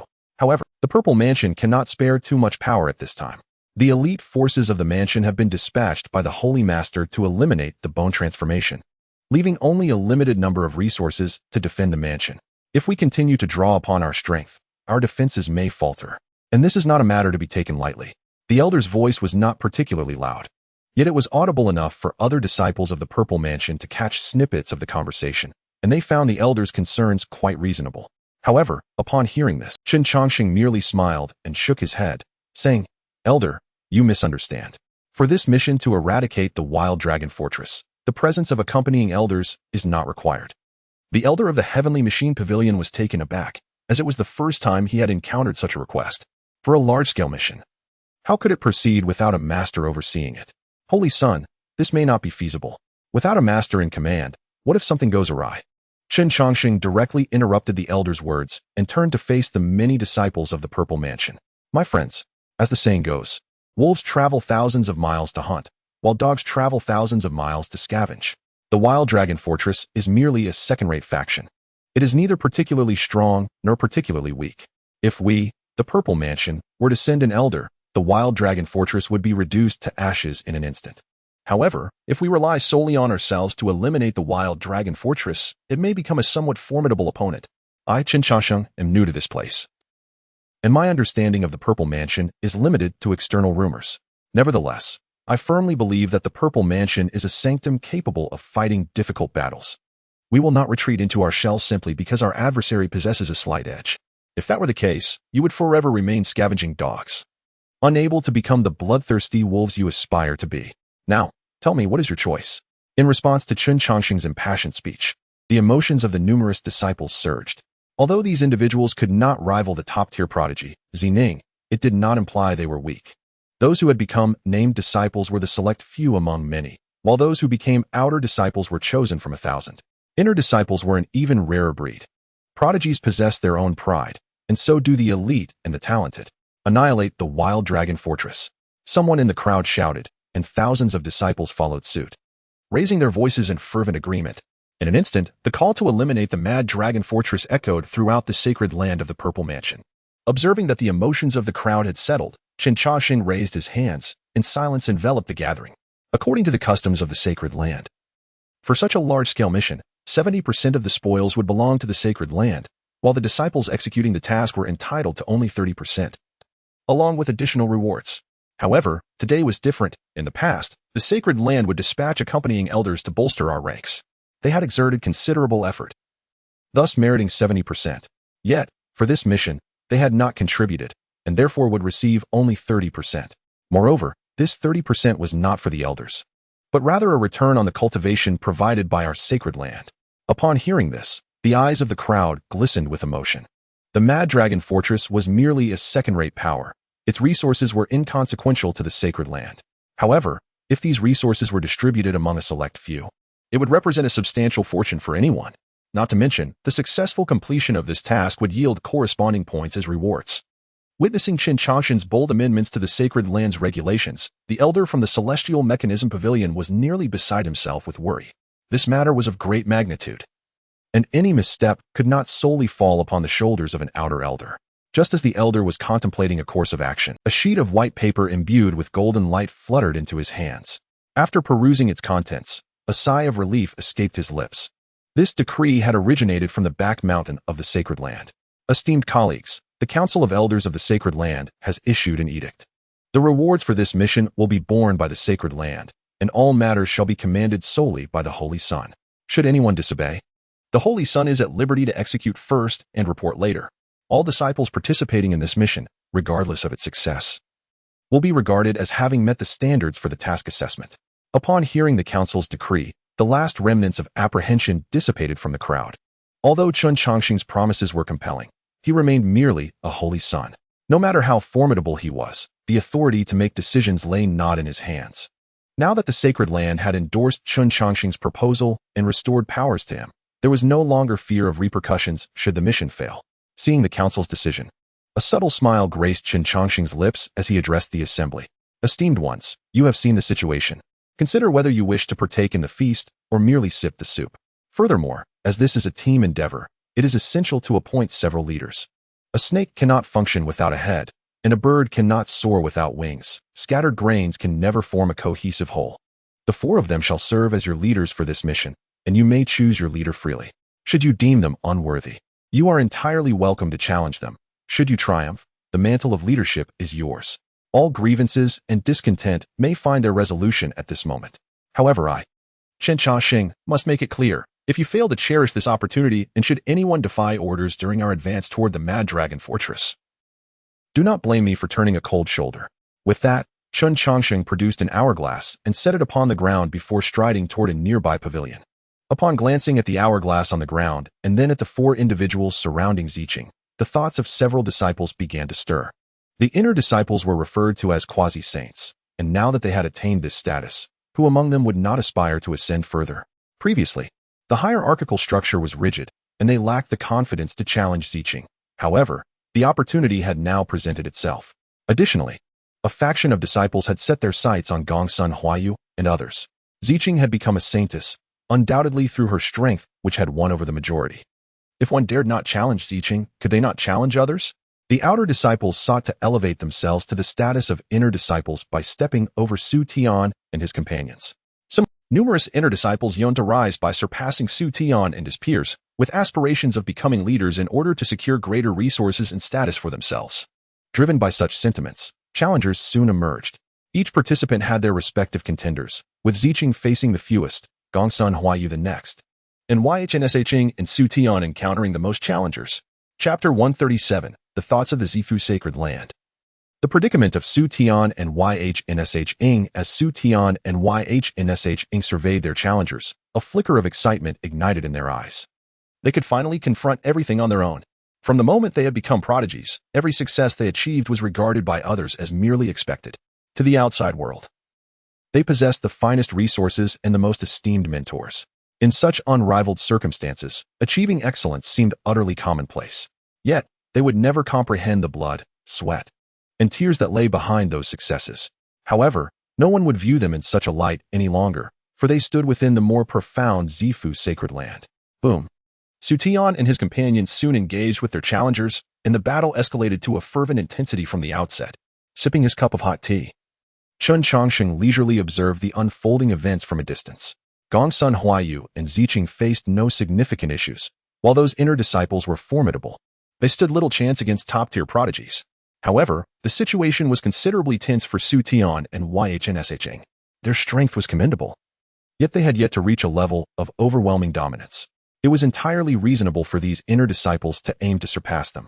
Contemplating this, Chen Changsheng murmured softly, "The Tiangang body refinement technique and the 100 defeats a mortal fist are among the foremost methods. If after all this time you still cannot grasp their essence, perhaps you are truly ill-suited for conquering the world." With that, he casually retrieved a book and began to peruse its contents. The challenge lasted for 2 hours, and it would still be a while before Su Tian and the others could conclude their battle. In the rear mountains of the Zifu sacred land, an image unfolded among the elders, depicting the battles of Gongsun Huaiyu and others. A prodigious talent. To create such an unparalleled technique, he would surely have a place in the destiny contest. Watching Gongsun Huaiyu's combat, the elder nodded in satisfaction. Simultaneously, glimmers of desire appeared in the eyes of the other elders. The cultivation system, with such immense potential, if one were to study it personally, could very likely lead to significant advancements beyond their original capabilities. Such improvements in strength could also greatly extend one's lifespan. Upon contemplating this, several elders promptly voiced their thoughts. Great Elder, the cultivation system created by the Holy Sun is extraordinarily remarkable. Should we not assist the Holy Sun in refining this system? Hearing these words, the Great Elder's countenance instantly turned icy. Refrain from harboring such petty notions. Should I discover that anyone's short-sightedness affects Chen Changsheng's perception of the Purple Mansion's sacred ground, I shall personally take their head. Witnessing the Great Elder's fury, the elder who had initially spoken could only sheepishly fall silent. Esteemed colleagues, I am aware that most of you are soon to confront the issue of dwindling lifespans. And I, Gulu, am no exception. However, the desire for longevity does not equate to committing foolish acts. Given Chen Changsheng's circumstances, he will inevitably participate in the contest for the heavenly mandate. Once this contest commences, he will require numerous allies. At that point, our Purple Mansion's sacred ground shall unreservedly undertake this responsibility. When the struggle for the heavenly mandate begins, can we allow Chen Changsheng to witness the Purple Mansion's sacred ground being deemed inferior due to our cultivation methods? Moreover, once an individual attains the heavenly mandate, the cultivation system they practice will undoubtedly spread throughout the world. Would Chen Changsheng allow his allies to be disadvantaged because of a secret that will inevitably be revealed? Thus, it is prudent for you to stow away those foolish thoughts. Upon hearing these words, some elders exhibited a flicker of uncertainty in their gazes, as they had just been contemplating how to negotiate with Chen Changsheng to acquire this new cultivation system. At that moment, the previously silent second elder also spoke. Esteemed colleagues, perhaps some of you still view Chen Changsheng as a mere child. I advise you to discard such notions. From our recent interactions, it is evident that Gongsun Huaiyu and others regard Chen Changsheng with utmost reverence. To put it bluntly, the cultivation of Gongsun Huaiyu and the others is guided by Chen Changsheng. As seasoned practitioners in the cultivation realm, you have witnessed the prowess of these three individuals. Honestly speaking, do you possess complete confidence in instructing these young talents? What you are incapable of achieving, Chen Changsheng has accomplished, which signifies that his strength already surpasses that of some among us. In a realm that venerates the strong, if you rely on your seniority, Chen Changsheng may not extend you the courtesy you expect. Certain matters warrant careful consideration. The successive admonitions from the Great Elder and the Second Elder quelled many of the Elder's ulterior motives. Second Elder, while your words hold merit, what of the Third Elder and the Fifth Elder? They have consistently been the proponents of warfare and maintain a particularly rigid stance regarding the 72 signal fires. Once the matter of the unmelting bones is resolved, it is likely that Chen Changsheng will clash with them. In response, the Second Elder stroked his beard and smiled. Conflicts are entirely natural. The Wild Dragon Fortress serves as a trial for Chen Changsheng concerning the disciples of the Purple Mansion, while the Third Elder and the Fifth Elder represent the Purple Mansion's sacred grounds trial for Chen Changsheng. If he, Chen Changsheng, cannot even handle 2 old bones. Then he is unworthy of receiving the full support of my Purple Mansion sacred land. I am particularly fond of that saying. The wolf travels 1,000 miles to feast, while the dog travels 1,000 miles to scavenge. Whether one is a wolf or a dog shall soon be revealed. The unchanging rules have persisted for far too long. I am eager to witness what tricks these young ones will conjure. More so, I am curious to see if Chen Changsheng can indeed overturn the heavens of the entire central court. Upon finishing his words, the second elder smiled as he gazed at the composed Chen Changsheng on the screen. It seems that the Holy Master has truly brought back a rare gem for the Purple Mansion's sacred land.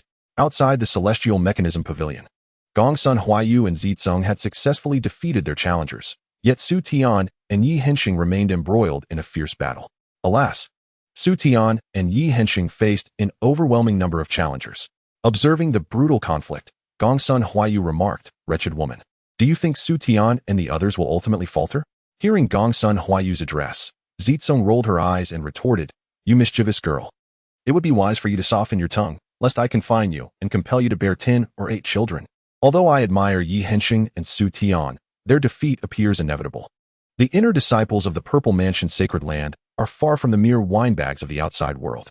In one-on-one confrontations, they may struggle to prevail, let alone in a wheel battle. The reason for the prolonged struggle thus far is that the true experts among the inner disciples have yet to take action. Should they swiftly defeat the two, it would certainly tarnish Chen Changsheng's reputation." Chapter 138, The Secret of the Celestial Gang Body Forging Technique. Zitsong. I can bear sons. In response to Zitsong's analysis, Gongsun Huayu rolled her eyes but refrained from arguing, as her own assessment aligned with it. After once again defeating their challengers, Su Tian and Yi Hensheng appeared somewhat disheveled. The reality confirmed that the Purple Mansion's sacred land truly deserves its title. Every disciple here is exceptionally formidable. However, the more terrifying truth is the palpable sense that even stronger individuals have yet to reveal them. Their reluctance to intervene is merely a gesture of preserving dignity. As time draws to a close, they are bound to make their move. Indeed, just as the first 2 challengers withdrew, 2 men stepped forward. Their prowess was evident to all, and one proposed, "Given your considerable fatigue, shall we conclude this with a draw?" At that moment, Chen Changsheng's voice resonated. "There are no draws in my domain, only victory or defeat. If you settle for a draw, then all of you may leave at once." Upon hearing this, the inner disciple chuckled. "It seems the Holy Sun does not permit a draw. In that case, Feng Yuxiu, must apologize for the offense. Having learned that Su Tian practices the Celestial Gang Body Forging Technique, harnessing the power of the stars, I shall now employ my own ultimate skill, the Star-Snatching Hand. Su Tian, be cautious." As his words fell, Feng Yuxiu launched a lethal strike towards Su Tian's vital point. Faced with this lightning-fast assault, Su Tian hastily defended himself. Yet, the normally indomitable defensive prowess of the star power was forcefully shattered by Feng Yuxiu. As the saying goes, a true expert reveals their prowess in an instant. The moment Feng Yuxiu made his move, the prodigies present had already foreseen the outcome, including Su Tian himself. Remarkably, Feng Yuxiu appeared to possess considerable potential. I wager that Su Tian will be defeated within 30 moves. Observing Feng Yuxiu's techniques, Gongsun Huayu was eager to participate. Not within 30 moves, but within 15. Su Tian is destined to lose. Prior to my ascension as a saintess, Feng Yuxiu was among my most formidable adversaries. His star-plucking technique has reached an extraordinary level. I barely triumphed by a hair's breadth back then, were it not for his slightly inferior cultivation talent. He might have claimed the position of the sacred son of the Purple Mansion. Gongsun Huayu was visibly astonished by Zijing's words. Is it truly that exaggerated? Even you could only win by a narrow margin? Why would I deceive you? The star-plucking technique leans towards external cultivation, and had he possessed greater talent, he would not have needed to master such a formidable skill. Although the star-plucking technique is one of the most elite external cultivation methods of the Purple Mansion, it ultimately cannot ascend to the pinnacle, which is somewhat regrettable. After hearing Zijing's introduction, Gongsun Huayu felt even more invigorated. If Feng Yuxiu is one of your strong opponents, then who are the others? Zijing lifted her chin and declared, "It is he. His name is Yang Feng." With Feng meaning madness. The technique he practices is another exceptional skill from the Purple Mansion, the Mad Demon Fist. Moreover, he is the exclusive disciple of the Fourth Elder, and his strength is undoubtedly on par with mine. The reason he has not ascended to the position of Sacred Son is due to a flaw in the Mad Demon Fist. Those who cultivate it are prone to madness. The Sacred Son and Saintess are prospective heirs of a holy land, and to occupy such a position, one requires not only strength but also discernment. Upon hearing this, Gongsun Huayu scrutinized Zijing from head to toe. You cannot be serious. Are you suggesting that you possess discernment? Apart from having a more ample bosom, a kuvya figure, and decent looks, I see no other merits. In response to Gongsun Huayu's remarks, Zijing was prepared to contest her. However, as she raised her hand halfway, she halted and chuckled. At present, I indeed cannot best you, but my defeat does not lie with you. It lies with Chen Changsheng. For the new cultivation method will surely not be conceived by someone as cunning as you. Before entering seclusion, Chen Changsheng made me a promise. Should I surpass you in the number of completed tasks, he would impart the new cultivation method to me. To date, I have completed 30 more tasks than you. Thus your days of arrogance are numbered. At these words, Gongsun Huayu grew anxious. You are being deceitful. If you had not exploited connections to secretly take on more tasks, your count could not possibly exceed mine. Say what you will, the vanquished will always concoct excuses. The Purple Mansion is my domain. With that advantage, why should I not take full advantage of it? Do not be so arrogant. I will certainly persuade the master not to teach you. Go ahead if you wish, even if Chen Changsheng were to renege. I possess ways to convince him to teach me, for I too have my own merits. Upon hearing this, Gongsun Huayu looked at her with disdain and remarked, What virtues do you possess that I have failed to perceive? You have already articulated your advantages. I have a generous bosom and a shapely rear. While I may not necessarily become formidable, I am capable of bearing him sons. At that point, I shall have the authority to command you, you little rogue. Gongsun Huayu trembled with indignation, then let out a cold huff and turned her head away. Although she would never truly interfere with Chen Changsheng's decisions, being outmatched in verbal sparring by this wicked woman was exceedingly vexing. Boom, boom, boom. During the exchange of barbs between Zijing and Gongsun Huayu, Su Tian and his companions had already engaged in over 10 exchanges. Without exception, both He Hensheng and Su Tian were left spitting blood as they faced their formidable adversaries. Anxiety gripped their hearts. Their urgency did not stem from an awareness of impending defeat, but rather from the knowledge that they possessed the key to turning the tide. Yet they could not discern its whereabouts. Amidst a whirlwind of thoughts, Su Tian recalled Chen Changsheng's words. If the Tiangang body refinement technique were merely a method for physical cultivation, it would not have endured in the Xuanwu kingdom for so long. With this realization, Su Tian cast his gaze upon his stellar power, and suddenly, all the confusion in his mind dissipated. He had indeed misapplied the Tiangang body refinement technique.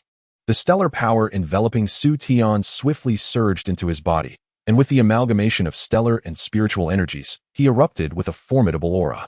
Witnessing this, a faint smile graced Chen Changsheng's lips. Finally, he had grasped the concept. He was not entirely dim-witted. Indeed, the Tiangang body refinement technique was not merely a physical cultivation method. It was fundamentally an inner cultivation practice. Once the stellar power integrates with the practitioner's body, it manifests numerous wondrous effects. To simplify, the Tiangang body refinement technique serves merely as a catalyst. The true potency depends on the practitioner themselves. The previous left emperor possessed a robust physique, not solely due to the Tiangang body refinement technique, but because of his exceptional talent in external cultivation. This was the secret of the Tiangang body refinement technique in the Xuanwu kingdom. Furthermore, this understanding must be cultivated individually. Each person's comprehension of the technique is distinct. Those who grasp it will find their paths broadened, while those who do not will lead lives of mediocrity. Clearly, Su Tian had comprehended it. Chapter 139. The Untimely Feng Yuxiu. The fourth leader seeds victory. Observing Su Tian's transformation, Feng Yuxiu smiled and withdrew his hands, stating, You have found your path. I concede this match. Upon hearing this, Su Tian paused. You may have triumphed today, but you shall falter in the future. In response to Su Tian's words, Feng Yuxiu merely smiled and retreated. The many disciples of the Purple Mansion looked down upon Feng Yuxiu's act of conceding without a fight. Yet Chen Changsheng in the pavilion found it intriguing. He had witnessed the clash between Su Tian and Feng Yuxiu. It was evident that Feng Yuxiu's strength far surpassed that of Su Tian. Although Su Tian had grasped the intricacies of the Tiangang body refinement in his current state and level of cultivation, he still lacked the opportunity to best Feng Yuxiu. However, Feng Yuxiu conceded defeat, for this contest had lost its significance. He was on the verge of reaching his current limits, his innate talent and cultivation severely constraining his potential. The contemporary cultivation system is replete with variations. Yet apart from his own proposed method, the majority remain ensnared within the confines of spiritual roots. Based on his own estimations, Feng Yuxiu possessed at best a low-grade spiritual root. Thus, even if he were to vanquish Su Tian, he would never stand as a rival to top-tier prodigies like Gongsun Huayu.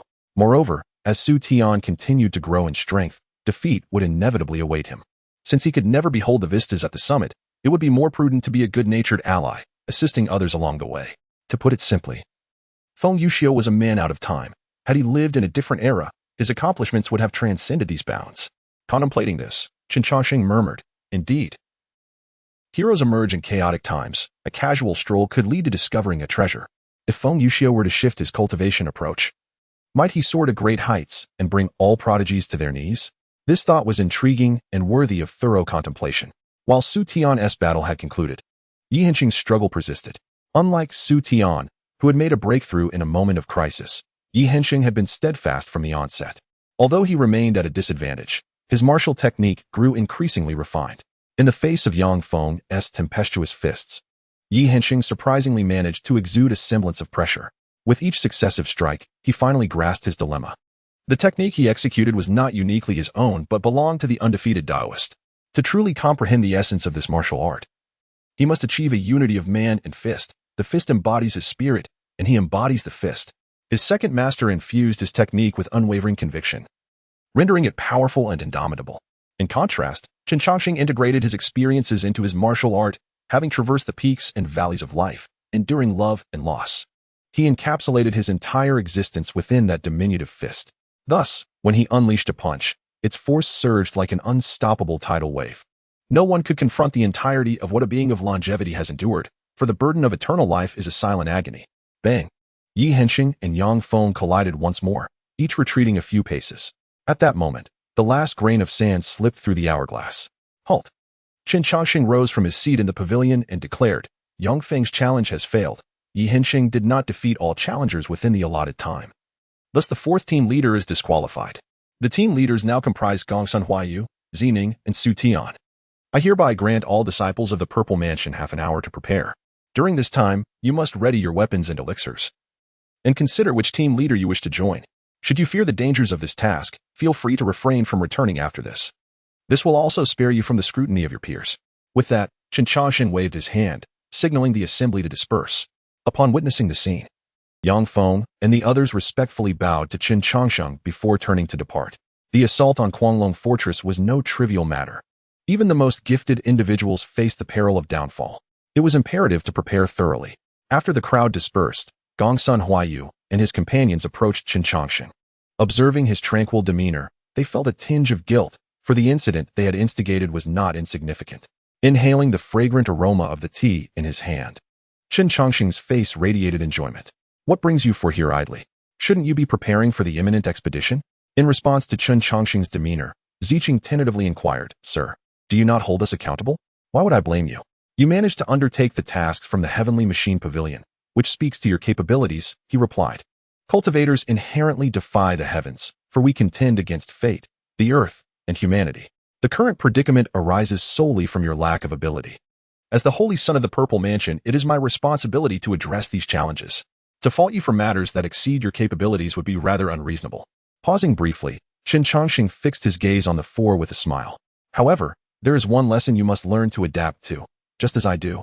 You must attend to the aftermath for those under your command. I now lead the younger generation of the entire Purple Mansion, which means I can no longer manage every detail for you as I once did. I trust you have realized this, for individuals like Nailan Jing, Wan Yinyu, and Zhou Xinghe are leaders of their own factions and cannot oversee every nuance either. Similarly, I, Chen Changsheng, cannot tend to every detail as war approaches. These responsibilities must fall to you. Should you falter, it is those who place their faith in you who will suffer the consequences. Therefore, your concern should not lie with whether I will blame you, but rather with whether you will have the courage to face those who believe in you after the battle concludes." Upon hearing Chen Changsheng's words, the weight of gravity settled upon the four. Although they had previously led teams, they had always been under the guidance of elders who managed everything. Even if mistakes occurred, there would be someone to cushion the blow.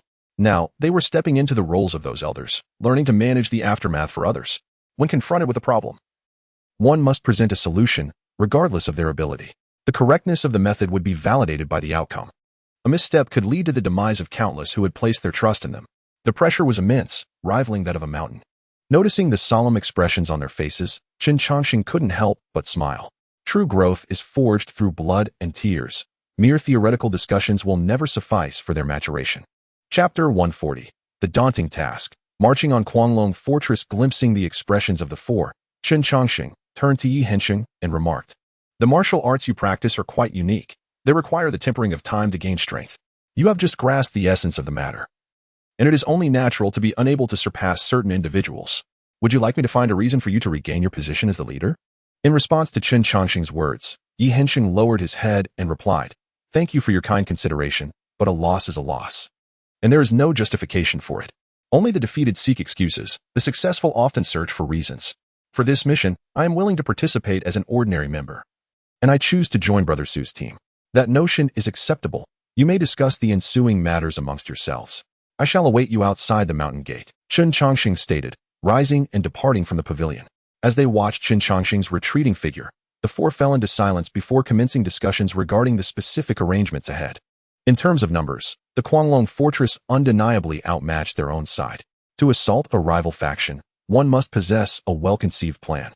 Should they charge forth like a disorganized mob, even if they were to capture the Quanglong fortress, it would be a Pyrrhic victory. Chen Changsheng refrained from mentioning this matter, intending to leave these issues to Gongsun Huayu and the others. Half an hour swiftly passed. Over 1,000 disciples from the Zifu gathered uniformly outside the mountain. Some individuals had wavered at the last moment, but Chen Changsheng paid them no heed. After all, one cannot expect every person in the world to yearn for the battlefield. Nonetheless, the formation of these over 1,000 disciples was quite intriguing.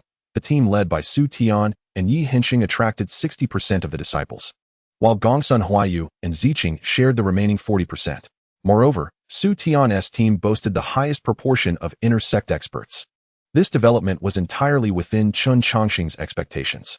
Ziqing and Gongsun Huayu's brilliance was too overwhelming, making it easy for those who followed them to be overshadowed. However, this was not the case with Su Tian. Though formidable, he was not excessively so. In his team, as long as one possessed sufficient capability, they would undoubtedly shine brightly. The total of 1,080 disciples had now assembled completely. "May the Holy Sun give the command." Ziqing stepped forward first, observing Ziqing's serious demeanor. Chen Changsheng replied calmly, "Su Tian shall lead the center, while Gongsun Huayu and Ziqing will command the left and right flanks, respectively. I hereby order Su Tian to launch a frontal assault on the Quanglong fortress, with Ziqing attacking from the flank, and Gongsun Huayu serving as the reserve to prevent intervention from other factions." Understood. With the command issued, numerous disciples slowly ascended into the air, heading towards the Quanglong fortress. Chen Changsheng, meanwhile, mounted a colossal beast, positioned at the center of all the teams. Since the conclusion of the Tianjiao conflict, the Kunlun Holy Land had ended its collaboration with the Quanglong fortress. The Yaoguang Holy Land had taken similar action. Logically, the Quanglong fortress should have begun to show signs of weakness. However, recent observations indicated a subtle expansion of its influence. According to the predictions of the Tianji Pavilion, there appeared to be support from an external source. After a Tianji Pavilion disciple reported the intelligence, he obediently retreated to the side. The group led by Ziqing frowned as they scrutinized the map of the Quanglong fortress. After a prolonged silence, Zine finally spoke. To withstand the pressure from the Purple Mansion's sacred land while supporting the Wild Dragon fortress, the forces behind it must be formidable.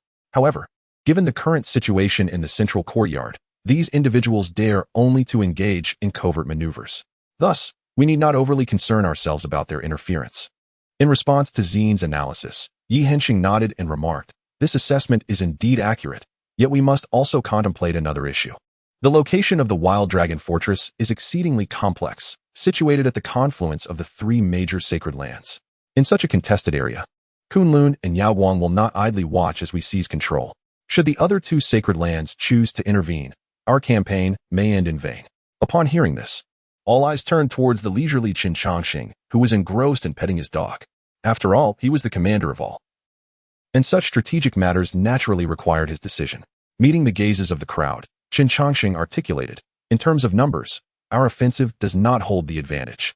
Therefore, to achieve victory, we must act swiftly. The main army's assault on the Wild Dragon Fortress will merely serve as a feint. The true lethal strike will come from Zine and her 200 men. You must navigate through numerous obstacles and strike directly at the heart of the fortress, aiming to inflict a devastating blow in the shortest possible time. This task is perilous. A moment's carelessness could lead to annihilation. Are you confident in your abilities?" In response to Chen Changsheng's command, Zine solemnly affirmed, "I shall not fail your expectations." Satisfied with Zine's unwavering commitment, Chen Changsheng nodded before continuing to point at the map. "Su Tian, although your role is a feint, your task is equally daunting. In the face of your assault, the Wild Dragon Fortress will undoubtedly fortify its defenses. You must not only draw their elite fighters out but also maneuver swiftly to the flanks without arousing the enemy's suspicion, thus forming a pincer movement. Once Xian has dealt a heavy blow to the fortress, you will transition from feigned attack to full offensive, aiming to consume the Wild Dragon Fortress from the outside in. Listening to Chen Changsheng's strategy, Yi Hensheng, serving as Su Tian's strategist, interjected, "Sir, from a tactical perspective, establishing a pincer movement necessitates traversing the Gale Inn and the Golden Light Cave. The Golden Light Cave is under the jurisdiction of the Kunlun Sacred Land, while the Gale Inn is affiliated with the Yaoguang Sacred Land. In haste, they are unlikely to grant passage." Upon hearing this, Chen Changsheng clicked his tongue and replied, "That is your own dilemma to resolve. Whether through negotiation or force, if you cannot establish a pincer movement within 3 hours, you shall present your heads to me. If all problems are resolved, I shall have no further use for you." At Chen Changsheng's words, Su Tian and the others grew solemn. Xian's task was fraught with peril, and their own assignments were equally daunting. Observing that Xian and Su Tian had received their missions, Gongsun Huayu could no longer remain idle. "Sir, what of our mission? We are no less capable than they. Surely we cannot be relegated to the sidelines. How am I to return and explain to those 200 disciples?" Upon witnessing Gongsun Huayu requesting to engage in battle, Chen Changsheng pointed to a location on the map and said, "Your task bears greater significance than that of the other two. Your contingent must be stationed at this site. It is a strategic position, both offensively and defensively, and serves as a critical passage for the army's retreat. Furthermore, in addition to holding this ground, you are also responsible for providing support to Ziqing and Su Tian. Should any forces from outside the Dragon Fortress intervene, regardless of their numbers, you must hold them off for 3 hours. If you fail, you shall present your heads to me." Chapter 141. The onslaught begins. Chen Changsheng stands alone against 2 major holy lands. Gongsun Huayu felt a surge of elation at the formidable task assigned by Chen Changsheng. Yet, he soon sensed something amiss. The only factions capable of influencing the current battlefield were the Golden Light Cave and the Gale Inn. However, Su Tian and his group might not necessarily encounter conflict. If both factions choose to retreat into their shells, would that render me powerless? In response to Gongsun Huayu's perplexity, Chen Changsheng smiled broadly and remarked, "You have made progress. You are now considering the next steps in advance. If the Golden Light Cave and the Gale Inn choose to be timid, once Su Tian and Ziqing have obliterated the Dragon Fortress, you will transition from the rear to the front, devouring these 2 factions." Upon hearing these words, everyone gazed at Chen Changsheng in astonishment. This plan had never been articulated by him before. Noting the looks of surprise, Chen Changsheng spoke, "Why do you stare at me? Do you truly believe my motives against the Dragon Fortress stem from mere rumors? If it were merely a vendetta against the Dragon Fortress, I alone would suffice. It would merely take a bit more time. Is it necessary to go to such lengths? My true objective is to reclaim this territory. This area lies at the confluence of the 3 major holy lands, serving as a buffer zone among the 3. Logically, this territory should be maintained by a branch supported by each of the 3 holy lands. However, in recent centuries, Kunlun Holy Land has continuously expanded, ultimately leading to the loss of control over this territory by the Zifu Holy Land. What I must do now is to reclaim this land. In the future, when vying for the mandate of heaven, the Zifu Holy Land will possess a degree of initiative." After Chen Changsheng's analysis, Feng Yuxiu, who had remained silent, finally spoke. "In dealing with the Dragon Fortress, Kunlun and Yaoguang might remain indifferent. However, if we strike at the Golden Light Cave and Gale Inn, the 2 major holy lands of Kunlun and Yaoguang will likely not turn a blind eye. We currently lack the strength to withstand these 2 defensive lines." In response, Chen Changsheng replied with a smile, "No, we possess other means to resist these 2 holy lands." "What means?" "Me. I will shield you from the interference of Yaoguang and Kunlun, allowing you to seize control of these 3 factions during this period. You will have 3 hours to eradicate the Dragon Fortress, while I will grant you 9 hours for the Golden Light Cave and Gale Inn. Within these 12 hours, not even the mightiest of beings shall disrupt your endeavors. As for the outcome after these 12 hours, that will depend on your efforts." With that, Chen Changsheng rose to stretch his limbs, preparing to depart from the main force. Observing this, Yang Feng called out to Chen Changsheng.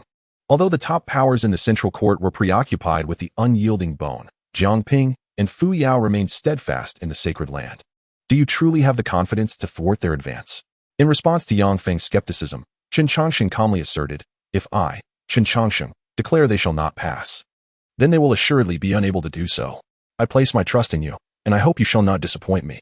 Upon finishing his words, Chen Changsheng's figure gradually faded, ultimately vanishing entirely.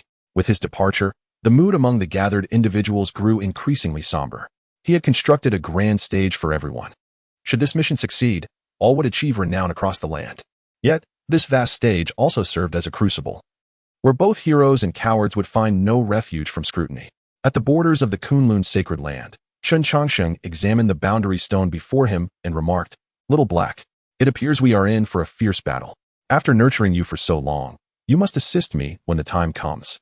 Hearing Chen Changsheng's words, the little creature in his arms uttered a sound and gave him a disdainful glance, as if to say, "You expect a sickly dog to help you? You are even more foolish than I." Observing this, Chen Changsheng sighed, "Oh, you ungrateful creature, I cannot rely on you at all." As he spoke, a replica of Chen Changsheng materialized before him. This figure was indeed his true self. "I entrust you with little Jean and the root of Taotai. With these formidable weapons, you should be able to hold off Fu Yao." Accepting the items from Chen Changsheng, his true self rolled his eyes and replied, "You are me, and I am you. Our thoughts are intertwined. Why waste words?" Given Gongsun Huayu's influence, Fu Yao is unlikely to be excessively ruthless. However, you must exercise caution. If something goes awry on your end, I will be unable to bear the consequences. Understood, be swift. The two Chen Changshengs exchanged a few more words before the true self soared into the distance. Watching his counterpart depart, Chen Changsheng settled into a clean spot. With his current cultivation, the distance his true self could travel from him could not exceed 1,000 miles, nor could the duration surpass 12 hours. This was precisely why Su Tian and the others were constrained to a mere 12 hours. Boom. The battle between Su Tian and the Dragon Fortress erupted swiftly. The tremendous commotion was palpable, even to Chen Changsheng, who was several hundred miles away. However, at that moment, he paid little heed to the distant conflict, instead leisurely stroking Little Black. Within the Dragon Fortress, a disciple attempted to negotiate with Su Tian, saying, "We of the Dragon Fortress have not offended the Purple Mansion's sacred land. Why?" But before he could finish, Su Tian snapped his neck with no hesitation. After dispatching several lesser foes, Su Tian, with his eyes ablaze, wasted no time and swiftly led 200 men to launch a fierce assault on the Dragon Fortress. This battle emphasized rapid resolution. Every moment he delayed increased the peril for others. Thus, he needed to deplete the strength of the Dragon Fortress while they were still reeling from the initial blow. Under the unexpected assault, led by Su Tian, a battalion of 200 swiftly seized 3 strongholds of the Dragon Fortress. Simultaneously, Xianxia and his contingent of 400 maneuvered around from the flanks.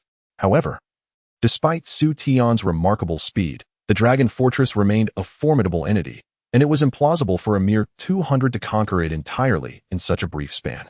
Great formations rose from the earth, and the resounding horns echoed throughout the Dragon Fortress.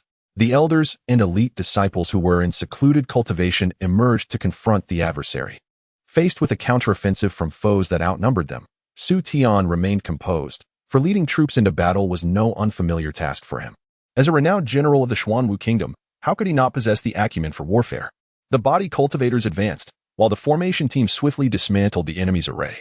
The inner disciples engaged the elders of the Dragon Fortress to prevent them from slaughtering the outer disciples of the Purple Mansion and disrupting their ranks. Meanwhile, those adept in various arts took cover behind their comrades, unleashing their powers, whether through poison, spirit beasts, talismans, or illusions. Possessing profound heritage, the sect not only nurtured prodigies, but also cultivated numerous disciples specializing in diverse practices such as weapon forging, alchemy, and spirit beast training. Though these disciples may not boast high cultivation levels, they had traversed far along their chosen paths. Once large-scale warfare commenced, they could potentially wield unforeseen influence. At the Yaowang Holy Land's boundary stone, Chen Changsheng greeted Fu Yao with exuberance. "Ha! I knew you would be unharmed. After several months apart, you have ascended to the position of Yaowang's sovereign. Truly commendable." Formerly the holy son of Yaowang, Chen Changsheng had now become its sovereign. As Fu Yao regarded Chen Changsheng, admiration shimmered in his eyes.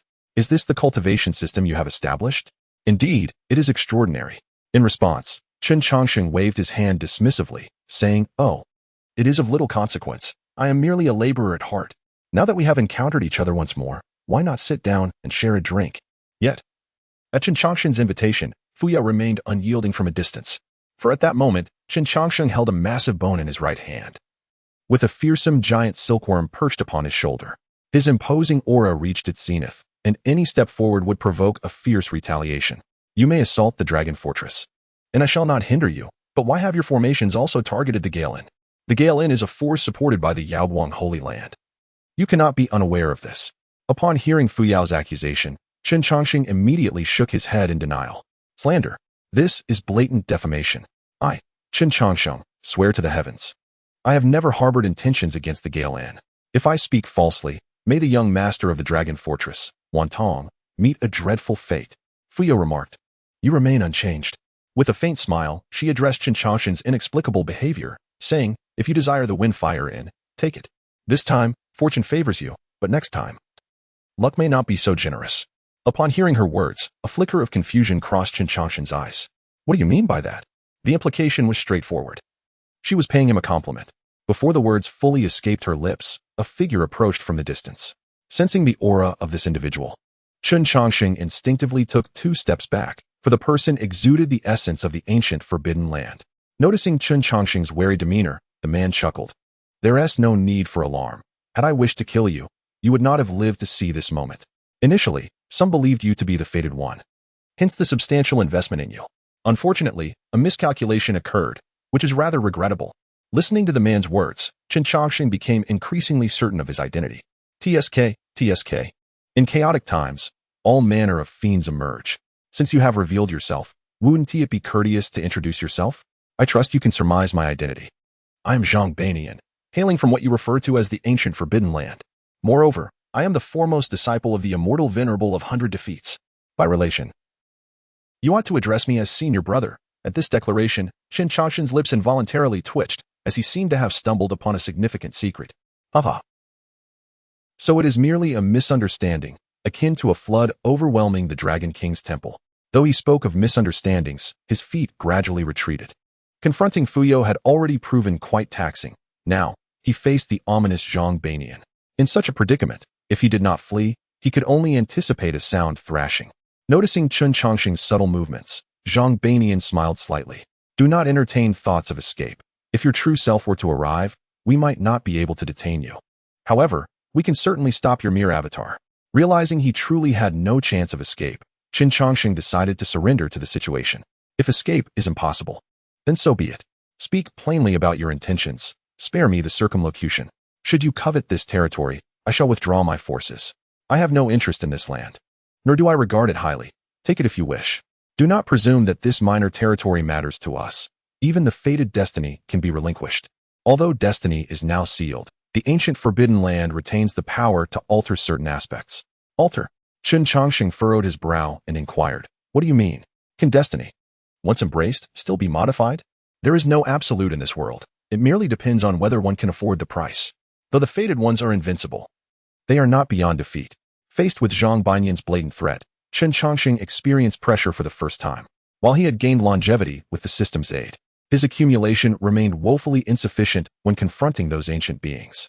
You have threatened me several times, and I must confess that your menacing words have indeed frightened me. So, might you now articulate your demands? Upon hearing this, Zhang Bairan spoke calmly. The requirements of the ancient forbidden land are quite straightforward. Once the destined one bears their fate, they must make a journey to the ancient forbidden land. It cannot be as simple as merely taking a stroll. You must wish for the destined one to relinquish their pursuit of the ancient forbidden land. As far as I am aware, prior to bearing their fate, destined ones typically visit the forbidden grounds. I trust that these individuals do not merely engage in idle chatter with you. This notion poses no issue. Hence, would you be willing to assist with this endeavor? Observing Zhang Bairan's tranquil gaze, Chen Changsheng pondered momentarily. What, then, do the destined ones and I stand to gain? The support of the ancient forbidden land. The shattered destinies shall reunite, and this time, their strength will be unprecedented. To genuinely bear one's fate is no trivial matter. Many forces will intervene. The ancient forbidden land can offer its assistance, and in return, the destined ones must acknowledge this bond of incense. During the time they bear their fate, they shall refrain from taking action against the ancient forbidden land. After listening, Chen Changsheng pressed his lips together and remarked, such a tempting proposition. I now suddenly believe we can sit down and have a thorough discussion. I am most willing. With that, Zhang Bairan waved his right hand, and a jade table materialized before Chen Changsheng. Chapter 143, The Unashamed Chen Changsheng, The Fate is Set. In response to Zhang Bairan's invitation, Chen Changsheng took a seat with remarkable composure. The distant sounds of combat served as a backdrop, while the whispers of the wind through the trees provided a melody for the three of them. The scene exuded an indescribable elegance. Lighting the clay stove, he poured the ethereal spirit spring into it. Once the spring water within the clay stove began to boil, Zhang Byron produced a tea canister and retrieved 3 flying swords to place within. Observing the peculiar tea leaves in his cup, Chen Changsheng remarked, "Brother Byron, your tea is quite intriguing. I have never encountered such a thing. This is a small specialty I brought from home, known as enlightenment tea. It can only yield a single leaf every 1,000 years, and drinking it can help clarify one's Tao heart. Should one possess the right fortune, they may even enter a state of sudden realization." After hearing Zhang Byron's explanation, Chen Changsheng paused for a moment, then took out a jade bottle and poured the tea before him into it. Not only did he pack away his own tea, but he also collected the tea set before Zhang Byron and Fuyao. Once he had finished, he naturally tucked the tea canister into his embrace. His movements were fluid and seamless, akin to flowing water. Zhang Byron remarked, "Since I am willing to present this item, it proves I am not a miser. However, could you not consume it in such an undignified manner?" Facing Zhang Byron's peculiar gaze, Chen Changsheng resolutely asserted, "Brother Byron, I must admonish you regarding the earlier matter. It took great effort for the 3 of us to sit down and converse, and yet you brought forth this enlightenment tea. What if both you and Brother Fuyao, being exceptional talents, were to drink it and suddenly fall into a state of realization? This does seem to delay our conversation. Let us set aside the Wu Dao tea and enjoy the tea I have brought instead." Observing Chen Changsheng's earnest explanation, Zhang Byron was momentarily taken aback, then chuckled. "Your words are indeed reasonable, Brother Chen. It was my oversight. I presume the tea you have presented must possess some unique qualities." In response to Zhang Byron's remarks, Chen Changsheng adeptly brewed the tea while saying, "There is nothing particularly special about this tea, except that it is distinctly bitter. I personally cultivated, harvested, and crafted it." With that, Chen Changsheng handed over 2 steaming cups of tea. "Is that so? Then this tea is truly worth savoring," Zhang Byron remarked. And both he and Fuyao took a sip from their cups. However, as the liquid entered their mouths, their expressions contorted to some degree. In contrast, Chen Changsheng, who was also tasting the tea, appeared to be in sheer enjoyment, as if the 3 were indulging in entirely different brews. Observing this, Zhang Byron curiously inquired, "Brother Chen, this tea is indeed bitter and difficult to swallow. How is it that you remain unfazed?" In response, Chen Changsheng gently caressed the warm cup in his hands and replied, "No matter how bitter the tea, can it surpass the bitterness of one's life? After experiencing greater hardships, drinking this bitter tea becomes a source of delight." Upon hearing this, Zhang Byron nodded appreciatively. "Your perspective far exceeds mine, Brother Chen. I admire you." Now, Chen Changsheng set down his cup. "We have indulged in tea. Let us now discuss matters of importance. You must be aware of my entry into the ancient Forbidden Land, correct?" "Indeed," Zhang Byron replied. "The 100 Defeats Immortal has some connections to the ancient Forbidden Land. Your acquisition of his stone coffin signifies your status as his half-disciple, which is why you survived." "Oh, so that is the case," Chen Changsheng exclaimed. "No wonder I survived so bewilderingly. It turns out there was this connection. If that is so, then the items I obtained in the ancient Forbidden Land were also deliberately bestowed upon me by you?" "More or less," Zhang Byron acknowledged. "The Tao Dai bone and those trains, while not held in high regard by the ancient Forbidden Land, are not easily taken by just anyone." After pondering Zhang Byron's explanation, Chen Changsheng nodded thoughtfully and continued, "Now, on to my second question. Why did you not kill me or eliminate the fated one behind me? With the strength of the ancient Forbidden Land, such an act should not be overly difficult." Zhang Byron replied calmly, "It is indeed not difficult for the ancient Forbidden Land to take a life. But to eliminate a fated one is a different matter altogether, especially one who has stepped into the 6th realm. Once a fated one reaches the 6th realm, their destiny begins to take shape, making them exceedingly difficult to kill. The ancient Forbidden Land would prefer to avoid provoking such a formidable being who may one day become invincible."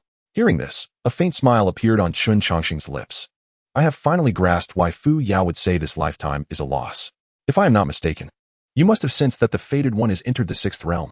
When you invested in me within the ancient Forbidden Land, you likely believed I had the potential to become a fated one. If I truly succeed, a bond will be forged between me and the ancient Forbidden Land. Simultaneously, the ancient Forbidden Land has dispatched you to contend for the fated destiny. Ultimately, regardless of who emerges victorious between us, the ancient Forbidden Land will not suffer any loss. However, your elaborate calculations have failed to account for the fact that the true destined one is the person behind me." "Ha ha ha. You have analyzed the situation quite astutely," Zhang Byron remarked with a smile, applauding. "Initially, I did believe that Brother Chen was the one destined by fate. At that time, You showed no signs of having entered the sixth realm, which is why I refrained from striking immediately. After all, to defeat a prodigy like you, the opportunity is but a fleeting one, and I naturally needed to prepare thoroughly. Yet who could have anticipated that within these mere months, the true destined one would indeed step into the sixth realm? Now that the tide has turned, even I find myself powerless to alter the course. Which is why Byron has come to seek Brother Chen's assistance today. Upon finishing his words, Zhang Byron's gaze fixed intently upon Chen Changsheng. In response to Zhang Byron's scrutiny, Chen Changsheng chose silence once more. After a considerable pause, he turned to Fuyao, who had remained quiet, and then pointed at Zhang Byron, stating, "We once made a pact. You promised to help me eliminate all obstacles at the Prodigy Conference. I have dealt with Fang Qianxing myself, and now I do not ask you to confront him. How about you assist me in taking him down?"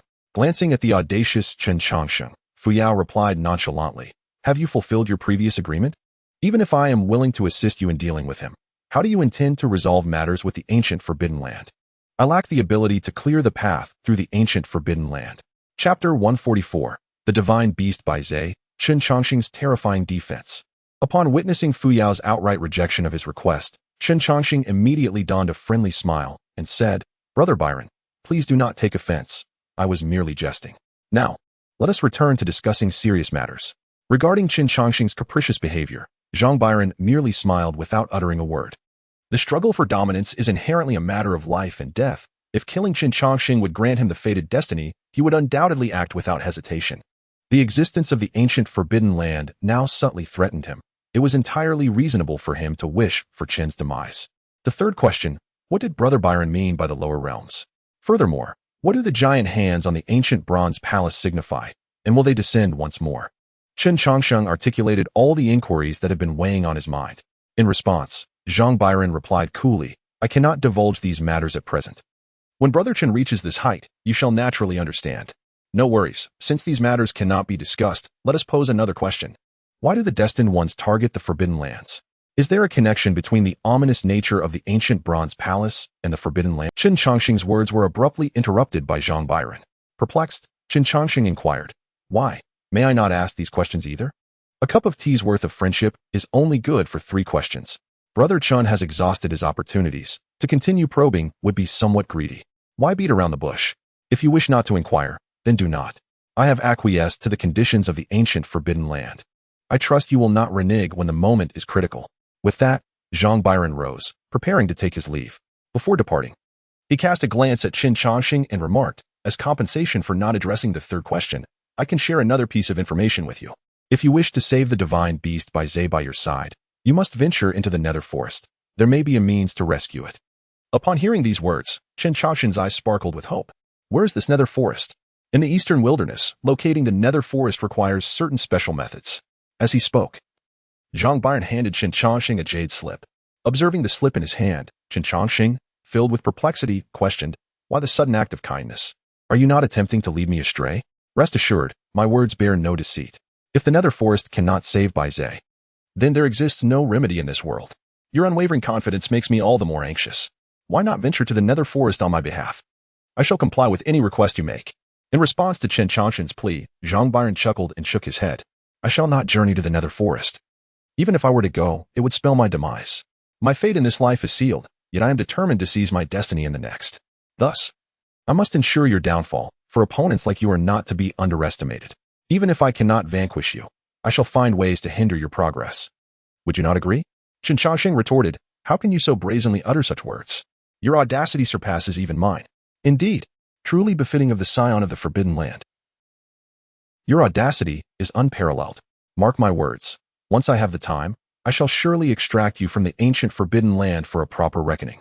Zhang Byron burst into laughter at Chen Changsheng's declaration. "If you have the courage, then come.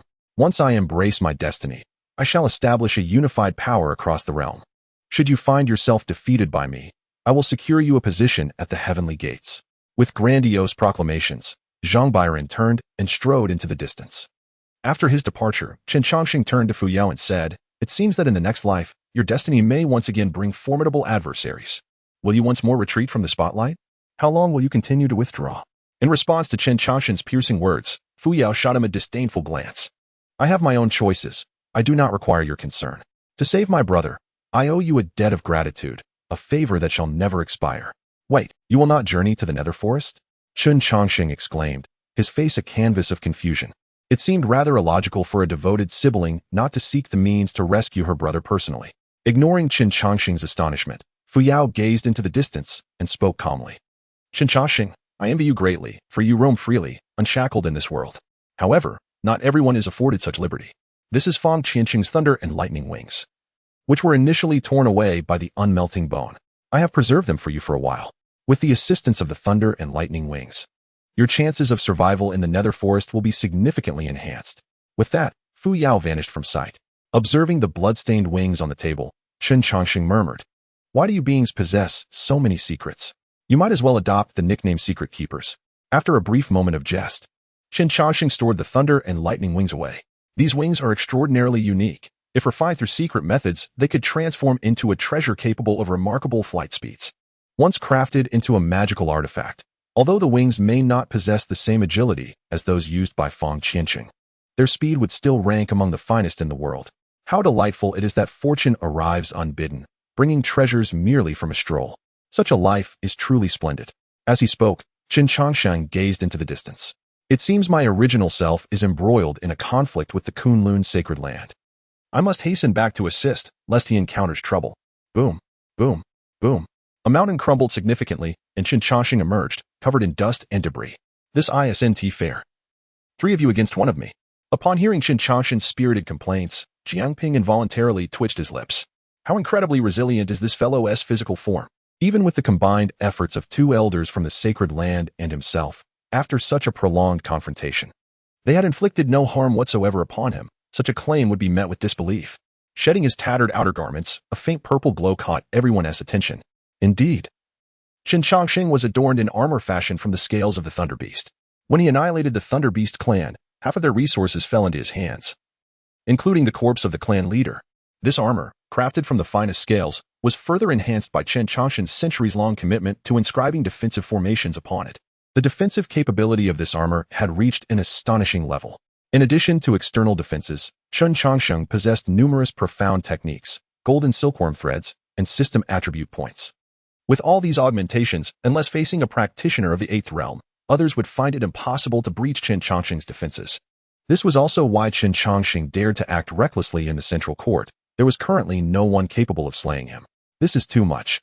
Today's events are far from over. Just you wait, Chen Changsheng declared resolutely before swiftly dashing in a particular direction. In the distance, another Chen Changsheng rushed toward him. Upon their encounter, the 2 merged into one. Buzz. The true self returned. At this moment, Chen Changsheng was finally the complete version of himself.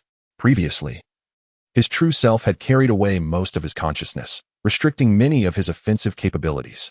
However, now Chen Changsheng was free from such limitations. Chapter 145, A Terrifying Omen. 3 strikes to repel the Kunlun sacred land. Witnessing Chen Changsheng's surging strength, Jiangping stood utterly stunned. Originally, it was believed that Chen Changsheng's prowess was already extraordinary. Yet it was unforeseen that he had yet to fully unleash his potential. With this thought in mind, Jiangping, eyes brimming with determination, charged towards Chen Changsheng. As a fellow prodigy, he could not possibly be so inferior to Chen Changsheng. Simultaneously, the 6 elders of Kunlun's sacred land rushed forward as well. Clang!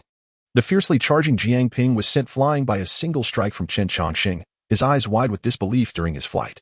Powerful! Incredibly powerful! With mere physical strength, Chen Changsheng had shattered Jiangping's pride in his own cultivation. The essence, qi, and spirit were harmoniously unified, leaving Jiangping unable to discern any weakness in Chen Changsheng.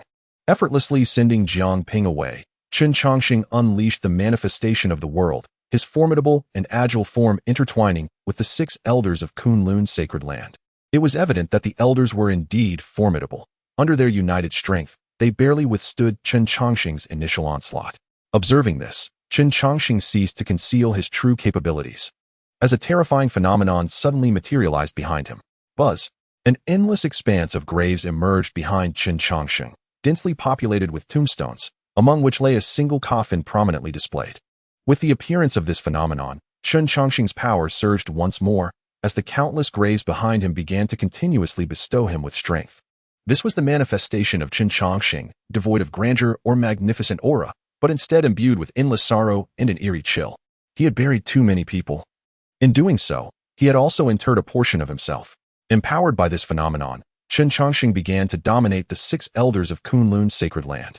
The Taodai bone was exceptionally resilient. Each strike not only dealt devastating blows to the elders' artifacts, but also absorbed portions of their spiritual essence. The 8-9 profound arts were remarkably formidable, each of Chen Changsheng's movements carrying the might to move mountains and fill seas.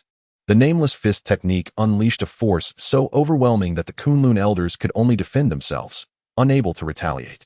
Furthermore, the innovative cultivation system inflicted relentless suffering upon Chen Changsheng's adversaries. With the essence, qi, and spirit unified, spiritual power became consciousness, and consciousness became spiritual power. Each of Chen Changsheng's attacks would send piercing pain through the consciousness of the Kunlun elders. Boom. After sending the last elder flying, Chen Changsheng chose not to pursue further. Instead, he stood quietly, holding the Taotai bone, observing Jiang Ping and the others. The once picturesque surroundings had been reduced to rubble, with deep, unfathomable cracks appearing across the broad landscape. I had warned you against taking advantage of numbers, yet you chose to ignore my counsel.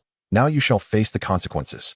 Within 12 hours, Kunlun's sacred land must not cross the boundary stone, lest I show no mercy. Insolence. Just as Chen Changsheng finished speaking with a triumphant air, a thunderous roar echoed from afar. 2,000 miles away, within Kunlun's sacred land, 2 colossal hands suddenly emerged, seemingly intent on obliterating Chen Changsheng. Confronted by this formidable assault, Chen Changsheng's gaze sharpened. The coffin within the manifestation instantly opened, and a shadowy figure flew into Chen Changsheng's body. Simultaneously, the corpulent silkworm that had been resting on Chen Changsheng's shoulder raised its head. Swipe. The radiant golden light pierced through a colossal hand, swiftly making its way towards the sacred land of Kunlun. At that moment, Chen Changsheng assumed a stance to confront another massive hand. He unleashed a punch with such force that it seemed to shatter the heavens and the earth. The giant hand was obliterated by Chen Changsheng's blow, yet the tremendous shockwave sent him hurtling backwards, crashing through 3 mountains. However, he soon emerged from the rubble, albeit with his right hand contorted in a peculiar manner. Casting a glance at his twisted hand, Chen Changsheng felt a surge of vitality, his dislocated bones instantly realigned, and a torrent of golden silk rapidly mended his wounds. In the blink of an eye, his injuries were healed, and he once again prepared to strike.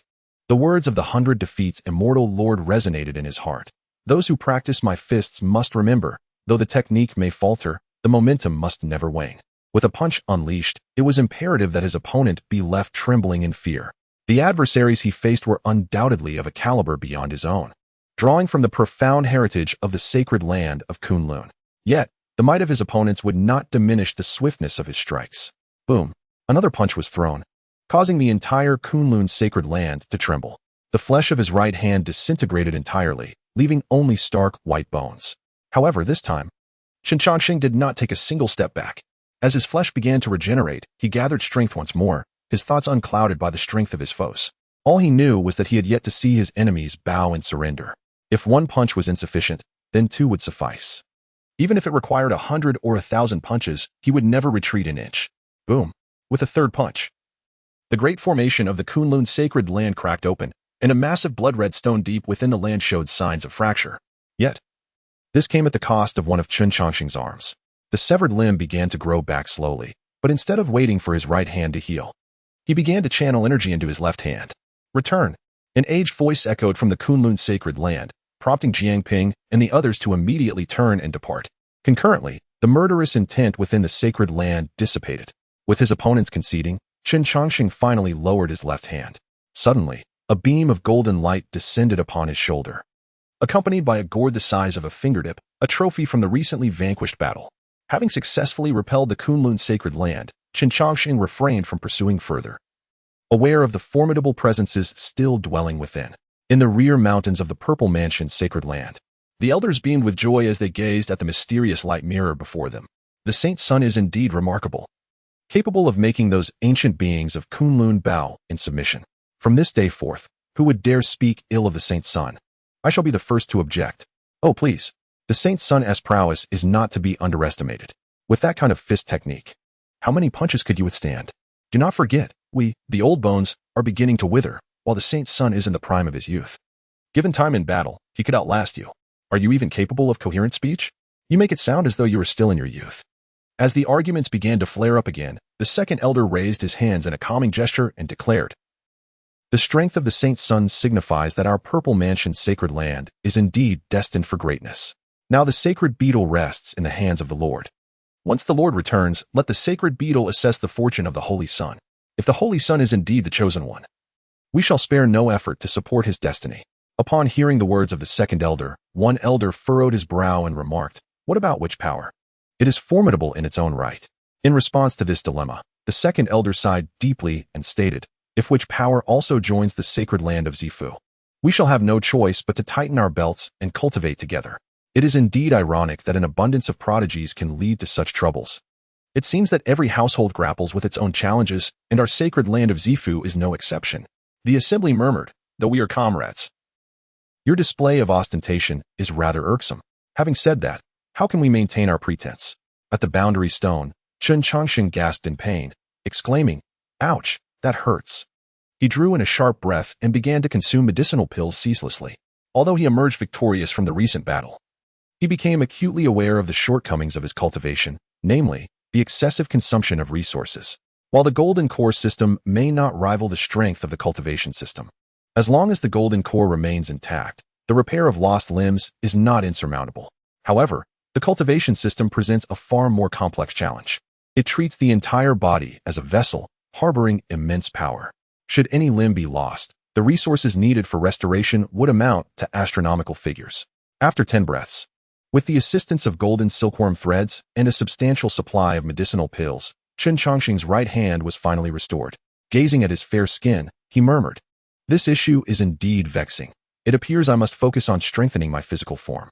The recovery through medicinal pills requires time, and if he cannot achieve rapid regeneration of lost limbs, he will inevitably leave openings during battles with formidable opponents."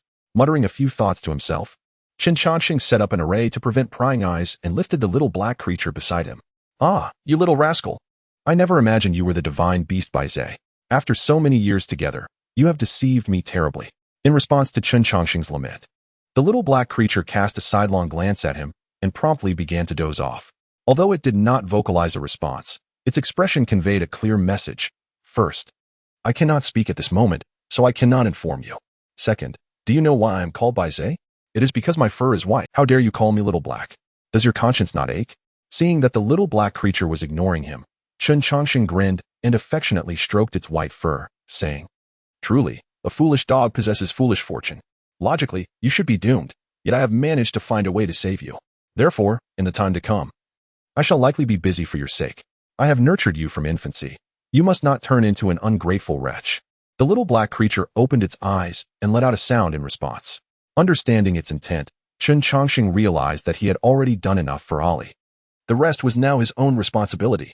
According to Zhang Banian, once the Destined One enters the 6th realm, there will be virtually nothing left to threaten him. Even if there exists a threat to Ali, it is not one that I am equipped to confront. Birds must eventually unfurl their wings and soar independently. I cannot perpetually shield him. Once the matter between Ali and Nailan Jing is resolved, I shall be ready to retire gracefully. After listening to Chen Changsheng's words, Xiaohe stifled a yawn and resumed his slumber, while Chen Changsheng gazed cheerfully at the distant battle. All gatherings must come to an end, and this particular feast is nearing its conclusion. In a secluded valley, Ali, lying in ambush, sneezed and rubbed his sore nose, pondering aloud. "It feels as though someone is speaking of me. Could it be that someone is plotting against me?" Hearing this, a companion beside Ali chuckled. "Who else could it be? That girl Huayu has been murmuring your name." "Impossible. That girl lacks any sense of loyalty. She has been reveling since her departure. How could she possibly think of me?" For some inexplicable reason, Ali had recently been experiencing an unsettling fluttering in his heart, a sensation he could not quite articulate. "Goodness, boss, could it be that the red fortune star has stirred within you? We may soon have an additional lady of the stronghold among our ranks. Enough with your banter. Women are nothing but trouble. I have no interest in such matters. I have received word that the Lord of the Purple Mansion will be passing through here. We shall seize a grand opportunity. If successful, our resources for the next decade will be secure. However, we must exercise caution and ensure that the Lord of the Purple Mansion remains unharmed." "What?" The command from Wu Li brought expressions of unease to the faces of the group. "Boss, that seems implausible. The Lord of the Purple Mansion is accompanied by numerous experts. How can we possibly contend with them without resorting to brutality? This is an order. Cease your bargaining." Suppressing the internal dissent, Wu Li's expression was one of perplexity. Recently, The master had conveyed that the Lord of the Purple Mansion would be passing through this area and instructed him to capture her without causing harm. After contemplating this request for 2 hours, Wu Li still could not fathom why the master would demand such an action. Although the master had aligned himself with the Purple Mansion, making them allies, why would he instruct Wu Li to abduct the Lord of the Purple Mansion? Despite his confusion regarding Chen Changsheng's intentions, Wu Li chose to comply with his command. Time passed, and a striking figure appeared within the valley. Upon noticing this, Wu Li activated the Grand Formation and materialized before Xianxia. Ha! This mountain is mine. This tree is mine. Should you wish to pass, leave behind a toll. My lord, it seems fortune does not favor you today, Xianxia remarked, a slight smirk gracing her lips as she regarded the masked man before her. The leader of the 72 Wolf Smoke. How crude you are. I expected you to conjure something more novel. Wu Li retorted, I am here to collect a ransom, not to propose marriage. What new tricks do you expect? This woman must be out of her mind. After casting aspersions on Xianxia's demeanor, Wu Li coldly implored, enough chatter, surrender quickly and do not hope for rescue. The formation I have set ensures that no one from outside can enter for the time being. Do not fret, for the elders have retreated by an alternate path. Within a radius of 1,000 miles, I alone represent the sacred land of the Purple Mansion. Should you wish to capture me, you must demonstrate genuine prowess. Furthermore, as soldiers confront soldiers and generals face generals, I trust your shamanic power does not rely solely on numbers to overwhelm me. Shamanic power? I have an inkling that you come here with ulterior motives, yet I possess no evidence, making my predicament quite challenging. Humph. Such bravado from a young lady. If that is the case, allow me to engage you. The sovereign of the Purple Mansion. With that, shamanic power immediately swung a fist towards Xianxia, albeit with a measured restraint, reducing his force by 1/3. Having ascended to the 6th realm, he could not afford to injure her. Such an incident would surely complicate matters for his master. Chapter 147. The everyday life in the cultivation realm. Hands stained with blood, the morning breeze, laced with a metallic sweetness, caressed the air as Chen Changsheng rose to stretch. The distant sounds of battle had long since ceased, yet the stench of blood lingered, refusing to dissipate. At that moment, Su Tian and his blood-soaked companions approached. Of the 1,080 disciples of the Purple Mansion, only 600 remained. The 480 lost would eternally rest upon this soil. Master, the mission is accomplished. Excellent. How many were slain? 18 high-level cultivators, 1,320 mid-tier cultivators, and tens of thousands at the base level. Impressive. Such a casualty ratio rightfully earns you the title of prodigy. Gather the bodies and tally the spoils of war. Additionally, keep the team leaders present. Upon hearing Chen Changsheng's orders, the outer disciples of the Purple Mansion dispersed, leaving only Xianxia and a few leaders. Surveying the silent figures, Chen Changsheng smiled. What does it feel like to take a life with your own hands? Among you, aside from Su Tian, none have experienced such large-scale slaughter, I presume. In response, Xianxia lifted his blood-streaked face and spoke, Master, will there be more such battles? Certainly, and they shall be greater and more frequent. Thus, you must acclimate to this sensation of bloodied hands and comprehend what war entails. This is the path you have chosen, and you must bear its consequences. In the future, you will command many. When faced with a decision, I hope you reflect on today's feelings. Now, attend to your own matters. Once finished, we shall return home. With that, Chen Changsheng waved his hand, signaling for them to depart. Observing this, Su Tian and his companions left, yet Gongsun Huayu and Zining remained rooted in place. With her lips slightly pale, Zining softly inquired, Master, may we sit with you for a while? Of course, Chen Changsheng replied, finding a clean spot to sit. With Gongsun Huayu and Zining on either side. Gazing at the distant corpses, Gongsun Huayu hugged her knees, her mood somber. I was the first to lead a charge into the Golden Light Cave. One of their elders was cleaved in two by my whip. After slaying that elder, a youth charged at me in a frenzy. The youth was merely 16 years of age, and his cultivation was utterly trivial in my eyes. Thus I had no desire to take his life. However, he persistently assailed me. At that moment, my team found itself encircled. Had I not intervened, many of my subordinates would have perished. To save my comrades, I shattered the boy's legs. Subsequently, Su Tian arrived with reinforcements, and we finally caught our breath. I sought out the boy, intending to spare his life, but was struck by fear upon meeting his gaze. I was uncertain how to respond to that look. I bore no enmity with the Golden Light Cave, yet I had brought ruin upon his family. As Gongsun Huayu paused, he turned to Chen Changsheng. Do you know what I did next? What did you do? I personally snapped his neck and ordered the annihilation of all remaining members of the Golden Light Cave. Having spoken, Gongsun Huayu fell silent once more. Observing this, Chen Changsheng turned to Ziqing with a smile. And you? What actions did you undertake? After I stormed the Mad Dragon Fortress, I severely injured his father before Wantong's very eyes. At that moment, he repeatedly bowed before me, pleading for the life of his father and the fortress, claiming he would sacrifice himself to atone. And then, I acquiesced. Once they dismantled the formation, I executed those who did not plead for mercy. As for those who did plead, I instructed others to slay them. Their eyes were filled with resentment and confusion in their final moments. Ah, you two young ladies, appearing so genteel, yet when it comes to action, you are merciless. Whoever marries you will surely suffer. In response to Chen Changsheng's jest, Ziqing regarded him with calm eyes. Sir, have you ever taken so many lives? I have not kept a precise count. It must be quite substantial. There was once a being that spat at me, and subsequently, that entire race was extinguished. Gongsun Huayu and Ziqing exclaimed, must you be so ruthless? Wiping out an entire race at a whim? Chen Changsheng's nonchalant tone left the two women momentarily disoriented. Upon hearing this, Gongsun Huayu inquired, Sir, have you ever regretted annihilating a race? Regret? Chen Changsheng lifted his gaze, considering his response. Upon reflection, I do feel a twinge of remorse. I should have devised a more justifiable reason for their extermination. After all, to obliterate a race over something as trivial as being spat upon does weigh heavily on my conscience.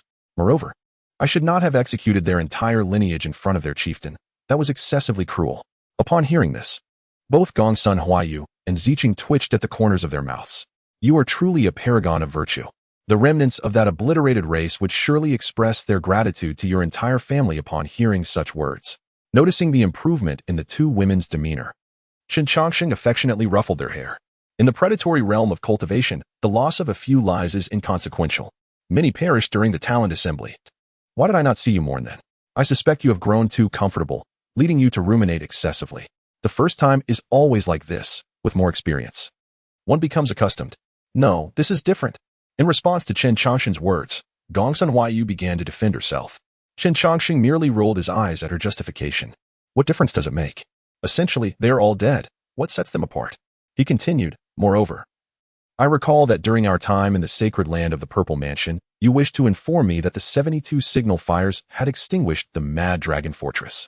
I must inquire, had I truly consented to the obliteration of the Mad Dragon Fortress, would we find ourselves in this predicament? Is it only when you witness rivers of blood that you experience a pang of guilt? Chen Changsheng's words rendered Gongsun Huayu speechless, for the essence of the matter appeared to be just as he stated. The only distinction was that she had personally participated in the extermination mission this time.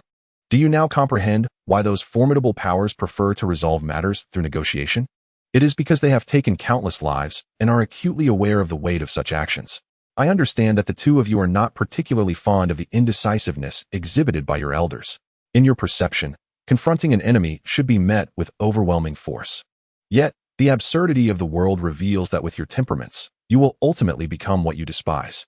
Chapter 148. The Sacred Lord of the Purple Mansion is kidnapped. The third elder questions Chen Changsheng in response to Chen Changsheng's remarks. Ziqing interjected, Sir, if the mighty ones refrain from killing, why do the various factions continue to engage in relentless slaughter? I never claimed they do not kill. Chen Changsheng decisively refuted Ziqing's conclusion, adding, what I meant is that they detest the sensation of taking a life. I did not assert that they abstain from it. It is precisely because of this aversion that they strive to resolve issues through cunning strategies. After all, in the act of killing, their own people also perish. However, when cunning fails to address certain matters, they will once again raise their blades. At that juncture, their ruthlessness will surpass yours, their resolve more unyielding. Better to endure a brief agony than a prolonged one. A single massacre can spare much trouble. Ziqing remarked, what a profound insight. Better a brief agony than a prolonged one. Today, I have gained knowledge. Well, the conversation has reached this point. Whether you grasp it is your affair. Quickly attend to your duties. If the spoils are insufficient, can you justify the lives you have taken? You may disregard such trifles. But can your subordinates do the same? Upon hearing this, Ziqing and Gongsun Huayu immediately dashed towards the distant battlefield.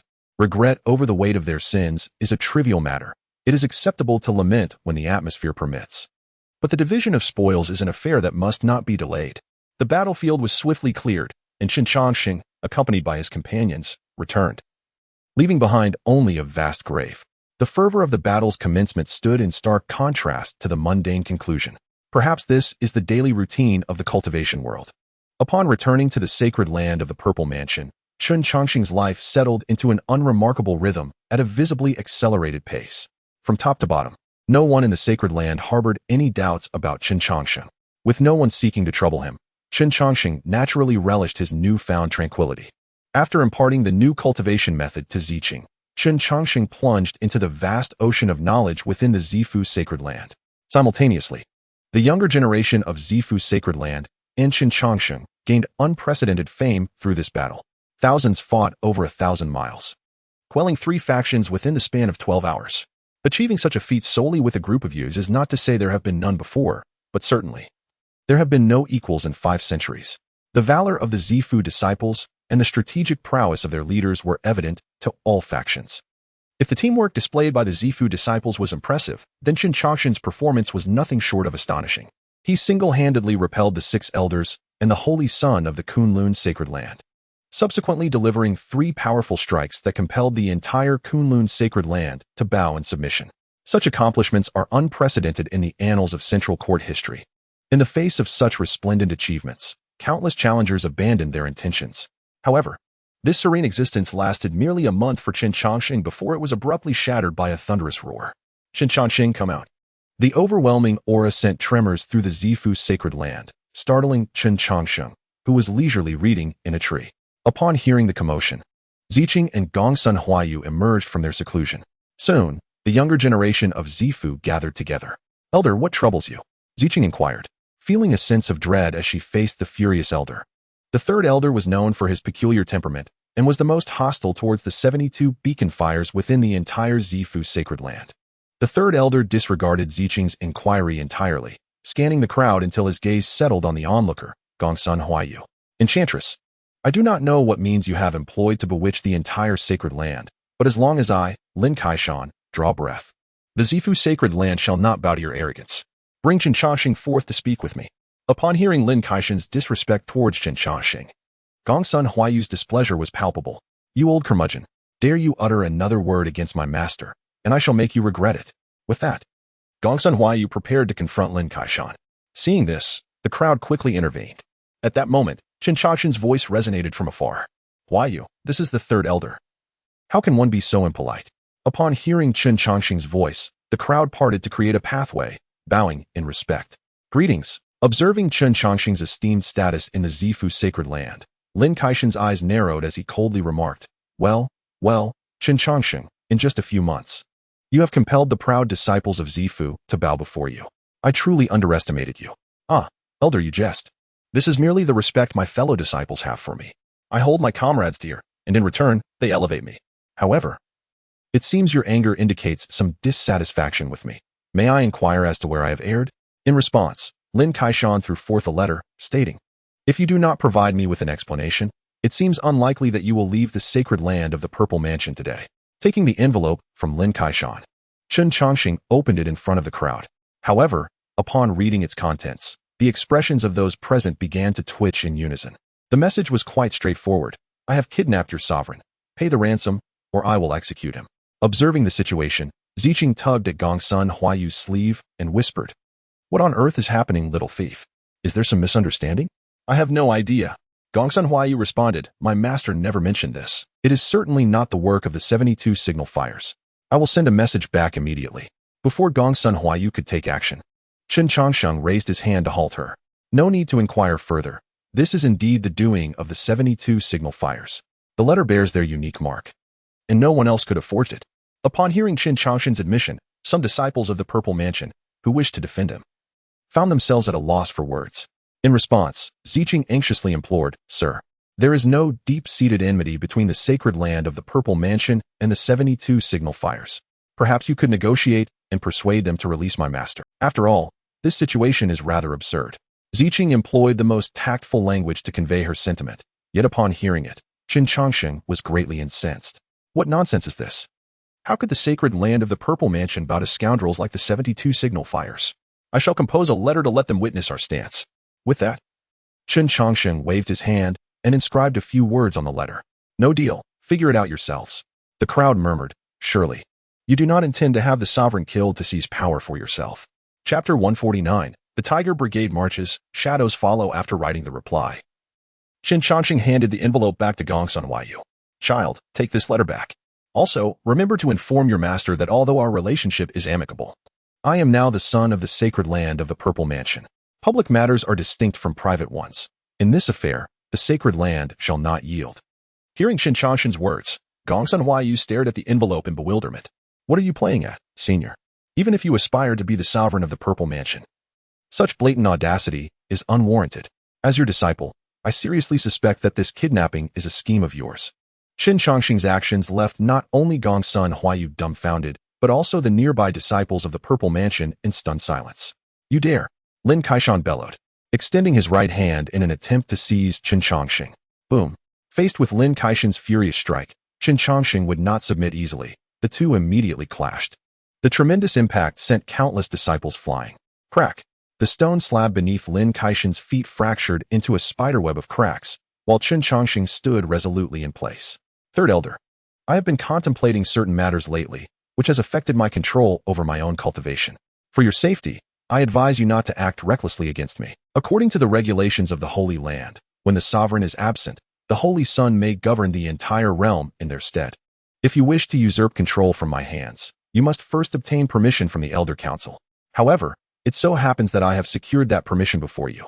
With that, Chen Changsheng revealed a token. Upon seeing the token, Lin Kaishan's expression darkened considerably. He could hardly fathom that in just a few short months away, the entire Holy Land had undergone such a transformation. Now, not only was Chen Changsheng the Holy Sun, but he also possessed the Elder Council's token. With this token in hand, Chen Changsheng could even command the Holy Land to execute Lin Kaishan himself. Very well. I cannot believe the Elder Council has become so foolish. I shall personally seek an audience with the Grand Elder. I refuse to believe that the esteemed Holy Land cannot subdue a mere Chen Changsheng. With that, the third elder stormed off in a fit of rage. Meanwhile, the recently returned elders opted to first consult the Elder Council to ascertain the situation, as not everyone was as hot-headed as Lin Kaishan. Once the returned elders departed, Chen Changsheng turned his gaze towards the multitude of disciples of the Holy Land. With all the elders back, it is time for you to take action. From this day forth, all disciples of the Holy Land shall be under the command of Ziyu and Gongsun Huayu, with unrestricted access to the treasury. The Tiangong Pavilion will provide full support. And you two, outer elders, may allocate resources as you see fit. In times of crisis, both I and the Elder Council shall lend our assistance. My only demand is to eradicate all forces beneath the first class in the Central Court, regardless of who supports them or their affiliations. Those who obstruct us, those who do not submit, shall be slain. Those who resist shall be slain. The repetition of the word slay sent shivers down the spines of all present, for they understood the weight of Chen Changsheng's command. I accept the order. Gongsun Huayu was the first to clasp his fists and acknowledge Chen Changsheng's command. I shall not disappoint you, my lord. Please grant me a name. You fight with unparalleled ferocity, akin to a tiger descending from the mountain. Henceforth, you shall be known as the Tiger's Fury. I hope you shall be invincible in battle. Thank you for the name, my lord. Seeing Gongsun Huayu accept the task, Ziyu quickly stepped forward. Although she was unaware of what had transpired with the 72 signal fires and her master, she trusted Chen Changsheng. I shall obey your command. My lord, please grant me a name. Upon glancing at Ziyu, Chen Changsheng replied, You fight like a specter, appearing and vanishing without a trace. Your team shall be called the Phantom Shadows. From this day forth, you shall be the nightmare of all enemies. Thank you for the name, my lord. After speaking, Chen Changsheng turned to leave. The disciples hesitated for a moment before beginning to align themselves with different factions. Though they were unaware of the internal strife within the Holy Land's upper echelons, they sensed that a greater opportunity was at hand. In the previous battle against the Wild Dragon Fortress, the disciples of the Holy Land had made their names known in the Central Court. Opportunities to achieve greatness are now laid before us, as long as Chen Changsheng remains the Holy Sun and has not been usurped by the Sacred Land. The multitude shall not forsake this monumental chance. The farce orchestrated by Lin Kaishan swiftly came to an end, and the operations of the Purple Mansion's Sacred Land resumed once more. Zining and Gongsun Huayu departed the Sacred Land to engage in battles within the Central Territory. Chen Changsheng immersed himself in the depths of scholarly pursuits, withdrawing from public view, and the entire Sacred Land fell into an unusual tranquility. However, those who remained within the Sacred Land stumbled upon a curious incident. Lin Kaishan ventured deep into the secluded mountainside, and since that day, he had refrained from mentioning Chen Changsheng. Yet, Lin Kaishan still hesitated to refer to him as the Holy Sun. As for what transpired in the depths of the mountains, it is likely that only Lin Kaishan could elucidate the matter. 72 Signal Fires. Observing the returned letters, Wu Li furrowed his brow in perplexity. Utterly bewildered by the antics of his master, unable to comprehend Chen Changsheng's actions, Wu Li turned his gaze toward Nilanjing, who was curiously examining the decor of the room, displaying none of the basic decorum expected of a captive. Purple Mansion Lord.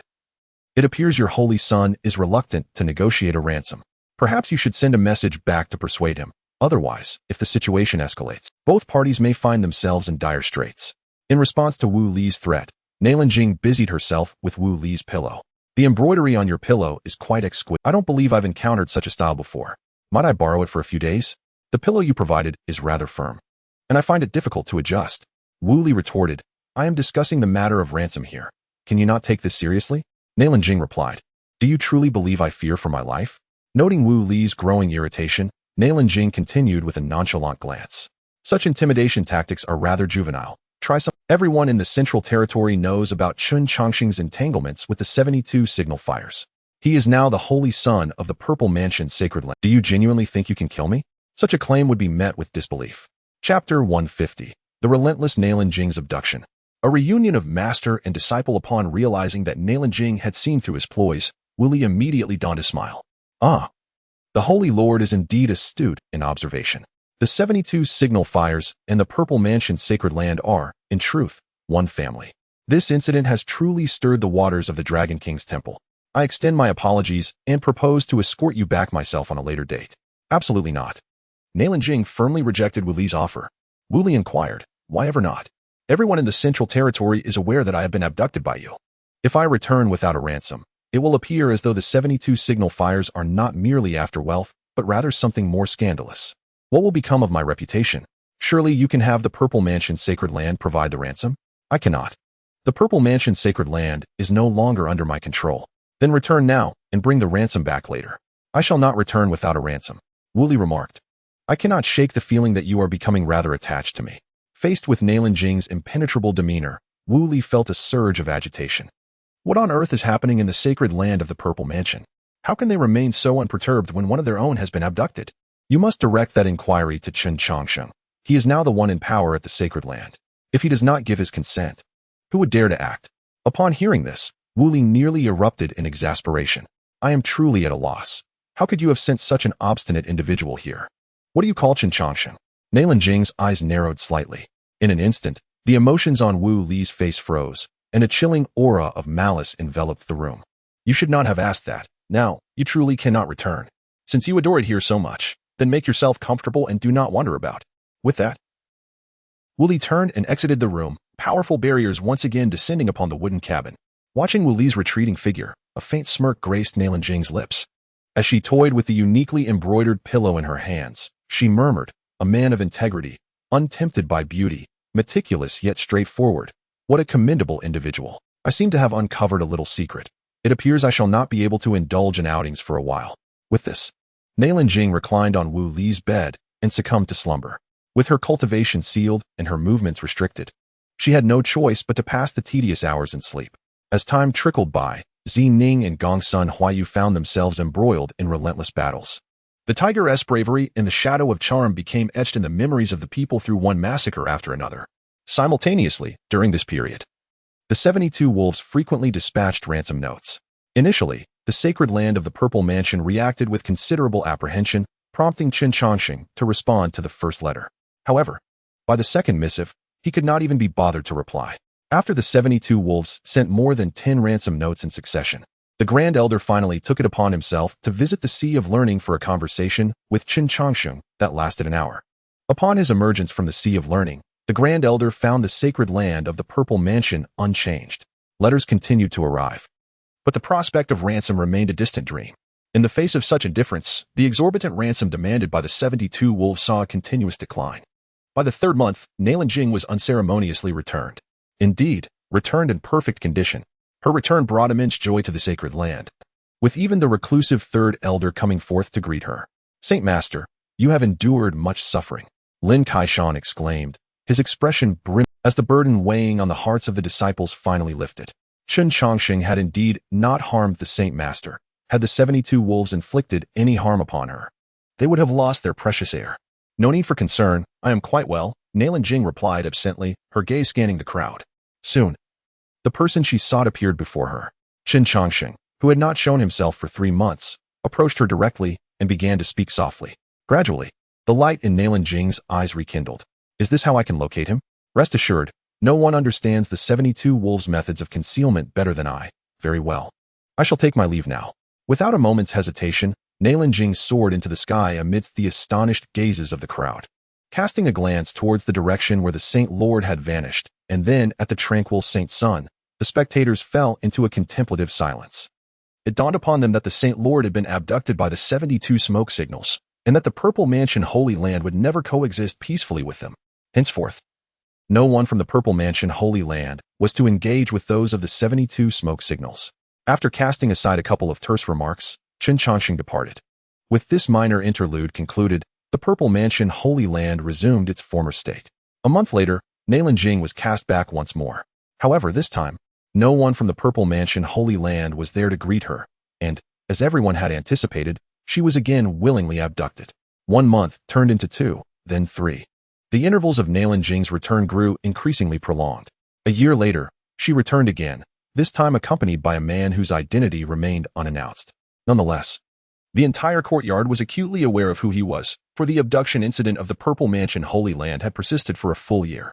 Under such circumstances, to remain oblivious to the schemes of the Purple Mansion Holy Land would be an indication of a lack of intellect. Upon Jing's return, significant events unfolded within the Purple Mansion Holy Land, yet they did not elicit any substantial commotion. Wu Li ascended to the position of Saint Lord, and a new faction known as the 72 Earthly Fiends emerged. This entire transition occurred without any hindrance or dissent, with no peculiar voices arising from within or outside. To most observers, Wu Li was deemed fortunate, as no Holy Land had ever so seamlessly transitioned in leadership.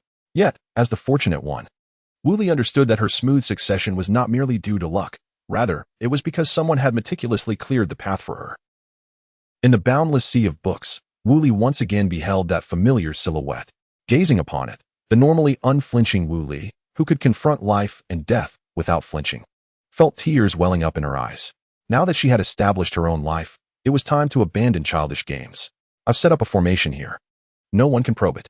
Master, Wu Li choked out, and then all her words dissolved into the tears brimming in her eyes. In that moment, she resembled a child who had just achieved success, her emotions directed towards the father who had always supported her silently, with tears being the only means to express her profound feelings. The sentiments encapsulated within those tears could not be articulated even with the most exquisite words known to mankind. Noticing this, Chen Changsheng rose from the pile of books and gently wiped the tears from Ali's face. Why are you crying? Your achievements today are a testament to your own abilities. I merely nudged you along. The stage has been set for you. Now it is time to witness your performance. Chapter 151. Chen Changsheng's secluded role behind the scenes, the commencement of the Destiny Struggle Master. Can you? Hearing Chen Changsheng's words, Ali anxiously attempted to articulate something. However, before she could finish her sentence, Chen Changsheng raised his hand to interrupt her. I understand your sentiments. Yet it is imperative that you acknowledge the impossibility of this endeavor. You have your own life to lead, and I have my own path. I cannot linger by your side indefinitely. Upon hearing these words, Wu Li's lips trembled incessantly, for he realized that his mentor was soon to depart. This farewell could span countless years before their paths would cross again. Once merely a Navi boy lost among the towering mountains, Wu Li knew that without his teacher's guidance, he would never have attained his current accomplishments. Furthermore, had it not been for his mentor's unwavering support and strategic planning, his journey would not have been so smooth and unimpeded. Observing the glistening tears in Wu Li's eyes, Chen Changsheng gently patted his shoulder and remarked, Now, do not weep so easily. With such a plethora of books here, I find myself unable to read them all at once, nor can I depart just yet. Since you have comprehended the 6th realm of cultivation, allow me to witness the magnitude of the surprise you have prepared. Regaining his composure, Wu Li replied, Teacher, I have not let you down. I have indeed forged a third path. As he spoke, a resplendent 9-colored glass lamp materialized above his head. Gazing at the radiant lamp, Chen Changsheng's eyes brimmed with pride. Well done, you clever lad. You have truly forged a third path. The 5th realm of cultivation, known as the true self, appears, yet it harbors an insurmountable issue, namely, the growing divide between the physical form and the consciousness as one ascends in realms. To resolve this dilemma, there are essentially two routes: to sever the true self or to transcend it. Both paths necessitate the relinquishment of certain aspects. However, you have devised this ingenious method of breakthrough. Using essence as the lamp, spirit as the flame, and chi as the oil, you have ignited a guiding light. With this beacon, the separation of the physical form and consciousness shall no longer occur, allowing one to fully harness their potential. You have truly exceeded my expectations. In response to Chen Changsheng's praise, Wu Li felt a genuine joy. Teacher, you have always assisted me. Now let me extend my help to you. I am now capable of aiding you. Observing the sincerity in Wu Li's eyes, Chen Changsheng smiled and said, though your path is presently smooth, the journey ahead remains long. Tend to your own affairs first, and I shall seek you out when I require assistance. With that, Chen Changsheng handed Wu Li a jade slip. The method of cultivation is indeed powerful, yet beyond the sixth realm, the physical body may not keep pace with the growth of spiritual energy and consciousness. To maintain balance, one must focus on the very flesh and bones. This contains my hypotheses and deductions regarding the subsequent realms, which should provide you with some insights. Additionally, Feng Yu and Yang Feng are both promising materials. I have imparted to them a new cultivation system. You possess the secret of the sixth realm, thus, attracting them will not pose a challenge. Whether or not to recruit them is a decision for you to make. At present, I can offer you only this much. After such a prolonged engagement, I must take a moment to rest. You may depart now. As Chen Changsheng returned once more to the pile of books, Wu Li clutched the jade slip tightly in his grasp before turning to leave. In the first year following the ascension of the new Lord of the Purple Mansion, he embarked on a solitary visit to the two great sacred grounds of the Central Court. The specifics of the discussions between the new Lord of the Purple Mansion and the two sacred sites remain shrouded in mystery. What is known, however, is that after his visit, the Yaoguang Sacred Land boldly declared its withdrawal from this generation's struggle for destiny, while the Kunlun Sacred Land immediately declared war against the Purple Mansion. With the outbreak of hostilities between these two great sacred lands, the flames of war quickly engulfed the entire Central Court.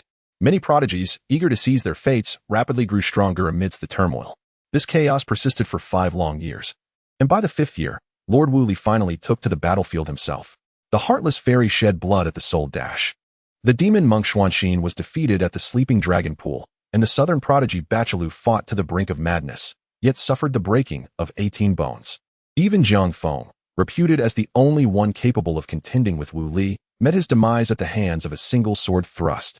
These earth-shattering battles were solely the province of the prodigies, witnessed only by the combatants themselves. Yet whispers circulated that a third figure was present during these conflicts. The only clue lay in the fact that Jiang Feng's remains were mysteriously interred by an enigmatic individual, who signed as the mourner. Whether this mourner was indeed Wu Li or another remains a topic of fervent debate within the cultivation realm, yielding no conclusive answers.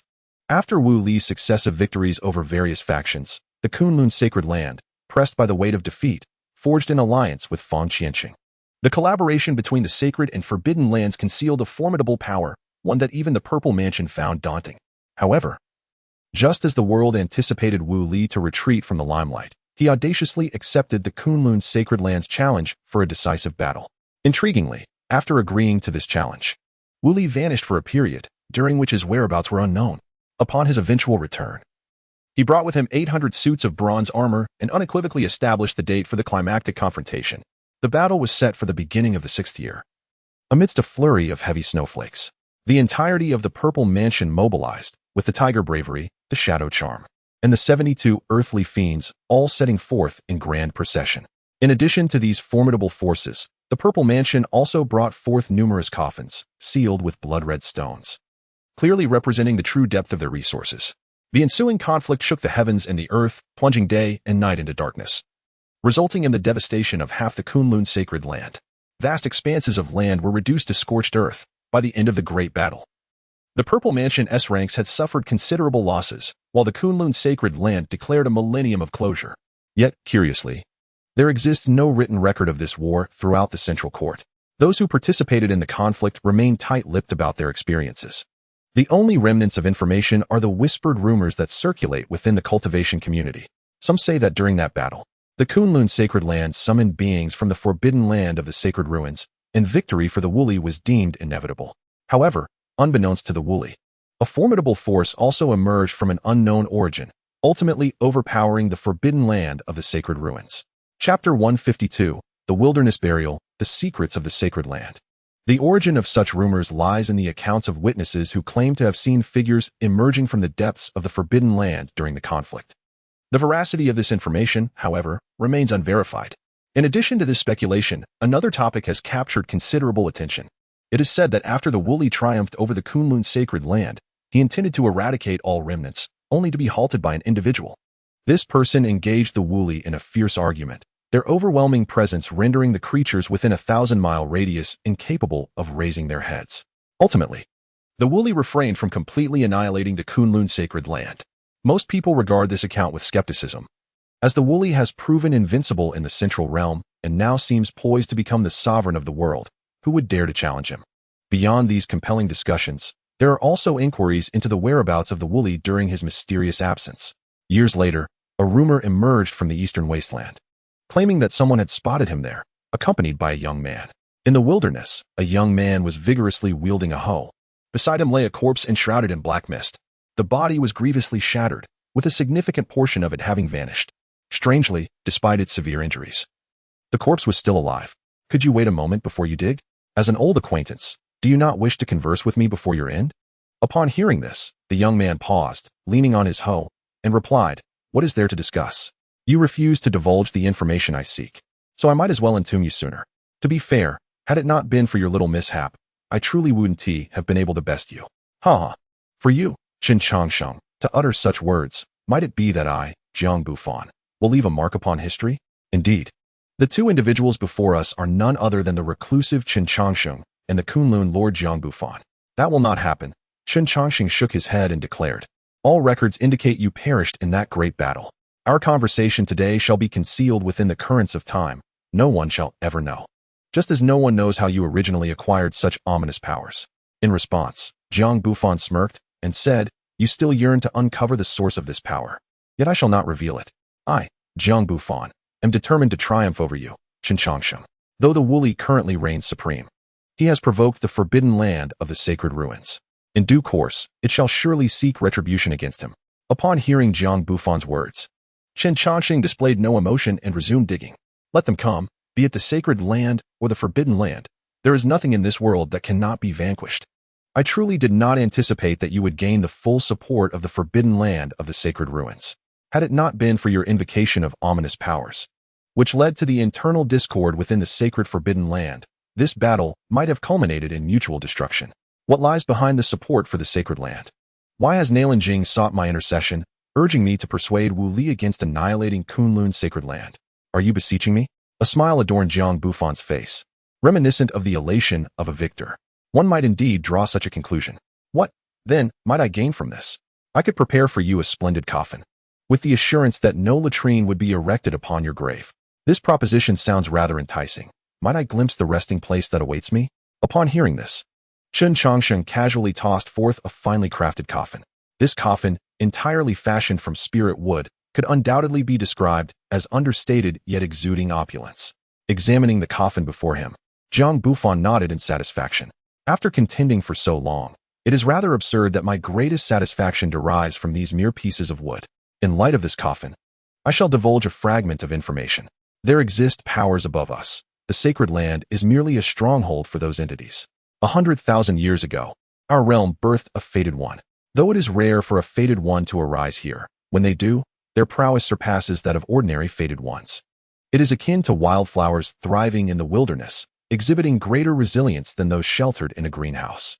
The fated ones severed their ties with the higher powers, and we have entirely extricated ourselves from their control. Yet, whilst the fated ones are formidable, they are not immortal. Once they perish, we cannot withstand the reckoning from above. Fortunately, the heavenly Tao has shown us some favor, allowing the emergence of a second fated one. Upon hearing this, Chen Changsheng furrowed his brow. Why does the second fated one possess a significantly shorter lifespan? Why else, but due to being harmed by others? The might from above. Even the fated ones cannot sweep all aside. And what of the supreme Wuji? Why did he vanish after merely a few millennia? Furthermore, what led to the shattering of fate? This remains uncertain. The disappearance of the supreme Wuji has always been a conundrum, with no clarity provided. Is it a matter stemming from above? It should not be, for despite their strength, the fated ones remain the rightful heirs to fate. They may inflict harm upon the fated ones, yet they can never slay them, for should a fated one fight with desperation, the consequences would be catastrophic, and such a significant upheaval could not go unrecorded. After absorbing Jiang Bufan's response, Chen Changsheng nodded contemplatively and began inscribing a formation upon the ground. Observing Chen Changsheng's intricate carvings, Jiang Bufan remarked, "Why the haste to see me perish? Let us converse further. You engage in your pursuits, and I shall attend to mine." They do not interfere. By the way, when might contact with the higher powers be re-established? When Wu Li bears the weight of fate, communication will resume. This is also the reason Nailan Jing implores you to dissuade Wu Li from destroying Kunlun's sacred land. The former lord of the Purple Mansion has now been reduced to a mere woman, which is truly disheartening. Were I in Wu Li's position, I would undoubtedly obliterate Kunlun's sacred land. Even as insignificant as an ant, one dares to confront the heavens with a sword. Moreover, we are not ants. Thus, why should we hesitate to declare war on the powers above? Gazing into Jiang Bufan's eyes, filled with fervent battle intent, Chen Changsheng felt a twinge of regret. Had he not encountered me, had he not crossed paths with the extraordinarily gifted Wu Li, perhaps he could have truly borne the mandate of heaven. Having said much, do you truly intend to withhold the origin of the ominous matter from me? Haha. Since you were so astute, why not take a guess? If you are correct, you win. Upon hearing this, Chen Changsheng did not waver. He activated the formation, and a searing inferno instantaneously engulfed Jiang Bufan. As the flames consumed him, Jiang Bufan did not scream, but fixed his gaze intently on Chen Changsheng. Are you truly him? Faced with this inquiry, Chen Changsheng paused for a breath, then responded, "It is I." At these words, Jiang Bufan was momentarily taken aback before bursting into hearty laughter. "Ha! It is indeed you. No wonder you regard everything with such indifference. It turns out you are the strongest being in this world. Chen Changsheng, one day you must ascend to the heavens, for there are greater secrets awaiting you there." With that, Jiang Bufan transformed into a pile of ashes. After collecting Jiang Bufan's ashes in a jar, Chen Changsheng proceeded to follow the customary rites to see him off. As for the name inscribed on the tombstone, it remained that of the mourner. Having completed everything, Chen Changsheng turned and soared towards the sacred land of the Purple Mansion. Chapter 153. The tragic conclusion of the Heartless Fairy, Wu Li's bold incursion into the forbidden grounds of the sacred ruins. The battle at Kunlun's sacred land irrevocably established the renown of the Purple Mansion sacred land, and Wu Li emerged as the universally acknowledged strongest in the central court. It was also during this year that the super teleportation array, constructed at great expense by the Purple Mansion sacred land, was finally completed. The two powerful nations, the Night Moon Kingdom and the Xuanwu Kingdom, joined the alliance of the Purple Mansion sacred land. After a period of recuperation, Wu Li once again took to the battlefield. However, this time, his sights were set on the territory of the Western Demon Clan. In just 10 years, Wu Li compelled the entirety of the Western continent to bow in submission. Thus, merely 17 years had elapsed since Wu Li ascended to the position of Holy Master. Under Wu Li's unyielding dominance, the Eastern Wilderness and the Western continent fell under his sway in a mere 17 years. Confronted with such extraordinary talent, numerous prodigies, despite their reluctance, could only quietly withdraw from this grand contest of eras. The remaining southern plains and northern desert, though not explicitly stating their intentions, nonetheless conveyed their sentiments to the Purple Mansion's sacred land in secret. They would not contend. Indeed, Wu Li had grown powerful enough to compel both regions to avoid his brilliance. Having successfully made the entire world bow, the Purple Mansion sacred land unveiled a new cultivation method. Although this technique was merely the most rudimentary version, with only descriptions of the first 5 realms, it nevertheless opened a new avenue of thought for the populace. With inspiration ignited, countless talented individuals would naturally innovate upon this foundation. Henceforth, the Purple Mansion sacred land ascended to become the foremost sacred land in the world, unrivaled in both prestige and might. Simultaneously, the chaotic cultivation system that had persisted for nearly a millennium was unified. The standards by which all practitioners would measure their strength henceforth were established: spring wells, divine bridges, the other shore, divine consciousness, the true self, and the lamp of fate.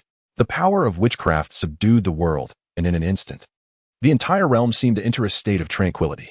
During this serene period, a seemingly trivial event unfolded within the sacred land of the Purple Mansion. In the 19th year, the master of Yaoguang discreetly brought forth an individual. Shortly thereafter, the sacred land hosted a modest wedding, attended by merely a handful of guests. So few that it was almost inconceivable.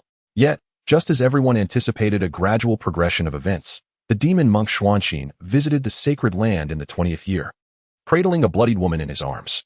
Once a strikingly handsome figure, Xianxia now appeared utterly desolate. And the woman he held was none other than the unfeeling fairy of the No Regrets Pavilion. On that day, the entire central court felt the wrath of witchcraft.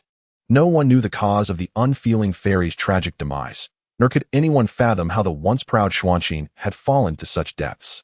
All that was clear was that, in a fit of rage, he had stormed into the forbidden grounds of the sacred ruins alone. An unending cacophony of battle echoed through the sacred ruins for 3 days and nights, culminating in the witchcraft's grievous victory. As it emerged bearing the severed head of Chen Changsheng, upon returning from the sacred ruins, the witchcraft immediately launched an assault on the No Regrets Pavilion. This power, which had endured for nearly 10,000 years within the central court, was obliterated without hesitation. How could it come to this? Chen Changsheng sighed deeply as he gazed upon the corpses of Xianxia and Outlived. Once, the leader of the No Regrets Pavilion, Master Mieju, had confided in him about her nearly insane plans. However, Chen Changsheng had rebuffed her repugnant schemes. For decades, the central court had been embroiled in constant warfare, with significant events unfolding one after another. Mieju had remained inactive for so long that Chen Changsheng believed she had abandoned her intentions. Little did he know that the No Regrets Pavilion had forged an alliance with Chen Changsheng, leading to such a calamitous outcome. Time passed, and the witchcraft entered with a bloodied head in hand. Glancing at the gruesome trophy, Xianxia spoke despondently. "You have slain Chen Changsheng for me. My life is now yours." In response, the witchcraft declared, "I did not kill Chen Changsheng for you, but for the unfeeling fairy. Although she fell at my hands, her talents are unmatched among women. Such a soul should not meet with such a tragic fate." Hearing these words, Xianxia managed a feeble smile. "Think as you wish. My life is yours regardless. I initially sought to borrow some longevity bloodstones to preserve Yingying's body, but since you have interfered in this matter, I shall accept this favor. As long as I live, I shall remember this debt, and a simple notification will suffice." With that, Xianxia departed the sea of learning, cradling Yao Yingying's lifeless form. Watching Xianxia's retreating figure, Chen Changsheng shook his head and turned to the witchcraft. "How are you? I trust you are unscathed. A few minor injuries are of no consequence. I understand your admiration for heroes, but your opponent is a forbidden realm. Do refrain from such recklessness in the future." In response to Chen Changsheng's admonitions, Wu Li merely scoffed. "Teacher, I cannot abide their actions. If I were to endure such things, I would cease to be Wu Li. By the way, I have brought back something from the forbidden realm that you might find useful." As he spoke, Wu Li handed over a golden page. This page was indeed the one that had once belonged to Chen Changsheng. Upon learning that Chen Changsheng possessed additional golden pages within the mine, Chen Changsheng had yearned to acquire this item on numerous occasions. However, Chen Changsheng was protected by guardians and supported by the Forbidden Realm, allowing him to escape several attempts on his life. Now, having finally fulfilled his desire, Chen Changsheng felt a measure of joy. "I have now obtained 3 of the 72 golden pages. It seems that fate is on my side." Alas, the golden pages from Kunlun's sacred land and those belonging to Chen Changsheng are not contiguous. Thus their value is limited to mere reference. Upon hearing this, Wu Li immediately declared, "Rest assured, teacher, I shall assist you in gathering all 72 pages."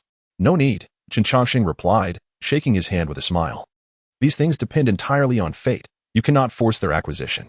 Furthermore, it is time for me to take my leave." At this, Wu Li appeared flustered. "Teacher, will you not linger a while longer? I have recently discovered many books. You have yet to finish those you have. How can you possibly depart?" Observing Wu Li's anxious demeanor, Chen Changsheng smiled with reassurance. "Do not attempt to play tricks before me. Do not think I am unaware of your intentions to seize the tomes from outside. I have already made copies of all the books I have not perused, and I can leisurely read them after I depart." Upon hearing this, a flicker of disappointment crossed Wu Li's eyes, for he understood that Chen Changsheng's words signified his imminent departure. Chapter 154, Vast Histories, Fleeting Lives. "Teacher, even if you choose not to stay, at the very least, you ought to inform me of your destination. You cannot possibly intend to withhold that from me." "Coincidentally, I indeed do not plan to divulge that information. Given your character, I am certain you would seek me out within 300 years. I would rather not be pestered daily.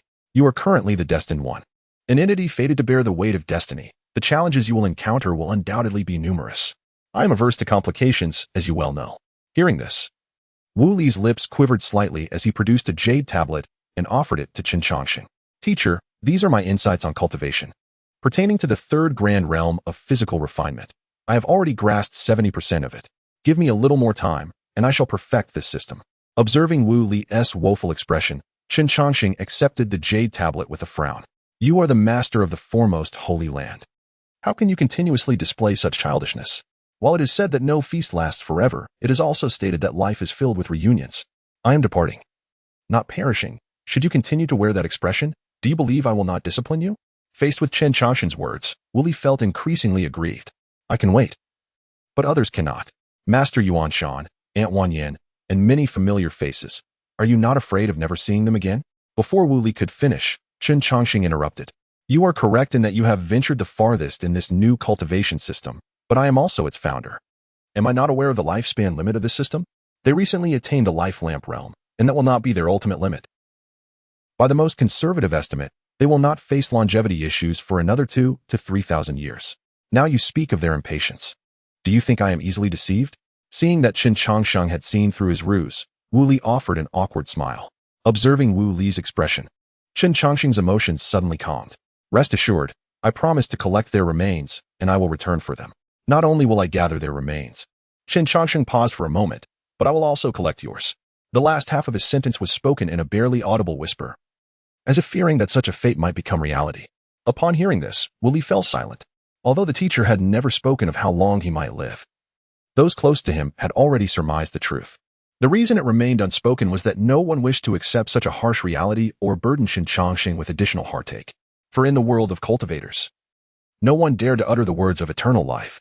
Even if one bore the heavenly mandate, they would not dare to boast of immortality. When the day came for themselves to meet their end, how profoundly sorrowful would the teacher be? The two remained in silence for a long time until Wu Li's laughter shattered the stillness. Kiki, I absolutely trust the teacher's skills. When the time comes, you must help me choose the finest resting place. Upon hearing this, a smile appeared on Chen Changsheng's face. No problem. I will certainly select the best burial site for you. However, my appearance fee is quite steep, so you must prepare ample compensation. With that, Chen Changsheng lifted the small black creature beside him and departed from the sea of learning. Wu Li stood quietly in place, not daring to turn back for one last glance at Chen Changsheng, fearful of his own reluctance to part.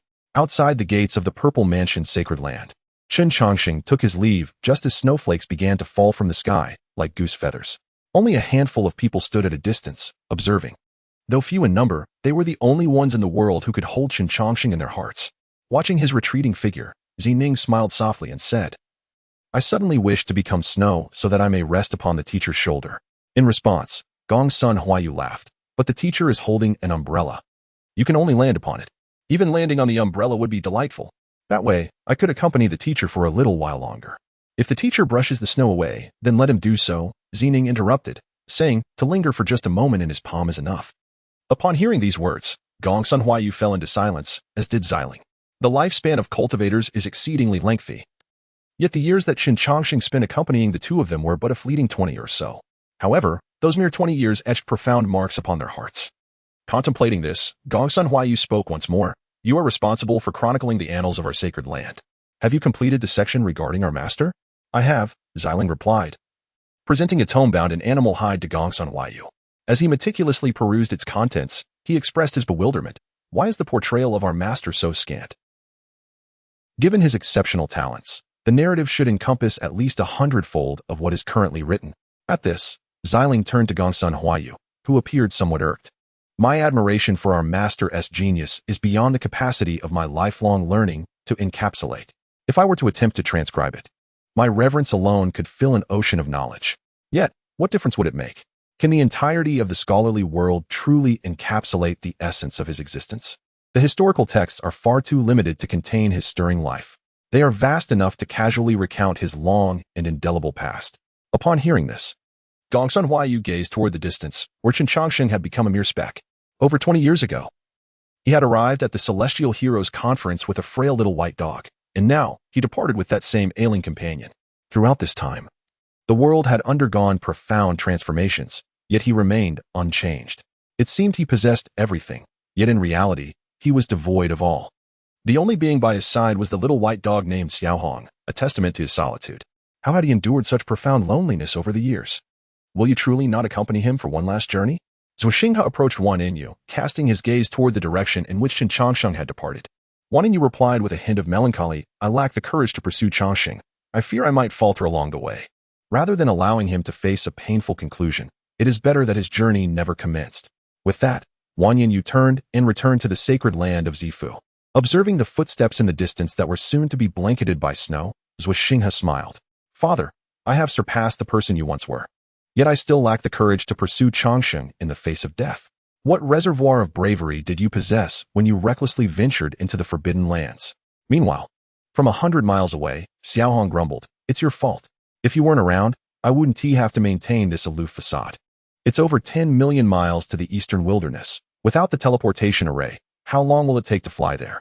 In response to Chen Changsheng's complaint, Xiaohong merely rolled his eyes and resumed his slumber, as if to convey, You enjoy posturing, yet I am left to bear the blame. Are you even human? Ignoring Xiaohong's disdain, Chen Changsheng cast one last glance at the sacred land of Zifu. Very well, if I must return, then so be it. Returning through the teleportation array would strip me of my prestige. Regardless, there are over 400 years ahead of me. I might as well pass the time. With that, Chen Changsheng transformed into a streak of light and vanished.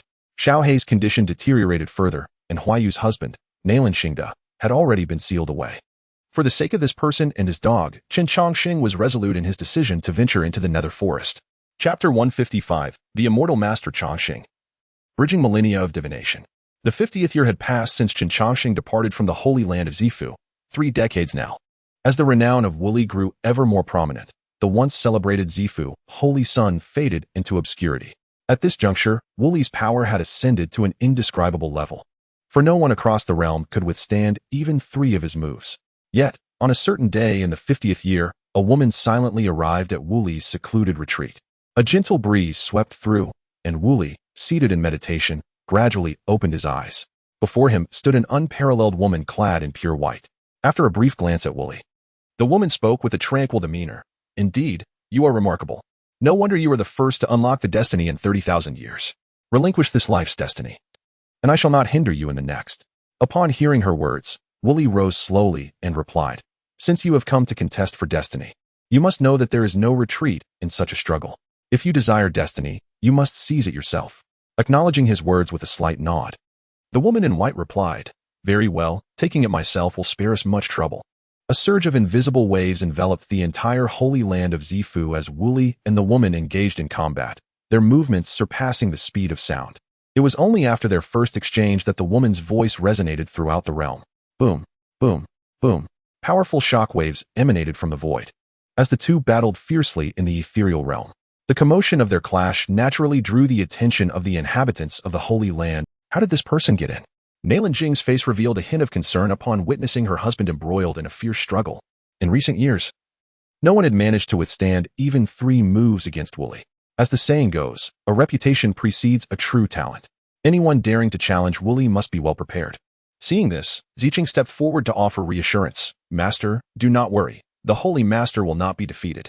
Simultaneously, Gongsun Huayu had gathered the Tiger Bin and the 72 earthly fiends. Mistress, shall I lead the Tiger Bin to assist our master? In response, Nailan Jing composed herself and said, No need. You cannot intervene in your master's battle. Since he dares to accept the challenge, it signifies his confidence.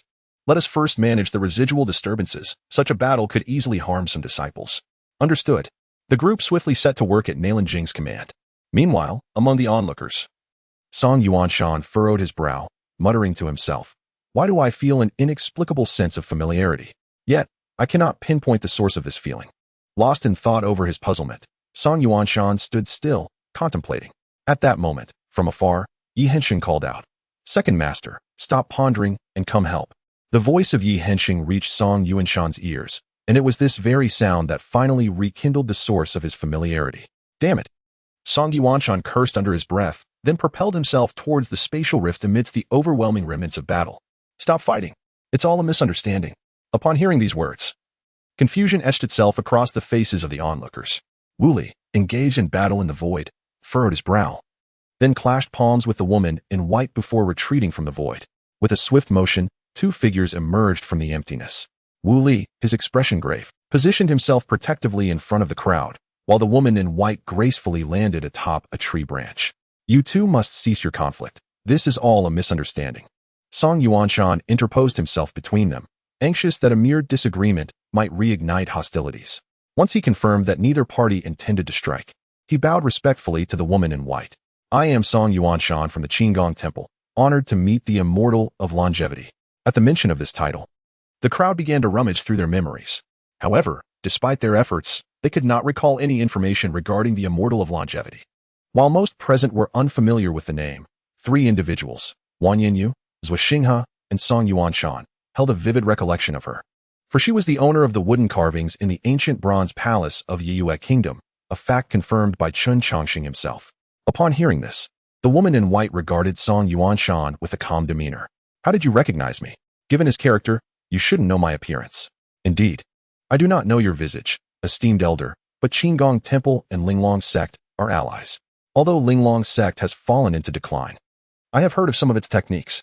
Furthermore, when my elder brother Changsheng departed, he entrusted me with an item, instructing me to present it to a special individual when the time came. Surely, the only person worthy of such a caution from my elder brother is you. As he spoke, Song Yuanshan produced a wooden box. Seeing this, the woman in white gestured with her right hand, and the box flew into her grasp. Upon opening it, she discovered a delightful set of wooden carvings and a letter.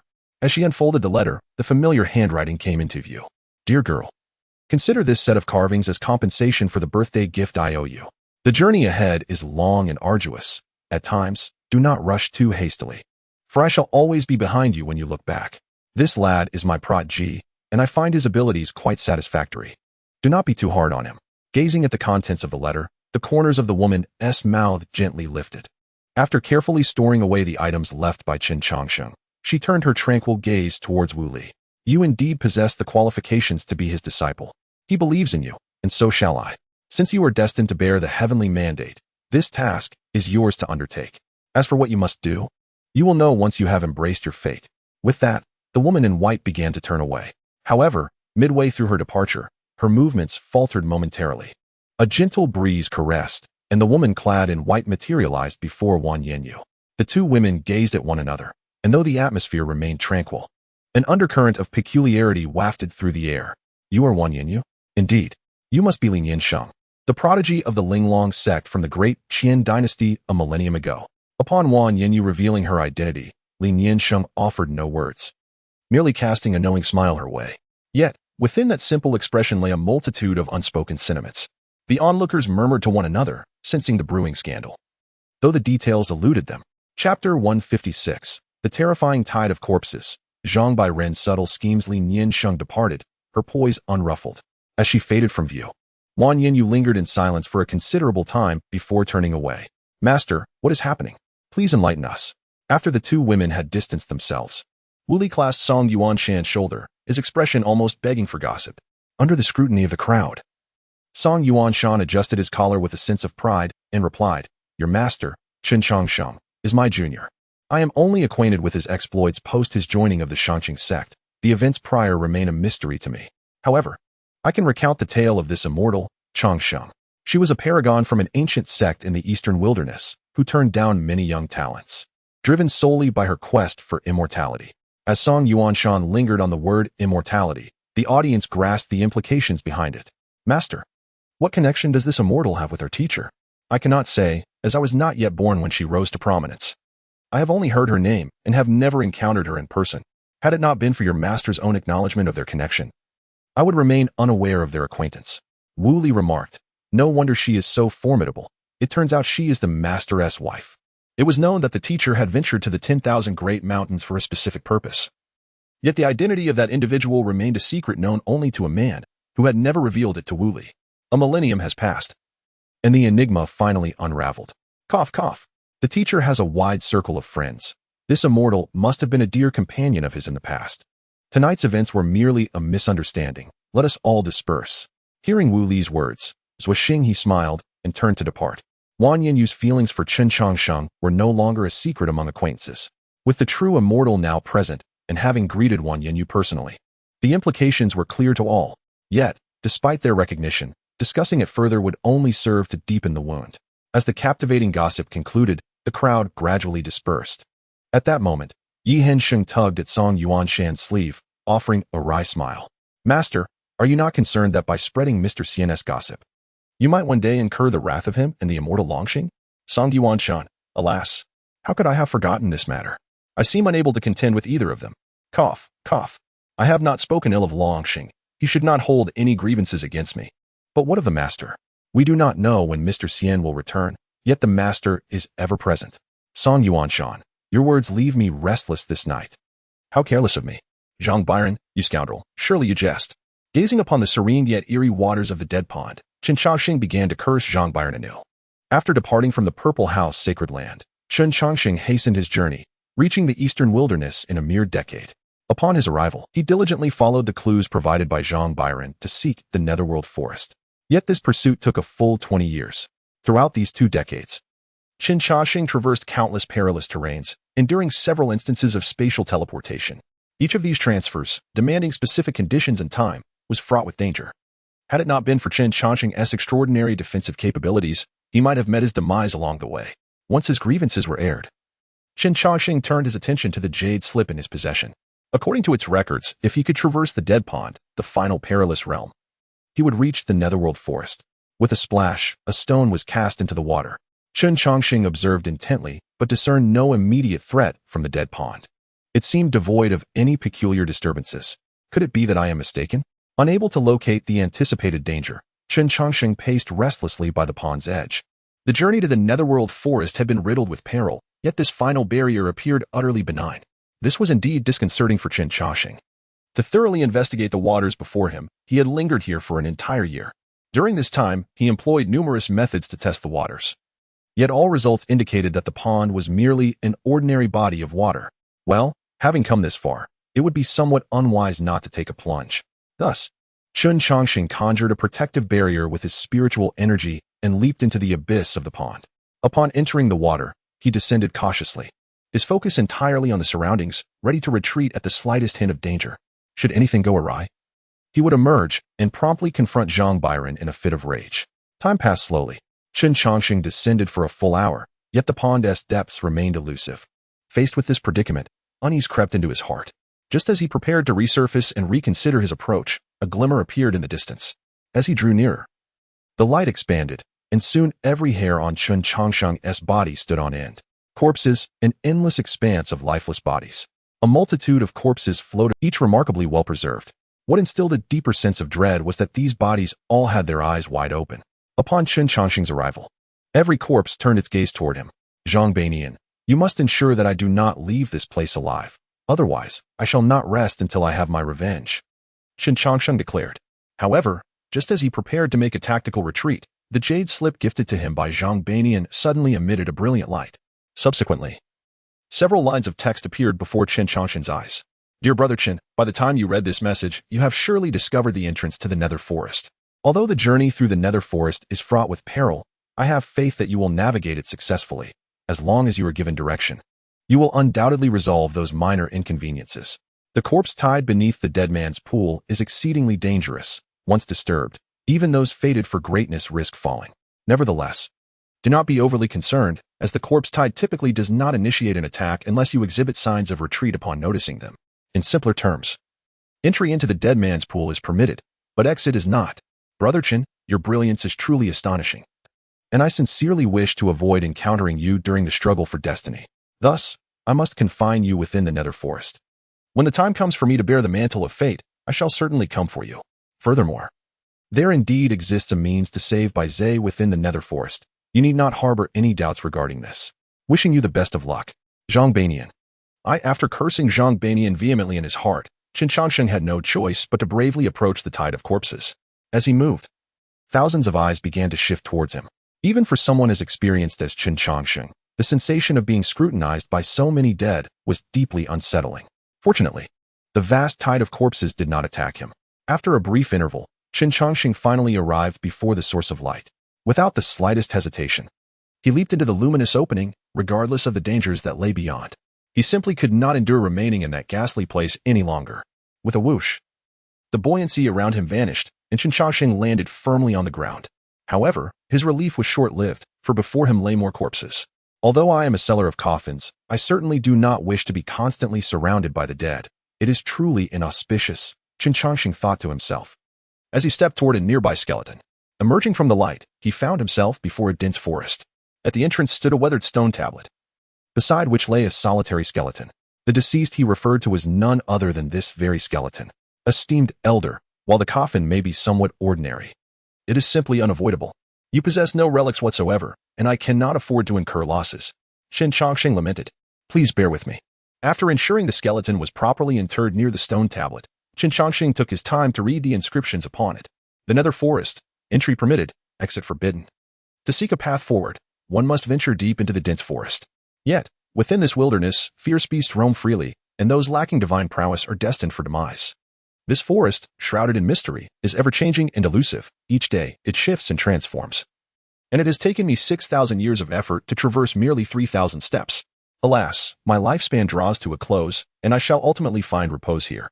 I have left behind a stone tablet to caution future generations against entering this realm of the heavenly mechanism. Gazing at the inscription on the tablet, Chen Changsheng pondered aloud. Stroking his chin, heavenly mechanism, is that not the founding master of the Xianxia Pavilion? According to the records of the sacred land of the Purple Mansion, heavenly mechanism emerged into the world 10,000 years ago. This individual was a master of strategy and knowledge, excelling in both celestial and terrestrial understanding, and is regarded as the foremost talent of the millennium. After establishing the Xianxia Pavilion, he vanished without a trace 2,000 years later. It appears he has come to this place. As he spoke, Chen Changsheng turned to regard the freshly erected grave nearby. Esteemed predecessor heavenly mechanism. You were once a figure of great renown a millennium ago. Surely, this nether forest could not have ensnared you so pitifully. What level of ferocity must these beasts possess that even a master like you found no means of escape? Just as he pondered, the environment around Chen Changsheng blurred momentarily. When clarity returned, he found himself amidst a forest, and the grave of heavenly mechanism had vanished without a trace. The only familiar sight was the weathered stone tablet. A deafening roar pierced the air as a colossal bear, towering 10 zhang, lunged toward Chen Changsheng. A violent diamond bear, an ancient relic species. Its strength could move mountains. And it is ferocious by nature, with a hide impervious to flame and water. Information about the creature flashed instantaneously in his mind. Faced with such a scenario, Chen Changsheng sighed in resignation, then dispatched the violent diamond bear with 3 precise strikes. Indeed, the violent diamond bear was a formidable ancient species, but strength is relative. Encountering a destined individual like Chen Changsheng, 3 strikes were more than sufficient, as he had no desire to exert himself further. After subduing the violent diamond bear, Chen Changsheng immediately began to validate certain hypotheses swirling in his mind. He soon realized that the nether forest was not as simplistic as he had initially perceived. 3 hours later, with a grim expression, Chen Changsheng descended from a towering tree, sensing that the nether forest was more complex than he had envisioned. He spent 3 hours confirming his suspicions. The verification process was remarkably smooth, yet the results were difficult for Chen Changsheng to accept. Within the nether forest, the maximum altitude for flight was only 50 zhang, and even at full strength, this remained the case. However, the trees here started at a minimum height of 50 zhang. Moreover, the nether forest devoured consciousness. No matter how robust, any awareness that strayed beyond 50 zhang from its source would be silently consumed by this forest. Fortunately, Chen Changsheng found himself in a relatively elevated terrain, allowing him to clear the trees obstructing his view. After 3 arduous hours and exerting all his strength, he barely managed to create a small clearing. The wood here was exceedingly tough. Subsequently, he caught sight of the central region of the nether forest. The central area lies a mere 10 miles from the stone monument. At the pace of Chen Changsheng, he could reach it within 20 breaths at most. However, the discomfort arises from the numerous towering trees, as unyielding as steel, obstructing his path. In addition to these barriers, there are formidable beasts lurking in that region. Some of these powerful creatures warrant utmost caution, even from Chen Changsheng. Although the journey to the nether forest is fraught with challenges, Chen Changsheng's strength and intellect would allow him to navigate through it with a modicum of time. Yet, one issue remains unsolvable for him: the ever-shifting terrain of the nether forest. The true extent of the forest eludes Chen Changsheng's understanding. Just moments ago, standing atop a 50 zhang stump, he surveyed his surroundings and discerned the boundaries of the nether forest in all directions. Now, with a distance of 10 miles to the central area, the next time could stretch to 20 or even 100 miles. The notion of being teleported near the central area had never crossed his mind. Tianjizi has been trapped here for 6,000 years, with the terrain transforming daily, indicating he has encountered over 219 million opportunities. Given such a multitude of chances without success, it is unlikely that Chen Changsheng would fare any better in a short span. With this thought, he took a deep breath and fixed his determined gaze upon the horizon. 10 miles is neither particularly long nor short. I refuse to believe that such a distance can thwart me, Chen Changsheng. With that, he vanished in a flash. swiftly navigating through the dense forest. 3 hours later, boom, Chen Changsheng, drenched in the blood of the beasts, was sent flying back. Gazing at the central area 10 miles away, the corners of his mouth began to twitch. At this moment, he began to grasp why Tianjizi had been ensnared here for 6,000 years. This place is utterly impassable. Chapter 158, Trapped for 180 years. Chen Changsheng, just you wait. Indeed, the beasts within the nether forest are remarkably fierce, possessing thick hides and immense strength. However, this does not pose a significant challenge for Chen Changsheng, as his own physique is no less formidable than that of these beasts, coupled with his array of offensive techniques. The genuine predicament lies in the sheer number of beasts and the distribution of these trees. To advance just 100 steps, he must navigate through dozens of twists and turns. In some areas, the trees are completely barricaded, necessitating detours for passage. Consequently, his speed would be drastically reduced. Once his speed diminishes, the beasts of the forest would unleash frenzied attacks upon him. Caught in a tide of beasts, he would find it nearly impossible to move forward. While these resilient creatures, lacking any supernatural abilities or spiritual power, do not pose a mortal threat, their tenacity makes them exceedingly difficult to slay. Every 12 hours, the terrain undergoes a transformation. If he cannot reach the central area within that time frame, it would mean starting anew. With this thought, Chen Changsheng's lips quivered, and he wiped the blood of the beast from his face. I refuse to believe that I, Chen Changsheng, can be obstructed by mere wood and beasts. I am determined to discover just how many monstrous creatures lurk within this nether forest, awaiting my wrath. With that, Chen Changsheng rolled up his sleeves. Grasping the root of a gluttonous beast in his left hand and the true martial sword in his right, an otherworldly phenomenon emerged behind him. A bronze life lamp materializing above his head. Boom.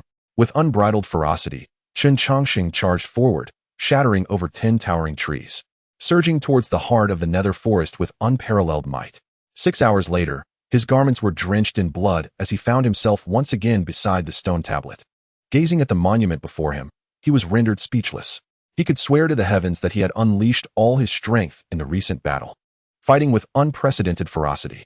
Yet, he remained unable to navigate the perils of the nether forest. After traversing less than 500 steps, he was thwarted and forced back by the beasts. Moreover, for reasons unknown, the terrain ahead appeared to conspire against him. The further he advanced, the narrower the path became. In the midst of battling the creatures, he lacked the energy to cleave through the iron-hard trees obstructing his way. Just as Chen Changsheng lamented inwardly, the scenery around him shifted once more, for the 12-hour mark had arrived. This time, he found himself atop a small hill, a full 80 miles from the central region. Seeing this, the corners of Chen Changsheng's mouth twitched incessantly. Had this nether forest deliberately chosen a vantage point for me? It seems intent on vexing me. Since it wishes to play, I shall indulge it fully. I refuse to believe I cannot eradicate all the beasts within your domain. With that declaration, Chen Changsheng charged forth once again, yet this time his pursuit lasted a full century. Boom. With a single punch, he felled a saber-toothed tiger. His expression stoic as he proceeded to skin and dismember it. Fresh tiger meat was laid upon the fire, and a thick layer of beast pelts surrounded the stone tablet. Lying amidst the soft furs, Chen Changsheng abandoned any notion of reaching the central region. The beasts within this forest were simply inexhaustible. For the first 50 years, he had believed he could vanquish all the creatures, but one day, he witnessed something utterly confounding. A weak beast appeared not far from him, and shortly thereafter, a small tree broke through the soil, bearing fruit. The beast consumed the fruit, its power surging instantaneously, growing strong enough to contend with him. Witnessing this scene, Chen Changsheng cursed the nether forest for 3 days. With this revelation alone, he was certain that the nether forest possessed a consciousness, intent on ensnaring him within its depths. After 3 days of relentless cursing, Chen Changsheng resolved to change his approach. If the beasts of the nether forest were indeed endless, then he would diligently cultivate his strength, striving to become mightier and push through them. No matter how numerous they may be, as long as my power exceeds theirs, they shall be powerless against me. Thus, he thought and subsequently acted. After a tireless 50 years, Chen Changsheng realized that not only did he grow stronger, but the abyssal forest and its denizens evolved as well, specifically in response to his actions. Once, he had employed a formation to incinerate a significant number of beasts, only to find that 3 days later, the creatures had developed a degree of fire resistance. Within 5 days, the majority of the beasts were unafraid of flames, and the trees, as resilient as iron, exhibited the same adaptation. Memories of a century of conflict flashed through his mind, and faced with the seemingly impregnable abyssal forest, Chen Changsheng let out a resigned sigh. No wonder Zhang Byron had directed me here. It is essentially a natural prison. Unless an unparalleled power were to descend and obliterate the abyssal forest with unmatched prowess, ordinary individuals could never hope to escape. As he spoke, Chen Changsheng glanced at the small black figure sealed within the life bloodstone. With the passage of time, the celestial healing ointment had ceased to have an effect on the small black creature. In despair, Chen Changsheng had no choice but to confine it within the life bloodstone. Ah, little black one, it seems I am truly trapped here. If it were an ordinary person, the outcome would be inevitable. But I am different. I have achieved immortality and shall not perish when my lifespan ends. Does that not imply that I shall be confined here for an extended period? In response to Chen Changsheng's lament, the small black creature remained silent within the stone. Seeing this, Chen Changsheng shook his head and began to cultivate to pass the tedious time. Although the life bloodstone could delay the passage of a being's life, it could not entirely halt it. Given the circumstances of the small black creature, it could only survive within the stone for a maximum of 6,000 years. If, after 6,000 years, he had still not discovered a way to break the abyssal forest's hold, the creature would face certain death. 80 more years passed. And aside from his cultivation and reading, Chen Changsheng made no further attempts to breach the abyssal forest. His 640 years of awareness were drawing to a close, and it was time for him to enter another slumber. Sitting within the stone coffin of the 100 Defeats Immortal, he surveyed the surrounding trees and spoke, "You have imprisoned me for 180 years, and throughout that time, I have been continually devising a strategy against you. Unfortunately, I have indeed conceived a plan. If you are wise, you will quickly transport me to the central region. Otherwise, the consequences will be yours to bear." Upon finishing, silence enveloped the area, and no changes occurred. Observing this, Chen Changsheng scoffed, "Very well. We shall meet again in 640 years. I hope you do not regret this." With that, he closed the coffin lid and began a protracted slumber lasting 640 years. Chapter 159, Abandoned by the World. A plan for the abyssal forest. The stone coffin thudded shut. The abyssal forest fell once more into silence. The beasts that had periodically troubled Chen Changsheng now deliberately kept their distance from the coffin, as if the entire abyssal forest welcomed this turn of events. Time drifted. And the years passed. For some beings within the abyssal forest, 640 years was a span that could only be attained through several cycles of reincarnation. Birth, flourishing, aging, and death, each body nourishing new life. One cycle after another unfolds within the shadowy forest. Whether flora or fauna, few can escape this relentless loop.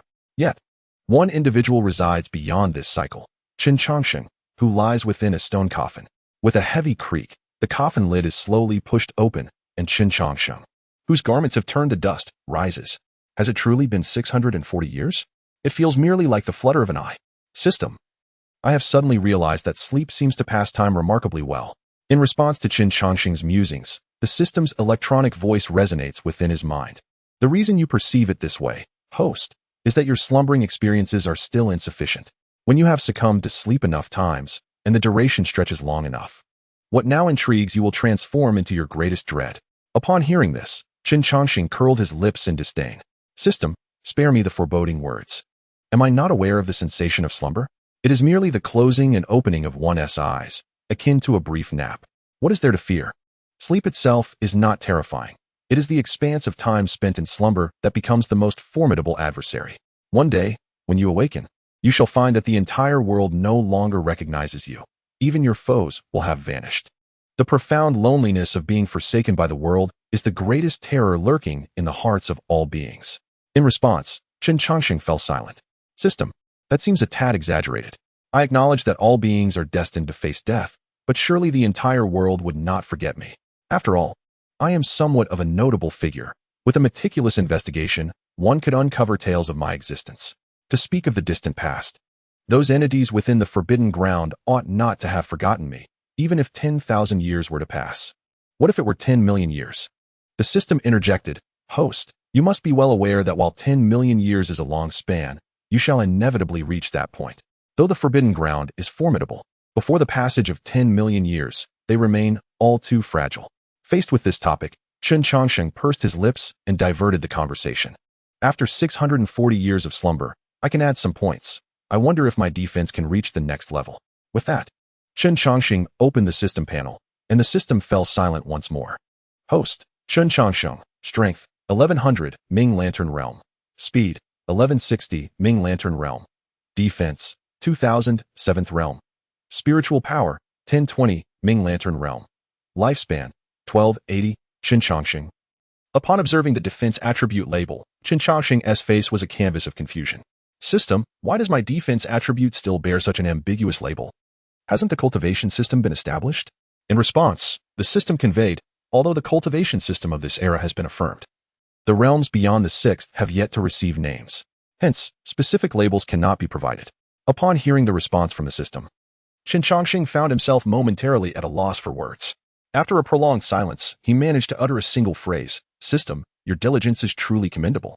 "Thank you for the compliment," came the polite reply. With the pleasantries concluded, Chen Changsheng began to incrementally allocate points to his defensive attributes. The reason for this deliberate pace was that he wished to observe the extent of the leap between realms within this cultivation system. He had initially assumed that the addition of 640 attribute points would swiftly elevate his defense to the 8th realm. However, upon completing the allocation of these points, the defensive attribute label remained utterly unchanged. "System, why has my label not budged?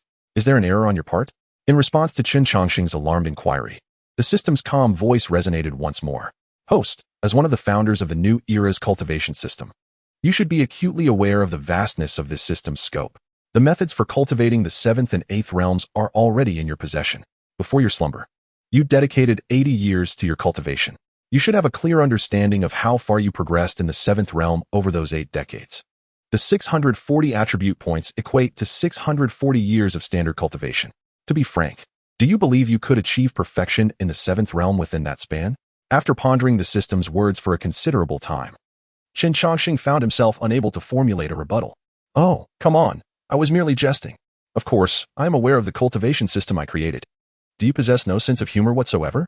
Apologies, but this system is not sentient and therefore lacks the humor you refer to." With a dramatic eye roll, Chen Changsheng chose to disregard the system. He donned a casual outfit and approached a towering tree. Gently caressing the rough bark, he murmured, "One last chance. Transport me to the central area." After speaking, he patiently awaited a response, but the yumming forest remained unresponsive. Thus, he initiated the plan aimed at the forest. Within the confines of the diminutive forest, he swung his axe repeatedly, exclaiming, "Chop, chop, chop." As he savored small roasted meats, he continued, "Delicious, delicious." In the forest, a young man with an exposed torso wielded his axe vigorously. Sweat beaded from his pores, cascading down his sculpted physique. With a thunderous crash, a towering tree fell, and the young man grinned at his handiwork before the tree vanished instantaneously. This young man was none other than Chen Changsheng, ensnared within the yum. Today marked the 800th year of his tree-chopping endeavor. Upon successfully completing the day's task, Chen Changsheng returned to the stone tablet and began preparing his evening meal. As it was the 800th day of celebration for task completion, he resolved to temper his bloodlust. Therefore, tonight's dinner consisted solely of 2 saber-toothed tiger kings and a bear somewhat larger than a small hill. In Chapter 160, The Black Hole Plan, Chen Changsheng tenaciously engaged with the yumming forest. The meat, kissed by the fierce flames, sizzled enticingly, releasing an aroma that wafted for miles. As the roasted meat neared completion, a small tree suddenly sprouted beside Chen Changsheng. Upon this tree, 3 crystalline fruits emerged at a visibly rapid pace. Merely inhaling their aroma stirred the very essence of one's being, indicating that these were indeed rare and potent supplements. Yet, in the face of these 3 fruits, Chen Changsheng did not even cast a glance. Instead, he plucked them with disdain and crushed them beneath his foot. It was too late. A belated affection is worth less than grass, and I have no intention of granting forgiveness. Let us continue our relentless struggle. Whoever shows weakness is but a dog. With that, Chen Changsheng began to devour the roasted meat voraciously. Observing his goodwill rebuffed, the nether forest ceased any further actions, as if both the man and the forest had entered a stalemate once more. Half an hour later, Chen Changsheng finished his dinner. Looking at the pile of remaining bones, he did not hesitate to store them away in his system space. With the aftermath attended to, he reclined upon the dry leaves, gazing at the sunless sky.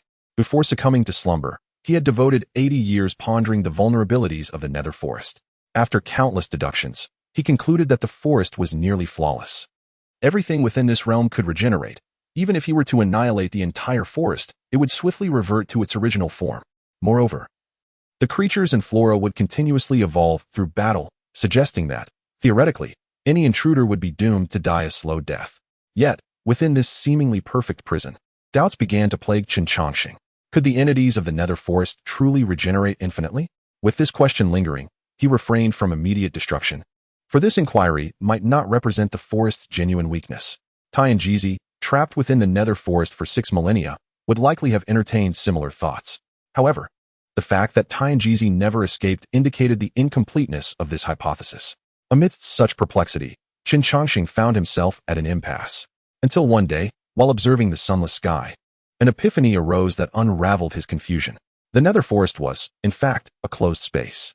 The energy within this realm was conserved, allowing the beasts and plants to be reborn indefinitely, regardless of how many beasts he slayed or trees he felled, as long as their bodies remained within this space. The total energy of the realm would remain unchanged. To break this cycle of energy, there was but one method: to become a black hole, voraciously consuming the energy of the nether forest. Xianxia could not employ this approach, as his own storage space was limited, unable to accommodate much. Furthermore, although Xianxia's cultivation was formidable, his capacity was finite. Given the vastness of the nether forest, the minuscule amount of energy he absorbed was inconsequential, and upon his demise, everything would revert once more. However, Chen Changsheng was unlike Xianxia. He possessed an infinitely expansive system space. Moreover, Chen Changsheng's cultivation system surpassed that of Xianxia. The sole drawback of this cultivation system lies in its exorbitant consumption of resources. To achieve rapid advancement in one's cultivation, supplementation proves to be the swiftest and most convenient method. Presently, Chen Changsheng stands at the threshold of the 7th realm. Given his profound foundation, the resources required to perfect the 7th realm will amount to an astronomical figure. The beasts lurking within the netherwood forest can seamlessly compensate for this need. With this thought in mind, Chen Changsheng rose from the ground and resumed his mission in the black hole. However, before commencing his tree chopping, he cast a provocative glance into the distance and declared, once again, "If you harbor any regrets, then teleport me to the central area. Otherwise, I will persist relentlessly." With that, he resumed humming that peculiar melody. In this diminutive forest, for centuries have elapsed, and with the passage of time, coupled with substantial supplementation, Chen Changsheng's cultivation has seen considerable growth. As his cultivation advanced, his speed in felling trees and hunting beasts has also markedly improved. It was during this 12th century that the netherwood forest could no longer endure. Although the energy pilfered by this human was not particularly vast, the persistent thievery was untenable. If this continued, even the mightiest mountains would face the day of excavation. Consequently, during that year, the netherwood forest unleashed its lethal wrath upon Chen Changsheng. 2 formidable 8th realm beasts were birthed, and the multitude of beasts within the forest joined in the fray. In the face of this counteroffensive from the netherwood forest, Chen Changsheng did not flinch in the slightest. He chose to confront it head-on. Although the 2 8th realm beasts surpassed him in strength, they could never deliver a fatal blow. After all, Chen Changsheng's defense, exceeding 2,000 points, was no trifling matter. The inability of the 8th realm beasts to annihilate him with a single strike granted Chen Changsheng precious moments to breathe.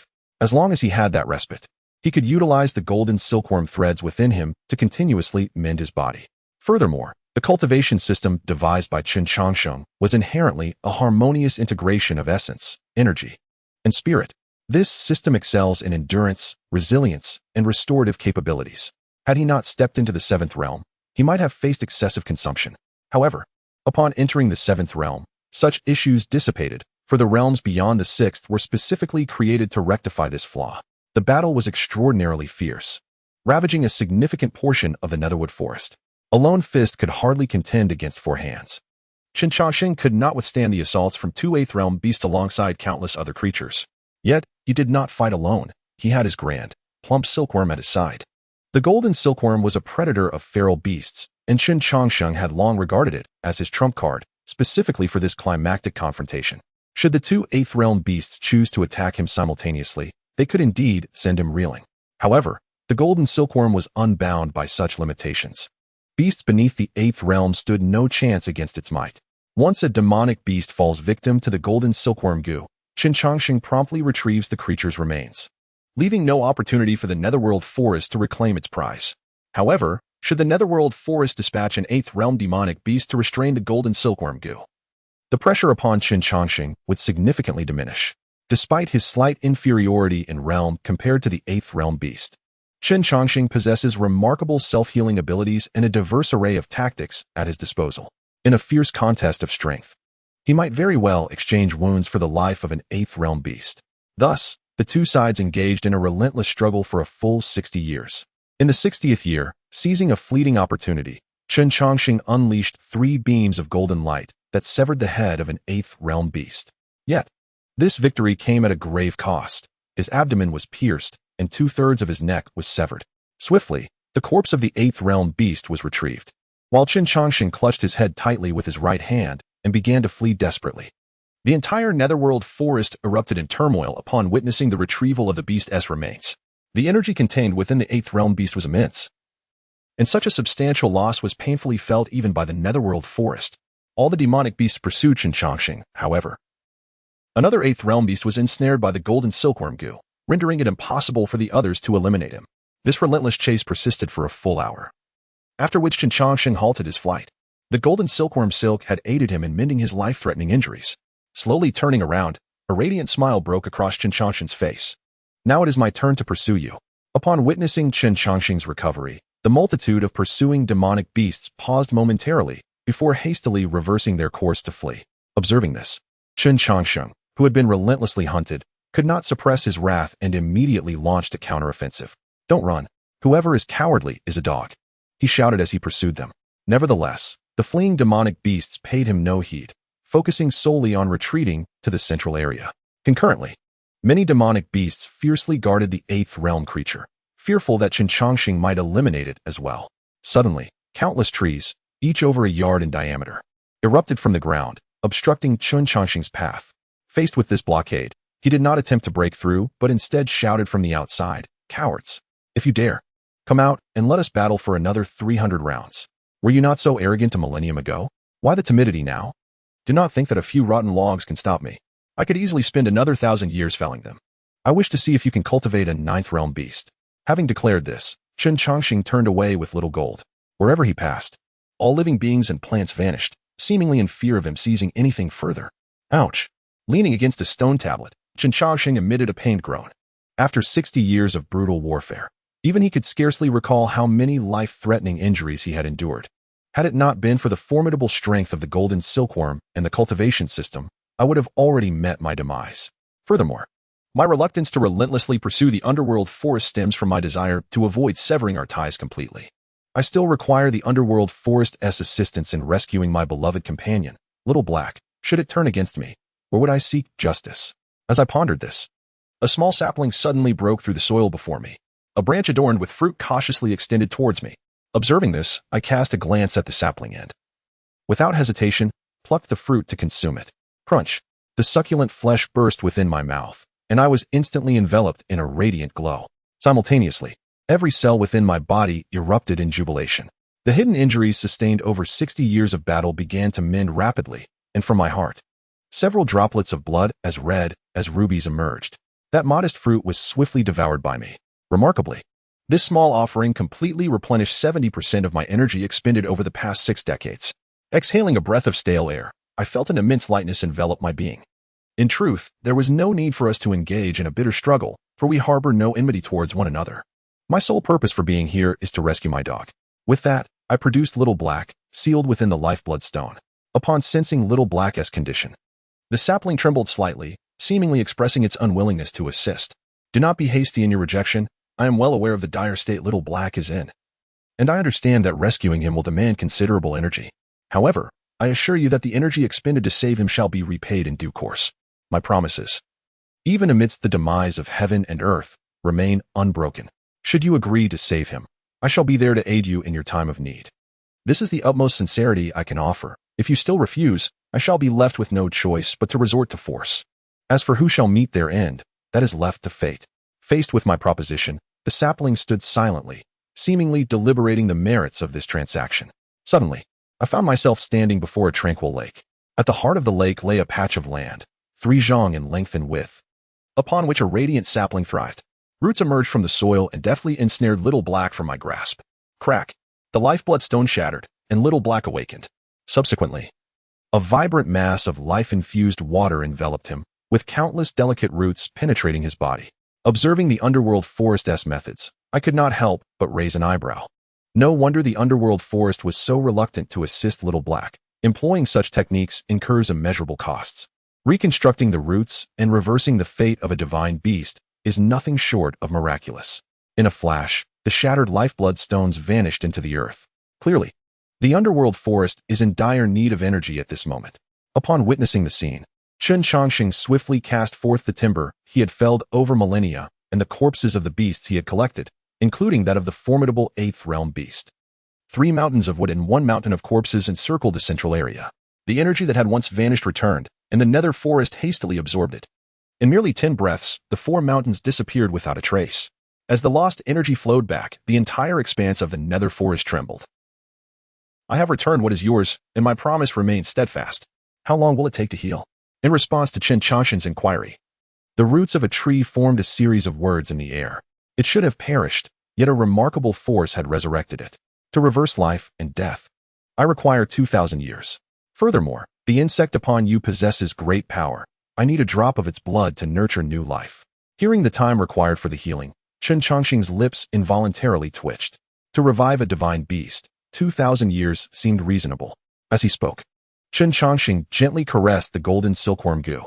Little gold, granted a drop of your life essence, for we are indebted to this being. At his word, the golden silkworm goo shook its small head and then expelled a drop of white liquid from its mouth. As the white liquid was released, the vitality of little gold visibly diminished. The essence of its life drifted away, and in Chen Changsheng's hand appeared a blood-red fruit. This object would enable a swift recovery. Observing the words that materialized before him, Chen Changsheng handed the crimson fruit to little gold. With a swift motion, the previously lethargic golden silkworm goo eagerly clambered onto the fruit and began to devour it. Very well, since we have reached an understanding, I shall await in silence. Additionally, I wish to cultivate a plot of land here for some spiritual herbs. You would not mind, would you? Certainly. Upon receiving the response from the nether forest, Chen Changsheng beamed and retrieved his hoe. Chapter 162. The arrival of an old friend, Wu Li. I must depart 20 years within the seemingly unchanging nether forest passed swiftly. As the final moments drew to a close, Chen Changsheng found himself compelled to enter a state of slumber once more. This marked his first occasion of sleeping twice in the same location. Closing the coffin lid and allowing little gold to return to his heart, Chen Changsheng instructed the system to maximize the duration of his slumber. Thus commenced a prolonged sleep of 1,280 years. As Chen Changsheng fell into slumber, his thoughts and consciousness ceased to progress at that moment. Yet, while he paused, the world continued its course. Chen Changsheng departed from the Purple Mansion's sacred land for 2,150 years. And it was during this 2,150th year that Wu Li, the sovereign of the Purple Mansion, embraced his destined role. From Wu Li's emergence in the central court to his ascension as an invincible force bearing the mandate of heaven, the entire process spanned approximately 3,000 years. Such a prodigious talent had only graced the world once in hundreds of thousands of years. Upon accepting his divine mandate, Wu Li's first action was to venture into the ancient Forbidden Land. In the presence of this unparalleled destined one, even the ancient Forbidden Lands must yield with deference. Yet, the recent expedition into the ancient Forbidden Realm proved to be less than pleasant, as it appeared that the powers of the witch had engaged in a dispute with the domain itself. Upon emerging from the Forbidden Land, witnesses observed the witch gesture towards it, seemingly imparting a warning. This perplexed the masses, who were left in a state of confusion. Through some investigative threads, it was unveiled that the witch, once a bearer of destiny, seemingly had the support of the ancient Forbidden Land in the past. If that were the case, why then did discord arise between them? However, as time progressed, the public ceased to view the witch as adversarial towards the ancient realm. This shift in perception followed the witch's personal campaign against the Sacred Ruin, a battle that decisively expelled the Sacred Ruin from the central domain. After subduing the Forbidden Land, the witch crafted a spear with his own hands. This spear was cast forth from the central domain, traversing countless miles to establish itself atop the lifeblood of the Northern Desert Buddhist kingdom. As long as the spear stood within the Northern Desert, its inhabitants were forbidden from stepping beyond its borders. The witch's voice resonated through the heavens and reached the ears of every living being. A single spear could dominate an entire state. This embodied the might of the Destined One. Following these 3 momentous acts, the witch revealed all levels of cultivation and redefined the energy utilized within the cultivation system, renaming it from spiritual energy to divine energy. From that moment forth, the world attained stability, and the entire realm of cultivation began to flourish. In the Netherwood Forest, today marked the 1,000th year of Chen Changsheng's slumber. With the forest remaining as tranquil as ever, suddenly, the Netherwood Forest began to tremble. The boundless tide of corpses within the dead man's pool opened its eyes. The sky was torn asunder, and a figure gracefully stepped through the rift. Chen Changsheng, despite his efforts, could not soar through the netherwood forest, yet this individual appeared unaffected. Assessing the space, the figure slowly descended before the stone coffin. With a swift motion, numerous roots enveloped the coffin, and a transparent portal emerged, revealing an endless tide of corpses beyond. Observing this, the figure smiled. Rest assured, I am not here to harm him. Anyone in the world may seek his life, but I shall not. Upon hearing these words, the roots encircling the coffin gradually loosened, allowing the figure to gently push open the coffin. Gazing upon Chen Changsheng within, the figure smiled. Master, you always adapt so well to your surroundings. Even in a place like the netherwood forest, you thrive effortlessly. You are far superior to me. Indeed. The individual before him was none other than the witch, the embodiment of destiny. After several millennia without news of Chen Changsheng since departing from the Zifu sacred land, the witch was determined to uncover his whereabouts. After considerable effort, the witch finally found a clue, leading to the earlier scene. However, just as the witch intended to reach out and touch Chen Changsheng, a beam of golden light intervened, halting his action. The master forbade you from touching him, or else I shall spank you. Upon receiving this message from the golden silkworm, the witch was momentarily taken aback before breaking into joyous laughter. Master! Oh, Master! Your foresight remains unparalleled. You even anticipated my arrival at the nether forest. What else could possibly elude your perception? Alas, I must take my leave soon, and our final farewell may linger for an eternity. However, this is only fitting. It cannot always be others seeking you out. This time, it is you who has come to find us. Additionally, I have left you some gifts outside, which I trust you will find delightful. With that, Wooly closed the coffin lid and turned to depart from the nether forest. As he exited through the spatial rift, he cast a final glance back at the forest and declared, I do not care whose guardian you are. If you dare to harm my teacher, you and your associates shall face destruction. With that, Wooly stepped into the void. The rift sealed, and the nether forest lifted its defenses, returning to its former state. 280 years later. Why have my clothes disintegrated? Observing his bare self, Chen Changsheng was filled with perplexity. He had donned ordinary attire, which naturally could not withstand the ravages of time. Yet, based on past experience, such garments would only turn to ash after he had taken action. Now, awakening to find himself bereft of clothing clearly indicated that some movement had occurred during his slumber. Just as Chen Changsheng pondered this mystery, the golden silkworm goo transmitted a vision to him. Intriguingly, the image of Wooly was not distinct. To be precise, it appeared that a segment of the golden silkworm goo's memory had been obliterated. This particular memory pertained to Wooly's words about departing.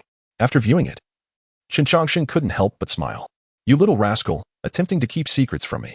However, since you wish to play, I shall indulge you in due time and see how I shall best you then. Muttering to himself, Chen Changsheng turned his attention to his system panel. Host, Chen Changsheng, Strength, 2120, Blood-Moving Realm, Speed, 2280, Blood-Moving Realm, Defense, 3880, Blood-Moving Realm, Mana, 2060, Blood-Moving Realm, Lifespan, 2560. Gazing at his statistics, Chen Changsheng scratched his head and inquired, System, what exactly is the criterion for measuring these statistics? The standards of power assessment seem rather nebulous. Returning to the host, the system responded, the measurements of each attribute solely reference the host's inherent strength and exclude external factors, such as magical treasures or formations. However, treasures like golden silkworm silk will be included in the assessment, as they have become part of the host's being. Ah, I see. But why does elevating a specific attribute to the next realm not enhance my overall strength? Upgrading a single attribute will not result in a comprehensive enhancement. Upon hearing this, Chen Changsheng reflected thoughtfully, I understand your point. If I were to elevate my defense to the next realm, my mana, speed, and strength would remain unchanged. To improve, I can only rely on my cultivation or allocate attribute points. But what would occur if I were to elevate my mana attribute? The host's cultivation has improved. Although other attributes remain unchanged, the support of this cultivation will facilitate rapid growth in those attributes. Therefore, enhancing spiritual power is the optimal choice, though the host may also opt to distribute attribute points evenly. A reasonable proposition. Please allocate all attribute points to defense. System, I feel that my previous statement was in vain. Chapter 163, Improving the Abyssal Forest. 750 years of time. After the system allocated all attribute points to defense, Chen Changsheng donned his attire and emerged from the stone coffin. In response to Chen Changsheng's actions, even the system could not help but interject. Host, you are merely long-lived, not immortal. Such an obsessive increase in defense, what will you do if you encounter a formidable foe one day?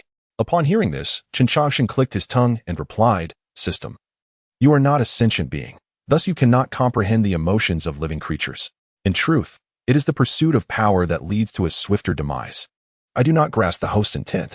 Humans possess desires, and as their power increases, they tend to engage with higher realms. Although theoretically, if I were to allocate points infinitely, I could become invincible. This remains merely a theory, one that can never be realized. Even if my attribute points reach the level of a fated individual, does that truly render them invulnerable to death?" The system fell silent for a moment, seemingly analyzing Chen Changsheng's words. However, the host might choose to retreat and bide time. When their strength is sufficiently elevated, the danger of being killed would diminish significantly. While this reasoning holds merit, achieving the level you speak of would require at least several tens of millions of years, if not hundreds of millions. I have severed my emotions and desires for tens of millions of years, only to emerge as an unrivaled being and a solitary figure. If that is the case, you might as well find a stone to serve as the host, for a stone remains motionless at all times. Upon hearing Chen Changsheng's words, the system lapsed into silence once more, unable to fathom the emotions of living beings. Why choose the best shortcuts and instead traverse convoluted paths? Perhaps this is the very reason miracles are born. If everything were to proceed in an orderly manner, miracles would cease to exist. This system cannot ascertain the accuracy of the host's statements, but time will reveal all. With that, the system's voice faded away. Chen Changsheng did not continue the idle conversation, but began to observe his surroundings. After slumbering for over a millennium, Little Black still required over 700 years to heal. Perhaps it was time for him to find something to occupy this tedious interval. After a thorough observation, Chen Changsheng addressed the sapling at the center of the lake. "I have noticed that you have created your own realm here, seemingly eager to evolve. However, the circumstances appear somewhat singular. Shall I assist you in perfecting this?" Upon hearing Chen Changsheng's proposal, the sapling swayed slightly, seemingly in agreement. Noticing this, a subtle smile graced Chen Changsheng's lips. "Since you consent, allow me to share. However, I must claim 30% of the benefits arising from this process. The plan is as follows. Let us clear the grass from this area." Yes, precisely that area. Dozens of bipedal rabbits are diligently toiling with agricultural tools, adorned in garments akin to those of humans. Remarkably, they collaborate with one another, much like people. Observing the flourishing scene around him, Chen Changsheng reclined contentedly in his rocking chair. 750 years prior, he had presented a comprehensive plan to the Nether Forest. Initially, he was the sole individual laboring on this endeavor. However, as time passed, Chen Changsheng realized that the vastness of the Nether Forest rendered it impossible for him to manage alone. It was not until one fateful day that two rabbits ventured into his vicinity, sparking a surge of inspiration within him. Given the multitude of magical beasts inhabiting the Nether Forest, he could enlist their assistance. Although these creatures possessed limited intelligence, he could guide them. Complemented by the forest's ripening capabilities, it would not be long before he could cultivate a cohort of sentient beasts. Without hesitation, Chen Changsheng instructed the Nether Forest to capture dozens of rabbits, subsequently enhancing them slightly. Thanks to the forest's ripening function and Chen Changsheng's unwavering efforts to enlighten them, the first intelligent rabbit emerged in the 10th generation. With this initial success, subsequent developments became significantly more manageable. Rabbits, known for their rapid reproduction, proliferated across the entire Nether Forest within a mere decade. Presently, the environment of the Nether Forest is meticulously maintained by this community of rabbits. Reflecting on this, Chen Changsheng extended his right hand, and a wooden cup was presented to him. Taking a delightful sip of freshly squeezed spiritual fruit juice, he felt a wave of rejuvenation wash over him. "Rabbit 18, your wife should be giving birth today. Please fetch 10 strands of 1,000-year ginseng from the fields as my congratulatory gift." Upon hearing this, Rabbit 18, a notably larger rabbit compared to the others, bashfully scratched his head. Observing this, Chen Changsheng reassured him, "There is no need for embarrassment. You are now the overseer of the entire rabbit clan, and I am well aware of your capabilities. I have conferred with Little Tree, and it will allocate a portion of spiritual herbs as your remuneration. Given that you have established a certain system, it would be problematic to operate without compensation." At this, Rabbit 18 promptly bowed in gratitude. Just then, a voice interrupted their conversation. "Chen Changsheng, when shall we venture out?" As the words left his mouth, a magnificent white dog bounded over. This dog, with its elegant form, surpassed even the Wolf King in the pack in beauty. As it ran, its flowing white fur resembled a cascading stream, seemingly softer than the clouds above. Indeed, this splendid creature was none other than the previously injured divine beast, Bai Zhe. "Xiaohei, you are a divine beast, a paragon among canines. Might you please be more mindful of your demeanor and refrain from incessant barking? Upon hearing this, Baizé became agitated. Chen Changsheng, this is excessive. I have implored you countless times not to call me Xiao. Furthermore, I am not a dog. I am the divine beast Baizé. Confronted with the exasperation of Baizé, Chen Changsheng merely cast a fleeting glance at it. I am well aware that you are the divine beast Baizé. Yet I wish to call you Little Black. Is there a problem with that? Furthermore, a divine beast is still a beast, and thus must be categorized appropriately. Given your physique, you can only belong to either the feline or canine family. So, will you choose to be a cat or a dog? You cannot possibly aspire to be human. Upon hearing Chen Changsheng's words, Baizé's lips twitched uncontrollably. Had it not been for the fact that this mortal had risked his life to save it, Baizé would have surely ended him. You are indeed formidable. I cannot argue with you. However, might you enlighten me as to when we shall depart? Ever since I regained consciousness, we have lingered here for 30 years. Do you not find it tedious? Chapter 164. The Disappearance of the Others. Chen Changsheng leaves the nether forest in response to Baizé's inquiry. Chen Changsheng replied with utter straightforwardness, not at all. I find this place rather agreeable. What need have I to venture outside? At this, Baizé's expression contorted even more. How is it that a carefree divine beast like me lacks the right to utter such words, while you, of all people, do? You have experienced so much in the outside world. Has it not affected your heart in the slightest? Why should it? So long as one's state of mind is strong enough, everything will transform into beauty. As the saying goes, in spring, there are myriad flowers. In autumn, the moon shines bright. In summer, a cool breeze flows. In winter, snow falls softly.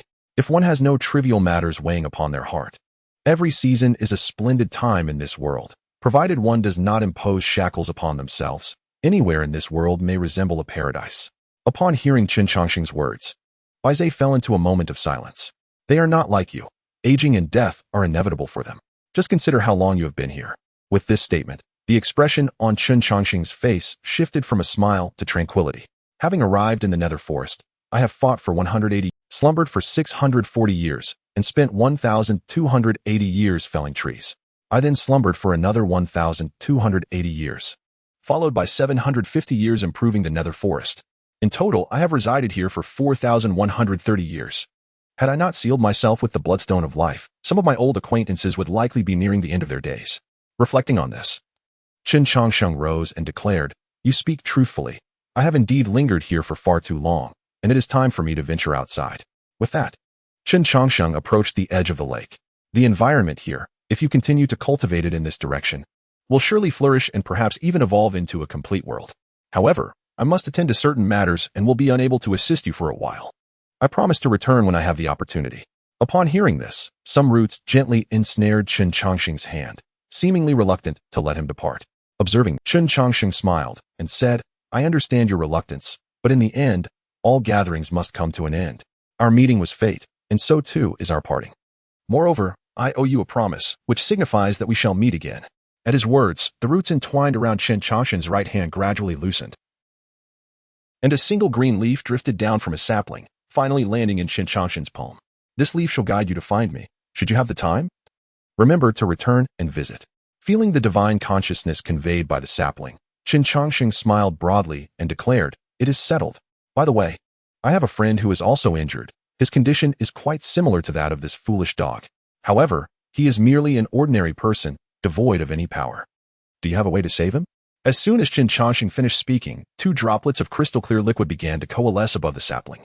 With a crack, a branch automatically snapped off, transforming into a wooden vial. The liquid was poured into the vial and subsequently handed to Chen Changsheng. This is the essence of all things. One drop is for saving your friend, and the other is for preserving your life. Furthermore, this wooden vial was crafted from my own body. Any plant placed within will retain its vitality. When you return one day, you must bring me many seeds. No problem. I will certainly bring you a share of every seed in the world. After exchanging their final farewells, a circular portal of light appeared before Chen Changsheng. Without hesitation, he stepped through it. Meanwhile, the little black creature, who had longed to escape, leaped in with astonishing speed. Thud! Little Black landed heavily on a small earthen slope, while Chen Changsheng touched down gracefully.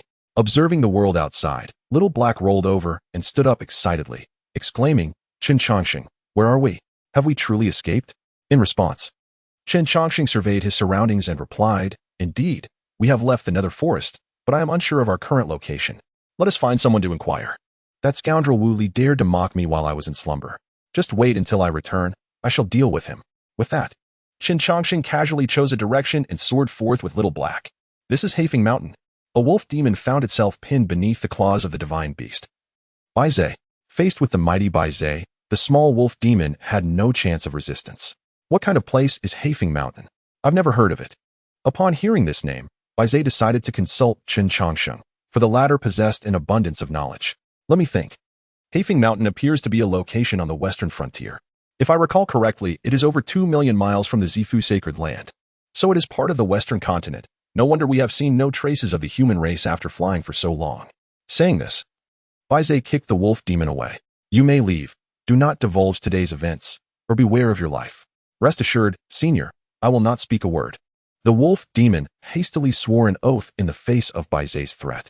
Observing this, Chen Changsheng chuckled, tossed a medicinal herb to the wolf demon, and then departed with Bai Zhe, holding the fragrant spiritual herb in its hands and glancing at the retreating figures of the duo. The wolf demon murmured, what could these two seniors want with the Zifu sacred land? Did it not ascend 800 years ago? However, this question did not trouble the wolf demon for long, as such matters were not within its concern. What it should focus on now was the precious 1,000-year-old spiritual herb in its possession. Such a phenomenon may never present itself again in one's lifetime. Mother, I have encountered an immortal. The wolf demon, cradling the divine elixir, joyfully sprinted into the distance. In the central courtyard, observing the desolate hall, Chen Changsheng furrowed his brow. They have departed. All have vanished. The 3 great sanctuaries of the central courtyard have disappeared. During his journey from the western continent to the central courtyard, Chen Changsheng gradually sensed something amiss. Although he had long stepped into the domain of the Purple Mansion Sanctuary, he had yet to encounter any personnel from it. In his bewilderment, Chen Changsheng ventured into a human city to gather information. However, the news he received was beyond his comprehension. 800 years ago, the Emperor of the Wasteland, Wu Li, ascended alongside the 3 great sanctuaries of the central courtyard. Remarkable. The title of Emperor of the Wasteland is indeed formidable. I find this name far more melodious than that of the fated one. Chen Changsheng. Your disciple surpasses you by a considerable margin. While wandering through the palace, Bai Zhe praised Wu Li's accomplishments. Noticing Chen Changsheng's persistent solemn expression, Bai Zhe inquired curiously, what troubles you? Your disciple is more formidable. Should you not be elated? In response, Chen Changsheng turned to Bai Zhe, stating earnestly, Wu Li is not one to abandon his attachments. This land holds too many of his memories. Under any circumstances, he would not depart. Yet now, he has left, taking everyone with him. This indicates that the ascension 800 years ago was fraught with issues. He must have encountered troubles. Upon hearing this, Bai Zhe pondered for a moment and replied, it may not be as grave as you perceive. If it were truly troublesome, how could even the Kunlun Sanctuary have left? I cannot say for certain, but have you not noticed? Ever since Wu Li expelled the sacred ruins from the central courtyard, there has been no news of it. If the sacred ruins retreated out of fear of Wu Li, how then do we explain the disappearance of the ancient forbidden grounds? As he spoke, Bai Zhe too recognized that the situation was indeed peculiar. What do you intend to do? I shall seek them out, whether alive or dead. It is essential to ascertain their fates. Chapter 165, A Flaw in the Perfect Plan, Chen Changsheng and Fu Yao's Synergy. Upon seeing Chen Changsheng's resolute decision, Bai Zhe refrained from further objections. After years of companionship with Chen Changsheng, he understood him well. For the sake of a mere dog, he would brave the perils of the underworld forest, and now, all his few remaining acquaintances have vanished. No matter how long it takes, Chen Changsheng will undoubtedly embark on a quest to find them. Contemplating this, Bai Zhe spoke, how do you plan to search for them? The ascension of the Purple Mansion Sanctuary was witnessed by all in the central courtyard. It is not as if we can continuously soar into the heavens. In response, Chen Changsheng shot Bai Zhe an exasperated glance, saying, you are, after all, the divine beast Bai Zhe. According to ancient texts, you possess the ability to comprehend the feelings of all beings and discern the forms of all things. You are a rare auspicious beast in this world. Logically, such a foolish notion should not arise from you. Stung by Chen Changsheng's derision, Bai Zhe retorted, then do propose a solution. Everyone saw them ascend. How else can we search for them if we do not fly upwards? With a fleeting glance at Bai Zhe, Chen Changsheng remarked with a hint of detachment, one must not merely skim the surface of matters. The likes of Wu Li and his companions are certainly not embarking on a simple ascension. If they were to seek a more favorable and comfortable realm, do you believe they would leave no clues for me? When Wu Li visited me in the Yaoming forest, it was evidently a final farewell. If we conjecture based on this scenario, my old acquaintances would not leave me any hints. Yet, They are not infallible. Eventually, a flaw will reveal itself. At this juncture, Bai Zai's eyes gleamed as he uttered a name, Xianxia. Indeed, that is the very individual. At that time, your injuries were comparable to Xianxia's. My journey to the Yaoming forest was twofold, to rescue you and to save him. The Yaoming forest is a place of unparalleled unique. I cannot fathom another such location in the world. If they have taken Xianxia away, then he faces nothing but doom. Do you think Gongsun Huayu would remain oblivious to such an occurrence? Upon hearing this, Bai Zai's eyes sparkled with understanding. This assertion holds no fallacy. Gongsun Huayu harbors an unwavering affection for Xianxia. She would never permit him to forfeit his last glimmer of hope. It is conceivable that she might even leave clues for him to find her. However, there remains an element of uncertainty. Wu Li would likely anticipate this and attempt to curtail Gongsun Huayu's actions. Indeed, Chen Changsheng nodded in agreement, stating, Wu Li can certainly restrain his disciple. Yet, I possess an ally, one whom he cannot control. Who might that be?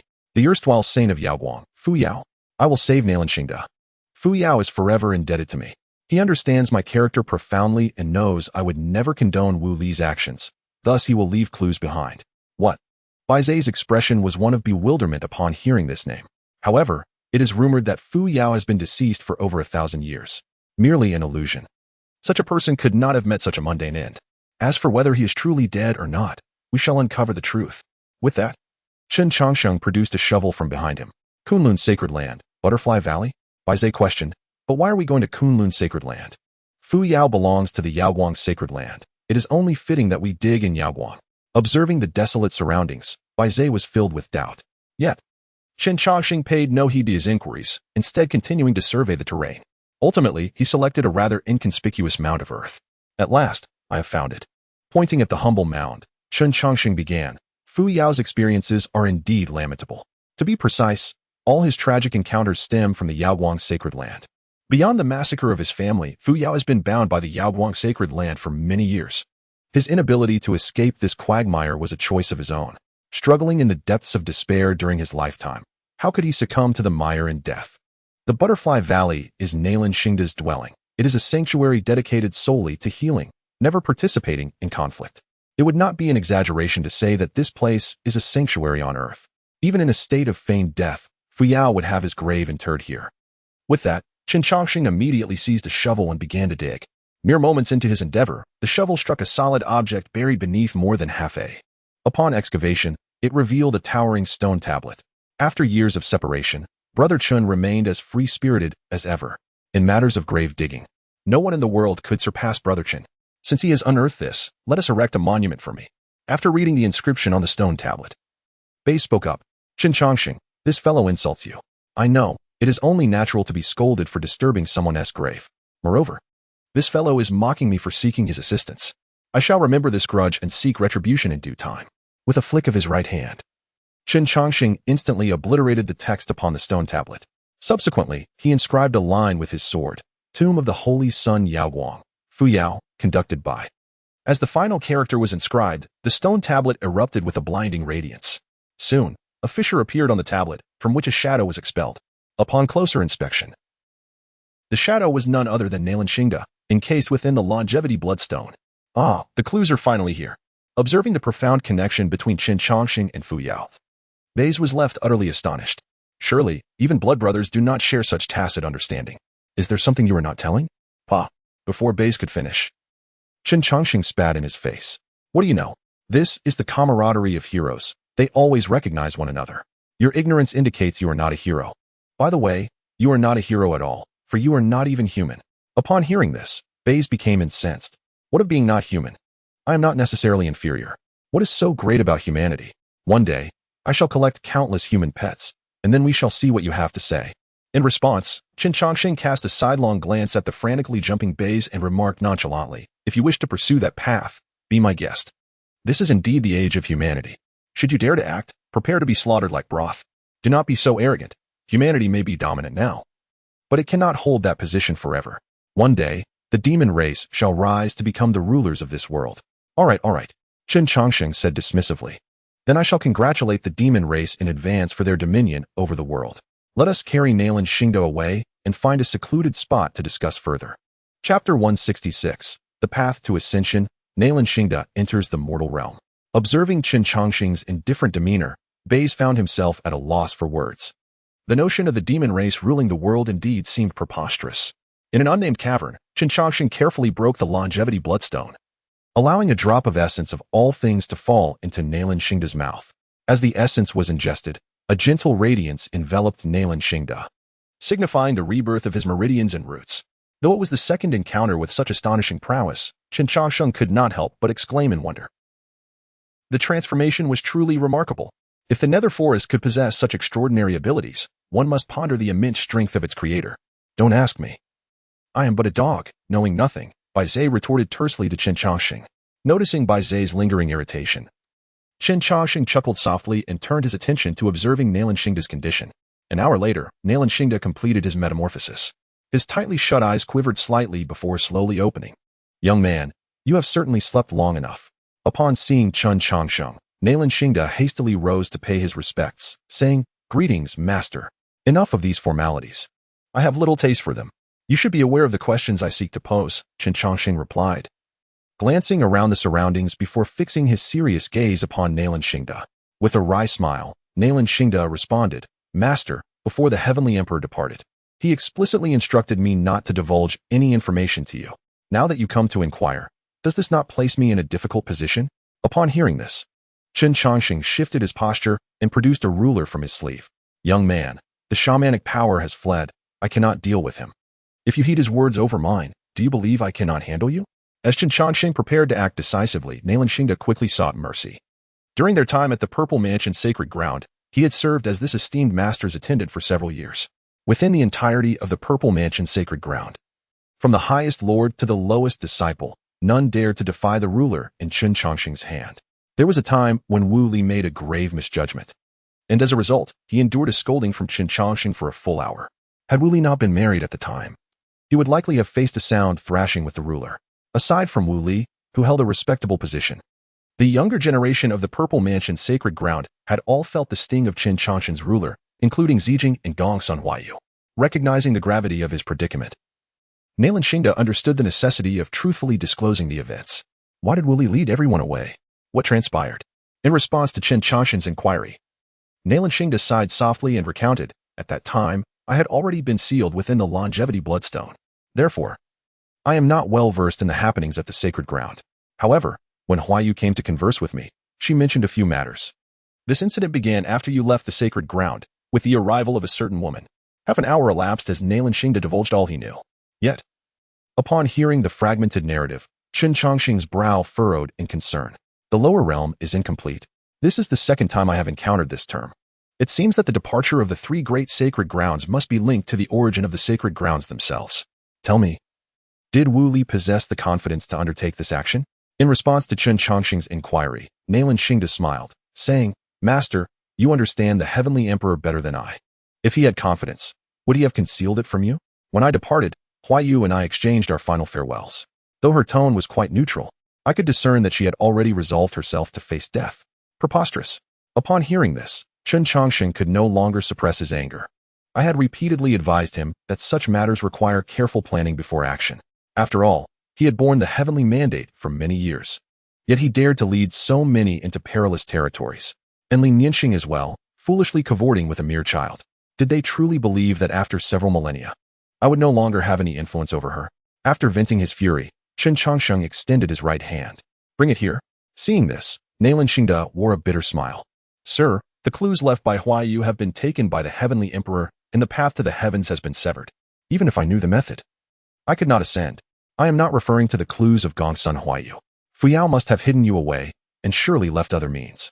Do you intend to take a beating before handing it over, or will you surrender it directly? With the conversation reaching this point, Nailan Xingda knew he could no longer hide the truth. He then produced a jade tablet. Fuyao mentioned that this path is but a narrow one, permitting only 1 or 2 individuals to pass. Moreover, once this path is traversed, it becomes null and void. Sir, have you considered this carefully? Without hesitation, Chen Changsheng took the jade tablet from Nailan Xingda's hand, coldly stating, I need not concern myself with your considerations. I am far more interested in how you are contemplating this. Your wife's fate hangs in the balance, and as her husband, do you intend to remain indifferent? In response to Chen Changsheng's inquiry, Nailan Xingda smiled in resignation. Sir, you jest. I am but an ordinary mortal. What can I do? My greatest wish is simply to wander and observe.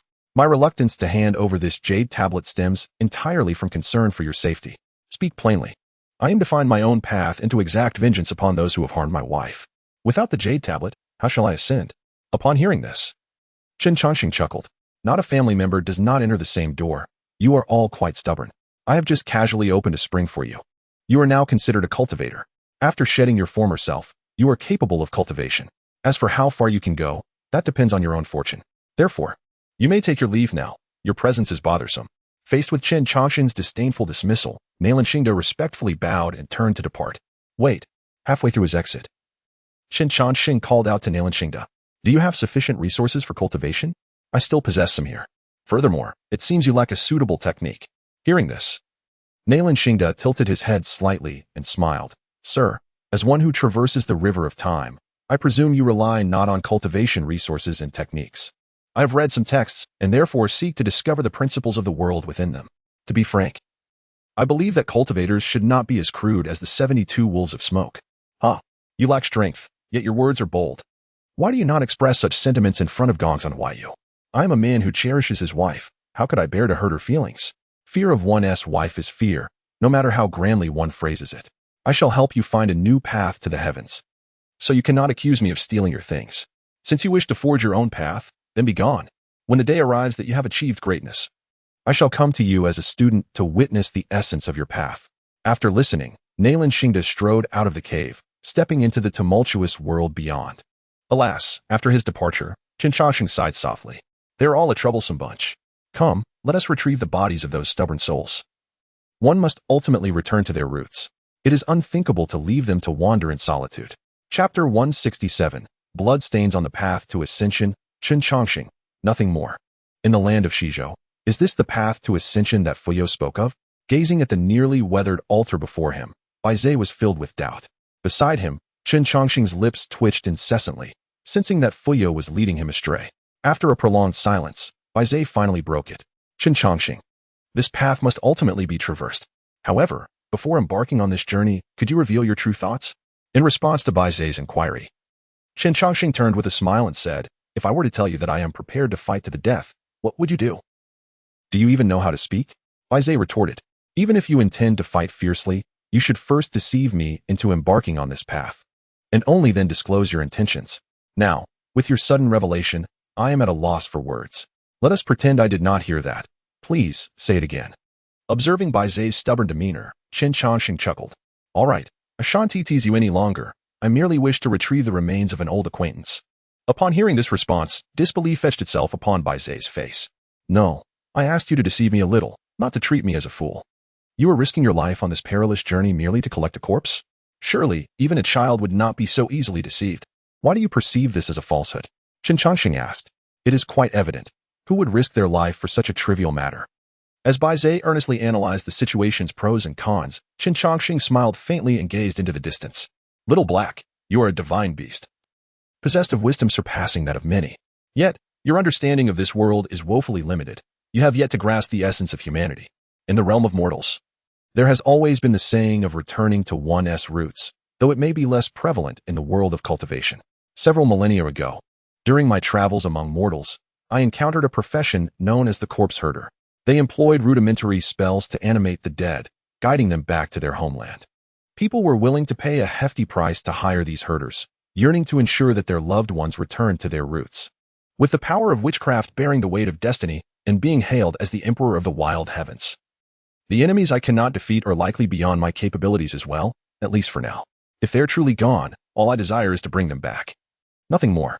After listening to Chen Changsheng's words, Baizhe looked up, contemplating, then straightforwardly replied, I still do not understand why you feel such emotions.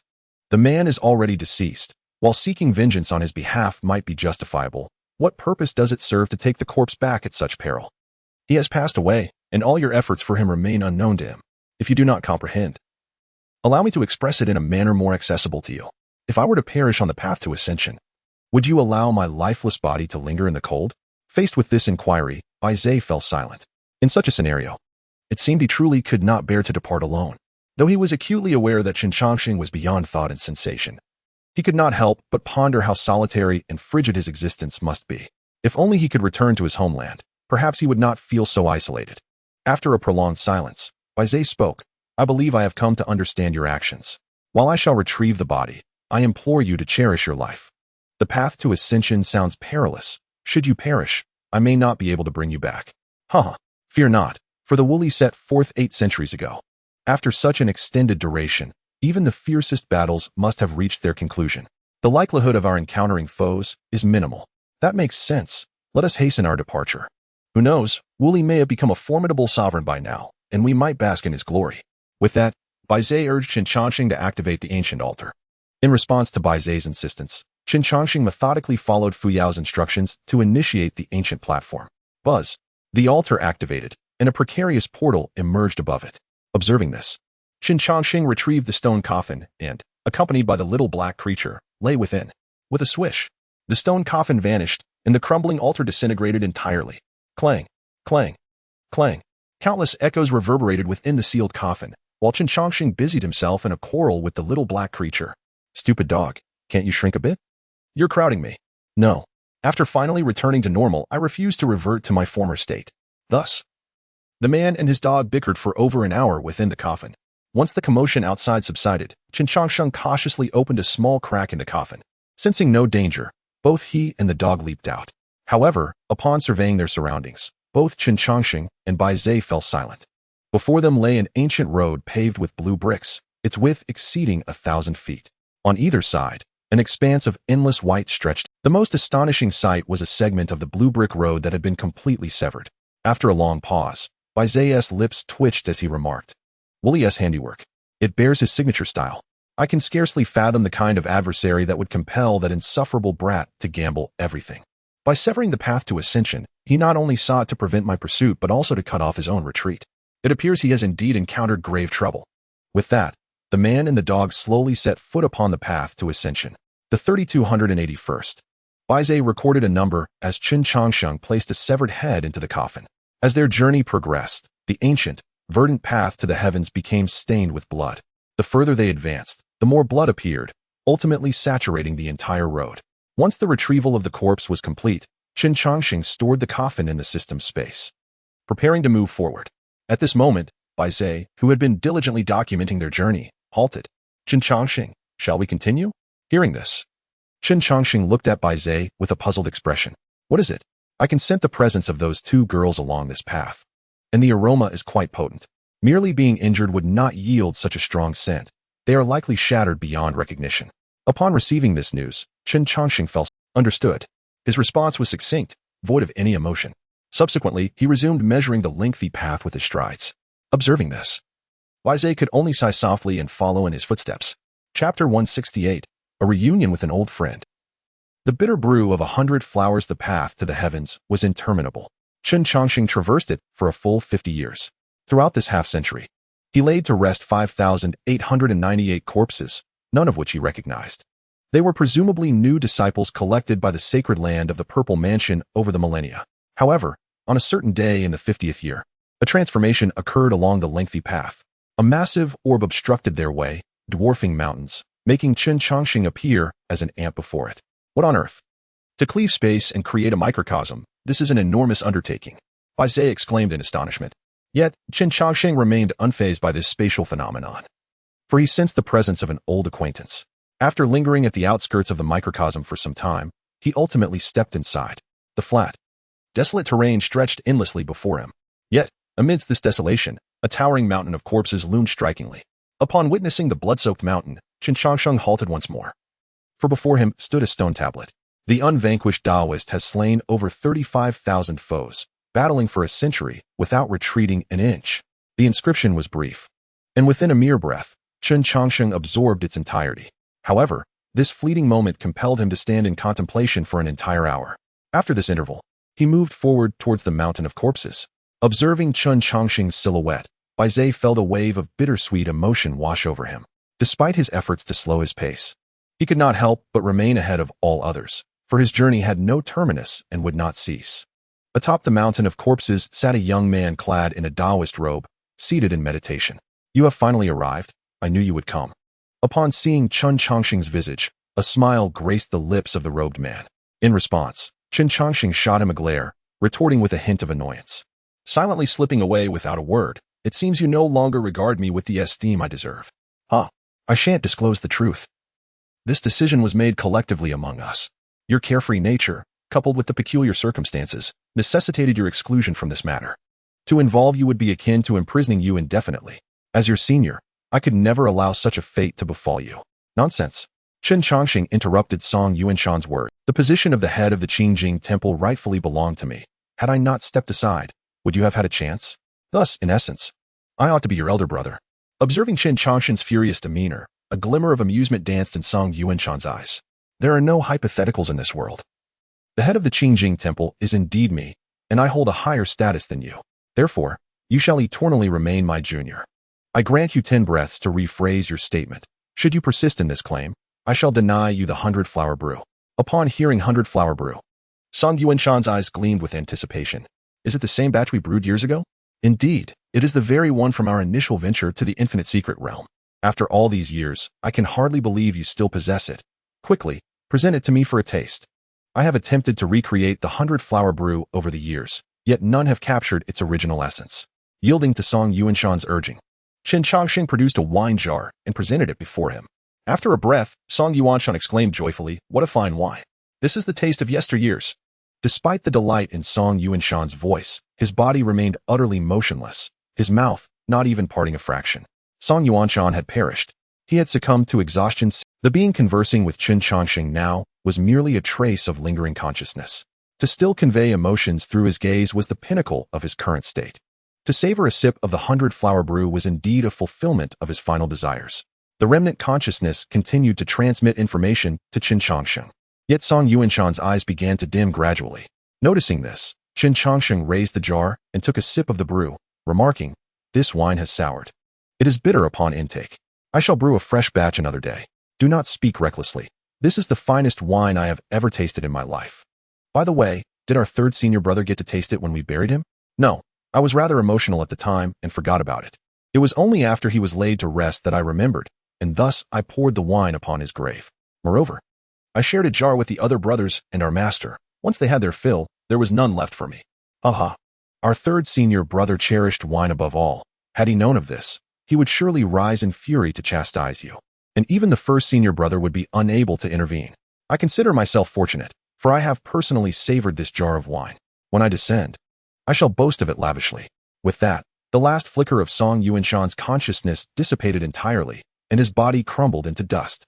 Witnessing this scene, Chen Changsheng poured the 100-flower brew over the mound of remains. Esteemed guests, I am a purveyor of coffins, and logically, I would be the one to enter you. However, your existence serves as the final testament to my late master, and thus, I shall not claim your remains. A modest cup of wine shall suffice as a gesture of my sincerity. May you remain here for eternity, while I escort my master home. With that, Chen Changsheng knelt, gently placing Song Yuanshan's ashes into a wine jar, meticulously ensuring that none was left behind. Since he had a fondness for the 100-flowers brew, it seemed fitting to use a jar crafted for it, especially as it was made by his own hands in years gone by. After half an hour, having collected all the ashes and confirming no remnants remained through 3 careful scans of his spiritual senses, Chen Changsheng placed Song Yuanshan's Taoist robe into the jar before retrieving a carefully prepared coffin. This coffin was not extravagant in material, and its craftsmanship was somewhat rudimentary. "Brother, I once prepared coffins for all of you now. You too shall make use of this last one." The Upper Qing Monastery is finally reunited. With that, Chen Changsheng stored the coffin away and turned to walk in another direction. Song Yuanshan halted, for this was his terminus. Yet, Chen Changsheng had not yet reached the end of the road to ascendance, nor the conclusion of his life. Therefore, he must continue onward. No matter how many old friends he encountered along the way, he could only press forward. Chapter 169. The shattered road to ascendance and a heart pockmarked with wounds. Chen Changsheng departed, and he and Xiaohe once again embarked upon the road to ascendance. In the 3rd year, a figure obstructed his path. Upon seeing this silhouette, a bittersweet smile adorned Chen Changsheng's face. "Please, must you all behave in such a manner? They have departed. What am I to do?"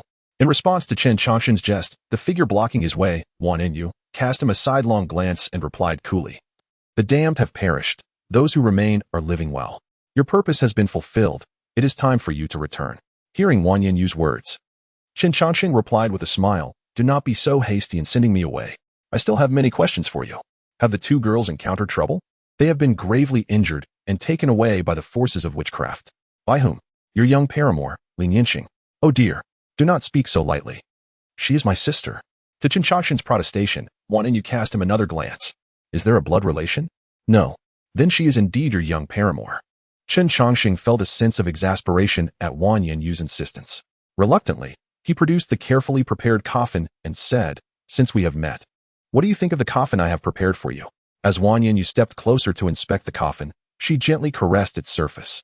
After a long moment, she smiled slightly and said, "I quite like it." With that, she opened the coffin and lay inside. "Please arrange my features. I wish to depart in the most beautiful state. Moreover, my consciousness will soon dissipate. If you have any inquiries, you must seize the moment." Listening to Wan Yinyu's calm tone, Chen Changsheng pursed his lips and began to apply makeup for her. One person bowed their head, engrossed in the artistry, while the other gazed silently. In that instant, time seemed to stretch into eternity.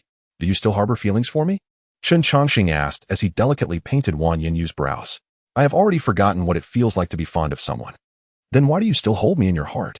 "Because one is often ensnared by unattainable desires from youth. I shall forever remember that scoundrel who shaved the wolf's mane from my head." Upon hearing this, Chen Changsheng's hand faltered momentarily before he resumed his task. Can the shamanic power succeed? It seems improbable. All eyes are on the lower realm. Attempting to unfold the folded lower realm would surely provoke everyone. To achieve success, one must endeavor once more. After Wan Yinyu spoke, Chen Changsheng completed her makeup. Observing her exquisite visage, he remarked with a smile, "My skills have improved remarkably. This is the most effortless I have felt in millennia." Looking at the man beside her, Wan Yinyu, typically so resilient, felt a sting in her eyes. Despite her utmost efforts, she could not remain ahead of him. "Can you hold me? I do not wish to perish alone in solitude." Faced with Wan Yinyu's unexpected plea, Chen Changsheng leaned back slightly, astonished. "That simply will not do. I am still a young lad. How would it appear for me to embrace such a stunning beauty? How would I ever find a wife?" Upon seeing Chen Changsheng's playful demeanor, Wan Yinyu could not help but laugh. "If you cannot find one, then so be it. I shall be your wife. That is even less acceptable. You are a wolf, and I am but a human. Our offspring would be werewolves." Chen Changsheng verbally rejected her. Yet his hands gently lifted Wan Yinyu from the coffin. As he raised his hand to softly caress Chen Changsheng's face, Wan Yinyu whispered, "Will the image of me in your heart fade with time?" "It will." "Then will you forget me?" "I shall not." "Why? A stone can be shattered, even reduced to dust. Yet no matter how much you assail it, you can only make that stone smaller, never entirely vanish."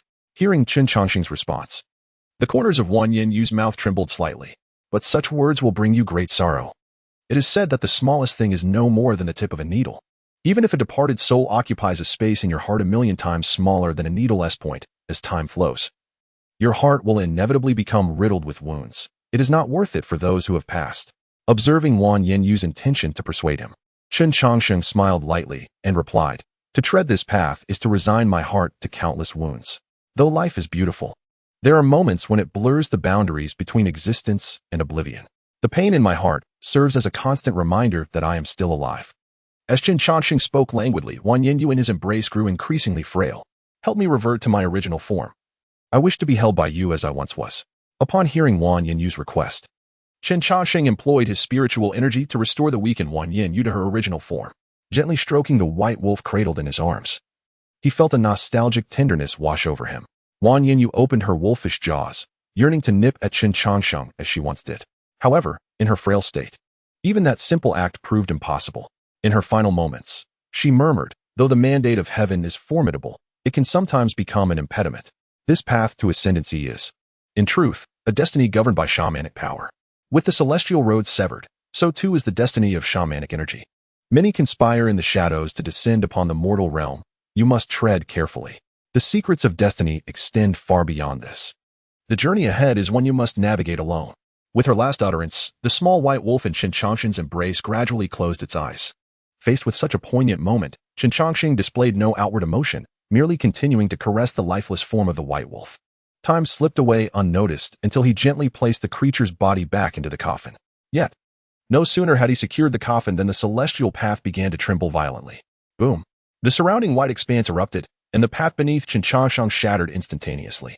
With the celestial road lost, both he and Bai Zhe began to plummet rapidly. In response, Chen Changsheng swiftly encased Bai Zhe within the stone coffin while he himself bore the weight and soared upward with all his might. The nature of this place was unknown, but it demanded immense fortitude from cultivators wishing to fly.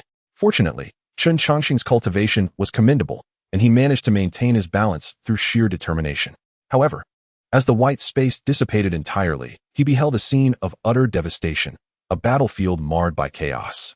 Left Xinghe fought valiantly, infused with the power of starlight. Yet he had lost both his legs, and half of his heart lay shattered. The remaining half still pulsed with fierce tenacity. Boom!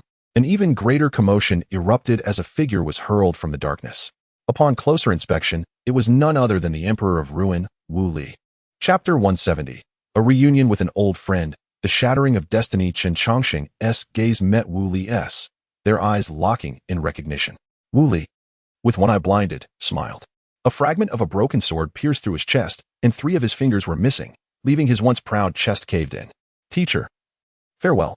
Wu Li's lips quivered, and Chen Changsheng deciphered his farewell through the movement of his lips. After this final parting, an unparalleled might erupted from Wu Li's being. If you seek my destiny, I shall not yield it to you. Come forth if you dare.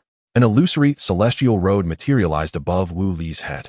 With a firm grip, he forcefully tore the celestial path in two. The longer segment was cast into the darkness, while the shorter one was thrown toward Chen Changsheng. As destiny was flung forth, countless powerful entities emerged, vying for it, yet their forms were obscured by a radiant glow, rendering them unrecognizable to outsiders. Most of these beings fixated on the longer section, but a select few turned their attention toward Chen Changsheng. Buzz! A colossal hand reached out for Chen Changsheng, seemingly intent on seizing both him and the destiny at once. Confronted by the colossal hand, Chen Changsheng unleashed a powerful punch. Boom!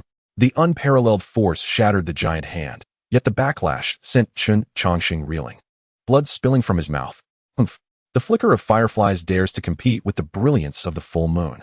A cold scoff echoed from the darkness as 2 figures shrouded in black mist descended to pursue Chen Changsheng. Sensing the imminent danger, he prepared to fight with desperation. However, a woman clad in pure white intercepted them, and upon seeing her familiar silhouette, a smile broke across Chen Changsheng's face. Brother Changsheng, this time it is my turn to protect you. The well-known voice reached Chen Changsheng's ears as Li Nianxing engaged in battle with the 2 dark figures. Attempt to flee? It shall not be so simple. Surrender your destiny. A more formidable entity spoke, yet before it could fully emerge from the shadows, it was repelled by a single punch. Junior, your strength is insufficient. You require further accumulation. One day, your fist will surpass mine. Today, I bestow upon you an opportunity. As the words fell, a figure dashed into the darkness, causing the entire space to tremble. Whoosh! 2 streams of light sped toward Chen Changsheng, who instinctively caught them. The 2 artifacts were a heart-protecting mirror and a long spear, evidently seized forcefully from another. By Xianxia, you seek death. A thunderous roar emanated from the darkness, clearly ignited with genuine fury. Humph! If you desire my life, one must ascertain whether your bones are strong enough. With a cold Baba Xianxia provoked an even greater uproar from the shadows. Observing the dire situation, Li Nianxing promptly enclosed Chen Changsheng within a stone coffin and struck back with a powerful palm. Just before entering the coffin, Chen Changsheng witnessed Wu Li leading many into the abyss. Simultaneously, the largest portion of destiny was divided into 3 fragments. One fell into the darkness, another into Zhang Byron's possession, and the last was claimed by Fu Yao. Gazing at Chen Changsheng, Zhang Byron's lips moved silently, although his words were inaudible. Chen Changsheng understood their meaning. Brother Chen, we shall meet again soon. With that, Zhang Byron's figure vanished. Fu Yao similarly conveyed a message through lip movements. Our pact remains valid. After these fleeting images faded, Chen Changsheng was encased within the stone coffin, which rapidly descended. The once pristine sky abruptly cracked open, unleashing a myriad of meteors from above. The unchanging earth began to tremble violently as numerous blessed land, to be more precise, the land of this world was expanding, or rather, an originally folded part of it was unfolding. All cultivators quaked before such celestial might. Yet unnoticed by many, an unassuming meteor descended upon the western continent. Boom! The stone coffin landed heavily upon a desolate mountain, where no sentient beings resided within 1,000 miles. Thus, none noticed the coffin that had fallen from the heavens. Ouch! My ears are nearly deafened. Bai Zhe shook his head and leaped out of the stone coffin, while Chen Changsheng remained serenely inside. He neither tended to his wounds nor cried out for vengeance. Observing Chen Changsheng's demeanor, Bai Zhe remarked, "Come now, it is but a minor setback. Why adopt such a cowardly stance? If we cannot prevail this time, we shall return and try again. One day, we will undoubtedly triumph." In response to Bai Zai's words, Chen Changsheng quietly gazed at the sky and replied, "I am well aware that I can defeat them, but what follows that victory? The deceased will not return to life." Upon hearing this, Bai Zai grew more anxious, for he had never witnessed Chen Changsheng in such a state. "If you fear loss so much, why did you not stop them in the first place? If you spoke up, they would surely heed your words. Why should I intervene? They are exceptional talents in their own right, possessing their own choices. If I were to fear losing them, would I then confine them like canaries in a cage? Such an act is beneath me. Then strive to grow stronger. When you become the mightiest, fewer of your companions will perish." Observing Bai Zai's anxious demeanor, Chen Changsheng smiled. "Do not fret. I am not despondent. I merely wish for a moment of tranquility. So many dear friends have perished. You cannot deny me a moment of sorrow. I am human, not stone. Furthermore, with so many attacking my disciple, must I not ponder how to counteract this?" Upon hearing these words, Bai Zai let out a sigh of relief. The cultivation of the heart precedes the cultivation of the mind. If Chen Changsheng's resolve were to shatter, he would be rendered ineffective. With a gentle sigh, Chen Changsheng sat up in the stone coffin. Suddenly feeling fatigued, he said, "I wish to be alone for a while. You may go and entertain yourself." Bai Zai cautiously inquired, "How long do you require to regain your composure?" "Perhaps a century or two. After all, haste serves no purpose now. The witch's power has relinquished its destiny. A new bearer of destiny will surely emerge. If I am not mistaken, this person will either be Fu Yao or Zhang Beining.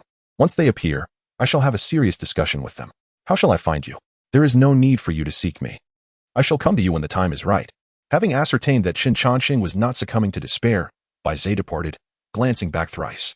Once Bai Zai had left, Chen Changsheng murmured, "This realm of cultivation is truly vexing. The mortal world suits me far better."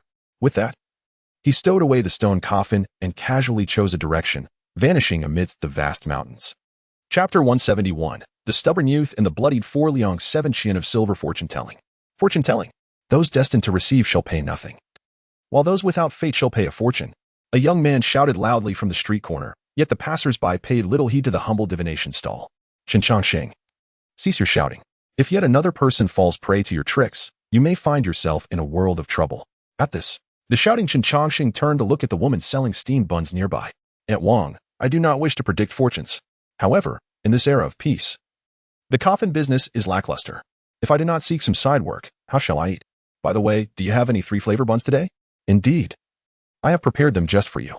Upon hearing of the delectable 3-flavor buns, Chen Changsheng, standing before the fortune-telling stall, rushed over with alacrity. 5 steaming buns were swiftly wrapped in oiled paper. As he took a bite, the tender bun skin combined with the succulent filling brought a look of pure bliss to his face. While savoring the freshly made buns, Chen Changsheng engaged in a casual conversation with the system in his mind. "System, is it truly impossible for me to bear the celestial mandate in this life?" "Indeed. It is not feasible." "Why is that?" "Theoretically, your current strength is insufficient to support the celestial mandate. To put it plainly, you lack the diligence required to deserve such a destiny." Upon hearing this, the buns in Chen Changsheng's hands suddenly lost their allure. "System, that remark is rather excessive. I have been earnest in my cultivation. Statistics indicate that over the past 180 years, the host has only practiced for half an hour each day. The remainder of the time has been spent eating, sleeping, idling, and snatching candied hawthorns from children." Faced with the system's revelation, Chen Changsheng remained unflustered, responding calmly, "I cannot be blamed for that. The last string of candied hawthorns was bought by Ergo. He never shared them with me. I used to share my buns with him, yet he refused to offer me any of his hawthorns. That is simply unjust." The system remained composed in response to Chen Changsheng's words. "Host, you have traversed the mortal realm for 180 years. Based on your behavioral analysis, you seem to be in search of someone. Do you truly believe such a person exists?" In reply to the system's inquiry, Chen Changsheng stated, "I am uncertain. Yet I have an innate sense that such a person ought to exist. For living beings often conjure numerous miracles that defy the odds. The bearer of the celestial mandate shed blood on the path to ascension. If I were to bear the mandate, I do not believe I would surpass the bearer of the celestial power. To simplify, having another celestial bearer tread the path to ascension would merely be to repeat past mistakes. Hence, I must find someone stronger than the bearer of the celestial mandate. Do you believe this idea is achievable? Statistically speaking, the celestial bearer is the strongest being in the entire world. As the strongest, it follows that no living being can surpass him, at least not in a direct confrontation." As Chen Changsheng listened to the system, He had already finished 4 buns. Placing the last bun into his embrace, he softly mused, human effort can alter circumstances. If the celestial bearer were indeed the strongest, then the celestial power would not have bled on the path to ascension. With that, Chen Changsheng staggered away from the fortune-telling stall. At the Wanhua Tower, a chorus of alluring voices beckoned, esteemed guests, come and indulge. A group of enchanting women was enticing patrons from above, and any man passing by would instinctively cast a glance. Though their hearts longed for the experience, the reality of their coin purses led most to abandon the thought. Observing the Wanhua Tower, Chen Changsheng smacked his lips before wandering to the alley behind it. 13. Go clean the waste bucket. Little Red has already asked 3 times. A middle-aged woman urged a young boy. In response to her insistence, the boy silently approached the waste bucket. After a moment, a shadowy figure stealthily poked its head around the corner. After ensuring that no one else was around, the figure swaggered out. Today, we have steamed buns with 3 delicacies. Would you like some? The frail boy swallowed hard, gazing at the steaming buns. I want to eat. Beg me. Upon hearing this request, the boy's yearning expression vanished instantly, and he lowered his gaze to scrub the latrine. Observing this, Chen Changsheng rolled his eyes dramatically. Really? Can't you just soften your tone a bit? Would it kill you to ask nicely? You would rather go hungry than eat this bun? In response, the boy, still scrubbing the latrine, paused his work. After rinsing his hands, he took out a hard, black corn bun and began to gnaw on it. Seeing the boy's stubbornness, Chen Changsheng simply sat beside him, leisurely consuming the last bun. The two continued to eat in silence. A quarter of an hour later, they finished their meal, yet silence still enveloped them. Really? You won't beg me? You toil at the Wanhua Tower merely to redeem Aoxiwei Hongmei. But Aoxiwei Hongmei is the courtesan of Wanhua Tower. Even wealthy merchants have failed to win her over with 1,000 taels of gold, at your monthly salary of merely a penny. How long will it take you to save enough? If you would just say the word, even if it were casually uttered, I would help you fulfill your wish. Faced with Chen Changsheng's tantalizing offer, the boy silently rose and resumed his work. Watching the boy's defiant demeanor, Chen Changsheng sighed and said, Fine, we shall wait patiently. I am quite curious to see if you will ever ask me. With that, Chen Changsheng turned to leave, while the boy continued to scrub the latrine in silence. As time passed slowly, Jingshan City operated at its own pace. Within the vast city, events unfolded daily, trivial matters, and even murder cases. But one news captured the attention of all. The second son of the prominent Jinshan Yinhai family, Zhao Ke, was to take a concubine, and the chosen one was none other than Aoxiwei Hongmei from the Wanhua Tower. Wanhua Tower. Hit. Strike him hard. The thugs were mercilessly beating a frail boy. Though covered in blood, the boy's gaze remained fixed on the closed door above. A tattered purse was torn apart in the scuffle, scattering coins across the ground. This money was the boy's entire savings, accumulated over 5 years, totaling 4 taels and 7 coins. He had intended to use this sum to redeem the courtesan of Wanhua Tower. Meanwhile, a figure sat above, observing the commotion below. Chapter 172. A deal. From now on, you shall be called Chen Changsheng. Young master, what is there to see in a mere errand boy? Look at me instead. Chen Changsheng watched the scene below with great interest, inciting the displeasure of the woman beside him. Just as the young woman was about to lean against Chen Changsheng, he halted her actions with a silver note. This 300 taels of silver will be yours immediately. For every word you utter, I shall deduct 10 taels. For every touch, 50 taels. The amount you can obtain hinges solely on your own choices. Upon hearing this, a flicker of melancholy crossed the young woman's eyes. Yet she managed to maintain a forced smile. It is only natural that you, noble sir, would look down upon someone like me. If you wish for me not to touch you, then I shall refrain. In response, Chen Changsheng gazed down and remarked, All humans are equal. No one is inherently more noble than another. Were I in your position, I might fare worse than you. This 300 taels is merely compensation for the seeds you have shelled for me, so feel free to accept it without worry. At his words, the corners of the woman's mouth quivered slightly. This gentleman had frequented this establishment for 5 consecutive years, always sitting here and ordering some fruits and pastries while remaining composed. Unlike other patrons, he neither engaged in inappropriate behavior nor rushed to a private room. Such a guest in the Wanhua Tower was indeed a breath of fresh air. Intriguingly, whenever a young woman attended to him, she would invariably receive generous tips, ranging from dozens to hundreds of taels for tasks like pouring wine or shelling seeds. Over time, all the women in Wanhua Tower had developed an affection for this peculiar man. This affection was not born of romantic desire or avarice. Rather, it resembled a form of respect, for he treated the women of Wanhua Tower as human beings and not mere tools for emotional release. Enough. Cease your actions. Chen Changsheng, who had been observing from above, interjected, bringing the Wanhua Tower's ruffians to a halt.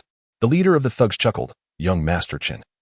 This scoundrel has violated the rules. It would be remiss of us not to deal with him. Rules must indeed be upheld, yet your clamor has thoroughly diminished my enjoyment. Consider this 100 taels as team money, and expel him from here. I do not wish to see him." With that, Chen Changsheng tossed down a silver note.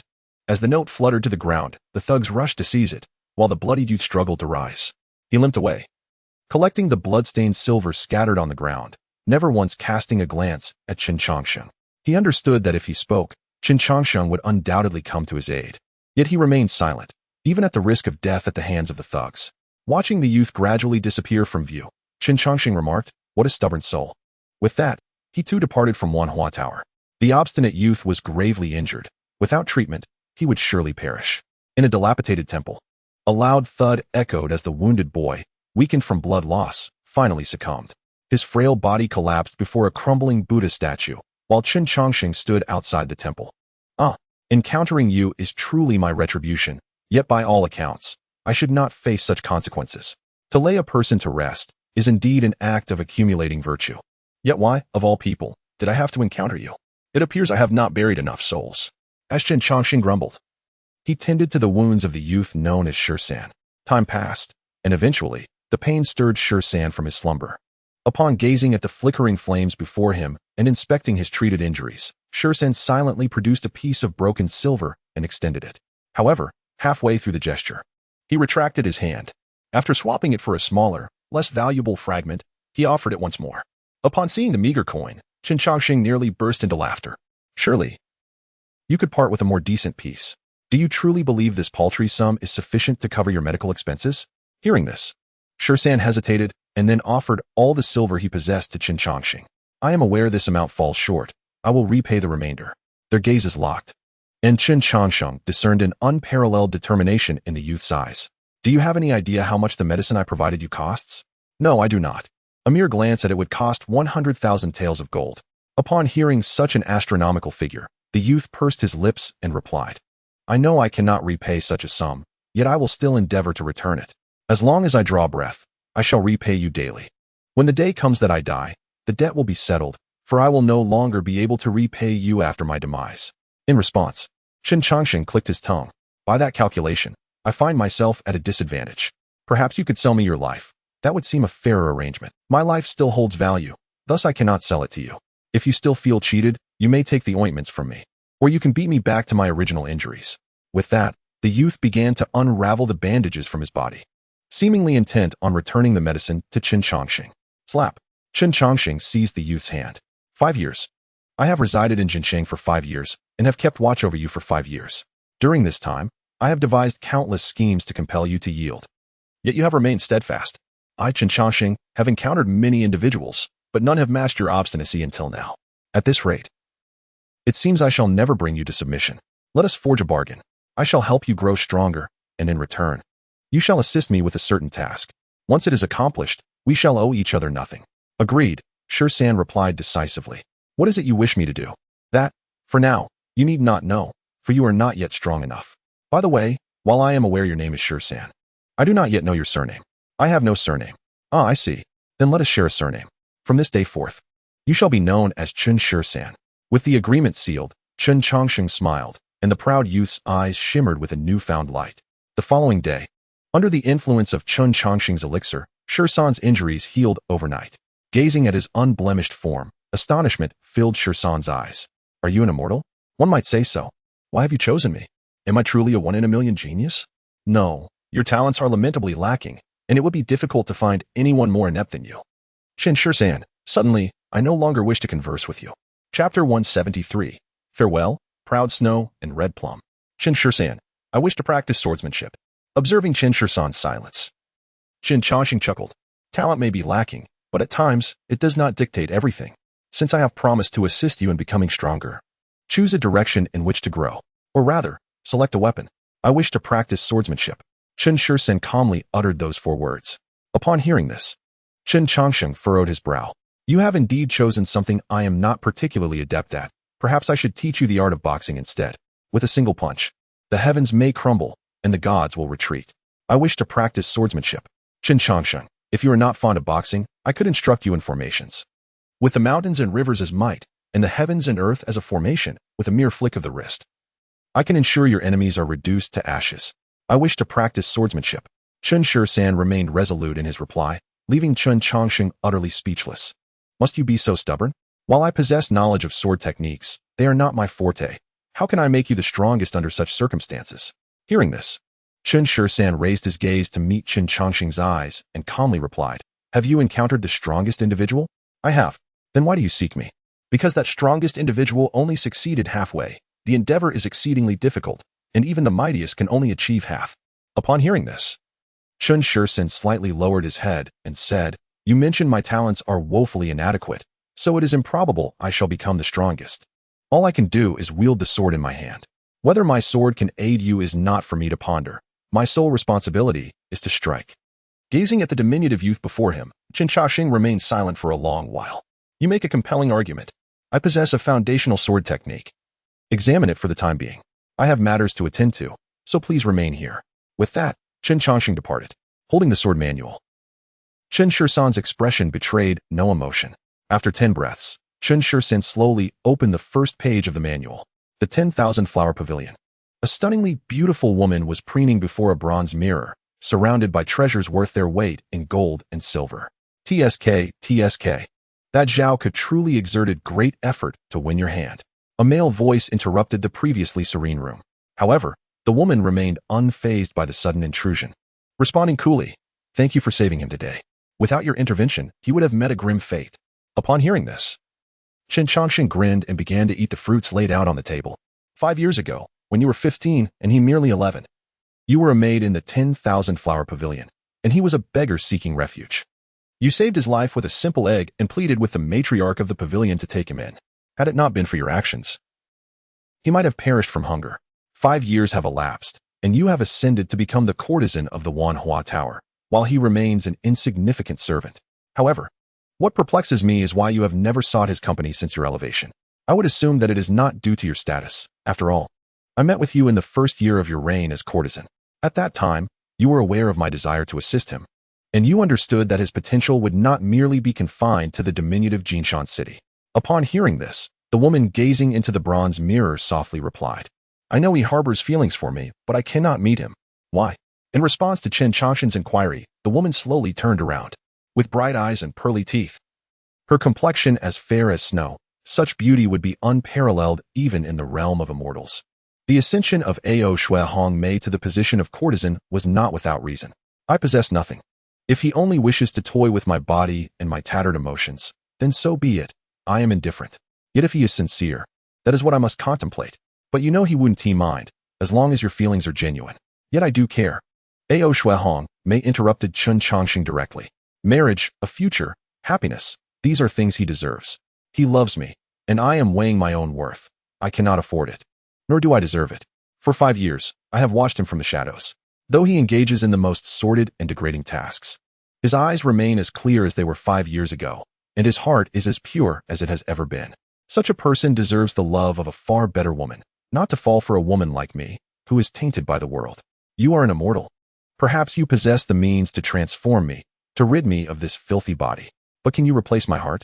Gazing at Ao Shui Hong Mei before him, Chen Changsheng fell silent for a moment before replying with a smile, "What a pity. Had he sought my help sooner, I could have liberated you from this suffering." "Not a pity." Ao Shui Hong Mei shook her head. 13 is quite astute. He has long foreseen my fate.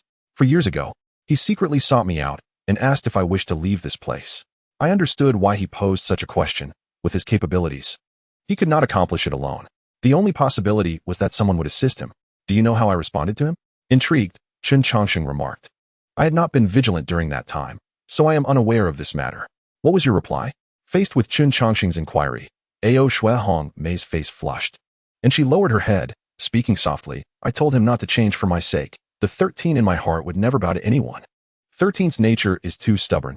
He would rather forfeit his life than submit to anyone. Yet, he is willing to bow for my sake, offering me his finest treasures. He truly is the best man in the world. If there is a next life, I would unhesitatingly wed him. Drip. A single tear coursed down Ao Shui Hong Mei's cheek, and as she observed the tear stain on the floor, Chen Changsheng fell silent once more. Is this path truly worth it? It is unworthy, yet it is all that we mortals possess, the very essence upon which we rely for our existence. Amidst this tumultuous world, each individual finds themselves ensnared by circumstances beyond their control. 13 and I consider ourselves fortunate, for we can beseech the immortal for aid. Yet, can the immortal truly save all of humanity? Indeed, the immortal has the capacity to resolve our dilemmas. However, when the day arrives that even the immortal cannot provide a solution, to whom shall we turn? Both 13 and I grasp this truth, understanding that seeking help from others is often inferior to relying on oneself. Chapter 174. Mocking the Incompetence of Fate. Chen Changsheng, you shall be struck by the bald one. Listening to the words of Ao Zhuangmai, Chen Changsheng chuckled softly and replied, You speak wisely. The immortal is not omnipotent, and there are times when relying on oneself is far more effective. I intend to take him away from here. Do you wish to see him one last time? No need. Ao Zhuangmai shook her head. 13 and I have already bid farewell in our hearts. Meeting again would merely be a superfluous act. Gazing at Ao Zhuangmai, Chen Changsheng paused thoughtfully before inquiring, Are you aware of who Zhao Ko is? I am. Are you truly not departing? I am not. Upon receiving this response, Chen Changsheng nodded and remarked, In the past, I believed that fate was irreversible. Yet, it has been demonstrated that fate indeed cannot be altered. Nevertheless, you have revealed to me a third path, a means to endure fate without being crushed by it. You stand at the pinnacle of the world, mocking the impotence of destiny. You have truly astonished me. In response to Chen Changsheng's words, Ao Zhuangmai merely smiled before returning to the copper mirror. Meanwhile, Chen Changsheng's figure gradually faded from the room. Outside the dilapidated temple, Hu Chen was diligently practicing his swordsmanship, wielding nothing more than a simple branch as his weapon. Upon returning, Chen Changsheng settled into a cool spot to observe Chen Sheng's training. 13 continued to practice, undeterred by Chen Changsheng's presence. One watched, while the other trained. Time slipped away quietly as Chen Changsheng observed throughout the day, while Chen Shengsheng practiced tirelessly. As the sun began to set, Chen Shengsheng, drenched in sweat, finally paused. Noticing this, Chen Changsheng spoke up after a day of silent observation. Why do you not continue practicing? Given your temperament, I would expect you to train until you faint. That would certainly prove your determination to grow stronger. Hearing Chen Changsheng's words, Chen Shengsheng cast him a glance and replied coolly, I practice the sword solely for my own strength, not for you, nor to demonstrate any resolve. That is reasonable. However, your sword techniques appear rather peculiar. Even with limited talent, you should not struggle with the fundamentals. In response, Chen Shengsheng produced the sword manual Chen Changsheng had given him, stating, I am practicing according to the manual you provided, but as I cannot read, I am merely imitating the illustrations. Chen Changsheng. Upon uttering this, a myriad of questions filled Chen Changsheng's expression. At the same time, he perused the sword manual in Chen Shengsheng's possession. After examining the mere 10 illustrations contained within the book, Chen Changsheng was rendered speechless. The text within the manual elucidated how one should exert force when wielding a sword. Merely gazing at the illustrations, aren't you concerned about practicing incorrectly? Furthermore, if you cannot read, you need not hesitate to admit it. I can teach you. Upon hearing Chen Changsheng's words, the obstinate Chen Shengsheng blushed for the first time. He murmured softly, I thought you would not teach me, after all. Our agreement was merely transactional. Since it is a transaction, you are under no obligation to engage in matters beyond its scope. Upon hearing Chen Shengsheng's words, Chen Changsheng rolled his eyes dramatically. This is my fault for not considering things thoroughly. From now on, you shall call me master, and I shall not only provide you with methods to grow stronger, but I will also teach you how to become strong. However, before we embark on that journey, we should first have something to eat. With that, Chen Changsheng led Chen Shengsheng into the temple. Sizzle. The meat, kissed by the flames, emitted a tantalizing sound, while Chen Shengsheng's Adam's apple bobbed as he sprinkled spices over it. Yet, despite his stomach growling audibly, he still offered the first perfectly roasted piece of meat to Chen Changsheng. Observing this, Chen Changsheng chuckled. Is this your way of trying to appease me? No. Chen Shengsheng replied. The meat was yours to begin with. It was I who roasted it. While I may have the right to eat, the first piece should rightfully belong to you. Witnessing Chen Shengsheng's stubborn yet earnest demeanor, Chen Changsheng's smile blossomed radiantly as he accepted the fragrant roasted meat. Chen Changsheng nibbled on the meat intermittently, while Chen Shengsheng resumed his roasting duties. Suddenly, the usually taciturn Chen Shengsheng spoke up. What is the world of immortals like? In response to this inquiry, Chen Changsheng looked up thoughtfully, then shook the roasted meat in his hand and replied, The realm of the immortals is far more grandiose than that of mortals. Yet, it is also marked by greater filth and cruelty. Do you think I could survive in the world of immortals? The probability is quite low, he answered. Those endowed with exceptional talent may share your stubbornness, but they can endure because of their strength. However, someone like you, both obstinate and lacking in talent, would likely meet a grim fate within 3 days. Hearing this, Chen Changsheng lowered his head and softly murmured, I apologize for causing you a loss. That is not the case. After all, I possess some level of prowess. I cannot guarantee your eternal survival, but at the very least, I shall ensure you do not perish prematurely, for your demise would be my loss as well. Receiving this assurance, Chen Changsheng remained silent for a moment before speaking again. Still the same question, why did you choose me? Surely, you must have better options. Because of your stubbornness, Chen Changsheng replied. In the world of immortals, the law of the jungle prevails. Many forsake their principles for the sake of survival. Once they bow their heads, they forget their original intentions. Without those intentions, how can one hope to grow stronger? Pondering this, Chen Changsheng queried, do all immortals fear death? Certainly not. Immortals are not vastly different from mortals. Most fear death, yet there are those who do not. Yet in this world, it is not solely the specter of life and death that compels submission. Numerous circumstances can evoke a similar response. It is often said that to remain true to one's original intent is to achieve enduring success.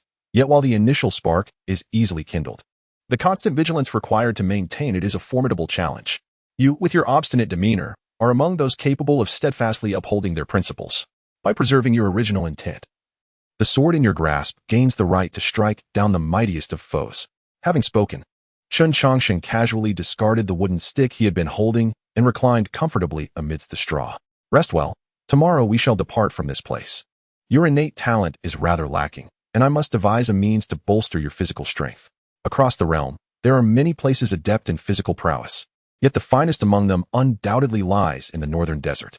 Moreover, prepare yourself mentally, for the bald-headed brutes from the north can be quite brutal. Upon hearing this, Chen Changsheng furrowed his brow. Why would those bald men wish to strike us? It is not us they wish to strike, but you. Why? Because I harbor a grudge against that band of bald men, yet they are unable to best me, so they will likely take their frustrations out on you. Chen Changsheng wanted to voice his thoughts, yet found himself at a loss for words. Chapter 175. The day of the wedding. Chen Changsheng mused, she may very well perish. Observing Chen Changsheng, whose eyes had already closed, Chen Changsheng was suddenly overcome with an inexplicable sense of unease. As to the source of this unease, he could not articulate it at the moment. After much contemplation, Chen Changsheng ultimately retreated to a corner and succumbed to slumber. As the sun reached its zenith, the entirety of Gold Mountain City erupted into celebration, for today marked the day of nuptials at the Gold Mountain Silver Mountain Manor. Though it was merely a concubinage, the spectacle was certainly grand. In stark contrast to the festivities of Gold Mountain City, Chen Changsheng and Chen Changsheng had already traversed several miles beyond the city's bounds. Snap! A brittle twig succumbed underfoot, prompting Chen Changsheng to halt, with Chen Changsheng pausing in kind. Yao Zuhongmai is to marry today. Silence. In response to Chen Changsheng's declaration, Chen Changsheng remained rooted in place. Noticing his companion's stillness, Chen Changsheng continued, the man to whom she is wed is Zhao Ku, the second son of the Zhao family.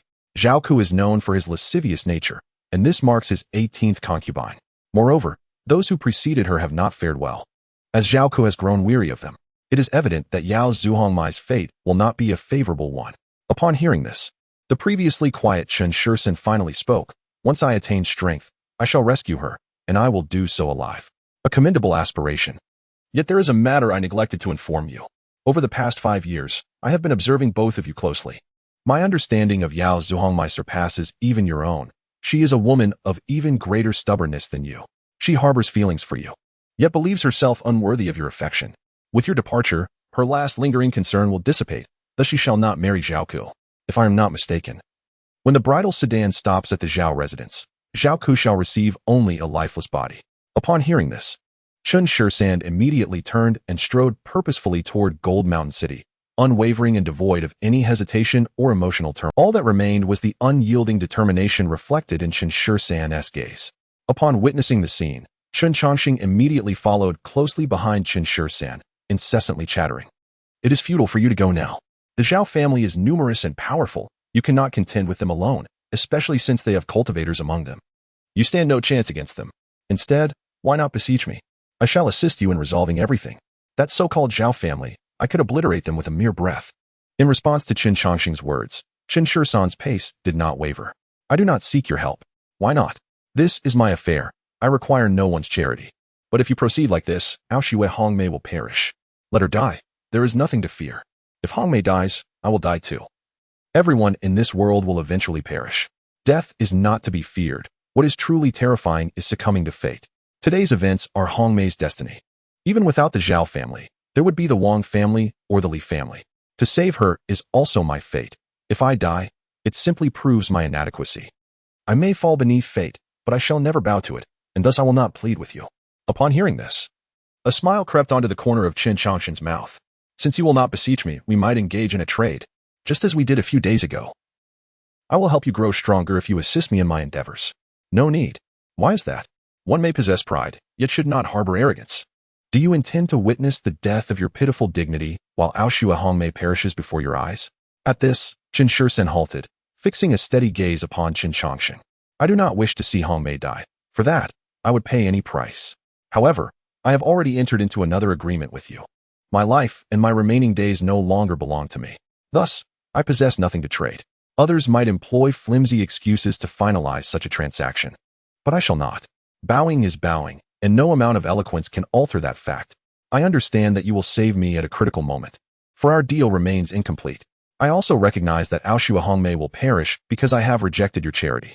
Yet, one day, I shall personally take Hongmei away. Even if by then she is already passed, fate may conquer me, but I shall not fear it, nor shall I seek aid from those beyond fate. I stand resolute. And so does Hongmei. Gazing into the unwavering determination reflected in the youth's eyes, Chen Changsheng smiled, genuinely delighted. No problem. I have always respected the choices of others. You may pursue your desires. I shall not intervene to save you, nor shall I extend my hand to rescue Aoshui Hongmei. If you truly perish, I shall simply consider it a loss in my dealings. Thank you. Chen Changsheng whispered, if I survive, I shall undoubtedly fulfill our agreement. With that, Chen Changsheng continued his journey toward Jinshan City. However, before he had taken more than a few steps, Chen Changsheng's voice resonated once more. Chen Changsheng deftly caught the item Chen Changsheng had tossed to him, peering closely to discover it was a sword devoid of a tip. You are a swordsman. How can a swordsman be without a sword? I am not proficient in swordsmanship, thus I possess no exquisite blade. However, you may make do with this broken sword. Nonetheless, this is merely a loan, and you must return it to me in due time. Observing the fractured long sword in his hand, Chen Changsheng spoke. No problem. I shall certainly return it, he replied before continuing his journey towards Jinshan City. Watching Chen Changsheng's retreating figure, Chen Changsheng remarked, System. I was initially quite displeased with this young man's stubborn character. Yet now, I find myself increasingly fond of him. Perhaps I have indeed discovered someone capable of defeating the strongest adversaries. No sooner had Chen Changsheng uttered these words than a mechanical voice resonated in his mind. Chen Changsheng's temperament closely resembles that of the host, hence the host will appreciate him. Upon hearing this, Chen Changsheng's expression instantly soured. System. There are more refined ways to insult someone. I, Chen Changsheng, am adept at adapting. How could I possibly be compared to a stubborn and unyielding stone? From a certain perspective, Changsheng represents a curse. Having endured so much, do you now submit to the curse? No, that is an entirely different matter. How could Changsheng yield? I certainly cannot resort to self-destruction. If I were to take my own life, it would not be an act of submission, but rather a sign of madness. To spend long years in solitude, hidden from the world, embodies true submission to Changsheng. The host may choose such a path, yet you persist in your obstinacy. Nonsense. I refuse to listen. I refuse to listen. I am not a stubborn mule. Let anyone do as they please. Chen Changsheng promptly covered his ears, interrupting the system's discourse. The system remarked, is it typical for beings to exhibit such childish behavior after a prolonged existence? Chapter 176, A Bloodstained Calamity. Chen Changsheng, you have deeply disappointed me. In Jinshan City, the Zhao residence was adorned with festive decorations, an endless banquet stretching across 3 streets. A flower palanquin, requiring the combined strength of 8 men to lift, progressed slowly through the city. Countless children gathered around the palanquin, exchanging jubilant words and attempting to catch the sweets being tossed from it. The wedding was unprecedentedly grand, and everyone was filled with joy, save for the bride within the palanquin. Dressed in a phoenix crown and a flowing gown, her face was concealed. Yet there was no trace of happiness beneath the veil. Unbeknownst to all, she clutched a pair of sharp scissors in her hand. In the Zhao ancestral hall, crack. The fruits here are quite fresh. I hope you won't mind if I indulge in a couple. Chen Changsheng casually munched on the offerings upon the altar. While kneeling in the center of the hall were a young man, a middle-aged man, and an elder. Upon hearing Chen Changsheng's words, The elderly man on his knees hastily replied, "If the esteemed one enjoys them, please feel free. I only ask that you spare our Zhao family's lineage." Upon finishing his plea, the elderly man nearly broke into tears. The young man before him was familiar, the coffin seller from the eastern street who also dabbled in fortune-telling. And it seemed there was a minor grievance between them. Observing the elder's expression, akin to one who had lost his entire family, Chen Changsheng was immediately displeased. "What is there to be so aggrieved about? 3 years ago, I warned you that your Zhao family would face calamity, yet not only did you disbelieve me, but you also unleashed dogs upon me. Had I not fled swiftly, I would have been injured. Now that the predicted misfortune has arrived, it serves as a testament to the accuracy of my divination. You should be rejoicing. Why the mournful countenance?" Upon hearing these words, the corners of the mouths of the 3 individuals on the ground twitched. "Indeed, your divination holds true. Yet the issue lies in the fact that the impending calamity for the Zhao family is you. How can someone of your caliber hide among mortals selling coffins? Had we known of your prowess, even if we possessed 100-fold courage, we would not dare to unleash dogs upon you." Casting a glance at the 3 kneeling before him, Chen Changsheng harbored no intentions of intimidation. The elder present was Zhao Tian, the pillar of the Zhao family, whose strength was quite formidable within a 100-mile radius of Jingshan City, having already attained the bridge of God's realm. The middle-aged man was Zhao Kai, the current head of the Zhao family, whose abilities were passable in the locality, having opened a spring and showing vague signs of reaching the bridge of gods. As for the young man, he was Zhao Dan, the eldest son and heir of the Zhao family, whose talent was barely sufficient, having also opened a spring. Were it anyone else, being chased by dogs might have led to the annihilation of the Zhao clan. However, Chen Changsheng harbored no such thoughts. With their level of strength, even his sneeze would surpass their might. There was no merit in troubling them. Crack. Within the ancestral hall, the only sound was that of Chen Changsheng munching on fruit. The 3 generations of the Zhao family were now drenched in sweat, offending such a mysterious powerhouse according to the rules of the cultivation world. The Zhao family would undoubtedly face annihilation today. The only variable was whether this formidable being would allow a flicker of hope to remain for the Zhao family. A cup of tea's time swiftly passed, and Chen Changsheng had finished savoring the 3 trays of offerings. Casually discarding the fruit pit, he wiped his mouth contentedly. "To be fair, I did not come here today to cause you trouble. My presence here is solely due to your second son. His 18th concubine is the beloved of a friend of mine. My friend intends to come today to claim her, hence my visit to observe the situation." Upon hearing this, Zhao Kai immediately responded, "Rest assured, Senior, I will promptly go out and break that little beast's legs. Moreover, my Zhao family is willing to exhaust our entire clan's resources to host a grand wedding for your friend and his beloved." As he spoke, Zhao Kai prepared to rise and take action. "Wait a moment, why such eagerness?" Chen Changsheng called out to the rising Zhao Kai. Hearing his words, the cold sweat that had ceased earlier began to flow anew from Zhao Kai's forehead. "Senior, are you not satisfied with this course of action?" "It is not dissatisfaction, rather. I have a question that puzzles me. The Zhao family's second son marrying Ao Shui Hongmei is entirely reasonable and lawful, yet my current actions are clearly bullying. Does the Zhao family not harbor any resentment or intentions of resistance?" Upon hearing this, Zhao Tian, who was also kneeling on the ground, quickly spoke up. "I, of the Zhao family, have no objections whatsoever. Our esteemed elder is the very essence of Jingshan City. If the elder claims that our Zhao family has erred, then we have indeed erred. We do not dare to hope for the extinguishing of the elder's wrath. We merely implore that the elder allows us to retain a fragment of our lineage." With that, Zhao Tian bowed his forehead heavily against the ground once more. Observing Zhao Tian's demeanor, Chen Changsheng clicked his tongue and furrowed his brows. "I comprehend your actions and understand your sentiments at this moment. However, my current conduct verges on bullying. Have you resigned yourselves so readily to fate?" In response, Zhao Tian, kneeling on the ground, proclaimed loudly, in the presence of the elder, "The Zhao family dares not defy fate. Such a simplistic acceptance of your fate is truly disappointing. Compared to my friend, you are sorely lacking." Upon hearing Chen Changsheng's words, the trembling Zhao Dan ingratiated himself, saying, "The elder jesteth. We, mere ants, cannot be compared to the elder's esteemed friend. If only the elder would spare the Zhao family, I would ensure that Zhao Ku, that scoundrel, surrenders all his concubines." Faced with the words of the 3 generations of Zhao, Chen Changsheng weakly replied, "I suddenly find myself disinterested in your words. You 3 should remain kneeling here. My friend is soon to arrive to claim his bride, and during this process, you are not to leave the ancestral hall." With that, Chen Changsheng staggered away. Once he departed, the 3 generations of the Zhao family collectively exhaled in relief. Judging by the current circumstances, it seems the elder has indeed spared the Zhao family. In the air, Chen Changsheng clutched a braised pig's head of unknown origin, greedily gnawing at it. Simultaneously, his formidable consciousness enveloped the entirety of Jinshan City. The speed of Chen Changsheng and the time required for the wedding were all within Chen Changsheng's control. The creation of this delicate relationship stemmed entirely from his desire to ascertain whether Chen Changsheng could truly resist the onslaught of fate. Fate is feared by the world because when it strikes, it leaves a trail of corpses and rivers of blood. Yet, at times, the threads of fate, as delicate as a spring breeze, can be even more cutting. In dire circumstances, the two of them may maintain their original intentions. However, once adversity fades, can the proud snow plum blossom retain its former resolve? Will Chen Changsheng remain unwavering? Chapter 177. The Initial Appearance. The cost of growing up. The boisterous procession came to a halt. The once exuberant Zhao's countenance darkened, for an unsightly figure had appeared ahead. It was a frail youth, his clothing riddled with patches. A foul odor emanated from him, and even the sword he held was imperfect. Yet, despite his destitution, the boy's spine stood tall, and the sword in his hand radiated unwavering determination. Gazing upon Chen Changsheng before him, Zhao's face was etched with impatience. Boy, what do you truly desire? The day before yesterday at the Wanhua Pavilion, someone interceded on your behalf, and I spared your life. Yet, you dare to disturb us again. Do you genuinely believe I would hesitate to kill you?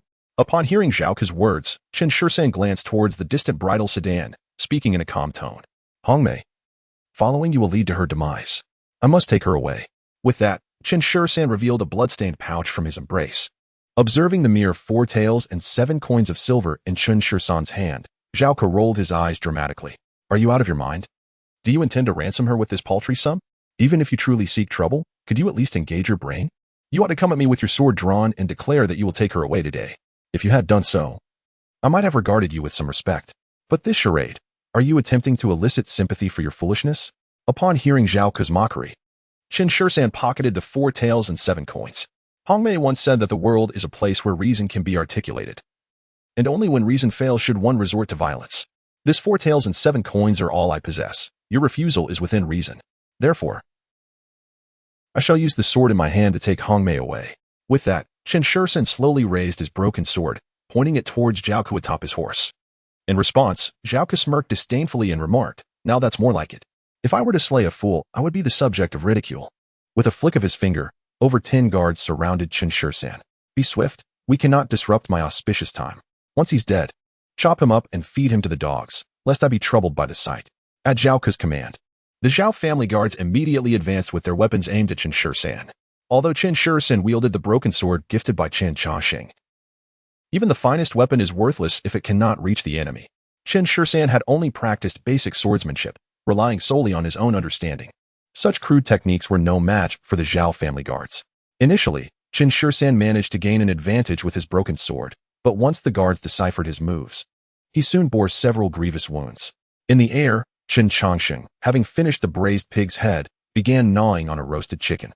Observing the bloodied Chen Changsheng below, he smacked his lips and mused, System, am I being a tad too cruel?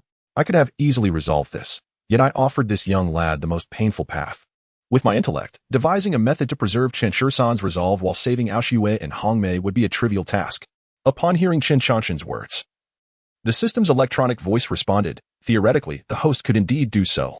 However, based on this system's analysis, the host will not act in that manner. Why? Because Chen Changsheng embodies the original essence of humanity, stubborn, obstinate, defiant against fate. In the cultivation world, a saying prevails, my fate is determined by me, not by heaven. The young cultivators believe this wholeheartedly, while the older ones scoff at it. Cultivation is a process of becoming stronger. Beings pursue strength to break free from constraints. These constraints manifest in myriad forms: limitations of lifespan, the dominance of the powerful, the rules of heaven and earth. As individuals embark upon the path of cultivation, they often believe they will transcend their limitations. However, as time passes, they bow their heads in submission.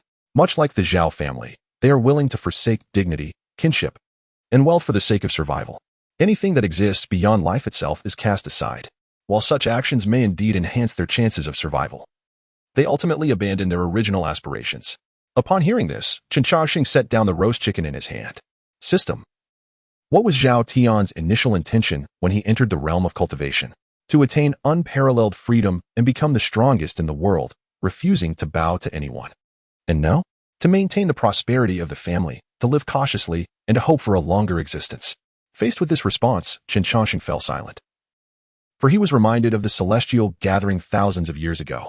At that time, the Kunlun sacred land was teeming with talent, each youth brimming with ambition. Though some lacked peak strength, they steadfastly believed in their supremacy and their future ascendance. Among them, the most headstrong was Zhuo Xing's daughter, Zhuo Jing. In her youth, she firmly believed that the Xuanwu kingdom was the strongest and that her brother Su Tian was unrivaled. With a slight maneuver on his part, Chen Changsheng introduced her to the vastness of the world, helping her realize that the Xuanwu kingdom was not the strongest, nor was Su Tian. Subsequently, she gradually withdrew from the struggles of the central court. The second time he encountered her was when the Zifu sacred land began to dominate the central court. An alliance was formed between the Zifu sacred land and the Xuanwu kingdom, which fully supported the Wuli. By then, she had lost her youthful fervor, becoming poised, gracious, and composed. Interestingly, she did not marry her brother Su Tian, for she understood that she could not keep pace with his ambitions. Her transformation was perceived as commendable by all, including Chen Changsheng. Yet, she ultimately lost her original aspirations. Or perhaps it could be said that she matured. Reflecting on this, Chen Changsheng pressed his lips together. Zhuo Jing had grown up, as had others, including Yi Hinsheng, Su Tian, Gongsun Huayu, and Zining. Initially, they were resolute in their pursuit of destiny.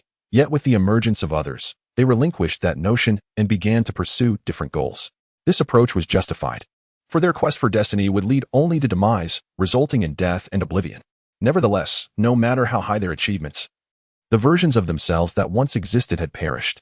With a sigh, Chen Changsheng gazed at the precariously teetering Chen Changsheng and murmured, "I have guided you onto the most arduous path. I truly do not know if this is right or wrong. Had it not been for me, you would have faded into obscurity. In death, all matters cease. Perhaps then, your suffering would not be so profound or prolonged." Chapter 178, Awakening the Sword Spirit. Resplendent as the setting sun. With a swift motion, Chen Changsheng unleashed his sword, each strike forcing the Zhao family's guard. This phenomenon did not arise from the extraordinary prowess of Chen Changsheng's swordsmanship. It was not merely the sword in his hand, capable of slicing through iron, that defined him. However, regardless of how sharp Chen Changsheng's weapon was, it could not alter the fact that he had only trained in swordsmanship for a single day. Each swing of his blade would force his adversaries to retreat, yet with every strike, he would expose a vulnerability. The price of such exposure was a gaping wound, crimson with blood, appearing on his body. As time progressed, Chen Changsheng's movements grew increasingly sluggish, and the images before his eyes began to blur. The brutal clash drew the attention of those around him, yet the curtain of the bridal sedan remained unwavering. In the air, a slurp. After finishing his roast chicken, Chen Changsheng began to slurp up noodles. In response to this indifferent behavior from Chen Changsheng, the usually taciturn system finally spoke. "Host, based on data analysis, in 10 more breaths, the individual you have chosen will perish. Allowing the demise of your selected person is an utterly futile act." Upon hearing the system's words, Chen Changsheng swallowed the noodles in his mouth and replied, "Who said I was neglecting him? Have I not lent him the Jinwu sword?" The Jinwu sword is the cherished weapon of the left emperor of the Xuanwu kingdom. Dealing with mere mortals should be a trivial matter. Host, please do not equivocate. The spirit of the Jinwu sword has fallen into slumber, and the chance of a mortal awakening the sword's spirit approaches zero. In terms of living beings, you are merely witnessing his demise. In response, Chen Changsheng savored a sip of soup and then glanced downward, stating, "Indeed, I intend to watch him die, while also awaiting the miracle he may create for me." Ever since the Jinwu sword was severed by the ancient forbidden land, it has been rendered lifeless. Throughout the years, I have exhausted every means to awaken its spirit. If the spirit of the Jinwu sword awakens due to Chen Changsheng, then he shall become the one who creates miracles. Even the formidable Wu Li met bloodshed on the path to ascension, if Chen Changsheng cannot conjure a miracle. What right does he have to tread the path left unfinished by Wu Li? Should he fail to surpass Wu Li in certain aspects, he would be better off perishing sooner, for in doing so, he would suffer less in this world. Gasping for breath, Chen Changsheng felt a chilling cold seep into his bones, a consequence of the blood he had lost. At this moment, he had stepped into the threshold of the underworld. His ability to stand was solely due to the tenacity of his will, clinging to the last vestiges of life. Yet, ultimately, Chen Changsheng was but a commonplace individual, with the potential extracted from his will being woefully limited. In a haze, he found himself in a dark expanse, where a venerable longsword floated in mid-air. This long sword bore a striking resemblance to the shattered blade Chen Changsheng had given himself, the sole difference being that this sword was unblemished. "Do you not fear death?" The long sword inquired of Chen Changsheng. Viewing the situation, Chen Changsheng candidly replied, I do fear it. Then why do you still come? In your destiny. Once you make this choice, death is inevitable. Do you truly believe he will save you? Although the longsword did not explicitly identify who it was, Chen Changsheng effortlessly deduced his identity. I never harbored any hope that he would rescue me. And do you think I would save you? Your willingness to assist me is irrelevant to my considerations. I am solely focused on what I must do. May I return? I have matters to attend to and cannot indulge in idle chatter with you. In response to Chen Changsheng's words, the longsword fell silent for a moment, then spoke again. Can you sense my past? It has been ages since I last conversed with a sentient being. Very well. Chen Changsheng readily acquiesced to the longsword's request, stepping forward to gently touch its blade. In an instant, a torrent of emotions surged into Chen Changsheng's mind. He profoundly experienced the entirety of the longsword's existence. It was forged into an unparalleled divine weapon. Wielded by its master as they fought valiantly, countless foes falling beneath its edge. Yet one day, an incomprehensibly powerful entity emerged. This being vanquished the invincible master and severed the indomitable sword itself. Do you perceive it? This encompasses all I have endured. My fracture was predestined. Just as your death is assured, the tasks it demands of you are far more daunting than those my master faced. Thus, I am sorry, but I cannot assist you. I am merely a broken sword, incapable of aiding you in becoming the strongest. Upon hearing the longsword's words, Chen Changsheng felt an unusual shyness. There is no need for apologies. Merely the fact that you can speak to me in this manner brings me immense satisfaction. I have attempted to awaken many, yet you have disregarded them all. With my inferior talents, your willingness to converse with me fills me with contentment. You are the third to care for my existence, and I am genuinely pleased. However, I truly cannot linger longer. I have my own affairs to tend to. Can you allow me to exit? As Chen Changsheng finished speaking, a portal of light appeared beside him. Stepping through it, your consciousness will return. Without a moment's hesitation, Chen Changsheng lifted his foot and entered the light, undeterred by the impending approach of death. Wait. Just as Chen Changsheng raised his right foot, the longsword called out to him. Is there something else? How can you confront fate without bending your will? Is it merely due to your obsession? In response to this inquiry, Chen Changsheng smiled sheepishly, scratching his. If he were to ask me that, I would undoubtedly respond with a stoic countenance, declaring that I would not bow to fate. Why? He values you even more than I do. I am aware, yet he is often unreliable, and I feel he delights in toying with me. Thus, I do not wish to grant him a favorable demeanor, for it would only encourage him to overstep his bounds. Huh. The longsword chuckled lightly. If he were to learn this truth, he would undoubtedly be furious. Now, can you share your most genuine thoughts with me? Hearing this, Chen Changsheng lifted his gaze, contemplated for a moment, and spoke. The sights I typically encounter are few, aside from the patrons of the myriad flower pavilion and countless refuse bins. I am left with the daily spectacle of sunrise and sunset. The sun's ascent inevitably leads to its descent, much like the human condition, where birth is inextricably linked to death. Although life is destined to plummet akin to the sun, should it not possess a grandeur reminiscent of a setting sun? How can one allow the inevitability of fate to dull their brilliance? I refuse to succumb to such a fate. Thus, I harbor no fear of destiny. Fate may extinguish my life or inflict suffering upon me, yet it cannot alter my essence. With these words, Chen Changsheng resolutely stepped into the luminous portal.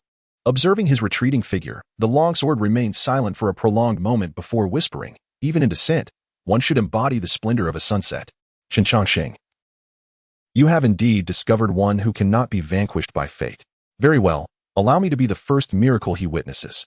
As the words were uttered, the long sword in the darkened space radiated an unparalleled brilliance. Chapter 179. The Emperor Within the Sword, a rare occurrence, injured and on the brink of collapse. Chen Changsheng now teetered precariously. The fragmented Jinwu sword in his grasp remained unresponsive. Witnessing this scene, Chen Changsheng drained the bowl of noodle broth, his appetite swiftly dissipating. System. Perhaps you are right. Miracles do not exist in this world. Host. Others may not comprehend, but you should know best.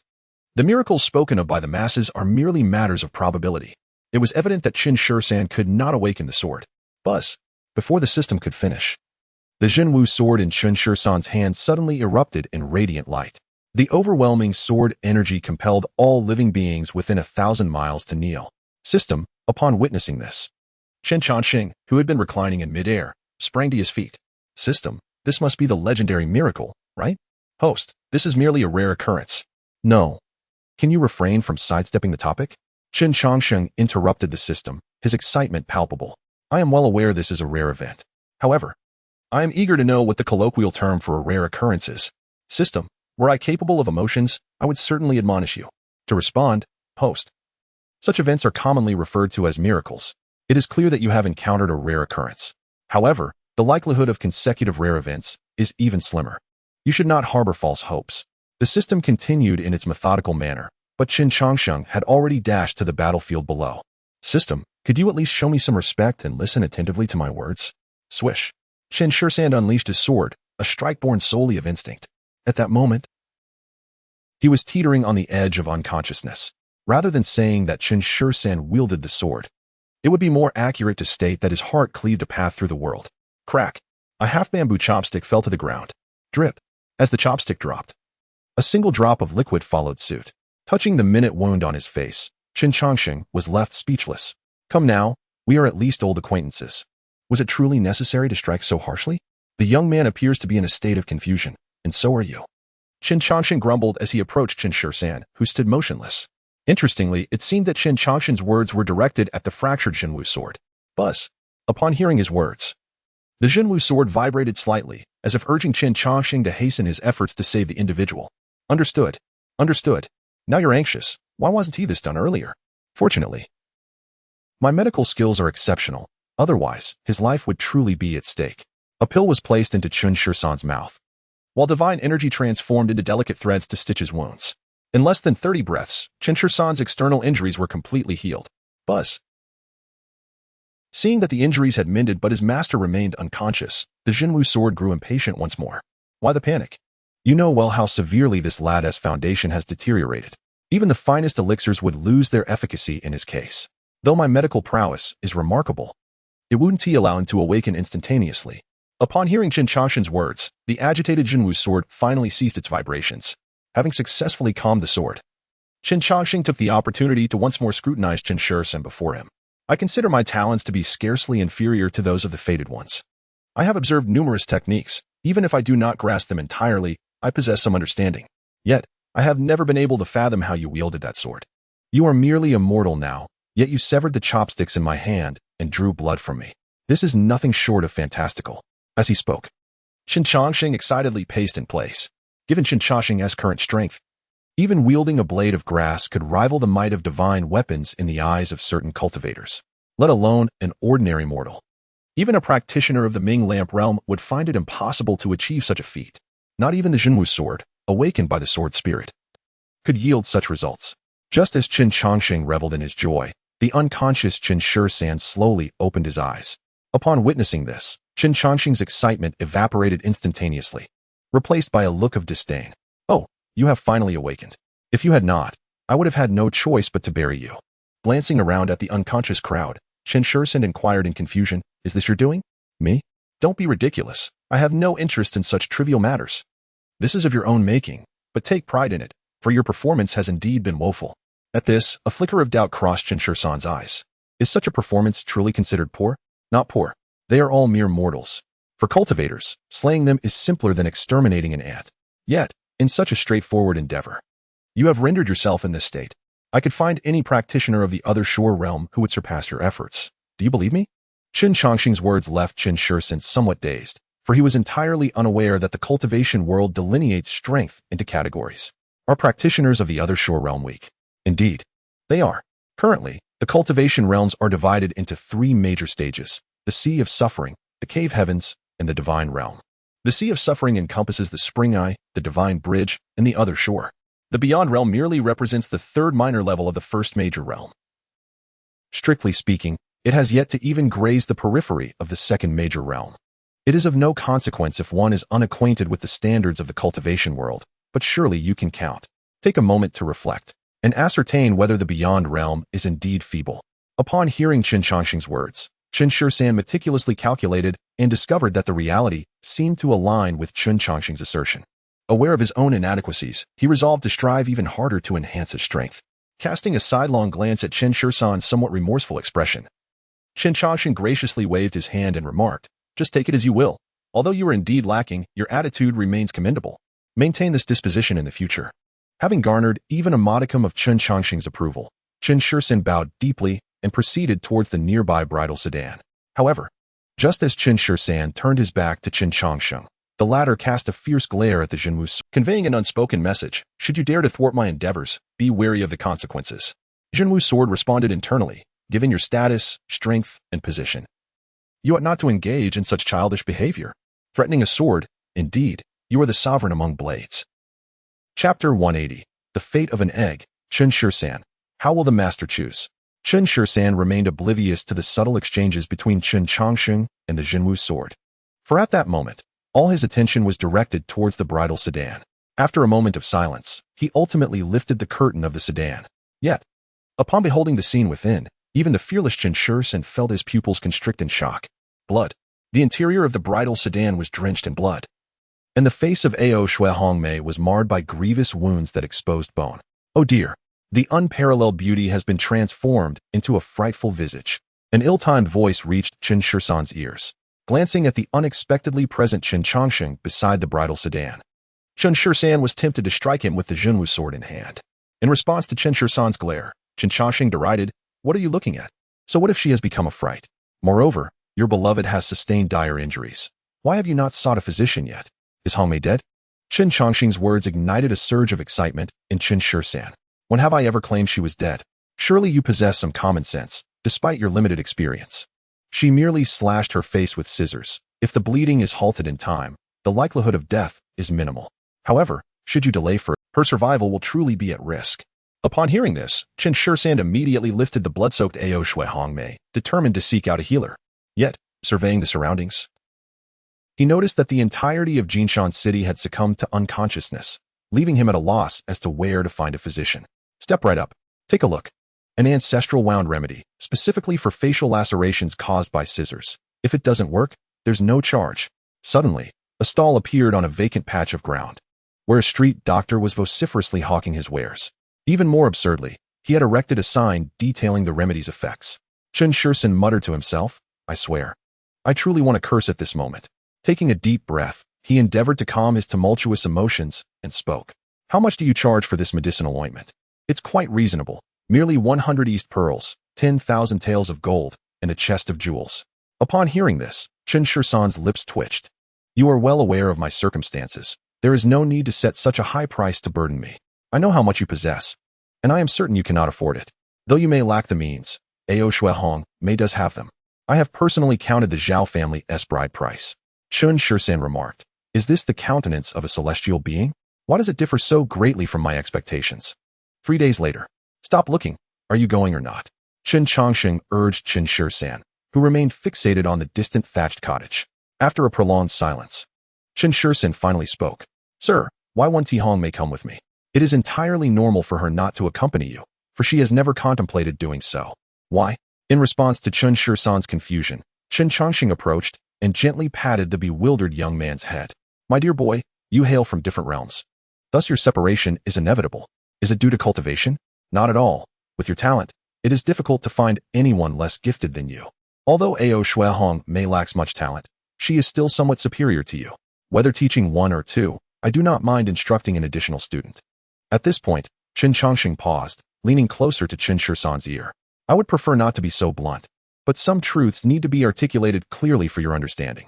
Although it seems that Ao Shui Hongmei had no choice in becoming a courtesan, she indeed had options. She could have chosen to prove herself through death, yet she did not. Presently, she has not bowed to fate, but when it comes to resisting destiny, once you have lost, the chance for redemption is forever lost." Upon hearing this, Chen Changsheng turned and said, "But if Hongmei had chosen death, how would that differ from today's outcome?" In truth, there is not much difference. As he spoke, Chen Changsheng stepped back, extending his arms. "Do you now perceive the overwhelming might of fate? Destiny is invariably frustrating. Everyone wishes to sever its ties, yet how many truly succeed in doing so? While I wish for you to break free from fate, I am uncertain what constitutes such a severance." Listening to these words, Chen Changsheng lowered his head in contemplation and replied, "Then what does everything I am doing amount to?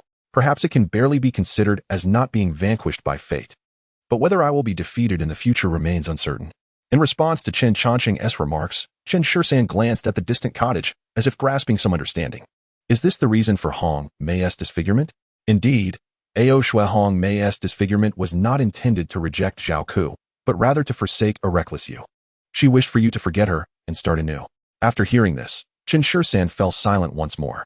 Sir, let us depart. With a soft utterance, he turned to leave. The stubborn youth's thoughts remained inscrutable to all.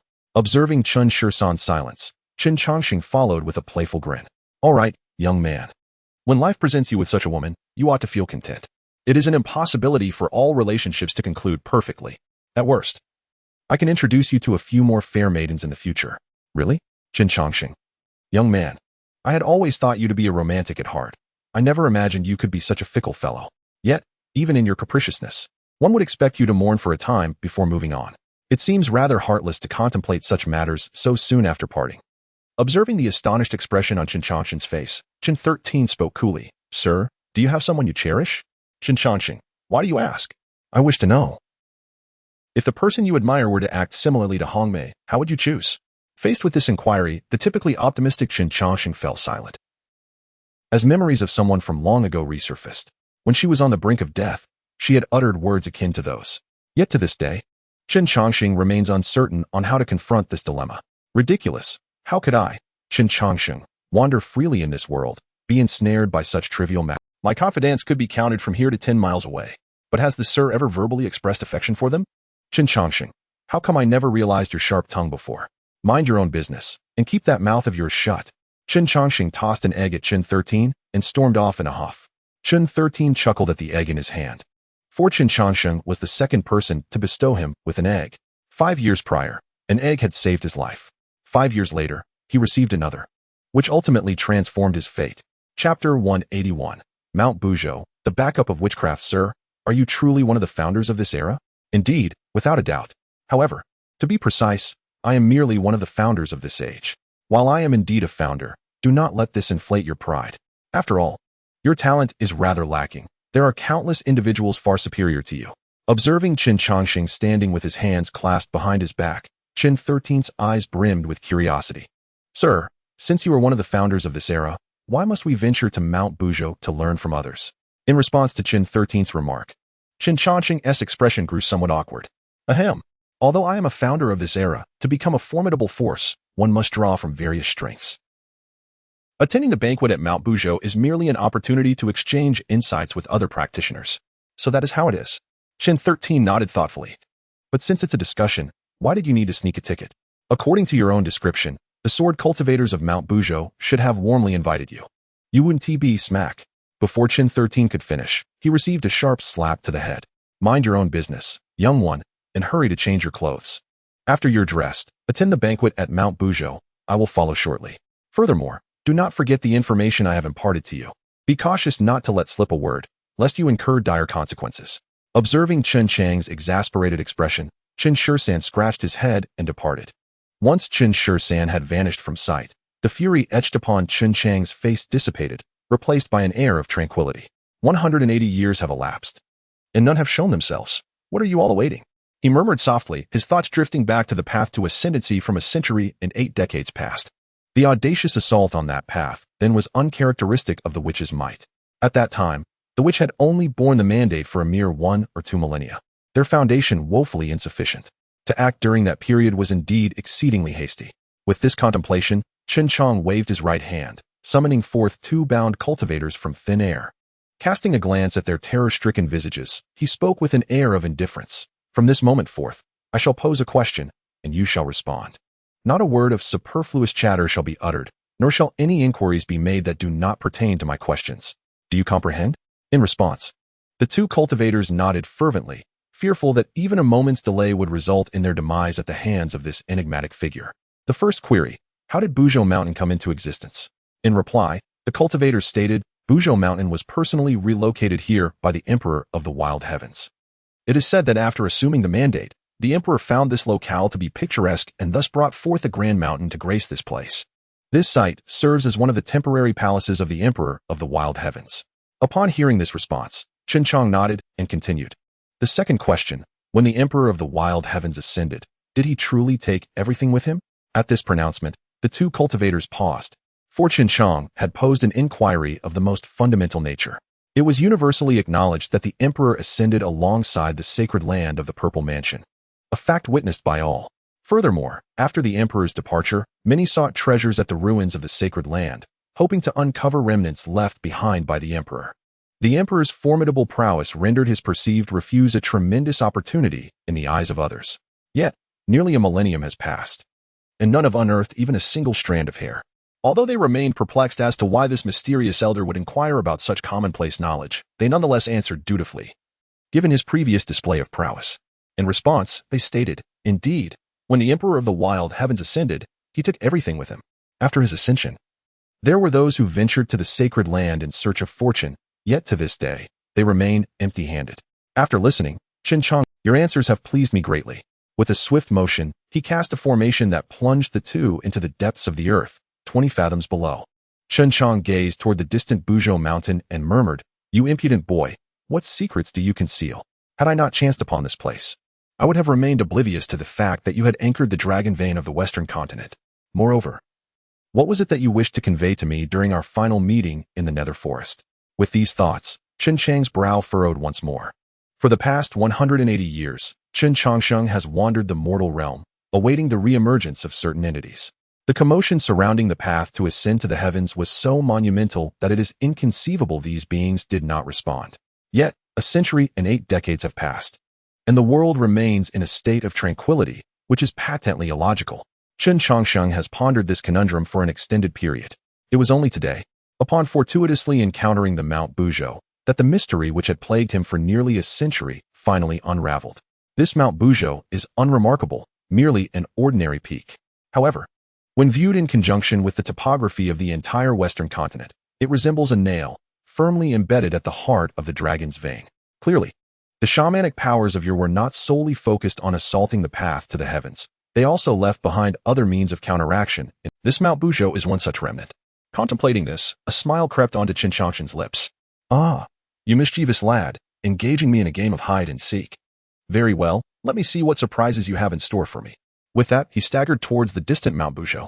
Upon reaching the summit, a flurry of radiant lights danced across the peak, colliding and unleashing attacks capable of shattering mountains and splitting stones. The cultivators who gathered at Mount Buzhou showcased their abilities to varying degrees. However, amidst the crowd, an unassuming figure lingered in the corner, munching on sunflower seeds. "Sir, your weapon was retrieved from a storage artifact, while theirs emerged from their mouths. All are immortals. Why are you so different?" In response to Chen Changsheng's inquiry, Chen Changsheng glanced at the assembled cultivators and replied, "Allow me to impart a little-known truth of the cultivation world. Cultivators who summon weapons from their mouths are, more often than not, impoverished. When facing such an opponent, you should simply go ahead and give them a good thrashing." Chen Changsheng, perplexed, questioned why. Chen Changsheng paid little heed to the confusion, leisurely explaining while continuing to munch on his seeds, "This matter pertains to the concept of a cultivator's life treasure. A life treasure is an artifact cultivated through the practitioner's own blood, sweat, and tears. Such treasures are typically stronger than their counterparts of the same rank and are more intuitively wielded by their owners." Chen Changsheng's confusion deepened at Chen Changsheng's explanation. "Sir, if life treasures are so formidable, why do you speak thus?" Upon hearing this, Chen Changsheng discarded the shell of the sunflower seed and took out a handful of nuts to snack on. Indeed, life treasures boast numerous advantages. However, their shortcomings are equally apparent. They are too closely linked to the cultivator themselves. Should a life treasure be destroyed, one may suffer injuries and expel blood, or even face a destabilization of their foundation. Generally, gifted individuals supported by powerful factions do not easily cultivate life treasures. After all, while a weapon can be replaced, a life cannot. Contemplating Chen Changsheng's words, Chen Changsheng bowed his head in thought and spoke. "Sir, since everyone is aware of the shortcomings of the innate treasures, why do they not seek to rectify them? If they are concerned about the destruction of their innate treasures, they could simply find a treasure that cannot be destroyed. While the logic is sound, the challenge lies in locating such a treasure or the materials needed to create it. Take myself as an example. How many materials exist that can withstand my attacks? Moreover, do you believe such items are accessible to just anyone? These individuals cultivate their innate treasures as a last resort. Unable to find superior materials, they resort to ordinary ones, which fail to provide an advantage in combat. Thus, they must cultivate innate treasures merely to survive. When faced with disciples from powerful factions, these individuals find themselves at a distinct disadvantage. Your innate treasure is undoubtedly formidable. Yet I possess more treasures than you. If one is damaged, I can simply replace it. Over time, ordinary innate treasures are unable to endure." After listening, Chen Changsheng expressed mild astonishment, realizing, so that is the case. I never expected that becoming an immortal also requires wealth. I thought immortals regarded money as worthless. Huh. Immortals cherish wealth even more than mortals do. The resources of wealth, companions, and land are paramount among the 4 essential elements of cultivation. You ask if immortals value money? Having resolved his doubts, Chen Changsheng once again focused intently on the techniques of the immortals. Although these techniques were undeniably powerful, he felt an underlying strangeness. Noticing Chen Changsheng's furrowed brow, Chen Changsheng clicked his tongue and continued watching the performance. Chen Changsheng had been out of Jingshan City for some time. Yet Chen Changsheng still had not imparted swordsmanship to him. This was not due to a lack of desire on Chen Changsheng's part to teach, but rather his inability to do so. Logically, given Chen Changsheng's cultivation level and experience, guiding a mortal to the threshold of understanding should be a trivial task. However, after witnessing Chen Changsheng's sword strike in Jingshan City, Chen Changsheng realized he could no longer teach him. Although that strike was not overly powerful, it had already revealed the nascent form of Chen Changsheng's own sword path. Faced with such an astonishing sword style, Chen Changsheng found himself at a loss for a suitable swordsmanship manual. No matter how powerful the technique, it would merely become a constraint when applied to Chen Changsheng. Reflecting on this, Chen Changsheng muttered, "This path seems familiar. It appears the only person capable of being his master is that individual. It seems I must make another trip. How tedious." After a brief complaint, Chen Changsheng transformed his frustration into appetite, ravenously consuming various snacks. Chen Changsheng remarked, "They say immortals do not partake in the mundane. Why does this fellow resemble a starving ghost reincarnated?" The performance at the banquet on Mount Buzhou soon concluded. At that moment, several strongmen approached, pushing a cage. "Dear friends, today's sword debate on Mount Buzhou is a grand event for the sword cultivators of the Western continent. This object will serve as the prize for this debate." With that, the host of the sword debate dramatically pulled away the black cloth covering the cage. Boom. As soon as the cloth was removed, a tremendous commotion erupted from within the cage. In the cage, a battered blue bird was confined, its recent agitation resulting from its desperate attempts to escape. The sharp crack of a steel whip struck the blue bird, eliciting a mournful cry of anguish. Witnessing something beyond his comprehension, Chen Changsheng, adhering to the principle of inquiry, murmured, "Sir, what is this?" "It is a xian bird, a noble bloodline among the demon clan. Recently, the xian bird tribe was annihilated by the human race, and this one is likely one of the captured survivors." Chen Changsheng's expression was one of confusion. In his understanding, murder constituted a grave enmity. What could possibly incite the human race to the extent of exterminating an entire tribe? Why is there such deep-seated animosity between the human race and the xian bird tribe? There isn't a profound hatred per se. The extermination of the xian bird tribe was driven by their immense value. The xian bird is a treasure trove, with feathers suitable for crafting magical artifacts, and its flesh is an extraordinary tonic. Even its bones are excellent materials for alchemical concoctions. Such prime cultivation resources warrant extermination rather than preservation. Despite Chen Changsheng's explanation, Chen Changsheng remained perplexed. "Sir, does the world of immortals not adhere to reason? How can one casually annihilate an entire race? It seems utterly incomprehensible." Observing Chen Changsheng's bewilderment, Chen Changsheng replied calmly, "What are you pondering? The world of immortals does indeed consider reason, at least in most matters. However, no rationale justifies the indiscriminate destruction of a race. Isn't there a principle that dictates those not of our kind must be exterminated?" Chen Changsheng began, but was interrupted by Chen Changsheng. In silence, Chen Changsheng contemplated Chen Changsheng's reasoning. Noticing his quiet reflection, Chen Changsheng continued, "The world of immortals is far more ruthless than that of mortals. The logic here revolves around eliminating one's adversaries. Should the demon race ever dominate the world, it might well be the human race confined within cages, a truth that cannot be altered. Your perception of this situation as excessive arises from your current inability to influence the fate of humanity. Let us entertain a hypothetical. Suppose one day a prodigious talent emerges from the demon race, destined to become the sovereign of this realm. Would you attempt to assassinate them at a critical moment?" Hesitantly, Chen Changsheng responded, "Do they have a grudge against me? No. They harbor no animosity towards you or any human. Yet, once they ascend to power, the demon race will inevitably flourish, and the human race will face exclusion. Even a sovereign of the demon race cannot restrain every member of their kind. Then I would not kill them, for I bear no ill will. The inability of the human race to compete with the demon race is their own predicament." Haha. Chen Changsheng chuckled upon hearing Chen Changsheng's reply. "Your perspective is commendable. If everyone shared your mindset, the world would be devoid of bloodshed. Now, go and retrieve that xian bird for me." I have use for it. Chen Changsheng. Sir, are you asking me to snatch something from those immortals?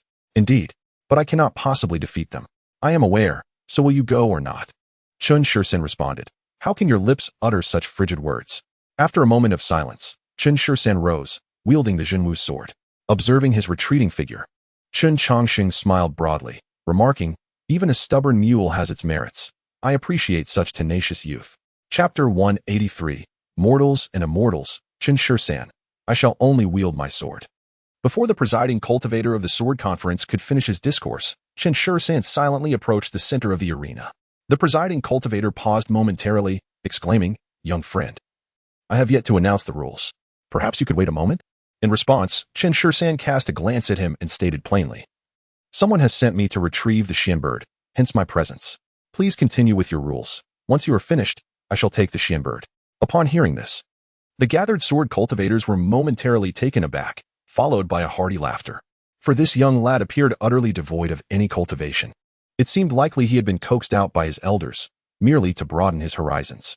One man, recalling this, chuckled, Youngster, this reward is reserved for the most formidable among us. Do you truly believe yourself to be the strongest?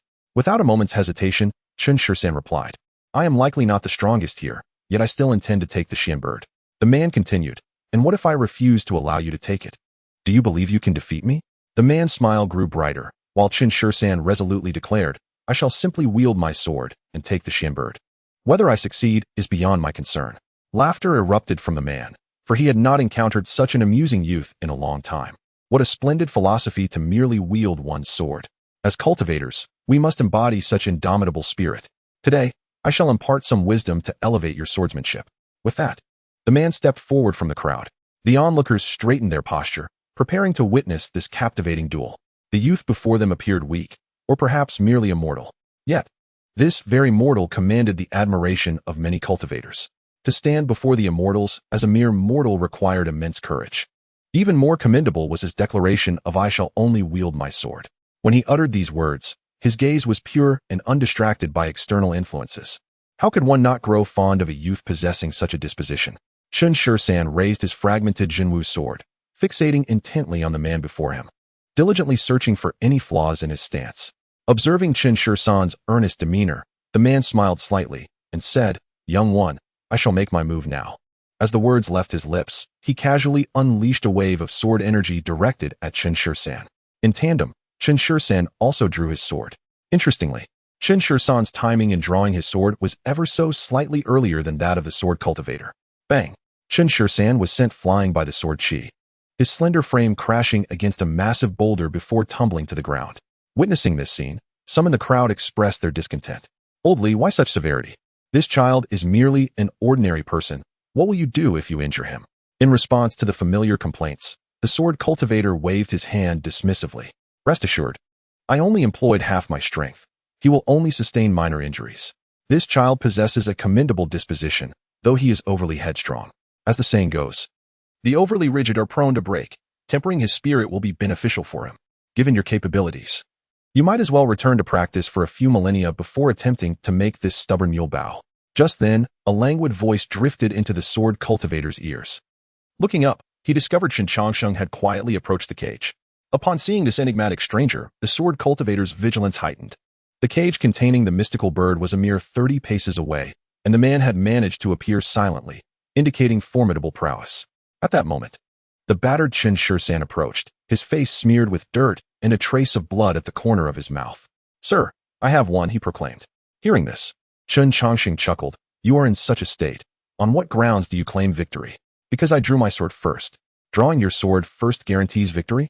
Indeed, since I struck before him, I would have hit him first. But we are separated by 20 paces, and you lack cultivation. Thus, you cannot outpace his sword chi. However, if within 5 paces, his sword chi cannot surpass mine. Listening to Chen Changsheng's reasoning, Chen Changsheng pondered. That makes some sense, but you have yet to defeat him. Continue. I support you. In response to Chen Changsheng's insistence, Chen Changsheng cast him a glance and quietly began to drag the cage. No, I meant for you to continue, not to pull the cage. You only instructed me to take the mystical bird, not to engage them in combat. They are not obstructing me. Why should I fight? But they are blocking me. Glancing at Chen Changsheng's anxious demeanor, Chen Changsheng replied nonchalantly, Their obstruction is your concern. My only responsibility is to take the mystical bird.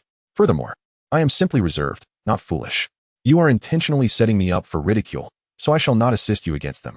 Chen Changsheng's earnest demeanor succeeded in amusing Chen Changsheng. "You rascal, your speech is slow yet incisive. If you are aware of my intentions, why proceed?" While strenuously pushing the cage, Chen Changsheng remarked, "Though you may seek to ensnare me, I must fulfill the task assigned by you. After all, we have a transaction." With that, he exerted even more effort in moving the cage. However, faced with the enormous iron cage, his face reddened from exertion, having only shifted it a mere inch. Casting a glance at the diligently working Chen Changsheng, Chen Changsheng turned to the onlookers and smiled. "Please pardon the spectacle. Children often lack understanding. Let us not take offense. I have taken the Xian bird. Everyone may disperse now. My dear friend, it appears that the Xian bird is not so easily claimed. From which sect do you hail? I do not recall your name being on the invitation list." The swordsman halted Chen Changsheng, who was preparing to leave.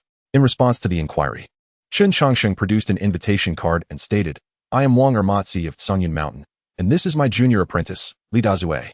I am indeed on the invitation list. Perhaps you should check again." The crowd murmured, "This seems rather dismissive. Even if you intend to cause trouble, do not treat us as fools.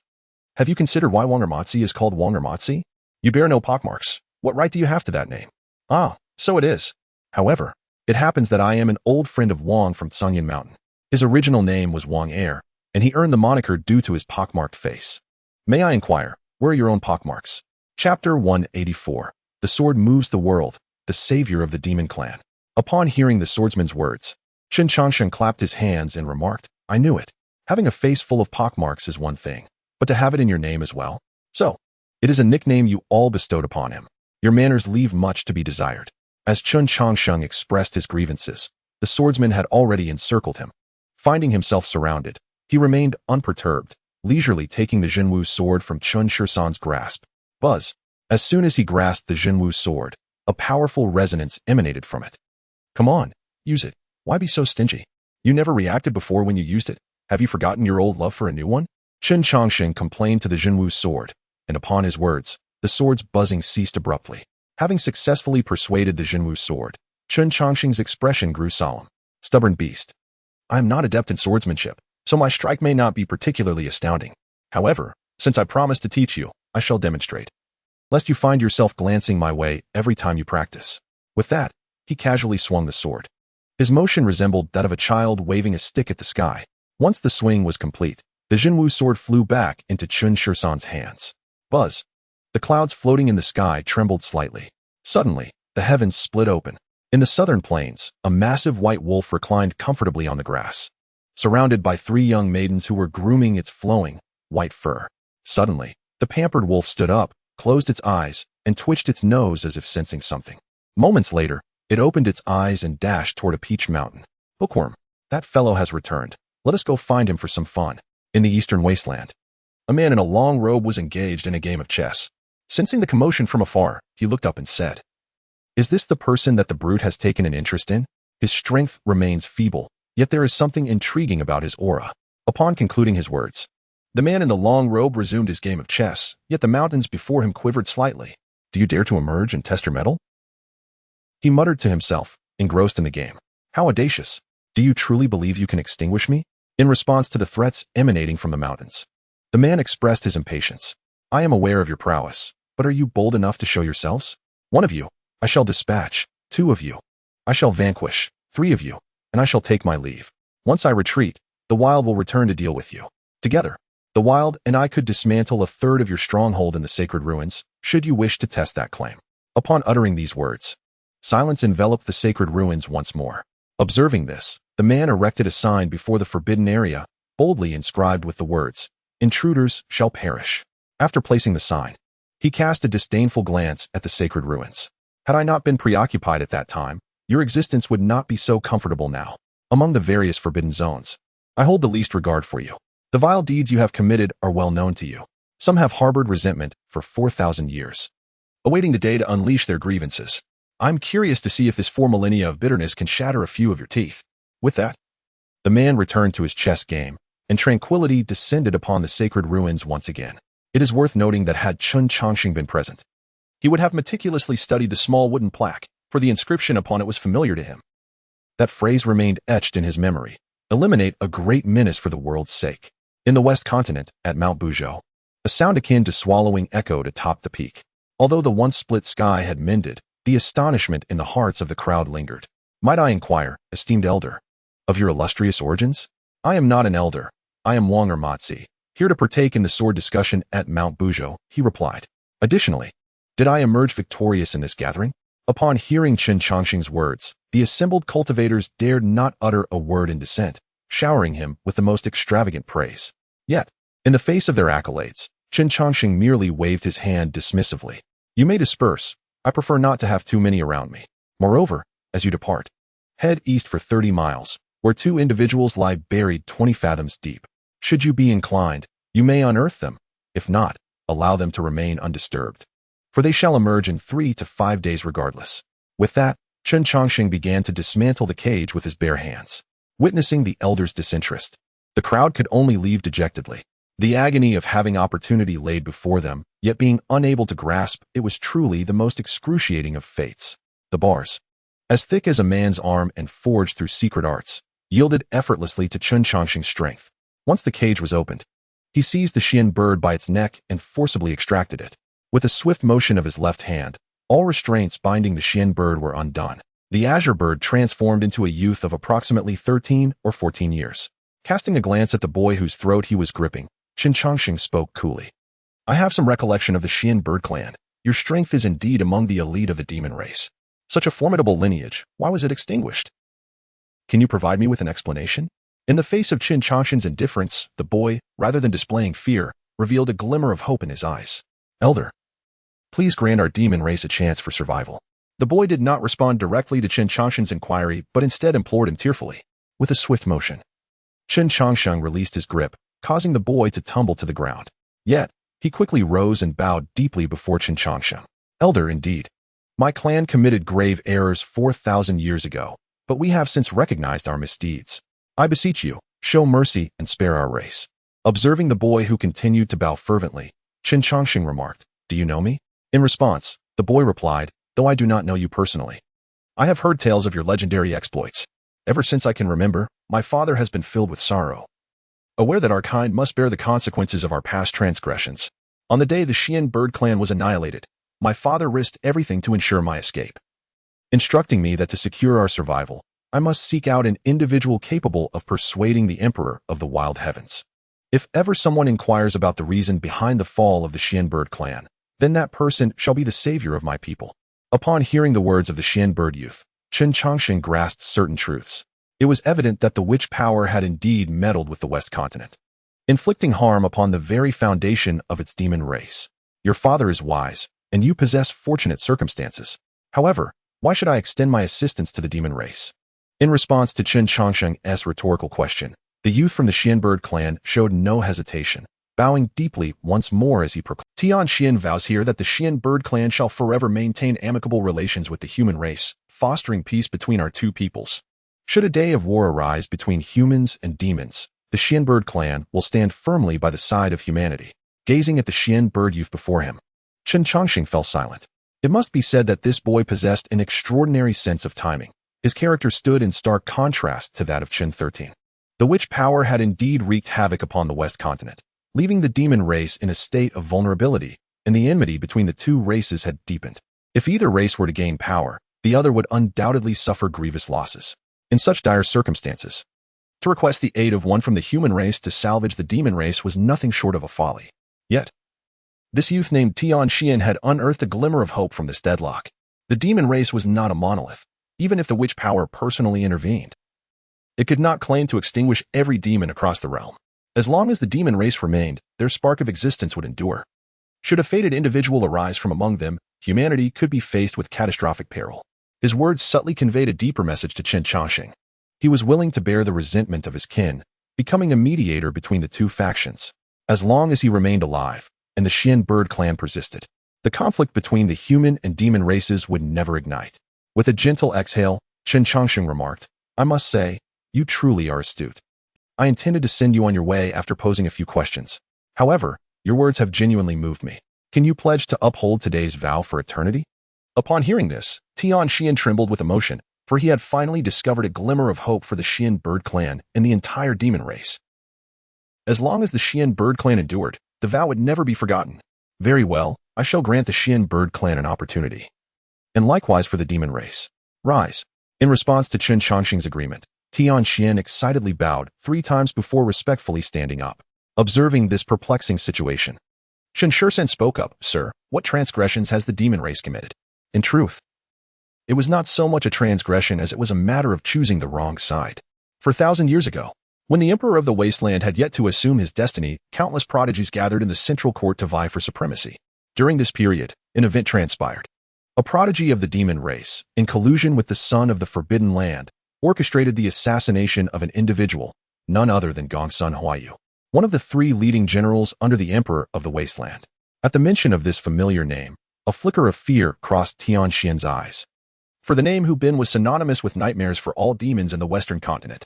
Was this the era of the demon race? Nearly so. But it was merely a catalyst. After the emergence of the Emperor of the Wasteland, he unified the central court with a fierce resolve, subsequently setting his sights beyond its borders. The Western continent became his first target. Why is that? Chen Changsheng instinctively inquired. Gongsun Huayu harbored enmity towards the demon race. Yet it hardly justifies punishing the entire Western continent. Casting a glance at Chen Changsheng's puzzled expression, Chen Changsheng replied, "It is not so simplistic. You have overlooked a crucial aspect. For the Emperor of the Wasteland to bear the mandate of heaven and become the sovereign of all, he must compel the populace to bow before him." At that time, although he had unified the central court and was riding high on his momentum, the Western continent, Northern Desert, and Southern Plains were compliant in word but not in spirit. With existing grievances, coupled with the need to set an example, all these factors converged, leading the Emperor to target the Western continent. You failed to consider this, which speaks to your character. The future you may be formidable, yet you shall never ascend to the status of sovereign. In light of Chen Changsheng's assessment, Chen Changsheng scratched his head and responded, "I have never aspired to become the sovereign of all. I am not one to govern others, especially not such a multitude. I would be content simply to grow." Chen Changsheng chuckled at Chen Changsheng's attitude, choosing not to comment further. If Chen Changsheng sought to become the sovereign, he would no longer be Chen Changsheng. After addressing Chen Changsheng's query, Chen Changsheng turned his attention back to the slightly bowed Xianxia, continuing, "The Emperor of the Wasteland waged war, engaging in a bloody conflict with the demon race. Due to the incident involving Gongsun Huayu, the demon race had already forged in. You clandestinely reached out to the sacred ruins, adhering to the principle of unwavering determination, confronting the unordained Emperor of the Wild with the combined strength of an entire continent. However, despite your meticulous calculations, you failed to anticipate the rapid growth of the Emperor's power. You also did not foresee that after severely wounding the Kunlun Sacred Land, the 2 formidable nations of the Eastern Wilderness would ally with the Purple Mansion Sacred Land, with 42 ancient beings of the demon race, along with 7 entities emerging from the sacred ruins. A total of 49 supreme powerhouses united to lay down a lethal formation aimed at slaying the former Emperor of the Wild. That battle was fraught with peril. Even the formidable Emperor found himself ensnared for 3 long months. This was the last opportunity granted to you by the heavens, yet regrettably, you proved inept and failed to vanquish the Emperor within that time frame. After 3 months, an individual emerged from the Purple Mansion Sacred Land, armed with a method to dismantle the formation. With the formation shattered, the Emperor displayed his might, resulting in the immediate downfall of 38 of the 42 ancient beings. The remaining 4, grievously wounded, managed to flee, but within half a month of their return, they too perished. As for the 7 who emerged from the sacred ruins, they met with a fate so dire that they found no escape from the wrath of the Emperor. Ultimately, the sacred ruins intervened, rescuing one among them, while the other 6 were reduced to ashes by the Emperor's hand. Listening to Chen Changsheng's words, a bead of cold sweat trickled down my forehead. The Xian bird clan had been annihilated, and my father had entrusted me with the quest to find one who could save the demon race. Although he did not disclose the name of this individual, I had deduced their identity from various clues. Initially, this hope seemed exceedingly dim, yet it appeared that the heavens did not wish for the complete extinction of the demon race. Amidst the vast sea of humanity, I unexpectedly encountered him. Moreover, his recent words further solidified my conjecture. The person before me was indeed the former son of the Purple Mansion, the rumored master of the Emperor of the Wild, Chen Changsheng, who could influence the tides of the world without leaving the sea of learning. Upon realizing this, Xianxia clasped his hands in respect and said, "Senior, the demon race has indeed strayed from the path, Yet we have genuinely recognized our mistakes. In response, Chen Changsheng smiled and remarked, of course, you are aware of your errors. If you were not, the demon race would likely not even hold its current standing. The high-ranking members of the demon race joined forces with the sacred ruins to eliminate the Emperor of the Wild. Such actions naturally incurred the wrath of certain individuals, including Gong Sunhuayu, the Emperor's direct disciple. While you confined the Emperor for 3 months, the Bronze Tiger Legion rampaged across the western continent, slaying 38 powerful clans during that time. The cries of despair echoed throughout the western continent, littered with corpses. It can be said that half of the Tiger Legion's renown stemmed from the demon race of the West.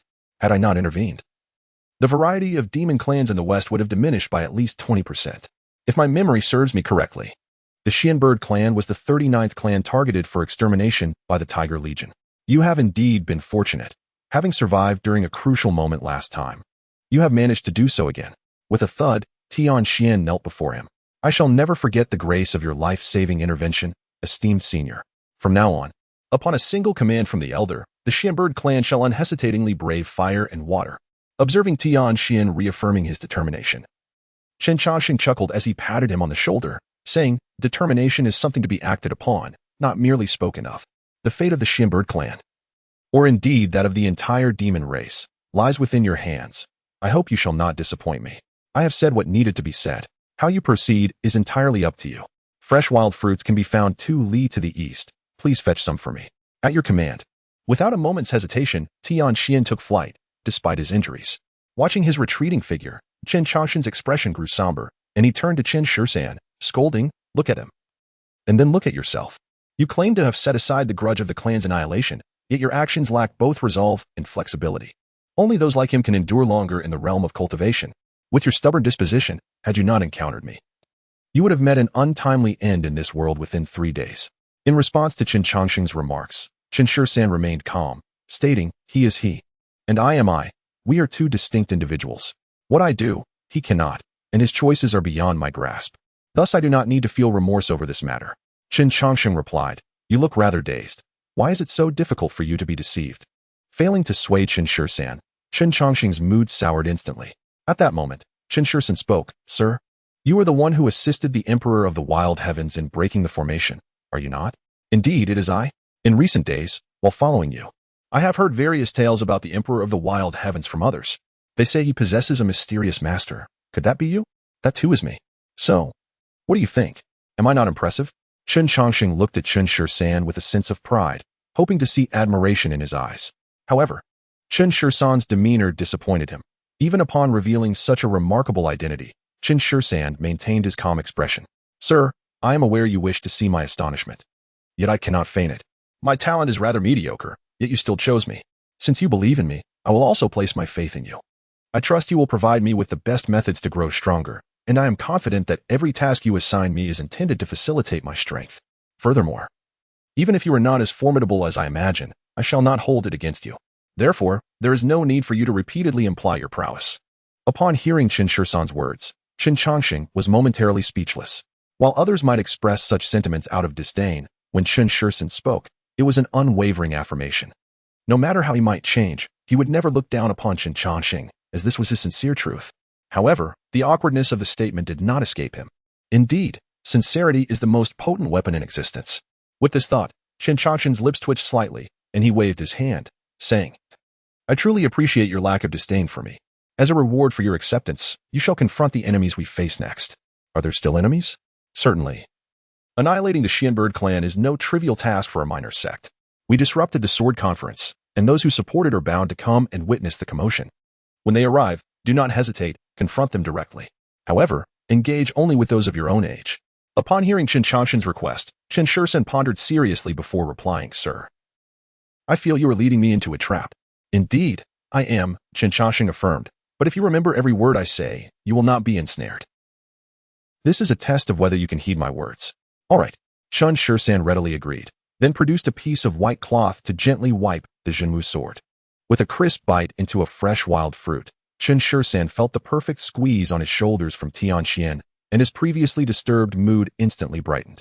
However, just as Chen Changsheng was relishing this pleasant moment, 2 streaks of light darted towards them from the distance.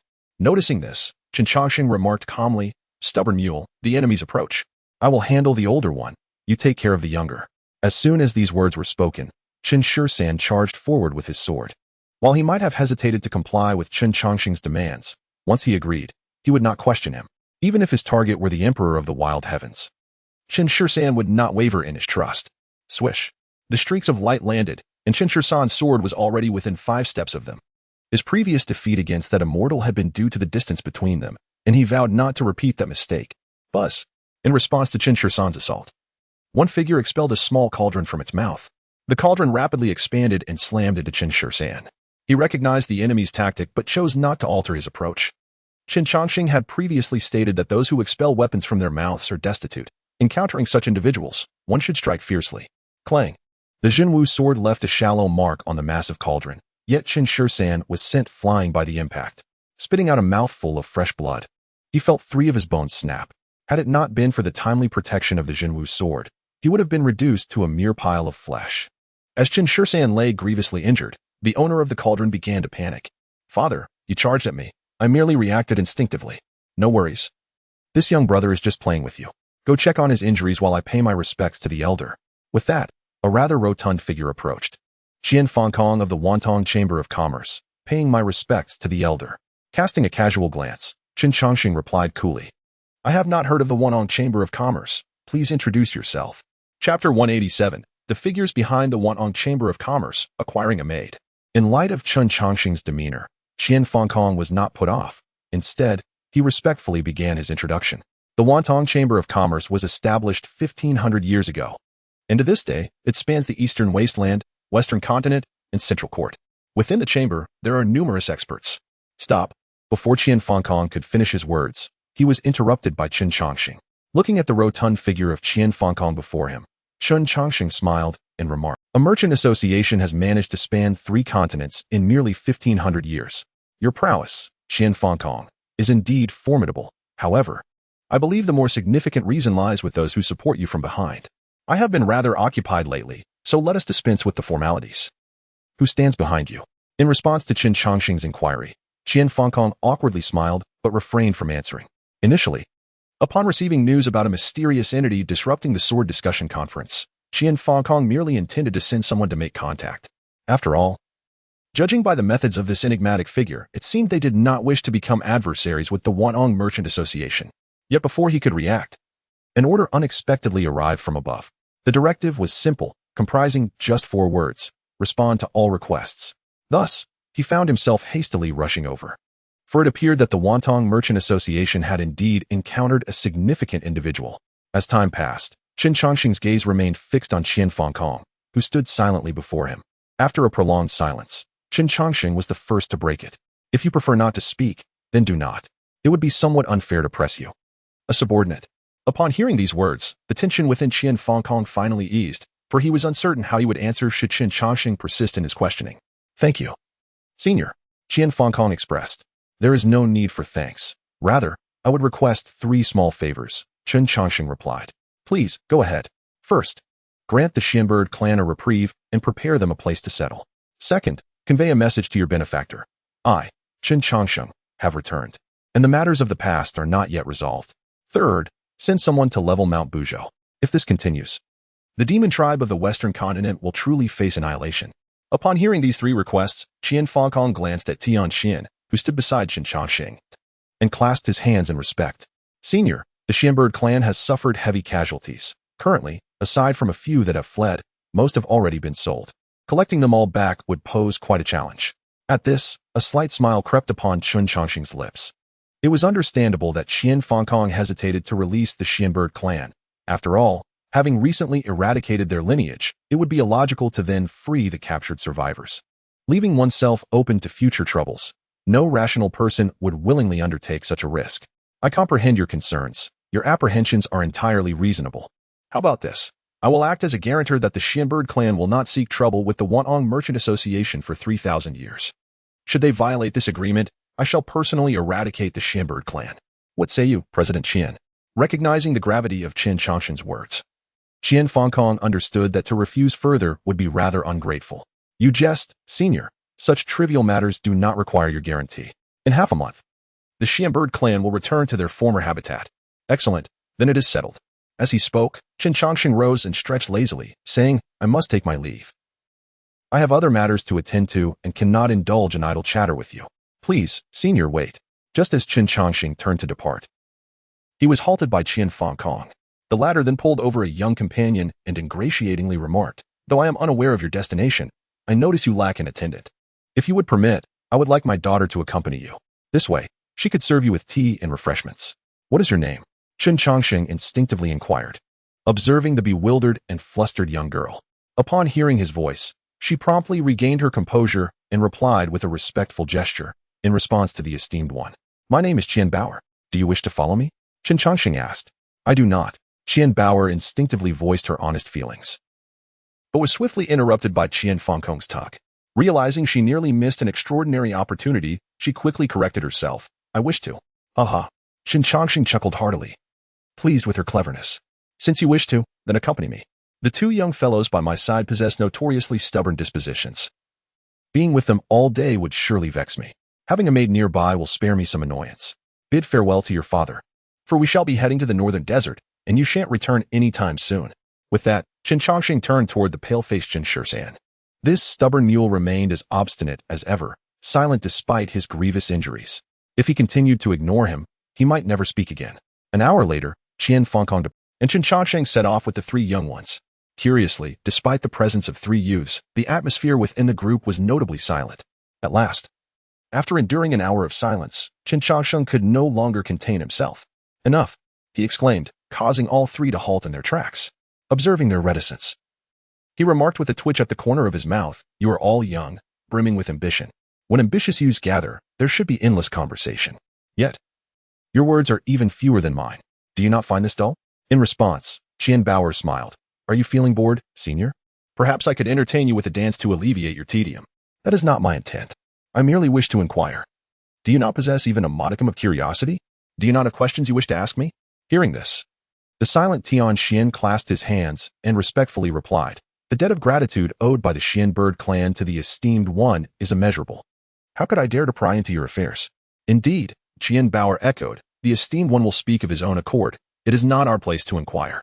The synchronized responses of the two left Chen Changsheng feeling somewhat helpless, prompting him to turn his gaze toward Chen Changsheng. Sir, do not look to me. Chen Changsheng protested.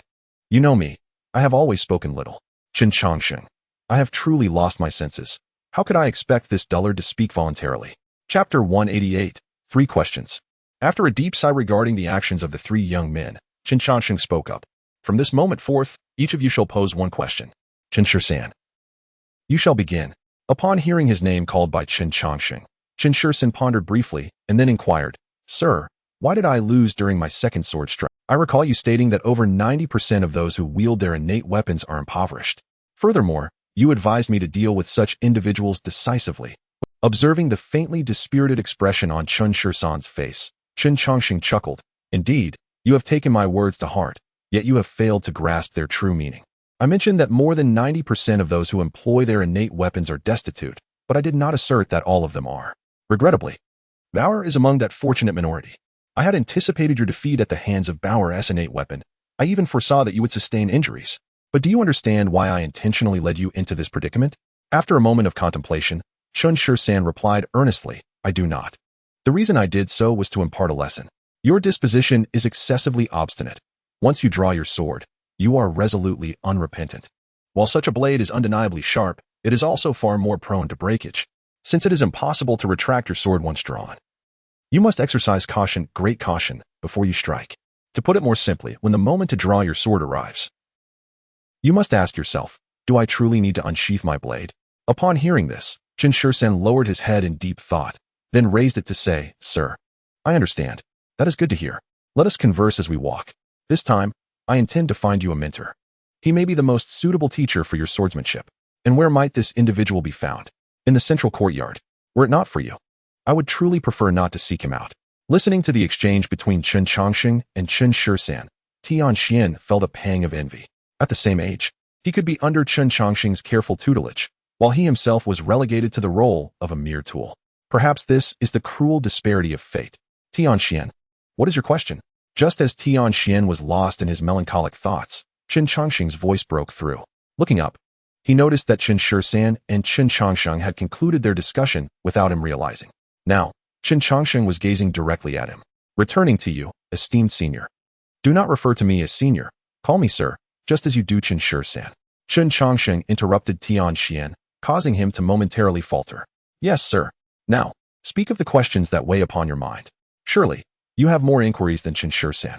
Upon hearing this, Xianxia fell silent. This was an opportunity to pose questions, an opportunity for himself. He could inquire about trivial matters or delve into more audacious topics. Each choice would inevitably shape his future destiny. After a lengthy pause, Xianxia finally spoke. Sir, is Mount Buzhou the cause of the decline of the demon race? Indeed. Mount Buzhou is embedded within the dragon vein of the Western continent. Over time, this has led to the continuous deterioration of the demon race's condition. Otherwise, with the former strength of the Xianbird clan, the Wantong Merchant Association would truly be unable to extinguish you. Upon receiving this response, Xianxia pressed his lips together and softly inquired, Sir, after the collapse of Mount Buzhou, will the demon clan be able to regain their former state? It is highly unlikely. The destruction of Mount Buzhou is the work of the Emperor of the Wild Heavens. This implies that the strategic layout of the demon clan in the Western continent was orchestrated by the Emperor of the Wild Heavens. Do you believe he possesses only this limited arsenal? The downfall of Mount Buzhou merely offers the demon clan a breath of respite to truly revive them. The entire scheme must be understood. I have been preoccupied lately, so we must wait a while longer. After hearing this, Xianxia nodded, choosing not to elaborate further. He refrained from discussing the Emperor of the Wild Heaven strategy against the Western continent or the human clan's plans against the demon clan. This was Xianxia's choice, a painful yet repressive decision. Bauer, what about your inquiries? After concluding his conversation with Xianxia, Chen Changsheng cheerfully turned his gaze toward Qian Bauer.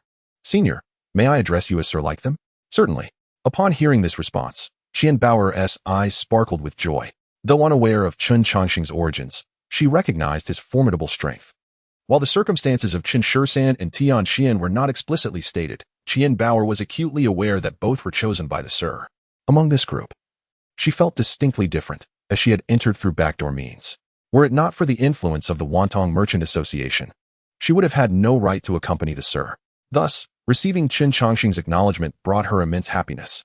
Sir, among the three of us, who is the strongest? Observing the eager gleam in Qian Bauer's eyes, Chen Changsheng smiled and replied, I do not know who among you is the strongest, but you are undoubtedly the weakest. Confusion etched across Qian Bauer's face as she discreetly glanced at Chen Changsheng beside her. The implication unmistakable. She had easily defeated him. So how could he be stronger?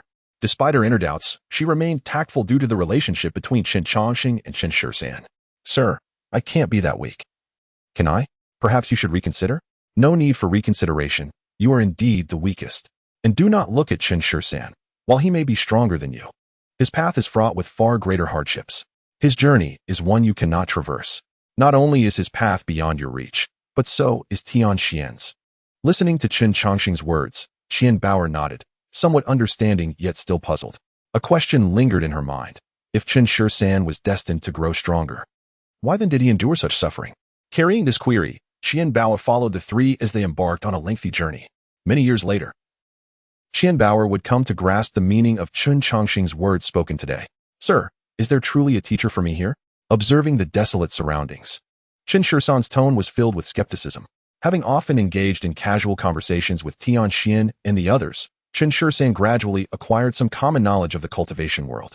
For instance, the Other Shore realm is not as weak as Chen Changsheng described, and the world of immortals places great emphasis on lineage and background. Certainly, my words hold truth. With a casual remark, Chen Changsheng resumed his relentless pursuit across the vast expanse, a behavior he had maintained for 38 days, during which the group had lingered in this desolate wilderness. I found it. Upon hearing Chen Changsheng's voice, the three individuals in the distance hastened towards him. However, upon seeing the object before them, Qian Bauer's expression shifted dramatically. Sir, this portends great misfortune. We must bury it at once. Chapter 189. The Terrifying Undertaker. Striking fear into Qian Bauer. Qian Bauer's tone was laced with urgency and dread, as if the object before her was an unparalleled horror. Do you recognize this entity? Chen Changsheng instinctively inquired, observing Qian Bauer's astonishment. In response, Qian Bauer swallowed hard, her voice trembling. I do not know this entity, rather. I have merely heard its name. The Undertaker. It is a name that should not be uttered, for its emergence often signals ill fortune. Records of this existence are exceedingly rare, and I once curiously investigated, only to discover that someone has been deliberately concealing its presence. Amidst Chen Baoer's terror, the others displayed varying reactions. Chen Changsheng remained composed, albeit with a hint of bewilderment, for as a novice in the cultivation realm, he could not possibly grasp the significance of the Undertaker. In contrast, Tian Xian's expression grew more solemn. Although he was aware of Chen Changsheng's extraordinary background, the sudden encounter with such a terrifying entity left him feeling somewhat uneasy. Surveying the expressions of those present, Chen Changsheng remarked with intrigue, "I have also heard whispers of the Undertaker, though my knowledge is incomplete. Perhaps you might enlighten me?" Hesitating briefly, Tian Xian began, "I know little of the legends surrounding the Undertaker, most of which I have gleaned from the elders of my clan. According to their accounts, there exists a being known as the Undertaker in this world. No one knows its age, species, or gender.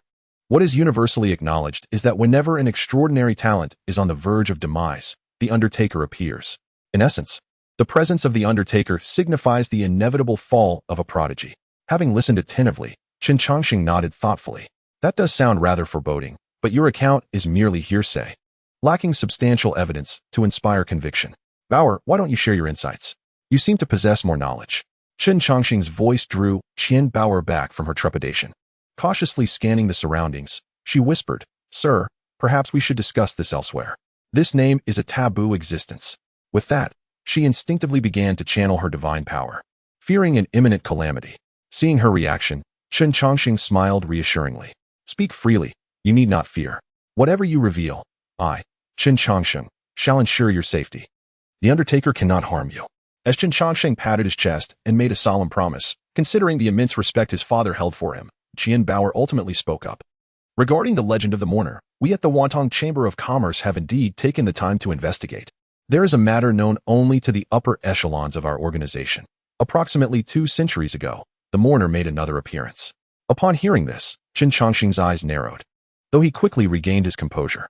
"So, what does the mourner's appearance signify?" While the mourner's presence itself may not bear any special significance, this particular occasion carries immense weight. "Sir, do you know who the mourner is escorting this time? Please, enlighten me." With Chen Changsheng's inquiry, Qian Baoer grew increasingly animated. "You might be startled to hear this, but the mourner is escorting none other than the unyielding Taoist from the Supreme Purity Temple and the Silver Moon Wolf Emperor of the Night Moon Kingdom." At this revelation, even Tian Xian, the young leader of the Xianbird clan, was taken aback. "You cannot be serious." The unyielding Taoist and the Silver Moon Wolf Emperor ascended alongside the Emperor of the Desolate Heavens. For centuries, countless individuals have sought the secret of ascension, yet have never succeeded. Why have their graves appeared here? I wish I knew, but I truly do not. Whether the mourner left with the Emperor of the Desolate Heavens or departed later, it suggests he possesses the secret of ascension. Furthermore, the reasons behind the demise of the unyielding Taoist and the Silver Moon Wolf Emperor are mysteries that only the mourner can elucidate. The knowledge of such secrets is not something we should provoke. Listening to the fervent exchange between Qian Baoer and Tian Xian, Chen Changsheng quietly tended to the weeds around him, casually remarking, "Baoer, upon discovering the mourner's trail, did you not consider excavating the grave to ascertain its authenticity?" "Sir, please do not jest. Setting aside whether the Wantong Chamber of Commerce can afford to provoke the mourner, do you think we would engage in such a morally reprehensible act as grave robbing? After uncovering this lead, we actively assisted in concealing any traces. It is well that it remains undisturbed, Chen Changsheng murmured a few words before lowering his gaze to the toppled gravestone. At that moment, Tian Xian, having regained his composure from the shock of the mourner's revelation, intended to inquire further with Chen Changsheng. After all, Chen Changsheng is likely the elusive mentor spoken of in the legends of the Emperor of the Desolate Heavens. Even if he is not the Emperor's teacher, his relationship with the Emperor is undoubtedly profound. When the Emperor ascended, Chen Changsheng was likely among those who did. The deaths of the unyielding Taoist and the Silver Moon Wolf Emperor may hold secrets that Chen Changsheng is privy to, or perhaps he knows the identity of the mourner. However, as Tian Xian's gaze fell upon Chen Changsheng, his mind exploded with realization. For Chen Changsheng was quietly contemplating the gravestone beneath him, a gesture akin to reminiscing about a departed friend. This very action triggered Tian Xian's recollection of certain overlooked details. Chen Changsheng and the Emperor of the Desolate Heavens were contemporaries, which means he also shared an era with the Silver Moon Wolf Emperor and others. The Emperor of the Wasteland ascended, taking everyone with him, leaving only Chen Changsheng and the grave of the mourner behind, with no one else able to return from the path of ascension. However, just moments ago, Tian Xian entertained a plausible yet utterly absurd notion that Chen Changsheng and the legendary mourner might, in fact, be one and the same. Gulp. Tian Xian struggled to swallow, trembling as he asked, "Sir, do you know the mourner?" "Indeed, I know him well," Chen Changsheng replied. "Moreover, the mourner is not as terrifying as you might think. He is merely someone who wishes for his friends to return to their roots, not a harbinger of death." Upon hearing Chen Changsheng's words, Qian Baoer immediately intended to utilize her knowledge to illustrate the mourner's dreadfulness. Yet, before she could speak, Chen Changsheng interrupted her. "Let us set aside the rumors about the mourner for now. First, assist me in excavating this coffin. Time has passed, and the mountains have shifted, making it nearly impossible to locate what was buried long ago. Also, do not disturb the graves of the unvanquished Taoist and the Silver Moon Wolf Monarch. Those are hard-won sites of geomantic significance." Qian Bao responded, "That has quite a lot to process. No wonder my neck felt chilly earlier. It must be due to the grave digging. If the Wanong Chamber of Commerce disturbs the graves of the unvanquished Taoist and the Silver Moon Wolf Monarch, it's highly likely that I will find myself buried alongside them." Chapter 190, The Blind Monk. Chen Changsheng becomes a disciple. Chen Changsheng's words left Qian Baoer speechless in shock, as she had never conceived that he held such substantial connections. Among the three, the most composed was Chen Changsheng. To him, Chen Changsheng was simply Chen Changsheng, and the Sir was merely a Sir, regardless of his identities. His attitude toward him remained unchanged. To be more direct, he recognized only Chen Changsheng as a person, and his other identities were of no concern to him. With a swift motion, he thrust the shovel into the earth, turning over the soil mixed with dead branches and leaves. "Sir, is this person truly formidable?" Chen Changsheng casually inquired while assisting in the excavation. In response, Chen Changsheng remarked, "Indeed, he was quite formidable during a certain period. He was a fierce rival of the Emperor of the Wasteland." "And what became of him?" Chen Changsheng pressed. "Ultimately, he perished. Otherwise, from whence would this grave arise?" Chen Changsheng continued, "He was indeed powerful, but the Emperor of the Wasteland was simply too extraordinary. Anyone who encountered him was destined for defeat. Had he not lived in the same era as the Emperor, he would undoubtedly have achieved remarkable feats." As they spoke, the shovel struck something hard. Digging further revealed a jade coffin. Extracting the coffin and writing the long-collapsed tombstone, Chen Changsheng calmly commanded, "Kneel." Thud. Chen Changsheng obediently knelt, while Chen Changsheng gazed quietly at the jade coffin. "I did not wish to disturb you, but I find myself at an impasse.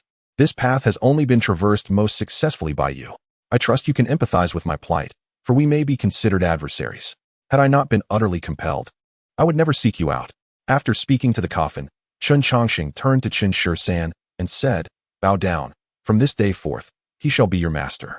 Upon hearing this, Chen Changsheng glanced at the decayed tombstone and replied, "Master, if you wish for me to pay my respects, I deserve to know the name of the one I serve." "That is reasonable," Chen Changsheng conceded. "I shall tell you once, and you must remember it well. The master who will teach you the way of the sword is the foremost sword master of Kunlun Sacred Land, Elder Jiang Feng. His swordsmanship is such that even the former emperor of the wasteland would retreat in awe. Jiang Feng succumbed to fate, not to the emperor. This is a crucial point for you to grasp." After absorbing Chen Changsheng's words, Chen Changsheng respectfully bowed 3 times before Jiang Feng's grave and addressed the tombstone earnestly, "Master, judging by the tone of my teacher, it seems you were once his adversary. My teacher has treated me with great kindness, thus I cannot assist you in confronting him.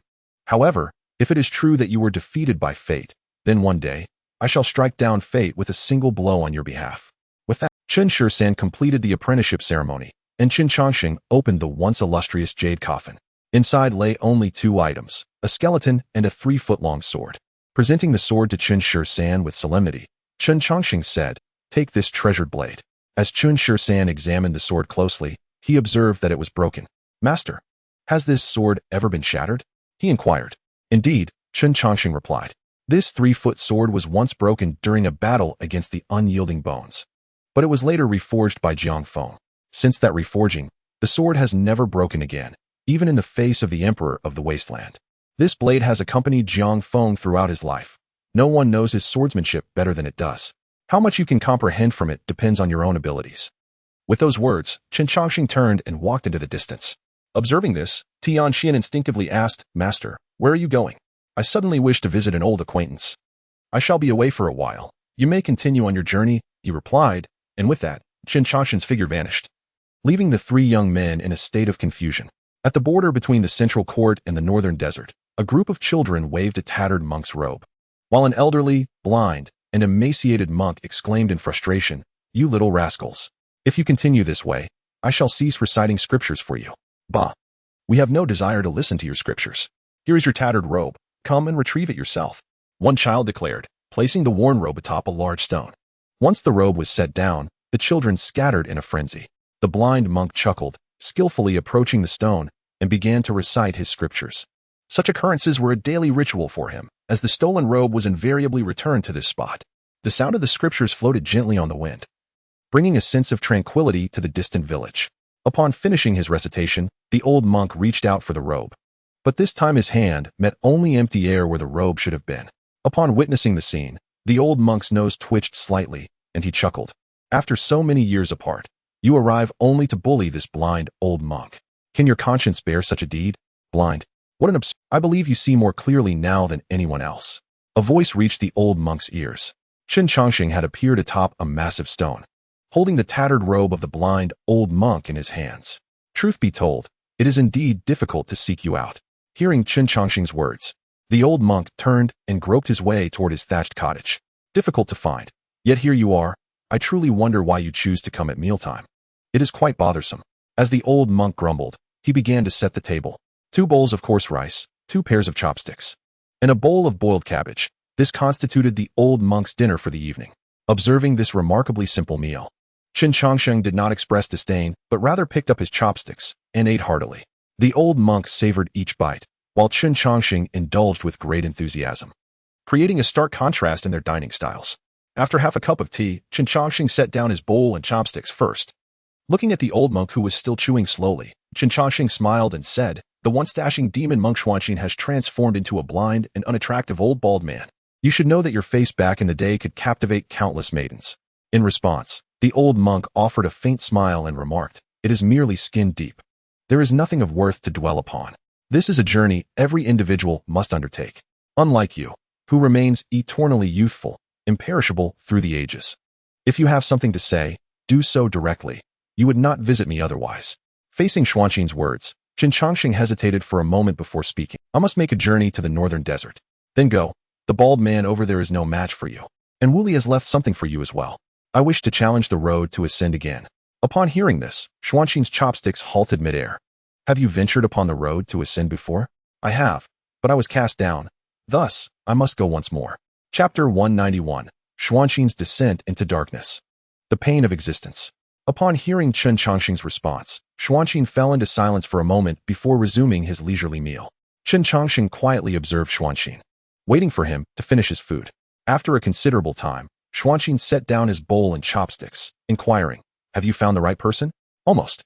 It is not a simple task to ascend the road to ascend. He may have a glimmer of hope. Do you wish for him to embark upon the road to ascend?" Upon hearing this question, Chen Changsheng fell silent. Sensing his state, Xuanqin's lips curled into a faint smile. "I have never doubted your judgment in people. If you believe he is worthy of the road to ascend, then he undoubtedly is. But the most significant question remains, are you willing to let him tread that path? Would you sacrifice the life of one close to you to aid another?" Upon hearing this, Chen Changsheng remained silent, while Xuanqin continued, "The reason Wu Li left you behind was twofold. First, to prevent you from being entangled in this matter. And second, to ensure you could not obstruct him. It is universally acknowledged that one is reluctant to witness the departure of an old acquaintance, or to see someone leave over trivial matters. In your eyes, what concerns the entire world may be deemed insignificant. With your formidable abilities and mastery of, regardless of what transpires, you and your companions would undoubtedly endure." This foresight compelled Wu Li to discreetly flee, taking everyone with him. Aware of his inability to refuse your will, he chose this course of action. Upon hearing this, Chen Changsheng raised his head and remarked, "Is not living better than anything else? Yet, existence is not necessarily a boon. Not everyone possesses a resolute heart like yours. It is not merely the endless passage of time that can defeat many. Even a few millennia can prove overwhelming. Wan Yinyu, Song Yuanshan, and Zhuixinghe are all remnants of a bygone era. Without your intervention, they would have remained trapped in that past epoch. However, due to your existence, they have struggled to survive for thousands of years, an undeniable torment for sentient beings. Having lived for so long, I trust you can relate well to this." In response, Chen Changsheng pressed his lips together and spoke. Indeed, I can relate profoundly. I even foresaw such events unfolding. Yet, some matters cannot simply be relinquished upon comprehension. After enduring for millennia, you should possess a keen insight, yet you still cling tightly. It is this inability to let go that has transformed the once magnificent and unparalleled demon monk, Xuanxin, into his current state. Upon hearing Chen, it was Xuanxin's turn to fall silent. Do you require my assistance to traverse the path to the heavens? He inquired. Although I am loath to do so. It is a debt I owe you. Let that be. Chen Changsheng waved his hand and replied. After bottling up your emotions for millennia, it would be a waste to unleash them on the path to the heavens. I shall help you find an appropriate adversary, one capable of drawing forth your pent-up grievances. As he spoke, Chen Changsheng handed over a wooden box. Take this. It will help suppress the malevolence within you. If this continues, you will inevitably become an unprecedented dark overlord. Feeling the box that Chen Changsheng had presented, Xuanxin inquired, is this the relic you employed during the Tianjiao conference? Indeed. It is an heirloom from an old friend. That young monk had a kind heart. He would surely be pleased to know his relic is being used to contain a demon such as yourself. Then I am grateful, Xuanxin said, joyfully accepting the box, while Chen Changsheng gently lifted Xuanxin's eyelid. Within the hollow eye socket, intricate golden patterns adorned the surface. Should one's cultivation be insufficient, merely gazing upon them would induce dizziness. The handiwork of Wu Li? Chen Changsheng mused. Indeed, I nearly lost control back then. Had it not been for Wu Li's intervention, I might have wrought havoc upon the city. Observing Xuanxin's smiling demeanor, Chen Changsheng let out a soft sigh. As for the matter of the heartless fairy, you ought to. Suddenly, an overwhelming surge of demonic energy caused the flora surrounding Chen Changsheng to wither instantly. The once benevolent old monk, Xuanxin, now radiated an aura of boundless malevolence. How is it that you wish to kill me as well? Is that permissible? Time indeed has the power to fade many memories. Yet it can also entrench others deeply. To resurrect old matters is to provoke me. Listening to the menacing words of Xuanxin, Chen Changsheng could only shake his head in resignation. Let it be. Let us not speak of it. I have no desire to confront a madman who has brooded for millennia. At this, the malevolent aura dissipated, and Xuanxin transformed back into the amiable, blind old monk. That is more like it. Discussing profound truths with someone who is already on the brink of death is clearly an invitation for conflict. Casting a glance at the smiling Xuanxin, Chen Changsheng remarked coolly, after expelling the resentment within, I hope you meet your end swiftly. The existence of someone like you in this world is truly exasperating. Fear not, I have long awaited this day, and I have been anticipating it for quite some time. Setting aside whether I can survive, even if someone wished for my continued existence, I would never consent. Upon hearing Xuanxin's somewhat fervent tone, Chen Changsheng fell into silence and then turned to leave. Wait. The blind Xuanxin called out to Chen Changsheng, who was about to depart. What? Do you have any last words? What could I possibly have to say? I merely have two small inquiries for you. Speak. After all, we have crossed paths. I shall answer what I can. The first question, why do you not conceal your secret? Immortality is the greatest temptation in this world. Do you truly fear no ill intentions from others? In response to this question, Chen Changsheng replied, the more one desires to live, the less likely they are to discover my secret. Conversely, those who seek death are the very ones I do not wish to hide anything from. For when a person is prepared to embrace death, the prospect of immortality becomes a cruel torment. To illustrate, if I were to grant you a few more millennia to live, what would you do? I would kill you. Xuanxin answered without hesitation. I have endured for thousands of years, on the verge of ending this torment, only for you to suddenly prolong my suffering for another few millennia. If I do not eliminate you, I shall find no peace. So it is settled. Someone like you knowing my secret is of little consequence. For I have never feared that you would covet immortality. Ha. Upon hearing Chen Changsheng's response, Xuanxin laughed. You perceive matters with such clarity. No wonder you consistently choose the unworthy. Chapter 192. The Last Chance. Chen 13. I wish to eat some dumplings. After praising Chen Changsheng, Xuanxin continued. The second question, what of the one you have chosen? Surely, you have not found a talent more formidable than Wu Li? Regarding this question, Chen Changsheng did not answer immediately. After a moment of silence, he softly replied, his talent is quite lacking, inferior even to Wu Li's fingertips. Yet he is remarkably stubborn, the sort that would not yield even to 9 oxen. He harbors affection for a girl, and for her, he would forsake his life and everything else.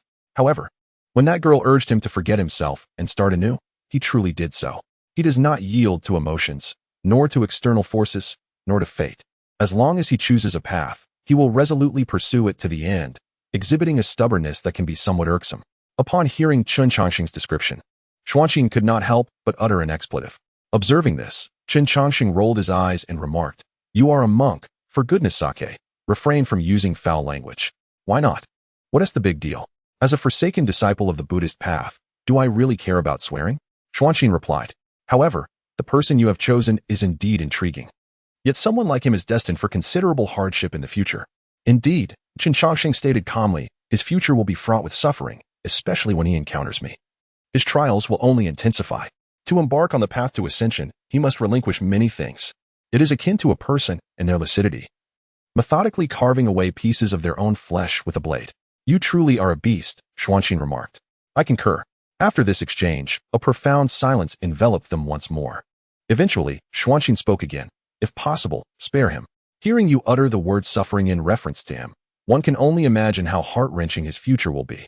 I, too, hold this sentiment, which is why I granted him one final opportunity. He will soon venture to the northern desert. Should he fail, perhaps his suffering will be mitigated. By the way, he has yet to awaken his spring, remaining merely an ordinary individual. His companions are also insignificant beings from the other shore realm. Upon hearing this, Xuanqing clicked his tongue and said, "Then they are bound to fail. The northern desert Buddhist kingdom is not easily traversed, especially not by such minor figures. That may be the case in theory, yet I believe he will succeed. He is a master at creating miracles, and in my pursuit of the path to ascension, I require someone capable of conjuring the extraordinary." "Huh, this is indeed a perplexing dilemma," Xuanqing chuckled lightly. "Your discernment has never erred, so they are destined for success. In other words, the person you have chosen is fated to be ensnared by the chains of destiny. Yet, miracles are called miracles precisely because some have broken free from the shackles of fate. Do you think he will forge a third option? I do not know. If I did, it would cease to be a miracle." With that, Chen Changsheng's figure vanished, leaving Xuanqing standing there with a smile on his face. In the central courtyard, Jiang Feng's coffin was interred by 3 individuals working in unison. Xian Bao sought a secluded spot to reflect, as she needed time to digest the information she had just received. Meanwhile, the newly initiated Chen Changsheng sat quietly on a hillside, polishing 2 treasured swords. Observing Chen Changsheng's serene demeanor, Tianxian contemplated briefly before sitting beside him. "What should we do next?" "I plan to go ahead and eat some buns." Faced with Chen Changsheng's calm and pragmatic response, Tianxian could only chuckle in resignation. "You misunderstand my meaning. I am asking how we should navigate our lives moving forward. What is the purpose of our journey? Is it merely to indulge in buns?" Once again, he received an identical response, delivered in that same nonchalant, carefree tone. However, this time, Chen Changsheng lifted his gaze to meet Tianxian's. The gazes of the 2 youths met. Tianxian's eyes concealed a multitude of emotions, while Chen Changsheng's gaze remained perpetually clear. After a prolonged moment, Tianxian withdrew his gaze and inquired with a smile, "Are the buns ahead delicious?" "Indeed, they are delightful, for they are meat buns."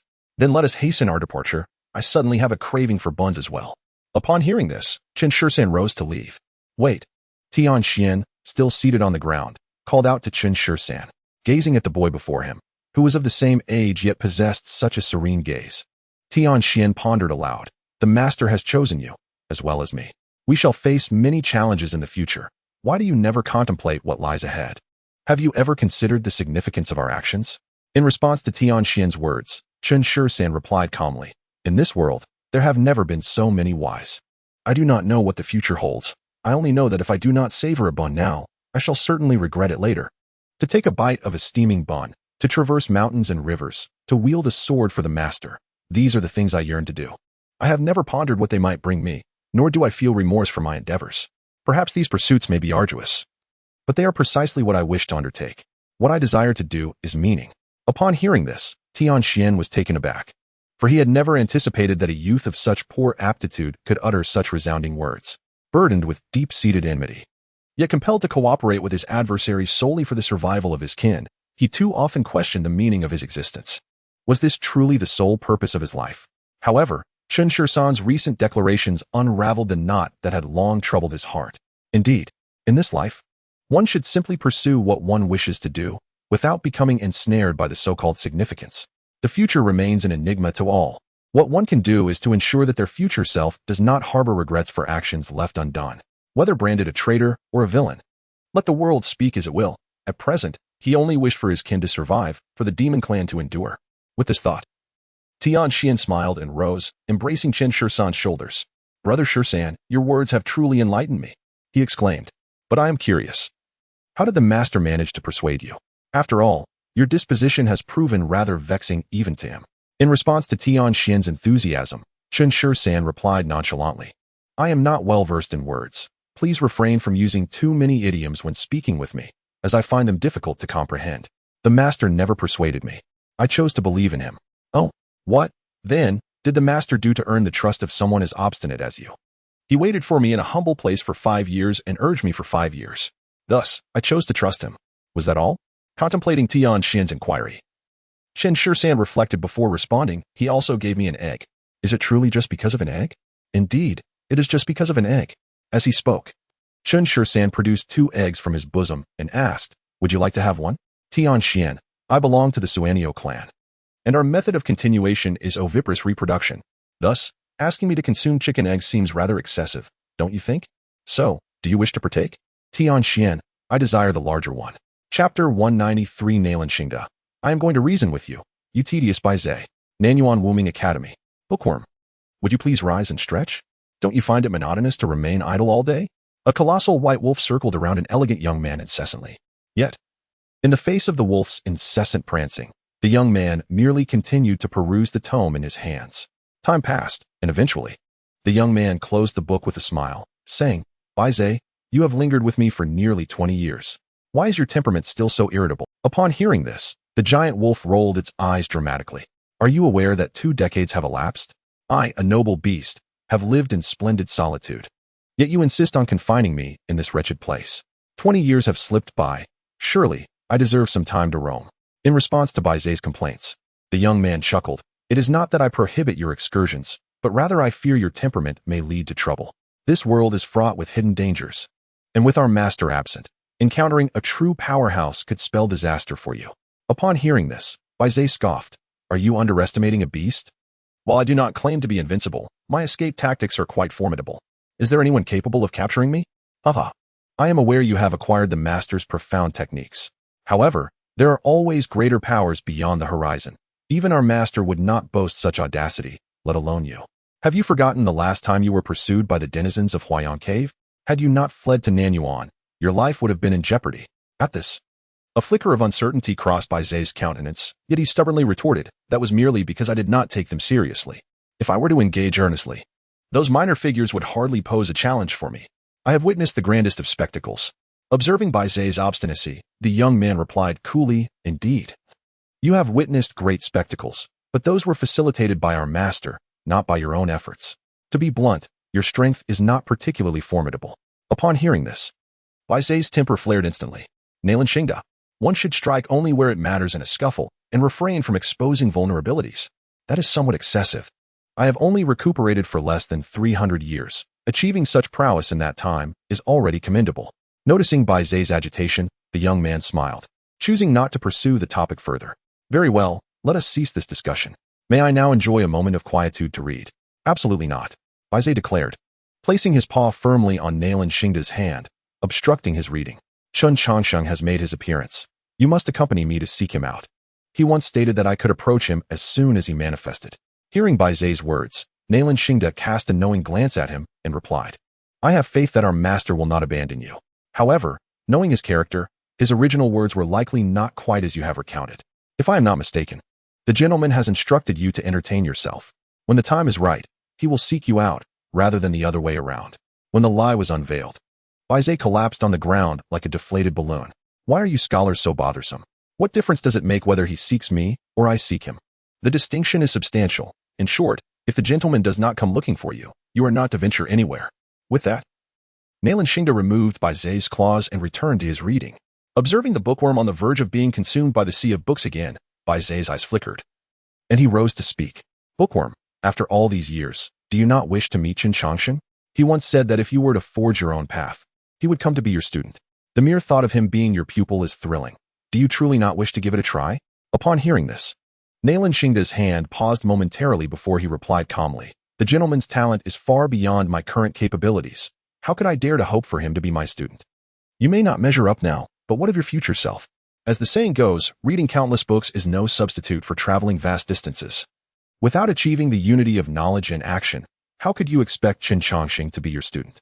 At Bai Zai's words, a spark ignited in Nalanxingda's eyes, which had previously been calm. What a profound concept of the unity of knowledge and action. Did you come up with that? Seeing the usually composed bookworm become somewhat agitated, Bai Zai felt a twinge of unease. This was not my original thought. One day, while chatting idly with Chen Changsheng, he casually mentioned it. I found those words to be quite impressive, suitable for persuading others, so I committed them to memory. In response to Bai Zai's disclosure, Nalanxingda pursed his lips and gazed out at the sky. No wonder I have been unable to advance further. It turns out this is where I have been lacking. The gentleman remains as admirable as ever. With that, Nalanxingda stood and said, "Let us be on our way." On our way? Bai Zai looked at Nalanxingda with a puzzled expression. Where are we going? To find the gentleman. Have you not been clamoring to seek him out? It is time to go. With a sudden burst of energy, Bai Zai sprang to his feet, exclaiming, "Bookworm, you have finally come to your senses. I thought you would remain here for a lifetime. By the way, where shall we search for Chen Changsheng?" Recently, his aura emanated from the West Continent. Shall we head there? Upon hearing this, Nalanxingda shook his head and replied, "We will not go to the West Continent, but to the Northern Desert." Why is that? With the ascension of the Emperor of the Wild Heavens, much of the foundation of the Central Court and the Eastern Wilderness has been taken away. Without at least 7,000 or 8,000 years, these two places cannot restore their vitality. Furthermore, the West Continent is also in a state of decline. Looking across the 5 continents, only the Northern Desert and the Southern Plains have the potential to nurture extraordinary talents. After Nalanxingda's analysis, Bai Zai pondered for a moment. Then why not the Southern Plains? However, as soon as the words escaped his lips, Bai Zai regretted them. Simultaneously, a look of disdain from Nalanxingda followed.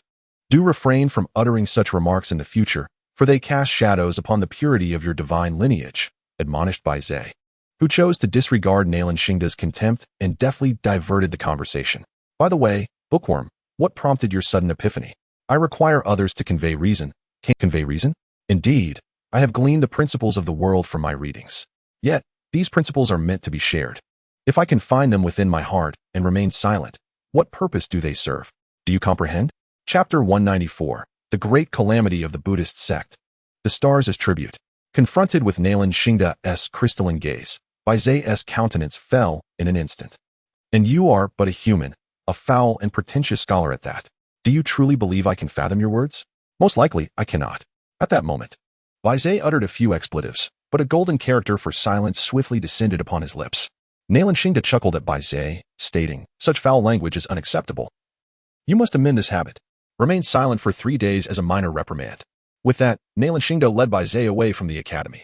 Bai Zai offered little resistance to Nalanxingda's actions, for it understood that opposition would be futile. 20 years prior, Bai Zai had sought refuge here. And after the danger passed, it had chosen to remain. This was not due to a lack of desire to leave, but rather an inability to do so. In the Northern Desert, Chen Changsheng, you truly possess a lamentable talent. It has taken you 3 months to barely establish a spring. You have indeed broadened my horizons. Qian Bao lamented Chen Changsheng's pace of cultivation, while Chen Changsheng, brimming with enthusiasm, savored the divine power within him. Once he became thoroughly acquainted with his circumstances, he leisurely remarked, "I am simply elated to embark on the path of cultivation, for my mentor has indicated that my aptitude for practice is exceedingly poor." At this, Qian Bao rolled her eyes and replied, "I too have heard the mentor say as much, but I did not expect you to be this deficient. Since the creation of the Bittersea system by the Emperor of the Wild Heavens, no individual has been deemed incapable of cultivation. The distance one can traverse after entering the realm of practice depends on personal willpower, opportunities, talent, and myriad factors. However, I have never encountered anyone as slow as you. Under my support, you have taken a full 3 months." Feeling somewhat abashed, Chen Changsheng scratched his head and said, "I apologize for consuming so much of your resources." "I will certainly, Qian Bao interjected, raising a hand to halt him. "As friends, there is no need for such talk of repayment. Would that not belittle me?"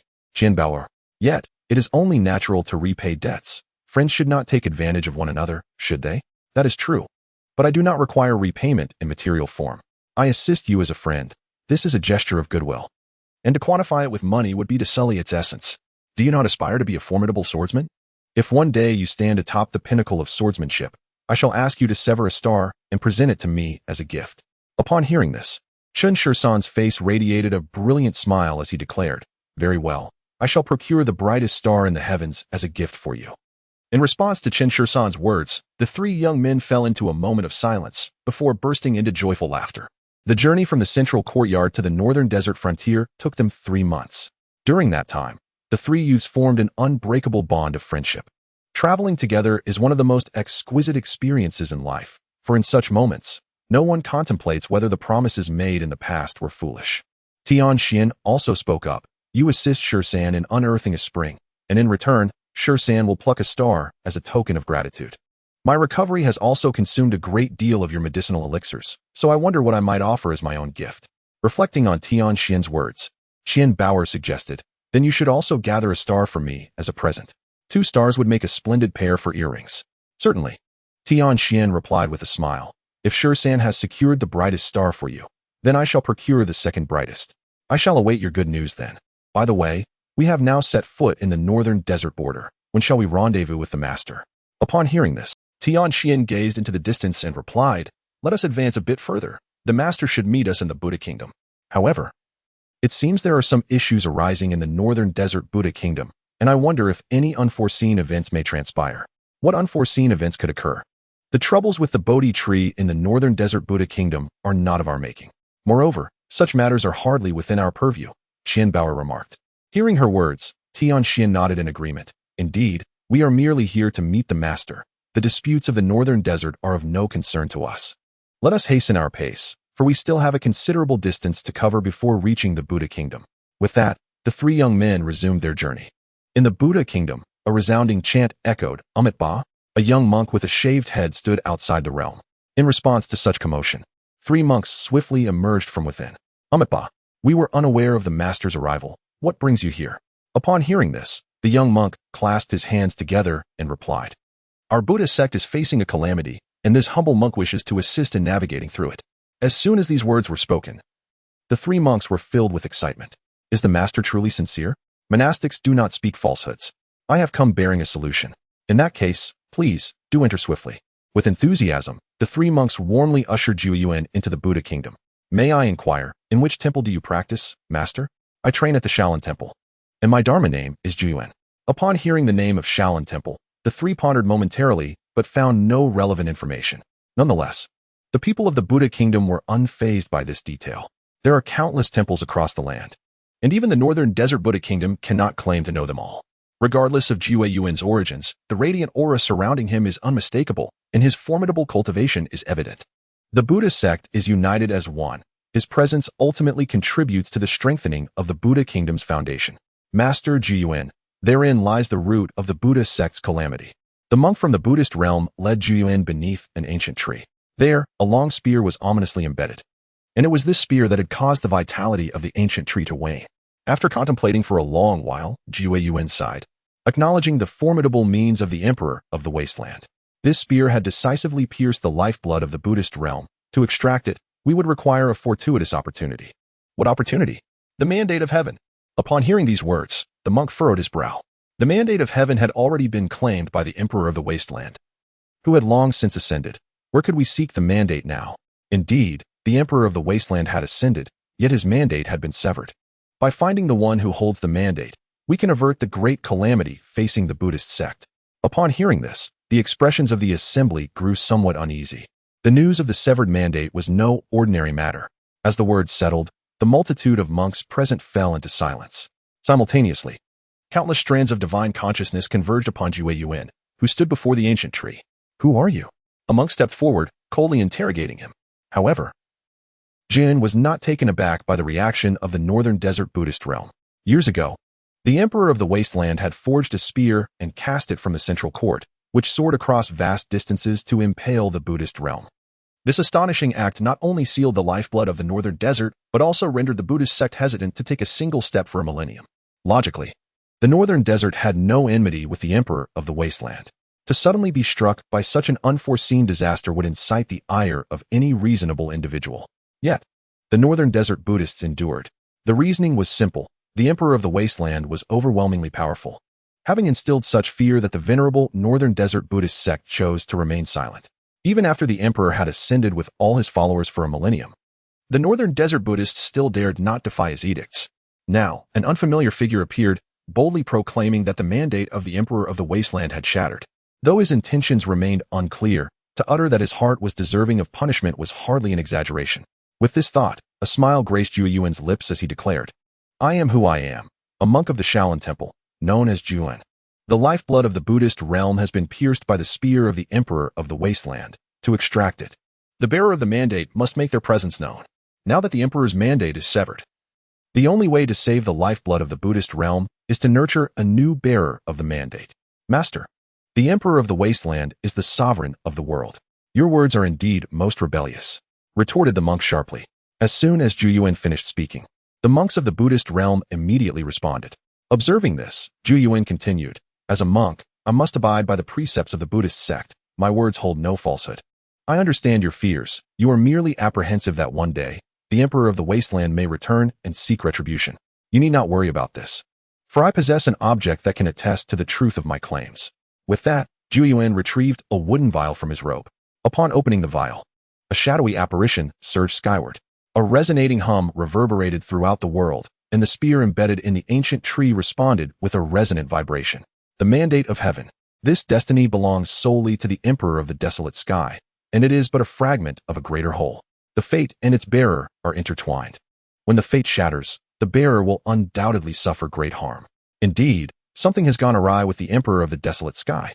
In the central courtyard, a sudden rumble resounded as a great mountain split asunder, revealing a strikingly handsome man seated in meditation at its core. Curiously, this dashing figure was exerting tremendous effort to suppress some inner turmoil. After a prolonged struggle, he managed to quell the unrest within him. Raising his gaze to the heavens with a wry smile, what an insufferable character.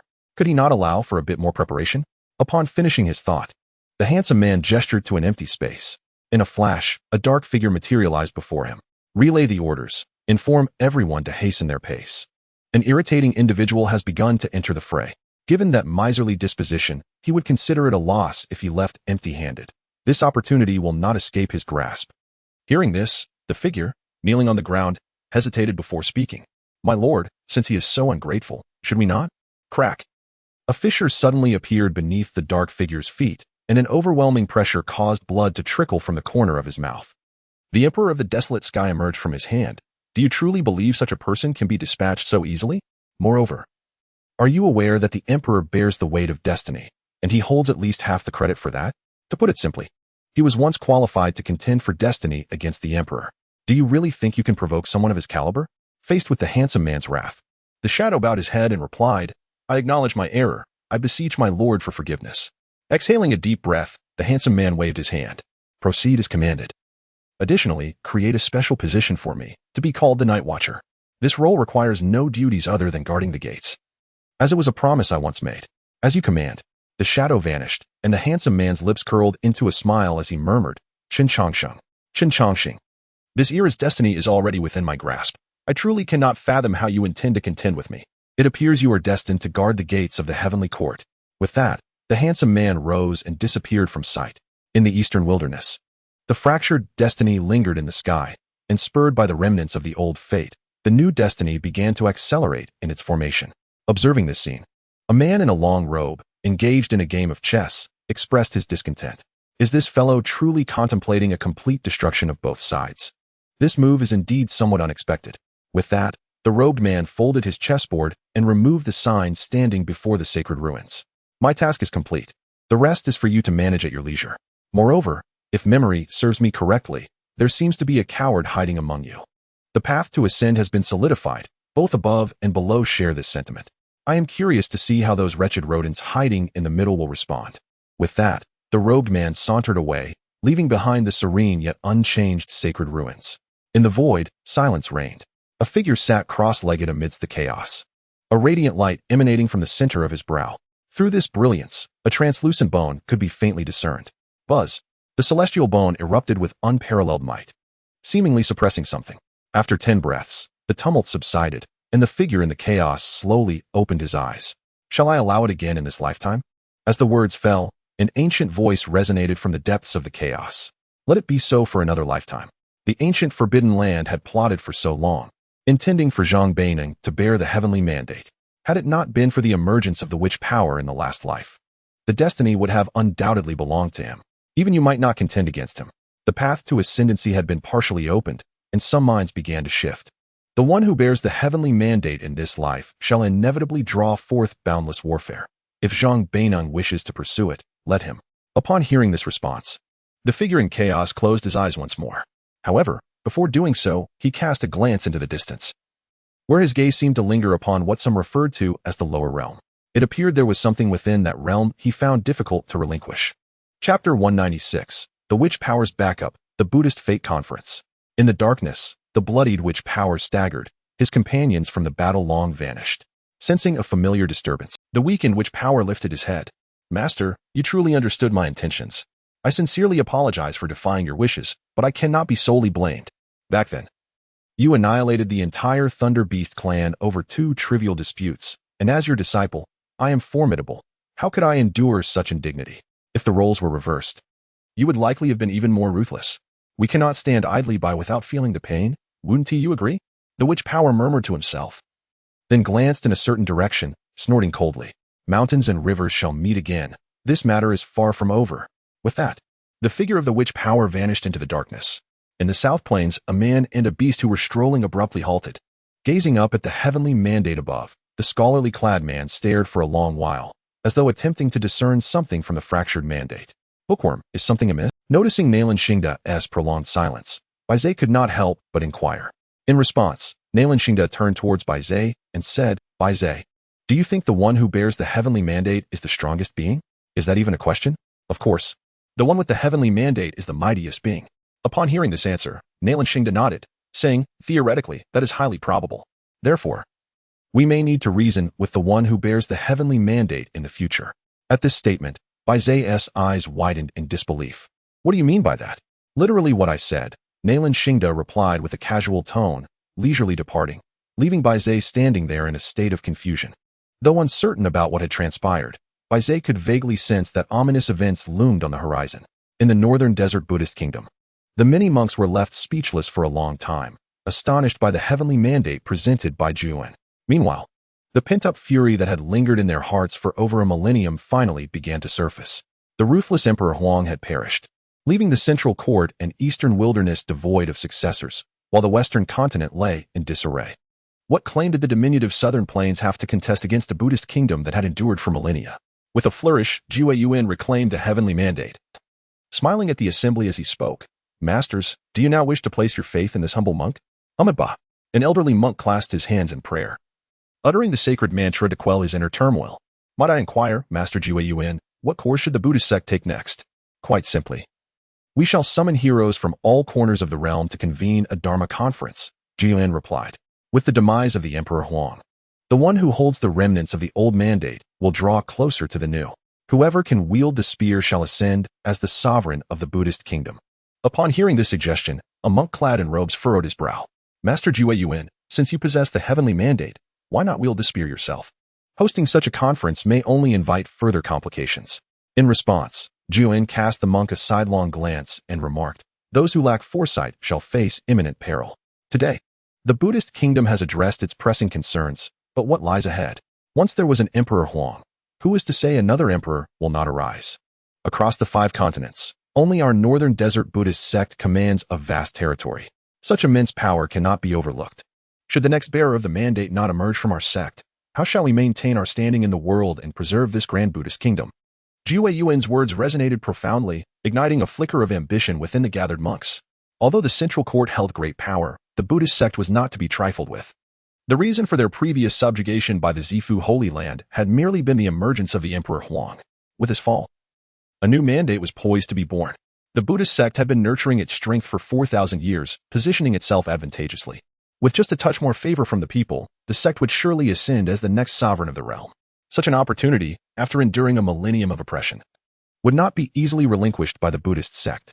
Amitabha, Master Jue Yuan makes a compelling argument. When should this Dharma conference be held? Better sooner than later, Jue Yuan replied. The fractured heavenly mandate only signifies opportunity, not success. We are not alone in this. Others who wield the mandate will surely attend. Ultimately, who will inherit the mandate will depend upon the efforts of all present. With that, the monks of the Buddhist kingdom fell silent, merely turning away to depart. Once they had all left, Jue Yuan caressed his bald head, chuckling. These monks are not easily deceived, but fortunately, my skills surpass theirs. Alas, it is a pity to have sacrificed my thick, lustrous hair. Indeed, this Master Juyin was none other than the shaven-headed Chen Changsheng. After a brief jest, Chen Changsheng lowered his gaze to the wooden vial in his hand. You scamp, it's no wonder you've been so thoroughly beaten, dismantling your own mandate like this, unafraid of the consequences. I truly cannot fathom from whom you have inherited such a fiery temperament, unable to endure even the slightest grievance. As Chen Changsheng spoke, his thoughts drifted back to that fateful day when he was cast down from the path to ascension. The vivid memories of that day remain etched in his mind. Simultaneously, a perplexing question has plagued him for a considerable time. Why has Wu Li met with such a dismal fate?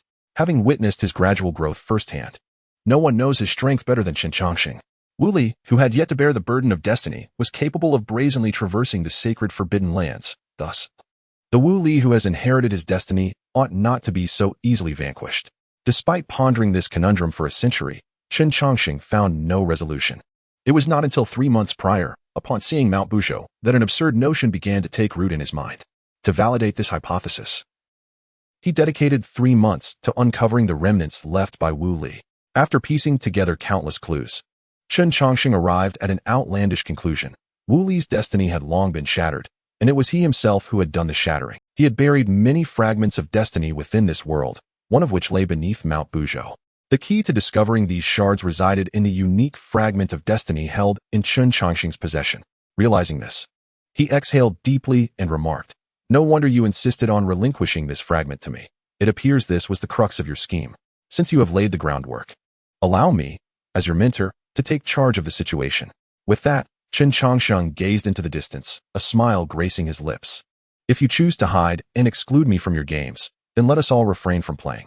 I am eager to see what grand catches I can reel in with this trump card in my hand." Chapter 197. The Reopening of the Buddha Realm. A massive vortex in the northern desert. 3 young travelers halted in their tracks. A brilliant light emanated from the distant horizon, radiating a dazzling aura of Buddhist illumination. Witnessing this spectacle, cold sweat cascaded down Tianxian's forehead. Observing him, Chen Changsheng inquired with curiosity, "What troubles you?" Swallowing hard, Tianxian slowly responded, "Shursan.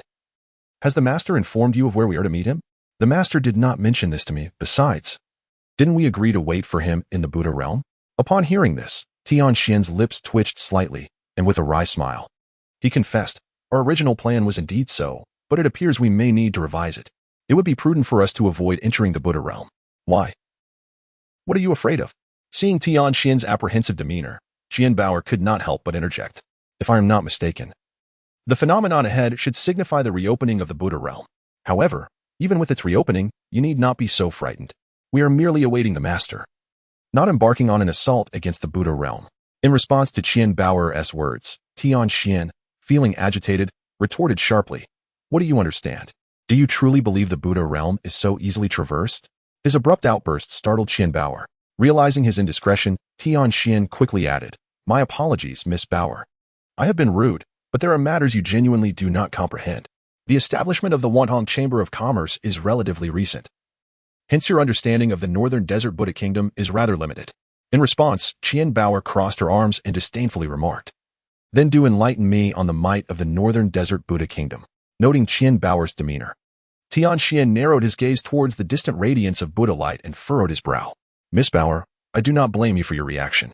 Since the arid Heavenly Emperor has assumed the mandate of heaven, all factions have been recuperating, particularly after the ascension of the arid Heavenly Emperor. Countless new forces have emerged like bamboo shoots after rain.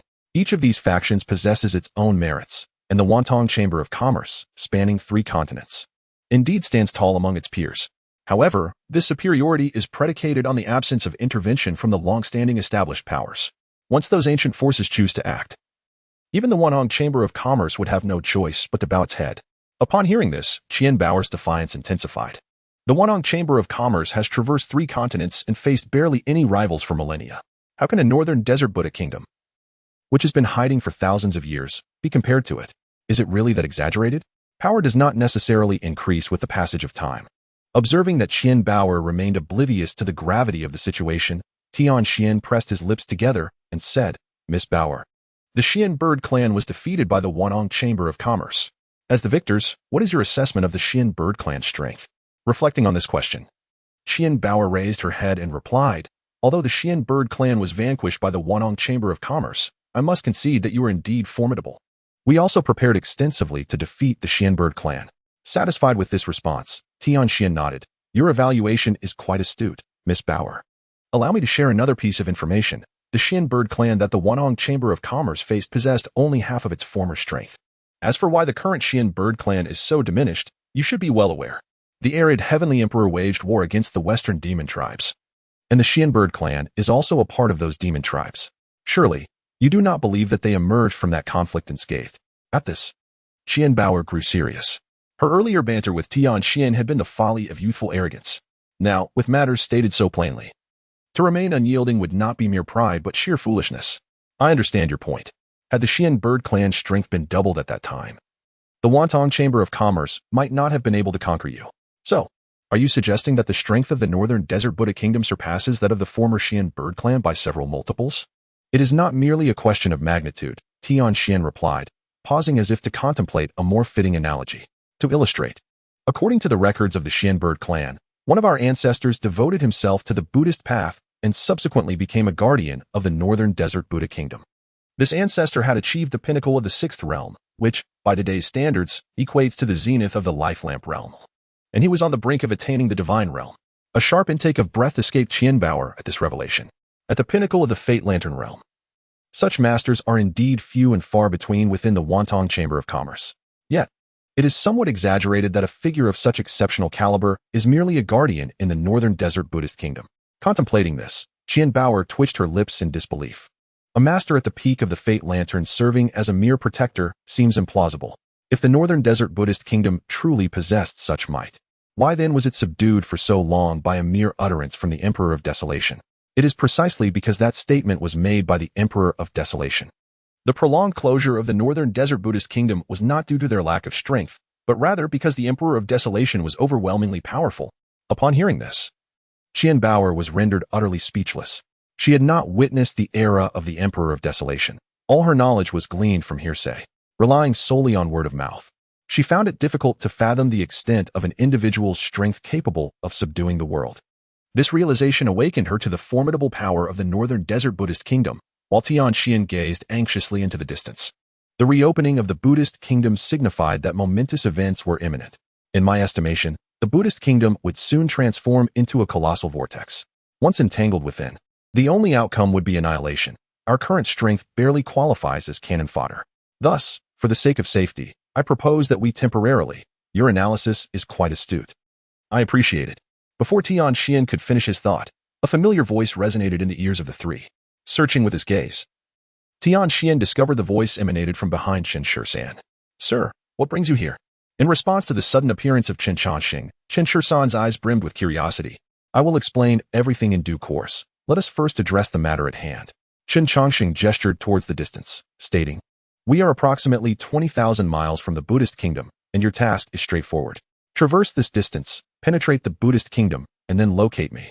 Tianxian remarked. So my previous words were all for naught. Furthermore, given your disposition, it is highly unlikely you will assist us. Chapter 198, The Final Opportunity. Chen Changsheng. I do not desire an escape route. In response to Chen Changsheng's request, Chen Changsheng exhibited no reaction, as he had already intended to enter the Buddhist kingdom to await Chen Changsheng.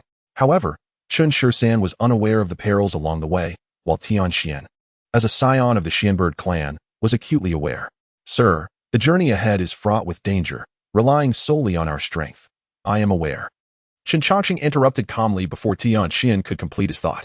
Tianxian, among the three of you, your experience and insights are the most profound, and your analysis is equally precise. Indeed, disturbances have occurred in the Buddhist kingdom, and the entire northern desert is destined to become a vast vortex. Should you recklessly involve yourselves with your current strength, the only conclusion is certain death. Nevertheless, my request remains unchanged. Find me in the Buddhist kingdom. Should you have second thoughts, you are free to turn back at any time. Faced with Chen Changsheng's words, Tianxian fell into silence. At this moment, Qian Bauer interjected with a smile. Sir, even if your intention is to test us, you ought to impart some formidable techniques. With our current abilities, venturing into the Buddhist kingdom is akin to seeking our own demise, is it not? Indeed, it is my intention to lead you to your demise. Chen Changsheng's icy demeanor left Qian Bauer momentarily at a loss for words. Casting a glance at the three silent companions, he continued. This path is fraught with difficulty and extends far beyond what you may anticipate. Moreover, reaching the Buddhist realm is not the conclusion, rather. It is merely the inception of all suffering. Thus, this journey of 20,000 miles serves not only as a test for you, but also as an opportunity for regret, as well as my final offering to you. After listening to him, Chen Changsheng, who had remained silent, finally spoke. Sir, you have yet to reveal why you have appeared here so suddenly. Chen Changsheng replied, puzzled. Did you not hear what I just said? I did, Chen Changsheng acknowledged. This path is arduous and exhausting. There is a genuine risk of death. And then? What do you mean by and then? In the face of such grave danger, do you not contemplate the implications? Observing Chen Changsheng's agitated demeanor, Chen Changsheng scratched his head in confusion and remarked, to be candid, I have never truly understood why you all are in such a state of alarm. Is the difficulty of the journey a reason to refrain from undertaking it? My time in cultivation has been brief, thus I lack a comprehensive grasp of a cultivator's mindset. All I know is that many ordinary people endure great hardships in this world. They too traverse a challenging path, yet I have not seen them halt their progress. Upon hearing this, Tianxian, who had been silently brooding, turned his gaze towards Chen Changsheng, astonished by his words once more. In response, a serious Chen Changsheng broke into a smile. Haha, what a splendid observation about not witnessing them pause. You, Chen Changsheng, consistently surprise me. While your reasoning holds merit, you possess an escape route that those ordinary people do not. You have choices before you, whereas they are compelled to march forward. I do not desire an escape route. Chen Changsheng interjected, his expression earnest. Without a retreat, beings can advance boldly. With an escape route, they may hesitate. Thus, I believe the retreat you speak of is neither assistance nor an alternative choice, but rather a tremendous constraint. I refuse to halt. Therefore, I shall not seek an escape route. After pondering Chen Changsheng's words for a lengthy moment, Chen Changsheng eventually pointed into the distance, stating, the Buddhist realm is to host a Buddhist affinity conference. However, it has been closed for a considerable time, and reopening will necessitate some preparation. I estimate that 3 years should suffice. This duration is precisely adequate for you to reach the Buddhist realm. Upon finishing his words, Chen Changsheng began walking ahead, and Chen Changsheng immediately kept pace with him. Sir, are you not already present here? Why must we venture to the Buddhist realm to find you? This is merely a fragment of my consciousness. My true self remains in the Buddhist realm. Oh, I see. That seems quite impressive. Could you teach me? Of course. But you must take it slowly. As the conversation between the two faded into the distance, Tianxian hesitated briefly before swiftly following in their footsteps. Tianxian has departed, as has Chen Changsheng, leaving only Qian Baoer among the three young souls. In the presence of their retreating figure, Qian Baoer recalled a phrase once uttered by Chen Changsheng. The path he walks, you cannot tread. Tianxian bore the weighty responsibility of revitalizing his race. With few options for retreat, thus he could accompany Chen Changsheng on his journey. Chen Changsheng, steadfast in his initial resolve, had never contemplated retreat, enabling him to follow Chen Changsheng without hesitation. Yet, she felt different from them, a little princess of the Wantong Chamber of Commerce. From birth, she had enjoyed privileges unattainable by others, and she saw no necessity to emulate their paths.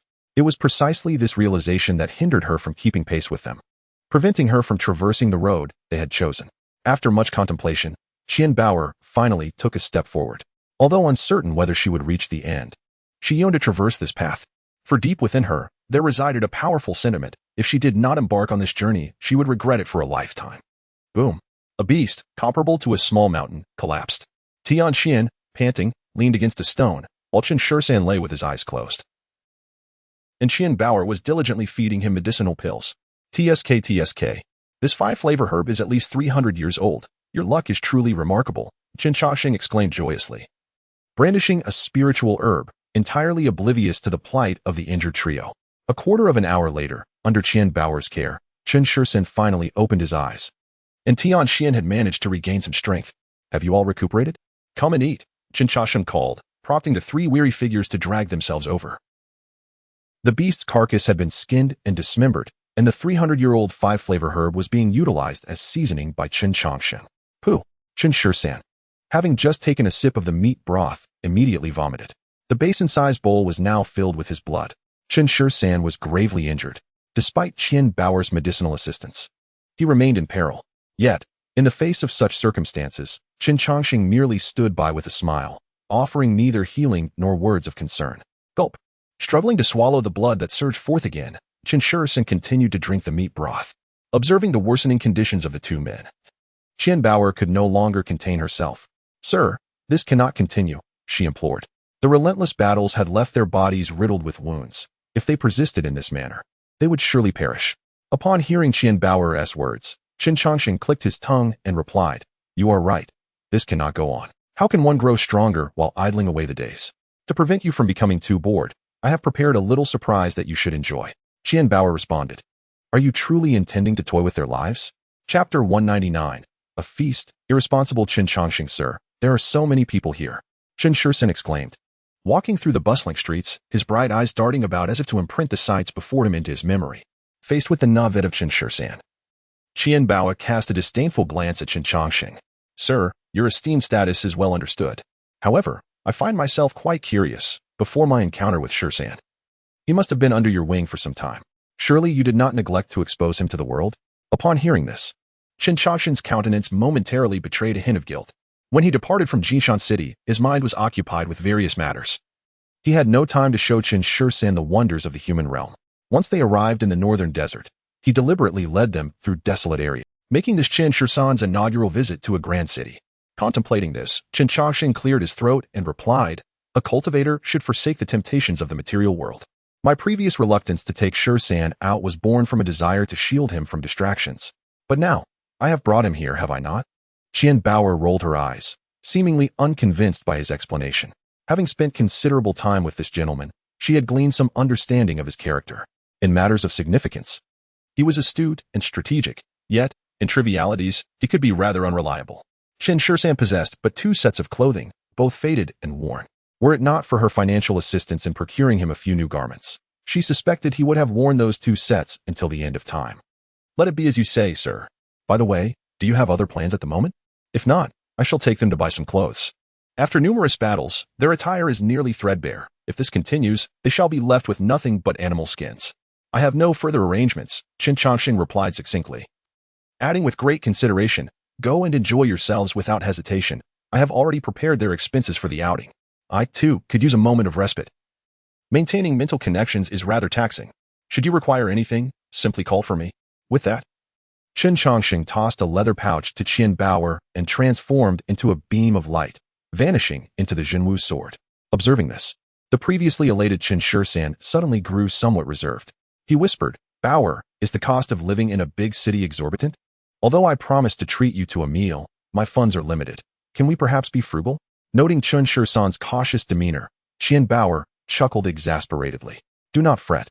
With the few taels of silver you have, you might not even gain entry. Rest assured, the gentleman has anticipated this. The pouch contains the spoils from your recent hunts. While the prime cuts have been consumed, the remnants still hold value. In a sense, you now possess a modest fortune." Upon hearing this, Chen Changsheng straightened his back with newfound determination. "Then let us hurry and exchange this for money. I cannot go back on my word to treat you all." Observing the somewhat comical demeanor of Chen Changsheng, Qian Bao and Tianxian couldn't help but chuckle and shake their heads. This fellow could be infuriatingly obstinate at times. Yet occasionally he would astonish one with his brilliance. Regardless of his various expressions, none could match the charm of his innocent and foolish visage. "Young lady, here are 3,600 pounds of divine essence. Please take good care of it." Having successfully acquired the funds for the materials, Qian Bao handed 2 bags to both Chen Changsheng and Tianxian. The total proceeds from the materials amounted to 3,600 pounds of divine essence. "I contributed during the hunt for the ferocious beasts, so I too must partake a share. These 2 bags are for you." Tianxian received the bag from Qian Bao's hands, merely casting a casual glance before stowing it away. Though the Xian bird clan had fallen into decline, as a young lord of the clan, he did not regard such a trivial sum with much importance. As for Qian Bao, she was even less concerned. Being the little princess of the Wanton Commerce Guild, she possessed exceedingly ample resources. In her storage treasure, she had a staggering 30,000 pounds of divine essence. Just days ago, when Chen Changsheng suffered grave injuries, Qian Bao had fed him 5 pills, each containing 3,000 pounds of divine essence.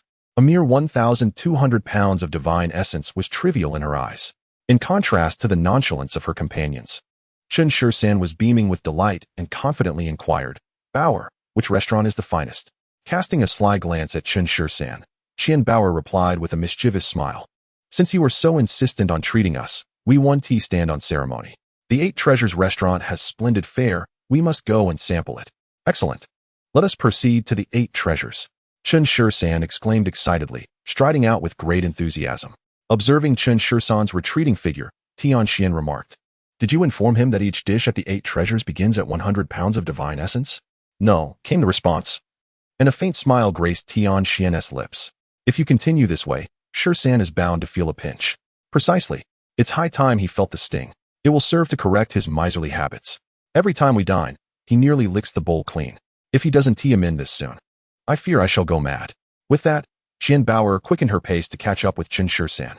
At the 8 Treasures restaurant, they ordered a dish of the red-beaked green parrot. "Certainly, esteemed guest. Would you care for anything else?" "Nothing more," Qian Bauer replied. The young attendant paused, slightly taken aback, and with a hint of skepticism inquired, "Esteemed guest, are you 3 really sharing just one dish? We have provisions with us. 1 dish is ample. Miss, to come to the 8 treasures and only order a single dish. Are you sure you wish to appear so frugal? All our patrons are cultivators. Surely you don't wish to seem so parsimonious?" Casting a glance at Chen Changsheng's earnest expression and then at the attendant's disdainful gaze, Qian Bauer could no longer restrain herself. She expressionlessly pushed Chen Changsheng's face aside and asserted, "Disregard his words as mere nonsense. Now you shall heed my instructions. Bring forth a portion of the restaurant's signature dishes and a jar of the 180-year-old bamboo leaf green. Do remember not to attempt to deceive me with subpar vintage wines, lest you risk your legs." Upon hearing Qian Bauer's words, the waiter instantly beamed with joy, replying, "Very well, esteemed guest, please hold on for a moment." Chapter 200, 1,700 pounds of divine source. Chen Changsheng, compensation.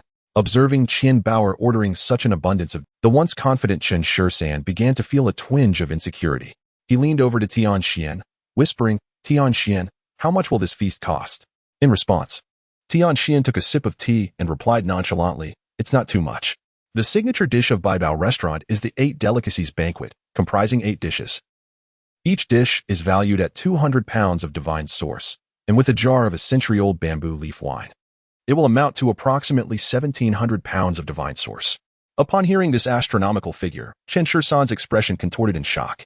It was not merely the pain of losing money that troubled him, but rather the predicament he found himself in. With only 1,200 pounds of divine source to his name, it was clear he could not afford the meal. It is unreasonable to dine without paying. Yet, the thought of borrowing money from Qian Bauer and Tianxian was equally absurd. Who invites someone to dine only to ask them for a loan? Chen Changsheng's troubled expression did not escape Tianxian's notice. Observing his distress, a leather pouch was silently pushed towards him. "This sum is lent to you. As a reward, you must wield your sword for me in the future." Looking at the pouch, confusion filled Chen Changsheng's eyes. "You want me to strike you with my sword, and yet you still offer me money? Indeed, for the sword you wield is not something everyone is privileged to witness." Feeling a bit bashful, Chen Changsheng scratched his head. "I am not as formidable as you suggest.